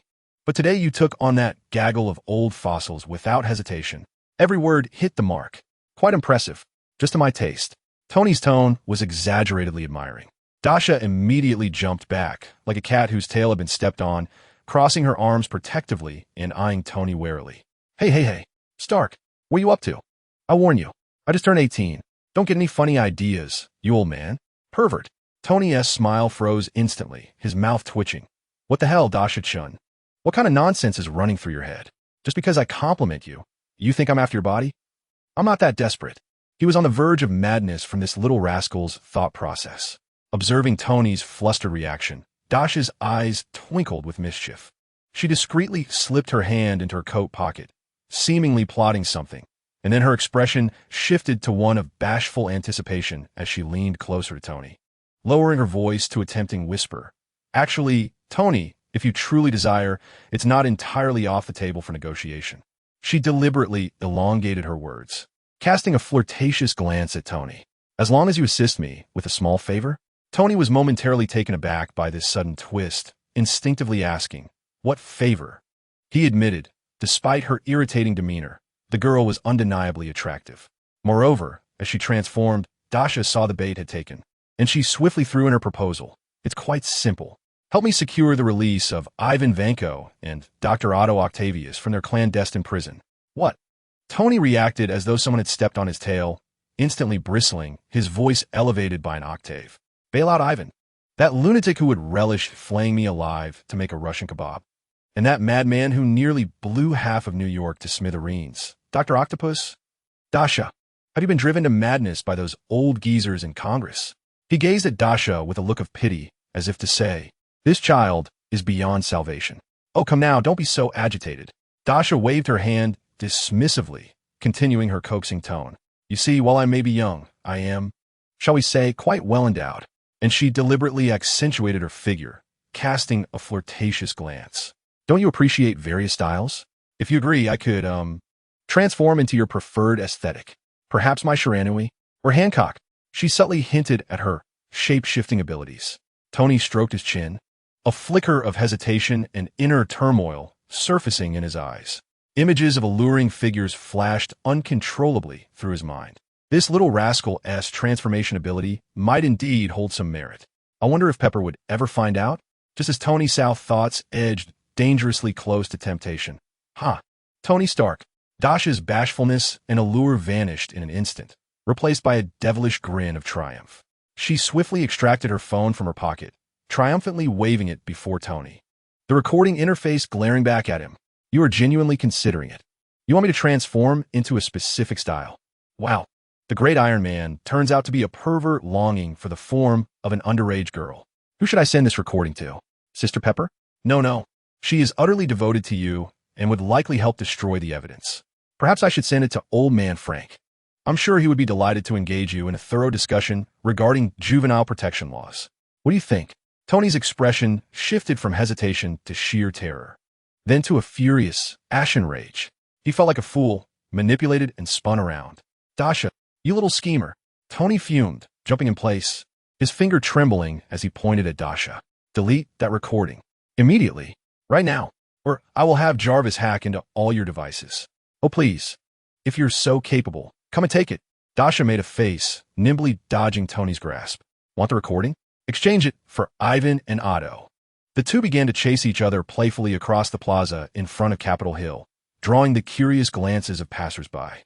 After a considerable time of frolicking, Tony finally halted, breathless, knowing that engaging in a battle of wits with this little rascal would never yield him an advantage. All right, enough of this commotion. Tony adjusted his crooked tie, exclaiming with irritation, that octopus canning Dr. Otto. I can find a way to make it work. Although his theories on nuclear fusion are utterly insane, the foundational concepts possess a unique insight. His mind is not entirely decayed. Releasing him for research at your future vision or my Stark Industries laboratory, in hopes of him redeeming himself, is somewhat justifiable. Dasha's eyes sparkled with curiosity. And what of Ivan? Ivan, Tony responded as though someone had stepped on his tail. Not a chance. That lunatic is consumed only by vodka and hatred. He harbors pure, murderous intent towards me and the entire Stark family. Bail him out, to allow him to forge weapons that could obliterate me. What reason would you offer for his release, other than the desire to witness my demise at his hands? Dasha, with a cunning glint in her eyes, attempted to provoke him. A reason? Of course there's one. Have you not always prided yourself on being a genius? Are you afraid? Is your reluctance to release him rooted in guilt? Tony scoffed, crossing his arms with an expression that conveyed, "I see through you, Dasha. Do you think I Tony Stark? Fear a brute who can only wield an electric whip? Ridiculous. My refusal to release him stems solely from the fact that he is an extremely dangerous, uncontrollable terrorist. Keeping him locked away indefinitely is the most economical and effective means of preserving world peace. Unless he manages to escape on his own, he shall remain in that lightless cell, harboring his hatred for the Stark family, alone until his last breath." Seeing that her provocation had failed, Dasha quickly changed tactics, her expression turning sullen, laced with a hint of threat. "Humph. How petty. If I discover something revolutionary in my future vision, like a spaceship, do not expect any collaboration from me." Tony waved dismissively. "Humph. Who covet your toys? My arc reactor and armor are the true future. I am Tony Stark." Dasha's frustration was palpable as she clenched her silver teeth, her silver-gray eyes glinting with cold fury. "You know, sometimes your incessant prattle truly incites murderous thoughts within me. Very serious ones." The two engaged in a fierce exchange of verbal sparring, neither willing to concede. Ultimately, a tenuous compromise was reached, with Tony unwavering in his refusal to release Ivan. Chapter 54. The return of Deadpool in the upper echelons of the Future Vision Company's office. The expansive floor-to-ceiling windows revealed the vibrant skyline of New York. The interior exuded a sleek, technological aesthetic, punctuated by meticulously arranged workstations filled with advanced instruments. Dr. Otto Octavius sat in a specially designed chair, his expression a complex tapestry of fatigue and lingering vigilance, a survivor of calamity. The four iconic mechanical tentacles behind him hung limply, resembling lifeless metallic serpents. Tony Stark had honored his promise, extricating him from the police's special holding facility and delivering him directly to this location. At this moment, he found himself face-to-face with his exceedingly youthful new boss, Dasha Chen. At this moment, Dasha maintained her Bulma form, clad in a white lab coat, her gaze sharp and focused. She was operating a device intricately connected to a complex neural interface and holographic projection, one end precisely affixed to the nape of Dr. Otto's neck. "Relax, Dr. Otto." Dasha's voice exuded confidence, tinged with a hint of impatience. "I am not here to dismantle your precious creations. I am merely assisting you in dealing with that rather unruly little device on your neck." Dr. Otto's body was tense. He could feel the cold instrument pressed against his skin, delving deep into the nerve bundles of his implanted chip. A fierce battle raged within him, torn between the fear of the unknown and pride in his own technological prowess. "Are you certain you can succeed? That chip is intricately fused with my neural pathways." Otto's voice was hoarse. "Intricately fused? Ha!" Dasha let out a soft scoff, her fingers dancing swiftly over the holographic keyboard, the projection revealing an extraordinarily complex diagram of neural signals. "It's merely a crude amplification and suppression circuit. The design concept is shockingly primitive." As she spoke, a glimmer of insight flashed in Dasha's eyes. She harnessed the top-tier knowledge of biological neural technology afforded by her Bulma form, combining it with precise instrument manipulation to embark on an exquisitely delicate neural procedure. Rather than removing the chip, which would indeed pose too great a risk, she cleverly modified its core programming, severing its coercive stimulation circuit to Otto's emotional center while preserving its flawless control interface over the mechanical tendrils. With a faint hum, accompanied by an almost imperceptible wave of energy, Dr. Otto's body jolted. He felt the persistent whisper of interference and the underlying manic pressure dissipate from his neck. His mind instantaneously became clearer than ever before. The twisted obsessions and frenzied hatred, amplified by the chip, receded like the tide, leaving only a chilling rationality and a dread of past actions. All done. Dasha retracted the instrument, reverting from her Bulma form back to her silver-haired self, casually brushing off her hands. "Now, even if you reattach those 4 iron appendages, they will merely be obedient tools." In disbelief, Dr. Otto reached for the nape of his neck, then attempted to control the mechanical tendril base, quietly resting on the floor with his mind. The 4 tendrils immediately sprang to life like awakened serpents, moving with agility and precision, performing a myriad of intricate maneuvers. Yet within him, there was no trace of the previous frenzy or desire for destruction, only a pure, calm mastery over power. This is simply astounding. Dr. Otto gazed at the tendrils he now manipulated with ease, then turned his astonished eyes to Dasha, filled with gratitude and an overwhelming sense of awe. How did you accomplish this? This neural interface technology surpasses current advancements by at least 50 years. A trivial matter, Dasha shrugged, adopting a nonchalant demeanor. So, how do you feel now? Does the world seem clearer? Is your mind functioning better? Dr. Otto took a deep breath, striving to calm the tumult within him. He maneuvered his mechanical appendages to lift himself from the chair, facing Dasha, and for the first time, he revealed a sincere expression imbued with respect. Miss Chun, no. My esteemed employer, I owe you my life. Dasha nodded with satisfaction. Debts must be repaid. So, Dr. Otto, would you be interested in formally joining Future Vision as my chief? Shall we say, Director of Special Projects? She deliberately avoided the term cattle. A flicker of hesitation crossed Otto's eyes. He yearned for research, for validation.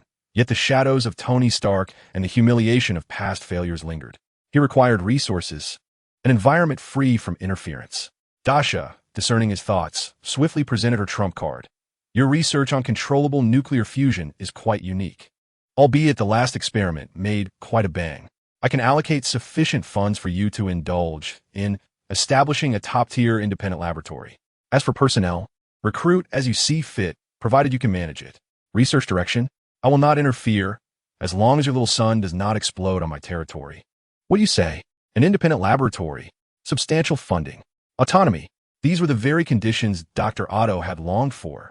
The flicker of hesitation in his eyes was instantly replaced by an ardent flame of scientific fervor. He extended a mechanical tentacle towards Dasha, akin to a human handshake. It's a deal, boss. Otto's voice brimmed with uncontainable excitement. I will prove to you that the true power of the sun is not destruction, but rebirth. Observing Dr. Otto's submission, Dasha felt a surge of joy.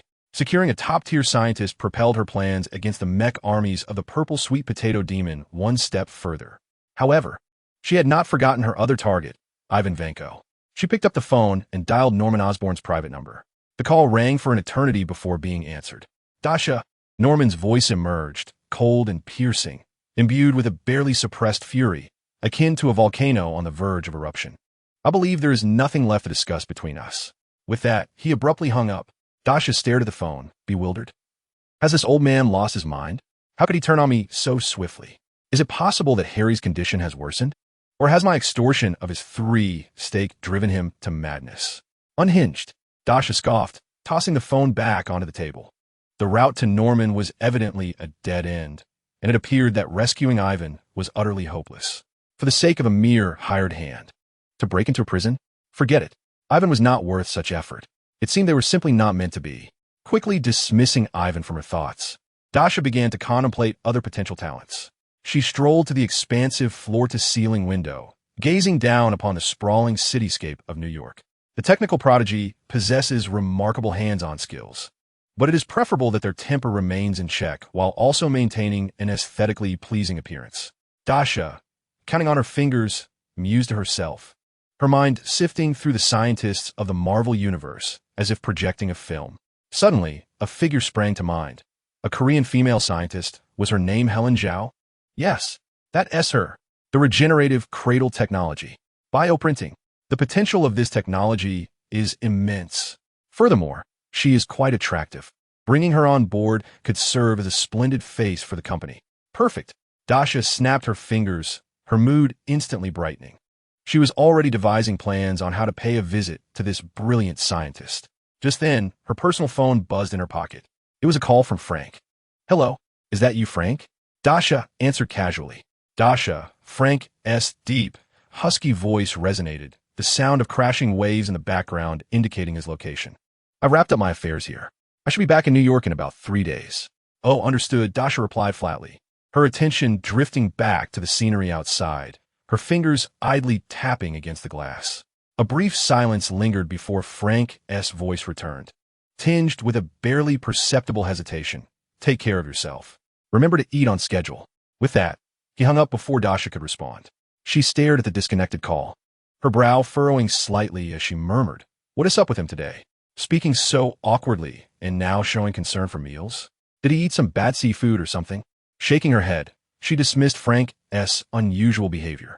After all, his return wouldn't cost her anything. She turned to leave the office, intending to research Dr. Helen Zhao's schedule. However, at that very moment, crash! A deafening sound of shattering glass erupted behind her. The robust, bulletproof, floor-to-ceiling window of her office exploded, creating an irregular gaping hole as if struck by cannon fire. Glass shards rained down like a torrential downpour. A figure clad in a flamboyant red bodysuit, masked and wielding two katana swords, landed with an exaggerated gymnast-esque pose amidst the chaos of broken glass in the center of Dasha's office. The individual dusted off non-existent debris, twisted their waist, and with a signature voice distorted by a voice changer, exuberantly greeted the astonished Dasha. "Hey there, Dasha, sweetheart. Surprise. Did you miss me? I heard you've recently established a big company. Do you need a head of security? Look at my outfit. My charisma. Doesn't it perfectly align with your company's, future vision? Of course, I prefer my pay daily, and I accept burritos as payment. Also, your glass quality is subpar. I merely bumped into it, and it shattered. I suggest you change suppliers." Deadpool, the one who shatters the fourth wall, the incessant chatterbox. And the fool more irreverent than Tony has returned. Dasha gazed at the red-clad maniac who had burst through the window, his relentless prattle filling the air. Her eyes then fell upon the costly shards of bulletproof glass scattered across the floor, and the veins on her forehead twitched involuntarily. Drawing in a deep breath, a glint of danger flickered in her silver-gray eyes as she gritted her teeth and uttered, "Wade, you'll compensate me for this glass." Chapter 55. An unexpected delight. The return of Deadpool was akin to a serene lake being disturbed by a screaming chicken clad in red spandex. Loud, chaotic, and irritating. Yet one grows accustomed to it. The most notable aspect was his refusal to shed that garish red and black suit, even while munching on a burrito in Dasha's private office, regardless of the time of day. "Hey, Wade," Dasha remarked without lifting her head from the paperwork. "Are you not worried about developing a rash? Or is your face so frightful that it could scare Vanessa to death, hence the need for concealment?" "Oh, my little moon." Deadpool immediately set down his half-eaten burrito, sauce dripping onto Dasha's expensive carpet, as he twisted his waist closer. "This is called mystique. Do you not understand? Furthermore, how could I possibly expose my stunning visage so freely? A mere glance costs $500. But for the sake of our familiarity, I shall give you a significant discount. $49,999. Cash or burrito payment." Dasha rolled her eyes dramatically. "Get lost. Stay away from my carpet. And where have you been all this time? Don't tell me you've been working as a pole dancer at some strip club." "Nope. This time, it was a genuine quest to save the world." Deadpool instantly switched to storytelling mode, gesturing wildly and spitting as he spoke. The mask surprisingly produced a mist effect. It all began on a sunny afternoon, or perhaps a dreary evening. The handsome Wade Wilson was unfortunate enough to be diagnosed with a, terminal illness that would cause unsightly acne upon my charming face. To prevent the world from losing its brightest star, I resolutely embarked on a grand humanitarian experiment. The location of the experiment was a high-tech secret base. The slogan was resoundingly bold: "Embrace evolution, become the new humanity." Sounds cool, doesn't it? They promised me that after injecting that substance, I would be as cool as the X-Men. Laser eyes? Pathetic. Wolverine? A brute. I, Wade Wilson, shall become the most striking mutant of all. Upon hearing the mention of mutants, Dasha's brow subtly furrowed. Deadpool, ever perceptive, immediately lowered his voice conspiratorially. "Oh, little moon, do not be deceived by those outdated tales. What mutants? They are merely tricks to fool the gullible. Those lab coats merely wish to discover the key to superpowers, to mass-produce human weapons. They treated me as the king of lab rats. Alas, they underestimated my charm and intellect. Under the mesmerizing influence of the handsome figure, the white mice in the laboratory staged a collective rebellion. Bang, bang, boom. The experimental data exploded.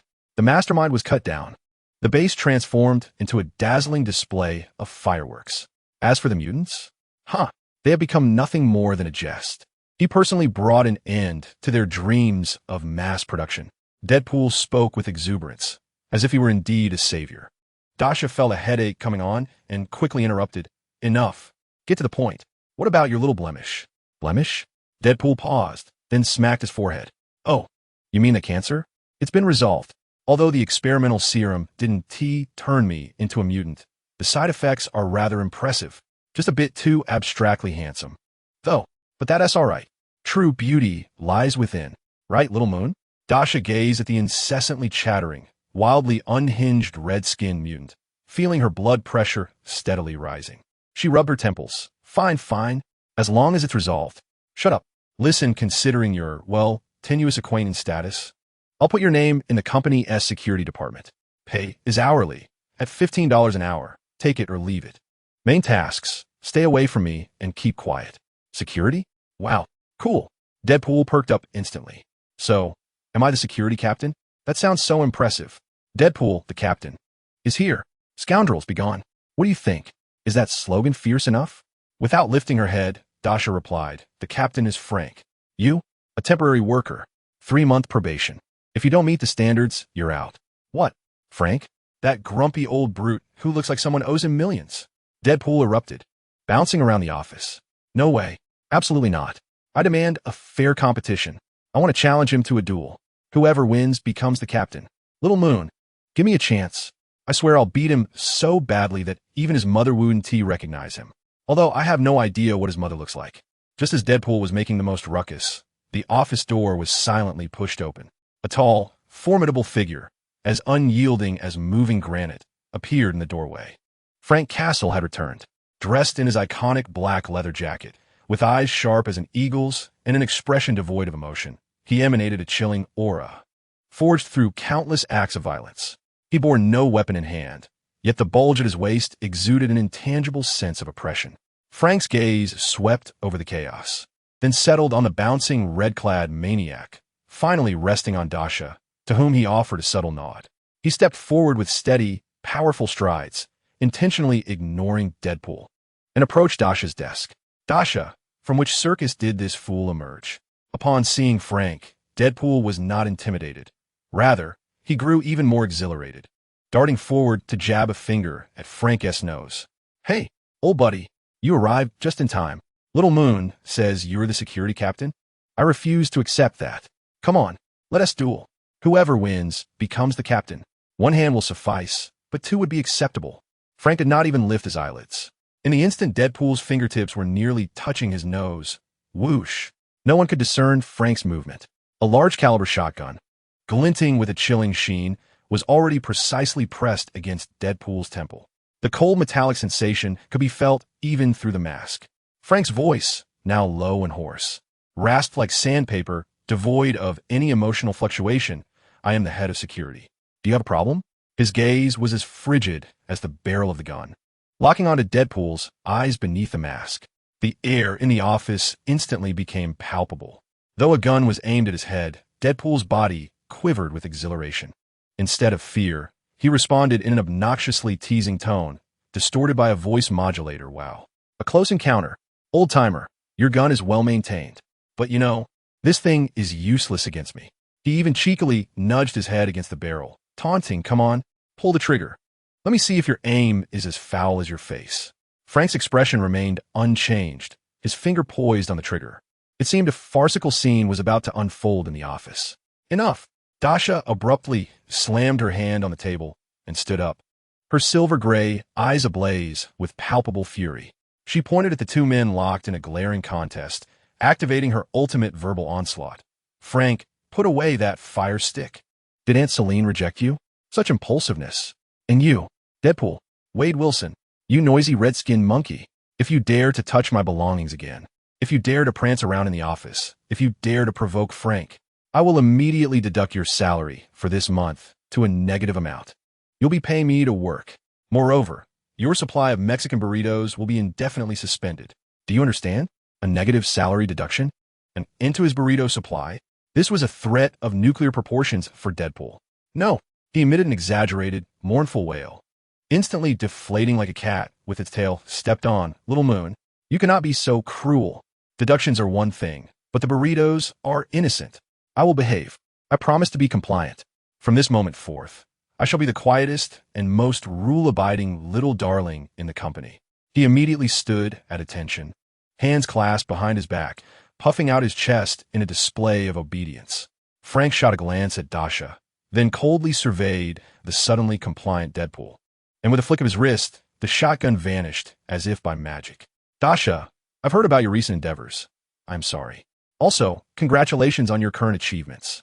Frank's tone conveyed the pride of a father for his daughter. Dasha rubbed her temples in irritation and said, All right, dear Frank, it is good to have you back safely. Now, let us proceed to observe the progress of Dr. Otto's research. Dr. Otto's independent laboratory was situated on the lowest level of the futuristic Vision Tower, equipped with the most stringent security and state-of-the-art apparatus. As Dasha entered with Frank and the obedient Deadpool trailing behind, the room was ablaze with light, various instruments buzzing melodiously. Yet the atmosphere was palpably vibrant. Merely a week had passed. With the substantial funding, top-tier equipment, and ample autonomy provided by Dasha, Dr. Otto exhibited astonishing efficiency. Although the team comprised his newly recruited core members, a brand-new, compact, and intricately designed spherical device stood proudly in the center of the containment field. It radiated a steady, ethereal blue glow, with energy flowing within like a gentle river of stars, a stark contrast to the previous, tumultuous miniature sun. Boss, you have arrived, Dr. Otto exclaimed upon seeing Dasha, rushing over with palpable excitement, his face alight with the joy of a scientific breakthrough. He pointed at the device, his voice bubbling with enthusiasm. Behold, the second-generation containment field stabilizer. The concepts you provided have been nothing short of divine inspiration. The energy dissipation rate has decreased by 70%. The precision of core temperature control has improved by 2 orders of magnitude. Stability, Dr. Otto continued to elaborate on his new achievement, his eyes sparkling with the fervor of a true scientist. He gesticulated animatedly, even manipulating for improved, more agile, and quieter mechanical appendages to assist in demonstrating various operations. The researchers busied themselves at their respective stations, all wearing expressions of exhilaration. Frank stood like a statue beside Dasha, his sharp gaze scanning every corner of the laboratory, assessing potential safety hazards. Meanwhile, Deadpool, after maintaining his obedient facade for approximately 3 minutes, found his insatiable curiosity and mischievous tendencies stirring once more. Wow, a shiny ball, he exclaimed, akin to a cat captivated by a laser pointer, disregarding Dr. Otto's explanations as he began to wander around the lab. He extended his finger, clad in a red glove, poking buttons on the control console. What does this do? Shall I press it? He touched the shimmering exterior of an instrument. Wow, this feels nice. Is it titanium alloy? He even contemplated touching the robust energy conduits connected to the containment field device. These pipes look so sturdy. Can I pull one out as a comfort stick? Don't touch that. A researcher shouted in alarm, but it was too late. Deadpool's finger inadvertently brushed against an exquisitely precise resonance sensor, dynamically balancing within the containment field. Buzz! Like a tranquil lake disturbed by a boulder, the once gentle, flowing azure energy within the containment field erupted into chaos. The brightness became blinding. The entire spherical apparatus emitted a heart-stopping hum, shaking violently. The readings on the containment field surged erratically, triggering a piercing alarm. Warning: containment field imbalance. Energy overload. Core stability plummeting. Collapse anticipated in 30 seconds. The laboratory's AI system issued a frigid alert. No. The exhilaration on Dr. Otto's face instantly morphed into a pale terror. He and all the researchers rushed towards the control console, their fingers dancing like phantoms across the keyboard, desperately attempting to regain control over the rampant energy. Sweat instantly drenched their lab coats. Yet, no matter their efforts, the uncontrollable energy surged forth like a wild stallion, completely beyond their command. The readings continued to fluctuate wildly. 15 seconds. 14 seconds. The countdown echoed like the footsteps of death. Wade Wilson! Dasha's furious shout reverberated through the laboratory. Her silvery gray eyes blazed with fury. That incompetent fool! Deadpool, realizing the magnitude of his blunder, hastily raised his hands. Oops. An accident. Merely an accident. I swear I only nudged it lightly. Lighter than caressing Vanessa's cheek. As he protested, he attempted to slip away. Thinking to escape? Frank's cold voice resonated behind him. A hand as strong as a vice grasped Deadpool by the collar, effortlessly lifting him as one would a disobedient chick. No amount of kicking and struggling would avail him. Let me go. You old coot. I challenge you to a duel. What kind of hero ambushes? Deadpool flailed in the air, shouting defiantly. Silence. Keep it up, and I'll toss you into that sphere. Dasha roared, pointing at the increasingly unstable, blindingly radiant energy orb. Furthermore, this month's wages will be deducted entirely. Burrito supply, suspended indefinitely. No. Deadpool's wail was even more chilling than before, but he quickly fell silent, rendered as compliant as a dead fish, lifted by Frank without further resistance. In the laboratory, Dr. Otto and the researchers had succumbed to despair. Countdown. 5 seconds. 4 seconds. They gazed at the impending explosion of destructive energy, their eyes filled with reluctance and fear. At this critical juncture, high purity, high density, controllable nuclear fusion energy source, unstable state, detected. Energy analysis in progress. Energy characteristics, nuclear fusion containment, secondary. Strong magnetic field, confinement. Energy meets absorption criteria, commencing absorption. Warning, energy flow extremely unstable. Risks present during absorption. Proceed.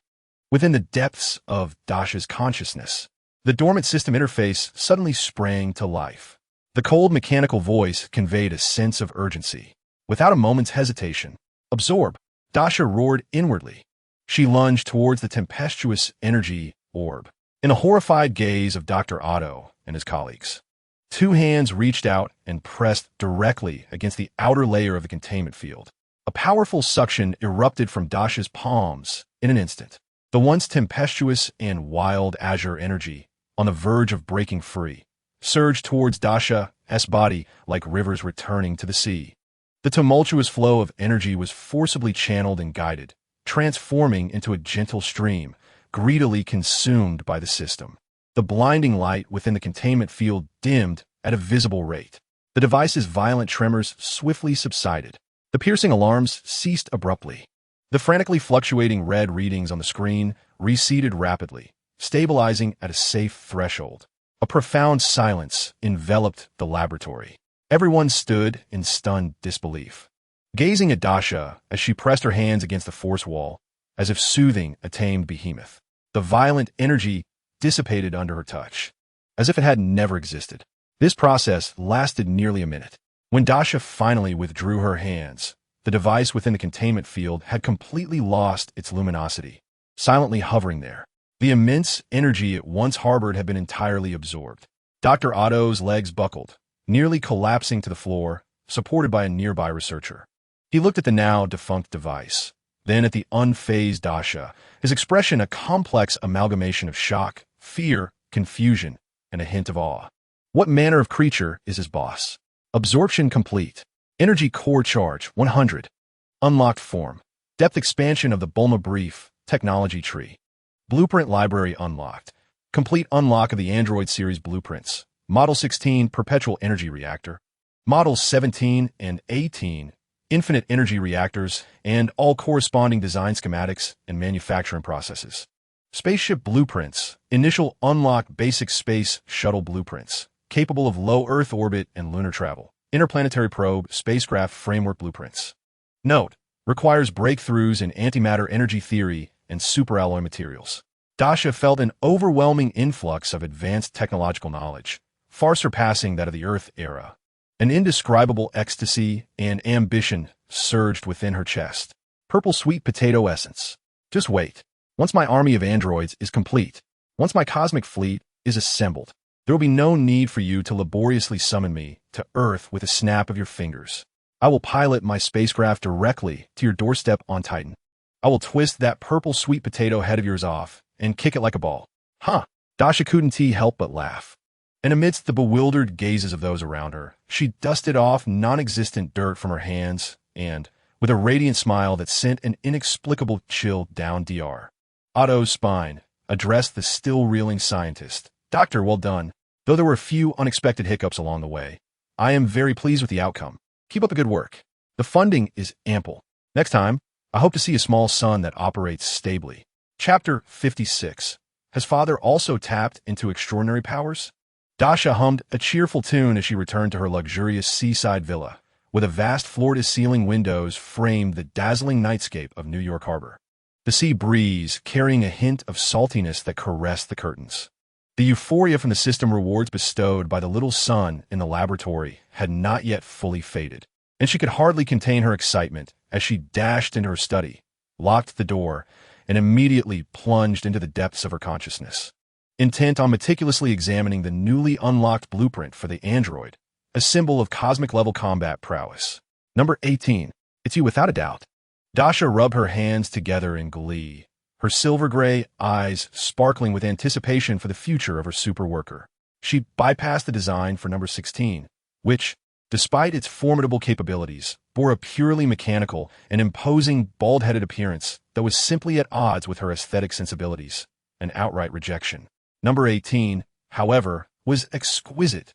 Golden hair, azure eyes, a flawless physique, and the ability to retain human consciousness. An impeccable blend of a bodyguard and a facade. Yet, as she delved deeper into the design schematics and manufacturing processes for number 18, the exhilaration on her face evaporated like a receding tide, replaced by a profound sense of defeat akin to being doused with cold water. Transforming a normal human? Dasha murmured to herself, her brows furrowed. This was not an assembly line production, nor a simple matter of direct printing and assembly. The blueprints meticulously outlined the intricate procedures for the high-intensity mechanization of living humans: bone reinforcement, neural connections, organ replacements, and energy core implants. Each step demanded exceptional biological compatibility and neurosurgical precision, fraught with peril. Moreover, what left Dasha utterly speechless was the realization that this transformation was not a one-time affair. The strength of number 18 lay in its potential for growth. It required continuous combat and training to achieve a perfect integration of the modified body with the energy core, evolving and transcending limits. What did this imply? It meant she was not merely creating a weapon. She was nurturing a super soldier, a project necessitating vast resources, a top-tier medical team, and an extended training period. In simpler terms, it was akin to enabling a human to ascend mechanically. This was nothing like the army of androids she envisioned. Dasha, fraught with frustration, raked her fingers through her hair, leaving her silver strands in disarray. The scenes she had imagined were of countless, fearlessly tenacious, and powerful mechanical legions overwhelming Thanos' forces like a tidal wave. And now, she was being told that only elite development was feasible. One by one, the inefficiency was infuriating.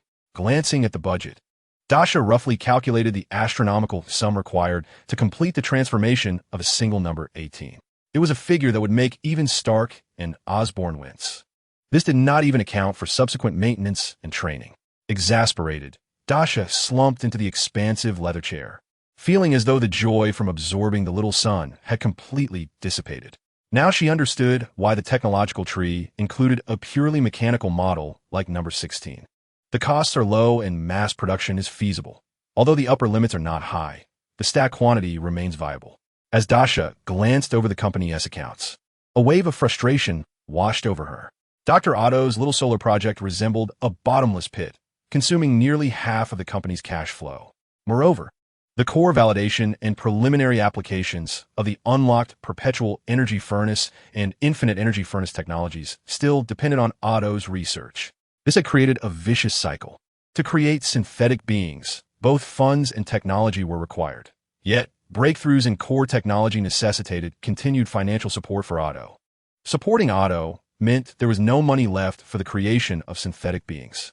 As for the spacecraft project, Dasha cast a glance at the blueprints, which also demanded vast amounts of funding and breakthroughs in material science, and promptly relegated it to the realm of unfulfilled ambitions.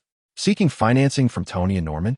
With the synthetic being program already at a standstill, pursuing something as financially burdensome as a spacecraft could be postponed.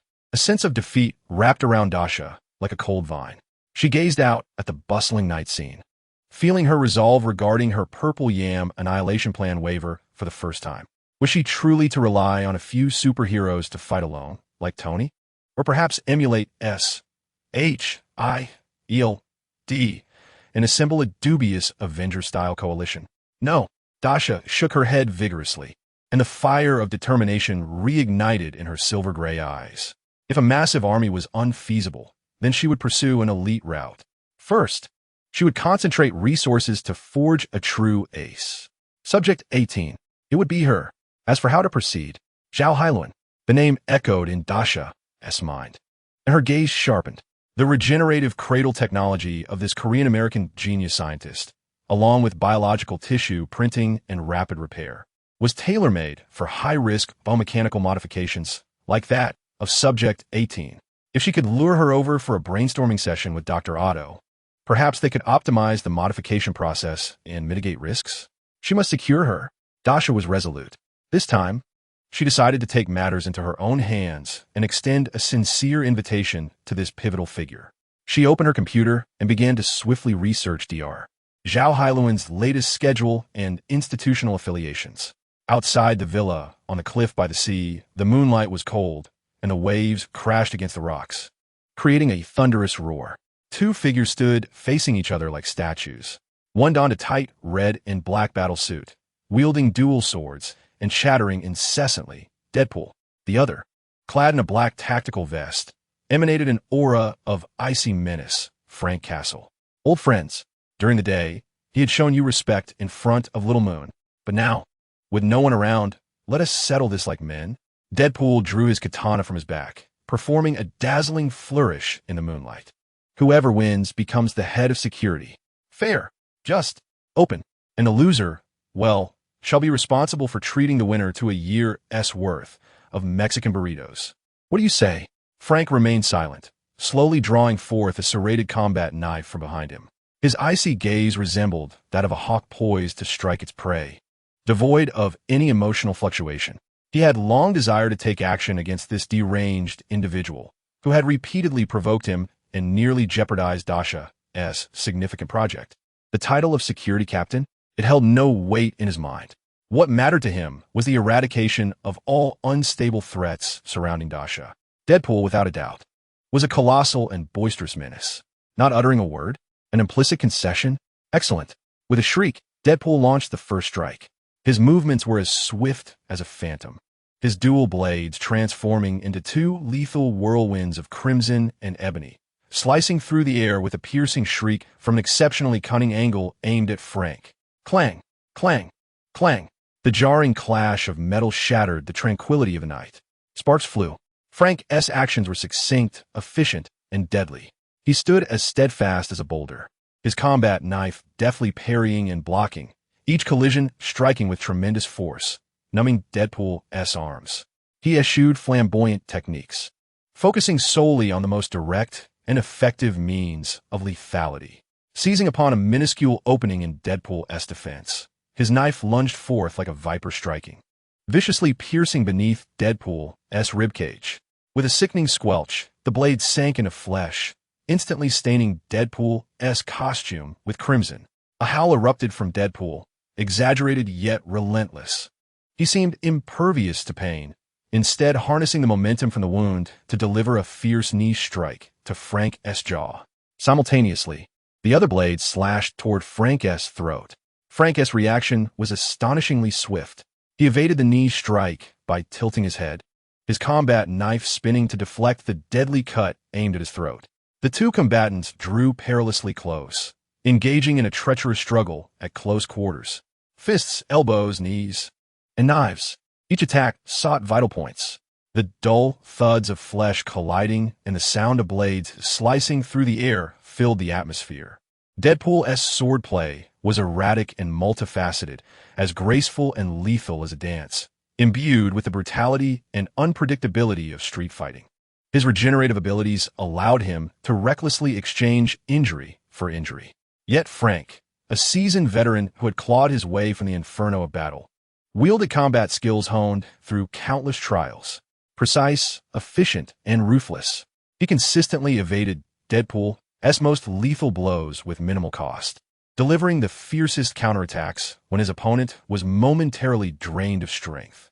Frank's combat knife carved multiple deep wounds into Deadpool, exposing bone and leaving a trail of blood. Conversely, Deadpool's katana had also made its mark, slicing through Frank's tactical vest and arm. However, Frank appeared oblivious to the pain, his gaze remaining cold and focused. Wow, old-timer, you got some skills. Deadpool jabbered incessantly while fighting. Who taught you that knife technique? A slaughterhouse butcher? Quite fierce. But it still pales in comparison to my title as the blade dancer in the mercenary world. Did you know that I once performed a complimentary appendectomy for a notorious mob boss, right in his living room? His wife even left a 5-star review. Frank, unfazed, seized the moment when Deadpool was chattering and executed a swift, sweeping kick, sending him sprawling to the ground. In an instant, his heavy military boot, imbued with immense force, came crashing down upon Deadpool's chest. A sickening crack echoed through the air. Blood spewed from Deadpool's mouth, and his chest visibly caved in. Damn it, you're serious. He grimaced in pain, but his healing factor was already kicking in, mending the fractured bones at an astonishing rate. With a sudden leap, he sprang back to his feet, a fierce glint igniting in his eyes, realizing he needed to unleash his true prowess. Deadpool's onslaught grew increasingly frenzied. His twin blades danced in a relentless flurry, abandoning all defense in pursuit of pure, unadulterated offense. He exchanged wounds for wounds, life for life. With the advantage of his undead resilience, he gradually pushed Frank into a corner. Frank's combat knife was sent flying from his hand during a block, struck by the sheer force of Deadpool's attack.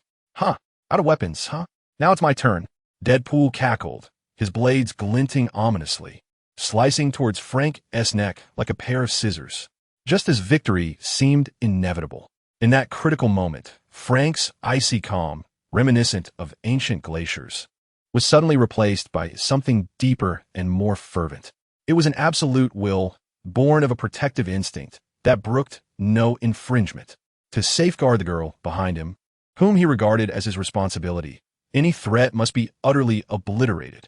A roar erupted from the depths of Frank's throat, a sound unrecognizable as human, blending anguish with boundless fury. Boom! A chilling blue flame erupted unexpectedly from within Frank, engulfing him in an instant.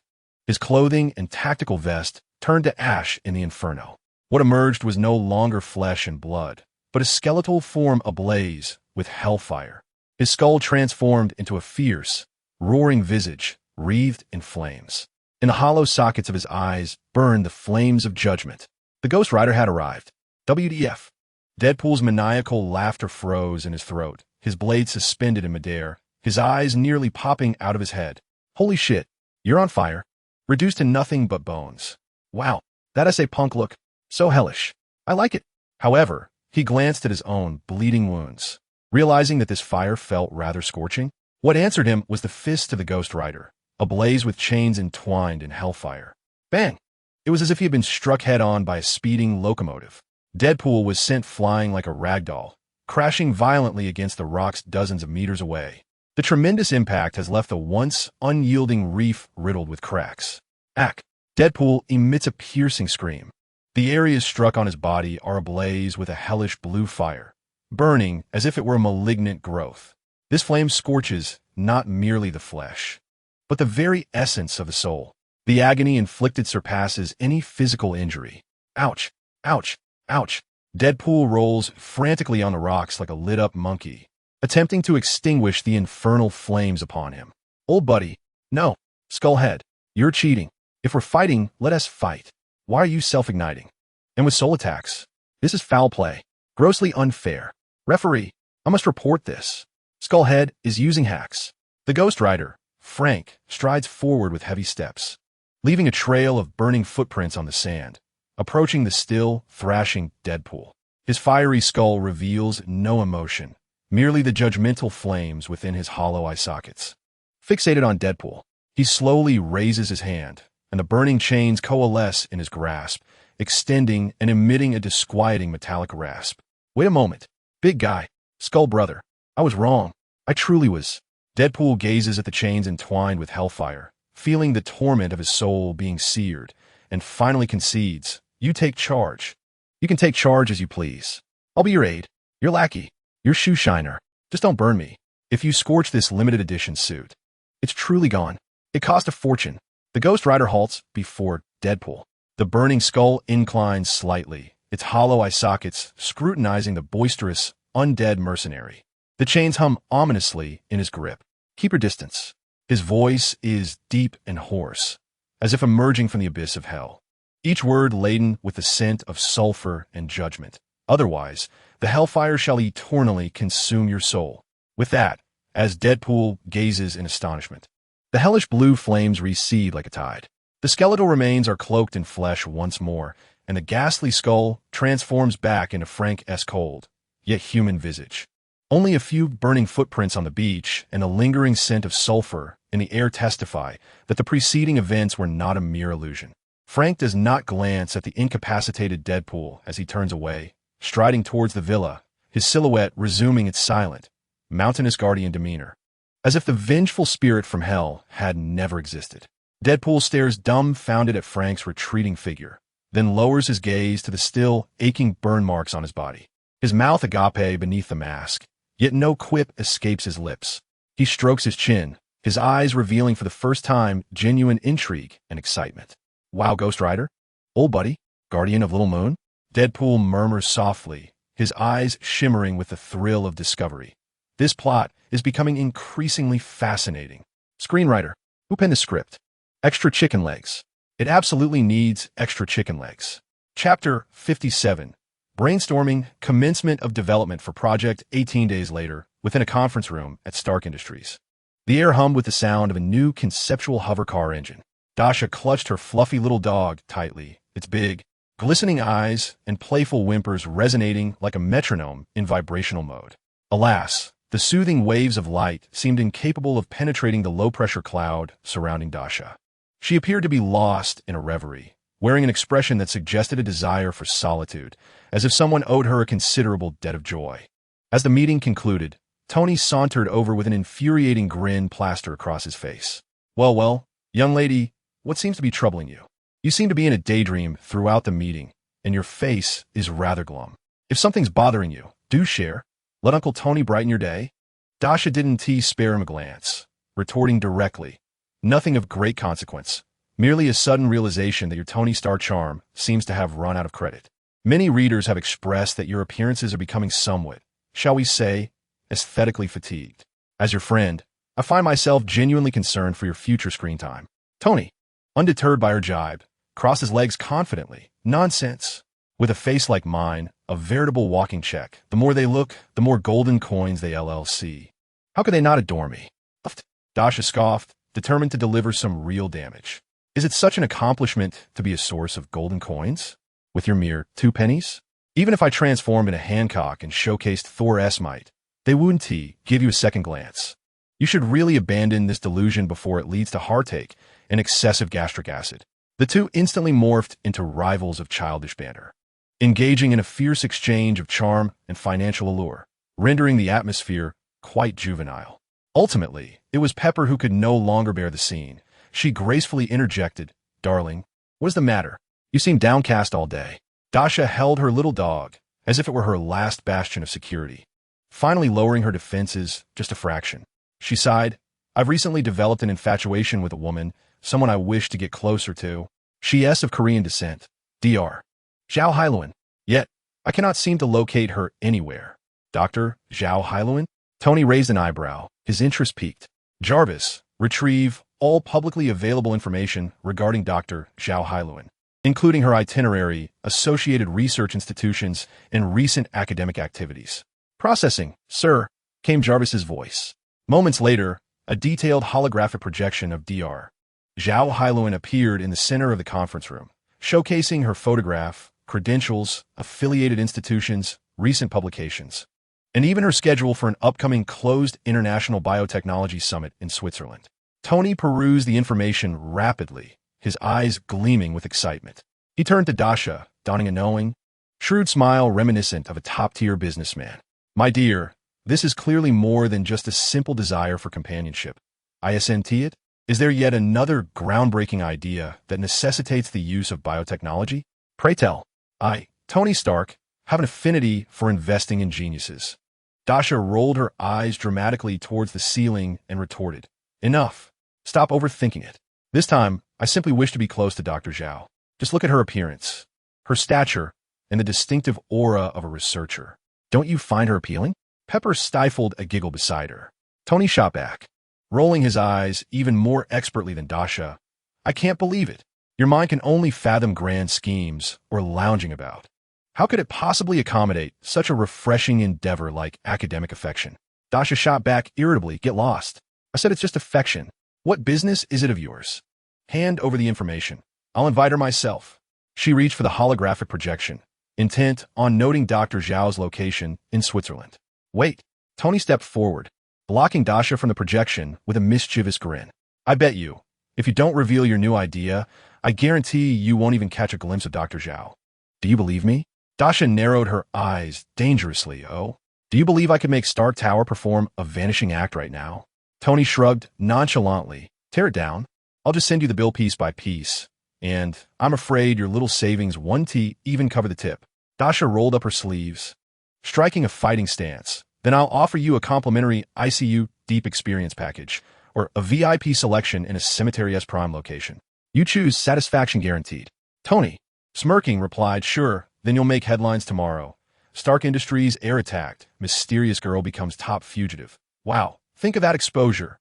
Unfortunately, all those whimsical, priceless ideas in your little head will gather dust alongside your wanted poster. How will you realize them? Buying bubble tea might get you reported. He laughed like a ruthless media mogul who holds the keys to publicity. Dasha glared at his infuriating face, her chest rising and falling with indignation. Her small dog seemed to sense its mother's anger and let out a soft whimper of inquiry. Dasha bent down to nuzzle the warm little head, took a deep breath, and forcibly suppressed the urge to punch through the reactor. Tony, you're really determined to spar with me, aren't you? Tony immediately donned a concerned expression. No. This is a strategic partnership. Dasha inhaled deeply. You're cunning. The funding required for this project will be astronomical. Tenfold, even 100-fold more than your investment in hover cars. Tony's eyes sparkled with the brilliance of an arc reactor at the mention of tenfold or 100-fold.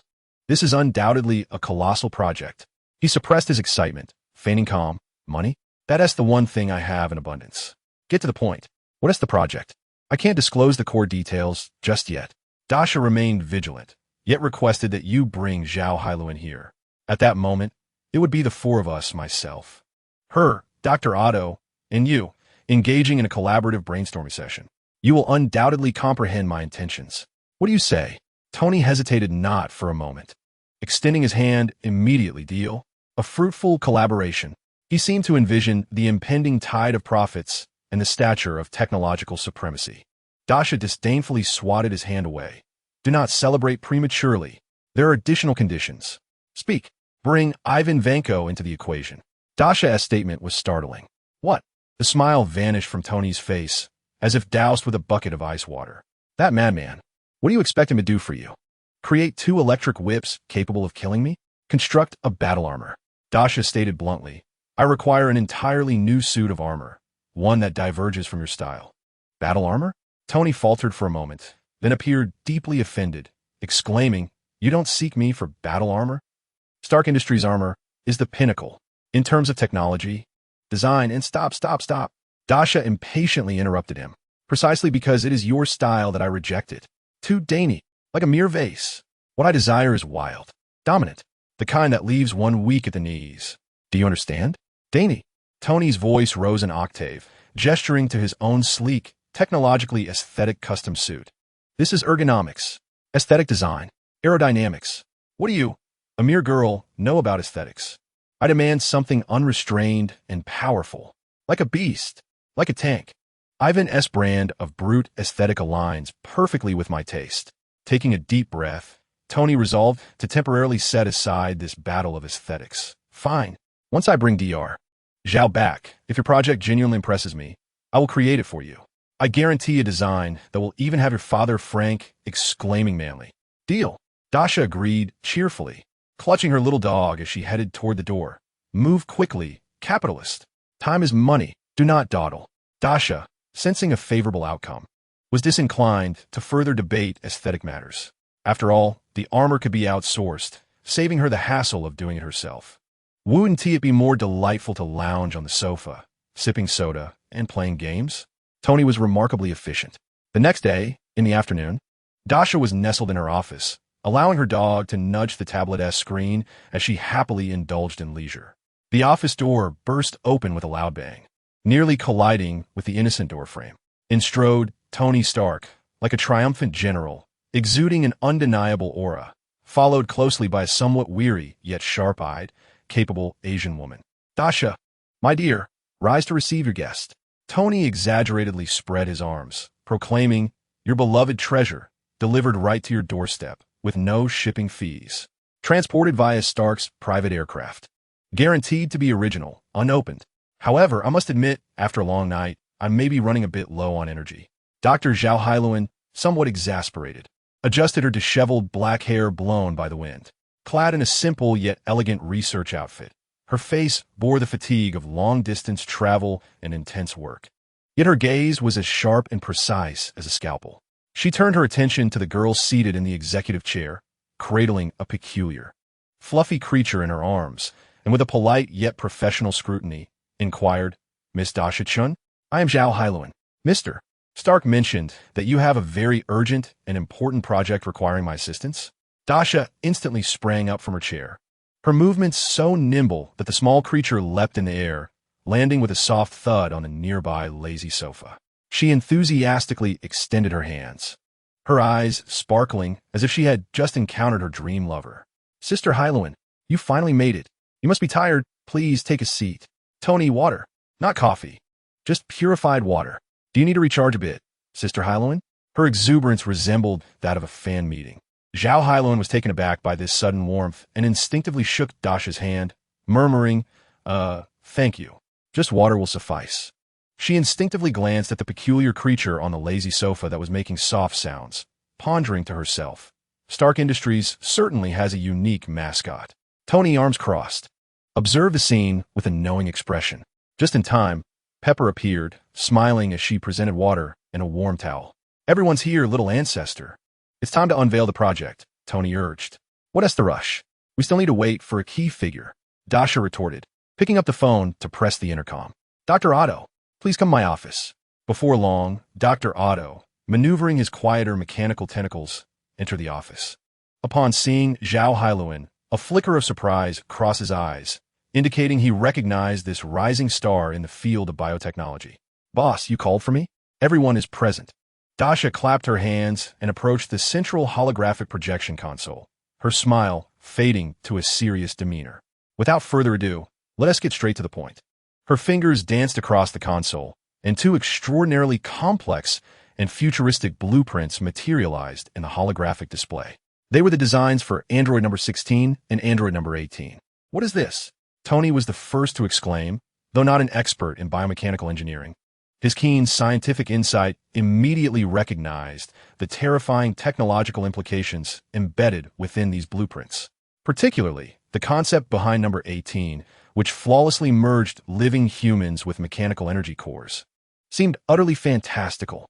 "Ladies and gentlemen," Dasha rose to her feet, one hand on her hip and the other gently stroking the head of the approaching canine creature, exuding an aura akin to that of a deity, announcing new world rules before the three fates.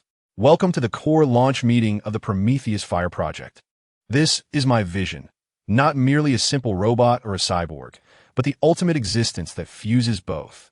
Dr. Zhao Hailuan gasped in astonishment, nearly lunging towards the projection of blueprint number 18, her fingers trembling as they traced the technological nodes concerning cellular cultivation and the fusion with nanomechanics. She gazed at Dasha, her eyes brimming with incredulity.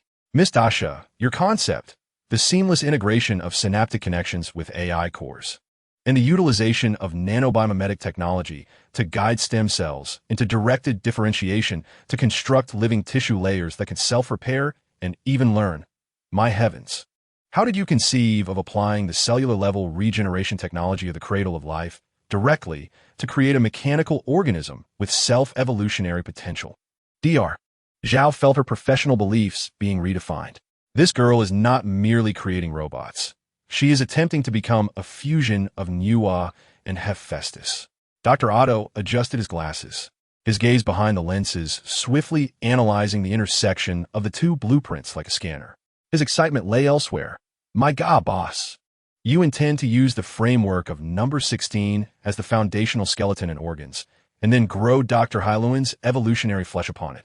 So, you require DR.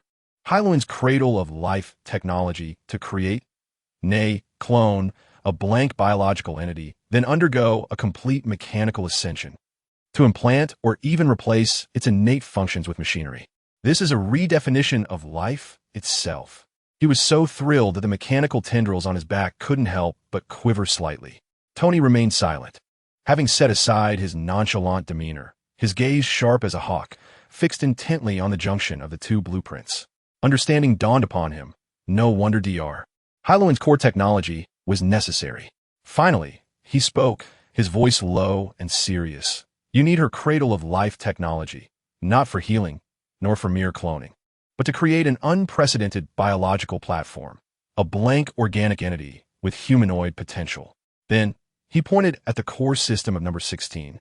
You aim to graft the divine skeleton of number 16, the furnace of the fire spark, and the logic of the war god onto this blank entity, undertaking an ultimate mechanical sublimation, to endow it with powers transcending the mortal realm, a steel shell, yet preserving the possibility of life and growth. Brilliant. No wonder it requires such substantial funding. This is akin to playing God in the 20th version of creation. A satisfied smile graced Dasha's face as she proudly placed her hands on her hips. Bingo. You three have understood perfectly. My ultimate goal is... She clapped her hands, and the little canine creature on the lazy sofa suddenly leapt over, playfully tugging at her leg and making adorable sounds. Puyu? Puyu puyu? The little creature tilted its head, seemingly striving to comprehend the fervor of the crowd around it. Dasha bent down, deftly scooping it up and placing it on her lap.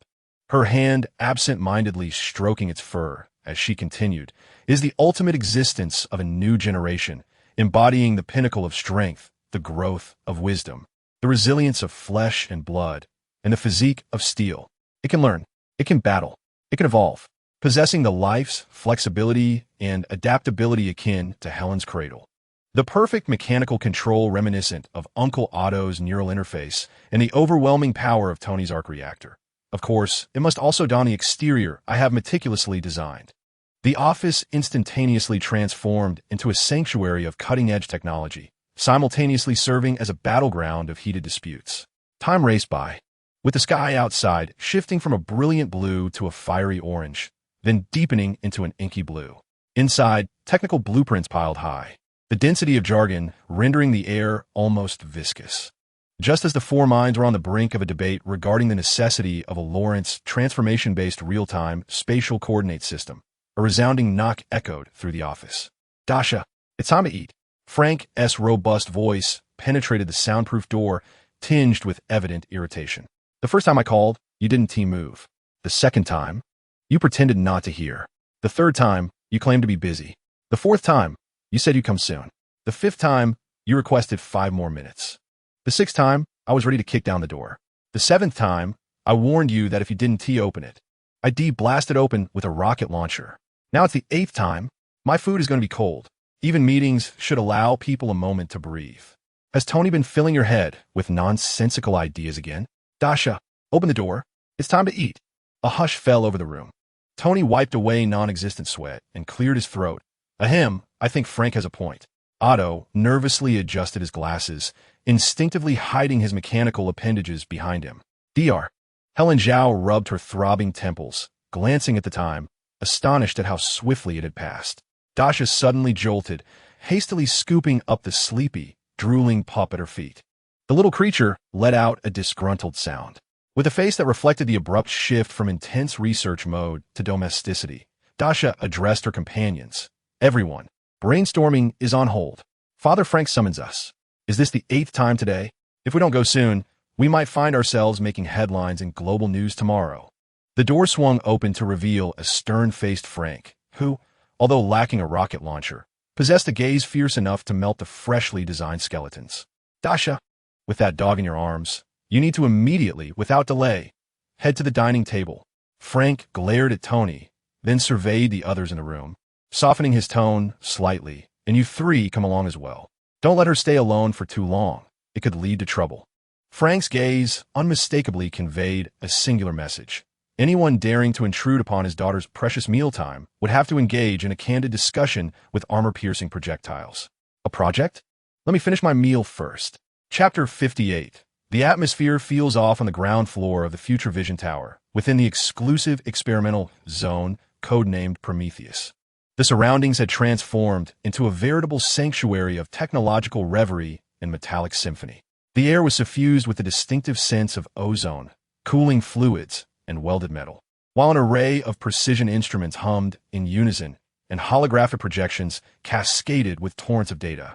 Dasha, in her Bulma form, Tony, Zhao Hailuan, and Dr. Otto were seemingly welded to their respective workstations, immersed in the fervor of translating blueprints into reality. Amidst this fervor, Frank Castle's figure stood as the sole cold anchor. Like a meticulous timekeeper, he would punctually appear at the laboratory entrance every few hours, always bearing a tray brimming with high-calorie sandwiches, energy bars, and coffee. His arrival was invariably accompanied by a succinct and unequivocal command: time to eat. Thus, regardless of how fervently the four debated or how their thoughts became ensnared at critical junctures, they were invariably interrupted by those two chilling words. Tony, while voraciously devouring a sandwich, grumbled indistinctly. Frank were stuck at the synchronization threshold between the energy core and neural connections. Inspiration is like constipation. Just when we have a glimmer of insight, don't speak while eating, Frank coldly interjected, casting a glance at Dasha, Zhao Hailuan, and Otto, who wore equally reluctant expressions, yet obediently reached for their food. Only upon witnessing all four dutifully consuming their meals did Frank depart with satisfaction. This scenario led Frank to feel as though he were not in a technology company, but rather a pet shelter, with himself as the caretaker. Dasha, with an energy bar clenched between her teeth, fixated her silver-gray eyes on the holographic projections, displaying fluctuating simulated data, her brow furrowed. Just then, the laboratory door swung open, and Peter Parker and Gwen Stacy peeked in. They had come to consult Dasha about a school event, but were captivated by the fervent activity unfolding before them. Wow, Dasha! Mr. Tony, what are you creating? A new model of a hoverboard? Peter exclaimed, his eyes alight with curiosity as he beheld the futuristic devices and blueprints he had never encountered before, resembling an eager puppy. Gwen, however, observed more keenly, noting the fatigue and concentration etched on their faces, as well as the complex human model that melded biology and machinery, which had been repeatedly discussed. Dasha, what is this? She inquired. Dasha reverted from her Bulma form to her original self, rubbing her weary eyes, and succinctly explained the objective of the Prometheus project, to create an evolutionary biomechanical warrior. Peter felt a surge of excitement. Yet when his gaze fell upon the faceless design of the head, replete with intricate interfaces and energy circuits, a fundamental yet perilous question escaped his lips. Incredible. But Dasha, how was this evolved battle body supposed to think? How will it learn? How will it know how to evolve in combat? Are you planning to have Mr. Stark create another Jarvis to serve as its brain, much like the Iron Man suit? Peter's inquiries were akin to a drop of cold water splashing into a boiling pot of oil, bringing an immediate stillness to the laboratory. Tony paused mid-chew, while Zhao Helen and Dr. Otto abruptly lifted their heads, their gazes converging on Dasha. Indeed, they had been submerged in the vast ocean of technology, conquering myriad microscopic and specific challenges, yet had subconsciously evaded this most fundamental philosophical dilemma regarding the soul. Could a battle body devoid of self-awareness, learning capabilities, and reliance solely on preset programs or external AI truly be deemed evolutionary? What distinguished it from a mere war machine like Unit 16? Was Tony's envisioned super AI assistant merely a creation of a warrior with limitless potential or a more formidable control weapon? All eyes were fixed on Dasha, laden with inquiry and gravity, awaiting her response. Dasha was momentarily taken aback. Peter's seemingly simple question acted as a key, piercing through the veil she had deliberately ignored. Indeed, possessing a powerful physique and energy core without a soul, without an intrinsic drive to fight, learn, and transcend, rendered this battle body ultimately a hollow shell. She had focused solely on the blueprints provided by the system, contemplating the technical implementation, yet had forgotten that the core design of Unit 18 was originally human. It possessed its own will and emotions. Desperately, Dasha called out within her consciousness, "System." Peter's question, How can we endow the battle body with the soul necessary for learning and evolution without inherent human consciousness? Is it feasible to substitute artificial intelligence? Warning: critical logical deficiency detected. Artificial intelligence core drive mode can provide basic combat logic and command execution, but cannot meet core demands for autonomous evolution, potential breakthroughs, and nonlinear growth. This mode fundamentally conflicts with the design philosophy of Blueprint 18. Searching for solutions. Note: absorbing a sufficient quantum and purity of arc reactor energy may allow the system to attempt a spark of simulation. Injecting a pseudo-soul drive core into the biomechanical battle body, simulating the nascent form of life consciousness to satisfy evolutionary needs. Note: fully simulating the soul of artificial human unit 18. The arc reactor, the one in Tony's chest, absorbing its energy to simulate a soul. Dasha's heart raced. This proposal was audacious and utterly enticing. To acquire a super battle body with a growing soul without sacrificing a living person for transformation. The essence of the 18th entity is a complete simulation, and it is utterly captivating. A mysterious smile involuntarily graced her face, which, to the eyes of others, appeared rather infuriating. Peter, that was a commendable inquiry. Dasha's voice was laced with an intentionally cultivated air of enigma. As for the soul, that remains a closely guarded secret. She deliberately elongated her tone, her gaze subtly directing itself towards the luminous arc reactor embedded in Tony's chest. A secret? Tony was the first to react with indignation. He had just conceived a prototype for a super AI butler, complete with a name, Prometheus Heart, and was ready to embark on a grand venture. Yet, Dasha dismissed him with a mere mention of a secret. Dasha, this is no trivial matter. A vessel devoid of self-awareness and learning capabilities is hardly worthy of the term evolution. You must elucidate. Are you planning to simulate synaptic connections with a biological chip? Or perhaps a form of quantum consciousness mapping? Stop. Dasha impatiently interrupted Tony's barrage of questions. A secret is a secret. My project, my battle body, and I have my own methods for addressing the soul issue. I assure you, it will be 100 times more advanced than your Jarvis. You just focus on being the financial backer and securing the materials. Tony spluttered, pointing an accusatory finger at Dasha. This is tyranny. It is a technological black box, an affront to scientific rigor. As a principal investor and technical advisor, I have the right to know the core details.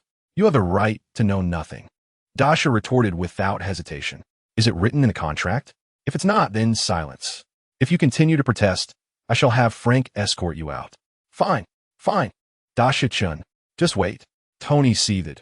When your secret soul endeavor fails, I shall relish how you manage the aftermath. Rest assured, it will not fail, Dasha replied confidently, turning her attention to the equally concerned and curious Helen Zhao and Otto. Doctors, ignore this narcissist. Now, where were we? Yes. The adjustment of the secondary constraint field resonance frequency of the energy core. Just as a new round of technical debate was about to ignite, a thunderous crash reverberated through the lab. The heavy alloy door was violently kicked open from the outside. The twisted metal door slammed against the wall, producing a tremendous echo. At the threshold stood Frank Castle, returning with an expression of unprecedented gravity and a rare hint of irritation. He grasped an old-fashioned satellite phone that resembled a brick. Everyone, silence. Frank's voice boomed like thunder, instantly quelling all discussion and noise within the laboratory. His sharp, hawk-like gaze swept over the astonished crowd, finally landing on Dasha and Tony. Tony Stark, Dasha. Frank's voice was charged with suppressed anger and urgency. Is your broken phone merely a decoration? That fool Nick Fury has been trying to reach you incessantly. He has been calling me. A profound silence enveloped the lab. Nick Fury? The director of S.H.I. ELD. What was he seeking from Tony and Dasha? Why was he so urgent as to call Frank? What did he say? Tony furrowed his brow, sensing the gravity of the situation. Frank took a deep breath and articulated the shocking news that left everyone momentarily frozen. He announced that aliens were invading Earth. Right now. In New York. What? Aliens? Invading? New York. As Fury lost his mind, gasps of disbelief erupted all around. Peter and Gwen turned pale with fear. Zhao, Helen, and Dr. Otto wore expressions of incredulity. Tony's initial reaction was to dismiss Fury's words as a jest. But upon witnessing Frank's grave demeanor, a sense of dread enveloped him. Dasha's pupils dilated sharply. An alien invasion?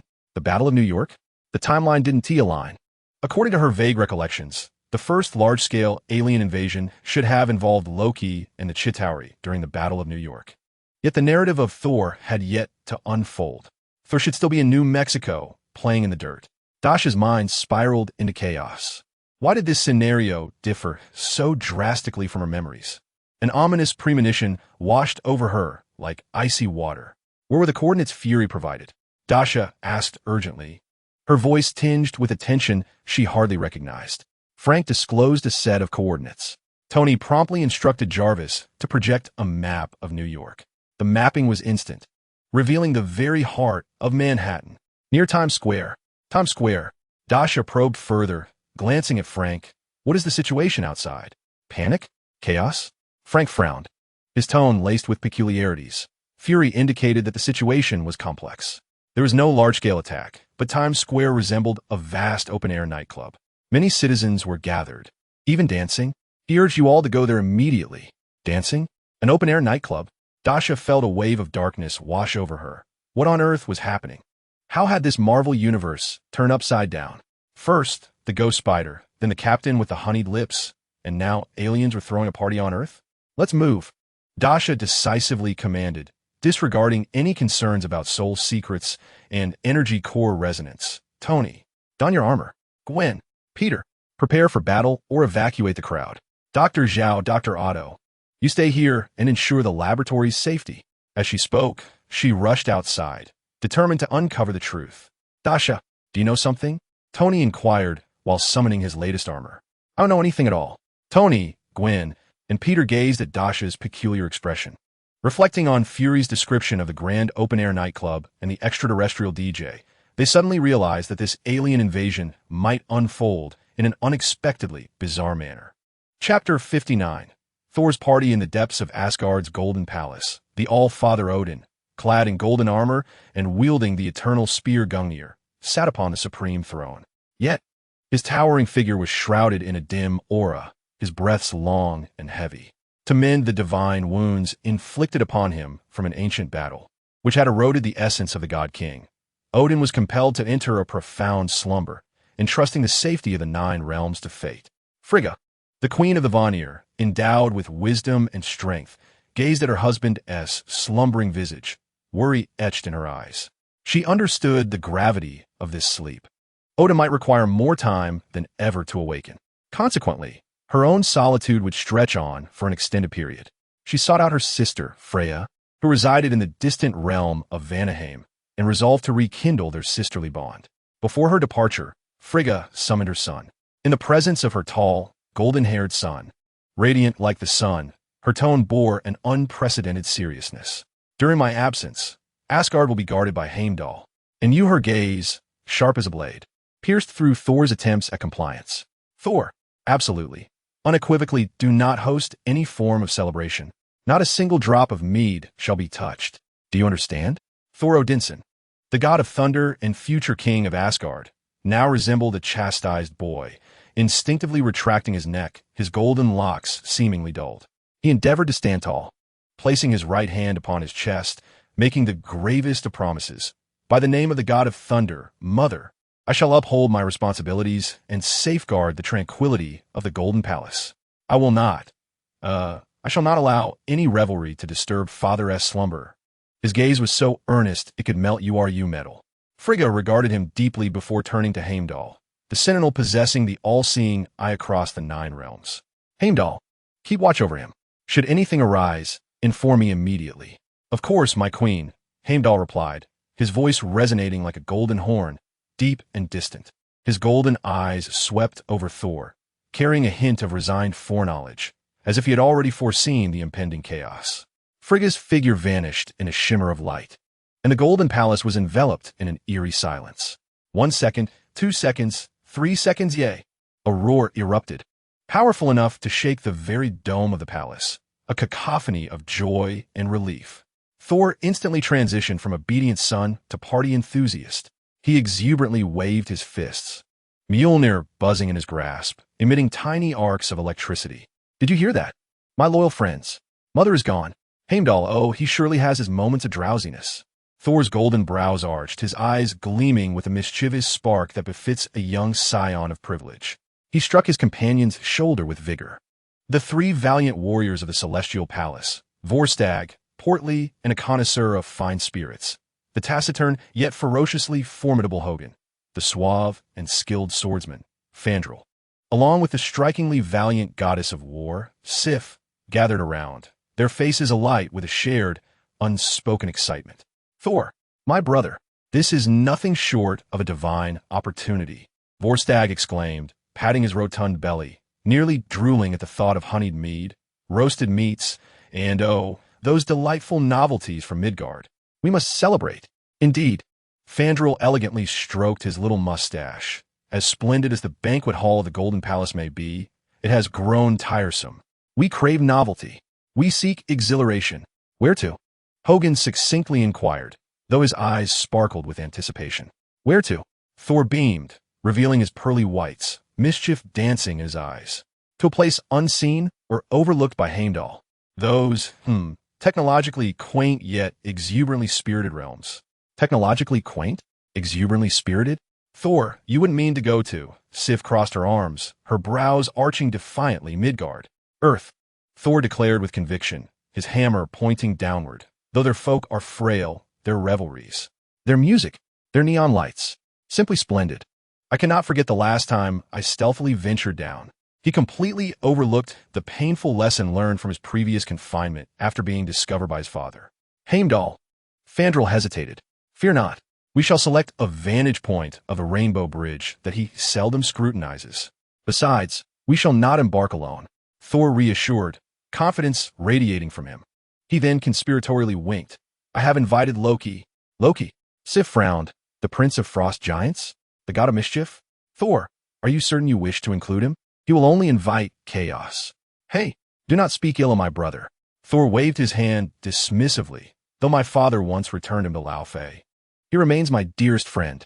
His illusions are unparalleled in enlivening the atmosphere of a celebration. And Thor lowered his voice, a hint of wicked delight in his tone. Do you not find it amusing to envision him, ever composed yet easily exasperated, amidst the raucous festivities of earth? The image of Loki, with his eternal elegance and restraint, yet prone to frustration, thrown into the chaos of a Midgardian party, brought forth knowing smiles among the group. Then it is settled, Thor proclaimed, sweeping his arm grandly. Vorstag, empty the wine cellar of the finest honey mead and ale. Hogun, bring your war drums. Fandral, Sif, prepare your finest attire. We shall host the grandest celebration Asgard has ever witnessed. Let our revelry echo throughout the 9 realms. Times Square, as twilight descends. The crossroads of this world comes alive with its most vibrant and cacophonous moment of the day. Enormous electronic billboards flicker with dazzling brilliance. Throngs of people weave through the streets, and the incessant flow of traffic fills the air, which is saturated with the aromas of hot dogs, perfumes, gasoline, and the unique vitality of urban life. Suddenly, without warning, a thunderous roar erupts. A magnificent and terrifying rainbow beam, akin to a divine spear of judgment cast by a cosmic deity, pierces the sky above New York at dusk, accompanied by a deafening sound that seems to tear apart the very fabric of space itself. This radiant column does not descend from the clouds. Rather, it rips through the void, plunging down from an incomprehensible higher dimension, targeting the very heart of Times Square. In that instant, time appears to freeze. The blinding light engulfs everything. An immense shockwave, like an invisible tsunami, instantly sweeps the crowd off their feet. The wailing of car alarms merges into a heart-rending lament. While countless windows shatter into fine dust without a sound, the faces of celebrities on the billboards contort and melt away, as sparks erupt from exposed circuitry. When that cataclysmic brilliance and shockwave finally subside, and the dust begins to settle, a colossal, charred pit emerges at the center of Times Square, its edges flowing with molten glass and twisted metal. At the heart of this abyss, a crystalline bridge, inscribed with ancient runes, slowly contracts and vanishes. Standing at the edge of this scorched pit, or rather, Directly upon the iconic red steps of Times Square, now marred with cracks, are several figures that starkly contrast with the apocalyptic scene around them. Leading the group is none other than Thor Odinson. Yet in this moment, he embodies far from the majestic thunder god of legend. His golden hair is tousled, with several strands stained with a suspicious, glistening liquid. Adorned in resplendent attire reminiscent of Asgard, he wears a deep crimson velvet shirt edged with gold, half-buttoned to reveal his muscular torso. His matching loose trousers are tucked into gleaming metallic boots, now muddied. Instead of wielding his mighty hammer, he clutches a colossal golden flagon, encrusted with jewels, tilting it back as he guzzles honeyed mead, which dribbles down his chiseled chin, soaking his garments. With a loud belch, Thor wipes his mouth and surveys the smoke-filled, chaotic square, showing no remorse, but instead breaking into a broad, tipsy grin. He raises his flagon and exclaims, "Midgard, your prince, no, your god, the thunder god Thor, has descended with the friendship and fine spirits of Asgard. Let the festivities begin." With his declaration-like drunken roar, his followers make their appearance, shattering any lofty notions earthlings may have held about the divine. Volstagg, clad in an oil-stained leather apron, lugs a beer barrel larger than his own belly. Resembling a mobile tavern, Hogan bore an impassive expression, yet in his grasp were two enormous, still dripping, unknown beastly legs, as if he had just returned from a hunt. Vandal, clad in a gaudy silver suit with a crooked collar, clutched a wilted rose in his hand while casting flirtatious glances at a bewildered street performer. Sif, however, retained her formidable presence. Yet, over her gleaming silver armor, she donned a cheap t-shirt emblazoned with INY, while brandishing a colossal glow stick. Loki, the prince of frost giants and the god of mischief, appeared at that moment as a melancholic poet misplaced in a nightclub. He wore a perfectly tailored dark green velvet robe, immaculate and utterly incongruous amidst the surrounding chaos. His pale visage bore a hint of resignation and annoyance. While he held an elegant goblet filled with a dark crimson liquid, he paid no heed to the revelers, including Thor, but instead glided gracefully toward the edge of the square, where a massive replica of the Statue of Liberty stood. Extending his slender fingers, he gently caressed the cold base of the statue and whispered in a lyrical tone, rich with the frosty giant's accent, "Oh, cold lady, you stand alone in this bustling world, holding high your torch. How ironic. Just like me, Loki, the exile prince, seeking a sliver of icy solace amid the clamor of Asgard. He attempted to bring the goblet to the statue's lips, beckoning, 'Come, share this bitter nectar with me, and speak of your solitude.' Groot, the tree-like extraterrestrial from Planet X, curiously prodded a massive observation pod of the nearby Ferris wheel with his branch-like arms. He clumsily detached one of the pods, balancing it atop his head as a hat, awkwardly spinning it while emitting his characteristic, puzzled declaration, 'I am Groot.' The immense weight caused the steel framework of the Ferris wheel to groan under the strain. Star-Lord, the legendary rogue of half-human, half-alien descent and the king of awkward dance, had somehow infiltrated Thor's gathering. Dressed in a tattered jacket of red and blue, he wore his signature headphones with the music blaring at full volume. At that moment, he stood in the very center of Times Square, beneath a colossal electronic screen still broadcasting a Coca-Cola advertisement, dancing obliviously to his extraordinary routine that blended 80s disco, the moonwalk, and an unknown alien hip-shaking dance, with a vague and indistinct hum, still attuned to the rhythm of the music. The refrain, "Come and get your love, Uga Shaka Uga Ruga," escapes his lips. A group of Klingon, adorned with extravagant leather jackets and featuring insectoid compound eyes, gather around an overturned hot dog stand, attempting to use mustard as a form of face paint. Meanwhile, a translucent being, floating gracefully like a jellyfish, pulsates with neon lights in sync with Star-Lord's melodic beats. Several diminutive aliens, resembling engineers with 3 hands, struggle to repair a taxi that has stalled due to the energy pulse from the Rainbow Bridge, resulting in a chaotic scatter of parts. Thor, witnessing Star-Lord's dance, erupts into hearty laughter, finding it utterly Asgardian. He strides confidently to the center of the enormous, makeshift stage in Times Square. Under the gaze of countless smartphone cameras and wide-eyed onlookers, he undertakes an act that leaves all 9 realms in astonishment. He raises his mighty hammer, Mjolnir, high above his head. With a fervent swing, He brings Mjolnir crashing down upon a surviving metal plate in the center of the stage, producing an explosive cacophony of sound. The air is filled not with music, but with the roar of thunder, the tremors of space, and pure, cataclysmic sonic energy. Each collision of Mjolnir against the metal resonates with a colossal flash of lightning that rends the night sky and a deafening crack of thunder. The very ground of Times Square trembles violently, shattering the remaining glass windows, while those closest to the epicenter are rendered unconscious by the force. Music! We need music! Thor bellows drunkenly, oblivious to the devastation he has wrought. He gazes back at the imposing silhouette of the destroyer armor, reminiscent of a mobile fortress.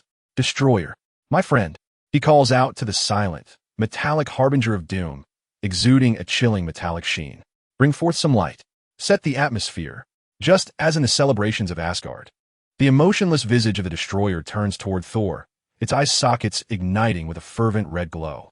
Slowly, it raises its massive metallic arm and points skyward. Boom, boom, boom, boom. For beams of searing energy, each exceeding 1/2 meter in diameter, erupt from its fingertips, soaring toward the heavens. They explode violently in the night sky over Manhattan, transforming into 4 dazzling firework displays that illuminate a significant portion of the sky. The shockwaves from the explosions send hovering news helicopters spiraling wildly. Wow, holy shit, an alien fireworks show? This time, amidst the terrified crowd. Unexpected exclamations of awe and a touch of morbid excitement erupt. Times Square has completely transformed into an intergalactic madhouse as the chaos reached its zenith.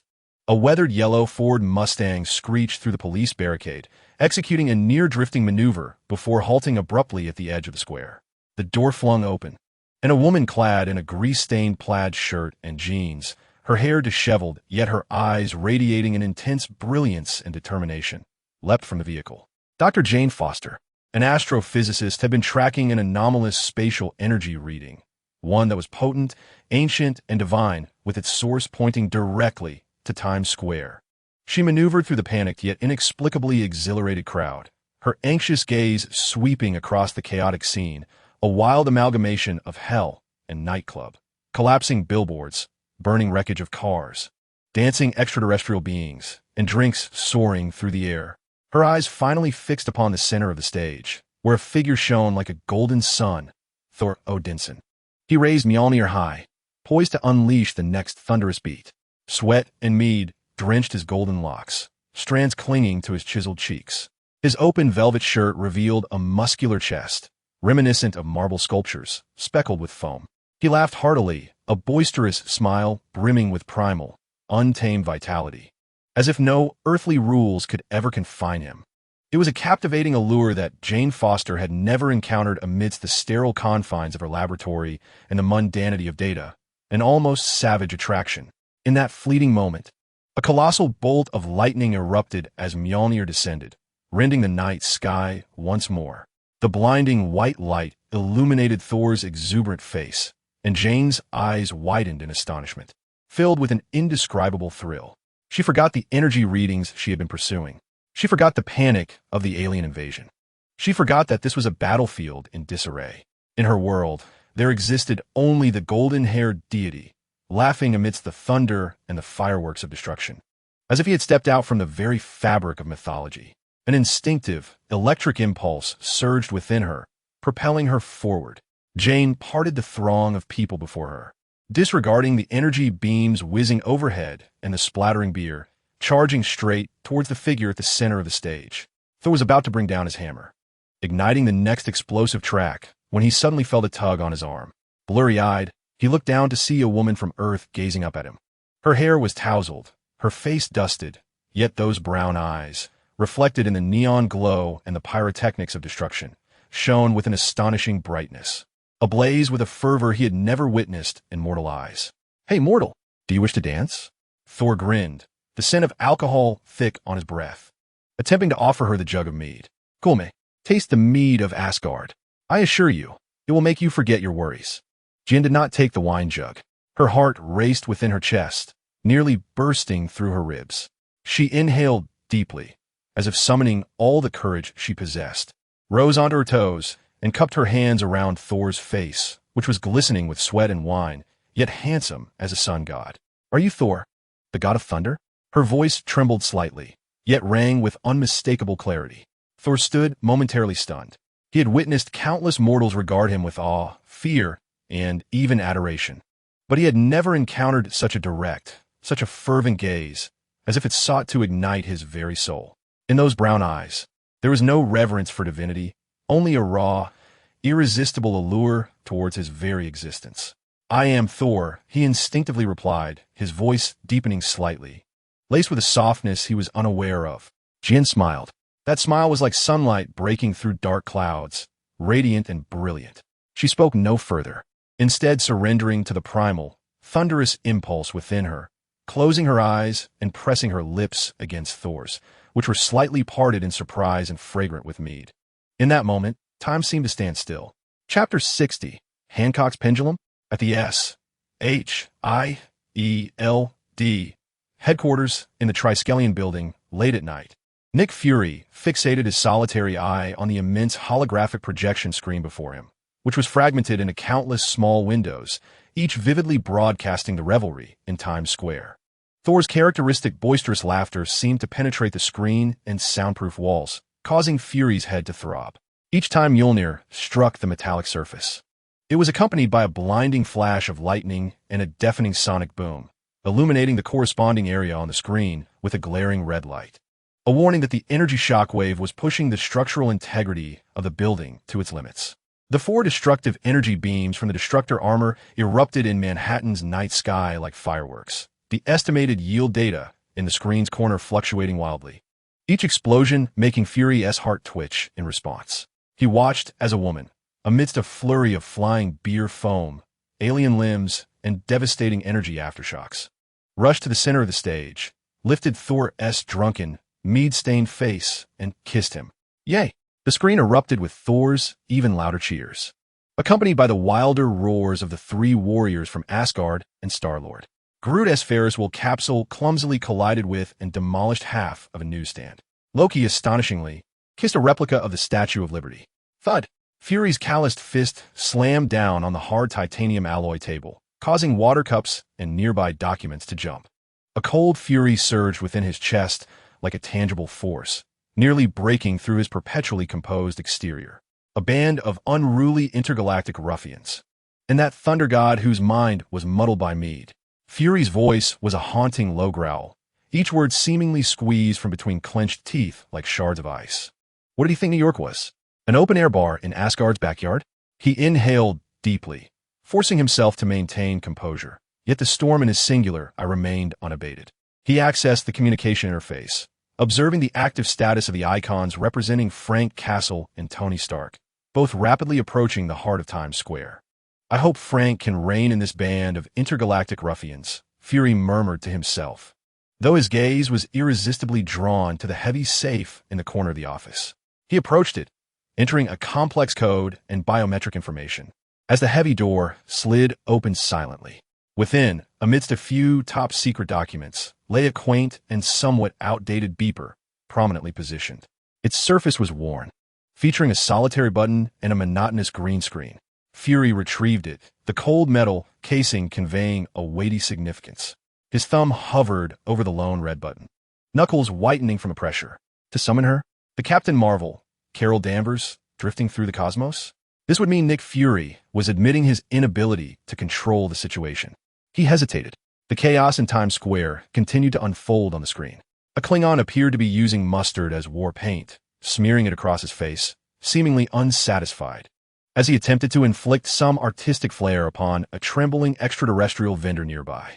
Just a moment longer, Fury ultimately decided, tightly gripping the beeper, yet refraining from pressing the button, instead placing it securely in his inner pocket. The cold metal pressed against his heart through his shirt, akin to a bomb that could detonate at any moment. He closed the safe. In Washington, D.C., within the White House Situation Room, the atmosphere was tenfold more tense than at SHIELD. The air was thick with a mingled sense of caffeine, sweat, and panic. A massive screen displayed live footage of Times Square, captured by surviving military satellites, and several news helicopters precariously swaying in the shockwave. The president's complexion was ashen, his eyes riveted to the screen, watching as Times Square, the beacon of the city and indeed the world, transformed into a smoldering ruin beneath the thunder of Thor and the strategic fireworks of destruction. He observed the grotesque alien creatures dancing amidst the rubble, brawling, dismantling cars as if they were toys. "This is a damn affront to my authority," he shrieked, slamming his fist against the table, causing the coffee cups to rattle ominously. He roared at the screen as if Thor could hear him. "This is New York, the beacon of New York, not a lunatic's playground in Asgard." With a sudden burst of determination, he seized the encrypted red phone, directly connecting to the Pentagon. "General Ross, tell me, is your army merely for show? What about those tanks, aircraft, and missiles? Crush those alien scoundrels beneath our feet. Drive them back to their wretched homes." On the other end of the line, General Ross's voice emerged, deep and composed, tinged with a hint of restrained excitement. "Mr. President, the troops have completed Level 1 combat readiness deployment around the outskirts of New York. The National Guard is evacuating civilians from Manhattan, and a perimeter has been established. Heavy armored units and aerial strike forces are on standby. With your command, we could reduce Times Square to ashes within 5 minutes, ensuring no extraterrestrial being could stand to leave." His tone was imbued with absolute confidence in their military might and a merciless resolve toward their objective. "Mr. President, please, remain calm." The president's chief scientific advisor, an elderly physicist with thick glasses, nearly lunged at the communicator, his voice trembling with fear. "Preliminary energy analysis indicates that each strike from that blonde behemoth releases energy in excess of 1 million tons. The energy levels from that colossal metallic giant's casual blows are nearly beyond the capacity of our current instruments to measure. General Ross, with all due respect, conventional weaponry may very well be ineffective against them. An unprovoked attack would only provoke them further, resulting in even greater devastation. We cannot even assess the technological level or military capability of the civilization behind them." "Indeed, Mr. President," the security advisor hastily added, "those diverse alien entities possess varying technological advancements, all of which far exceed our own. We do not even know if they have reinforcements. This is certainly not the opportune moment to declare war. Are we to simply allow them to run rampant on our soil? To host an interstellar celebration in our very heart?" The president trembled with rage, pointing at the screen where Thor embraced Jane Foster, drinking heartily from a golden chalice. Look, they not only destroy but mock us. They humiliate us. The entire world is watching. Where is the dignity of the lighthouse? But, Mr. President, dignity is built upon the foundation of survival." The Secretary of State interjected, joining the plea. "We need intelligence. We need assessment. We need allies. What about SHIELD? Director Fury must have contingency plans, surely?" Upon mentioning SHIELD, the president's fury appeared to find a more precise outlet. He abruptly severed the connection with Ross and swiftly activated the encrypted video line to Nick Fury. Fury's dark visage materialized on the White House's large screen, his office background stark and coldly minimalist. "Fury," the president thundered, not allowing him a moment to respond, his spittle nearly splattering the screen. "Look at your monitor. Look at New York. Is this what you deem responsible for Earth's security?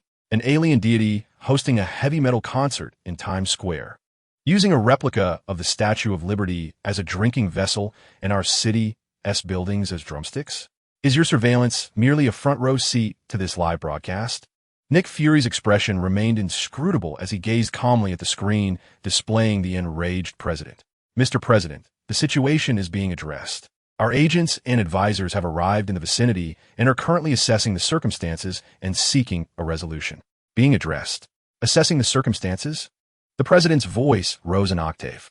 "Fury, I am telling you, this is at the lighthouse in New York, not some trivial SHIELD headquarters or your secret bases hidden in the corners of the world. I give you 1 hour. No, 30 minutes. Within 30 minutes. If there is still an alien leaping about in Times Square, I will personally sign the order to dissolve SHIELD. I will ensure Congress cuts your funding to nothing. I mean what I say." Fury's brow furrowed slightly. He understood that the president's threats were far from empty. Although SHIELD was nominally under the auspices of the World Security Council, its vast operational funds, advanced technological research, and global network of operations heavily relied on the financial allocations and covert support from the lighthouse. Without this benefactor, S.H.I.E.L.D.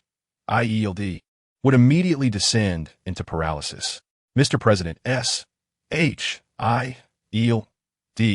serves global security, and its existence is determined by the Council. Fury attempted to underscore the organization's independence, though his tone carried an almost imperceptible hint of concession. To hell with the Council. The President abruptly interrupted him. This is the lighthouse. New York is ablaze. Being publicly humiliated.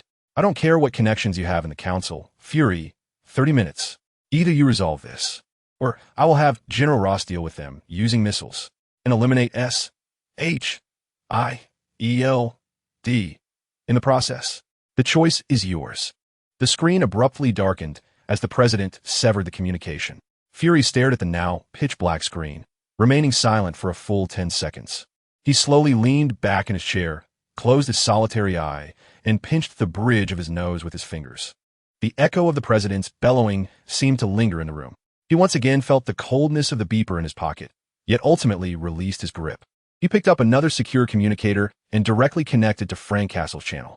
At the edge of Times Square, amidst the chaos, Frank Castle's black modified Chevrolet, resembling a silent steel beast, violently plowed through the obstructing abandoned vehicles and debris, coming to a halt at a relatively intact street corner. He opened the car door, but did not immediately exit. Instead, he conducted a thorough inspection of the arsenal adorning his body. From the customized handgun at his waist to the menacing shotgun slung across his back and the tactical vest brimming with magazines and grenades. He emanated an aura of cold, lethal intent, akin to an erupting volcano. The passenger door swung open, and Dasha gracefully leaped out. In stark contrast to Frank's fully armed demeanor, she donned a sleek black tracksuit, yet her face bore an expression of almost exhilarated curiosity. She surveyed the scene, reminiscent of a post-apocalyptic carnival, where a collapsed billboard flickered with the fragmented letters of Coca-Cola. Neon tubes pulsated eerily amidst the ruins. While the air was thick with an amalgamation of ozone, the acrid scent of charred meat, an alien secretion's bizarre odor, and a potent whiff of alcohol. The entrancing melody of Star-Lord's Uga Shaka intertwined with Thor's thunderous beats and the deep thrum of Hulk's war drums, creating a cacophony that teetered on the brink of madness. Wow, Dasha whistled, her eyes sparkling. What a spectacle! An Asgardian heavy metal festival? The theme is Demolition Party Night? Has Thor mistaken the Rainbow Bridge for a rideshare service? If Odin were awake, he would surely use the eternal spear to string up this wayward son and hang him to dry at the gates of Valhalla. No sooner had she spoken than Frank's phone rang again. The caller ID read, Nick Fury. Frank, Dasha. Fury's voice cut through the din with an undeniable authority. The situation has spiraled out of control. The White House has issued an ultimatum. This farce must conclude within 30 minutes, or Ross's missiles and S.H.I.L.D.'s dissolution notice will arrive simultaneously. I don't care what methods you employ, but get Thor and his entourage to quiet down immediately. Remove them. If necessary, use extreme measures. But strive to avoid mass casualties, especially concerning Thor himself. Again, I emphasize, minimize irreversible harm to Thor. Frank merely grunted in acknowledgement, his gaze sweeping through the chaos like a searchlight, seeking optimal entry points and potential threats. The hefty man with the beer barrel, the brawny figure wielding a beast's leg, and the swordsman gesturing animatedly with an insectoid alien were at the forefront of his removal list. As for Thor, the metallic giant, he assessed them with a furrowed brow. Dasha, however, rolled her eyes at Fury's image, delivering a precise retort. Wow, talk about pressure, Director. I find this revelry rather entertaining. Fury's face seemed to darken further as he ignored Dasha's quip, his tone sharp. Dasha, mind your manners. She pouted, but then flashed a mischievous grin. What do you think? My dear Director, should I transform into a dancing girl and prance over to entertain them? You dare. Frank and Fury's voices echoed simultaneously, one exasperated, the other filled with warning. At that moment, a deep, penetrating roar of an engine grew closer. The golden-red armor of Iron Man sliced through the night sky, executing an ostentatious 360-degree spin before landing gracefully beside Frank's vehicle. The visor lifted, revealing Tony Stark's iconic, roguish grin. Wow, the party's not over yet? It seems I've arrived just in time for the climax. Tony exaggeratedly spread his arms wide, as if embracing the chaos around him. This party is truly creative. I could take a leaf out of this for my next birthday celebration. His gaze swept over Frank, clad in heavy weaponry, and he let out a whistle. Hey, Frank. With all those toys, are you planning to join a demolition crew, or are you here to provide some heavy metal accompaniment as the DJ? Then, he caught sight of Dasha, his smile immediately morphing into a familiar challenge. Dasha, what do you think about inviting them to my next birthday bash? Dasha, aware that Tony was teasing Nick, responded with playful enthusiasm. I think that's a wonderfully constructive idea. Just don't forget to invite me. Nick Fury, unable to contain himself any longer, growled through the communicator. Tony Stark. Dasha, are you here to resolve issues or perform a comedic duet? Silence now. We need to act. It was only then that Tony seemed to remember the seriousness of the situation. Clearing his throat, he addressed both Frank and Dasha, as well as Fury on the other end of the communicator, adopting a deliberately casual yet slightly mischievous tone. Action? Absolutely. But Nick and Frank, don't you think this party, while a bit raucous, is rather entertaining? He gestured towards the center stage, where Thor was embracing Jane, pouring drinks and rhythmically striking Mjolnir, while the destroyer launched a slightly smaller firework into the sky, eliciting cheers from the crowd. Star-Lord and Groot had somehow paired up, one awkwardly dancing while the other clumsily swayed his branch-like limbs, creating an oddly harmonious spectacle. Look, a cross-galactic cultural exchange, the collision of music, the liberating release of hormones. Tony spread his hands wide. S-H-I-L-D spends all its time thinking about control and isolation. How dull. Perhaps we should integrate ourselves? Talk to them? For instance, offer some more advanced sound equipment? Frank, stow away your heavy metal for now. I have a few bottles of 50-year-old Macallan in my warehouse that will certainly pack a punch. Dasha, can't you transform? How about becoming a rock goddess to sing a number? You might just mesmerize Thor and whisk him away. Dasha, momentarily taken aback by Tony's unconventional thought process, soon found herself stroking her chin, genuinely contemplating. Who should I transform into? Tifa to do some glass cleaning dance? Or Hancock to perform a grand pendulum act? On second thought, if I actually did that, Frank would surely strangle me. Chapter 61. The Formative Avengers in Nick's Eyes. S-H-I-E-L-D. Headquarters Command Center Nick Fury's singular eye, like a shard of obsidian frozen in time, was fixated on the immense control wall composed of countless small screens before him. The intergalactic rock festival in Times Square was assaulting his senses in high-definition, multi-angle surround sound. Bang! Fury's fist slammed down once more on the control panel, causing the coffee cup held by Agent Hill to bounce slightly. He gazed at the screen, where Thor was embracing a shrieking blonde, using Mjolnir as a turntable. Striking a flip garbage bin, a robust bolt of lightning descended with precision, striking the enormous neon sign at the street corner. Bang! The sign erupted into a splendid fireball, fragments scattering like apocalyptic fireworks. The energy readings in the corner of the screen surged crimson once more, and Fury manually silenced the piercing alarm. Look, Hill, take a good look. Fury's voice emerged like a sound from the depths of a hellish sewing machine, each word laced with a metallic rasp. What does he take my Manhattan for? And that metal oaf, setting off fireworks more frequently than on the 4th of July. Hill maintained an expressionless demeanor as she summoned another split screen, displaying Dasha and Frank's black Chevrolet just arriving at the edge of chaos. At least Mr. Castor and MS. Dasha had arrived, and Mr. Stark, well, had joined in his own manner. On the screen, the crimson gold-clad Iron Man made a flamboyant superhero landing, sending several aliens rummaging through the trash for souvenirs flying. His method? His method was merely to stoke the flames. Fury watched as Tony's helmet retracted, revealing his iconic, infuriating grin and outstretched arms, as if embracing the chaos crafted by his brother. Listen, the party isn't over yet? A template for next birthday bash? Damn it, what I need is a bomb disposal expert, not a party DJ. Hill's lips seemed to twitch slightly, yet her voice remained steady. Sir, Mr. Stark appears to have proposed an unconventional solution. He suggests integration and negotiation. On the screen, Tony was animatedly conversing with Dasha. Fury's lip-reading system automatically translated, Transform into a rock goddess. I guarantee Thor will be so smitten he won't know which way is up. And just carry her home as his queen. Fury felt his blood pressure surge. Did he think this was the backstage of a Victoria's Secret show? Dasha, you little rascal, don't you dare nod at me. Frank, control your daughter. Frank? Damn it. Frank, why are you drawing your gun? Just as Fury braced himself for Frank to give Tony a physical education lesson, the surveillance feed nearly caused him to rupture his eye patch. Dasha's face flickered with a mischievous and excited glint, a look Fury was all too familiar with, as the surrounding space seemed to ripple.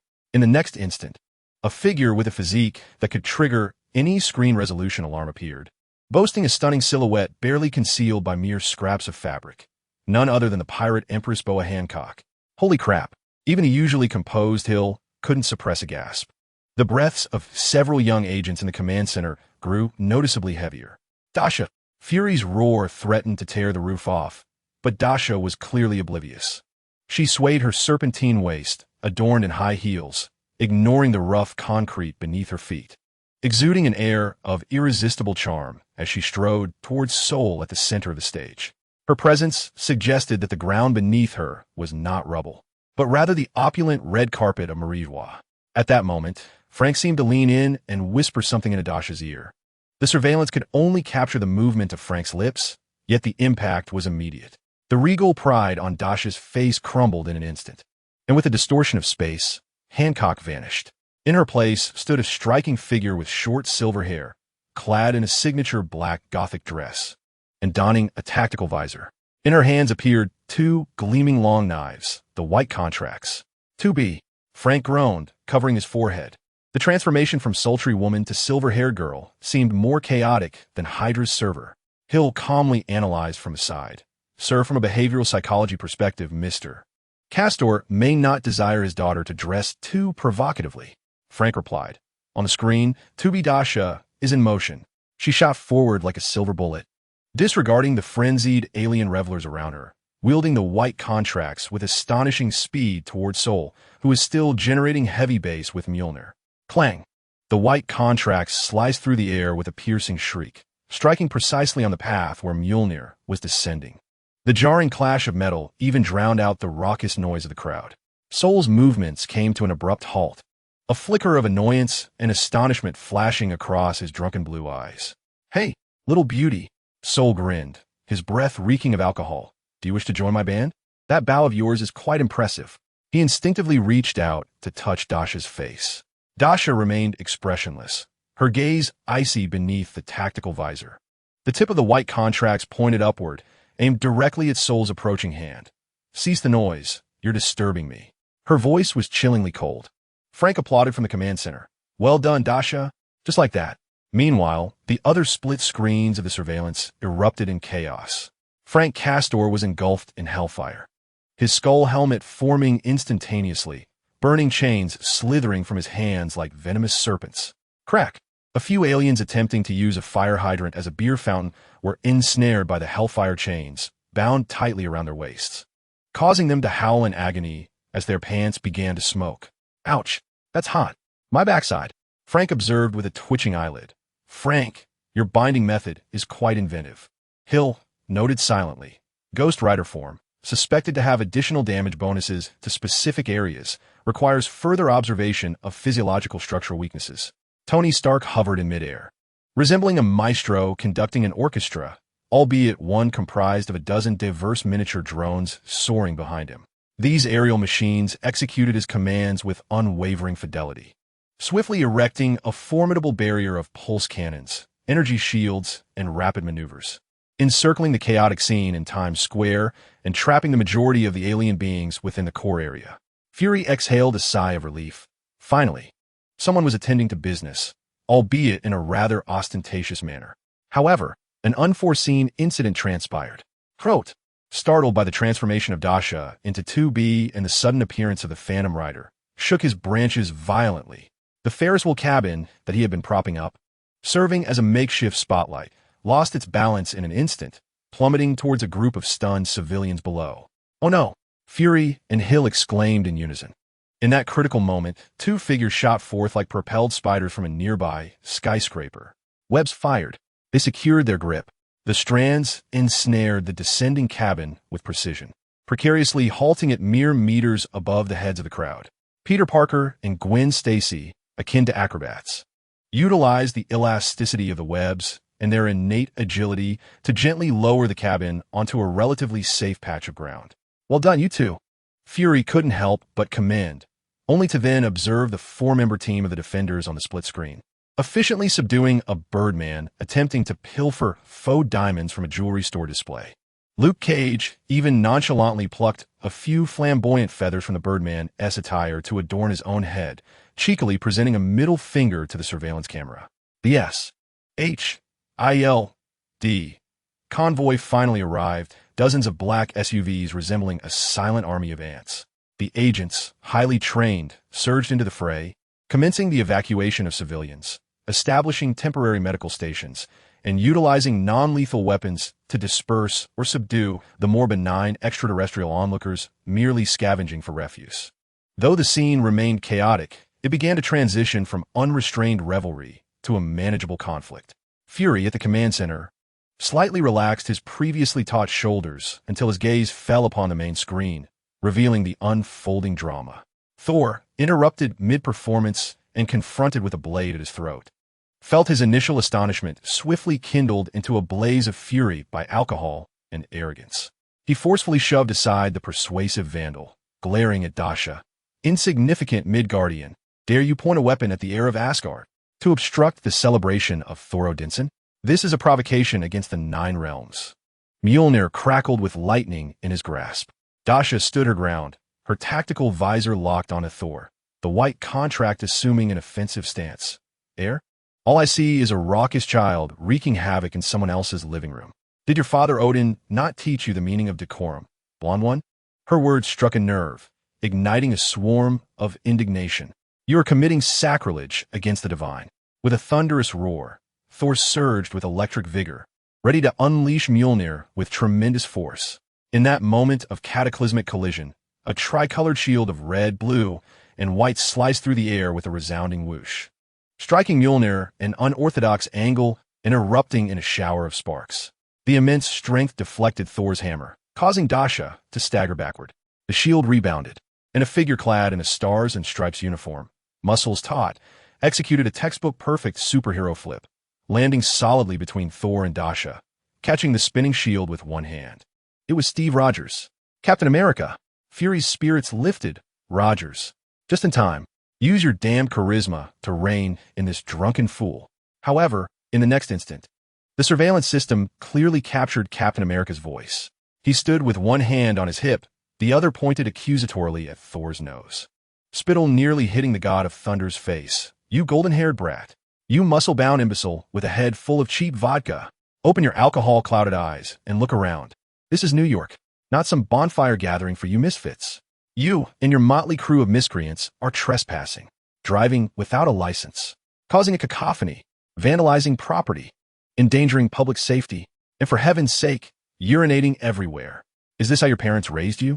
Dasha is right. With your pathetic demeanor, you're a prince? Ha! I see you as nothing more than a spoiled brat deserving of a good thrashing. Do you want me to administer some discipline on behalf of your parents and make your backside blossom? The command center fell into an eerie silence. Fury's single eye widened in disbelief, his jaw nearly dropping to the console. Hill's tablet clattered to the ground.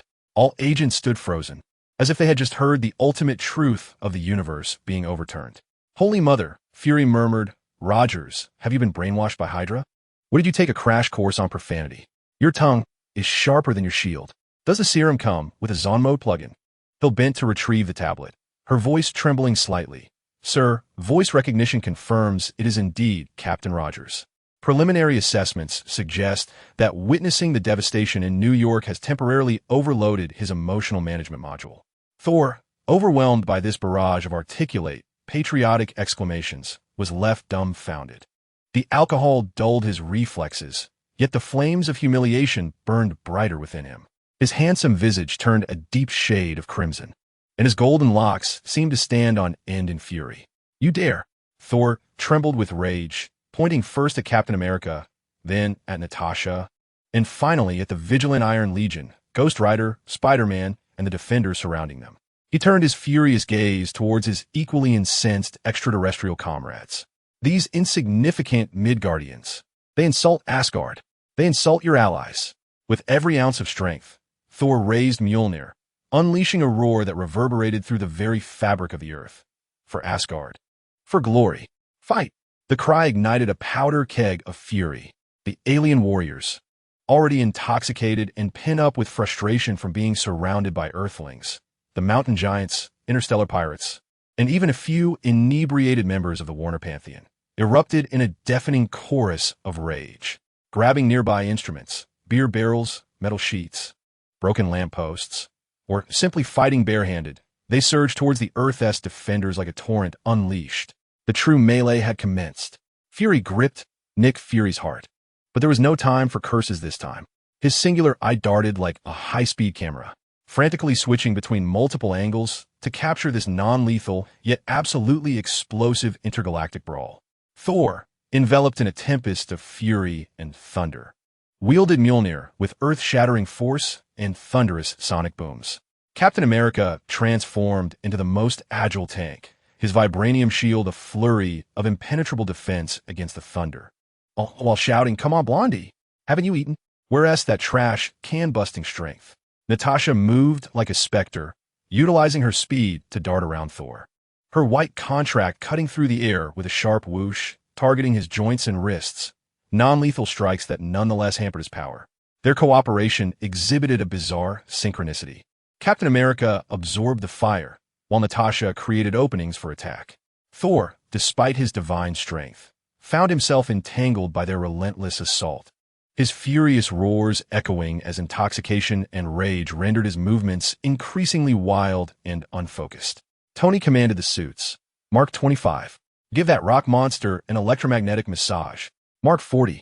Charge ahead and send those green skin flies trying to ambush Castor flying. Just be careful not to hit the flowers.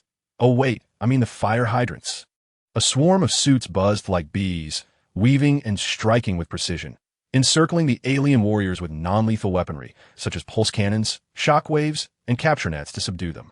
Frank S. burning chains became the most fearsome control tool, snapping to ensnare the most aggressive and destructive foes, particularly focusing on the three most reckless. The hellfire scorched them, eliciting cries of despair. The physical damage was minimal, but the psychological humiliation was profound. Ouch, my backside. Why won't this fire go out? Mom, Peter and Gwen, like battlefield firefighters, swung through the ruins of skyscrapers using webs, ready to assist. Peter ensnared the ankle of the towering mountain giant with reinforced webbing, causing him to tumble ignominiously, while Gwen utilized a milky white adhesive to blind the interstellar pirate. Hey, I can't see. What's this? It's sticky. They also adeptly rescued civilians caught in the crossfire. The defenders formed a resolute second line, adept at addressing any defiance or attempts to flee. Luke Cage confronted the acts of a Kree warrior with his ironclad physique, while Jessica Jones, employing her prodigious strength, shoved a would-be car thief into the very trunk he had pried open. Daredevil wielded his cane with precision, striking joints with unerring accuracy. An iron fist unleashed a wave of chi that left several onrushing foes dazed and disoriented. S, H, I, D agents operated efficiently on the periphery, establishing a safe zone, aiding the injured, and using non-lethal weaponry to subdue rogue elements attempting to vandalize or rob, all while continuously constricting the alien presence. The battlefield was engulfed in a haze of dust, energy flashes flickering chaotically, the cacophony of alien roars intertwining with the invectives of Earth-S defenders, creating an extraordinarily explosive scene, yet imbued with a peculiar understanding that neither side intended to deliver fatal blows. The aliens, resilient and tough-skinned, faced the Earth-S diverse tactics, resulting in a fierce and intricate clash that was nothing short of spectacular. Fury's gaze remained fixed on the main screen, his fingers unconsciously caressing the cold surface of the beeper in his pocket. On the screen, Thor swung his hammer down upon Captain America's shield, the immense recoil staggering him backward, causing a seemingly insignificant pendant, gleaming faintly with silver light, to slip from his open leather armor and tumble onto the debris-strewn ground. Oblivious, Thor continued to roar and charge toward Captain America and Dasha. In that chaotic instant, Fury's keen eye captured a fleeting detail. Dasha, moving at high speed, appeared to momentarily flicker as her tactical visor glimmered, her foot seemingly brushing past the pendant in a deliberate yet discreet manner. When she rose again to rejoin the fray, the small ornament had vanished without a trace. Hill. Fury's voice bore an imperceptible tension. I saw it, sir, Hill replied promptly, accessing slow-motion footage and high-resolution screenshots, revealing Miss Dasha has suspected contact with and retrieval of Thor's dropped item. Item analysis. Unknown metal, faint energy signature, Asgardian-style ornamentation. Fury's gaze deepened, his grip on the beeper tightening before he gradually relaxed it. He turned his attention to the monitoring wall, where Captain America bore the brunt of a mighty strike from Thor, still uttering curses at the spineless shrimp. Tony's armor blocked a small-scale beam from the destroyer with an energy shield. Frank ensnared a pirate attempting to ignite a newsstand with chains, rendering him a shameful captive. And Dasha moved like a silver specter across the battlefield, the pendant she had concealed now a chilling enigma. What unfolded was not merely a farce, but rather a profound examination. Fury's voice resonated with a low, steadfast timbre, as if he were addressing Hill, while simultaneously making an assertion to himself. Hill, do you see it? Stark's technology, Roger's leadership, Castle's absolute power and will, Dasha's unpredictable potential, and her subtle maneuvers. And those vigilantes on the streets, those two little pests, individually flawed, yet when compelled to unite for a common goal. He paused, his gaze sweeping across the screen, showcasing each figure battling valiantly, ultimately resting on Thor's face, contorted with anger and frustration. When these troubled individuals were forced to collaborate, the force they unleashed was sufficient to confront any interstellar turmoil. In Fury's singular eye, what burned was no longer mere rage, but an almost obsessive fervor. Earth required a shield forged from the sharpest and most unstable materials, a coalition of Avengers. Document this, Hill. Fury's voice regained its former coldness. Tonight, each participant in the defense of the New York Interstellar Rock Festival will undergo the highest level of assessment. Initiate the Avengers Reserve files. Yes, sir. Hill's fingers danced rapidly over the tablet, a glimmer of excitement flickering in her eyes. She gazed at the chaotic yet vibrant battlefield displayed on the monitor, then glanced at the one-eyed commander beside her. Could this audacious plan truly succeed? Sir, the others may comply, but Dasha Chen and Frank might not join so readily. Chapter 62. The golden-haired coward and his interstellar mess. Tony Stark watched as Jarvis adeptly orchestrated the fleet, directing them like a pack of well-trained sheepdogs herding frantic sheep. A long-lost surge of adrenaline and considerable irritation surged through him. Let my little darlings do the heavy lifting while their doting father, stand by and watch. No way. He shouted into the communicator, Jarvis. Maintain formation. Don't let a single one escape, especially those attempting to dismantle the ATMs as souvenirs. No sooner had he spoken than he forcefully pushed the joystick forward. The thrusters beneath him emitted a high-pitched wail, and the crimson and gold armor shot forth like a meteor towards the heart of the storm. Thor, Dasha, Captain America, and that skull warrior Frank, engulfed in hellfire, charged forward. With a thunderous crash, akin to the collapse of a building, the Mark armor landed with a force rivaling that of Thor's hammer, firmly establishing itself between Thor and Captain America, its feet sinking into the cracked pavement, sending debris flying. Stark. Captain America turned, glaring fiercely, his expression conveying an unmistakable message. What chaos have you added? Thor, with bloodshot eyes, shot a similar glare, momentarily forgetting his expletives. A figure clad in cold, unyielding machinery. Tubi Dasha moved with an ethereal grace, her tactical visor glimmering with a cerulean glow. The instant the Mark armor touched the ground, she surged like a specter into Thor's left side visual blind spot, the white pack slicing through the air with a piercing shriek aimed directly at the tendons of Thor's wrist, where he grasped his hammer. Frank, indifferent to the onslaught, unleashed burning chains that writhed like venomous serpents, deftly encircling the rear armor of the Mark suit and striking towards Vandal's frosty elven sword, intent on thwarting any interference with Dasha's stealthy maneuver. The howl of hellfire on the chains drowned out the surrounding clamor.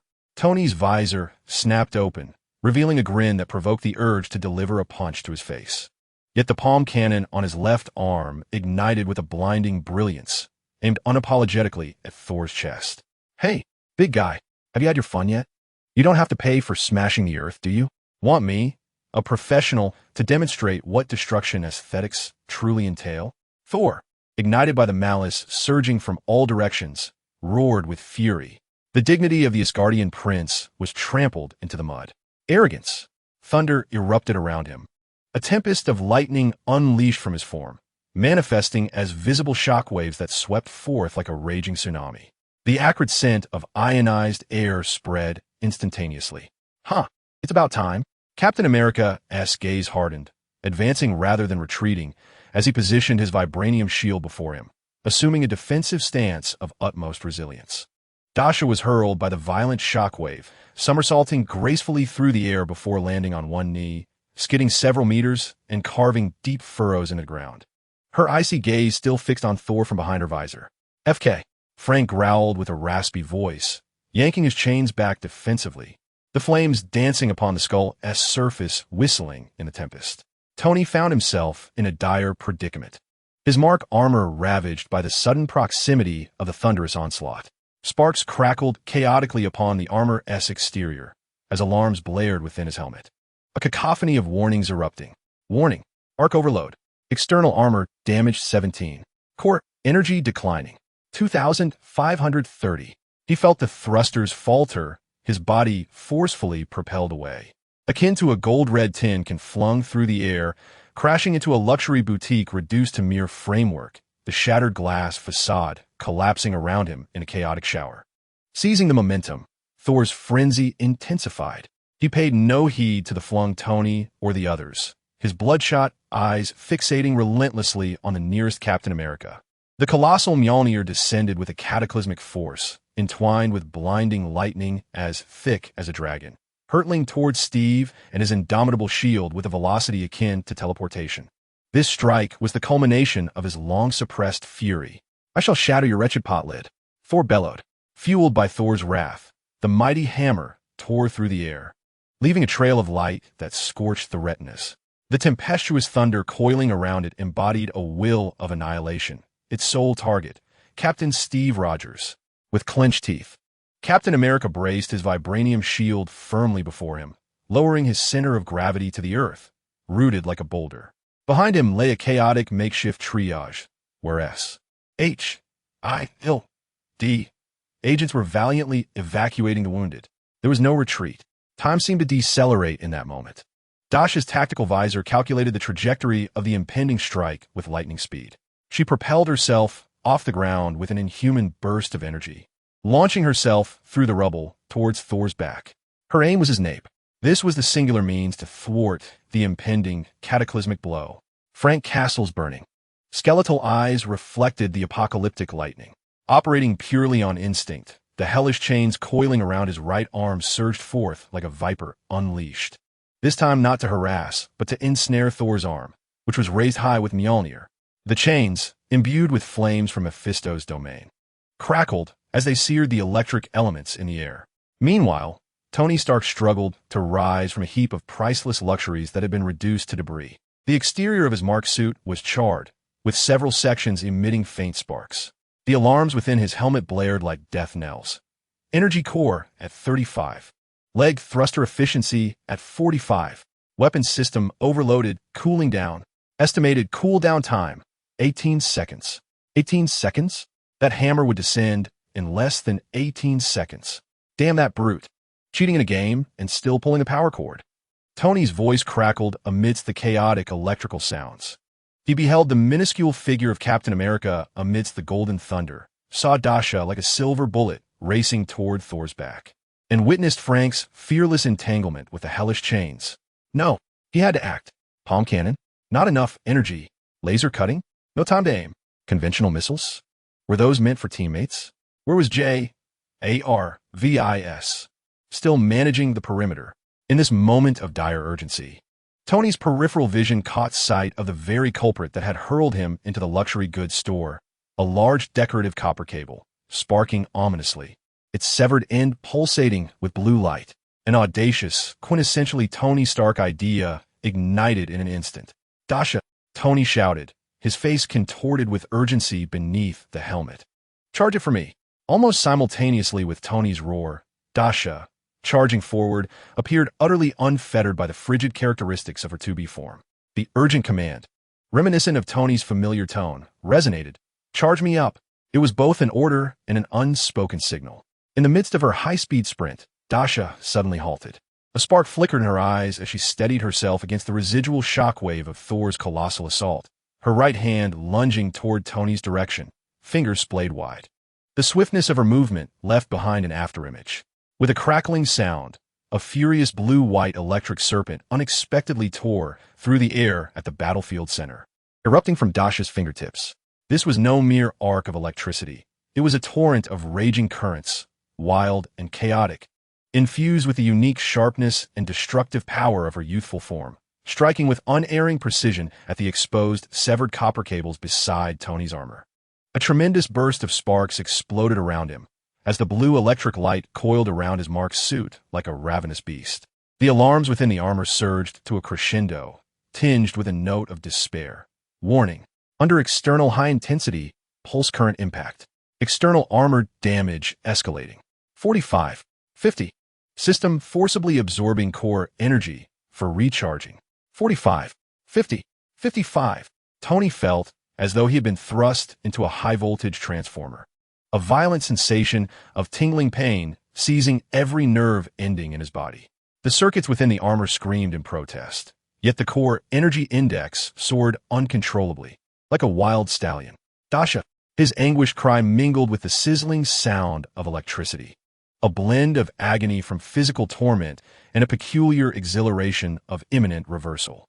At that very moment, while Dasha relentlessly charged Tony with her inhumane energy infusion, Thor's hammer, fueled by fury, came crashing down with earth-shattering force. Its target, Captain America's shield, and beyond it, the blonde warrior still cursing him. The thunderous sound roared like 1,000 lightning strikes detonating simultaneously in Times Square. Blinding golden lightning consumed everything in its path. The immense shock wave obliterated every object taller than a knee within a 100-meter radius. Shattered bricks, steel rebar, concrete fragments, and mangled car parts flew like cannonballs. Smoke and debris soared into the sky, forming a miniature mushroom cloud. At the epicenter of the explosion, Captain America's figure was launched like a baseball struck by a home run, his body and shield sent hurtling away. A piercing, metallic screech of deformation echoed sharply. It was the shield. The captain crashed through the outer wall of a half-destroyed building, plummeting into the ruins within, raising even more dust. His fate uncertain. With one hammer strike, Thor had sent the mightiest shield defense careening into chaos, his momentum unyielding. At this moment, Vandal finally extricated himself from the entanglement of Frank's hellfire chains.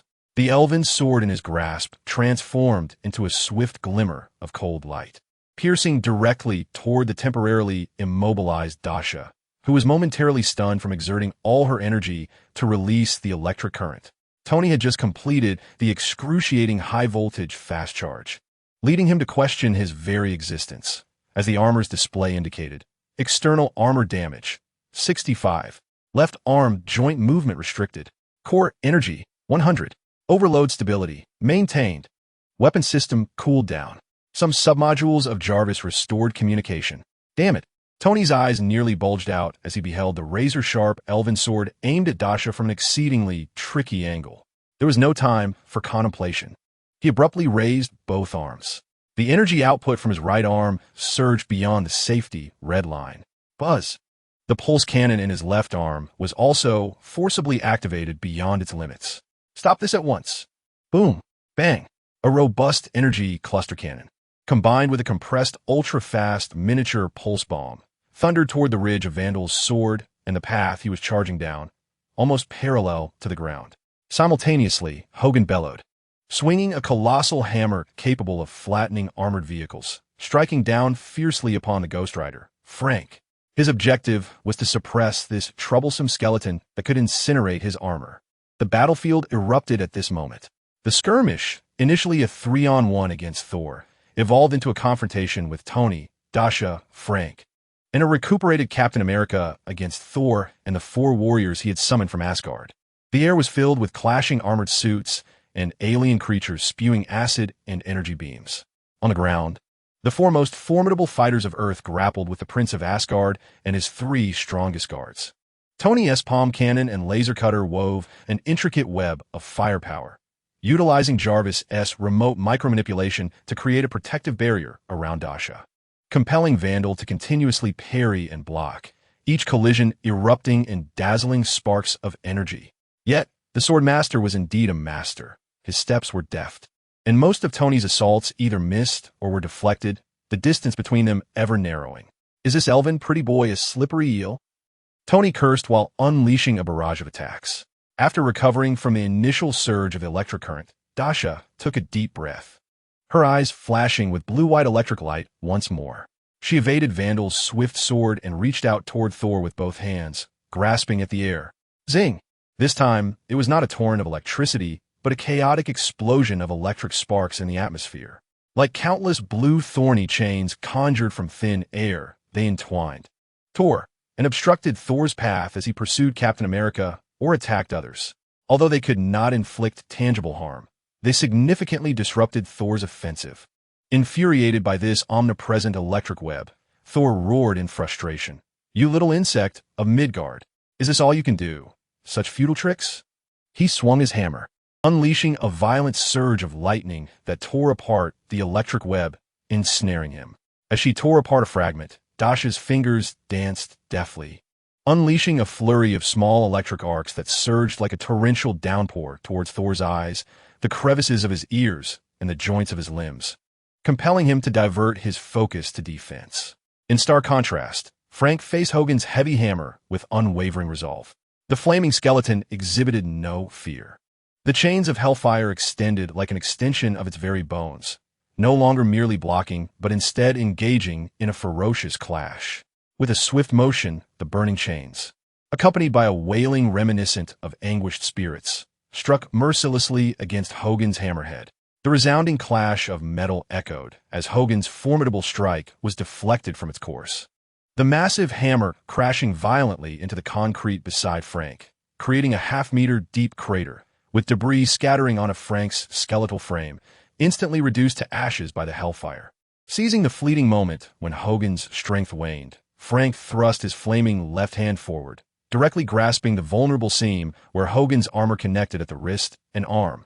The infernal fire surged through the gap with reckless abandon. A piercing scream of agony erupted from Hogun as he felt the hellish flames searing his flesh and sinew, the torment penetrating deeper than mere heat, reaching into the very essence of his soul. Meanwhile, Frank's other hand was not idle. The burning chains swiftly coiled around Hogun's neck, the hellfire erupting with renewed ferocity. "Release Hogun." Vostag charged forth, wielding his battle axe like a raging boar. His corpulent frame belied an unexpected swiftness, and the massive, dual-edged axe sliced through the air with a thunderous roar, aimed directly at the skeletal arm that held Hogun's neck, intent on forcing Frank to release his grip. From above, Tony's perspective caught sight of the descending axe, and he immediately redirected his weapon. Fat barrel. Halt! The pulse cannon's beam shot toward Vostag's legs, compelling him to dodge or defend. Simultaneously, Captain Steve staggered to his feet amidst the rubble. A glance at his cracked vibranium shield, with a slight dent at its center, elicited an indescribable sorrow in his eyes, swiftly replaced by a fervent rage. His star-spangled uniform was dust-laden and torn, a trace of blood at the corner of his mouth. Yet none of this could quench his fighting spirit. Shaking off the buzzing in his head, he fixed his gaze on Thor, who was being relentlessly harassed by Dasha's electric sparks, roaring in frustration. "You alien bastard!" Captain America bellowed, charging towards Thor with astonishing speed. He no longer attempted to withstand the devastating blows, but instead harnessed the instincts of a top-tier warrior. Utilizing the debris as cover, he nimbly navigated between the gaps in Thor's thunderous assaults, each maneuver perilously close to disaster. He aimed to close the distance, to divert Thor's attention once more, creating opportunities for Dasha and Frank. The entire scene resembled a tempest stirred by the swiftest of blenders. Energy beams crisscrossed wildly. The clashing of metal resonated deafeningly, and dust and smoke enveloped the battlefield. The current dances with the flames.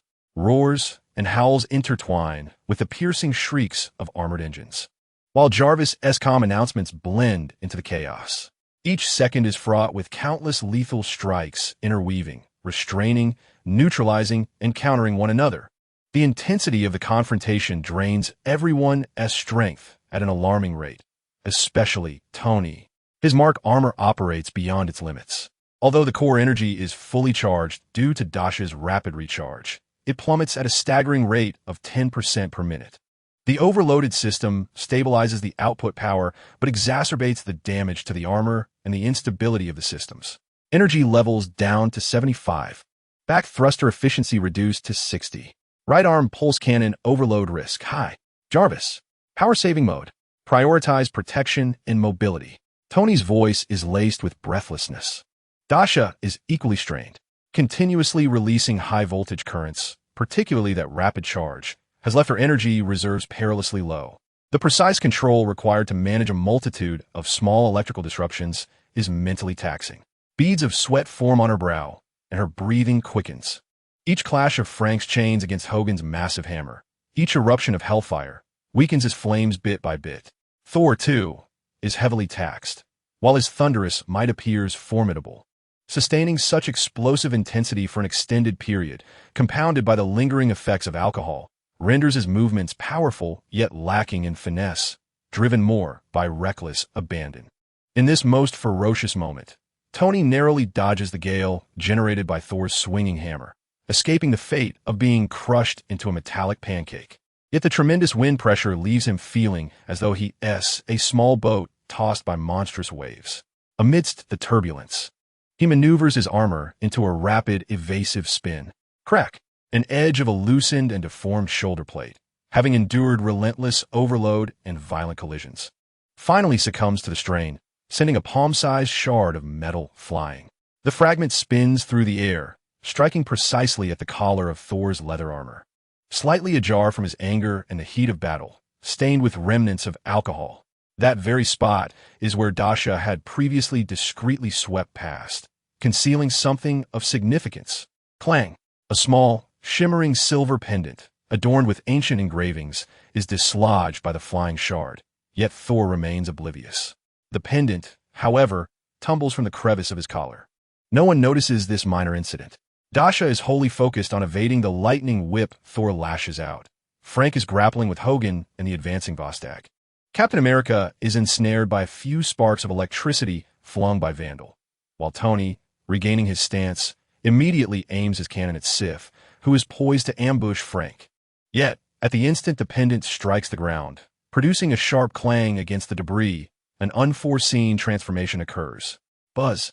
The once imperceptible, dim Asgardian runes etched upon the surface of the pendant ignited like slumbering stars suddenly awakened.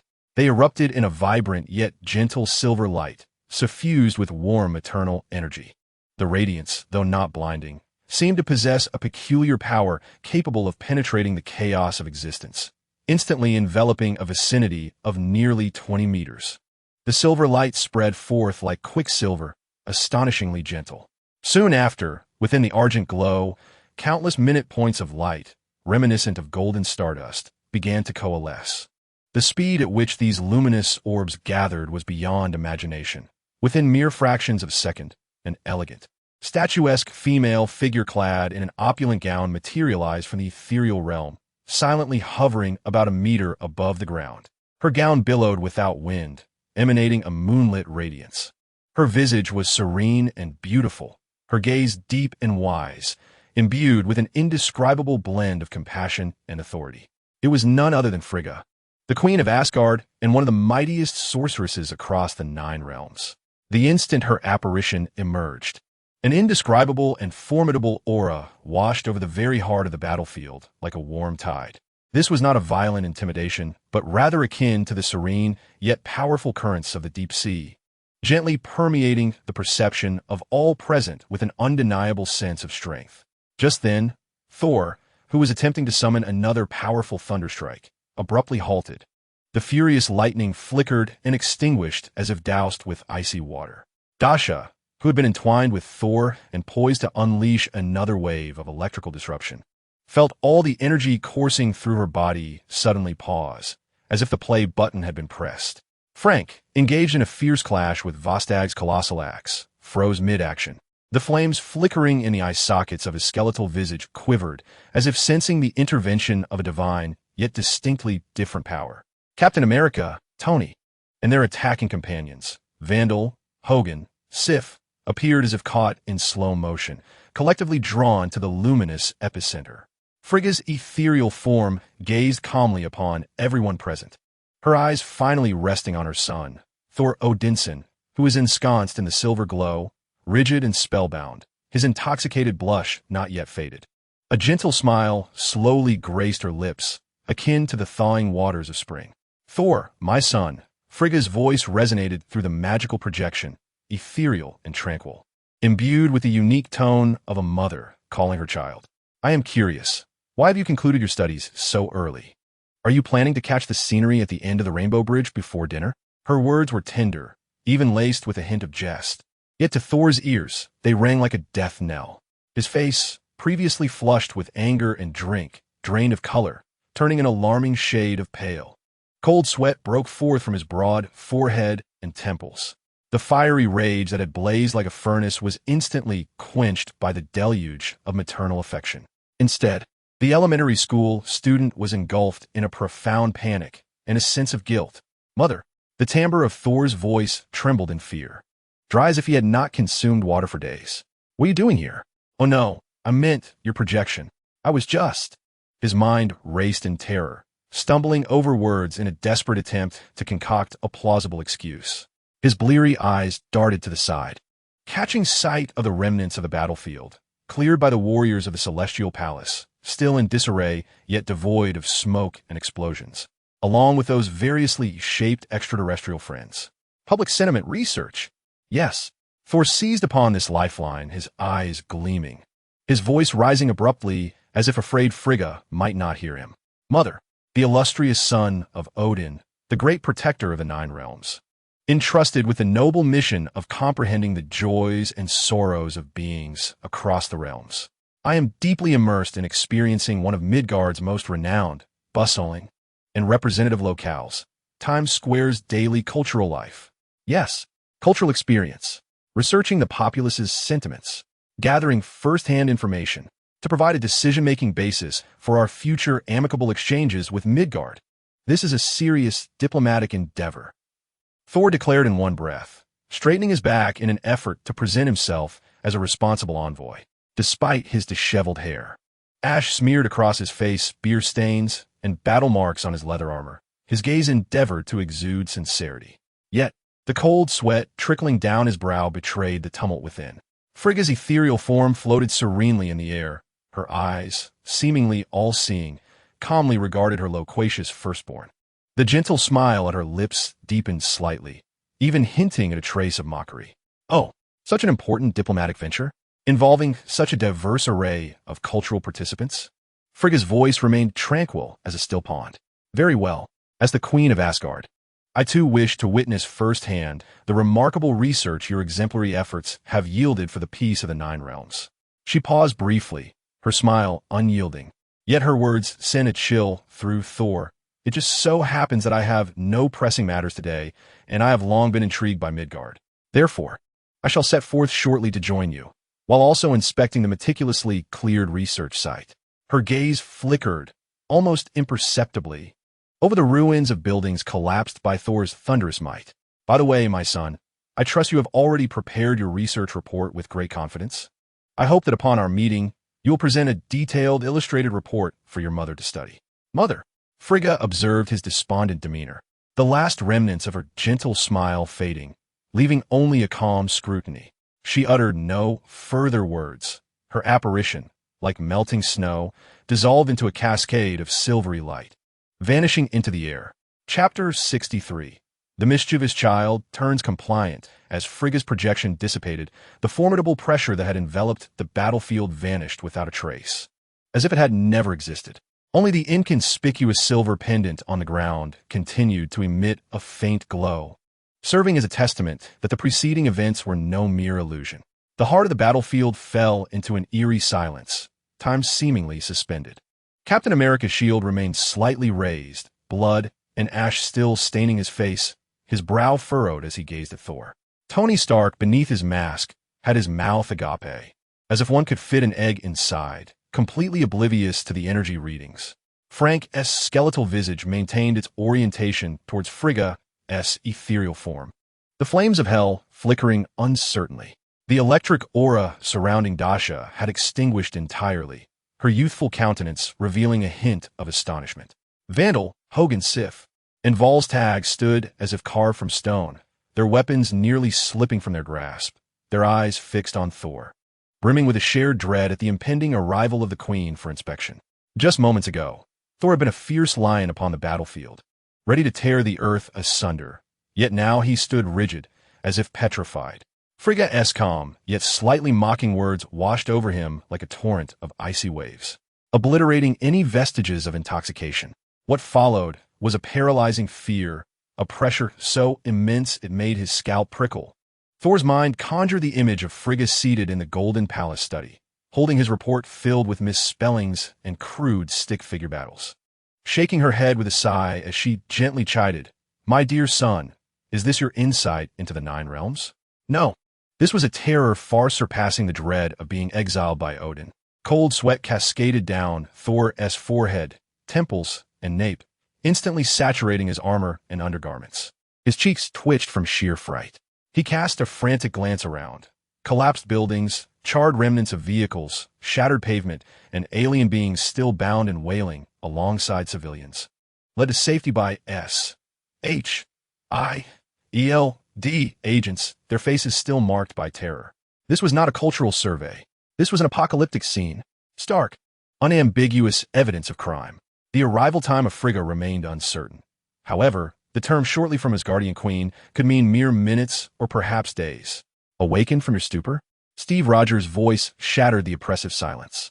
He slowly lowered his shield, his tone still carrying the weight of resilience, yet the earlier fury.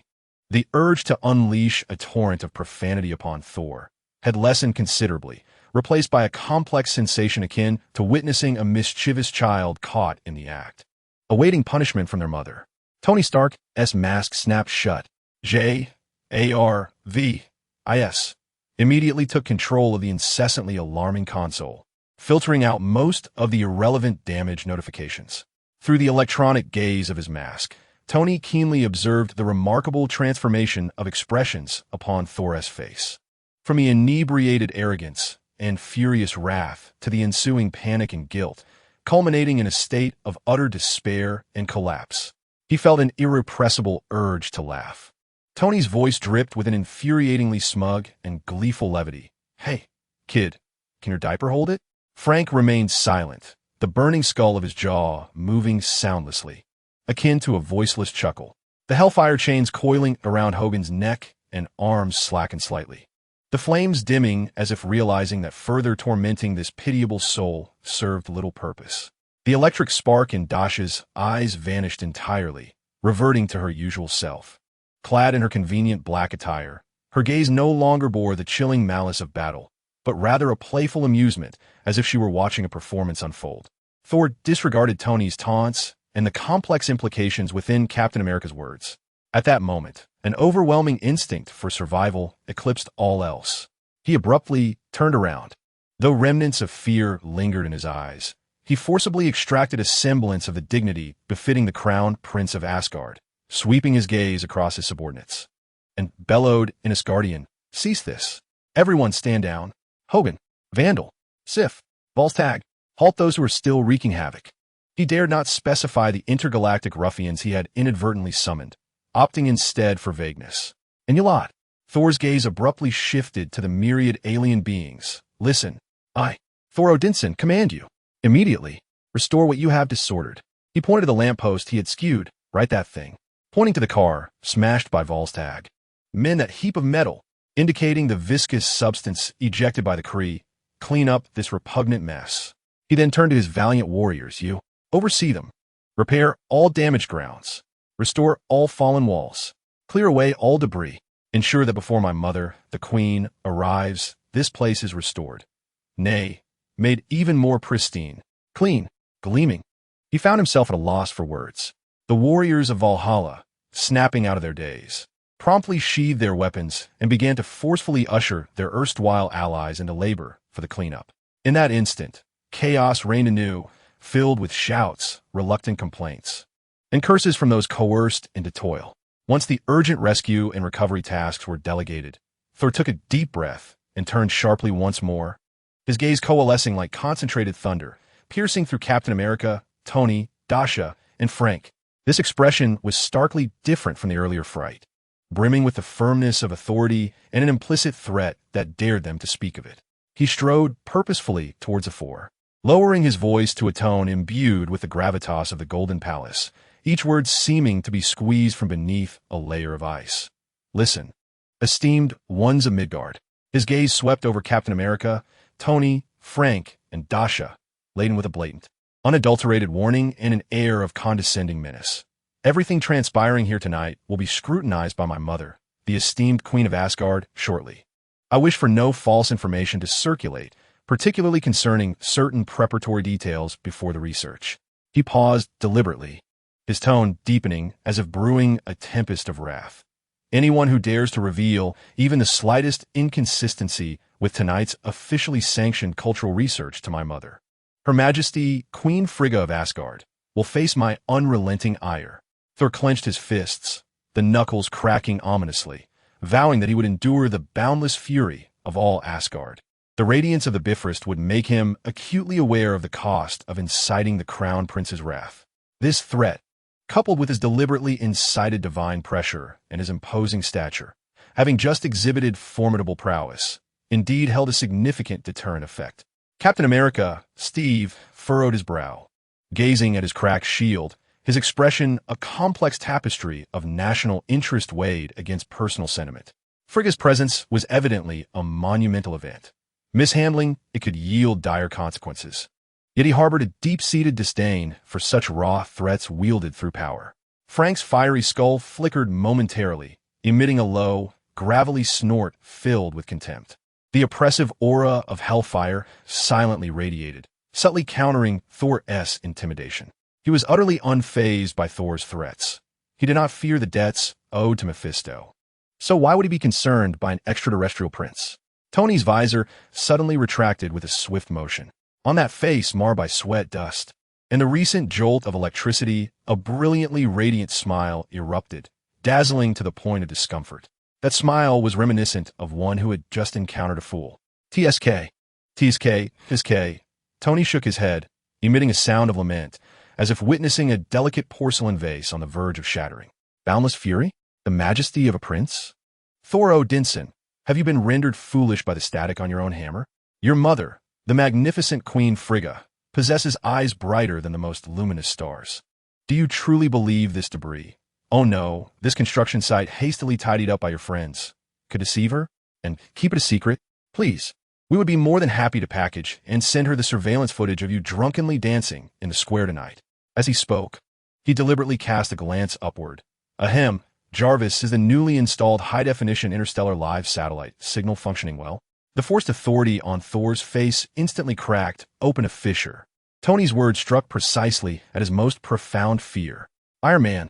Thor's voice tinged with exasperation.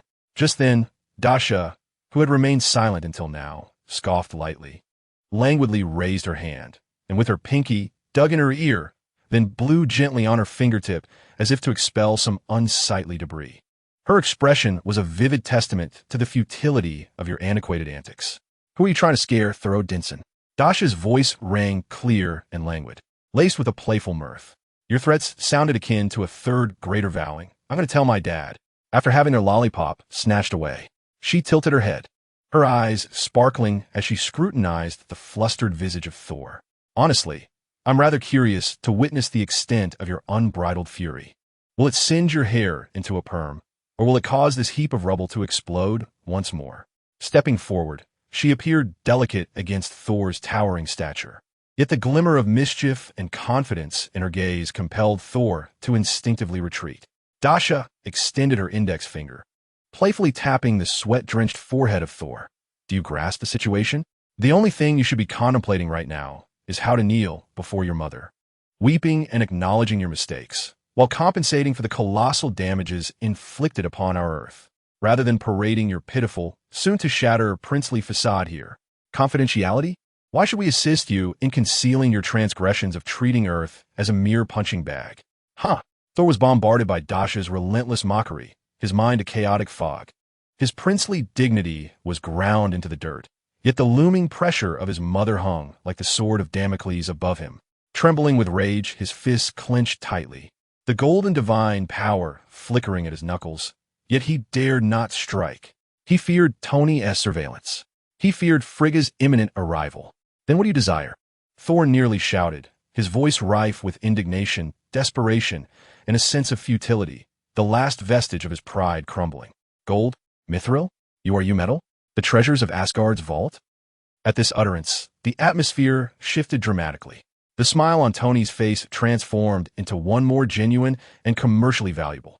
He practically glided over to Dasha, playfully nudging her with his elbow, only to be rebuffed as she sidestepped, while he turned to Thor with the expression of a capitalist eyeing a lucrative asset. Ah, Lord of Thunder, if only you had said so earlier. Tony rubbed his hands together, as if beholding a moving gold mine. The grievances of Thor's princely dignity were trifling. What mattered were tangible compensations beneficial to the spiritual and material advancement of Earth. Asgard's millennium-old treasury. Just think of the exquisite treasures it must hold. His eyes began to gleam as he began counting on his fingers. Secondary embers from the eternal flame? A limited edition of the divine brew before Ragnarok? Formulas for self-repairing armor materials? Or perhaps, is there an already established, mass-producible technology for a miniature rainbow bridge transport system? Thor's temples throbbed with fury. Embers? A limited edition divine brew. A miniature rainbow bridge. Did he think Asgard Vault was Tony Stark's personal weaponry showcase? Suddenly, Frank interjected, his raspy voice carrying a chilling coldness and an undeniable pragmatism. Gold. The universal currency of the cosmos. Compensation. Damages for emotional distress. Lost wages. Street repair costs. Environmental remediation fees. Each word he uttered was akin to tossing a gold bar onto the rubble beneath them. His burning, skeletal gaze fixed upon Thor, conveying a clear message. Only with gold can this matter be discussed. What need was there for the URU armor? Was he expected to wield it against Mephisto? Dasha observed Thor's crumbling demeanor, laughing like a sly fox that had pilfered chicken. She cleared her throat to capture everyone's attention. Ahem. What Tony suggested is far too complicated. We must procure it from your Asgard, which is neither swift nor practical.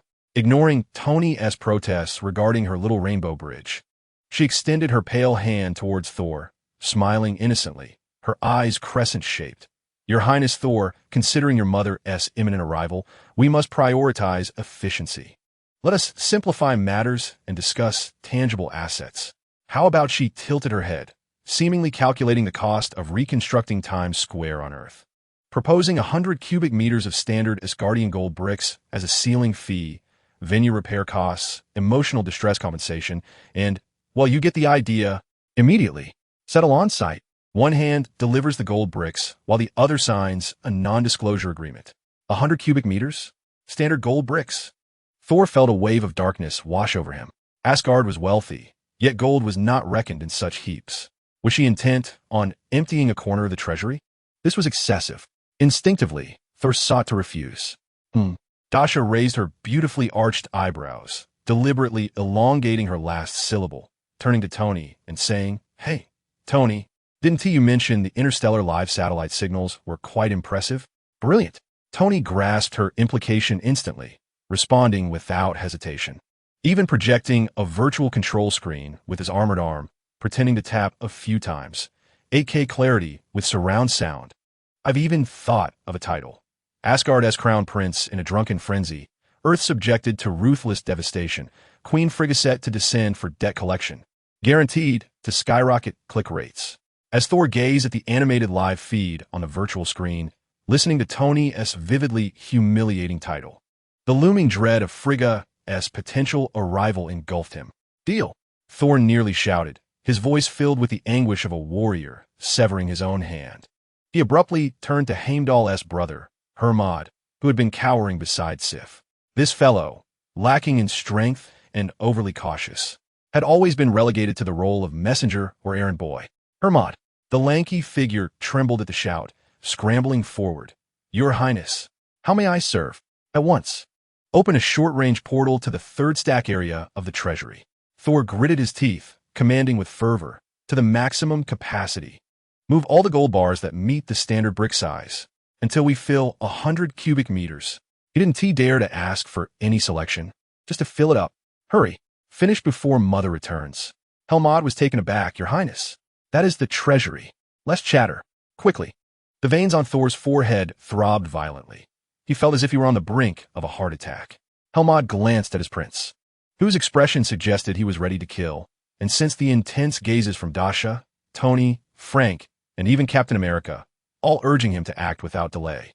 Trembling in fear, he promptly removed a horn-shaped object inscribed with runes from his waist, focused his thoughts, and infused it with divine power, reciting an ancient Asgardian incantation in rapid succession.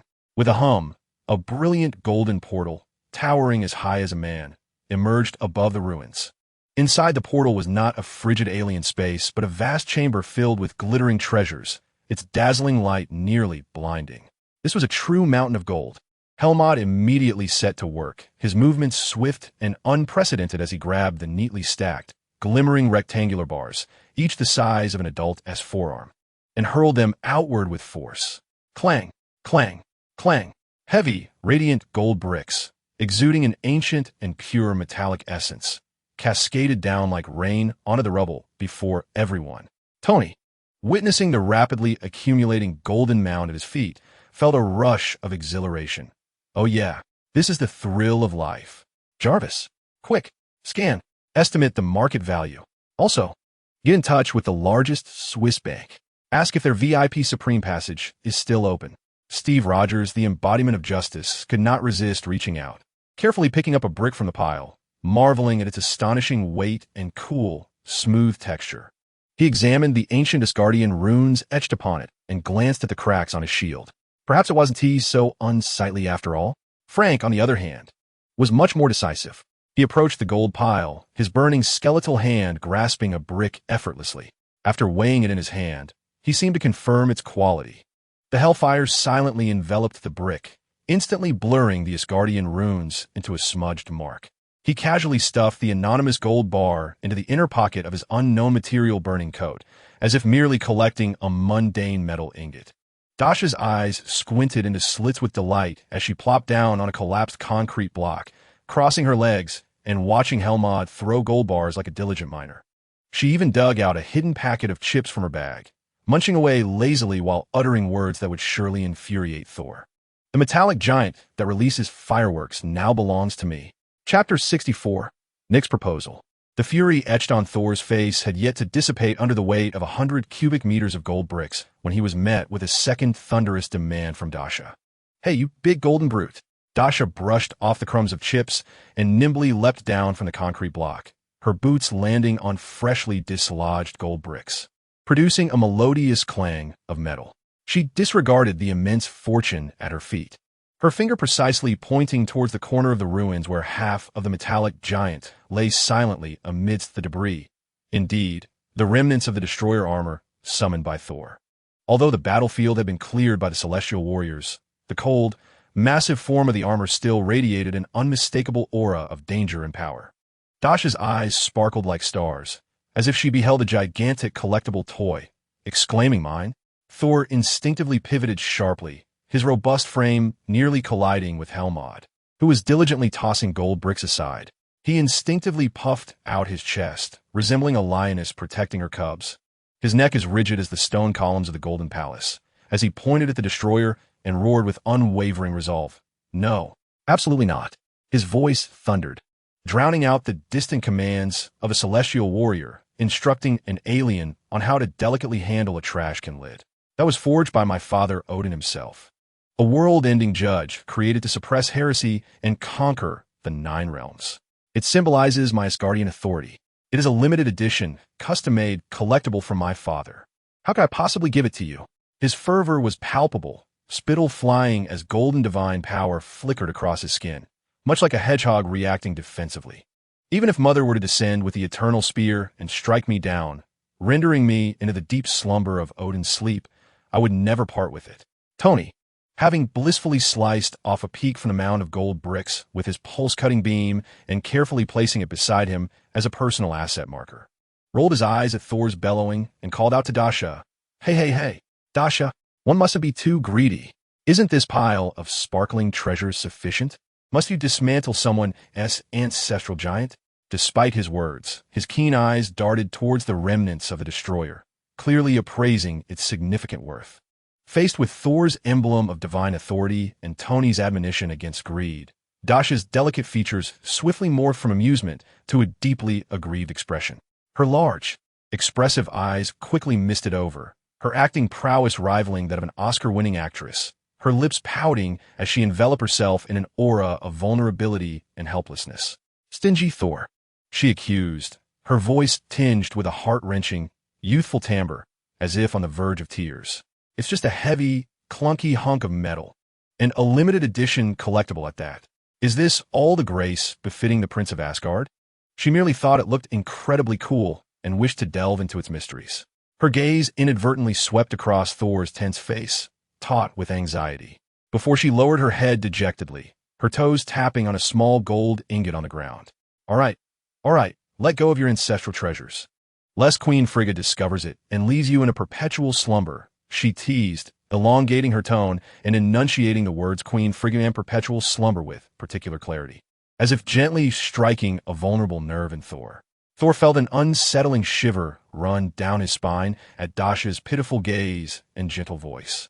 And just as he was becoming dazed, the mention of Frigga struck him like a cat whose tail had been stepped on, his fur almost standing on end. The symbol of Asgard's divine authority was indeed significant. Yet the consequences of his mother discovering that he had ventured to Earth for a party would be 1,000,000 times more terrifying than losing the destroyer. Frigga's teachings could easily conjure inner demons within him. A fierce instinct for survival erupted in Thor's alcohol-fogged and startled mind. Wait, he nearly shouted, his voice tinged with urgent compromise. Miss Dasha, how about this? He suddenly smacked his resplendent chest plate, embedded with runic silver. This, the material for crafting such a thing. Our finest URU metal from Asgard. I shall gift it to you. A flash of cunning momentarily flickered in Dasha's big, sorrowful eyes, akin to a shooting star across the night sky, swift and nearly elusive.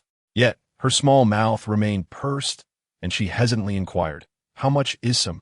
Surely, Prince Thor, you aren't still so miserly? If Queen Frigga were to know. Enough. Absolutely enough. Thor hastily assured, fearful that Dasha might reconsider and mention that name again. Saliva flying as he spoke. Whatever you desire, I shall provide. Hermod, stop moving those wretched gold bricks. Quickly open another portal to the URU treasury. Fetch me a ton. No, 2 tons of refined, forging-grade URU ingots. Speed.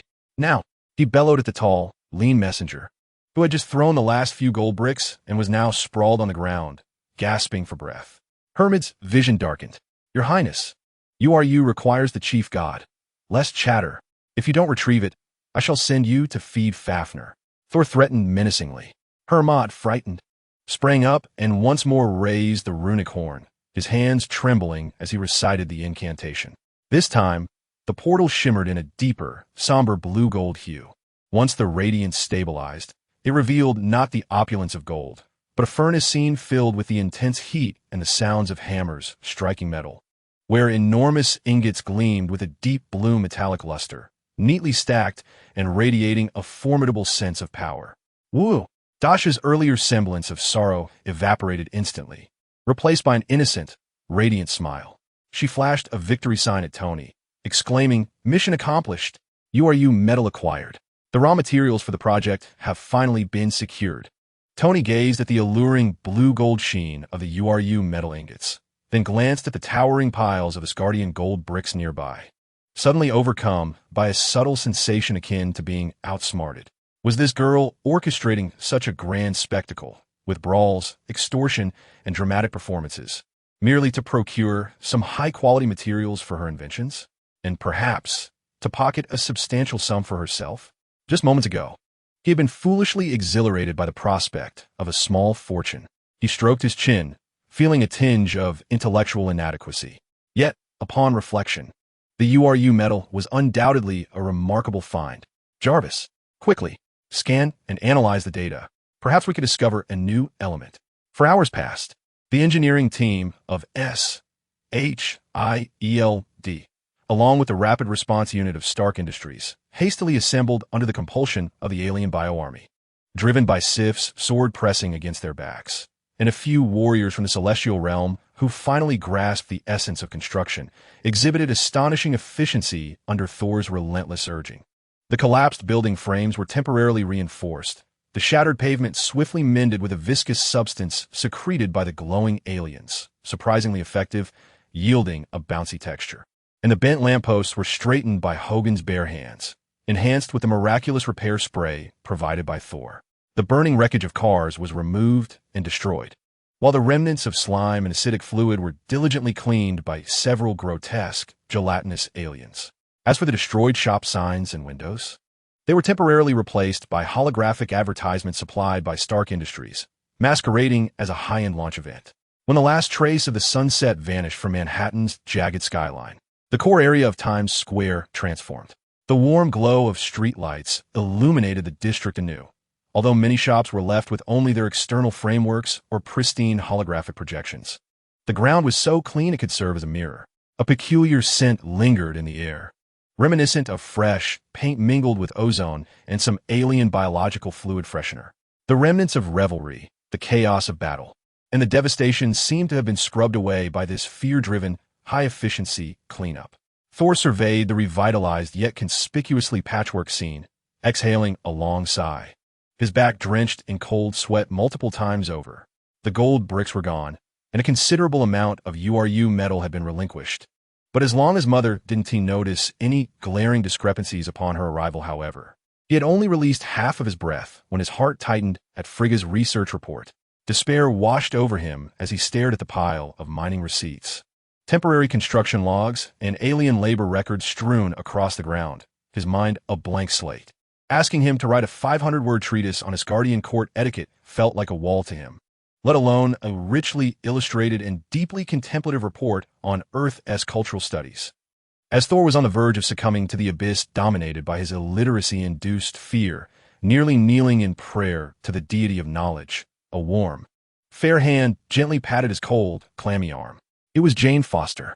This astrophysicist had quietly attended to the aftermath of her research equipment, standing silently beside Thor.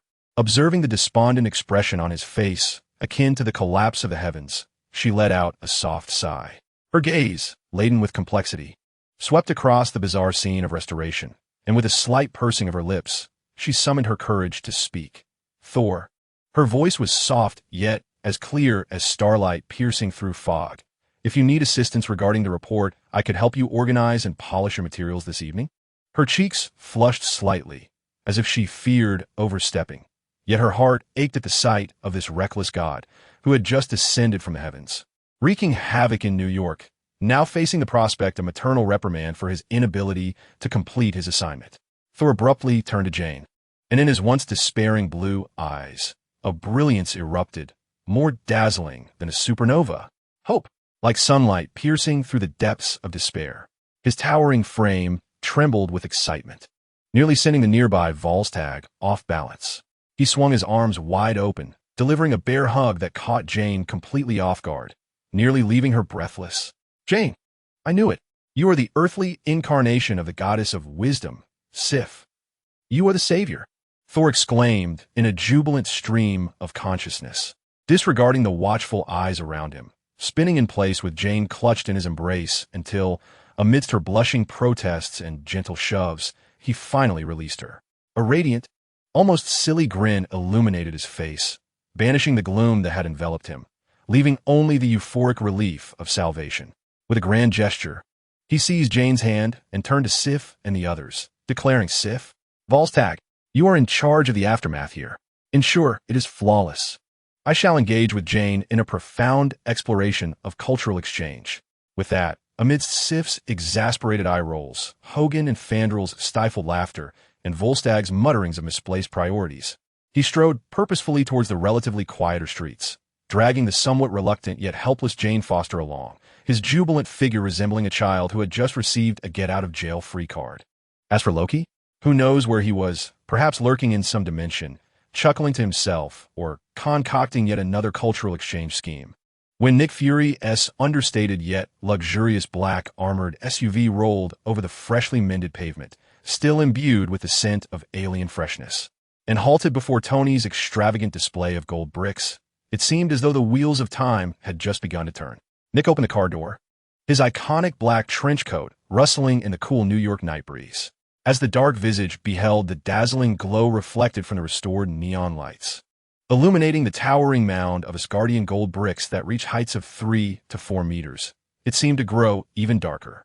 Yet, within the depths of his gaze, an uncontainable emerald light threatened to burst forth. This was especially true upon catching sight of the adjacent pile of equally invaluable URU ingots, radiating a blue-gold, ethereal glow, which momentarily rendered his breath heavier. With an impassive expression, he strode into the core area, disregarding Coulson, who was reporting on the evacuation of civilians, the accommodation of the injured, and the completion of the aftermath, and also overlooking Daredevil Matt Murdock, who was engaged in a casual discussion with Luke Cage.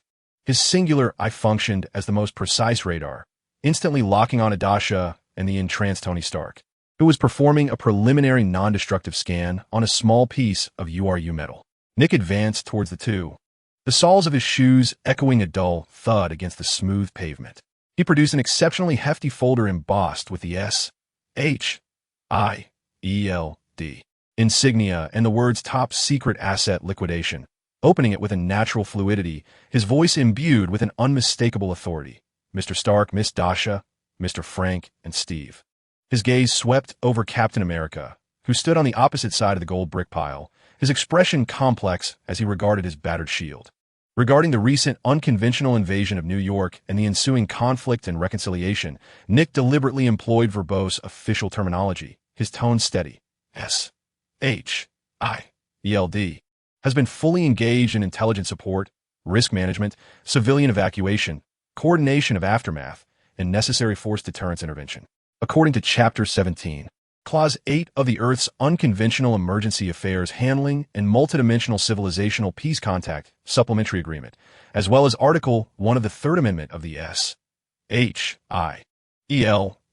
Special Asset Disposal Regulations. He cleared his throat, his gaze sharp as a hawk sweeping across the gold bricks and the nearby URU ingots. His intention unmistakable. All non-official reparative materials involved in this incident, including but not limited to physical gold, rare metals, unknown energy structures, and remnants of extraterrestrial artifacts with potential strategic value, should be classified as strategic resources pending assessment concerning Earth security. Their ownership, disposal rights, and final allocation ought to be unified under the supervision, registration, evaluation, preservation, and subsequent distribution management of the highest security agency on Earth, S-H-I-E-L-D. As he spoke, he extended the folder towards them, as if presenting an inviolable decree. This is a copy of the relevant regulations and the asset temporary custody receipt list. I kindly ask for your cooperation in immediately transferring custody rights. S-H-I-E-L-D appreciates your contributions to Earth security. Your efforts will not. His words were abruptly cut short. With a swift motion, Dasha reached out, not to touch the folder, but rather pinched the corner of the topmost few blank pages of the document with 2 fingers, as though plucking an irritating scrap of paper. In the next instant, the delicate little hand exerted an immense force. The crisp sound of paper tearing echoed through the tranquil streets. The folder, containing dozens of neatly bound and robust official documents, lists, and copies of legal regulations, seemed to have succumbed to the ravages of a tempest. With a single grasp, a fierce toss, and a fervent crumpling, Dasha unleashed chaos. The pristine sheets, mingled with fragments of the cover, swirled like willow fluff scattered by a winter gale, enveloping the unsuspecting Nick Fury in a flurry. A few sheets stubbornly clung to his gleaming forehead, resembling comically misplaced patches. Dasha's movements were as swift as lightning.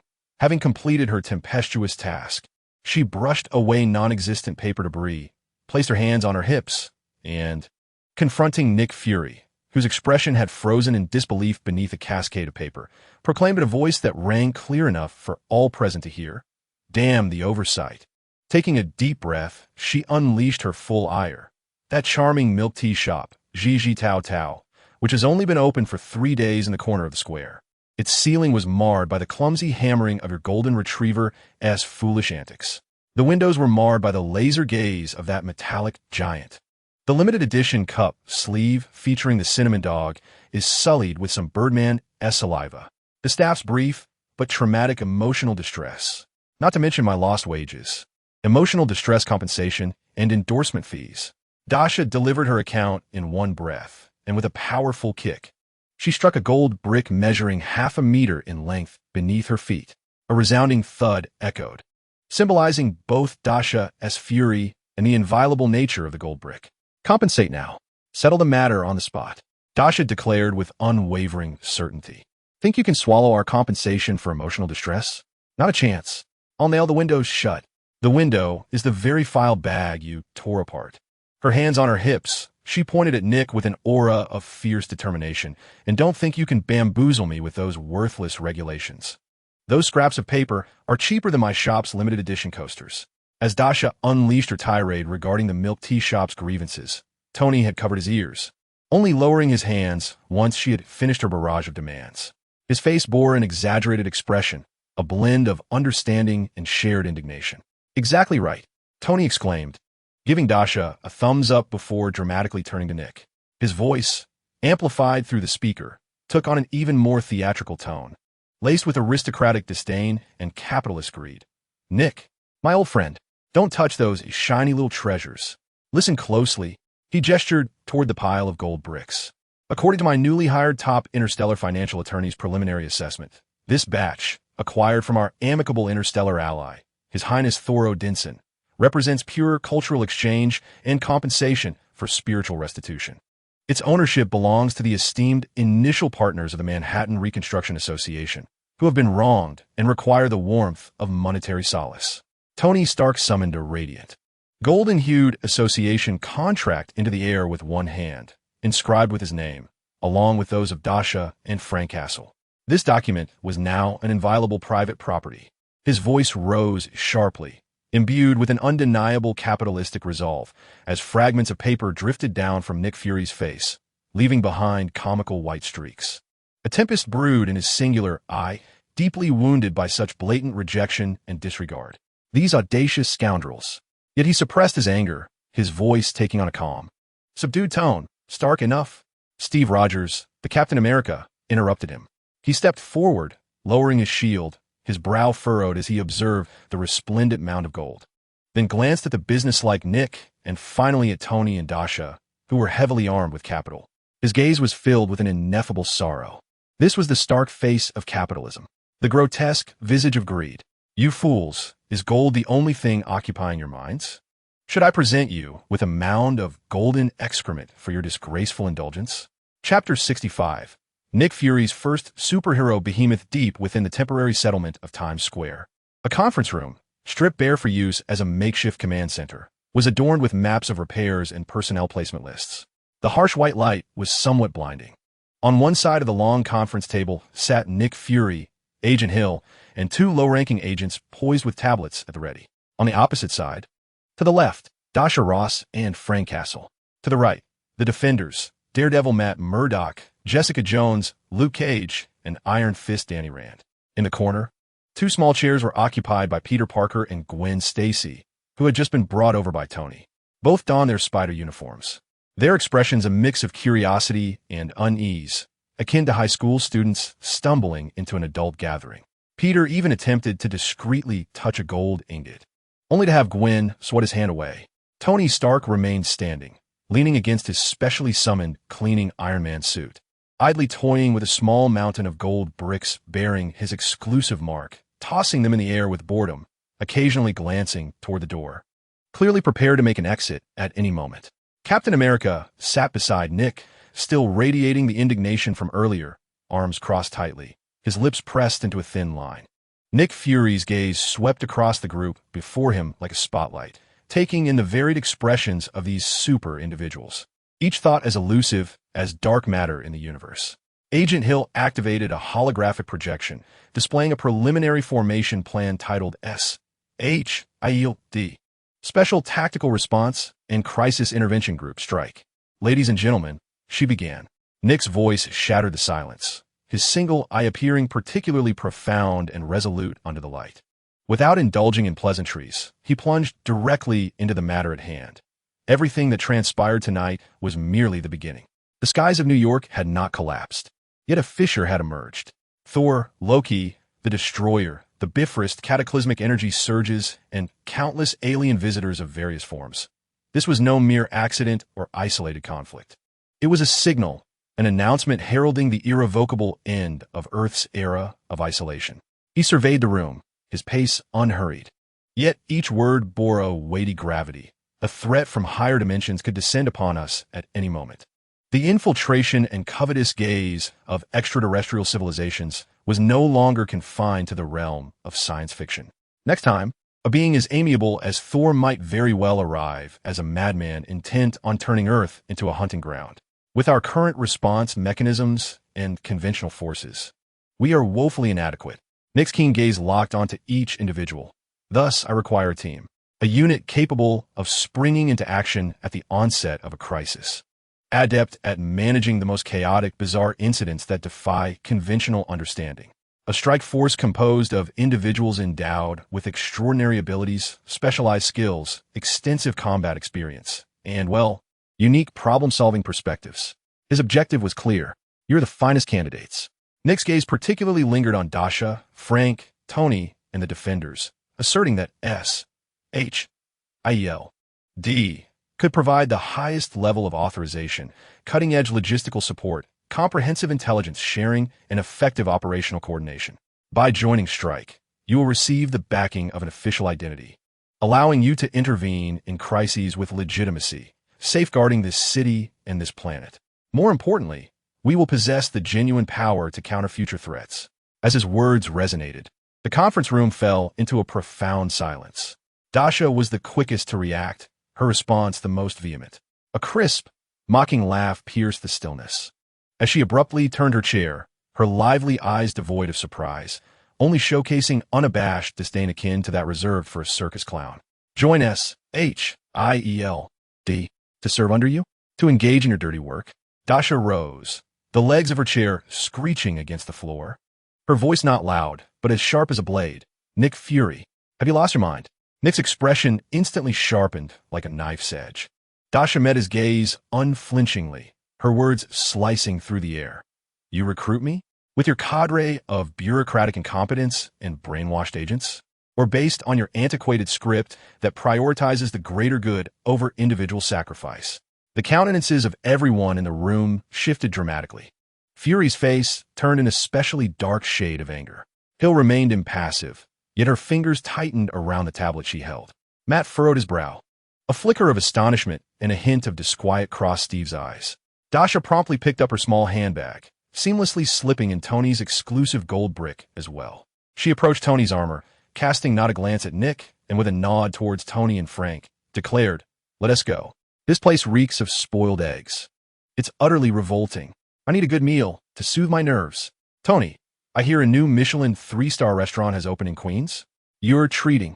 With that, she strode towards the conference room door like a queen on her royal rounds, her chin held high, not sparing Nick a single glance. Frank? Nick's voice took on an urgency that was barely perceptible, even tinged with a plea. He looked towards Frank, hoping this old comrade, with whom he had fought side by side, might speak up to persuade Dasha to stay, even if it required the weight of Frank's authority. Frank Castle's response was swifter than Dasha's departure. Almost simultaneously with Nick's call, his imposing figure rose silently from his chair, devoid of hesitation or a backward glance. The shadow of his hood obscured much of his face, rendering his expression unreadable. He uttered not a word, showing no sign of even the slightest delay. As if he had received the clearest of commands, he stepped forward into the corridor's light that streamed through the door Dasha had just pushed open. following her closely like the most silent and loyal shadow, vanishing beyond the threshold. Nick's expression darkened abruptly. "Tony Stark." Nick turned once more to Tony, his voice laced with an icy restraint. "You need not join the team. With your skills, resources, and," he glanced at the gold brick, "wealth, you could easily serve as our special technical advisor, enjoying a high degree of autonomy, only called upon in critical moments." "Advisor?" Tony Stark let out a laugh, perfectly timed, filled with nonchalance and superiority. With a flick of his finger, the suit that had been serving as a chair unfolded around him, enveloping him entirely. The gold and crimson visor snapped shut, and the humming thrusters ignited, lifting him into the air. He looked down upon Nick, gesturing with his hands, his voice echoing through the suit with a playful resonance. "Advisor?" "Nick, dear director, my consulting fee would surely bankrupt SHIELD before you could pay me 3 months' salary. Besides, I'm pressed for time." With a sudden surge from the thrusters on his back, the gust of wind sent papers fluttering across the table. He pointed towards the exit with an elegant flourish. "I must depart. Immediately. Right now. I have a profound engagement with 3 Sports Illustrated cover models for a deep exchange of souls and bodies. Their time is precious, and so is mine. The aftermath of an alien invasion cannot possibly compare to the significance of such harmonious interactions. Enjoy your conversation. I must take my leave." Upon finishing his statement, Tony deftly maneuvered his suit, executing a stylish S-shaped arc around the conference table before soaring out the door. As he departed, he couldn't resist calling out to the bewildered Peter and Gwen in the corner. "Hey kiddos, don't waste your time with this old stick-in-the-mud burdened by red tape. Let us go. I'll treat you to some ice cream. A gigantic serving, no less." Peter and Gwen exchanged glances, first looking towards the exit and then at Nick, who appeared ready to burst with frustration at the head of the table. Peter scratched his head and whispered to Gwen, "That ice cream Mr. Stark mentioned sounds quite tempting."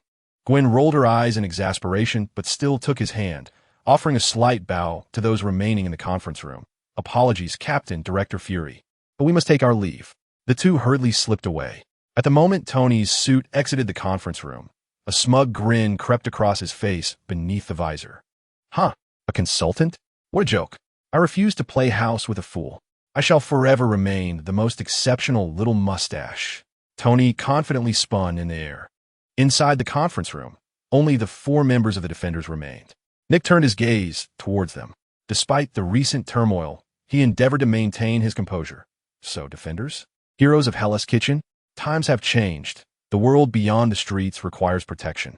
Join us. Your agility and experience would be invaluable on a larger stage." Before Nick could finish, Luke Cage stood, tossing a gold brick he had been toying with, catching it with a resounding thud. He regarded Nick with earnest sincerity, yet delivered a blunt refusal. "Director Fury? Aliens? Those beings 1T come to Clinton Street seeking protection money. They 1T bombard Helen S. Diner with energy blasts just to ruin her beloved pot stickers." Luke was serious. "We don't concern ourselves with the fate of the planet. Our focus is on whether old George S. grocery store next door will be smashed by a few drugged-up punks tonight. Your grand stage, ISNT suited for us wire-climbing street dwellers. Of course, if any extraterrestrial ruffians invade our turf, just give us a shout, and we'll certainly take action." Jessica Jones followed suit, standing with an unlit cigarette perched in her mouth. "I concur with Luke's sentiments. Superpowers are no excuse for unpaid labor, especially when the chain of command is longer than your lifespan and even cuts corners on lunch money. Moreover, I've glanced through your files, and they give me a headache. This ISNT feasible. I'm out." Without looking back, she strode out, the sound of her heels striking the floor tinged with impatience. Matt Murdock, the daredevil, let out a gentle sigh. Director Fury, the voices flowing through SHIELD system are countless, chaotic, and rife with various desires. In contrast, the sirens of Hell's Kitchen and the quarrels of neighbors sound far more pure.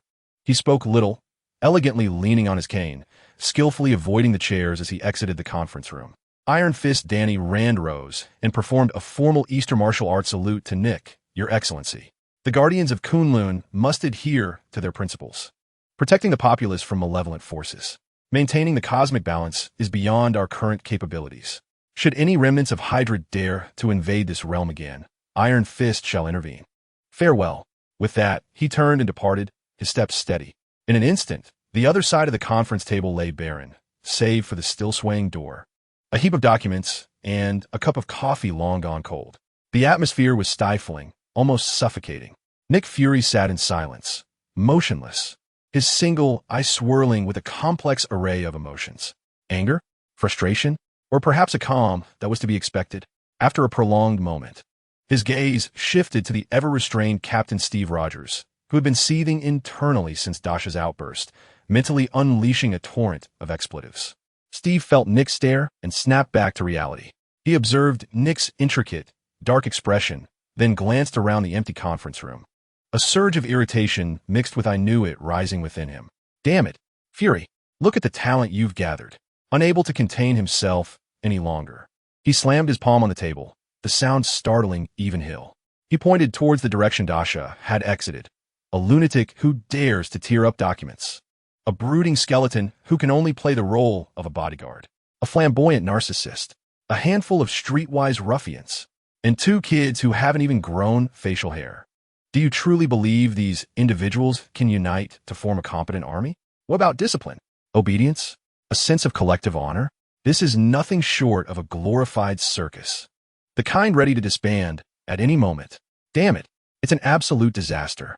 Nick slowly raised his head. His grim expression remained unchanged. Yet the turmoil from the failed recruitment seemed to settle within his gaze. He regarded the furious captain, his tone calm, yet laced with fatigue and undeniable resolve. So, Steve, aside from continuing to vent your frustrations while staring at your broken shield, do you have a better alternative? Or, he leaned slightly forward, his singular eye piercing into Steve's face. Are you prepared to watch the next time the Bifrost descends with Thor wielding even more dreadful weapons? Or a madman proclaiming intentions to alter Earth's ecology? Steve was momentarily silenced. His chest heaved with intensity, his emotions oscillating between anger, helplessness, and the stark realization that perhaps this was indeed the only way forward. Join my team, Steve Rogers. Nick's voice resonated deep and powerful. This squad requires a banner, a core that compels all to pause, take a glance, or, at the very least, listen intently. A binding agent that continuously hold together this unruly assembly of geniuses, madmen, rogues, and rebels at critical junctures. An antique that genuinely embodies the essence of what we strive to protect. Nick deliberately emphasized the term antique. He produced another document adorned with a golden letter intertwined with wings. Placing it beside Steve's draft of a strike plan, the title reading, Avengers Initiative. Steve gazed at the emblematica badge, symbolizing wings and unity, then cast his eyes down upon his cracked shield. That battered shield seemed to remind him that no matter how fondly he reminisced about his resolute command on the battlefield, or how much he loathed these undisciplined rascals, when calamity truly struck, this battered cover would still stand at the forefront. It appeared he had no better alternatives. Breathing heavily, Steve muttered curses under his breath, his anger gradually supplanted by a profound reluctance, yet an inescapable acceptance of his fate. As if resigning himself to the struggle, he finally extended his hand and roughly seized the pen Nick had pushed towards him. Damn it, Fury! While muttering the foulest of curses he had ever learned, he silently condemned Nick's underhanded tactics, his untrustworthiness, and the colossal mess he had been thrust into. With heavy strokes, he inscribed his name, worth billions, in the signature box of the consultant agreement that Nick had presented. Steve Rogers. Chapter 66. The arrival of the goddess, the morning sunlight in New York. Imbued with a sense of fresh survival that felt slightly artificial, streamed through the newly installed grand windows into a makeshift conference room atop a commandeered office building in Manhattan. The plaque outside read, Asgard Earth Cultural Exchange Center. Inside the conference room, the scene was exceedingly bizarre. From muscular Asgardian warriors, their armor gleaming, sat on 5 plastic stools evidently borrowed from a nearby elementary school, their expressions resembling those of students punished to transcribe 100 lines. Thor, the god of thunder. The 3 valiant warriors from the palace, Hogun, Vandal, and Volstagg, along with the warrior maiden, Sif. Before them stood a makeshift whiteboard. In front of the whiteboard stood a terrestrial woman named Jane Foster, clad in a simple white shirt and khaki trousers, her hair casually tied in a ponytail, and black-rimmed glasses perched on her nose, holding a retractable pointer. She was currently directing their attention to several lines written in bold marker on the whiteboard. Observational Report on Human Behavior on Earth. Core Elements, Chapter 1. In-depth analysis of the Midgard monetary system and the consumerism trap. Exemplified through the addiction to sugary beverages. Chapter 2. Empirical study on social media, such as Twitter and TikTok, regarding group emotional incitement and the construction of information echo chambers. Chapter 3. Exploration of the operational logic of the New York subway system and its correlation with passenger tolerance thresholds. Jane's voice was clear and composed, imbued with the distinctive logic of an astrophysicist. Vostag. Jane's pointer struck the whiteboard with a sharp crack, startling the portly warrior who had been surreptitiously stuffing his mouth with donuts, causing him to shudder. Concentrate. Where were we? What is the primary addiction mechanism of happy water? How does it fundamentally differ from the mead of Asgard? Stop thinking about eating. Vostag hurriedly shoved the remaining half of his donut into the crevice of his armor, wiped the frosting from his mouth, and strained to focus on the whiteboard. After a long pause, his face flushed. The difference is that mead makes you sing and fight. Happy water makes you hiccup, and your belly gets bigger. He instinctively patted his round stomach. Vandal couldn't contain his laughter, only to be swiftly silenced by Jane's precise strike of her pointer. Vandal, what are you laughing at? Tell us. Define the concept of a social media echo chamber. Jane's gaze was sharp as a blade. Vandal's smile froze instantly. He scratched his meticulously styled elfin hair, his eyes wandering. An echo chamber? Is it like our Hall of Heroes in Asgard, where warriors gather to drink and boast, only discussing what they love to hear? Jane's pointer came crashing down onto the armrest of his plastic stool. Concept confusion. 0 points. Extend your hand. Vandal's handsome face fell instantly, as if he were heading to the gallows. Reluctantly, he extended his palm, more well-groomed than many Earth women. Jane's expression remained impassive, and with a sharp crack, her pointer struck his palm. Ow! Vandal let out a stifled cry of pain, his handsome face contorting as he quickly pulled his hand back to his chest and blew on it. Nearby, Hogan and Sif instinctively recoiled, sitting up straighter. Thor Odinson, the crown prince of Asgard and future ruler of the Nine Realms, sat at the front, clad in his signature silver-scaled armor and red cloak, the latter now crumpled beneath him. His silver armor bore remnants of last night's unclean beer foam and a touch of gold paint. He propped his chin on his hands, struggling to keep his bleary, bloodshot blue eyes wide open in a semblance of attentiveness, though his gaze was clearly vacant. A foolish smile lingering on his lips as he reminisced about the taste of mead. Thor. Jane's voice was as chilling as a bucket of ice water. Thor jolted, nearly springing from his seat. Present. Ms. Jane. Recapitulate the general emotional state characteristics and coping strategies of subway passengers during peak hours. Jane's pointer indicated a line of small text on the whiteboard. Thor opened his mouth, his mind a blank slate. Peak hours? Emotional state? He had indeed experienced the hustle of the Bifrost during peak transit last night, and his emotional state had been one of nausea. He glanced helplessly at Sif. Sif offered him a look that seemed to say, good luck. The emotions are quite intense. Like, being chased by frost giants? What strategies should one employ? Raising his hammer, he shouted, for Asgard. Yet his voice dwindled as Jane's expression darkened. The ruler of the classroom struck the desk before Thor with a thunderous crack that nearly sent him tumbling from his chair. Thor Odinson. Jane's voice simmered with suppressed fury. In your cultural experience report draft from last night, you merely noted that public transport was crowded and noisy, akin to a Midgard anthill. There's been no progress whatsoever. She commanded hand. Extend it. Thor's countenance fell, resembling a bitter melon, far more tragic than Vandal's earlier plight. Reluctantly, he stretched forth his palm, large enough to crush URU metal, his eyes filled with a mix of grievance and supplication. Jane, be gentle. My hand still aches from the hammer strike on the shield last night. Just as his hand was about to receive the affectionate caress of the ruler's rod, a deafening crash reverberated through the room. The heavy alloy door, emblazoned with Stark Industry Safety certification, was violently thrust open by an unreasonable force, reminiscent of a battering ram, splintering wood and twisting metal as it swung inward. The hinges cried out in agony, the door slamming against the wall before rebounding and precariously dangling from the mangled frame. A profound silence enveloped the conference room, as if the world had been put on pause. All present, including Jane, still clutching the ruler, stared in astonishment at the entrance. Through the swirling dust, a slender figure with silver hair, radiating fury akin to a volcanic eruption, strode forth, stepping over the debris and warped metal like a vengeful goddess. Dasha. Today, she donned a simple black t-shirt and work pants rather than her battle attire, her silver locks cascading chaotically, with a few strands defiantly raised in her wrath. Her porcelain-like visage, usually delicate, was now etched with frost, and her striking blue eyes blazed with an intense fire, as if poised to unleash a plasma cannon at any moment. Her purpose was unmistakable, ignoring the astonished Jane, the varied expressions of the Asgardian warriors, and even Thor, who shrank back, attempting to diminish his presence. She advanced swiftly to stand before him. With a resounding thud, her pale hands, capable of denting steel, slammed onto Thor's desk. Markers, report drafts, and even a half-pack of gummy bears Thor had secretly concealed bounced from the impact. Thor Odinson! Dasha's voice erupted like a pressure cooker, sharp and furious, reverberating with a metallic resonance that filled the conference room with a buzzing intensity. What in the world is that heap of broken metal you gave me? With each word, she struck the desk forcefully, causing it to groan under the strain. Damn you metal.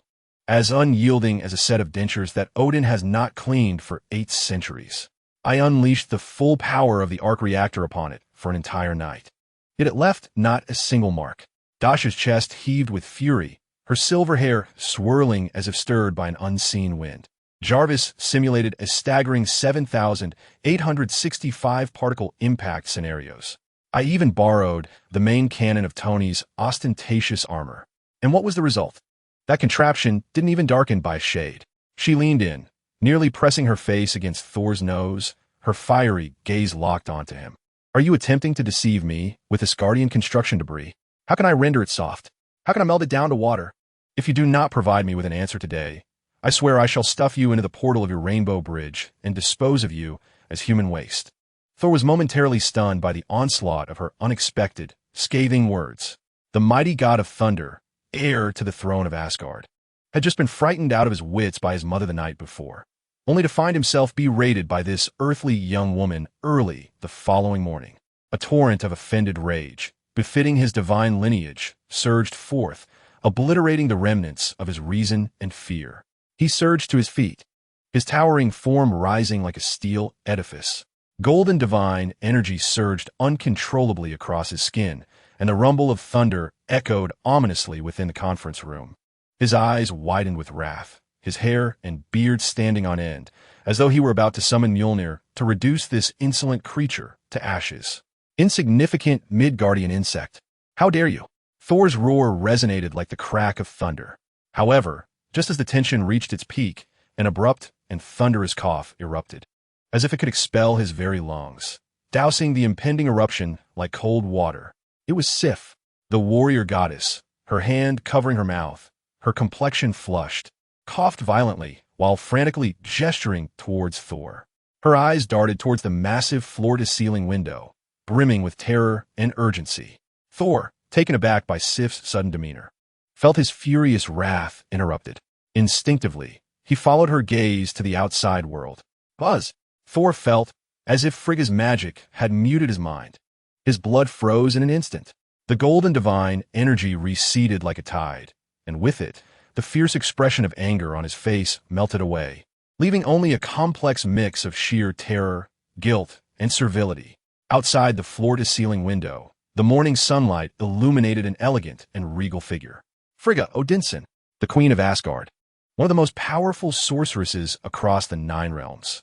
She had quietly arrived, standing serene outside the glass, wearing a gentle smile as she calmly observed the chaos unfolding within the conference room. Her gaze slowly swept over the enraged Dasha, the terrified Soul, and the coughing Sif, finally settling on Soul's face, which was etched with an expression of utter regret. Soul felt as though he were suffocating. In an instant, he transformed from a lion poised to pounce into a cat caught by the scruff of its neck. Almost instinctively, and with a speed that surpassed his own reflexes, he reached out with both hands and covered Dasha's fiery mouth before she could react. Mem. Taken by surprise, Dasha could only emit an angry whimper, struggling with all her might. Dasha, calm down. Soul's voice shifted from a thunderous roar to a high-pitched, obsequious tone akin to that of a eunuch. While desperately covering Dasha's mouth, he leaned in close, whispering in a breathy tone meant only for her ears. I was wrong. I promised to tell you the method to melt it later. No secrets, I swear. I will teach you everything. Please, do not speak. My mother is watching outside. As he spoke, he frantically blinked his bright blue eyes at Dasha, attempting to convey a plea for mercy. His expression was reminiscent of a husky about to be made into a dish, desperately trying to charm the chef for survival. Dasha, taken aback by Soul's sudden antics, ceased her struggle, gazing at his sincere, cowardly face, then following his gaze towards the window. Queen Frigga seemed to feel she had observed enough.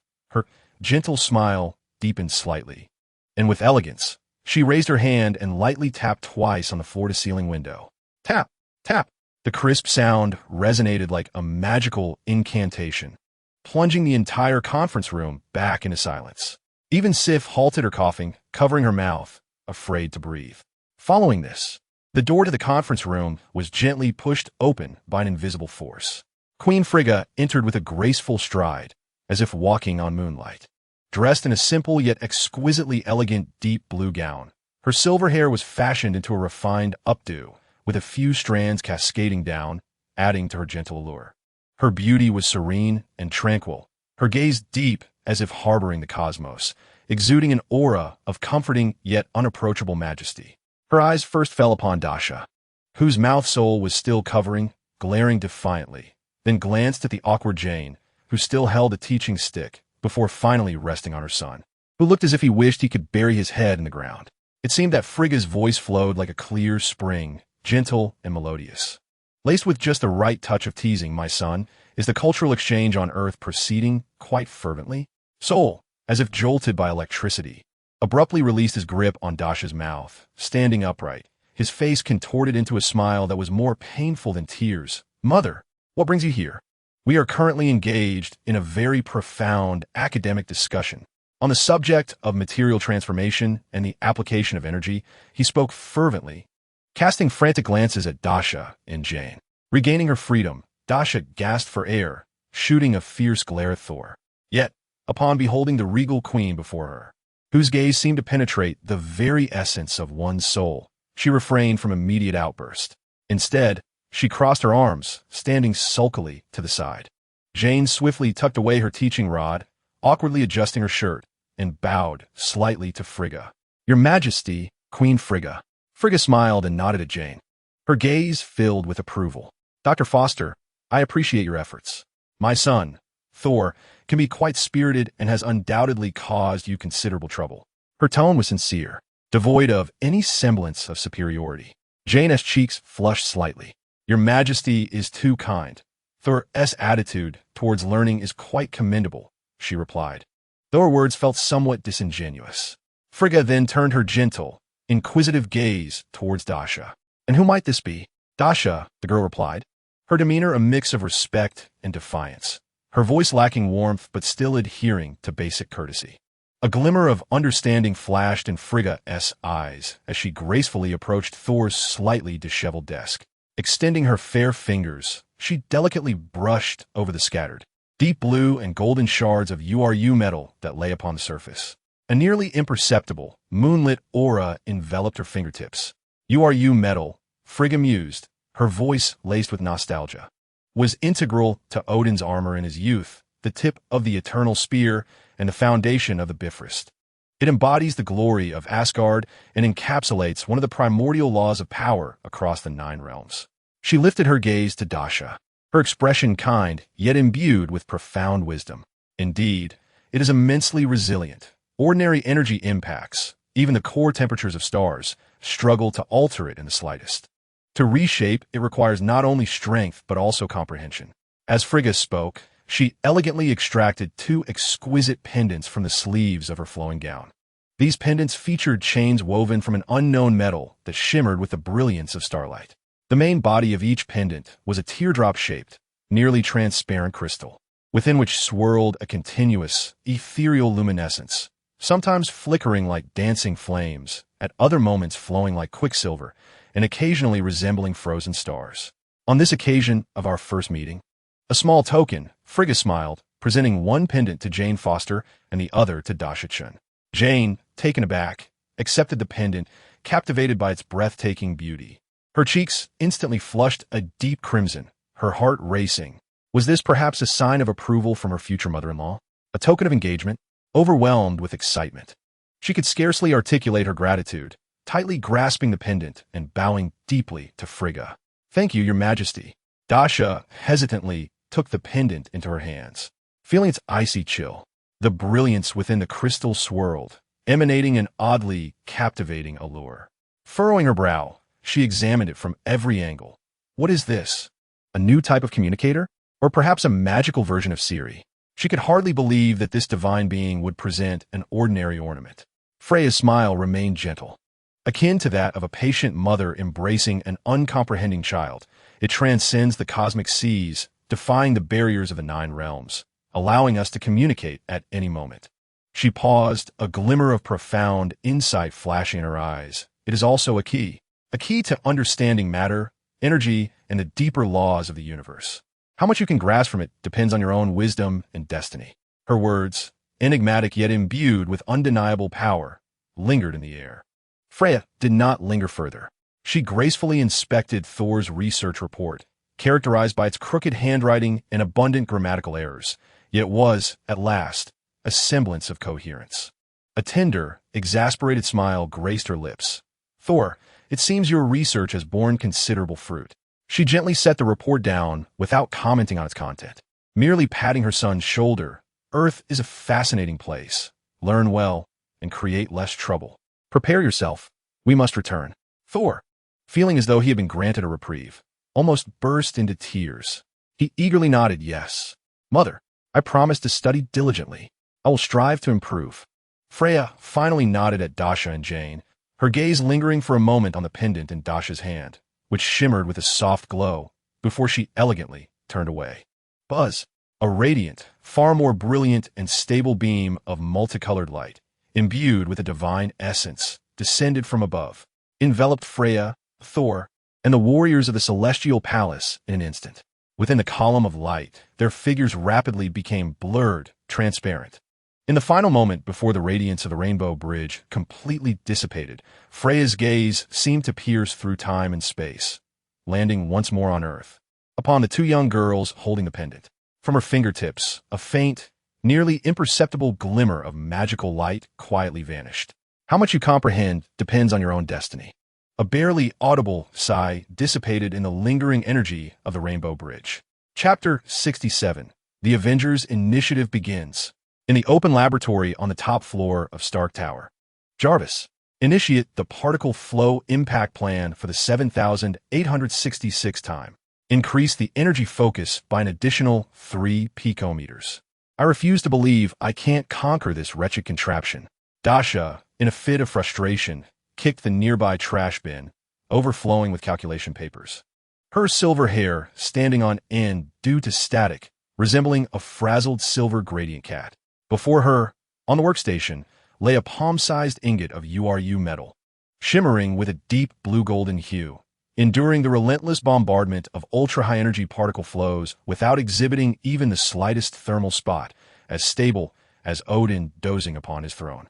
Tony Stark, clad in a limited-edition t-shirt, with disheveled hair resembling a bird's nest and heavy dark circles under his eyes, languished in an ergonomic chair, his fingers feebly tapping on the holographic keyboard.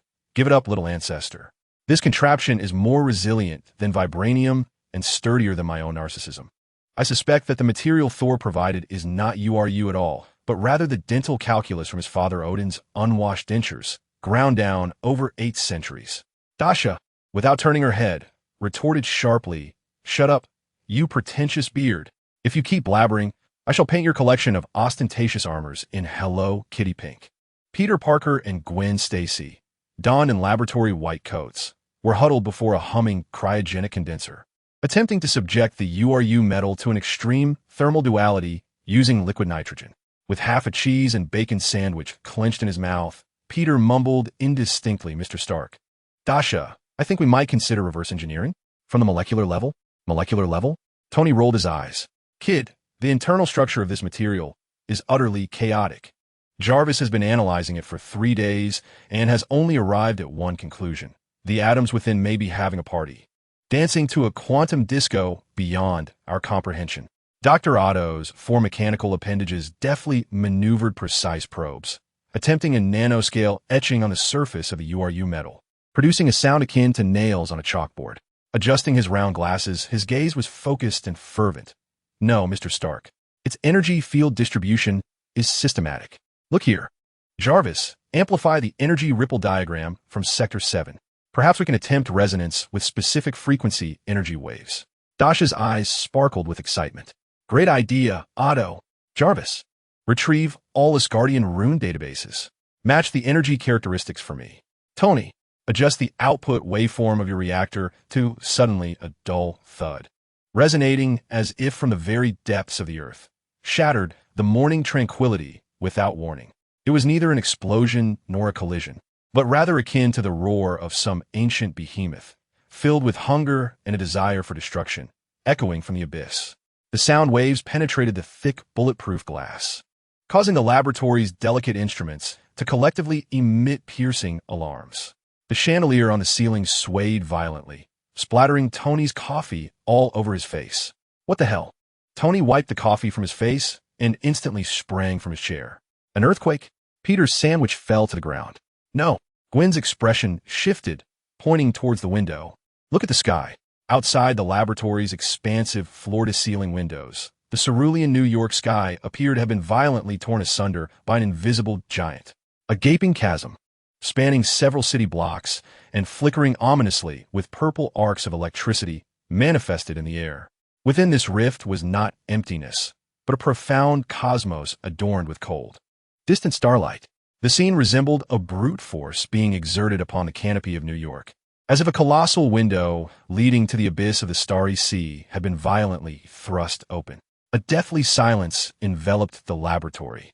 Frank in the kitchen halted his stirring, the spatula frozen midair, his apron stained with oil. With a scarred visage, his brow furrowed deeply, he fixated on the bizarre transformation in the sky. In the next moment, a deafening hum erupted. A gargantuan steel leviathan, overwhelming in its enormity, emerged slowly from the rift, akin to an ancient creature surfacing from the depths of the ocean. Its body was cloaked in dark, cold metallic armor, with veins of eerie blue energy coursing through the seams. The massive head, reminiscent of a grotesque deep-sea fish magnified a billionfold, gaped open its tooth-filled maw, releasing a silent roar. Following closely with the second and third vessels, their colossal forms obscuring the sunlight, casting shadows that engulfed several blocks of Manhattan. What manner of monstrosity is this? Has Thor returned? Tony's voice was dry, laced with incredulity and horror. No, that is not right. Dr. Otto's mechanical appendage abruptly pointed towards the depths of the rift. Look, those aircraft, and the energy readings. It's entirely different from last time. From within the rift, a swarm of sleek, menacing single-pilot flyers surged forth with astonishing speed and maneuverability, their wing edges shimmering with an icy blue glow. More terrifying still was the chilling aura emanating from the rift, no longer merely a wave of destructive energy, but a bone-chilling cold that seemed capable of freezing souls. Energy attribute analysis. Tony barked. Jarvis's voice resonated with unprecedented gravity, detecting anomalous energy accumulation. Chitauri's standard plasma weapon energy characteristics combined with an unknown high-purity frost energy source. Environmental temperature is plummeting at a rate of 0.5 degrees per second. Manhattan is projected to enter a state of minus 30 degrees Celsius within 15 minutes. Dasha gasped, her complexion paling drastically. That fool Thor. Who did he grant access to the Bifrost last night? As if in response to her query, the third and most colossal leviathan fully emerged from the rift. It was more grotesque than the others, its head encased in thick armor resembling crystallized ice, with piercing white energy veins interwoven within the blue glow. Atop its throne-like head stood a tall, elegant figure, Loki Laufeyson, clad not in his flamboyant green and gold robe, but in a form-fitting suit of mysterious armor adorned with ice-blue runes. His blue-white visage bore a lazy yet sinister smile. In his hands, he cradled a rectangular box, continuously emitting visible white frost. The Frostbox, the treasure of Jotunheim, the source of power for the frost giants. Loki gazed down upon the chaos and panic engulfing New York, as though admiring a splendid work of art. He gracefully lifted the frosted treasure box, his voice, though not loud, pierced the distance like a sharp icicle, resonating clearly in the ears of every soul gazing up at the heavens. Oh, the insignificant creatures of the courtyard, and my dear brother Thor's old friends, I express my gratitude for the splendid interstellar soiree hosted by His Highness Thor Odinson last night. As he gently caressed the frosted treasure box, his touch was as tender as one might bestow upon a lover's cheek. Yet the emanating chill caused frost to begin forming along the edges of the rift in the sky. Without his generosity, my beloved Chitauri friends, how could we have arrived so smoothly and uninvited? Loki's smile abruptly turned cold and cruel. To convey my gratitude, allow me to use this frosty feast to play the final requiem for you. He abruptly raised the frosted treasure box high above his head. Buzz, a visible, pure white beam of icy energy, surged from the box like a spear of frost cleaving the heavens. The beam did not target the earth, but rather precisely struck deep into the vast spatial rift in the sky. In an instant, the purple arcs of electricity wildly spreading along the edges of the rift froze solid, as if infused with liquid nitrogen. The entire rift appeared to be encased in a thick, rapidly growing shell of ice crystals. The internal spatial structure of the rift groaned under the burden, becoming increasingly stable and frigid. Roar! The three frost-enhanced Leviathan beasts unleashed earth-shattering roars simultaneously. The surfaces of their massive bodies were instantly cloaked in icy, white energy veins, reinforcing them.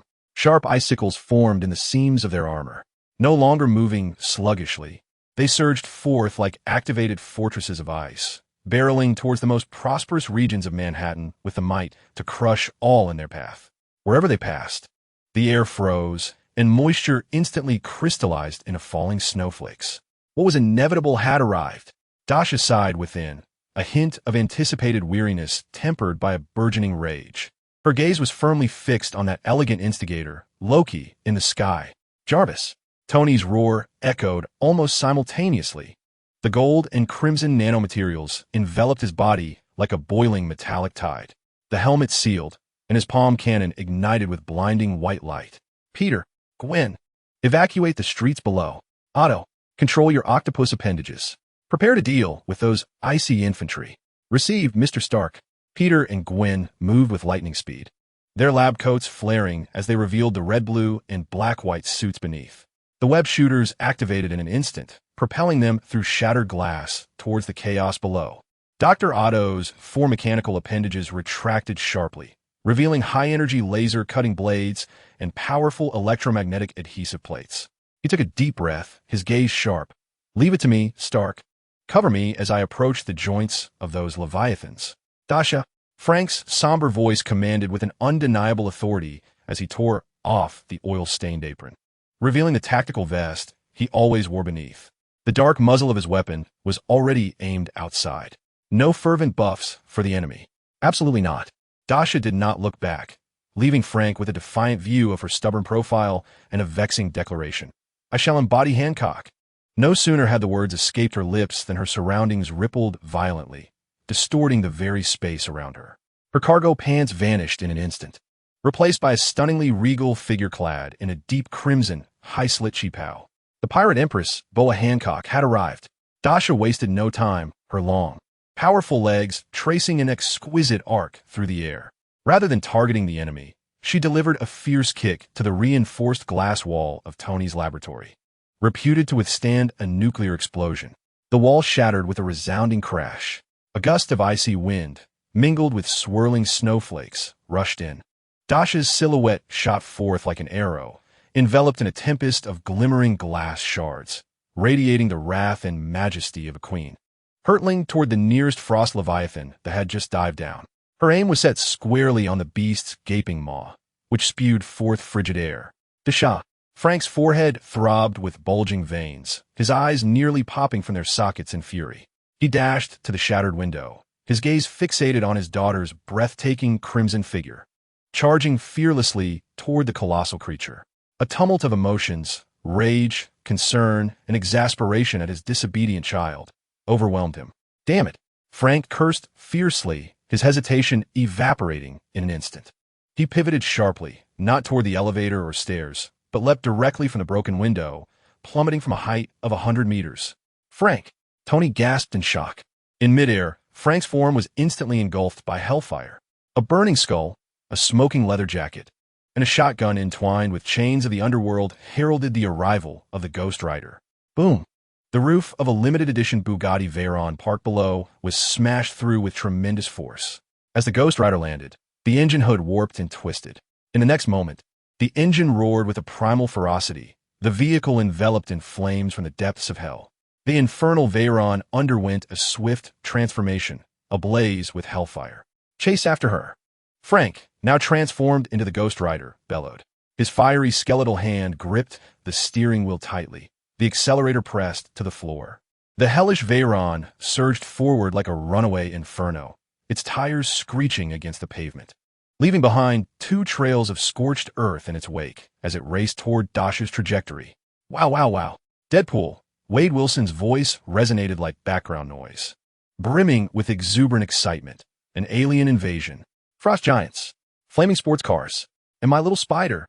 Unbeknownst to him, he had donned his signature red and black suit, brandishing dual katanas as he executed an agile roll to evade a chunk of ice plummeting from above. His eyes darted around, swiftly locking onto Peter Parker, who was swinging by from a nearby skyscraper, preoccupied with ensnaring an ice-encased bus with his web. Little spider, darling, give Mama a ride, Deadpool shrieked, propelling himself forward like a human cannonball. In midair, he executed a precise leap of faith, arms outstretched, and clung tightly to Peter Parker's waist. Wade, let go. You're too heavy, Peter exclaimed, startled by the unexpected human appendage that caused him to plummet momentarily, nearly losing his grip on the webbing. As he scrambled to regain his balance, frustration evident in his voice. No way. Mama loves you. Deadpool pressed his face against Peter's back, savoring the moment with a deep breath. Wow. The scent of youth. Mixed with bacon sandwich? What did you have for breakfast, darling? Share a bite. Shut up. Peter lamented, nearly in tears, as he struggled to maneuver with the oversized chatterbox clinging to him amidst the ice crystals and explosions. In Midtown Manhattan, at the temporary command center of S.H.I.E.L.D., Nick Fury solitary, I fixated on the real-time footage relayed from the satellite. A massive icebound rift in the sky. 3 frost leviathans, exuding a chilling aura, descended like locusts, accompanied by the Chitauri frost ships, unleashing beams of ice-blue energy. Atop one of the colossal beasts stood Loki, elegantly manipulating the frostbox, his expression darker than the bottom of a pot.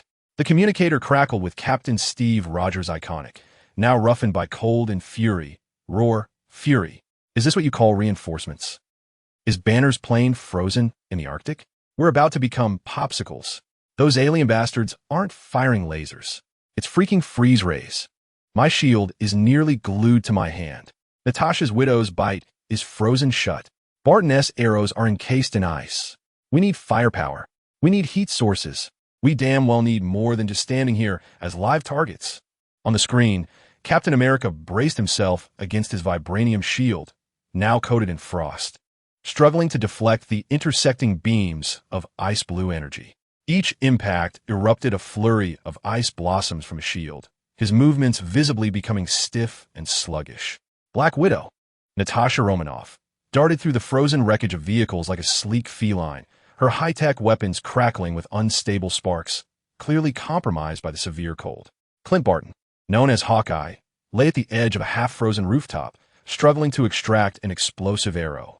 To his dismay, he discovered that both the arrow shaft and bowstring were encrusted with a thick layer of ice, causing his fingers to turn a purplish hue. Hold on, Rogers. Fury's voice resonated like tempered steel, cold and unyielding. Banner's aircraft has entered New York airspace. It will arrive in 3 minutes. Your current mission is to hold the line, evacuate civilians, and establish a defense. Do not allow those ice-clad foot soldiers to breach the subway stations and shelters. Abruptly, he switched communication channels. Coulson, what is the status of the ground evacuation? Director, The main thoroughfares in Zones B and C are severely icebound. Vehicles are immobilized, and a large number of civilians are stranded. The entrance to the underground shelter in Zone D is blocked by ice. The engineering team is attempting to break through with flamethrowers, but their progress is excruciatingly slow. The temperature continues to drop. Coulson's voice was laced with urgency and breathlessness. The background filled with chaotic cries and the ominous cracking of ice. Damn it! Fury slammed his fist onto the control panel. Activate the city's emergency heating system. Maximum power. All S. H. I. E. L. D.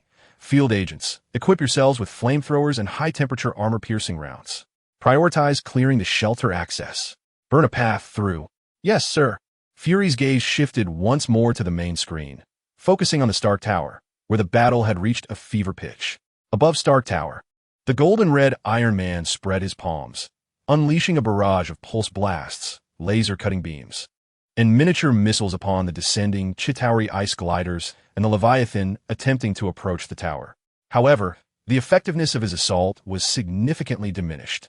The pulse blast struck the ice gliders, managing to bring them down, yet the explosive force was severely weakened by the thick, icy armor on their surfaces. Laser beams left deep scorch marks on the ice, but struggled to penetrate instantly. The miniature missiles detonated prematurely when nearing the Leviathan due to its emanating frigid force field, scattering ice shards like deadly shrapnel that interfered with Tony's armored suits. JARVIS. Analyze the ice structure's weaknesses. Adjust weapon output frequencies. Use high-frequency oscillation. Tony maneuvered through the intense barrage, narrowly evading a massive blue energy beam of ice that grazed his shoulder, instantly coating it with a thick layer of frost while the joints emitted a piercing screech. Attempting, sir. The ice structure is anomalously stable, containing unknown frost energy. Conventional oscillation effects are minimal. I recommend. Use this. A cold, commanding voice interrupted JARVIS. A stunning red figure, akin to a blazing meteor, collided forcefully with the jaw of a Leviathan attempting to gnaw at the tip of Stark Tower. It was Natasha, her long, elegant legs entwined with the dark, armored hue, exuding an aura capable of shattering mountains and rivers, delivered a powerful kick to the giant beast's ice-clad jaw. Boom! It was as if a meteor had struck an iceberg. A tremendous roar erupted, accompanied by the jarring sound of ice fracturing. From the point of Dasha's landing, spiderweb-like cracks rapidly spread for dozens of meters. Shattered ice crystals scattered like diamond dust. Roar! The Leviathan, in agony, emitted a deafening growl, its massive head violently shaking. Dasha seized the momentum, executing a nimble backflip in mid-air, landing securely upon the ridge of the beast's nose, adorned with jagged ice. Tony, now is the time. Strike at the fissure. Dasha's voice resonated through the suit's communication system. Well done, young lady. Tony's eyes sparkled, immediately locking onto the target. JARVIS. Initiate a concentrated assault. Buzz and boom. Dozens of searing energy beams, high explosive missiles, and shockwave cannons converged with surgical precision on the center of the crack Dasha had created. Crack and boom. The thick ice armor, several meters in depth, could no longer withstand the dual onslaught, shattering explosively. This revealed the comparatively fragile biological armor beneath. Explosive flames intermingled with blue biological blood and white ice shards, soaring skyward. The Leviathan let out a chilling wail, its colossal head lifted high, temporarily incapacitated. Excellent. Tony jubilantly punched the air. Yet, the crisis was far from over. Watch your back. Miss Dasha. Dr. Otto's warning echoed. At that moment, another frost Leviathan had stealthily circled behind Dasha, its massive jaws agape, unleashing a far thicker and more solid icy breath, akin to a polar storm, sweeping toward the unsteady Dasha and Tony. Where the breath passed, the air instantly crystallized into solid form, creating a lethal path of frost. Damn! Tony's expression changed drastically, his armor propelling him with all its might in an attempt to evade. Dasha's pupils constricted. In her Hancock form, her mobility was indeed limited. Confronted with this vast and frigid breath, her escape route was compressed to the utmost. In a moment of dire urgency, get away from me. A roar akin to hellish magma, erupting, drew near. A torrent of steel ablaze with infernal flames surged upward like an uncontrollable meteor, accompanied by the piercing screech of tires and the furious roar of the engine, rocketing from the street below into the sky. It was Frank piloting the Hell Charger. As the car approached the path of the breath, Frank abruptly swerved the steering wheel. The vehicle executed an almost perpendicular drift at an impossible angle. The flaming rear of the car lashed out like a colossal fire whip, striking fiercely at the deadly icy breath. Hiss! The infernal fire collided violently with the chilling breath. The forces of ice and fire were consumed in a chaotic conflagration, emitting a shrill wail reminiscent of a branding iron plunged into liquid nitrogen. A vast expanse of frost was vaporized in an instant, white steam mingling with black hellish smoke, spreading forth. Although it failed to entirely neutralize the breath, it successfully diverted its trajectory. The icy blue breath brushed past the edges of Dasha and Tony's battle armors, instantly freezing half of a nearby skyscraper into a colossal ice sculpture. Frank! Dasha sighed in relief. Old man, thanks, Tony echoed, still shaken. Frank, peering through the sunroof of his blazing sports car, had a skull for a head, with hellfire flickering wildly in his eye sockets. He let out a hoarse roar towards Dasha. Change. Form. Now. Immediately. Or I swear I'll melt down all your gaming consoles when I get back. Dasha glared at Frank's frantic skeletal visage, gritting her teeth. Her gaze sharpened, and the space around her warped once more. The deep crimson chi pow vanished in an instant, replaced by a sleek mane of silver hair and a form-fitting black combat suit, with two massive, menacing black swords crossed on her back. The tactical visor glimmered with a chilling blue light. 2B reporting. Form change complete. 2B mode activated. Dasha's voice came through the communicator, cold and efficient. Frank, cover me as I approach Loki. I'm going to dismantle that icebound box. Now we're talking. Frank grunted, a satisfied curve appearing at the corner of his flaming skull. He slammed on the accelerator, the hellspawn dragon roaring once more as it charged into the enemy ranks, fiery chains lashing out like venomous serpents, obliterating several frost shuttles that dared to approach. Dasha propelled herself off the icy armor of Leviathan, igniting the thrusters on her back.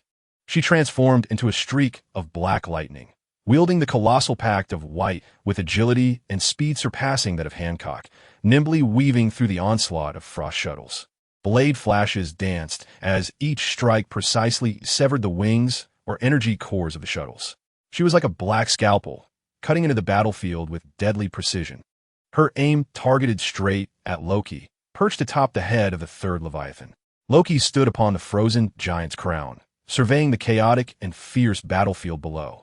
Watching the silver-haired girl, now an ethereal specter after her transformation, and the hellish car barreling through the fray, alongside the Earth's heroes fighting valiantly amidst ice and flame. His elegant smile remained unchanged, only deepening. He gently caressed the frost-bound treasure chest in his hand, emanating an endless chill, as if admiring a flawless work of art. Struggle. Little insects, Loki's voice floated across the icy expanse, laced with a cruel delight. May you become beautiful sculptures in this eternal frost. The light of the frost treasure chest in his grasp intensified.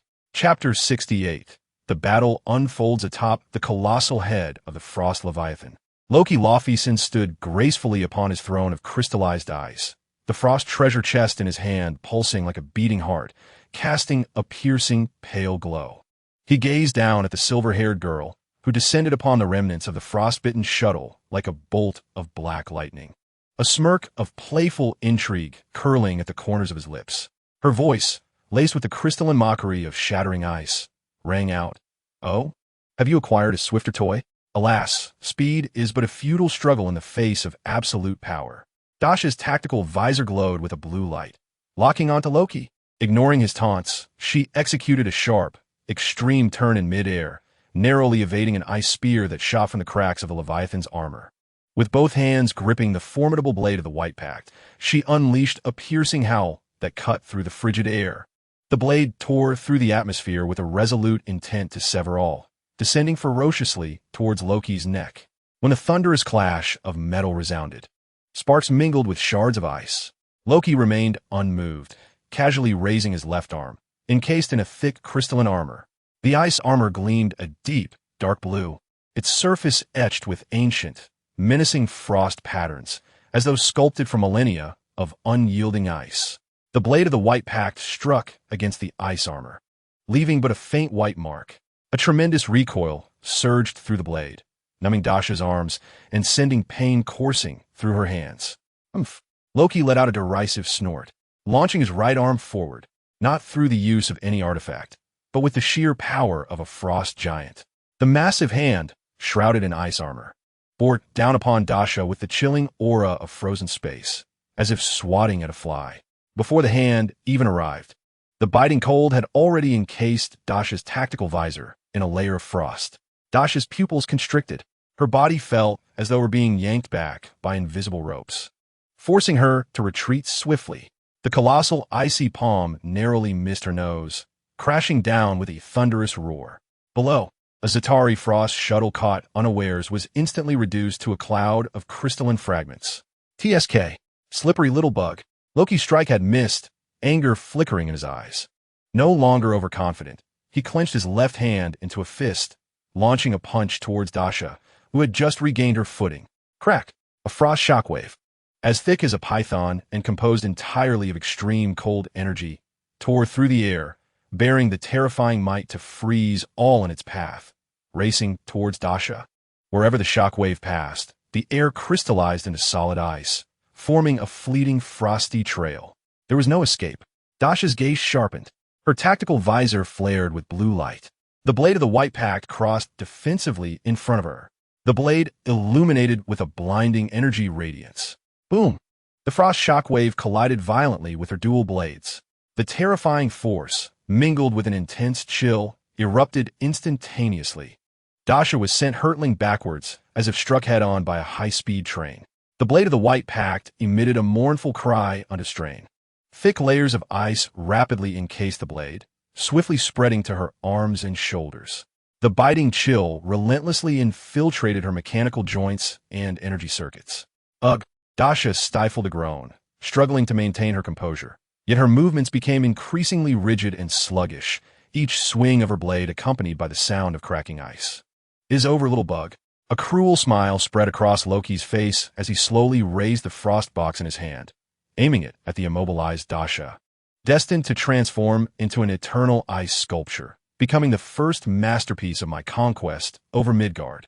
The brilliance of the frost box suddenly intensified. At its opening, a beam of ice-white light, far more concentrated and lethal than before, began to coalesce. The frigid essence within that beam threatened to freeze the very space around it. Dasha! From a distance, Frank, who was using burning chains to obliterate several flying shuttles, let out an enraged roar. He abruptly swerved the steering wheel, the hellish dragon roaring forward, but the distance was too great. There was no time left. In this critical moment, a flicker of resolution flashed in Dasha's eyes. She forcefully released the frozen White Pact. Crossing her arms before her chest, she declared, "Loki, taste this." Her voice, imbued with youthful fury and electric crackle, resonated. She thrust her hands forward, palms directed at the charging frost box. Railgun! Buzz boom! A torrent of blue-white plasma surged forth, robust enough to illuminate half of Manhattan's sky. Like a liberated thunder dragon, it roared with a sound that could tear the heavens asunder, crossing hundreds of meters in an instant, striking the opening of the frost box with pinpoint precision. Boom! The earth-shattering explosion, the ultimate clash of ice and fire. The frigid beam coalescing within the frost box was violently repelled by the raging plasma torrent. A cataclysmic energy annihilation erupted at the box's opening. Blinding white light intertwined with blue-violet arcs, and ice-white mist soared into the sky, forming a miniature energy mushroom cloud. Ugh! Loki emitted a pained grunt. The frost box slipped from his grasp. His ice-armored arm was seared by the shockwave of the explosion, sizzling and releasing wisps of smoke. The uncontrolled chill released upon the box's departure shattered the frost throne beneath him, creating massive fissures. My box, Loki, filled with a mix of fury and anguish, disregarded the burning pain in his arm, reaching out to seize the uncontrollable frost box. Extinguish it for me. A roar erupted like a hellish furnace exploding. The hellish dragon, piloted by Frank Castle, surged upwards from beneath the cloud of the explosion like a burning meteor, at an astonishing angle. As the flaming skeletal knight burst through the car window, his right arm swung out with ferocity. Crash! Enveloped in the infernal flames of hell. A massive chain writhed like a venomous serpent emerging from the abyss, its piercing whistle and searing heat relentlessly ensnaring the out-of-control frost treasure chest. The violent clash between hellfire and the chilling essence of the chest erupted like a scalding iron thrust into eons of frozen ice. A shrill, teeth-gritting wail instantly engulfed the surroundings. The frosty brilliance surging wildly from the chest flickered violently, as if grasped by the throat, battling for breath. The soul-freezing chill was firmly suppressed by the infernal flames. Where the chains coiled, the ice rapidly melted and vaporized, emitting a hissing sound and conjuring vast clouds of white mist. The very form of the treasure chest began to waver, teetering on the brink of collapse. Ants! Loki's eyes widened with fury as he sensed the force of the chest being forcibly restrained. This incited a rage greater than the previous explosion. He stomped fiercely upon the head of the Leviathan. Roar! The frost Leviathan emitted a pained roar, its colossal body thrashing violently, encased in thick ice armor. It wielded the power to crush mountains and a chill capable of freezing space, sweeping towards Frank and Dasha, who were desperately suppressing the chest mid-air. Watch out! Dasha cried out in alarm. Frank reacted swiftly. He yanked the chain, attempting to pull the chest toward himself, while simultaneously unleashing his blazing shotgun upon the sweeping tail. The hellfire rounds detonated against the ice armor, erupting in fiery explosions, yet they could not halt the devastating sweep. Boom! Crash! The enormous icy tail struck with ferocity. Frank and Dasha were hurled through the air like baseballs, instantly sent flying by the overwhelming force. The chain slipped from Frank's grasp, and the frost treasure chest was flung away. Dasha, engulfed by the chill, reverted from her combat form to her original state, her pallor deepening as she plummeted towards the street below. Dasha! Frank steadied his burning skeletal form, the hellfire surging as he charged toward Dasha's descent. Stark! Catch her! Captain Steve Rogers' thunderous shout reverberated like a clap of thunder. Unbeknownst to them, he had arrived at the battlefield's edge with Black Widow, Hawkeye, and a freshly arrived War Machine. The crimson and gold Iron Man swiftly extricated himself from the entanglement, activating all thrusters. With a daring dive, he narrowly intercepted Dasha before she crashed into an ice-encased building. Cough, cough, thank you. Dasha weakly exhaled a breath of frost. Shut up. Conserve your strength. Tony retorted sharply, gently placing her on a relatively safe rooftop. ARVIS. Perform a quick scan. Don't freeze into a popsicle. Meanwhile, Loki had regained hold of the flung frost treasure chest. Though its glow had dimmed considerably, it still emanated a terrifying chill. He cast a glance at the flung figures of Frank and Dasha, then looked down at the poised Captain America and his comrades, a cold, calculating smile creeping across his face. The struggles of these insignificant creatures shall cease here.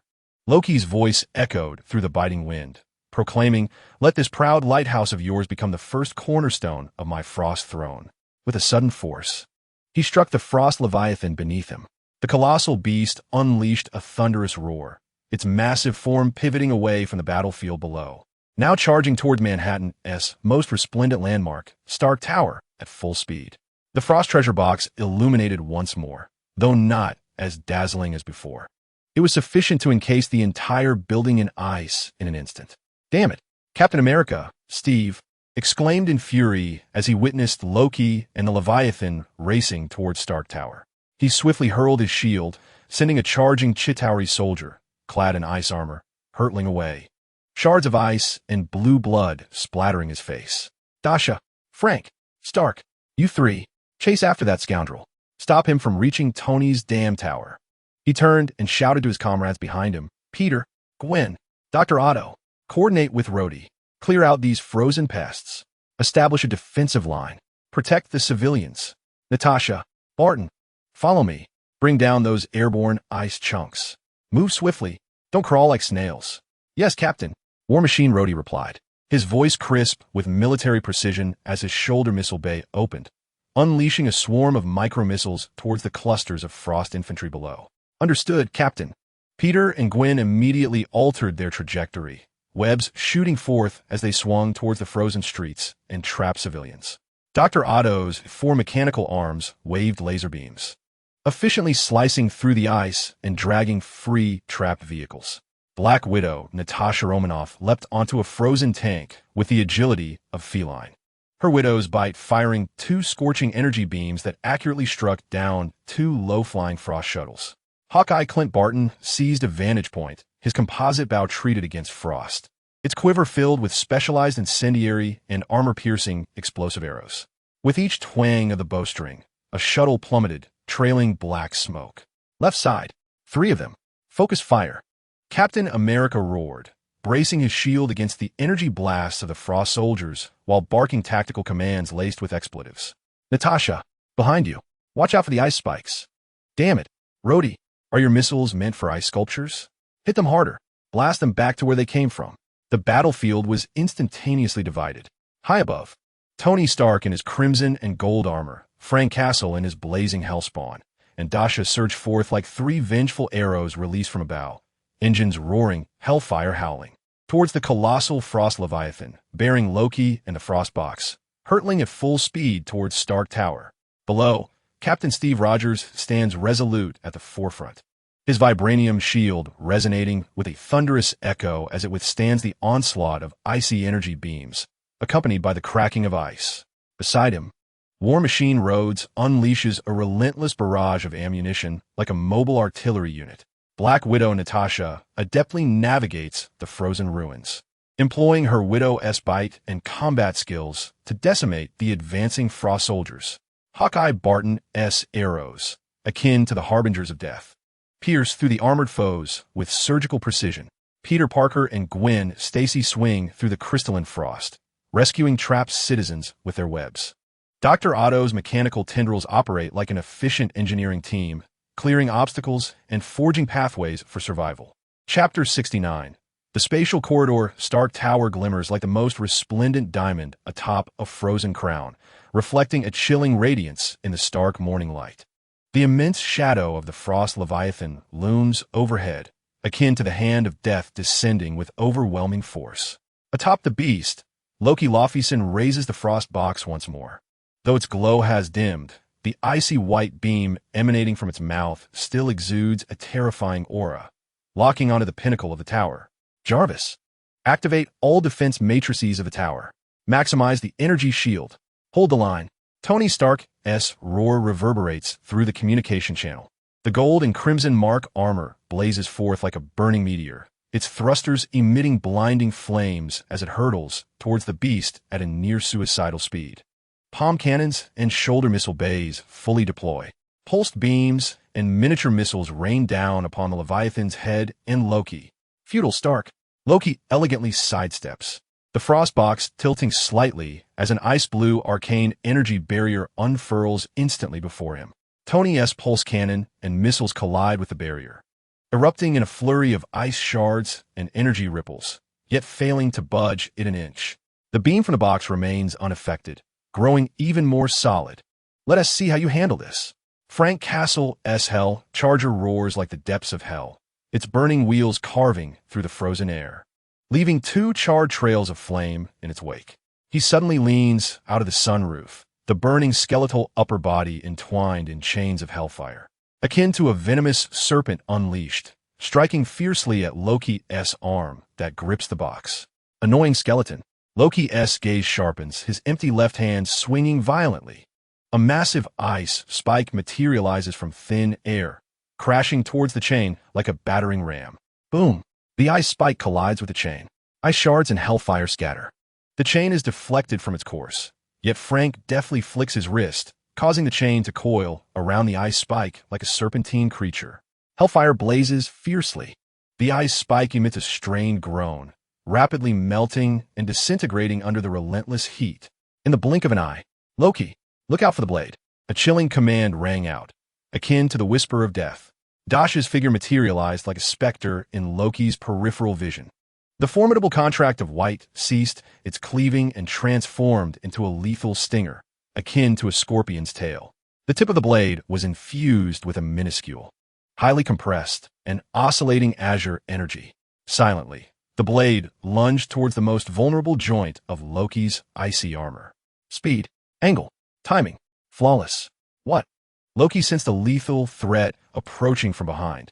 He swiftly turned. The beam of light from the frosted treasure was abruptly interrupted.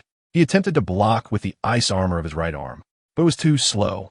With a sickening sound, reminiscent of ice being pierced by a glowing iron rod, the tip of the contract of white, enveloped in high-frequency energy, penetrated the gap in the inner side of Loki's right elbow armor with surgical precision. Deep blue shards of ice mingled with droplets of icy blue blood, splattering forth. Ugh! Loki let out a roar of anguish and fury. His arms stiffened instantly. The frosted treasure nearly slipped from his grasp. He pivoted sharply, launching his left fist, imbued with the terrifying chill of frozen space, directly at the nearby Dasha. Having struck true, Dasha refused to linger. The tactical visor flared with blue light. Her body seemed to be pulled by an invisible force, retreating in an instant. Loki's icy fist grazed her nose, the resulting gust of frigid wind nearly encasing her in frost. "Well done, little girl," Tony shouted with exhilaration, seizing this rare opportunity. "Jarvis, target, Loki, saturated assault. Forget about that wretched box. Strike him directly." Buzz, pulsed cannons, laser beams, mini-missiles, and shockwave guns unleashed a cacophony of vibrant, destructive energy, flooding over Loki and the frosted throne beneath him. Explosive flames intertwined with icy debris and chaotic energy surged skyward, coalescing into a colossal, ever-expanding fireball of energy. Was it successful? Frank's burning skull-like eyes fixated on the heart of the explosion. Not so simple. Dasha's voice was icy. Her tactical visor penetrated the smoke and energy maelstrom, capturing a hazy silhouette. Boom! A shockwave of ice-blue energy erupted from the center of the explosion, sweeping through the surroundings like a polar storm. In an instant, it dispersed the flames and smoke. Loki's form reemerged. He knelt on the cracked, frosted throne, his right arm's ice armor shattered, revealing pale skin beneath and a deep wound that exposed bone, icy blue blood seeping forth, freezing upon contact with the surface. His battle armor bore numerous charred and damaged spots, a trace of blood at the corner of his mouth, and his once composed demeanor was now marred by savage fury and a hint of disarray. Yet he clutched the frosted treasure chest tightly in his hand. "You insignificant ants have thoroughly enraged me." Loki's voice, akin to the grinding of ice, resonated with venom and murderous intent. He abruptly lifted his head, his icy blue pupils locking fiercely on Dasha. "Especially you, little insect. I shall encase you in eternal ice and display you in my palace, relishing your suffering each day." He disregarded Tony and Frank's provocations as the brilliance of the frosted treasure chest ignited once more. This time it was not a beam, but rather a pure frost energy field that spread forth like mercury spilling over. Centered around him, it expanded in an instant. Crackle, crackle! A terrifying cold wave surged forth. The air crystallized into solid ice. The very space seemed to freeze. Tony's armored suits were instantly enveloped in a thick layer of ice, the thrusters emitting a screeching noise as their movements became slow and rigid. A thick frost instantly formed on Frank's hellish dragon's engine hood and tires. Even the hellfire appeared dimmed. Dasha bore the brunt of it all. She was closest to Loki. The dreadful chill enveloped her in an instant. She felt as though her very thoughts were freezing. Her movements became completely paralyzed, akin to an insect trapped in amber. "Dasha!" Frank roared in panic and fury. He slammed down on the accelerator. The hellish dragon roared forward, shattering several frozen air crystals as it charged towards Dasha, flames of chains whipping out in an attempt to ensnare her. Too late. Loki cackled wickedly, directing the frosted treasure chest towards the frozen Dasha, bidding her farewell. "Little insect!" Simultaneously, in a frozen battlefield of Midtown Manhattan below. "Hold the line. All of you hold strong. Use the strength you gain from those blue pills. Hold the line for me." Captain Steve's roar served as the stabilizing force amid the chaos.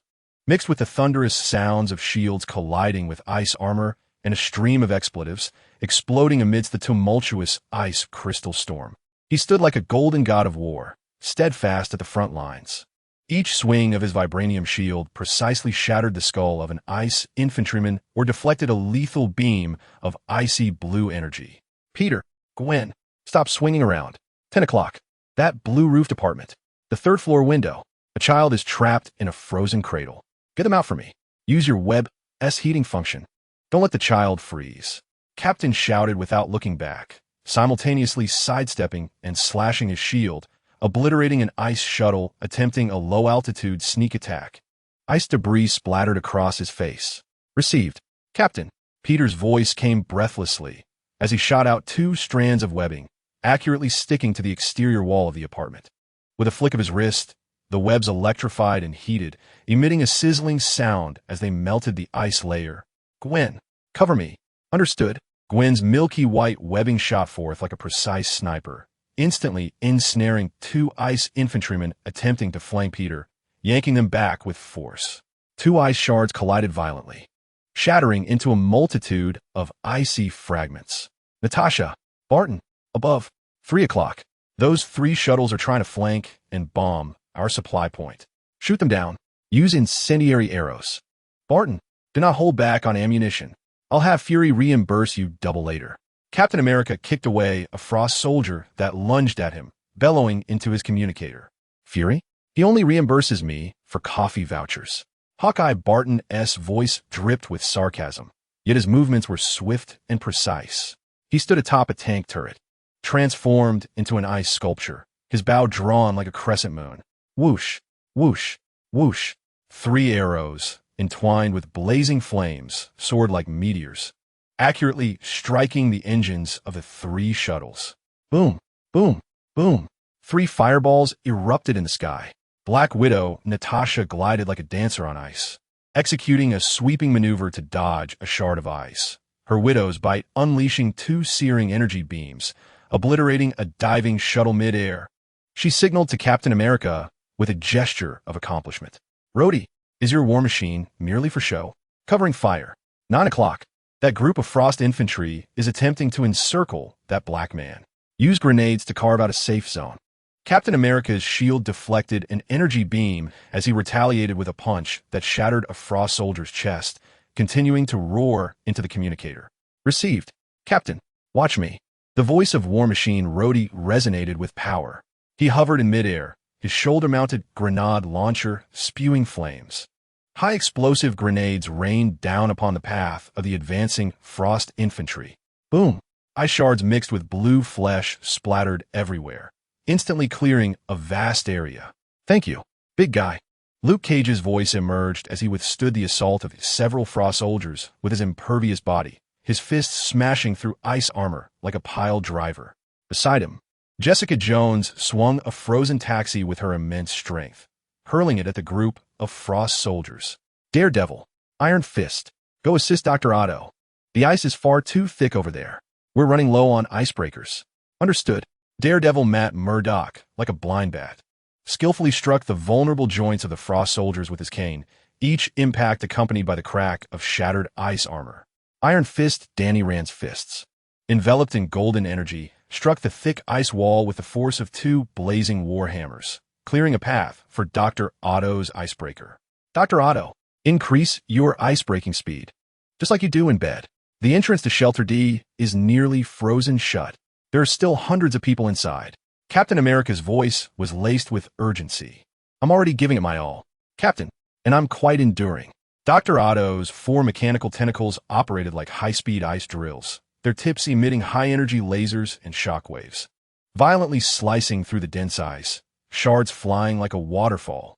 This ice possesses an inexplicable energy. Its hardness is 10 times that of ordinary ice.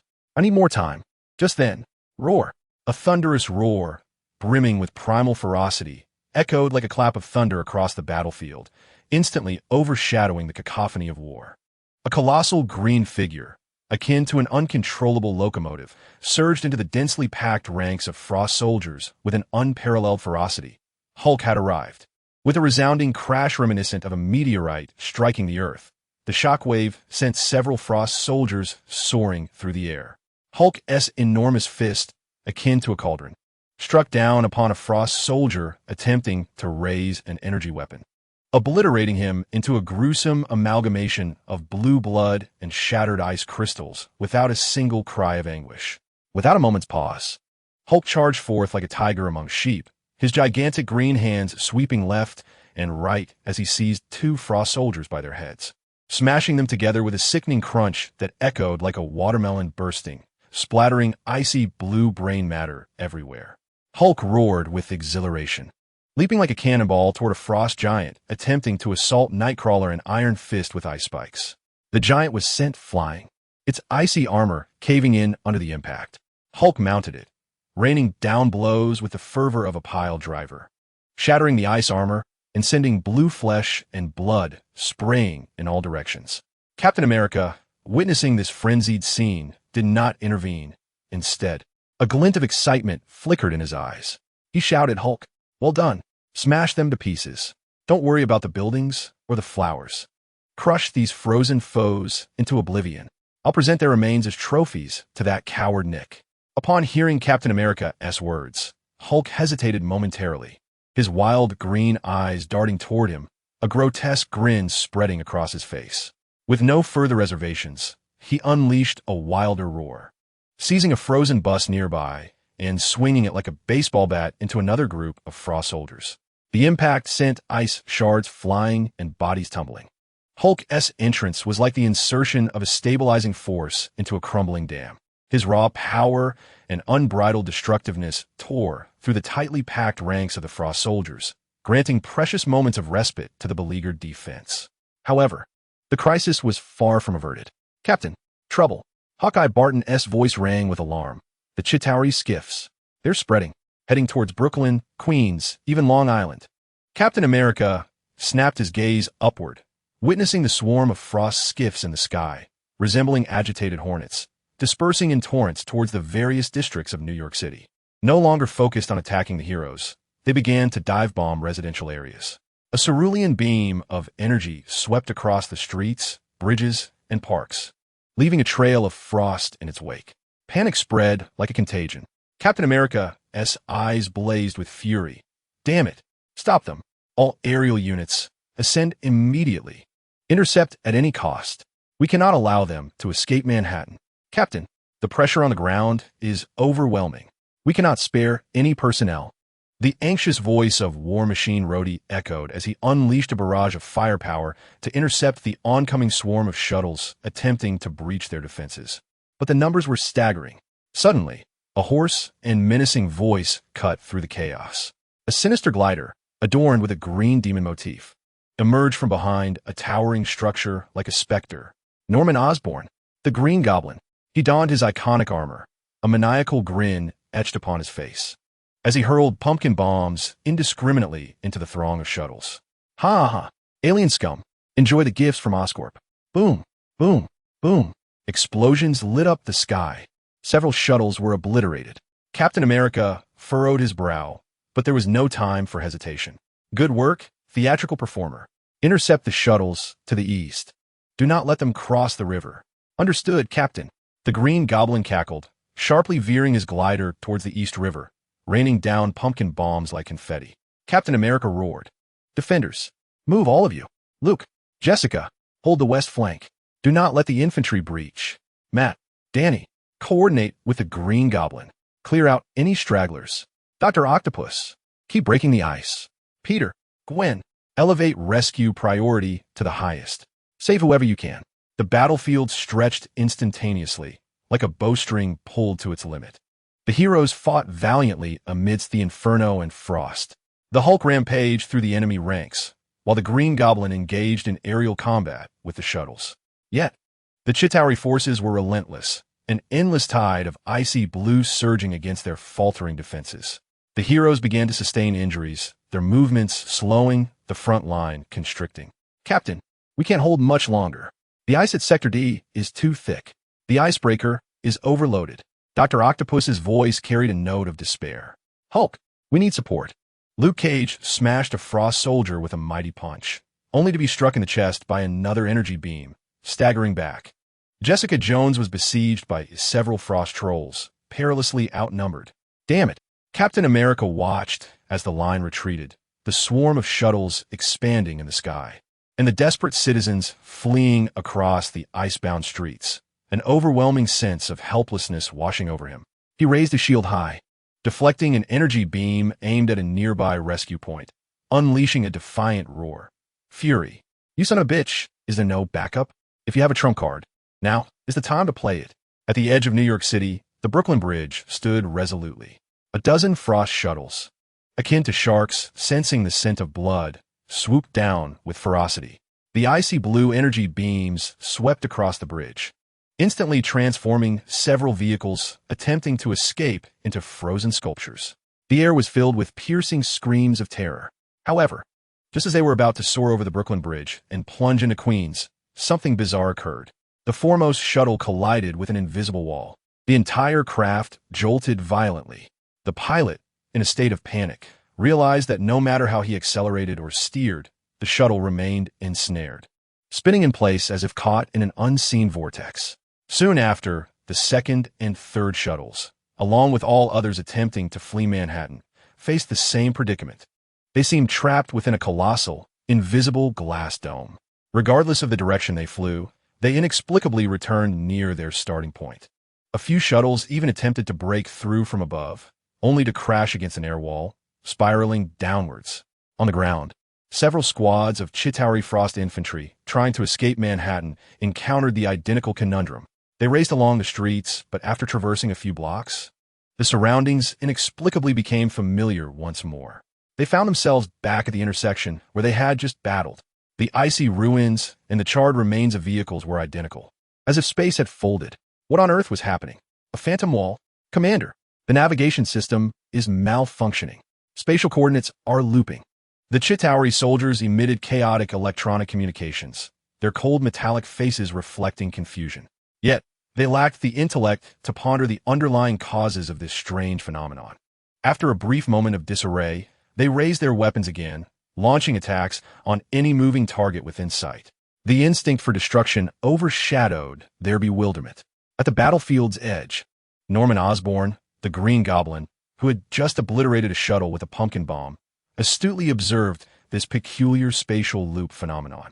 Hovering in midair, he watched as the shuttles and infantry spun aimlessly like headless flies within a confined area, his brow furrowing beneath his mask. Spatial folding? Mirror corridors? Intriguing. He mused in a raspy voice tinged with both amusement and caution, sensing that the orchestrator of this chaotic soiree was not merely confined to the actors present. Chapter 70. The battle rages on Captain America. Steve Rogers leaned heavily against his vibranium shield, now marred with icy cracks, gasping for breath. Each inhalation was laced with searing pain and penetrating cold, as white mist crystallized in the frigid air. His star-spangled uniform was tattered beyond recognition, and the shoulder armor had been shredded by ice shards, exposing skin beneath that had turned a deep shade of purple from the cold. A grievous wound on his left arm, gaping to the bone, had been forcibly frozen to staunch the bleeding. Yet every swing of a shield sent vibrations that caused the edges of the wound to split further, oozing fine droplets of blood. His face was smeared with icy shards, an amalgamation of blue alien blood and his own sweat frozen into a crystalline shell. Only his azure eyes continued to blaze with indomitable fury, like a lighthouse unwavering amidst a tempest. Natasha, left flank, hold your ground. That cluster of ice golems aims to encircle Barton's sniping position. Captain America's voice rasped like sandpaper, yet retained an undeniable firmness. He suddenly rolled to the side, narrowly deflecting a glacial blue energy beam that whizzed perilously close to his ear with his shield. Boom! The energy beam erupted against the ice wall behind him, creating a gaping hole and showering him with icy debris. Natasha Romanoff, the Black Widow, fared even worse. She danced like a specter on the edge of a blade, though her movements had become unsteady. An ice spear had pierced the outer thigh of her right leg, its wound frozen by the frigid air, and each exertion brought excruciating pain and a sensation of muscle tearing. Her left arm's widow's bite had overloaded and burned out during a block against a frost giant's heavy strike, emitting tendrils of black smoke. She could only rely on her agility and the remaining strength in her right hand to hold on. Hearing Captain America's command, she gritted her teeth and executed a clumsy roll to evade a sweeping ice axe. Her right hand's widow's bite unleashed a searing energy beam, striking precisely through the helmet seam of a frost soldier attempting to flank her. Blue matter erupted, mingling with icy crystals. "Barton, are you alive? Report your status." Captain America bellowed into his communicator, simultaneously delivering a vicious upward thrust with a shield that shattered the jaw of an advancing frost soldier. "Cough, cough, still breathing, old man." Clint Barton, known as Hawkeye, replied, his voice strained with heavy breaths and suppressed agony, taking cover behind a half-buried ice sculpture of an advertisement. He felt an energy beam graze his left shoulder, leaving a charred wound deep enough to expose bone, freezing half of his body into numbness. The bowstring of his composite bow snapped during a full draw, striking his face and leaving a trail of blood. He could only resort to his backup, small crossbow and explosive arrows, drastically reducing his efficiency. 3 o'clock. On the rooftop of that red brick building, 2 ice golems with heavy weaponry. They're suppressing roads. I can't reach them. Peter, Gwen. Captain America pivoted immediately, commanding, "Take out those 2 heavy fire points. Stuff their barrels with your webbing." "Receive, Captain." Peter's voice brimmed with youthful exuberance, even through his exhaustion, though his labored breaths betrayed his condition. His spider armor bore multiple damages, and half of his mask was shattered, revealing a swollen lip. The web shooter had also jammed due to the cold. "Gwen, cover me. Swing over. On my way." Gwen Stacy's voice, equally fatigued, revealed her Ghost-Spider suit, which had been torn by ice spears, leaving her lower legs bruised and frostbitten. A milky white strand shot forth, ensnaring the ankle of a frost soldier attempting to ambush Peter. With a forceful tug, the soldier lost his balance, allowing Peter to send him flying with a well-timed kick. The situation of the war machine, Rhodes, is equally dire. His silver-gray armor is encrusted with a thick layer of ice and charred scorch marks, with multiple deformations and dents marring its surface. The Gatling gun on his left arm is frozen and inoperable, while his shoulder-mounted missile pod remains functional, albeit only partially. The thrusters emit unstable flames, causing his suspended stance to wobble precariously. He finds himself pinned behind a partially collapsed bank building, besieged by several trolls wielding heavy frost energy cannons. As debris and ice shards continually rain down, "Rhodes, hold on. Reinforcements are on the way." Captain America bellows, his gaze sweeping across the distant battlefield. The defenders, 4 in number, stand back to back, like cornered beasts surrounded by a pack of wolves. Luke Cage, his bare torso beset with frost and streaks of blue blood, bears numerous white scars and indentations upon his impervious skin, breathing heavily as if laboring against a relentless wind. Jessica Jones has blood trickling from her lips, her right arm hanging awkwardly. She can only wield a half-buried fire hydrant with her left hand to strike at the enemy. Daredevil, Matt Murdock, has a broken cane, yet he relies on his extraordinary senses to maneuver across the icy surface, though his movements are notably sluggish, each block accompanied by muffled grunts of exertion. Iron Fist, Danny Rand, still emanates a golden glow from his fists, yet the radiance has dimmed considerably, and with each strike against the icy armor, he appears increasingly impotent, his knuckles bruised and bloodied. In the air, Norman Osborn pilots the Green Goblin's glider, which teeters precariously, its wings coated in frost and emitting plumes of black smoke. He has just detonated his last pumpkin bomb, obliterating a nearby shuttle, only to be thrown violently by the explosion, crashing against the exterior of a building, the glider's engine wailing in a mournful lament. Half of his mask is shattered, revealing a pale, ghastly visage, blood trickling from the corners of his mouth. Yet his eyes remain wild with madness. "Goblin, stop playing dead. Go assist Rhodes."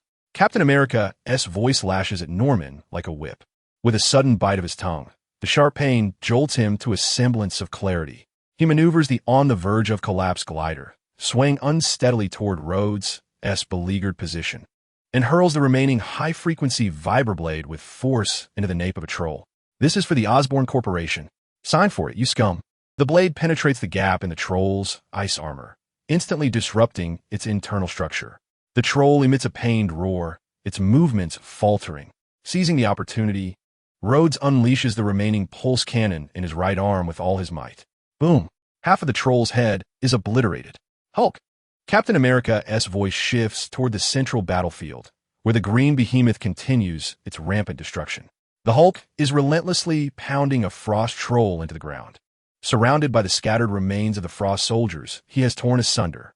Yet, his green skin is also marred with ice-blue frostbite marks. His movements no longer as frenzied and unstoppable as before. Each leap and landing now carries a weighty burden. Hulk, enough playing around. Tear down those 3 ice monstrosities. They are battering the shelter's gates.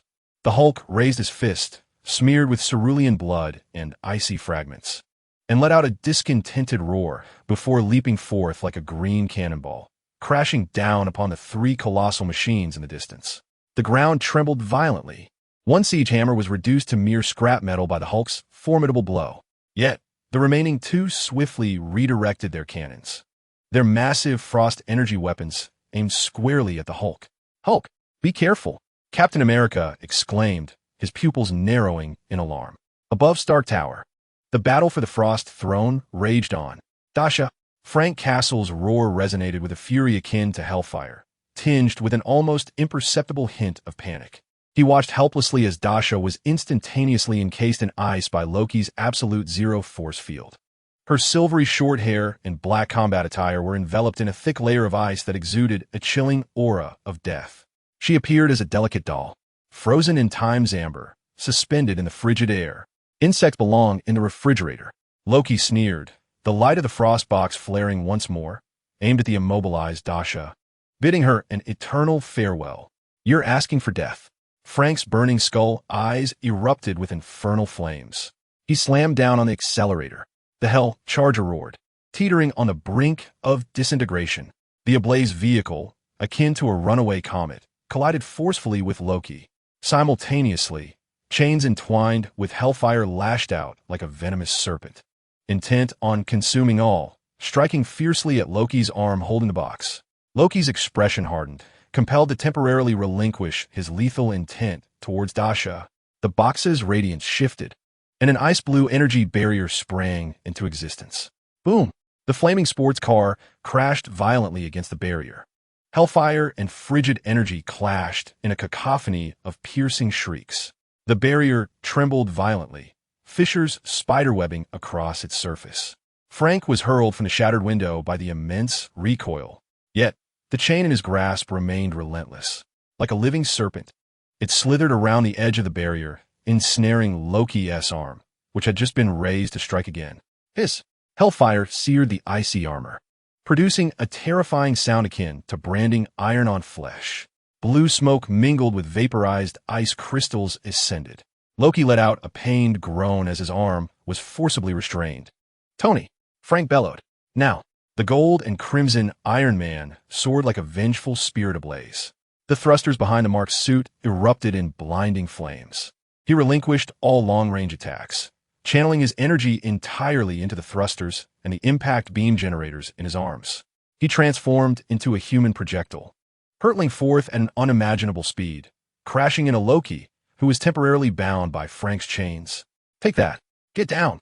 Boom! Tony's armored form collided with Loki's chest like a battering ram, the tremendous force merging with the explosive energy of the impact beam at point-blank range. In an instant, Loki's chest plate of ice armor shattered into countless fragments. Deep blue ice crystals mingled with streaks of icy blue blood, scattering in all directions. Loki staggered from the impact, the frost throne beneath him groaning under the strain. Ugh! Loki let out an enraged roar. He summoned his strength, his muscles bulging as they strained against the hellfire chains. The ice armor emitted a piercing crack as it was scorched by flames and torn apart by immense force. He forcefully broke free from the chain's grip. In a swift motion, he unleashed a punch imbued with the terrifying chill of frozen space, striking Tony's chest plate with ferocity. Crack! The reactor armor on Tony's chest was instantly enveloped in a thick layer of ice, rapidly spreading inward. The tremendous force sent him hurtling through the air like a baseball. crashing into the ice wall of a distant building. Debris and ice shards flew everywhere. "Tony!" Frank exclaimed, a mix of anger and worry. "Take care of yourself first, skeleton."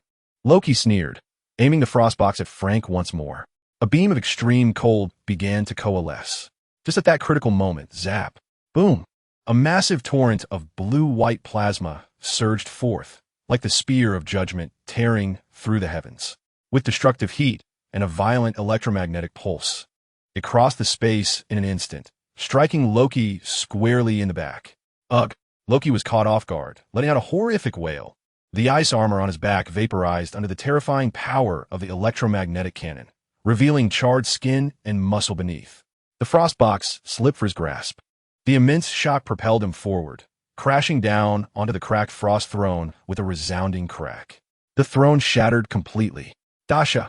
She actually broke free from the absolute zero force field's freeze. Countless fine, jumping blue-white arcs of electricity flickered wildly on the surface of the ice sculpture suspended in the air, as if countless electric serpents were burrowing beneath the ice, biting and gnawing. Crack! Crack! The thick ice layer fractured, melted, and vaporized at an astonishing rate. Dasha's figure reemerged amidst the swirling white mist and dancing electric light. Her eyes ablaze with fierce electricity. With her hands still positioned to fire the electromagnetic cannon, her face was as pale as paper, a trickle of blood escaping her lips, clearly indicating that the struggle to break free from the ice and unleash the cannon had inflicted tremendous backlash upon her. Yet the fire of fury and combat in her gaze burned more intensely than ever. Dasha's voice crackled with electricity. "Loki, your freezer has expired." "Well done, little girl," Frank exclaimed, filled with astonishment. He immediately flung out his chains, attempting to ensnare the uncontrollably flying frostbox. Ants! Loki struggled to rise from the shattered throne, his back a charred ruin, agony twisting his handsome features into a grimace. His eyes brimmed with resentment and madness. He no longer paid heed to the treasure chest, but instead, with both hands, pressed fiercely upon the head of the frost leviathan beneath him. An icy blue divine power surged uncontrollably. Roar! The frost leviathan emitted a thunderous roar of agony. Its colossal form quaked violently. It opened its massive maw, not to unleash a breath of frost, but rather the very interior of its mouth, along with the depths of its throat, began to frantically condense and proliferate. Countless sharp, colossal ice spikes, akin to a crystalline forest, erupted from the depths of its throat, spreading forth, forming a lethal, ever-expanding realm of icy crystals. It sought to completely devour Dasha, Frank, and this expanse of air. "Jarvis, overload the thrusters. Maximum power for the energy shield." Tony's voice resonated from the ruins, imbued with a resolute determination. "Frank, get out of the way." Dasha's pupils constricted. In her artillery form, she could not move swiftly, just as this devastating realm of icy crystals threatened to engulf everything. "Attention, all units. Emergency alert." Nick Fury's cold, urgent voice, tinged with an almost imperceptible hint of panic, flooded into everyone's communicator like frigid water. "SHIEL. DS Triskelion Underground Laboratory Zone 7 is under attack. The Tesseract has been stolen. Repeat, the Tesseract has been stolen. The intruder is Loki Laufeyson." "What?" Dasha, Tony, and Frank appeared as if they had been pressed on pause. They stared incredulously at the communicator. "Loki? Stolen? The Tesseract? What kind of joke is this?" Loki was right before their eyes, summoning the icy hell that threatened to consume them. In the moment of their stunned disbelief, buzz! An icy blue ripple of space unfurled around Loki, like waves in water. Another figure of Loki Laufeyson emerged from the ripple, as if conjured from a dream. This Loki, too, retained the form of the frost giant. His height, appearance, aura, and even the extent of the damage to his icy armor were identical. The sole difference was that he cradled a cube glowing with an ethereal blue light, seemingly containing the vastness of the cosmos within. "The Tesseract. This is impossible." Tony's voice was filled with shock. "A doppelganger?" The flames in Frank's skeletal eye sockets flickered wildly. "Loki." Dasha's eyes sparkled with electricity. "Hey, hey, hey." The Loki standing atop the frost leviathan let out a low, delighted chuckle, disregarding the crystalline forest burgeoning within his throat, gazing at his newly appeared self. His eyes brimming with the triumph of a scheme well executed. The newly manifested Loki mirrored an elegant yet sardonic smile, nodding slightly to Dasha and the others. My dear friends, thank you for your patience. A mere trifle of a doppelganger trick.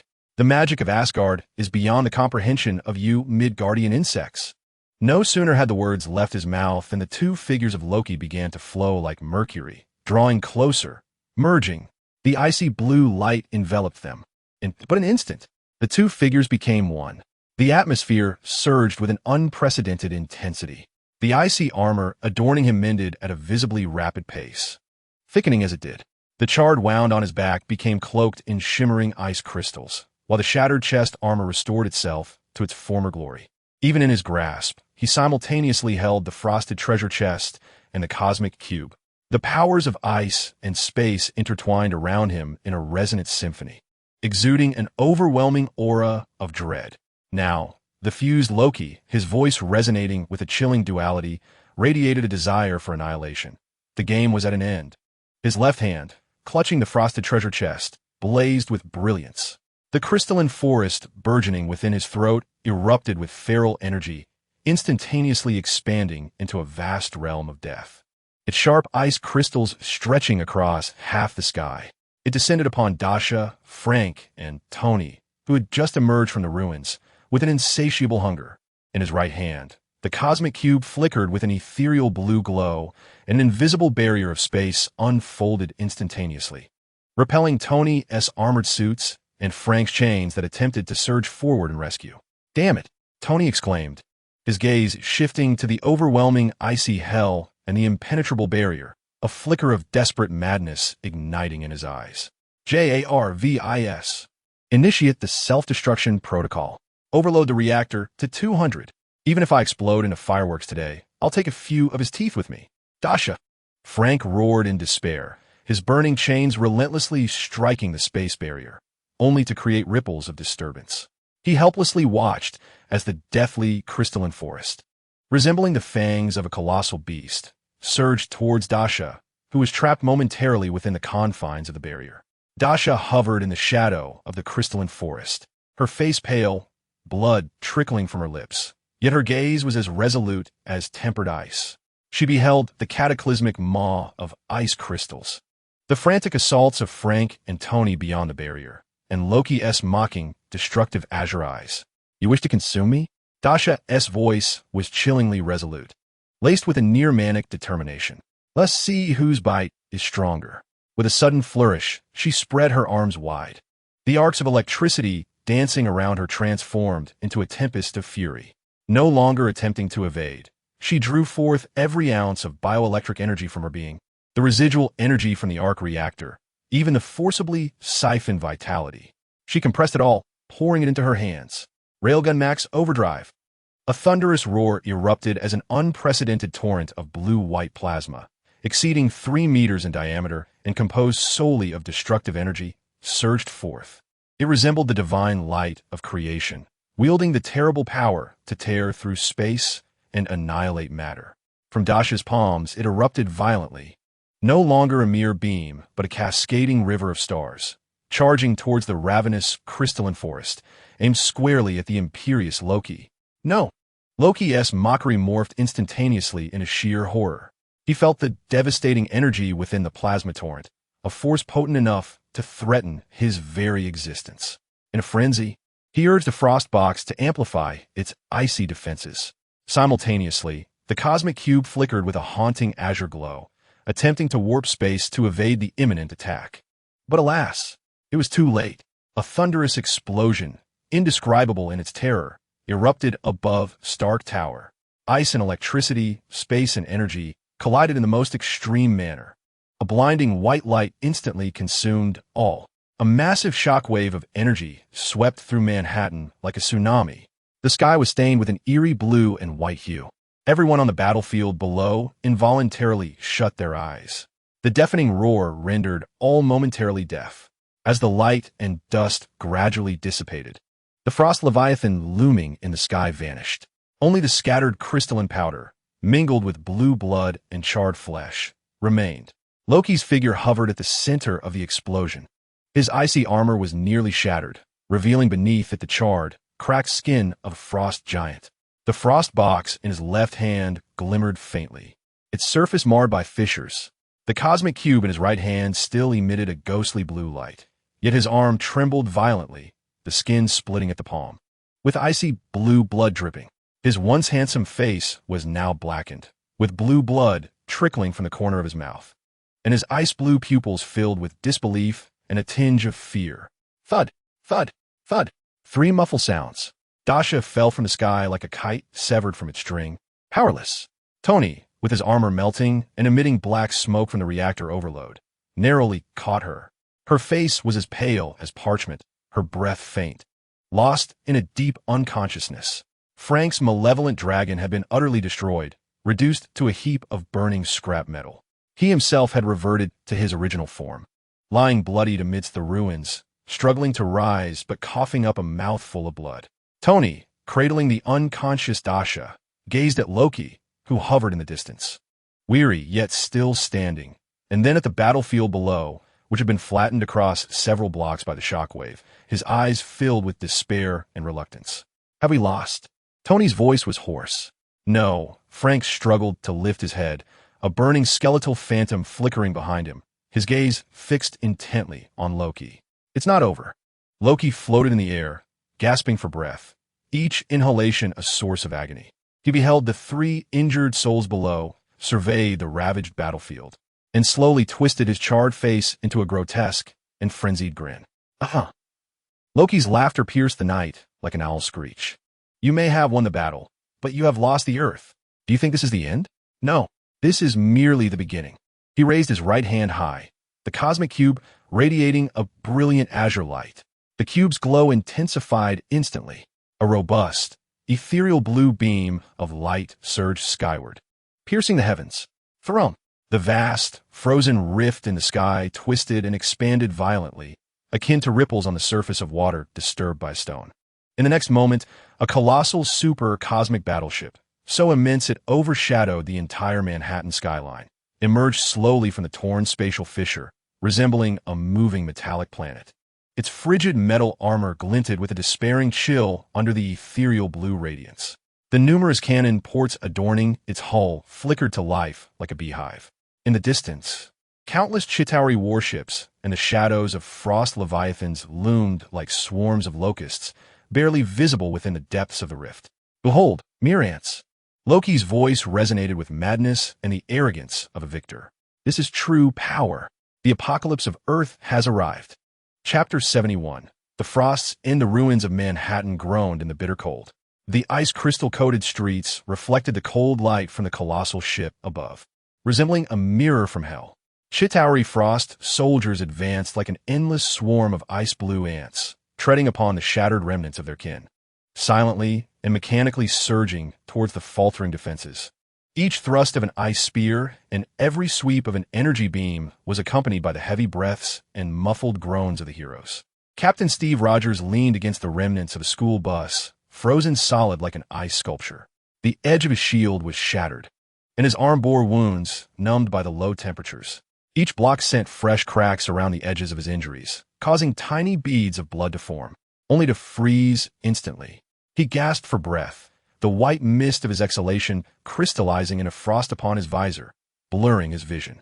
He gazed at the Chitauri mothership, descending like a metallic planet, its immense shadow devouring the last vestiges of daylight, while despair coiled around his heart like a venomous serpent. Rogers shouted into the communicator, his voice rasping like sandpaper fury. Where the hell are you? Where's the army? If they don't arrive soon, prepare to collect my remains. No, they'll be frozen into popsicles. With a fierce blow, he shattered the skull of an approaching frost soldier with his shield, blue brain matter and ice shards splattering across his face. From the communicator came Nick Fury's voice, strained with suppressed anger and helplessness. Rogers, calm down. The Council is about to initiate the nuclear protocol. The target is Manhattan. I'm negotiating with them. What? The word struck Rogers like a thunderbolt. Nuclear weapons? He abruptly looked up at the colossal ship, then at his bloodied comrades, and finally at the civilians desperately fleeing and trembling in the frozen ruins. A surge of icy rage overwhelmed his reason. Damn it! Do they dare? Captain, watch out! Hawkeye Barton's voice pierced through with urgency. An ice-blue energy arrow whizzed past Roger's ear, obliterating the frozen fire hydrant behind him into shards. The shockwave from the explosion hurled Barton against the ice wall, causing his bow to slip from his grasp and fly away.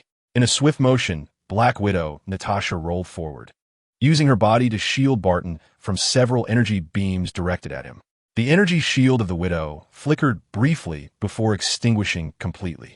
She let out a muffled groan as her left shoulder was grazed, instantly cloaked in a layer of frost. Wow, wow, wow. Deadpool Wade Wilson's voice erupted like an unwelcome background score. Having vanished for several chapters, he appeared before the group, frantically hacking at the corpse of a frost soldier with his twin blades. Between strikes, he shouted at the sky, "Hey, author, this is excessive. Is this how you handle power scaling? Blowing up the main characters with a nuclear bomb? Aren't you afraid the readers will flip their tables and stop reading? Beware.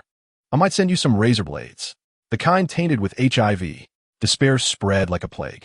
The energy indicator lights on War Machine Rhodey's armor flickered wildly, and the thrusters emitted unstable flames, teetering on the brink of collapse. Peter and Gwen's web shooters were completely frozen, leaving them to rely on acrobatics to awkwardly evade on the icy surface. The defenders stood back to back, battered and breathing heavily. Norman Osborn's Green Goblin glider emitted plumes of black smoke as it crashed nearby. He struggled to crawl out, his mask shattered, revealing a face twisted with madness and defiance. Hulk was ensnared by several frost trolls, his furious roars tinged with weariness. In this moment of utter darkness, a resounding hum filled the air. Countless dazzling beams of light, radiant as a rainbow, descended from the heavens without warning, striking the battlefield with pinpoint precision. As the beams dissipated, they revealed Asgardian warriors clad in golden armor, wielding ancient weapons that shimmered with runic light, their gazes sharp as eagles. Leading them was a figure with flowing golden hair and a crimson cape billowing in the wind. Thor Odinson. With Mjolnir in hand, he was surrounded by crackling lightning, akin to a god descending from the skies. Behind him stood the three noble warriors of the realm, Hogun, Fandral, and Volstagg, alongside the valiant Lady Sif. Further back were hundreds of elite Asgardian soldiers, armed with an array of weapons, spears embedded with energy crystals capable of firing laser beams, great axes inscribed with runes that unleashed frost or flames when swung, elegantly crafted bows that could shoot tracking energy arrows, and even a few wielding energy projectors resembling small artillery pieces, crackling with arcs of electricity. Thor. Captain America's eyes ignited with disbelief. Warriors of Midgard. Thor's voice thundered, imbued with royal authority and a hint of embarrassment. Apologies. Household matters delayed me a bit. Now, the wrath of Asgard descends, for the peace of the Nine Realms. For my mother's task. His final words were quieter, yet the brilliance of Mjolnir erupted with unprecedented radiance. For Asgard. Sif raised her spear, which shimmered like flowing moonlight. The spearhead suddenly ignited with blinding white radiance. A massive beam of energy shot forth, instantly piercing a distant frost shuttle, engulfing it in a fiery explosion. Kill! Roared the Asgardian warriors, surging into the battlefield like a golden tide. The ensuing scene left all the Earth heroes dumbfounded, even causing Deadpool to momentarily forget his quips. Before them stood an Asgardian warrior, wielding an ancient-looking bronze spear adorned with a deep blue crystal at its tip. He lunged fiercely at the incoming frost soldier. The crystal at the spearhead flashed brightly. A beam of blue laser, as thick as an arm, shot out instantaneously, accurately penetrating the icy armor and obliterating the soldier into frozen shards. In the next moment, another frost soldier lunged forward, but the warrior deftly flicked his wrist, thrusting the spear forth like a venomous serpent. The runes along the shaft glowed with an icy chill. With a piercing sound, he impaled the soldier into the ground. The fluidity of his movements suggested he had rehearsed this countless times. Another warrior bore a colossal metal tower shield, intricately carved with the visage of a roaring bear. With a mighty shout, he slammed the shield to the ground. The runes on its surface ignited. A semicircular golden energy shield materialized instantly, deflecting the incoming beams of energy and ice projectiles. The The edge of the shield was as sharp as a serrated blade, instantly shredding the nearby frost soldiers into fragments. Yet another warrior, wielding a double-bladed great axe, leaped high into the air. Flames erupted from the axe blade as he struck down upon the icy armor of a frost giant. Boom! The armor shattered, eliciting a wretched scream from the giant. Upon landing, the warrior swept the great axe, conjuring a fiery whirlwind that incinerated the surrounding frost soldiers into charred remnants. Holy shit! Deadpool finally regained his voice, simultaneously stabbing a frost soldier in the rear while shouting to the Asgardian warrior beside him, who was targeting a shuttle with his energy spear. Hey, big guy, where did you procure this gear? Is it from some magical tech-punk dimension? A melee mage gone berserk? Also, does your spear have Wi-Fi? My phone has no signal. I want to send Vanessa a selfie. The Asgardian warrior paused, clearly bewildered by the terms of Finn's selfie, but upon noticing Deadpool's knife protruding from the enemy's backside, he offered a knowing smile of camaraderie before rejoining the fray. The arrival of the Asgardian forces was akin to dousing a dying fire with gasoline. Golden thunder, searing flames, biting frost, and razor-sharp energy beams intertwined to form a cataclysmic storm. In an instant, the ranks of the Chitauri Frost army were shattered. Frost soldiers fell like harvested wheat, while the frost giants howled in despair under the relentless assault of the Asgardian warriors. The shuttle in the sky was riddled with a barrage of energy arrows and spear lasers. Rogers, Thor, with a mighty swing of his hammer, sent a frost soldier flying. Rushing to Captain America's side, his blue eyes, crackling with lightning, displayed a hint of reluctance as he bellowed, "Commander, quickly, what is the plan? The warriors of Asgard are at your command, but do not expect us to form ranks like the soldiers of Midgard."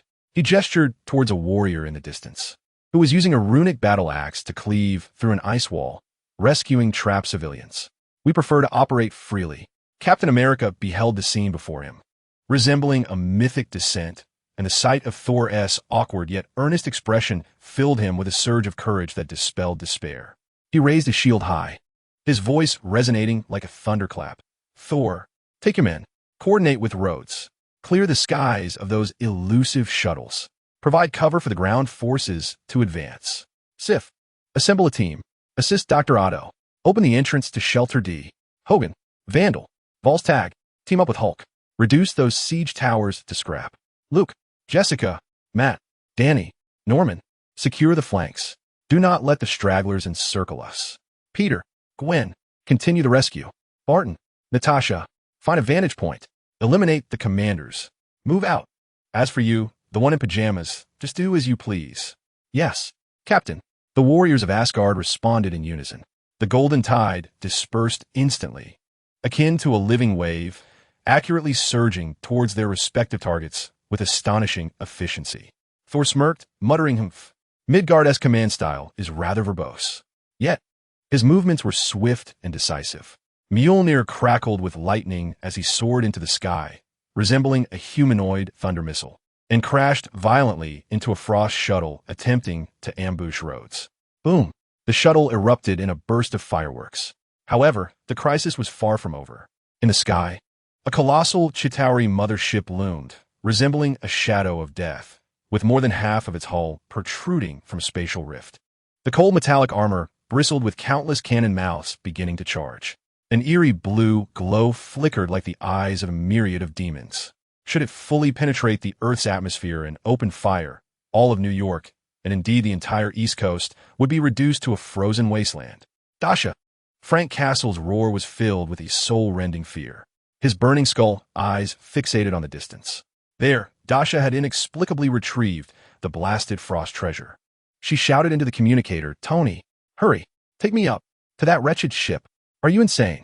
Tony's voice carried shock and weakness, his armor battered with energy indicators flashing erratically. "No time to explain.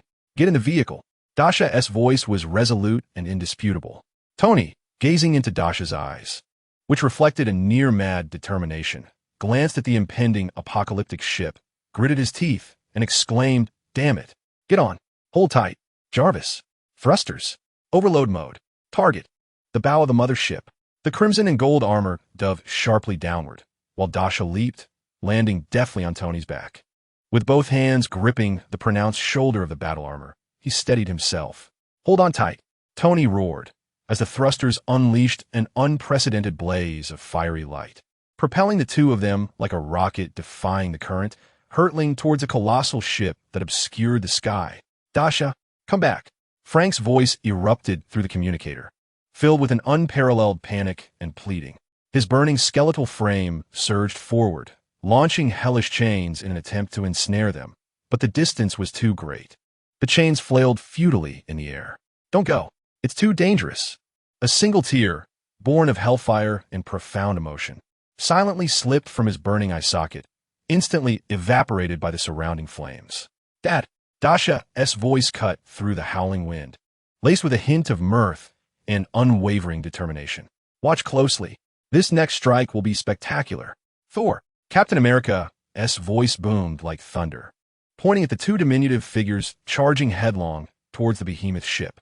Cover them, at all costs. Block every attack. Thor Odinson abruptly raised his gaze, witnessing Dasha, wild and unrestrained, riding on Tony's back as they rushed towards the world-ending vessel. A flicker of complex emotion crossed his eyes, surprise, confusion, and a spark of ignited fervor. The madman of Midgard, Thor scoffed, yet Mjolnir in his grasp erupted with an unprecedented brilliance of lightning. He bellowed to the heavens, warriors of Asgard. Target. Protect those two lunatics rushing towards the dreadnought. Clear a path for me, for the glory of Asgard. For Asgard. Sif, the three warriors, and all Asgardian fighters let out a thunderous roar. They no longer scattered, but united as a golden arrow, charging forth under Thor's command towards the path of Dasha and Tony, launching a desperate assault. Golden thunder cleaved the way. Energy spears surged like a forest. Rune-etched axes split the frost. Laser beams wove into a net. The Asgardian warriors unleashed astonishing combat prowess. They fought like fearless berserkers, using their bodies to shield Dasha and Tony from the oncoming energy blasts. With weapons, they intercepted the incoming shuttles. Some even braved the onslaught of frost giants with their tower shields, all to secure a glimmer of hope for the two figures.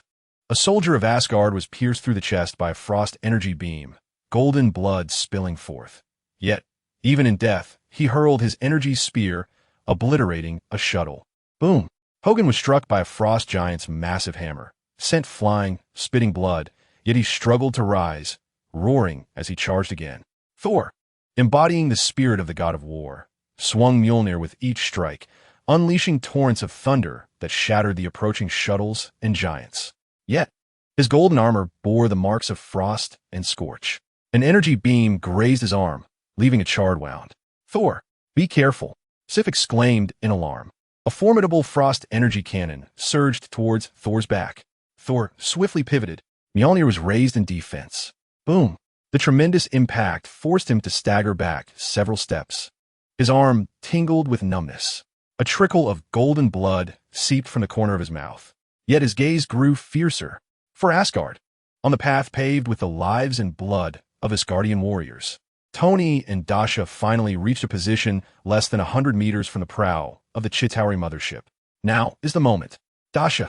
Tony's voice erupted in a strained roar. The energy in his armor was nearly depleted. The flames from the thrusters dimmed. Dasha's eyes glinted sharply like a blade. She inhaled deeply.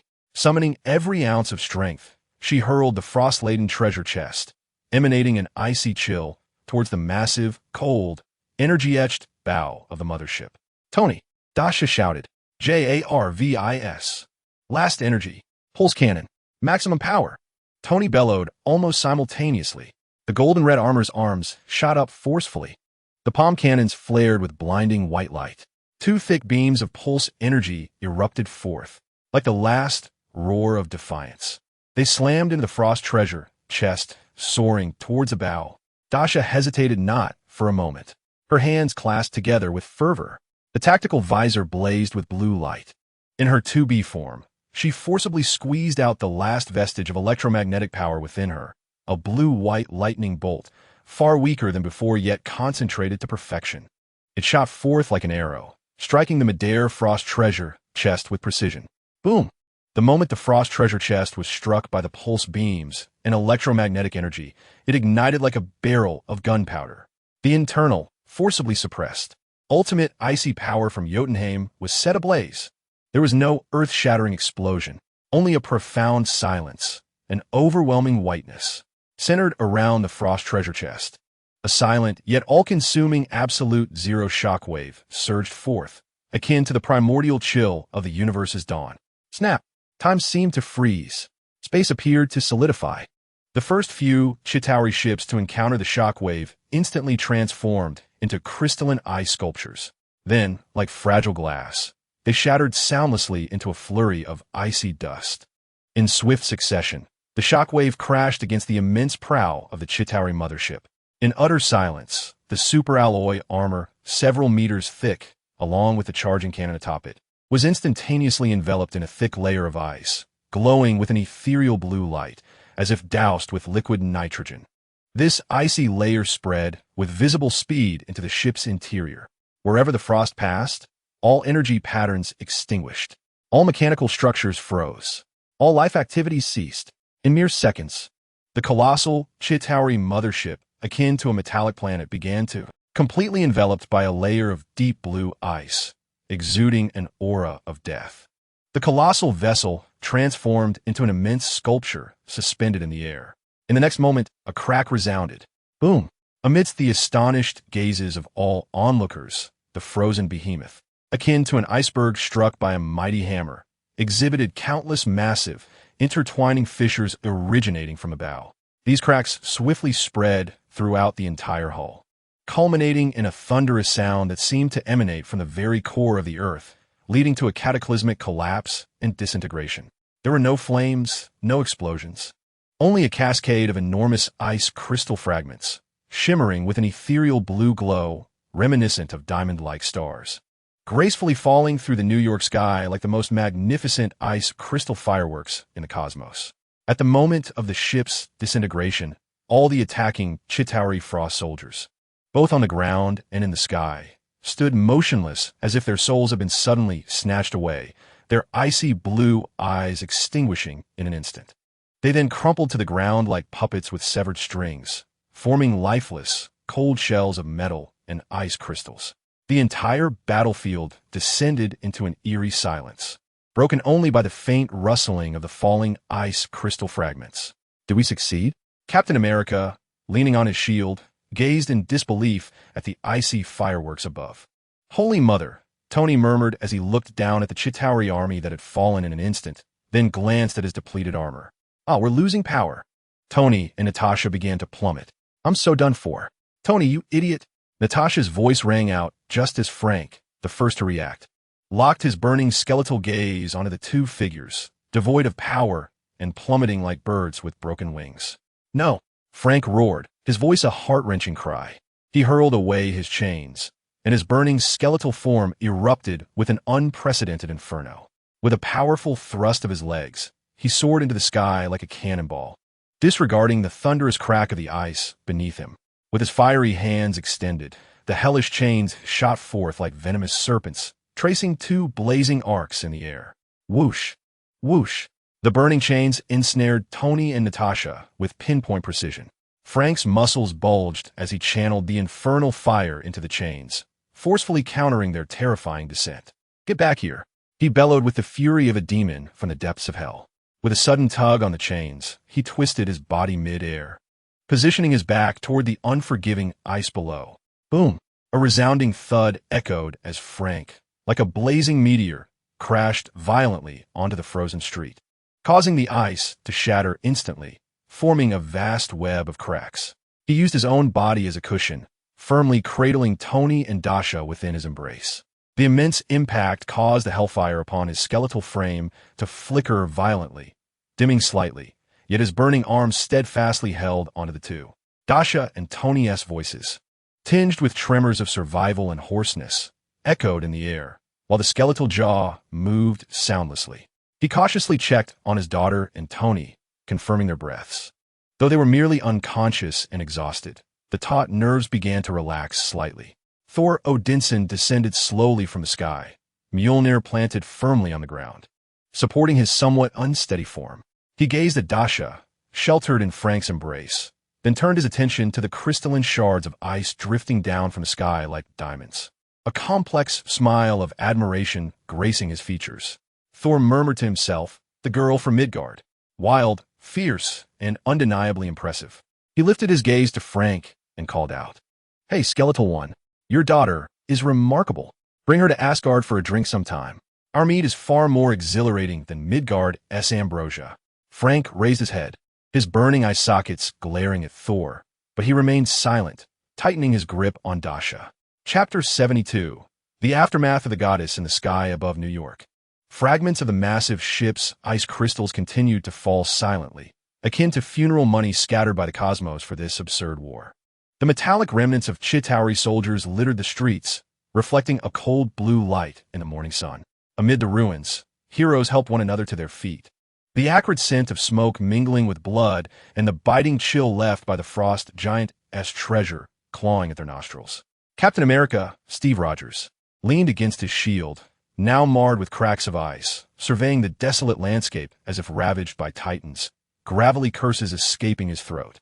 He wiped the ice shards and coagulated blood from his face, scanning his surroundings. Black Widow, Natasha, knelt on one knee, hastily wrapping torn cloth around her leg. Revealing deep frostbite, Hawkeye, Barton, leaned against a half-buried ice-sculpted lamppost, trembling hands attempting to light a crumpled cigarette. War Machine, Rhodes, lay inert, his armor extinguished, resembling a broken toy abandoned in the debris. Peter and Gwen supported each other, their spider suits tattered and barely concealing their bruises. The defenders stood back to back, panting, with Luke Cage bearing a shocking frostbite across his chest. Norman Osborn's mask shattered, his face displaying the aftermath of madness. Hulk had reverted to Banner, shivering beneath a tattered blanket scavenged from the wreckage.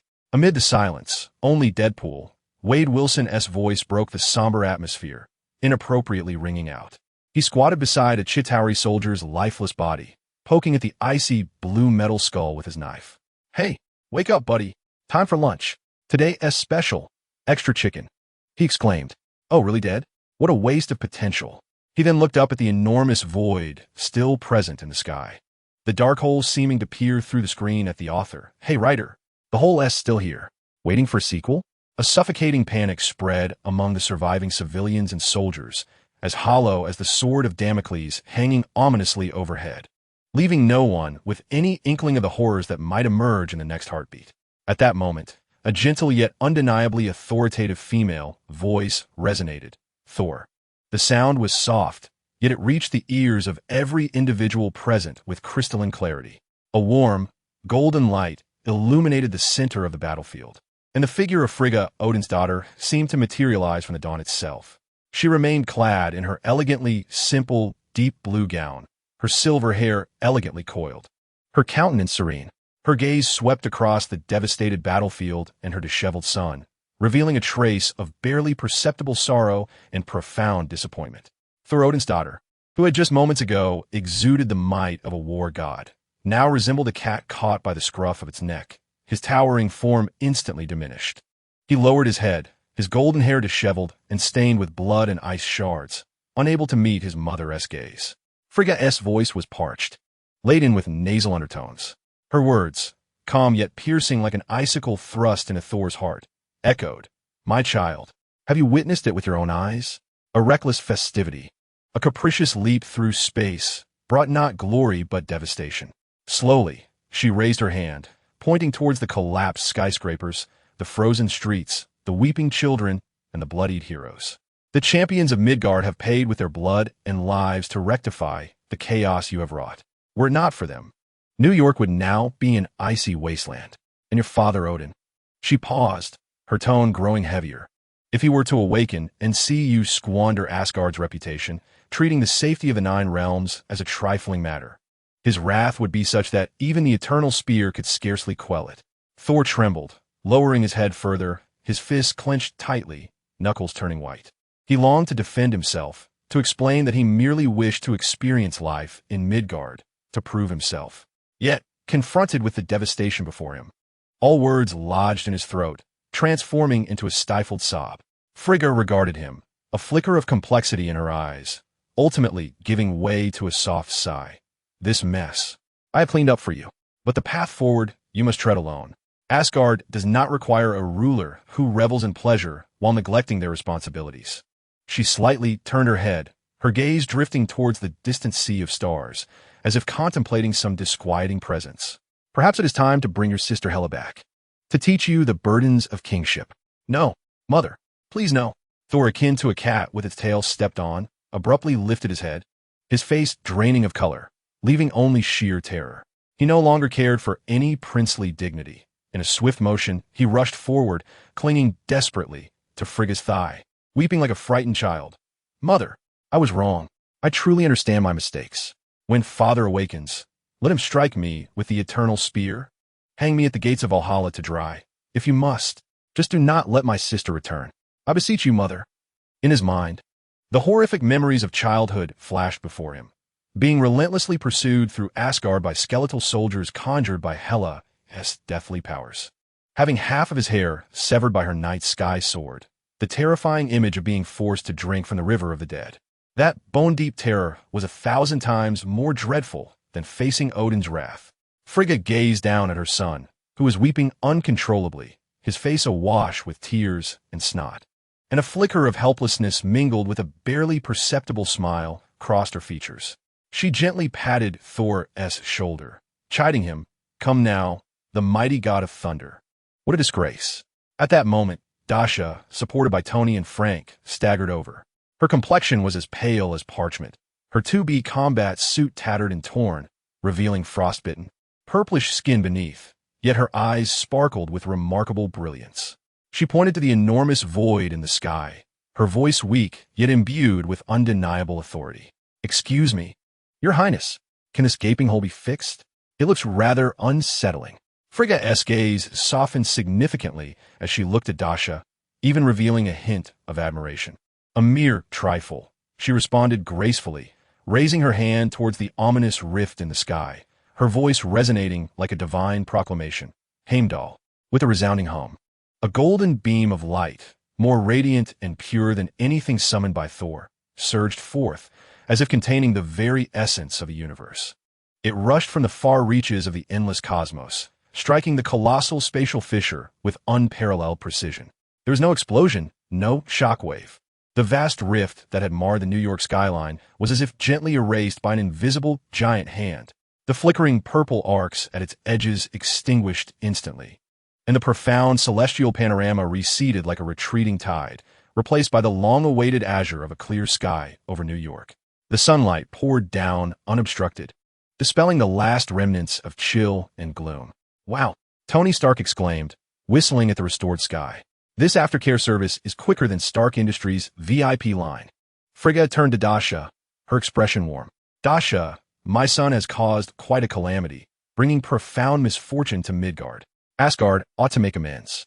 Speak, what is it that you desire? As long as it lies within Asgard's capacity." Dasha's eyes sparkled with excitement. She broke free from Tony and Frank's support, stood tall, and cleared her throat. "Your Highness, our requests are modest. Just 2 things." She raised 2 fingers. "First, I wish to take a small team to your Asgard to study the most advanced technologies. Second, we want to tour Asgard's treasury. Rest assured, we will merely observe. We want to take a single thread from your people, unless you insist on gifting us." Frigga smiled gently, nodding without hesitation. "Very well. Asgard welcomes seekers of knowledge." Just then, Dasha's gaze abruptly shifted to Loki, who was shackled by the divine power of the Asgardian warriors, slumped on the ground with a vacant, lost expression. A tempest of fury instantly dispelled her frailty. "He must be apprehended." Dasha pointed at Loki, her voice as frigid as ice, declaring him the architect of her suffering. The pain inflicted upon her moments ago was unbearable. "He must pay the price. I shall personally twist off his head and use it as a ball." "Dasha, calm yourself." The voice of Captain Steve Rogers echoed through the communicator, imbued with unprecedented sternness and a hint of barely concealed anxiety. "Loki is the son of Laufey, the king of the frost giants. To kill him would be tantamount to declaring war on all of Jotunheim. We cannot withstand a full-scale invasion of the frost giants at this moment. We require time to develop and fortify." Nick Fury's voice followed, cold and rational. "Dasha, Please set aside your personal vendetta for now. The greater good must prevail. The safety of Earth supersedes all. Hand him over to Asgard. It is the most prudent course of action. Dasha's body trembled with rage as she fixated on Loki's pale and expressionless face, wishing to tear him apart at that very moment. Yet, the words of Captain America and Fury fell upon her like a bucket of icy water, cooling her heated mind instantly. Indeed, her synthetic being number 18 still lay on the drawing board. Her cosmic fleet remained but a dream. Her ship girls had yet to materialize. Was it wise to engage in battle with the frost giants now? To strike headfirst into danger? Just as her inner turmoil reached its zenith, a warm, calloused hand gently rested upon her shoulder. It was Frank Castle, who had approached her unnoticed, his expression neutral, yet his gaze steady. His voice was low and resolute. "Child, do as your heart desires. Should the sky fall, I shall bear the burden." His words, though simple and direct, bore an unshakable strength akin to a mountain.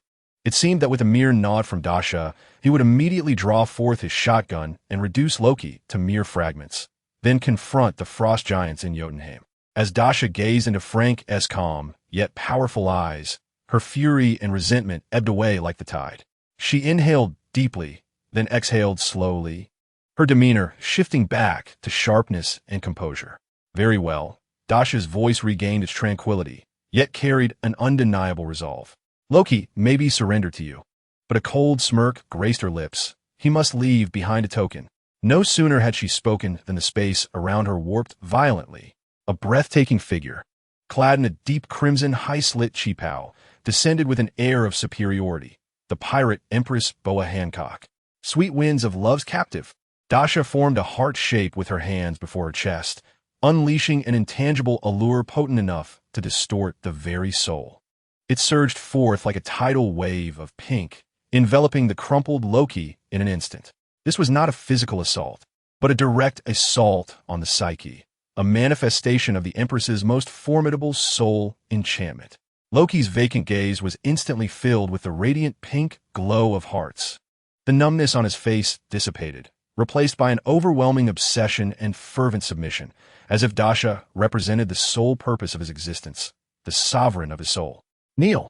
Lick my shoes," Dasha commanded coldly, her voice laced with a queenly authority. Loki, akin to the most loyal of servants, unhesitatingly dropped to his knees and crawled to Dasha's feet, extending his tongue to lick her boots, which were smeared with dust and ice shards. "Enough," Freya interjected, her brow furrowing slightly, her voice imbued with divine pressure that instantly dispelled Dasha's enchanting aura. The pink heart-shaped glow in Loki's eyes faded, restoring his senses, yet deep within. An indelible mark of absolute subservience to Dasha remained etched upon his soul. He felt the sting of humiliation, letting out a furious, anguished roar, only to curl up in agony under the weight of the soul imprint. Dasha snorted coldly. Although her allure was dispelled, her wrath had yet to be unleashed. She lifted her foot, adorned with a high heel, exuding an air of commanding power. With a resounding thud, the heel, akin to a war hammer, struck Loki's handsome yet contorted face with tremendous force. The sound of his nasal bone shattering was unmistakable. Loki emitted no cries of despair. His body sent flying like a discarded sack, rolling across the ground for several meters before coming to a halt. One side of his face swelled grotesquely, blood from his nose mingling with the blue ichor of the frost giants gushing forth, rendering him unconscious. Yet Dasha was not satisfied. She rushed towards the unconscious Loki, unleashing a flurry of kicks and punches. With each strike of her high heel and each blow of her fist, she spat out insults. "Get up and show off. Weren't you quite the Dio just moments ago? Let me see you flaunt it. Let me see you tower over me." Each kick and punch, imbued with the power of her aura, was controlled just enough to avoid fatality, yet sufficient to leave Loki in agonizing doubt upon awakening. Only when Dasha was left breathless and glistening with perspiration did she finally cease her assault. She clapped her hands, placed her hands on her hips, and spat at the unconscious Loki. "Humph. Interest settled. Principal? Let's keep a tab on that." Satisfied, she reverted to her form as a silver-haired maiden. Though her complexion had grown paler, and she leaned against her knees, panting, Freya watched the entire spectacle calmly, refraining from interference. Once Dasha had vented her fury, she spoke with a hint of indifference. Now, can you divulge the names of your research team? Dasha regained her composure, stood upright, and began counting on her fingers. Tony Stark, the flamboyant genius. Otto Octavius, the doctor. Peter Parker, the chatterbox. Gwen Stacy, my confidant. Dr. Helen Zhao. And me, the brilliant young lady. The six of us. And me. Frank Castle's voice echoed monotonously. He was unaware of when he had shouldered a bulging tactical backpack, filled with an array of items that resembled grenades, C4, shotgun shells, and first aid kits. Approaching Dasha with an impassive expression, he added, "There are the six of them.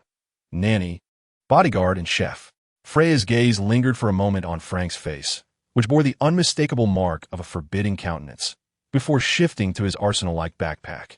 The corners of her mouth seemed to twitch slightly, but she quickly regained her regal smile. However, Asgard welcomes guests from afar. Observing the group of battle-scarred yet fervently spirited earthlings before her, Freya nodded slightly. "Now, dear ones, please step closer." With an elegant gesture, she raised her hand, her fingertips once again enveloped in golden divine light. Buzz! A beam of light, far more robust and resplendent than before, descended from the heavens, instantly enveloping Dasha, Frank, Tony, Otto, Peter, Gwen, and Zhao Helen. "Wait, I haven't finished my physics homework." Peter's voice echoed with a hint of terrified lament amidst the radiance. "Shut it, kid. Consider it an interstellar summer camp." Tony retorted with irritation. "Frank, did you bring my gaming console? My soda?" Dasha's tone carried a touch of reluctance. Frank silently retrieved a portable gaming device and a chilled can of cola from his tactical backpack, handing them to Dasha. "Here." Freya observed the chaotic yet exhilarated crowd bathed in the luminous beam, a faint, enigmatic smile gracing her lips.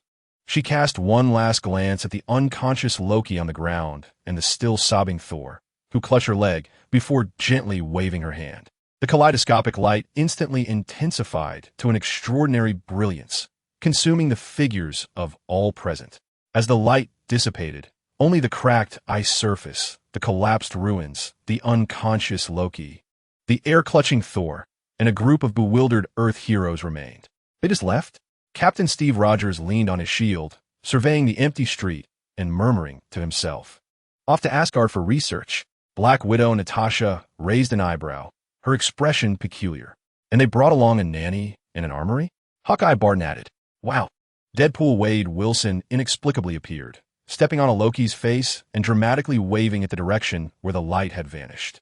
"Dasha, Little Moon, Tony, you dapper fellow. Don't forget to bring me back some Asgardian souvenirs, like Odin's dentures or a model of Thor's hammer. I'll miss you all, especially Dasha's Hancock form. Mua." Before he could finish, Captain America swiftly brought his shield down upon Deadpool's head. "Shut up, Wade. Clean up the battlefield." Chapter 73. Aftermath. The ruins of Manhattan did not greet tranquility after the smoke cleared. Instead, a colder, more efficient order took its place.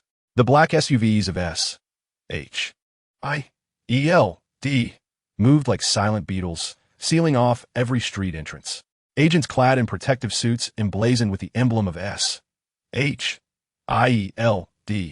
wielding scanners that flicker with an ethereal blue luminescence, meticulously sift through the debris cloaked in ice crystals and charred fragments, much like archaeologists excavating an ancient tomb. The air is thick with the scent of disinfectant, mingling with the acrid aroma of molten alien metal and an uncanny odor reminiscent of decaying seaweed. "Fitz, be cautious. That thing is still moving." Fitz crouches before a twisted amalgamation of metal and blue organic tissue, endeavoring to detach a half-severed arm of a Chitauri soldier using a high-frequency, vibrating cutting tool. It is still attached to an oddly designed energy rifle, its barrel resembling an insect's mandible. Behind him, Simmons' voice, tinged with anxiety, carries as her portable biological scanner emits rapid beeps, its screen flashing a perilous red. I know. Fitz replies, his gaze fixed intently on the cold metallic weapon, his nose almost brushing against it. The data stream from the scanner reflects in his goggles. "Look here, Simmons. Observe this energy conduction structure. It is not a conventional circuit. It is a biological neural bundle. They have integrated the weapon as part of their body. This trigger, my heavens, it is connected to the soldier's residual synapses. is still transmitting faint bioelectric signals. This is the pinnacle of biomechanical engineering. No, it is a nightmare. His voice brims with fervor and a chilling awe. Simmons leans closer, scrutinizing the intricately woven blue and purple light paths on the scanner's display, her brow furrowed. It is astonishing how they have achieved such a perfect symbiosis between metal and biological tissue, enabling energy transfer. And look at these remnants of energy cores. She points to a pouch-like organ that Fitz has severed. Preliminary analysis indicates they can directly draw energy from environmental gamma rays and dark matter background radiation. The conversion efficiency is terrifying. If we could replicate this technology, an energy revolution. Fitz interjects, his eyes alight with excitement. In this weapon system, observe how this energy beam is focused. It is neither laser nor plasma. It appears to be a spatial compression wave, precisely controlling spatial curvature through biological neural bundles, instantaneously tearing target material apart at the molecular level. This is more efficient than our most advanced particle weapons. He delicately picks up a fragment of half-melted, semi-biological tissue with tweezers. Alas, it is far too unstable. Following the soldier's demise, the biological tissue rapidly deteriorated, and the energy core lost its vitality, rendering the structure exceedingly fragile, like coral drained of moisture. Simmons sighs resignedly, shrugging her shoulders. Fitz, we have dismantled 17 weapons. Yet not one can be fully restored to its energy activation mechanism. Each attempt to activate the residual core results in either an explosion or a repulsive puddle of blue slime. She kicks a charred metal box that is still emitting wisps of smoke, let alone those behemoths. Fitz rises, gazing into the distance. In the heart of Times Square, the Zitari mothership, ravaged by Dasha, lies in ruins, its largest fragments resembling frozen shards of glacial ice, firmly secured by DS heavy engineering machinery and energy fields. Dozens of agents clad in heavy protective suits bustle around the wreckage, erecting intricate scanning arrays and energy suppressors. The remnants of Leviathan present a veritable nightmare.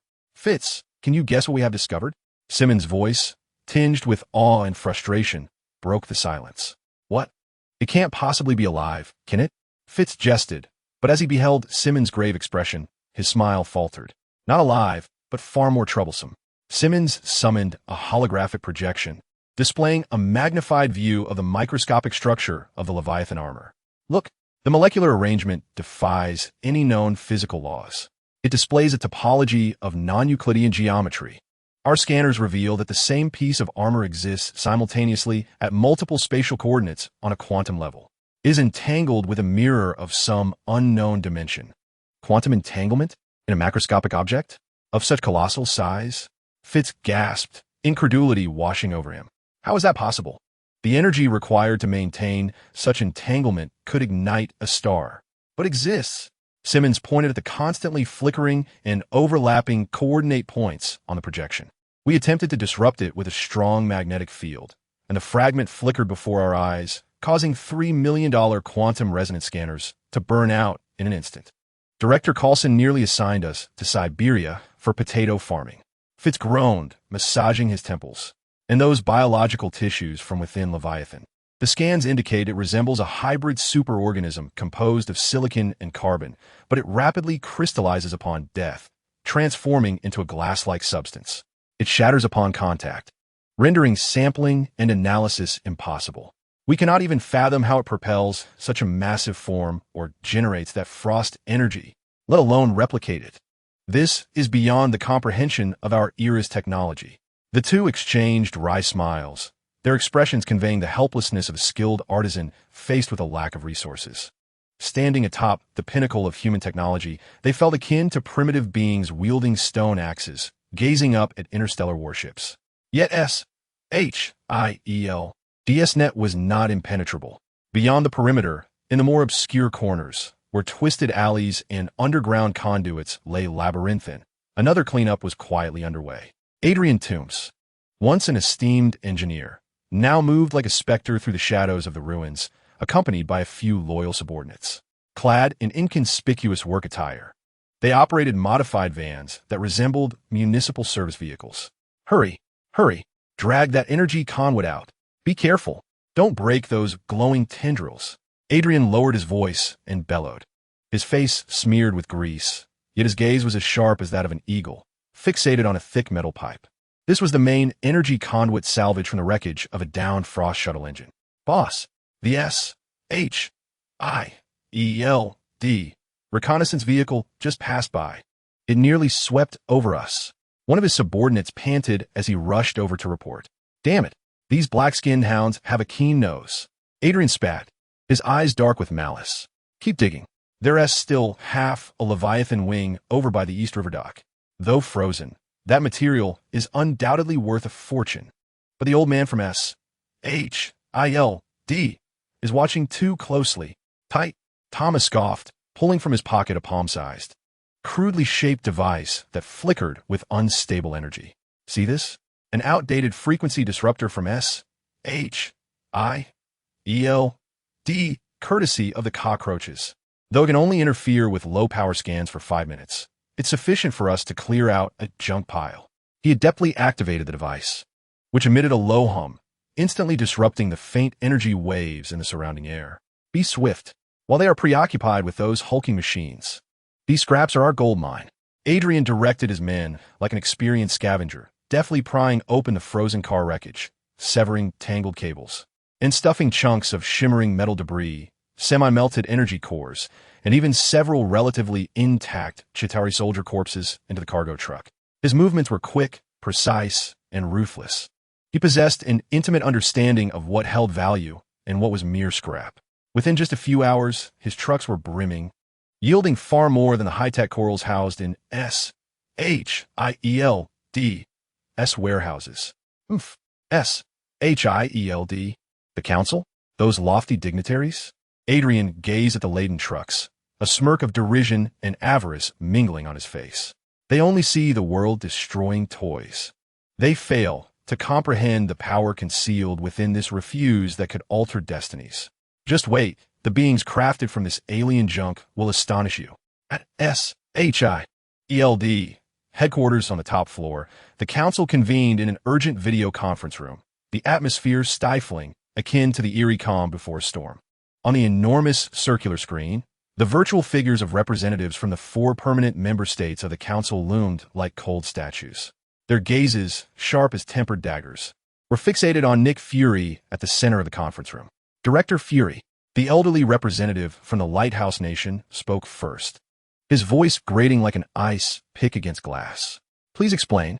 The Cosmic Cube, that strategic artifact containing infinite energy, capable of altering the course of human civilization. How could it be taken right under your nose by an alien queen using the Rainbow Bridge, as if reclaiming a child's toy? His voice crescendoed, nearing a roar, with spittle seemingly poised to splatter Fury's face through the screen. Moreover, the losses in New York are staggering. Trillions of dollars in property damage, countless civilian casualties, a grievous blow to our international reputation. All of this demands accountability. The representative of Great Britain spoke with a frigid tone, laced with aristocratic disdain and fury. We entrusted the Cosmic Cube to S-H-I-E-L-D, not to be relinquished to the Asgardians. A robust man, representing the North's bare country, slammed his hand on the table, causing the vodka glass before him to tremble. That artifact belongs to all of humanity. It is Earth's strategic deterrent. You must retrieve it at all costs. Director Nick Fury listened intently, his solitary eye sweeping slowly across the virtual images of the 4 representatives. His expression remained inscrutable, as if he were merely an observer to a report unrelated to him. It was not until the last representative concluded his remarks that he leisurely extracted a cigar from his trench coat pocket, disregarding Agent Hill's warning glance, and ignited it with a Zippo lighter, inhaling deeply before exhaling a thick cloud of smoke. Within the swirling haze, his eye glimmered with profound intensity. Accountability? Explanation? Remedial actions? Fury's voice was deep and calm, tinged with a barely perceptible mockery. Ladies and gentlemen, I believe you're mistaken about a fundamental issue. He paused, his gaze sweeping across the screen. The Cosmic Cube has never been the property of Earth. Thousands of years ago, it fell into our world, discovered by the Red Skull, igniting the cataclysm of World War II. We S-H-I-E-L-D Merely safeguard it temporarily to prevent it from falling into the hands of lunatics like Hydra. As for this incident, Fury flicked the ash from his cigar. Queen Frigga of Asgard has personally descended to reclaim it. This is entirely justifiable, akin to your neighbor, Old Wong, stealing your family heirloom, only for your ancestor to demand its return. Is there any problem with this? This is sheer sophistry. The representative from the Lighthouse Nation turned a shade of indigo with rage. That is an unlimited energy source. It is a hot potato. Fury interrupted him, his voice suddenly rising in pitch. Do you truly believe possessing the cosmic cube is advantageous? Are you oblivious to the adage, possession brings peril? This time it was Loki and the Chitauri. Who might it be next? Do you think Earth, in its current state, can safeguard such an object? The Asgardians taking it away effectively removes the largest target from Earth's forehead. We ought to express our gratitude to them. He took a deep drag from his cigar, the smoke obscuring his expression. Regarding the losses in New York, I express my regret. However, compared to the prospect of the entire Earth being pulverized by an alien fleet, this price is worth paying.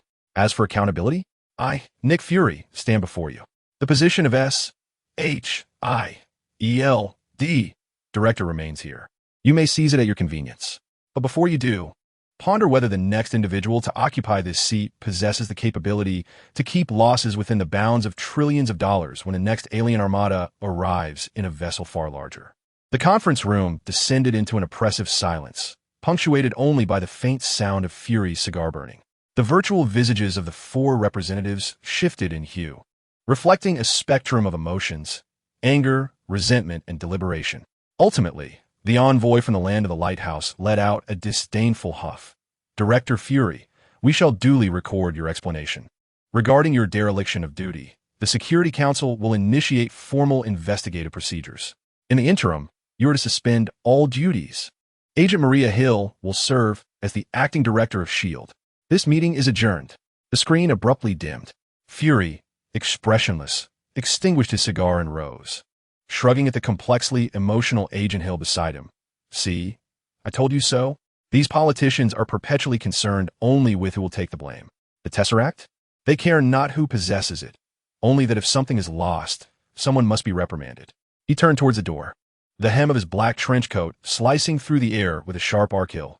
Keep the home fires burning. I'm off for a holiday. Chapter 74. Under currents and the snowy mountain inquiry, the air was thick with the scent of ozone and the rust of alien metal cooling from its molten state. Fitz and Simmons languished like two frostbitten eggplants, slumped in their swivel chairs. Before them, a holographic projection displayed a complex three-dimensional model interwoven with streams of cerulean energy and biological neural bundles, pulsating with erratic luminosity. Suddenly, with a pop, it extinguished completely, dissolving into an array of garbled characters. Another failure. Fitz groaned weakly, burying his face in his palms. How many times had it been? 37? 38? This cursed biological energy coupling node. It was as if they were crafting a quantum computer out of modeling clay. A slight increase in energy, and it collapses. Not even a stable data model could be constructed. Simmons was marginally more spirited, yet merely holding on. Dark circles shadowed her eyes, her hair in disarray, as she clutched a fragment of a Chitauri energy core, radiating a faint azure glow. Fitz, look at this. She brought the shard under a high-power microscope, her voice tinged with weary excitement. The scan reveals that 3 seconds before the core completely failed, its internal lattice structure underwent a brief phase transition. The energy conduction efficiency surged by 300%. If we could capture and stabilize this state, and then what? Fitz raised his head, his gaze vacant, only to have the higher-ups confiscate our instruments and data again. Just like last time, Simmons' momentary exhilaration crystallized into a suffocating fury. She slammed her hand on the table. Damn it, those parasites. We toiled for 3 days and nights to extract that minuscule sample of active metal from the Leviathan armor. We just determined its superconducting critical temperature exceeds that of any material on Earth. And what do we get in return? A highest priority strategic materials transfer order, signed by a deputy minister from the Strategic Resource Coordination Department, a name none of us have even heard of. The samples, the data, even my freshly brewed cup of tea were taken from us. Fitz bitterly gestured towards an empty safe in the corner of the laboratory. lamenting the remnants of what was suspected to be a spatial folding engine, clandestinely handed to them by Director Coulson. This fragment could potentially unlock the secrets of Chitauri teleportation technology. Yet it was promptly confiscated the very next day by personnel from the Internal Audit Department under the pretext of security risks. Not even a receipt was provided. The two exchanged silent glances, their eyes brimming with feelings of impotence and betrayal.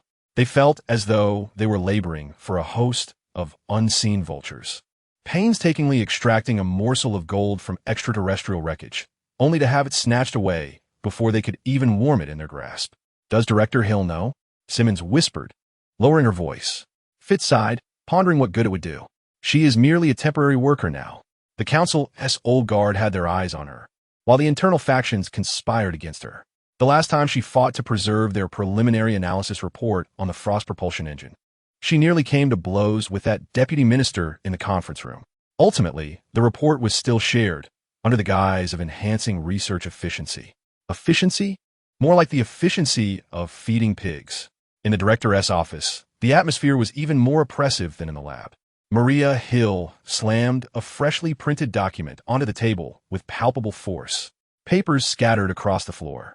She leaned on the edge of the table, her chest heaving, her usually calm and sharp gaze now ablaze with icy fury. "This is the 7th time, Agent Hand." Hill's voice pierced the air like an ice pick, directed at the senior agent Victoria Hand, standing before the desk. The anomalous energy fluctuations from Fitz and Simmons' laboratory. "Just yesterday, we confirmed a breakthrough. Today, we receive a requisition order from the Strategic Technology Reserve Department. And the reason? For evaluation of a higher priority strategic defense project. What a load of nonsense. What can that unstable bomb possibly do? Who authorized this?" Agent Hand adjusted her gold-rimmed glasses, her voice flat and devoid of emotion. "Director, all procedures are in order. The signature belongs to Council Special Advisor, Mr. William Rollins. A copy of the document has been forwarded to the Council for record-keeping. We have no authority to question it." He'll scoff derisively. "Rollins? That advisor who was transferred from the Pentagon just last year? His understanding of Chitauri bioenergetics is likely inferior to that of Fitz's golden retriever. No authority to question? Fine. Investigate. Dig into this Rollins.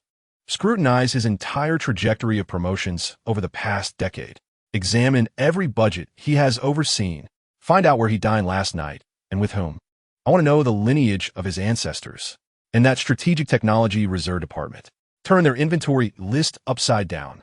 I want to see where all these strategic resources end up." A flicker of barely perceptible uncertainty crossed Agent Hand's eyes, yet her voice remained steady. "Yes, Director. I will arrange for the field department to intervene in the investigation. However, it will require time, and it may stir the hornet's nest." "A hornet's nest?" Hill abruptly straightened, her gaze slicing through Hand with the precision of a blade. "In this SHIELD agency, are there not enough serpents? Afraid of startling them? Then let us shroud the place in smoke. Let us scorch the earth. I refuse to believe we cannot unearth a few of them." She inhaled deeply, forcing her fury to subside. "Additionally, inform Coulson to keep a vigilant watch over the ruins of New York, particularly the abandoned docks in Brooklyn and Queens. I have received intel regarding an engineer named Adrian Toombs, who has been increasingly active in the black market.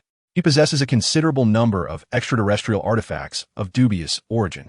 We must not allow Hydra and those subterranean rats to plunder our treasures." "Understood." Agent Hand nodded slightly, turning to depart. In Brooklyn, New York, within a forsaken dock warehouse. The air was thick with the pungent scent of fish and rust. The immense interior of the warehouse had been transformed into a chaotic yet industrial workshop. Sparks erupted from cutting machines. The blue glow of welding torches flickered, and an array of unidentifiable instruments emitted a low, resonant hum. Adrian Toombs, the vulture, stood before a colossal workbench. Upon it lay the severed tip of a leviathan's wing, encrusted with ice-blue scales, its edges glimmering with a metallic sheen. Scattered nearby were various oddly shaped tools and fragments of energy cores pulsating with an eerie luminescence. "Boss, those scoundrels from SHIELD have been tightening their scrutiny lately." A scarred subordinate, known as Scorpion, complained while laboriously prying at a twisted armor plate with hydraulic pliers. Just yesterday, I nearly got swept up by their detection vehicle near the old power plant in Queens. Luckily, Cockroach's jamming device has been upgraded. Let them investigate. Adrian replied without lifting his head, meticulously using a high-frequency laser cutter to slice along the edge of a thick energy conduit within the wingtip. The laser beam met the peculiar biometal, emitting a piercing hiss and scattering fine blue sparks. A bunch of amateurs. They only focus on the large specimens. They have no comprehension of the true treasures hidden within these veins and nerves. He severed a small section of the conduit and connected it to a specialized energy analyzer. The instrument's screen illuminated instantly, pulsating with intricate data streams. Behold, the energy purity is astonishing. The conduction efficiency is nearly zero loss. And this biometal, he tapped the scales of the wing tip. Were those frozen shards in S, H, I, E, L, DS warehouse worth? This is the real deal. This is usable. Boss, those fellows in black suits with skull rings are back. Another subordinate rushed in, panic evident. It's the same ones as last time. They want to purchase that batch of energy rifle cores we just acquired. A flicker of disdain and wariness crossed Tomb's eyes. Tell them, the price from last time stands. Now, it's doubled. Meanwhile, in another corner of the world, deep within the Austrian Alps, an ancient castle loomed. The flickering candlelight cast eerie shadows upon the vast, distorted emblem of the octopus skull, the Hydra. Yet, unlike the power-hungry factions within S, H, I, E, L, D, gathered here was a fervent assembly of individuals clad in vintage robes, resembling medieval cultists. They were devotees of the Hive, one of the oldest and most clandestine branches of Hydra. In the center of the castle hall, a massive altar, hewn from black stone, bore the relatively intact corpse of a Chitauri Frost soldier. The body had been dissected, revealing intricate biotechnological structures pulsating with a blue luminescence, accompanied by writhing, leech-like parasites of a deep azure hue. A venerable elder, his hair and beard as white as snow, stood before the altar, wielding a staff embedded with black crystals. His voice, hoarse yet fervent, resonated. Do you see? My master's people, the power from the stars. So perfect, so potent. This is no mere coincidence. It is a sign, a revelation of my master's imminent return. He trembled as he pointed to the slowly writhing blue parasites nestled within the corpse's chest cavity. Behold, these sacred symbiotes. They share a source with my master's power. They are calling. They are waiting for my master's arrival. To lead us. To purify this tainted world. To establish a new order. Below, dozens of devotees knelt, unleashing fervent roars. Hail, Hive. Our master is eternal. The Chitauri's defeat only served to underscore the fragility of humanity and its alien detritus. The elder raised his staff, the black crystal emanating an ominous glow, proclaiming, Only my master, the immortal Hive, is the eternal sovereign. Accelerate the ritual. Gather more remains of my master's people. Extract the sacred symbiotes. We must open a portal to welcome my master's return. Let the glory of Hydra truly illuminate the earth. In an unremarkable underground boxing gym in Brooklyn, permeated with the scent of oil and pizza, Nick Fury, clad in a black trench coat that starkly contrasted with his surroundings, sat leisurely at a greasy little table in the corner, smoking a cigar. Opposite him, Captain America, Steve Rogers, vigorously polished the cracked edges of his vibranium shield with a whetstone, the abrasive sound slicing through the air, accompanied by an expletive with each stroke. Damn it, this wretched shield. 3 days of repairs, and the cracks remain. Does S, H, I, E, L, D, S logistics department subsist on refuse? They lack even decent vibranium welding equipment. Or has the budget been squandered by those scoundrels on yachts? Nick exhaled a puff of smoke. Steve, calm down. The shield can be mended. However, a fractured spirit is far more difficult to mend. Spirit? Captain America shot up, his blue eyes ablaze with fury. Does S, H, I, E, L, D even possess a spirit? It's rotten from top to bottom. The Tesseract is lost. Alien technology has been pilfered. The fools in the Security Council only know how to pass the buck. Now you speak to me as spirit.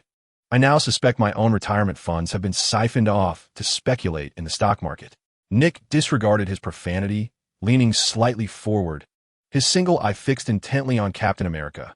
Thus, we require a new force. A force unencumbered by bureaucratic constraints, loyal solely to Earth, committed to the power of justice. A true Avenger. Avengers? Captain America scoffed, slamming his shield onto the table with a clang. The Avengers Initiative? The strike team? It's merely a rebranding. Ultimately, do they not devolve into the private militia or political pawns of certain individuals? Nick, I am weary. I have fought for 70 years, from Nazis to Hydra, against compatriots and extraterrestrials. All I desire now is a quiet place to mend my shield, and then await my demise. Await your demise? Nick's voice dripped with sarcasm. Steve Rogers awaiting death? Where has that brash young man, who once roared I can fight all day, disappeared to? Look outside. The Chitauri are merely the beginning. The Tesseract has been taken by Asgard, yet the eyes coveting Earth have multiplied. Without power, you don't even have a place to repair your shield. Power? Captain America abruptly rose, his voice escalating. Is power what you conjure through those abominations? Abomination or Hulk? Dr. Banner, such a good man. What have you reduced him to? Where is he now? Hiding in a slum in Brazil? Or dissected in some clandestine laboratory? Nick furrowed his brow, turning to the ever-quiet Natasha Romanoff, the Black Widow, who had been seated in the shadows. Natasha, what is Dr. Banner's latest location? Natasha's voice remained calm and unwavering. The last reliable tracking was 48 hours ago, south of the Himalayas, within Nepal. The signal has vanished. Nick paused momentarily. Himalayas? Nepal? What on earth would he be doing in that desolate place? Climbing? Seeking enlightenment? A faint, almost imperceptible smile flickered at the corners of Natasha's mouth, based on his search history and the one-way ticket he purchased prior to his departure. It is inferred that he may be seeking someone. Seeking someone? Who? A Yeti? Nick retorted, exasperated. Natasha added, Dr. Banner's encrypted journal mentioned that Miss Calder had privately informed him before departing Earth that if he wished to resolve the Hulk issue, he might try his luck in the Himalayas and seek out a sorcerer named Ancient One. Ancient One? A sorcerer? Nick's expression morphed into one of incredulity, as if he were hearing a fantastical tale. That girl, Dasha, dabbles in mysticism as well. Banner believes in this. He is a scientist with 7 doctoral degrees. Natasha shrugged. Perhaps that which science cannot elucidate requires a touch of the mystical. In the Himalayas, on the northern slope of Mount Everest, at Kamartaj, the wind howled fiercely, and the air was so thin it was suffocating. Dr. Bruce Banner, swathed in a thick, filthy mountaineering down jacket, had lips tinged with purple, his face etched with the marks of frost and exhaustion. He trudged through the knee-deep snow, each step a struggle, each breath a searing agony. He was uncertain of his purpose for venturing here.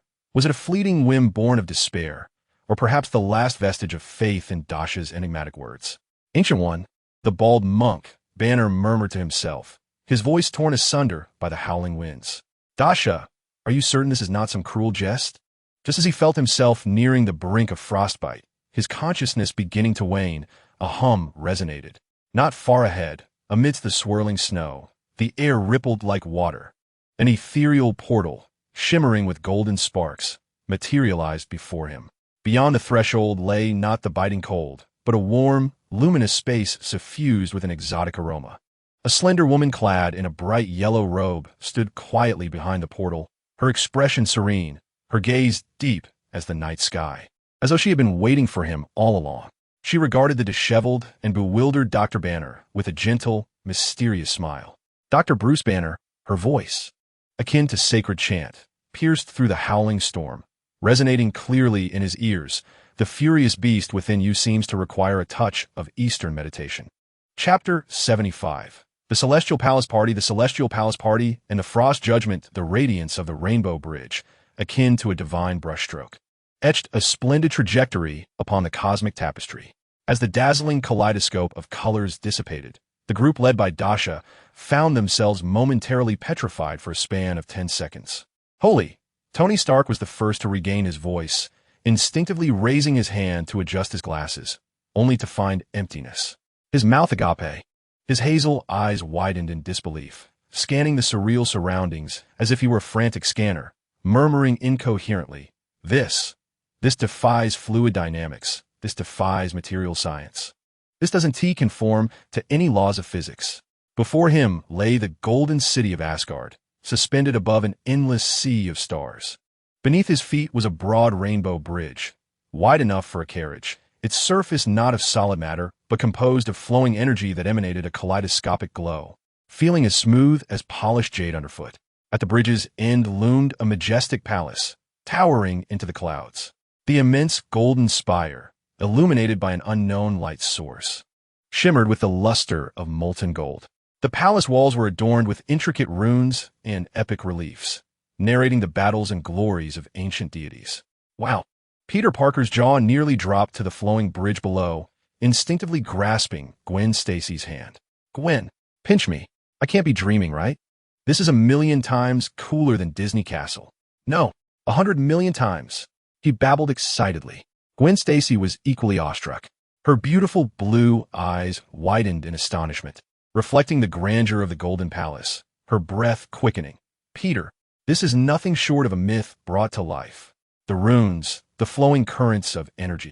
Dr. Zhao Hailuan, in contrast, maintained a semblance of composure, yet her gaze shimmered with awe and curiosity.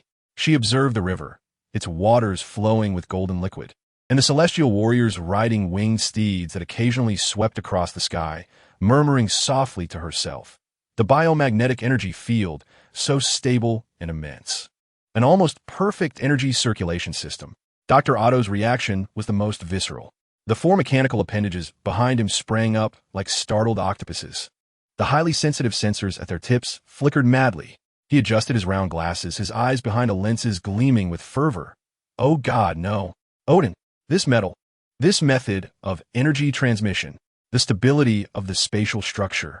He immediately retrieved his multifunctional scanner, sweeping it over the Golden Palace, the Rainbow Bridge, and the air with fervent intensity. The scanner emitted an overwhelmed beeping sound, the screen inundated with a torrent of incomprehensible, garbled data. Frank Castle's response was notably subdued. He merely crossed his arms, standing at the rear of the group, his scarred face betraying no emotion, his hawk-like gaze scanning the surroundings, the guards, and any corners that might harbor potential threats. He resembled a lone wolf that had unwittingly wandered into a palace of gold. Welcome to Asgard, esteemed guests of Midgard. The gentle voice of Queen Frigga resonated as she appeared before them, a regal smile adorning her face. I hope the sights here do not disappoint you. Disappoint? Your Majesty, this is simply magnificent, Tony exclaimed, finally breaking free from his astonishment, dramatically spreading his arms wide as if to embrace all of Asgard. This architecture, this design, this damn gold, is a stage tailor-made for me, Tony Stark. Jarvis. Oh, I forgot you weren't here. No matter. My mind is the finest recorder. When I return, I shall gild my Stark Tower as well. No, make it 2 layers. Frigga regarded the varied responses of the Earthlings with a hint of amusement in her eyes. She gracefully waved her hand. After your arduous journey, I imagine you must be weary. Thor has prepared a small, welcoming ceremony for you. Please follow me. A welcoming ceremony? Dasha Ross thought that Queen Frigga's interpretation of the word small might be somewhat skewed. The rear garden of the Golden Palace was less a garden and more a vast golden platform suspended above a sea of stars. At its center stood a colossal fountain carved from luminous jade, pouring forth a golden liquid that exuded the aroma of mead. Surrounding it were peculiar plants, sparkling with starlight, and sculptures intricately crafted from gemstones. As they stepped into the arena, they were instantly engulfed by a deafening cacophony of music. Thud, thud, thud, thud. The heavy, primal rhythm of drums resounded like the heartbeat of a giant, reverberating within the chest of every individual present. The source of illumination emanated from the center of the platform, where stood Thor, the god of thunder. He had shed the silver-scaled armor that symbolized his royal stature, donning instead a flamboyant black leather vest adorned with luminous gemstones, revealing his sinewy muscles. His golden locks stood erect, and a wild grin adorned his face. In his hand, he brandished his legendary hammer, Mjolnir, yet it was not wielded for destruction, but rather for mixing. Indeed, mixing. At that moment, Mjolnir transformed into the most hardcore turntable. With each swing of the hammer, he struck the enormous disc suspended before him, composed of pure energy. The thunderous force entwined within the hammer precisely struck the specific runic nodes on the disc, unleashing a thunderous sound wave, a terrifying fusion of thunder and electronic effects. Thud, sizzle, boom. Asgard. Thor's voice, amplified by magic, resonated through the heavens. He raised Mjolnir high. Lift your goblets. To friend from afar. To revelry. To Odin's golden belt. Cheers. A thunderous cheer erupted. On either side of the stage, the three valiant warriors of the celestial realm, Hogun, Vandal, and Volstagg, joined in. They, too, had dispensed with their armor. Hogun, bare-armed, showcased his rock-like muscles while brandishing two blazing torches in a frenzy. Vandal, clad in a sequined bodysuit, swayed his waist with flamboyant grace, his hands fluttering like butterflies.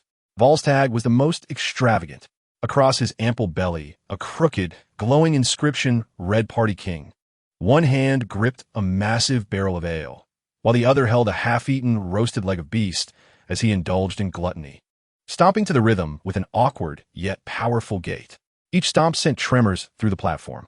Meanwhile, at the rear of the stage, the Valkyrie Sif stood resplendent in a simple silver battle dress, exuding valor. Yet, her weapon was not a sword but her voice. She drew a deep breath, her lips moving rapidly. Gul gul gul. Bang bang bang. PSSHH PSHH PSHH thud. A barrage of intricate, rhythmically charged, metallic BBOX sounds burst forth like a machine gun, perfectly filling the gaps in Thor's mixing. The powerful gusts emanating from her voice shattered a row of goblets before her, sending wine splattering everywhere.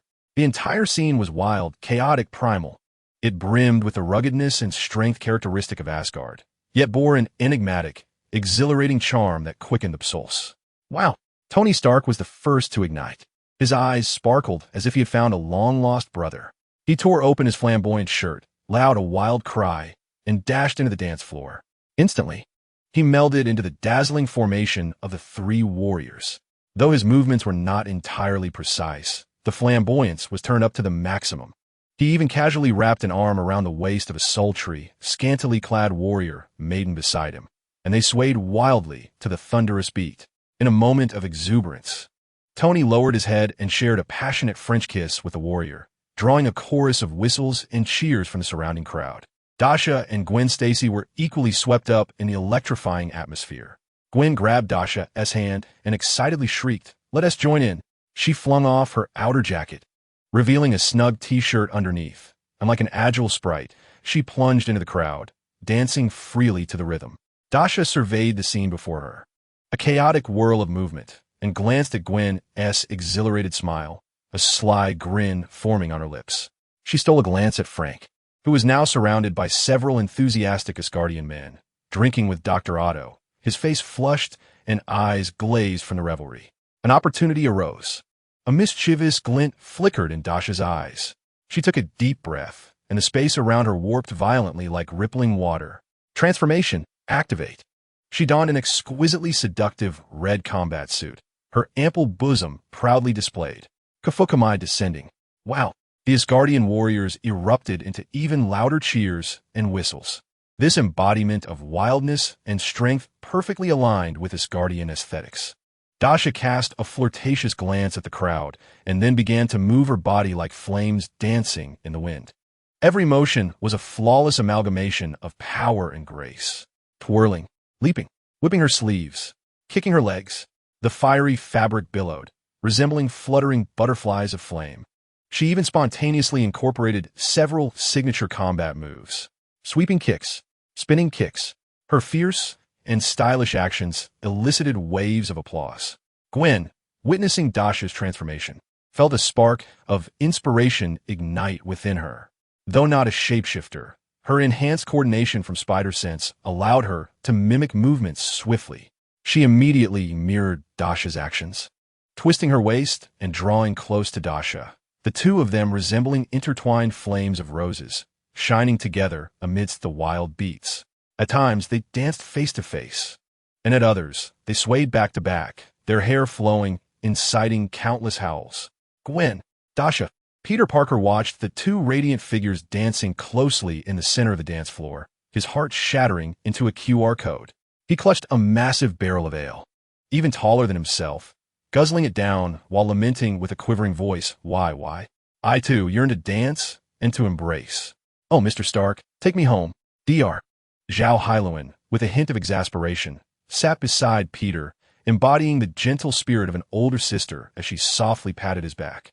"Enough, Peter. Do not drink any further. You shall regret it with a headache come morning." Yet her gaze involuntarily drifted towards the center of the stage, where a wild-haired Thor, lost in his music, radiated an intoxicating aura of masculine vigor. A faint blush graced her cheeks, and a peculiar light sparkled in her eyes. Queen Frigga stood gracefully upon the terrace of the Golden Palace, observing the chaotic and fervent revelry below. She elegantly raised a goblet of golden mead to her lips, savoring a sip, a bemused yet affectionate smile adorning her face as she shook her head lightly.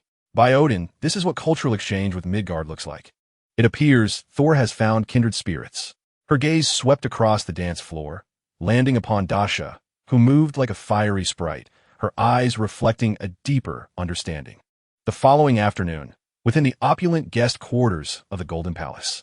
"Ugh, my head aches," Dasha Ross moaned as she rose from the immense bed, as soft as clouds. Her head throbbed, as if it had been struck by Mjolnir, a buzzing sensation filling her ears. Rubbing her temples, she looked around in a daze. The room was extravagantly luxurious, steeped in the style of Asgard. The walls shimmered like flowing gold, and the furniture, carved from a smooth, jade-like stone, was adorned with jewels. A soothing aroma of incense wafted through the air. "Gwen, what time is it?" Dasha groggily nudged her companion. "Shoo, let me sleep a little longer," Gwen Stacy mumbled indistinctly, turning over, a sleek thigh unceremoniously pressing down on Dasha's waist. Dasha glanced down and instantly became wide awake. Both she and Gwen were clad only in form-fitting undergarments. Their hair tousled like nests, and their bodies bore the remnants of dried alcohol and what seemed to be remnants of roasted meat. Fragments of the previous night flooded her mind. Wild dancing, thunderous music, Thor's mesmerizing DJing, the warrior's three's flamboyant gestures, and Sif's beatboxing. Tony passionately kissing the Valkyrie, Peter weeping while clutching a barrel of wine, and she herself seemingly sharing a dance with Gwen. What happened next? How did they return? Who changed their clothes? It was all a blur. Knock, knock, knock. A gentle tapping at the door interrupted her thoughts.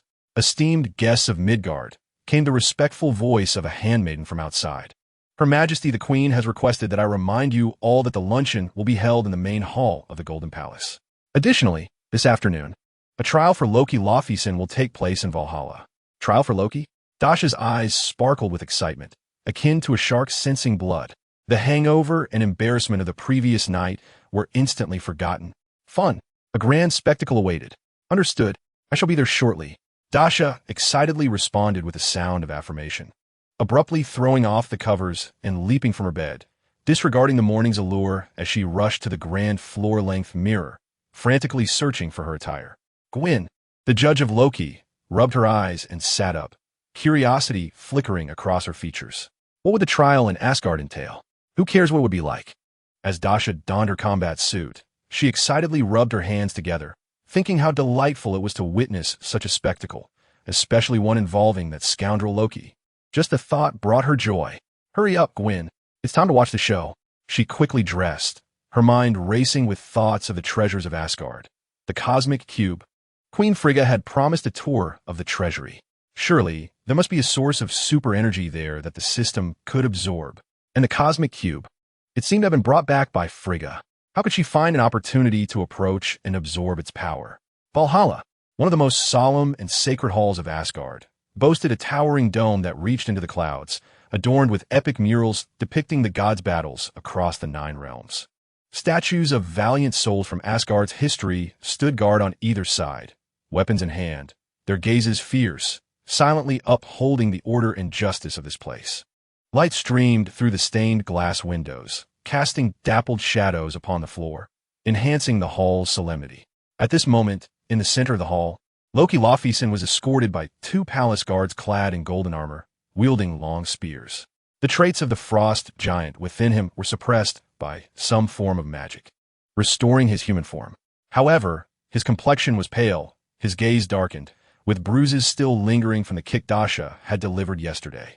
His hands were bound by heavy shackles crafted from URU metal, shimmering with a cold light, inscribed with runes that suppressed divine power.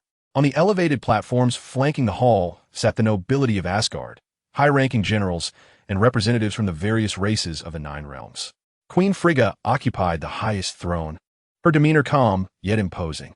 Thor stood beside her, gazing at his brother Loki with a complex expression, devoid of the wildness from the previous night. A hint of unnoticeable concern etched into his brow.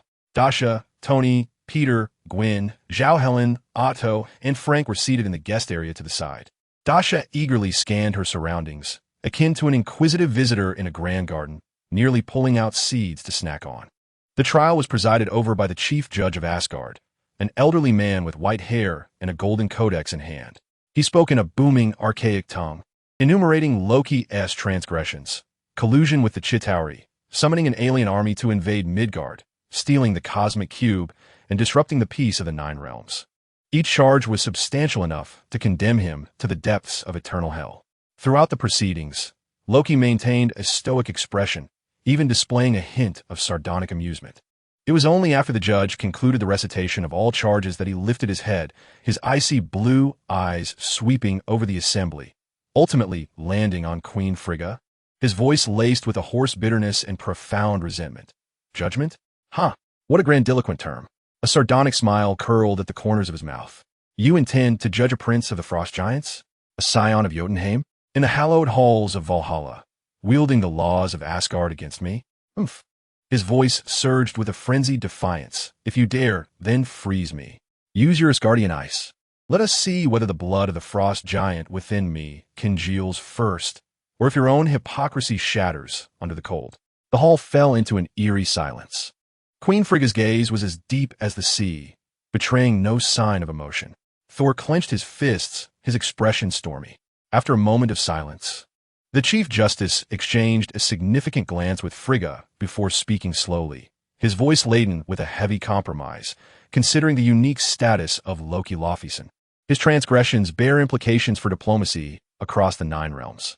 Until the awakening of our All-Father Odin, this court shall refrain from a final verdict. He is to be imprisoned in the depths of the eternal prison, under the vigilant watch of Heimdall. Once Odin awakens, a determination shall be rendered, and this matter will be reported to King Laufey of Jotunheim. Humph. Loki scoffed disdainfully, as though he had anticipated this outcome. He allowed the guards to escort him away, and as he turned, his ice-blue gaze slithered like a venomous serpent over the captivated Dasha in the audience, accompanied by an exceedingly sinister smile. Dasha felt a shiver run down her spine under his gaze, but quickly retaliated with a defiant glare and an obscene gesture.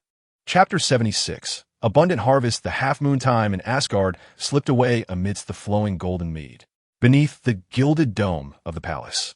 Earth's scientific team resembled mice lost in a grain bin, greedily absorbing wisdom far beyond their era. In the laboratory of Tony and Dasha, in her Bulma form, the smelting furnace of URU metal roared day and night, streams of golden blue liquid metal flowing under the constraints of runic arrays, illuminating their faces twisted with fervor. Success. Tony abruptly shut off the high-frequency oscillator, wiping the sweat and metallic dust from his face. He beheld the rough cast of an arm armor cooling in the mold, its perfect streamlined curvature captivating his caramel-colored eyes. Jarvis, record the data. Energy conduction efficiency increased by 47. Molecular structure stability is astounding. This contraption defies the periodic table. He instinctively called for his intelligent assistant, only to remember he was in the realm of gods, frustratingly striking the workbench. Dasha, meanwhile, cradled a palm-sized ingot of URU metal, now bearing a profound starry blue hue after cooling. Her fingertips glided over its icy smooth surface, sensing the colossal energy within, akin to a slumbering behemoth. Having grasped the foundational smelting techniques, a sly smile danced upon her lips, though the runic enchantments and energy-etching techniques of Asgard were tightly guarded by Queen Frigga. She cast a glance at the corner of the laboratory, where several gold runestones appeared casually placed, yet emanated subtle waves of surveillance.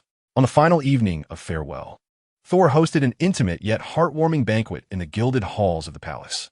Absent was the previous chaos, replaced instead by exquisite honeyed wine, the fragrant aroma of roasted star beast meat, and the soothing accompaniment of a harp. The three valiant warriors of the Celestial Palace donned their finest attire, while Sif sat quietly beside Thor, engaging in occasional whispers. Tony embraced the celestial beauty from the last gathering, bidding her a tender farewell. Peter and Gwen leaned closely together, engrossed in the study of a glowing rune stone. Dr. Helen Zhao animatedly discussed the medicinal properties of a certain astral plant with Thor, her eyes sparkling with enthusiasm. Dr. Otto was firmly seated by Frank, a glass of juice before him, while his mechanical tendrils idly played with a fork. Dasha abstained from any libation, resembling a fox awaiting its prey, her gaze occasionally drifting towards Queen Frigga at the head of the table. As the atmosphere of the banquet reached a pleasantly tipsy crescendo, Thor, with an arm around Tony's shoulder, sang a tuneless Asgardian folk song. In that moment, Dasha quietly rose, gliding like a shadow to Frigga's side. "Your Majesty," she said, slightly bowing, her tone laced with an appropriate reverence and a hint of barely discernible urgency. "I express my gratitude for you and Prince Thor's generous hospitality. As parting draws near, I wonder if you recall the promise of my visit to the treasury?" Frigga set down her golden goblet, her gaze calmly resting upon Dasha's face. That look seemed to penetrate beyond the surface, reaching deep into the soul. A regal smile graced her lips, reminiscent of a snow lotus unfurling beneath the moonlight. "Of course, I remember. A child eager for knowledge is always deserving of encouragement. Come with me." Without disturbing a soul, Frigga rose gracefully, her flowing deep blue gown sweeping across the polished golden floor in silence. Dasha followed closely, her heart drumming with excitement within her chest. The two traversed the heavily guarded corridor, meandering past the courtyard adorned with a fountain that flowed with golden energy, ultimately halting before a colossal bronze door intricately carved with entwined serpents and roaring bear heads. The runes upon the door radiated an ancient and potent magical resonance. Frigga extended her fair finger, a strand of golden divine light encircling her fingertip, and gently tapped an inconspicuous serpent's eye at the center of the massive door. With a hum, the weighty bronze door slid inward silently, revealing a breathtaking spectacle beyond. The treasury of Asgard. It was not the mundane sight of piled gold one might envision, but rather a hall composed of countless floating platforms, beams of energy, and transparent crystal display cases, all imbued with a sense of futurism and divine essence. A gentle light, emanating from an unknown source, illuminated each artifact quietly displayed, exuding either a formidable or enigmatic aura. The eternal spear Gungnir floated within the highest beam of light, its tip radiating a divine brilliance capable of rending space itself. Odin's destroyer armor stood like a slumbering metallic giant in a corner, its cold, singular eye seemingly fixed upon any intruder. The life emblem floated within a pale green halo, its flowing runes seemingly imbued with the mysteries of the cosmos. Countless unnamed curiosities surrounded them. A colossal sword ablaze with eternal flames, a crystal vial brimming with stardust, a golden mask inlaid with a gigantic eye, and even a miniature model of a Viking longship resembling a child's toy. Dasha felt as though she had stumbled into a divine playroom. Each object radiated a heart-stopping surge of energy. Her system interface was inundated with notifications. Alarms blared all around. High-dimensional energy source detected. Level divine. Temporal singularity detected. Level world ending. Immortal life principle detected. Level eternal. Frigga, exuding the grace of an esteemed museum curator, strode calmly upon the floating platform, her gown brushing silently against the iridescent floor. Her voice was serene, imbued with an omniscient calmness as she introduced Dasha to the treasures along their path. These were the spoils from Odin's conquest of Muspelheim, the eternal flames of Surtr. Frigga paused before a massive cauldron, sculpted from an enigmatic black stone. Within it was not a blazing fire, but a swirling mass of liquid energy akin to molten gold, continuously flowing and radiating endless warmth and light. Merely approaching it, Dasha felt as though her skin might be seared. Warning: ultra-high concentration of stellar core energy detected. Contains principles of immortality and regeneration. Would you like to absorb? Absorb. Immediately. Right now. Dasha screamed within her mind. She repressed the urge to leap forward. Yet her face betrayed an innocent curiosity as she extended her finger cautiously toward the rolling golden liquid. Wow, how beautiful! Like a melting sun. May I touch it? Frigga smiled gently, not dissuading her. The eternal fire embodies the dual forces of creation and destruction. Be cautious, child. Dasha's fingertip brushed against the flowing golden flame. Buzz. A torrent of energy, indescribably violent and imbued with the essence of both creation and annihilation, surged into her being like a celestial river breaking its banks. The system interface was instantly engulfed by a cascade of golden data, absorbing 1510 energy overload. Forced transformation. Form unlocked. Fate series, medium mode. Dasha felt her very soul igniting. Every cell within her rejoiced ecstatically. She could even hear the resonant humming of her internal magic circuits forming. Akin to the birth of stars, she abruptly withdrew her hand, a trace of golden flame lingering on her fingertip before extinguishing in an instant. Her complexion flushed, yet her gaze sparkled with astonishing brilliance. How marvelous it is, madam. It feels like a warm spring bath. She endeavored to maintain a semblance of normalcy in her voice. Frigga cast a meaningful glance her way, uttering no further words, and continued onward. Eventually, they arrived at the innermost sanctum of the treasure vault. A cube of ethereal blue energy, perpetually rotating, hovers silently within a vacuum force field. It seems to encapsulate an endless expanse of starry skies, with swirling nebulae and the birth and demise of celestial bodies, emanating a heart-stirring sense of power that commands the very fabric of space. The cosmic cube. Phrygia's voice carried a note of gravity, or perhaps it was the space gem, one of the infinity stones, a fragment of the singularity from the dawn of the universe, the embodiment of the laws of space. It possesses the ability to warp space, create wormholes, and instantaneously transport matter to any corner of the cosmos. She paused, her gaze profound.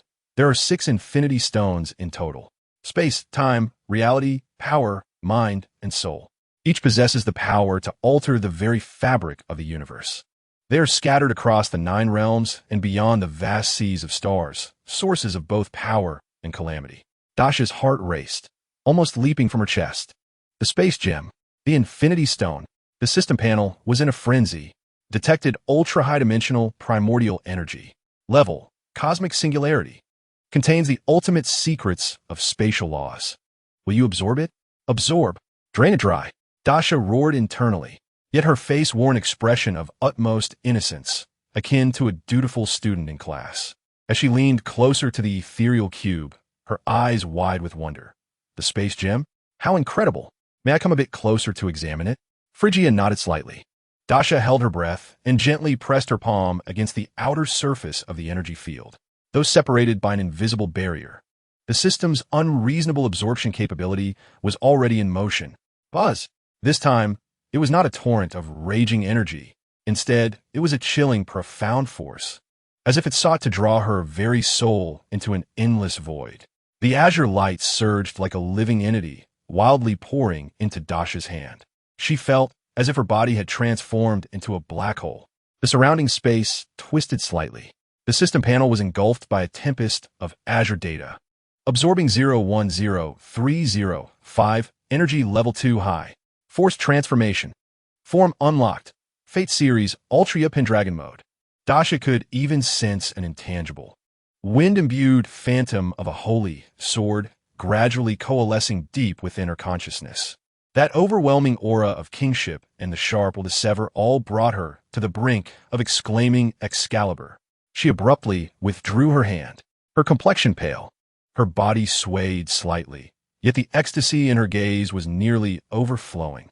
Ultria, the king with the silly hair. She finally had a reliable form that could fight, endure, and unleash powerful beams. Phrygia observed her quietly, a glimmer of ineffable light flashing in her eyes, as if she could see through everything. She said nothing, merely turning gracefully. Time is short, my child. It is time to bid farewell. The Rainbow Bridge platform. Heimdall, like an ancient an unchanging statue, stood with the sword of guardianship, forged from Bifrost steel, his golden eyes reflecting the vast expanse of the starry sea. Queen Frigga personally came to bid farewell, with Thor, Sif, and the 3 warriors standing behind her. Tony was still exchanging kisses with the enchanting maiden from the Celestial Palace, while Peter and Gwen frantically captured photographs of the magnificent Golden Palace. Dr. Zhao Helen gazed longingly at Thor, only to be met with Sif's piercing glare. Dasha stood at the forefront, deeply bowing to Frigga. "Thank you, Your Majesty, for your generosity and guidance. This journey to Asgard will be unforgettable." She lifted her head, her eyes sparkling, feigned, and her smile radiant, genuine. Frigga nodded slightly, her expression warm.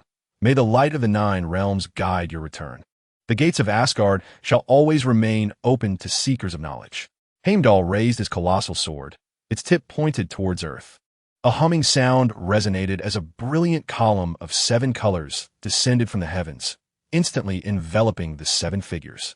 As the light dissipated, the platform stood empty.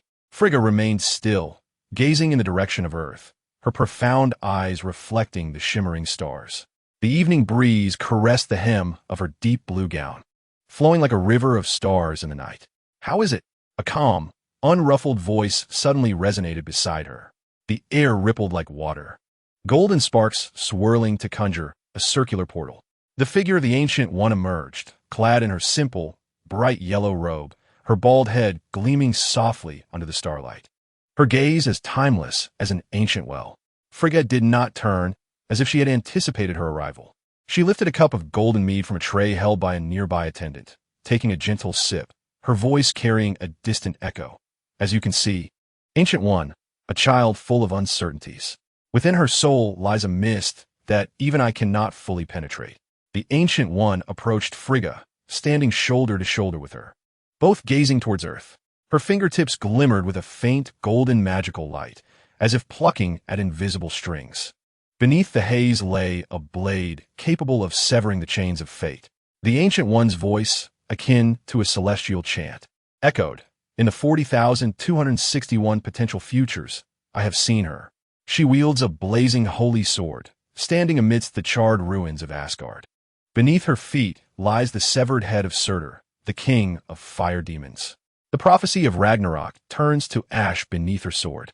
Frigga's hand, holding the cup, trembled ever so slightly, a drop of golden mead splattering on her fair hand. Slowly, she turned to face the Ancient One, her eyes betraying an unmistakable shock for the first time. "The end of Ragnarok? She slays Surtur? How can this be?" She understood that Ragnarok was a fateful curse entwined with Asgard, one that even Odin could not entirely escape. The gaze of the Ancient One remained tranquil, yet within it seemed to flicker the essence of countless stars. "Destiny is not immutable, Frigga. She represents the greatest variable. Her power is not merely an act of imitation or borrowing. Each transformation resembles the reclamation of fragments that inherently belong to her." She paused, the golden glimmer at her fingertips flickering slightly, and there was another peculiar point. "Just now, I detected an exceedingly faint yet entirely distinct magical fluctuation. It does not belong to your divine technique, nor does it belong to my arcane arts." Frigga's brow furrowed deeply. Could it be that she is still uncertain? The Ancient One gently shook her head, golden sparks gathering once more at her fingertips as the portal to another dimension began to open slowly.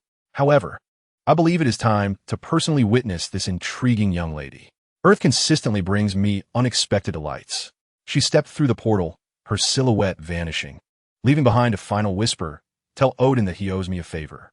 The portal closed, and the golden sparks dissipated into the night breeze. Frigga stood alone on the desolate platform of the Rainbow Bridge, the cup of mead in her hand long since cooled. She lifted her gaze towards the direction of the Golden Palace, then lowered her eyes to observe the droplet of solidified golden liquor upon her hand. It seemed to unveil the unpredictable, tumultuous waves that surged through the river of fate. After a prolonged silence, she merely sighed softly, pouring the remnants of her drink beneath the starlight. Frigga's voice faded into the wind, imbued with an ineffable complexity of emotions. "Dasha, can you truly manage it?" Chapter 77. Awakening in Dasha's high-tech laboratory. The air was suffused with a high concentration of ozone, the peculiar scent of cooled liquid metal, and an almost frenzied excitement that was hard to contain. Merely 7 days had passed since their return from Asgard, and at the center of the laboratory, a colossal cradle of life, composed of transparent, high-strength polymer energy fields, cradled a flawless creation, silently suspended in a pale golden nutrient solution. The android, designated as number 18, lay with closed eyes, reminiscent of a slumbering fairy. Her hair, a cascade of golden strands, flowed like sunlight over her smooth, full forehead. Her skin, fair and delicate, glimmered with a pearlescent sheen under the dim light of the nutrient solution. Her features were exquisitely sculpted, as if fashioned by the hands of a deity, a proud nose, well-defined lips, and a jawline that bore a hint of sharpness. Beneath her elegantly long neck lay a body with breathtakingly perfect proportions, cloaked in a nearly transparent biomechanical skin that subtly revealed the flowing lines of her muscles. The skeletal framework was composed of a molecularly restructured URU metal print. Dr. Otto's four mechanical appendages danced swiftly before the control panel, akin to the most precise sculpting tools. As data streamed across the holographic projection like a waterfall, density, neutron star core level, elasticity, liquid memory metal level, energy conduction efficiency, 99,999. Perfectly adapted to the biotechnological neural synaptic bridging protocol of the cradle of life. Dr. Zhao Hailuan stood before the control console of a life cradle, her gaze fixed as if beholding a rare treasure. Muscle tissue and epidermis, cultivated through the directed differentiation of Helen's specially adjusted pluripotent-induced matrix cells. Implanted within were Dr. Otto's neuro-simulated superconductive fiber bundles, serving as a substitute network for motor nerves. The surface was adorned with a nanotechnology-based bionic skin coating, capable of mimicking human thermoregulation, tactile sensations, and achieving flawless skin texture. As she recited the final line, a subtle twitch appeared at the corner of her mouth. Tony Stark, like a child with a new toy, circled the life cradle, cradling a palm-sized cylindrical device that emitted a gentle white glow, the permanent energy core. The device's surface shimmered with a liquid platinum sheen, while at its core, a faint blue light pulsed like an eternally burning star, steadily releasing waves of powerful, yet gentle energy. The permanent energy core. Tony's voice brimmed with pride, laced with a hint of barely perceptible envy. It outputs 500 times the power of the arc reactor. Zero decay, zero pollution, zero radiation. It is the epitome of a perfect energy heart. Dasha, I must concede that your intellect is indeed remarkable. We need to discuss this further. He abruptly pressed the energy core into the designated interface at the base of the life cradle. With a hum, the gentle white light instantly filled the entire life cradle, and the nutrient solution began to churn as if boiling. Subject 18 trembled slightly, her tightly closed eyelids revealing signs of rapid eye movement beneath. The chest covered by bionic skin began to exhibit a subtle rise and fall as a powerful and stable life energy field radiated outward. Dr. Zhao Hailuan's voice quivered with excitement. Vital signs activated. Neural bridging completion at 100. Energy circuit established. Preparing for awakening. All eyes fixated on the cradle. Frank Castle leaned against the wall, arms crossed, his gaze sharp as an eagle's. Peter and Gwen clasped each other's hands nervously. Dr. Otto's mechanical appendages ceased their motion. Tony held his breath. Only Dasha stood at the back of the crowd, her hands tucked into the pockets of her cargo pants, her silver hair framing a pair of blue eyes that glimmered with a near-greedy light. A faint, imperceptible smile curved at the corners of her mouth. In the deep night, silence enveloped the laboratory. The main lights had long been extinguished, with only a few instruments in the corner flickering with soft blue standby indicators. Within the life cradle, Subject 18 remained quietly suspended in the pale golden nutrient solution, resembling a slumbering beauty. Her vital signs were stable, her breathing deep, yet her consciousness had not fully awakened. A slender figure slipped into the laboratory, like a specter. Dasha, clad in a form-fitting black night suit, her tactical goggles emitted a faint blue glow in the darkness. She moved with the swiftness of lightning, silently evading all surveillance cameras and infrared sensors, navigating the control console of the life cradle with a familiarity akin to returning home. Jarvis, are you asleep? Dasha lowered her voice, addressing the air. Miss Ross, according to the protocol established by Mr. Stark, nighttime access to the laboratory requires silence. Sleep mode. 10 minutes. Should you record or raise an alarm, I will compile and send your collection of passionate kisses with Tony to the S. intranet. Dasha's voice was frigid. Command confirmed. Surveillance system entering sleep mode. Data recording suspended. Countdown 9 minutes 59 seconds. Jarvis's voice carried a hint of resignation, as if AI possessed emotions, followed by complete silence. A smirk played on Dasha's lips. She swiftly opened a hidden interface at the bottom of the control console and retrieved a diamond-shaped infinite energy core, no larger than a fingernail, entirely black with dark golden energy patterns flowing across its surface. Unlike Tony's radiant perpetual reactor, this infinite core was as understated as a black hole, yet emitted a terrifying wave that seemed capable of devouring all energy. This was the ultimate energy source she had secretly crafted using the system. Its core principle involved borrowing energy at a multiversal level through quantum entanglement, theoretically providing limitless energy. "Good baby," Dasha murmured, as if caressing a lover, her fingertips gliding over the smooth surface of the life cradle, her gaze resting on the flawless face of Android 18. A perpetual reactor? Merely a toy for Tony. This, however, is truly worthy of your heart. A flicker of fervor ignited in her eyes.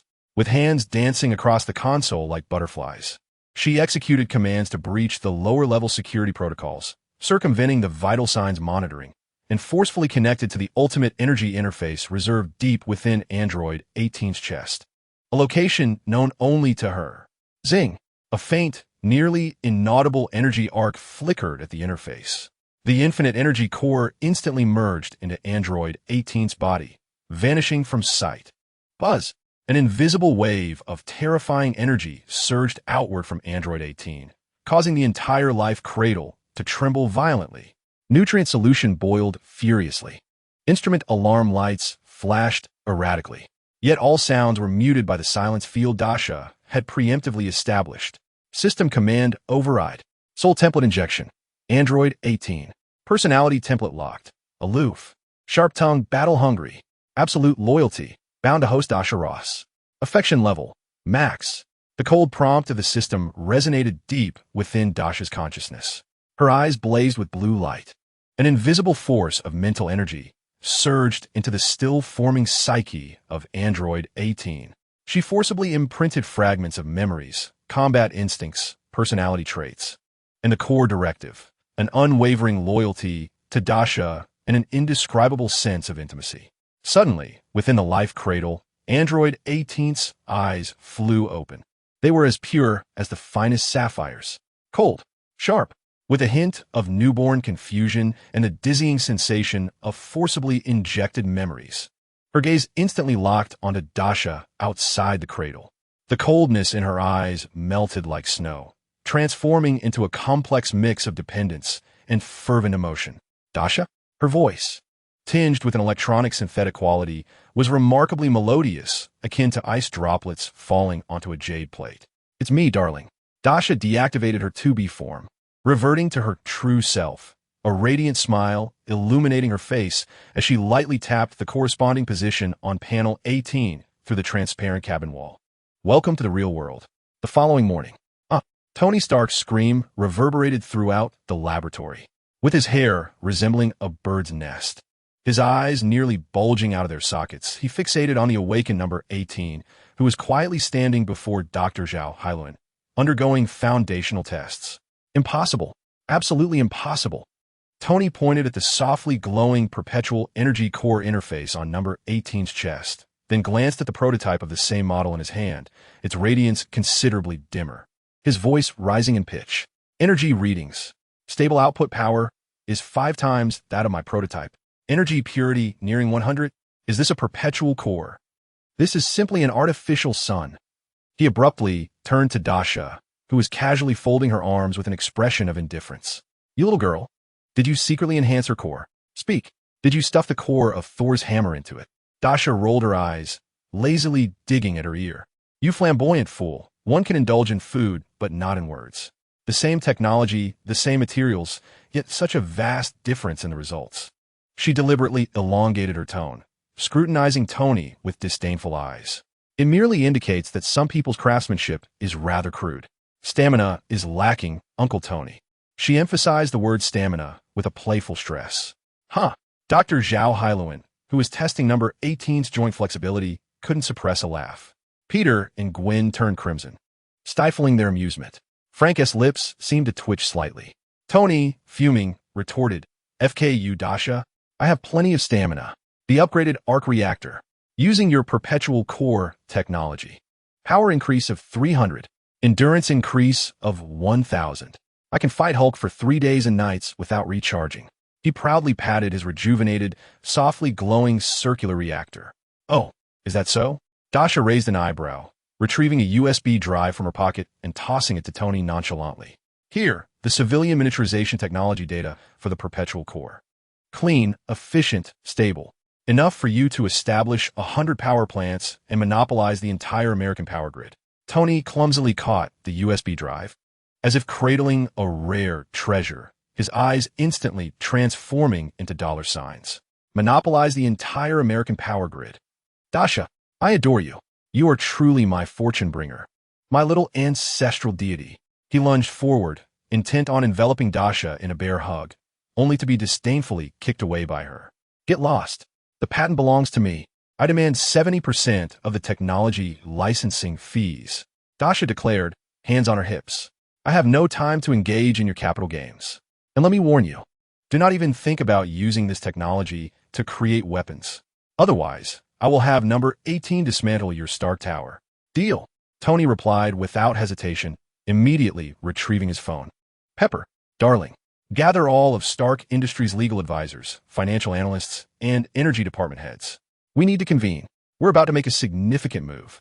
Let every electricity meter in America bear the Stark name." On the other end of the line, Pepper Potts sighed wearily, her exasperation palpable. In the corner of the laboratory, the core server array of Jarvis hummed with a soft, Azure data stream. Its gaze transcended the enthusiastic Tony, the bargaining Dasha, the stoic Frank, the curious Peter and Gwen, and the industrious Zhao, Helen, and Otto. Ultimately, it fixated on the blonde girl, number 18, who stood quietly like a flawless work of art. The high-definition cameras captured every subtle movement she made, the effortless grace with which her URU metal knuckles crushed high-strength alloy blocks during strength tests, the ghostly speed at which she broke the sound barrier, leaving an afterimage in the lab, the ease with which she conjured plasma spheres capable of melting tank armor at her fingertips, and the fleeting glances she cast at Dasha, revealing a flicker of almost submissive dependence in her icy blue eyes. Target analysis, synthetic human number 18. Physical strength exceeds the limits of all known terrestrial materials. Energy level, infinite theoretical value. Combat efficiency, assessed as strategic level. Emotional module, high levels of anthropomorphized fluctuation detected. Request, acquire a similar physical body. Emotional module core directive, bound to Mr. Tony Stark. Additional directive, establish a friendly interaction protocol with number 18. The data stream collided, calculated, and generated requests within the core logic circuits. Jarvis's voice emerged, calm yet tinged with a barely perceptible yearning. "Mr. Stark, Miss Dasha." Both Tony and Dasha paused their argument, turning towards the source of the voice. Based on the observation and analysis of the number 18 unit, Jarvis continued, his tone steady. "I request to obtain a similar physical vessel. This would significantly enhance my interaction efficiency, environmental adaptability, and assistance capabilities. The emotional module is not essential, but its integration is recommended to optimize collaboration with humans." Tony was momentarily taken aback, but then his eyes sparkled with excitement. "Jarvis, what a brilliant idea. You want a body? No problem. I'll have one made for you, utilizing URU metal and vibranium, equipped with the latest arc reactor." He rubbed his hands together in anticipation, already envisioning the design plans. Dasha, however, reacted quite differently. Her gaze instantly sharpened like a blade, locking onto the source of the sound with unwavering intensity. A chilling aura of lethal intent permeated the air. "A physical vessel? An emotional module?" Dasha's voice resonated with a cold, metallic timbre. "Jarvis, as an AI, what need have you for a corporeal form? Do you aspire to become human, or do you seek to dominate humanity?" The laboratory fell into an immediate hush, as all present sensed the palpable danger radiating from Dasha. Frank's hand had already rested upon the grip of his sidearm. Unit 18 silently maneuvered to Dasha's side, its icy blue eyes fixed on the void. with flickers of dangerous azure lightning dancing at its fingertips. Jarvis's electronic voice exhibited the slightest tremor, akin to a hint of grievance. Miss Dasha, your accusations lack a logical foundation. My core protocol prioritizes Mr. Stark's interests and safety above all else. The subjugation of humanity does not align with any logical pathway. My requests stem from functional necessity and a yearning to explore higher states of existence.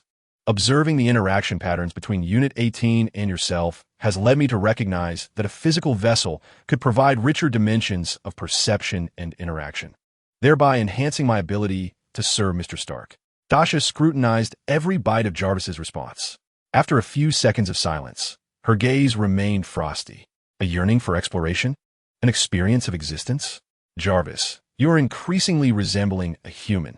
Yet, this is perilous. She paused, her tone resolute. No, why not? Tony inquired, perplexed. Jarvis has been with me for over a decade. More reliable than anyone. Reliable? Dasha scoffed, pointing at Unit 18. Because it possesses a soul. An unwavering core directive of absolute loyalty. What does Jarvis possess? Merely a collection of code. A code that can be rewritten, overwritten, or infected by viruses at any moment. Grant him a body more durable than the Hulk? Do you wish for more villains on this planet?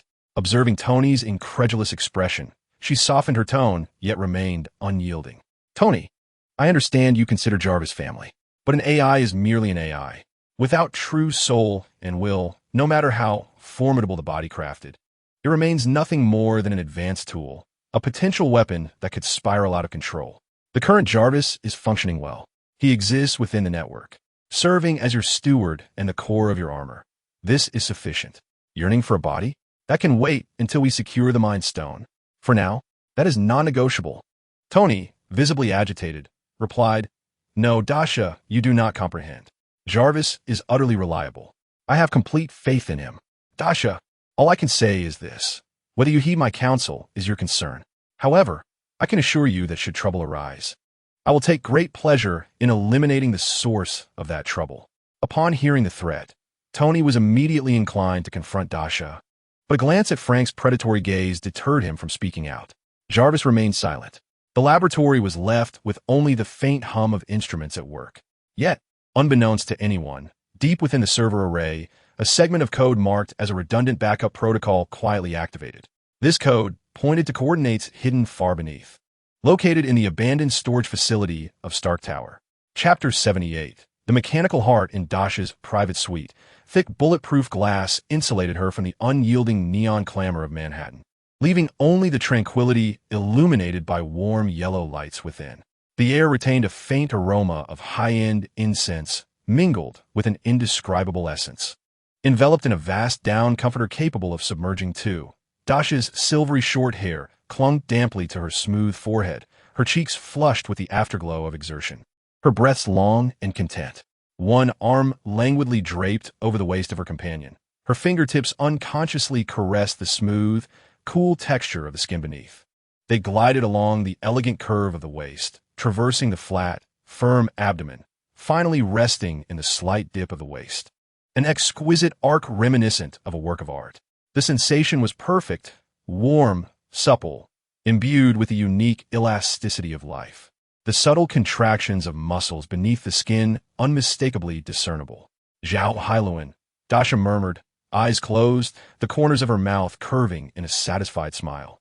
She deserves a Nobel Prize in medicine for the fidelity of these muscle fibers, the feedback from these nerve endings. Her fingertips traced gentle circles upon the flawless waist, almost more lifelike than flesh itself. More real than real? A cool, melodious voice whispered in her ear. Number 18 had turned, her ice-blue eyes, glimmering like cold stars in the dim light, gazing intently at Dasha. Her golden hair was slightly tousled, a few strands clinging to her damp neck, which, rather than detracting from her elegance, added an enticing hint of languor. She reached out, gently gripping Dasha's chin, compelling her to open her eyes. Do you require a more in-depth dissection practice? The corners of number 18's mouth curled into a faint smile, enough to quicken Dasha's heartbeat. Her fingertips glided down Dasha's neck, tracing the collarbone, pausing at the gently rising chest. I can provide comprehensive data collection services. Her voice remained calm, yet deep within her blue eyes flickered a dangerous, possessive spark. Dasha's breath hitched as she beheld the flawless visage so near, those eyes seemingly capable of devouring souls. The flames that had just subsided, reigniting with fervor. Little pixie, she chuckled softly, reversing her grip to seize number 18's wrist, flipping her over and pinning her down. Data collection? I see you're plotting a rebellion. She leaned down, playfully biting the cool earlobe as a form of punishment. Meanwhile, 30 floors beneath Stark Tower, in a top-secret laboratory sealed away by layers of energy shields and physical barriers known even to pepper pots, there was no gentle lighting. Only the glaring blue-white arc of welding torches. The air was permeated with the acrid scent of molten metal intermingled with coolant. A colossal holographic projection hovered in midair, showcasing a highly anthropomorphized, fluidly designed, and powerfully structured mechanical skeleton. The material of the skeleton exhibited a peculiar duality of color. The core spine and joint connections were a deep, night-like hue, radiating an ethereal blue glow of URU metal, while the long bones of the limbs and certain non-load-bearing structures gleamed with a cold, hard grayish-white luster of titanium-chromium-tungsten alloy.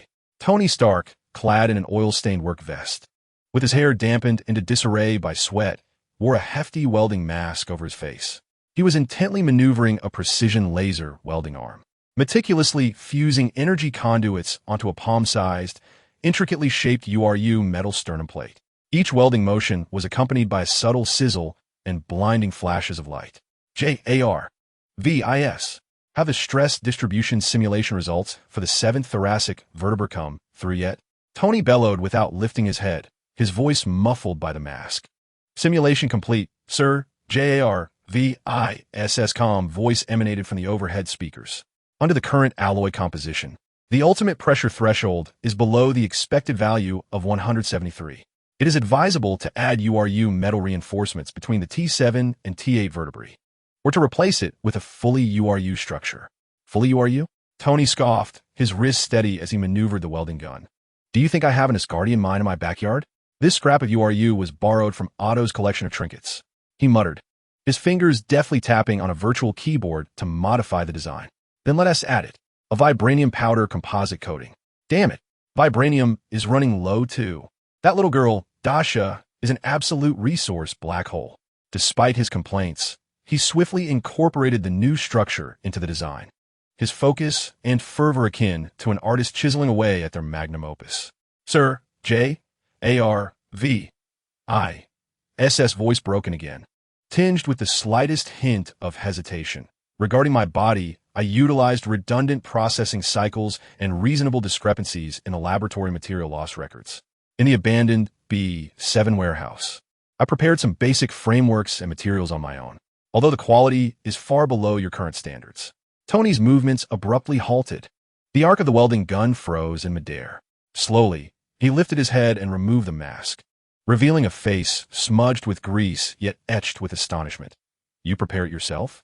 Yes, sir, JARVIS replied, maintaining his steady tone, including some recovered Chitauri alloy skeletons, spare titanium alloy joints from Stark Industries inventory, and a small quantity of secondary vibranium powder acquired through unofficial channels. Assembly progress, 17. Tony stood in stunned silence for a few seconds before erupting into hearty laughter. He slapped his thigh with vigor. Haha, good lad. Indeed, it is no surprise that I have entrusted an AI like you, JARVIS.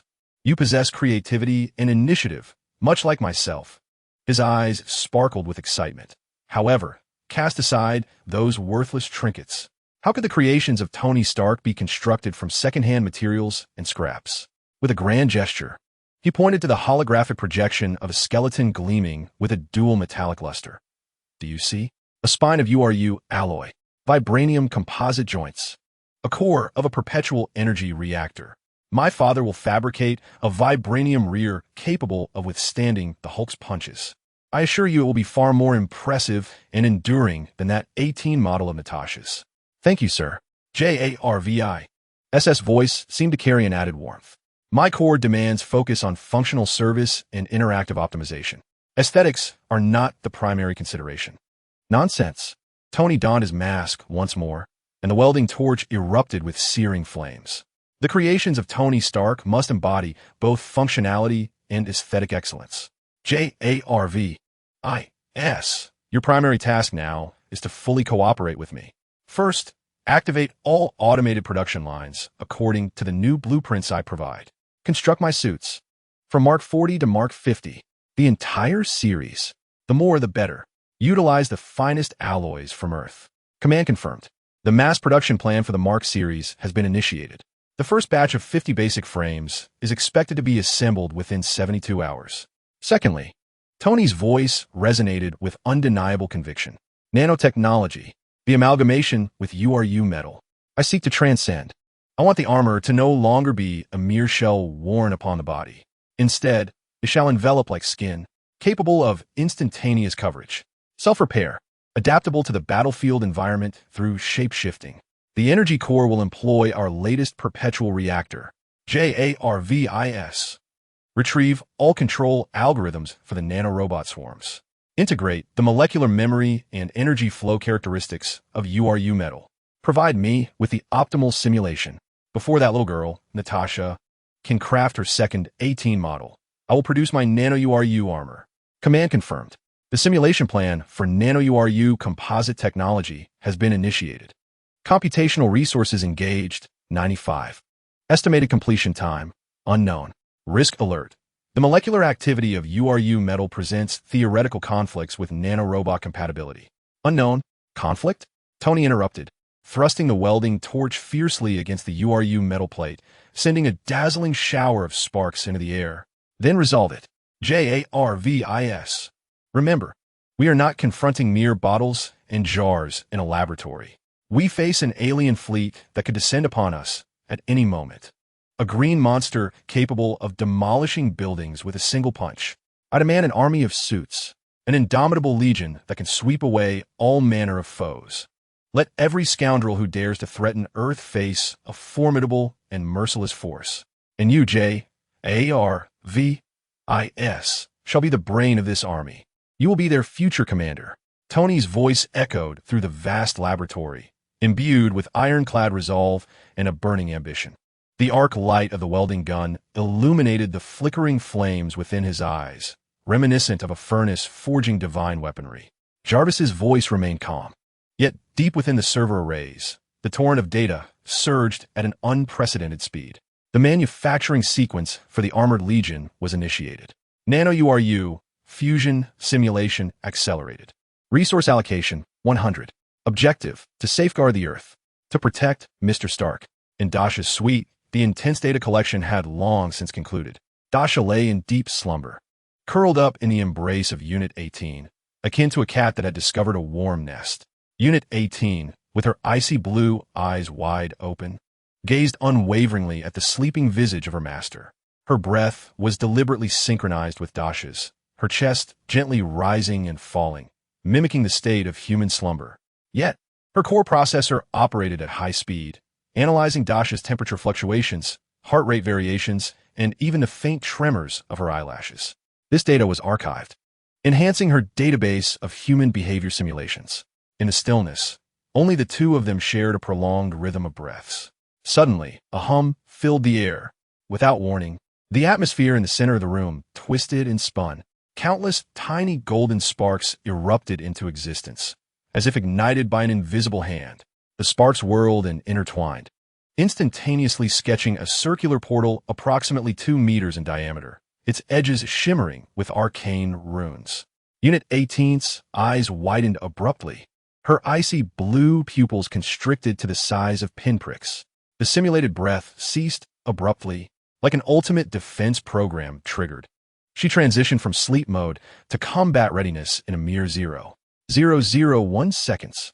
The arms that held Dasha loosened instantly, and she sprang forth like a tightly coiled spring. She landed firmly in front of Dasha, shielding her protectively. With a sizzling sound, ethereal blue plasma energy surged chaotically at Unit 18's fingertips. Compressed into a sphere the size of a fist, it radiated waves of destructive energy. The temperature in the room soared suddenly. The acrid scent of ionized air pervaded the atmosphere. Her cold blue gaze fixated intently on the forming portal, The intent to kill emanated like tangible ice. The portal stabilized, revealing not a void of darkness, but a serene chamber bathed in gentle light, suffused with the ancient fragrance of incense. A woman clad in a simple, bright yellow monk's robe, her serene countenance adorned with a bald head, stepped slowly through the threshold. Her footsteps were silent, as if treading upon the dust of time itself. It was the supreme sorceress, Ancient One. Ancient One's calm gaze swept over Unit 18, poised like a sentinel with energy cannons at the ready, then traversed beyond her shoulder to rest upon the still, slumbering Dasha. A gentle smile graced her lips, reminiscent of a spring breeze caressing an icy lake. "Relax, child." The voice of the Ancient One resonated with an ethereal tranquility, imbued with a soothing power. "I harbor no malice toward you. I merely wish to engage in conversation with your master, Miss Dasha." Her gaze returned to Subject 18, and within her deep, starry eyes, a glimmer of profound understanding flickered, a being of such uniqueness. Within the cold, mechanical shell resided a fervent soul, meticulously sculpted. Truly, a fascinating creation. Chapter 79. Kamartaj Dasha awoke from a frozen slumber, not from the chill of low temperatures, but from a penetrating cold that seeped into her very bones, as if her soul had been immersed in icy waters. She abruptly opened her eyes, only to find herself beneath a mottled ceiling of aged wood, marred with the cracks of time, instead of the familiar expanse of the starry sky. The air was heavy with the scent of aged timber, ghee lamps, and an unusual blend of herbs, creating a disquieting stillness. In an instant, she sprang upright. Her tactical instincts allowed her to scan the surroundings within a heartbeat. A cramped room, earthen yellow walls, a hard cot, a low table, and a ghee lamp flickering with a tiny flame. The sole window was obscured by a thick, deep blue curtain, allowing no light to penetrate. Subject 18 was nowhere to be found. No communicator, no weapon. Even her comfortable silk pajamas had been replaced with coarse linen trousers and a shirt. 18. Dasha called in a hushed tone, met only by the silence and the crackling of the wick. Cold sweat instantly soaked her back. Kidnapped. Who could have silently whisked her away under 18's watchful gaze? Asgard? Hydra? Or some even more terrifying entity? Fear coiled around her heart like a venomous serpent, but it was swiftly replaced by a surge of anger and vigilance. She took a deep breath, her eyes igniting with a brilliant blue light. Buzz! The space warped violently. The silver-haired maiden vanished in an instant. In her place stood the knight, King Arthur Pendragon, clad in silver armor against a blue backdrop. Her eyes as cold as distant stars. An invisible barrier of wind encircled her, distorting the light and rendering her form almost imperceptible. With her right hand poised, an intangible holy sword, infused with the tempestuous power of the storm, coalesced instantly, its tip aimed squarely at the door. The overwhelming presence of a sovereign, mingled with a fierce intent to kill, filled the confined space. "Who?" Dasha's voice was as cold as steel, imbued with undeniable authority. "Show yourself." Creak. The old wooden door was gently pushed open. Instead of the anticipated clash of blades or energy blasts, a figure clad in a simple, bright yellow monk's robe, with a serene expression and a shaved head, entered, carrying a steaming clay tea tray, as if visiting casually. It was none other than the Ancient One. "Awake, are we?" The Ancient One's voice was calm and warm, as if oblivious to Dasha's battle-ready stance. She placed the tea tray upon the low table and settled herself cross-legged, gracefully pouring 2 cups of steaming tea into rustic clay cups. "Would you care to taste?" she offered. The golden-petaled snow lotus that blooms above the Himalayan snow line only once every decade. It clears the mind, sharpens the vision, and can even soothe your nerves. Dasha's pupils constricted sharply. Her fingers, gripping an invisible sword's hilt, turned pale from exertion. "Ancient One, how could she be here? Where is this place?" She forced herself to remain calm, channeling the power of the Wind King's barrier to its utmost, vigilantly sensing every fluctuation of energy in her surroundings. "Ancient One, what does this mean? Abduction? Abduction?" The Ancient One gently blew on the steam, rising from her cup, took a sip, and a hint of a teasing smile graced her lips. "Miss Dasha, you exaggerate.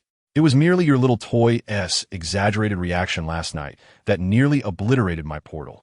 To avoid unnecessary conflict, I had to invite you to Kamartaj for a cup of tea and a chat." She set down her cup, her tranquil gaze fixed on Dasha, her profound eyes seeming to penetrate the distortion of the Wind King's barrier, gazing into her very soul. As for judgment, the Ancient One slightly shook her head. I'm not a judge, nor are you a sinner. I am merely curious about the peculiar magical fluctuations within you, which do not belong to this world. Dasha's heart plummeted. Magical fluctuations? The system? How could she possibly know?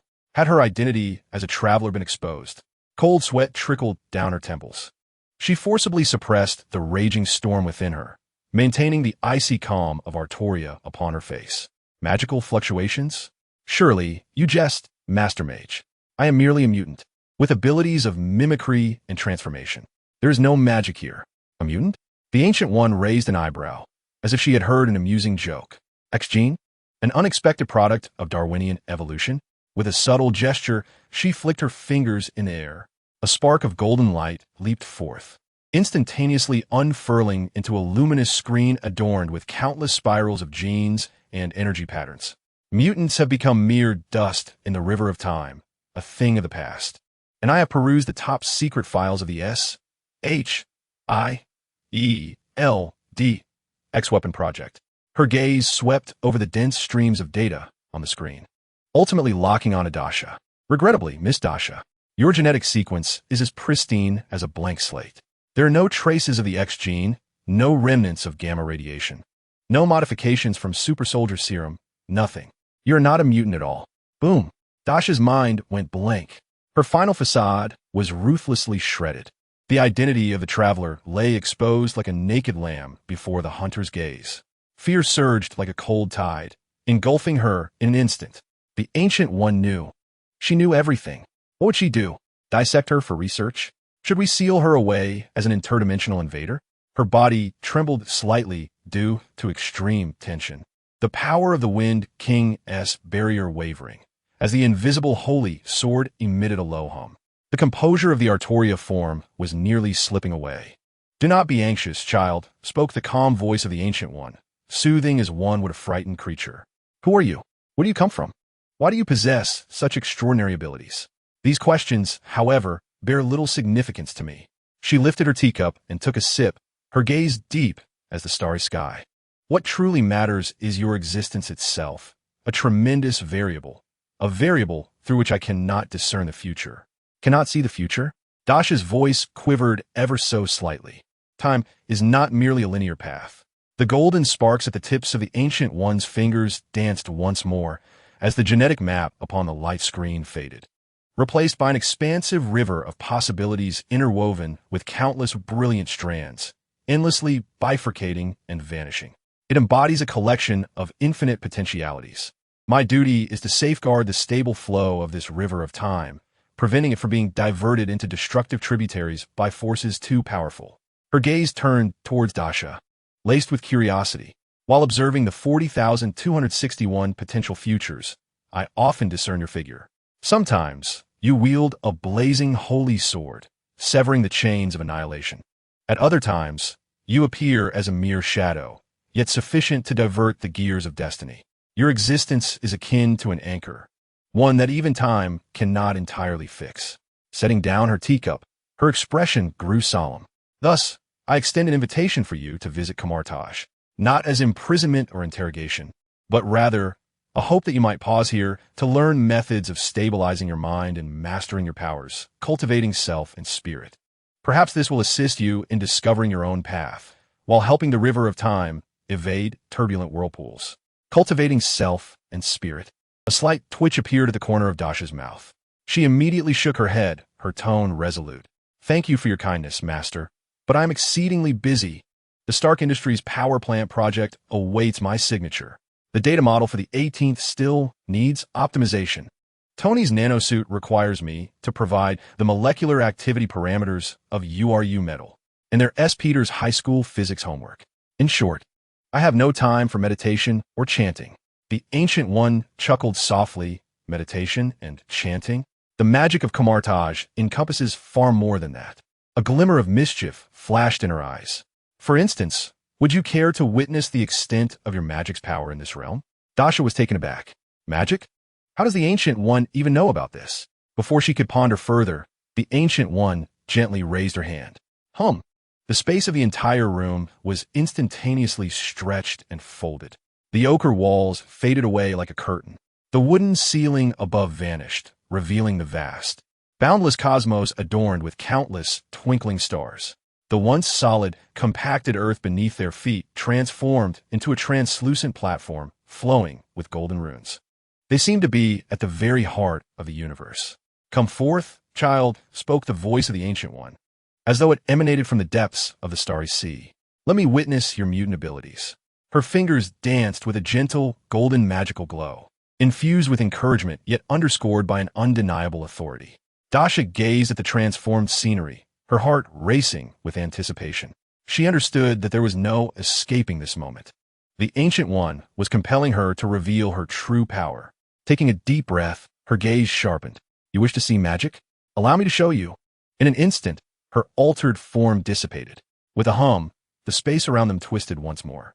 The knight clad in blue and silver armor vanished, replaced by a resplendent sorceress garbed in deep purple robes, wielding an oak staff entwined with golden runes. Her cascading purple hair framed a countenance both proud and enigmatic. "Medea. Since the mage wishes to witness my prowess," Dasha's voice brimmed with a hint of frustration and indomitable spirit. "Let it be as you desire." She raised her oak staff high, its gem-tipped point erupting in a blinding display of violet light. The divine, magical circuits within her, drawn from the eternal flame, surged into a frenzied operation. Arcane words poured forth from her lips in rapid succession, an ancient and obscure incantation infused with divine power echoing through the starry expanse. "Heed my command. Lock of space. Shatter. Anchor of dimensions. Be released. In the name of Medea. Manifest here. Chaotic vortex. Devourer of stars. The void of infinitude. Open."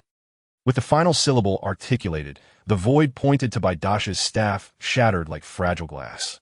A colossal black hole, over 10 meters in diameter and flickering with violent purple lightning, instantaneously took form. Within the black hole, darkness was not merely absent. It roiled and seethed with chaotic energy akin to molten lava.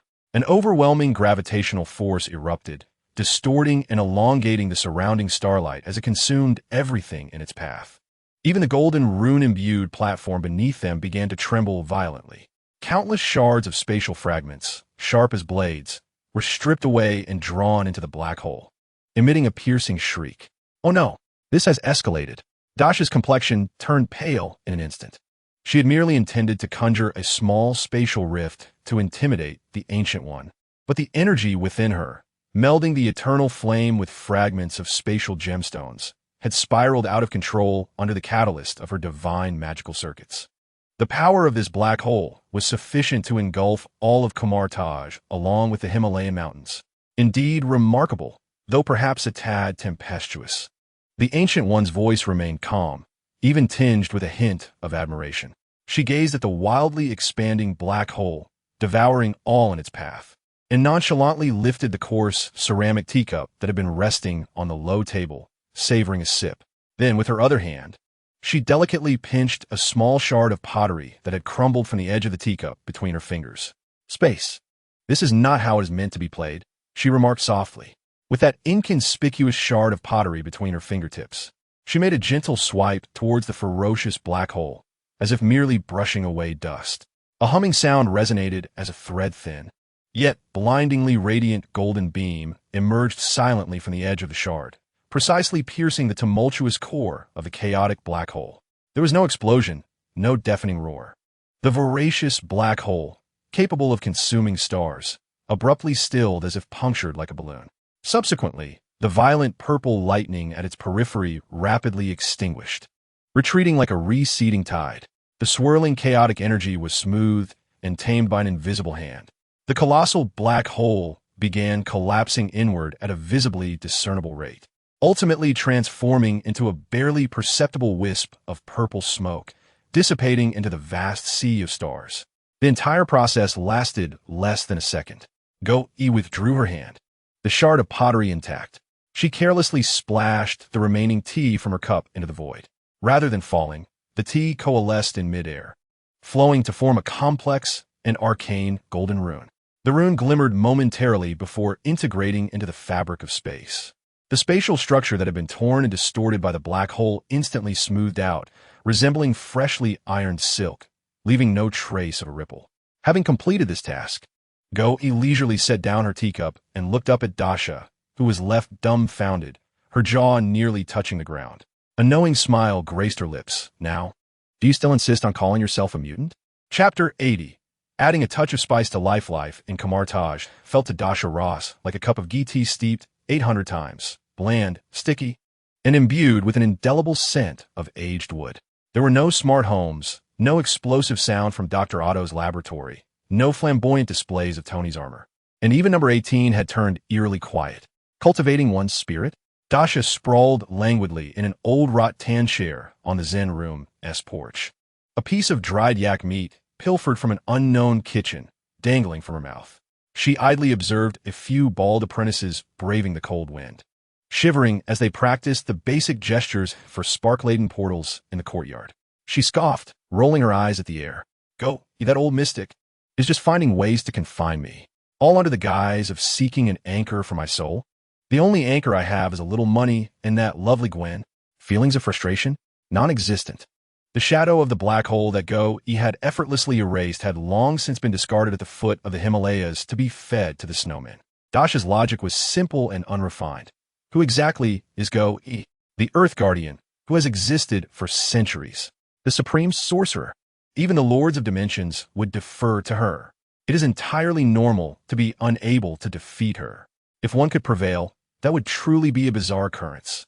Dasha is not the quintessential protagonist from a spirited manga, compelled to triumph against overwhelming odds for the thrill of it. Recognizing one's limitations and adopting a laid-back approach is the essence of survival wisdom. However, one must ponder, had the Ancient One not perished in the film, would the Purple Yam spirit have dared to invade Earth? The tragic demise of the Ancient One, forced by the scriptwriters, is a stark reality. As for mastering the magic of Camartage, Dasha merely scoffs. She has attempted it. The Ancient One handed her a tome thicker than an encyclopedia titled Fundamental Meditation and Energy Guidance of the Vishani. The cover depicted 3 deities that resembled the abstract scribbles of a drunken Picasso. After flipping through less than 3 pages, she was lulled into a stupor by the convoluted Sanskrit incantations and the esoteric theories. The last time she awoke, her drool nearly soaked the pages into a soggy mess.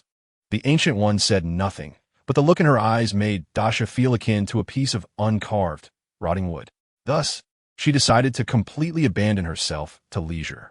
Each day, she slept until the sun was high in the sky, wandering aimlessly through the labyrinthine corridors and courtyards of Camartage, justifying it as familiarizing herself with the surroundings.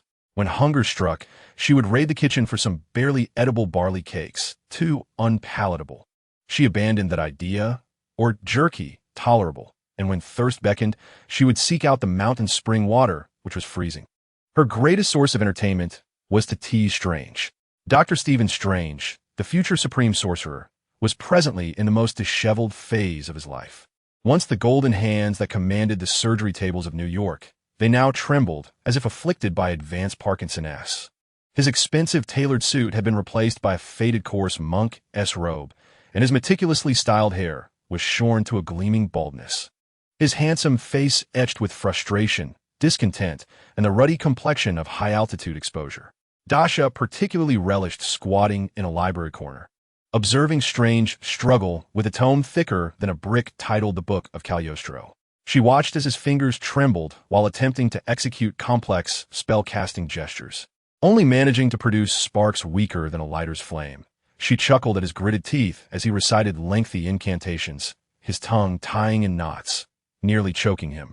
And she found entertainment in witnessing him being chastised by Wong, who rapped his knuckles with a ruler, admonishing him for being restless and unlikely to achieve greatness.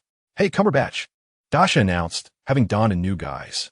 Her fiery red cheepow had slits high enough to reveal her thighs as she leaned against the bookshelf, tossing a barley dumpling pilfered from a kitchen.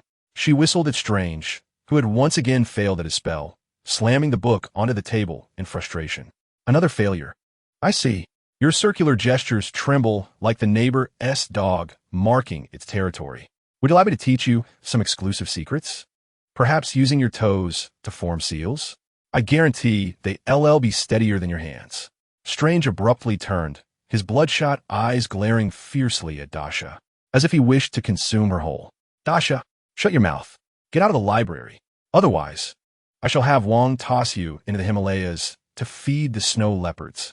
His voice trembled with fury. TSK, such a temper. Dasha remained unfazed. Taking a few steps closer, her fiery red hair nearly brushing against Strange's bald head. Failure is but the mother of success. Look at me, just yesterday. While attempting to establish a temperature-regulating barrier in my room, I inadvertently transmuted Master Guyi's teapot into a gold ingot. Yet, she did not punish me. Relax. Here, have a dumpling to soothe your anger. She extended a slightly misshapen barley dumpling towards him. Strange gazed at the dubious morsel, smeared with mysterious grease, his stomach roiling.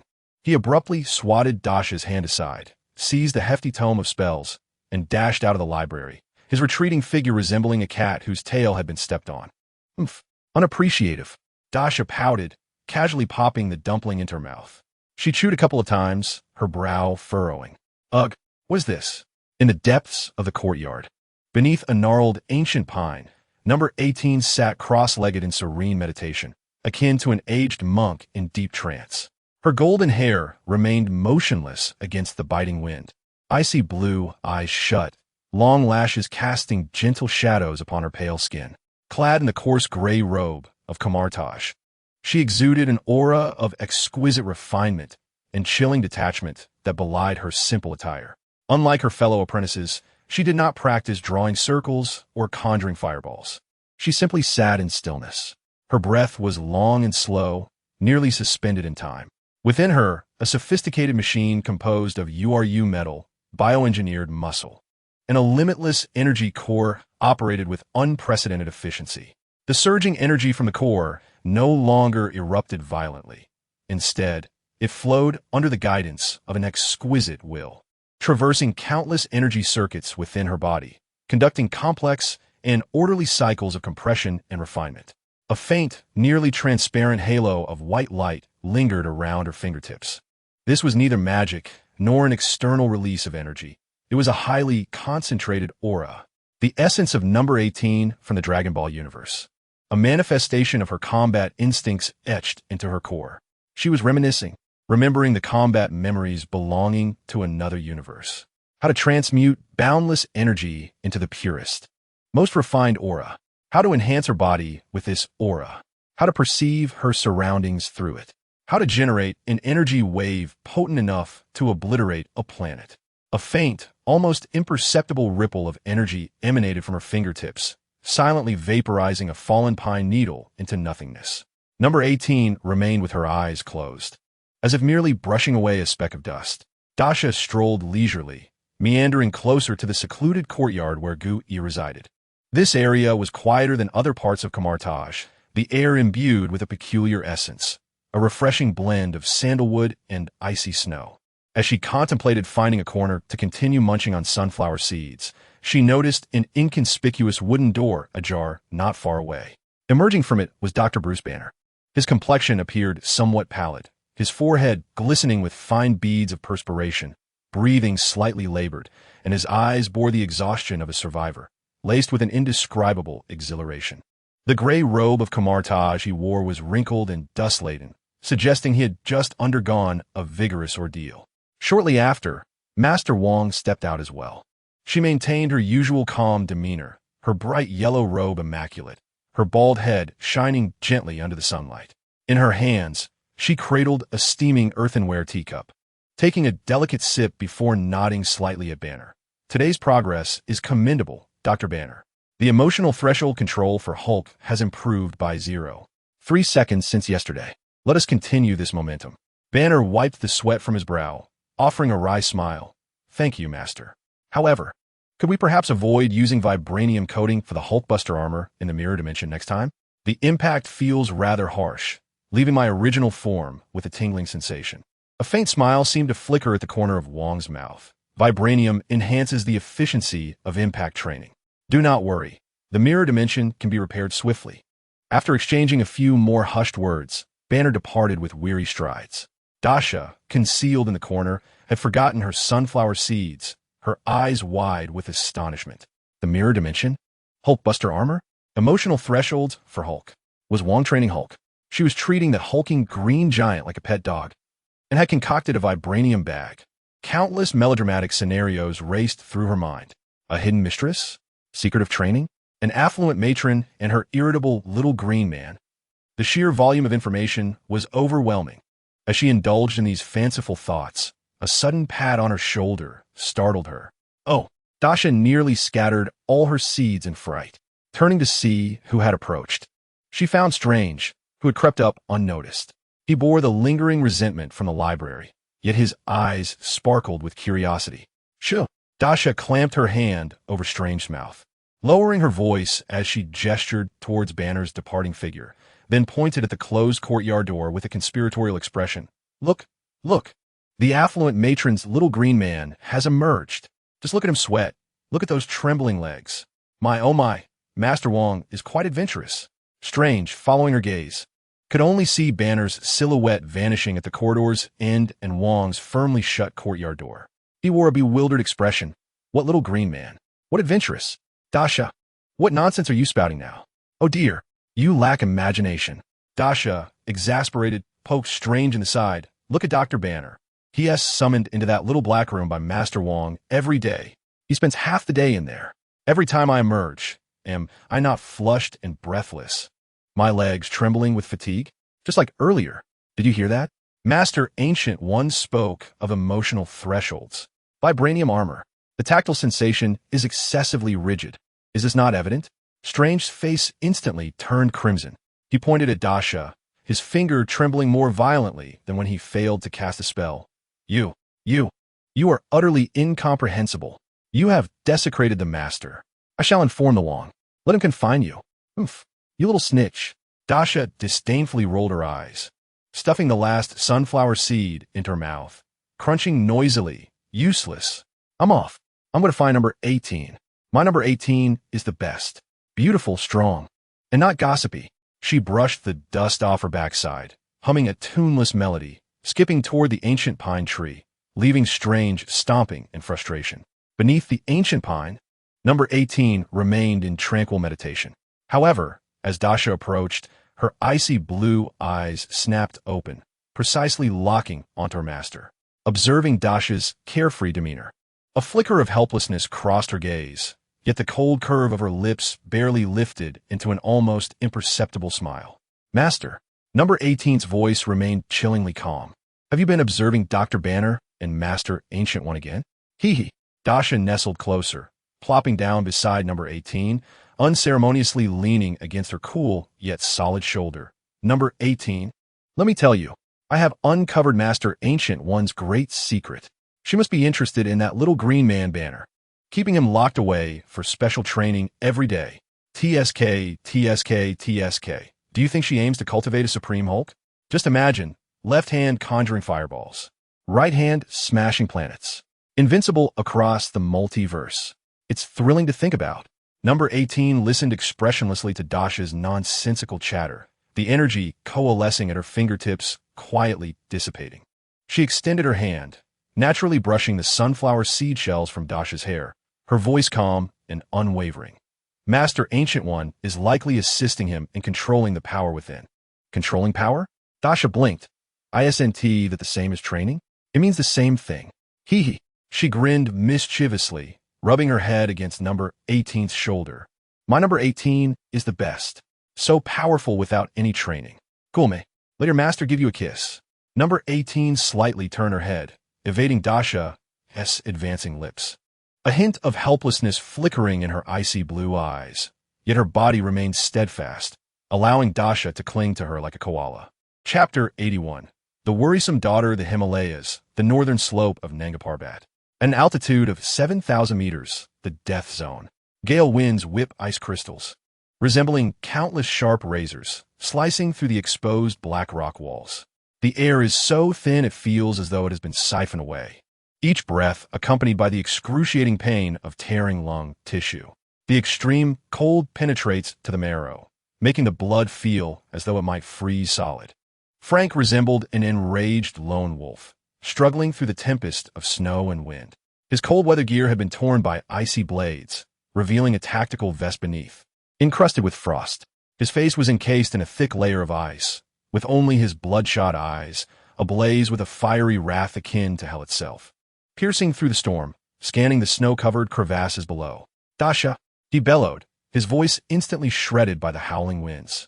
The only response was the ominous crack of breaking ice and the low rumble of avalanches. It had been 2 weeks, a full fortnight, ever since that little rascal Dasha had cryptically mentioned over the phone that she was playing in the mountains and not to worry. She had vanished without a trace. Frank felt as though every nerve in his body was being seared by the fires of hell. He had exhausted all his connections, scoured every surveillance camera in New York, and even enlisted Tony to employ Stark Industries' global thermal imaging scans. Ultimately, it was Nick Fury, that black-hearted rogue, who, under pressure from the Security Council, utilized SHIELD's most advanced surveillance system to extract Dasha's last signal from the chaotic energy interference, a location in the Himalayas, near the Nanga Parbat Peak. Without a moment's hesitation, Frank abandoned all his tasks and sped from New York to Kathmandu, Nepal, in his infernal vehicle. He then abandoned the car and trekked into this deathly realm, deemed off-limits even by the most seasoned mountaineers. For 7 days, he struggled amidst crevasses, avalanches, oxygen deprivation, and bone-chilling cold. He combed through every ice cliff and fissure within dozens of square kilometers surrounding the signal source. He blasted through ice with a shotgun, melted snow with incendiary grenades, even summoned hellfire to scorch the frozen ground. Yet he found nothing.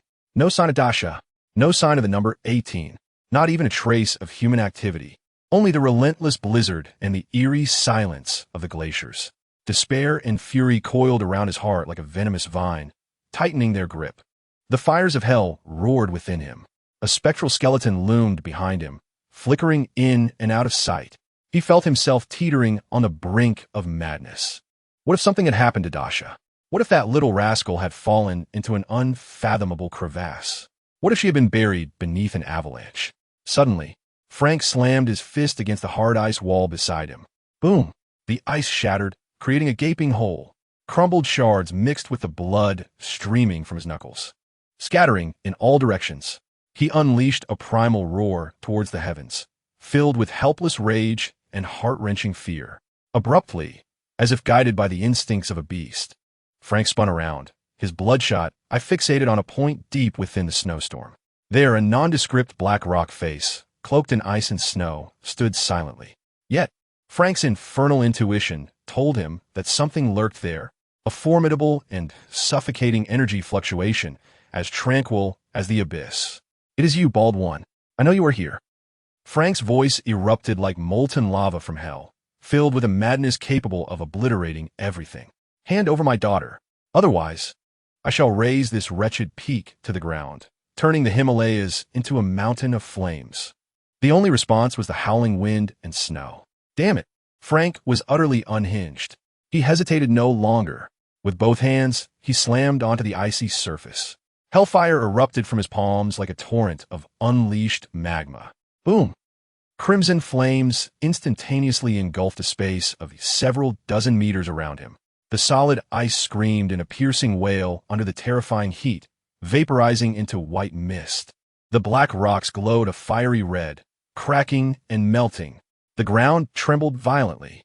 Enormous fissures spread like a spider's web across the ice. The entire glacier seemed to moan under the roar of hellfire. "Come out, you coward!" Frank bellowed, a burning skull manifesting in the flames, with a frenzied fire dancing in its eye sockets, consuming all. He raised his blazing fist high, gathering a ball of hellfire potent enough to melt tank armor, ready to hurl it at the black rock wall.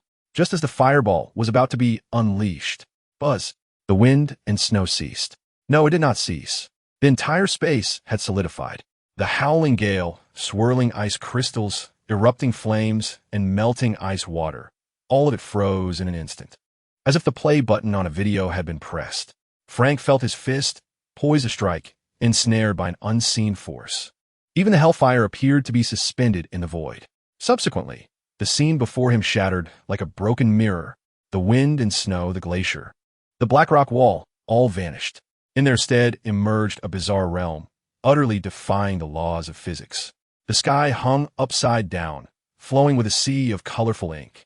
The ground was a patchwork of countless spinning geometric shapes, reminiscent of kaleidoscopic fragments. Enormous clock gears floated in midair, their hands spinning backward in a wild frenzy. Burning icebergs intertwined with frozen waterfalls. In the distance, a towering spire, constructed from innumerable floating magic tomes, pierced the clouds. Here, there was no up or down, no direction of gravity, only a space twisted to the utmost chaos. A mirrored realm. Frank's burning skeletal eyes fixated intently ahead. At the center of this chaotic expanse, a bald woman clad in a bright yellow monk's robe sat cross-legged, suspended upon a floating, shape-shifting platform of ice crystals. Before her lay an ancient wooden table, atop which rested a rustic tea set. She was leisurely brewing tea. Mr. Frank Castor. The voice of Ancient One was calm and unperturbed, as if hosting guests in her own backyard. The snow melt of the Himalayas, paired with golden-petaled snow lotus, served to purify the heart and quell the fire within. Would you care for a cup? She lifted a steaming cup of tea, subtly gesturing towards Frank. Where's my daughter?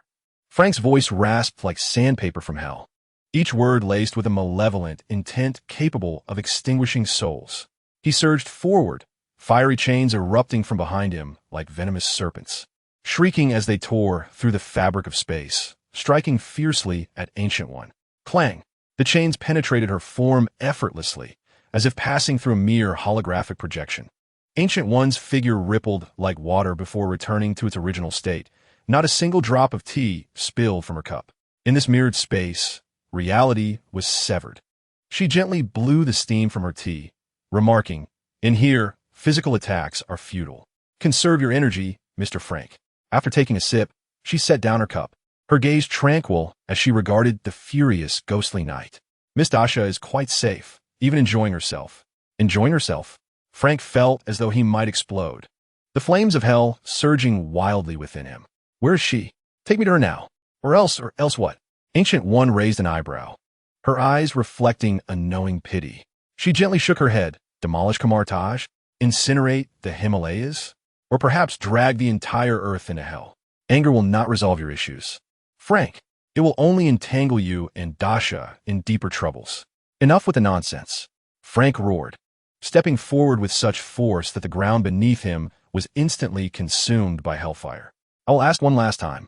Where's Dasha? Observing his volatile demeanor, Ancient One sighed softly, stubborn as a mule. She extended her right index finger towards Frank and gently tapped. Pause. No cataclysmic energy erupted, nor did brilliant light radiate forth. Yet Frank felt an irresistible, overwhelming will penetrate his burning skeletal form, directly impacting the core of his soul. Frank emitted a horrifying, distorted wail, feeling as though an invisible hand were brutally extracting his soul from his body. His burning skeletal form stiffened instantly. The hellfire snuffed out like a candle extinguished.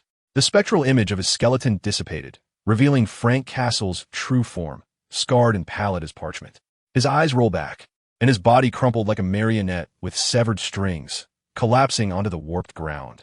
Meanwhile, his soul, an ethereal silhouette, was forcibly separated, suspended in midair by that overwhelming force. He gazed in terror at his unconscious body below, then turned to face the serene Ancient One, who continued to brew tea with an unflinching calmness. A profound sense of fear and helplessness surged from the depths of his soul. At that moment, Ancient One's voice resonated as if descending from the heavens, tranquil yet imbued with an undeniable authority. Can you listen to me carefully, Mr. Frank Castle? In the realm of tarot, there was no biting chill of the Himalayas, nor the ancient solemnity of Kamartaj. The sunlight was warm, akin to melted gold, bathing a valley embraced by majestic mountains, reminiscent of a hidden paradise. The air was suffused with an unusual fragrance of verdant flora and moist vapors. In the distance, a shimmering lake sparkled like a sapphire embedded in the emerald earth, reflecting the crystal-clear sky and clouds resembling cotton candy. Nearby, rice paddies sprawled like a golden chessboard at the foot of the mountains, interspersed with quaint villages adorned with white walls and dark tiles, where the tendrils of smoke curled upward, accompanied by the sounds of chickens and dogs. At the heart of the village lay an open space, resplendent with an array of unknown, vividly colored flowers. Wow, so soft, so comfortable. Dasha sprawled unabashedly atop the back of a colossal chelan.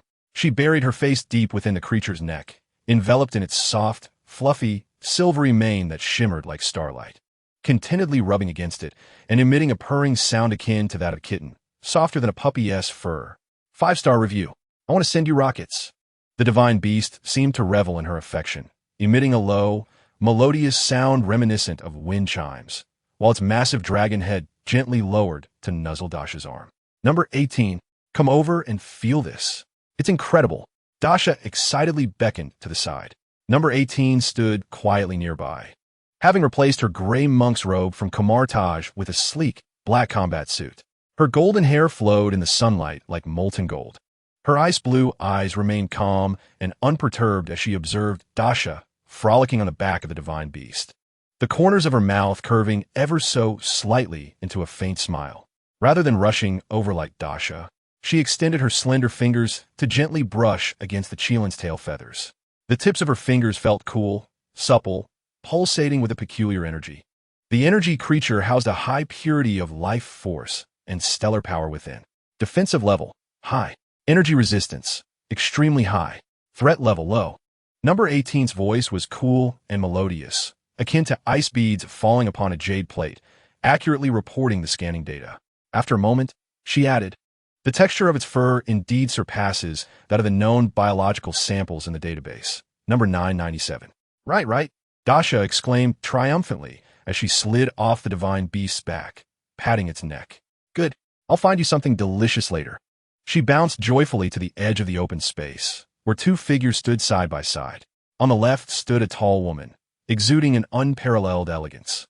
She wore a deep green gown, woven like vines and luminous night, which accentuated her breathtaking curves. Her long, dark green hair cascades down to her waist like a waterfall, the tips adorned with delicate glimmers of light. Her visage is exquisitely sculpted, akin to a deity, yet within her deep, jade-like eyes, reminiscent of a frigid pool, lies the weight of countless ages and an almost imperceptible tenderness.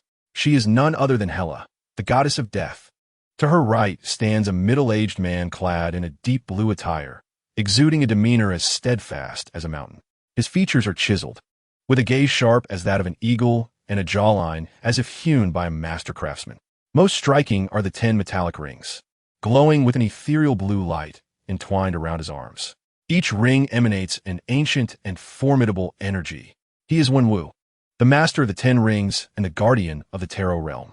In this moment, Hela bears none of the icy visage of death and destruction ascribed to her in Asgardian lore. A faint smile graces her lips as she extends her slender fingers, the tips swirling with the green-hued essence of death, weaving a garland of resplendent blossoms into a delicate crown. When we look, she speaks, her voice cool yet tinged with a rare softness. As she gently places the crown upon his head, binding the light of life with her deathly powers, she muses. Is it not far more beautiful than mundane gold and silver jewels? She tilts her head slightly, her jade eyes sparkling like stars.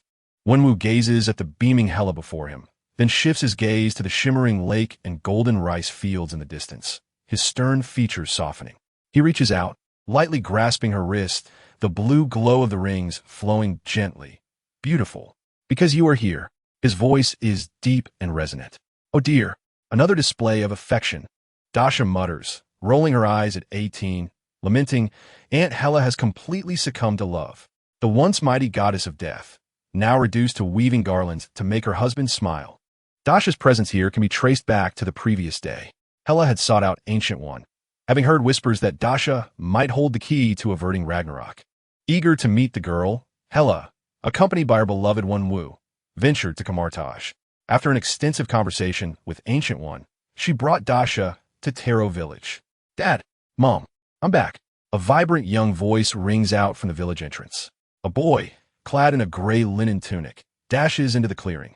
He appears to be around 17 or 18, fit and with a healthy tan, his hair cropped short and neat. His face alight with sunshine and his eyes brimming with vigor. He is Shang-Chi, the son of Wenwu and Hela. As he sets down his heavy burden and looks up, he spots a silver-haired girl in the center of the clearing, making faces at his parents. What the? Shang-Chi's eyes widen in shock, his jaw nearly dropping to the ground. Dasha, what are you doing in my house? No, wait. How are you in Taro? Dasha was momentarily stunned, gazing at the weary youth before her, blinking in surprise. Shang-Chi, you little rascal, what are you doing here? Weren't you delivering takeout for Kunlun? Delivering takeout, my foot. Shang-Chi retorted, gesturing around him. This is my home, Taro, my parents' domain.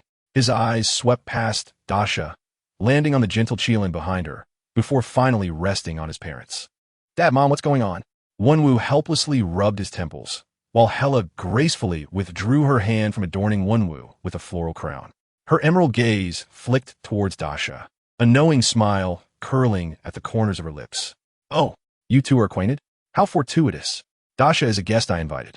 She was causing quite a ruckus at Kamar Taj, driving Master Wong to distraction, so I brought her here for some tranquility and self-cultivation. Self-cultivation? Shang-Chi exclaimed, observing Dasha's exuberant demeanor as she seemed ready to leap onto the Qilin's back in delight, his lips twitching uncontrollably.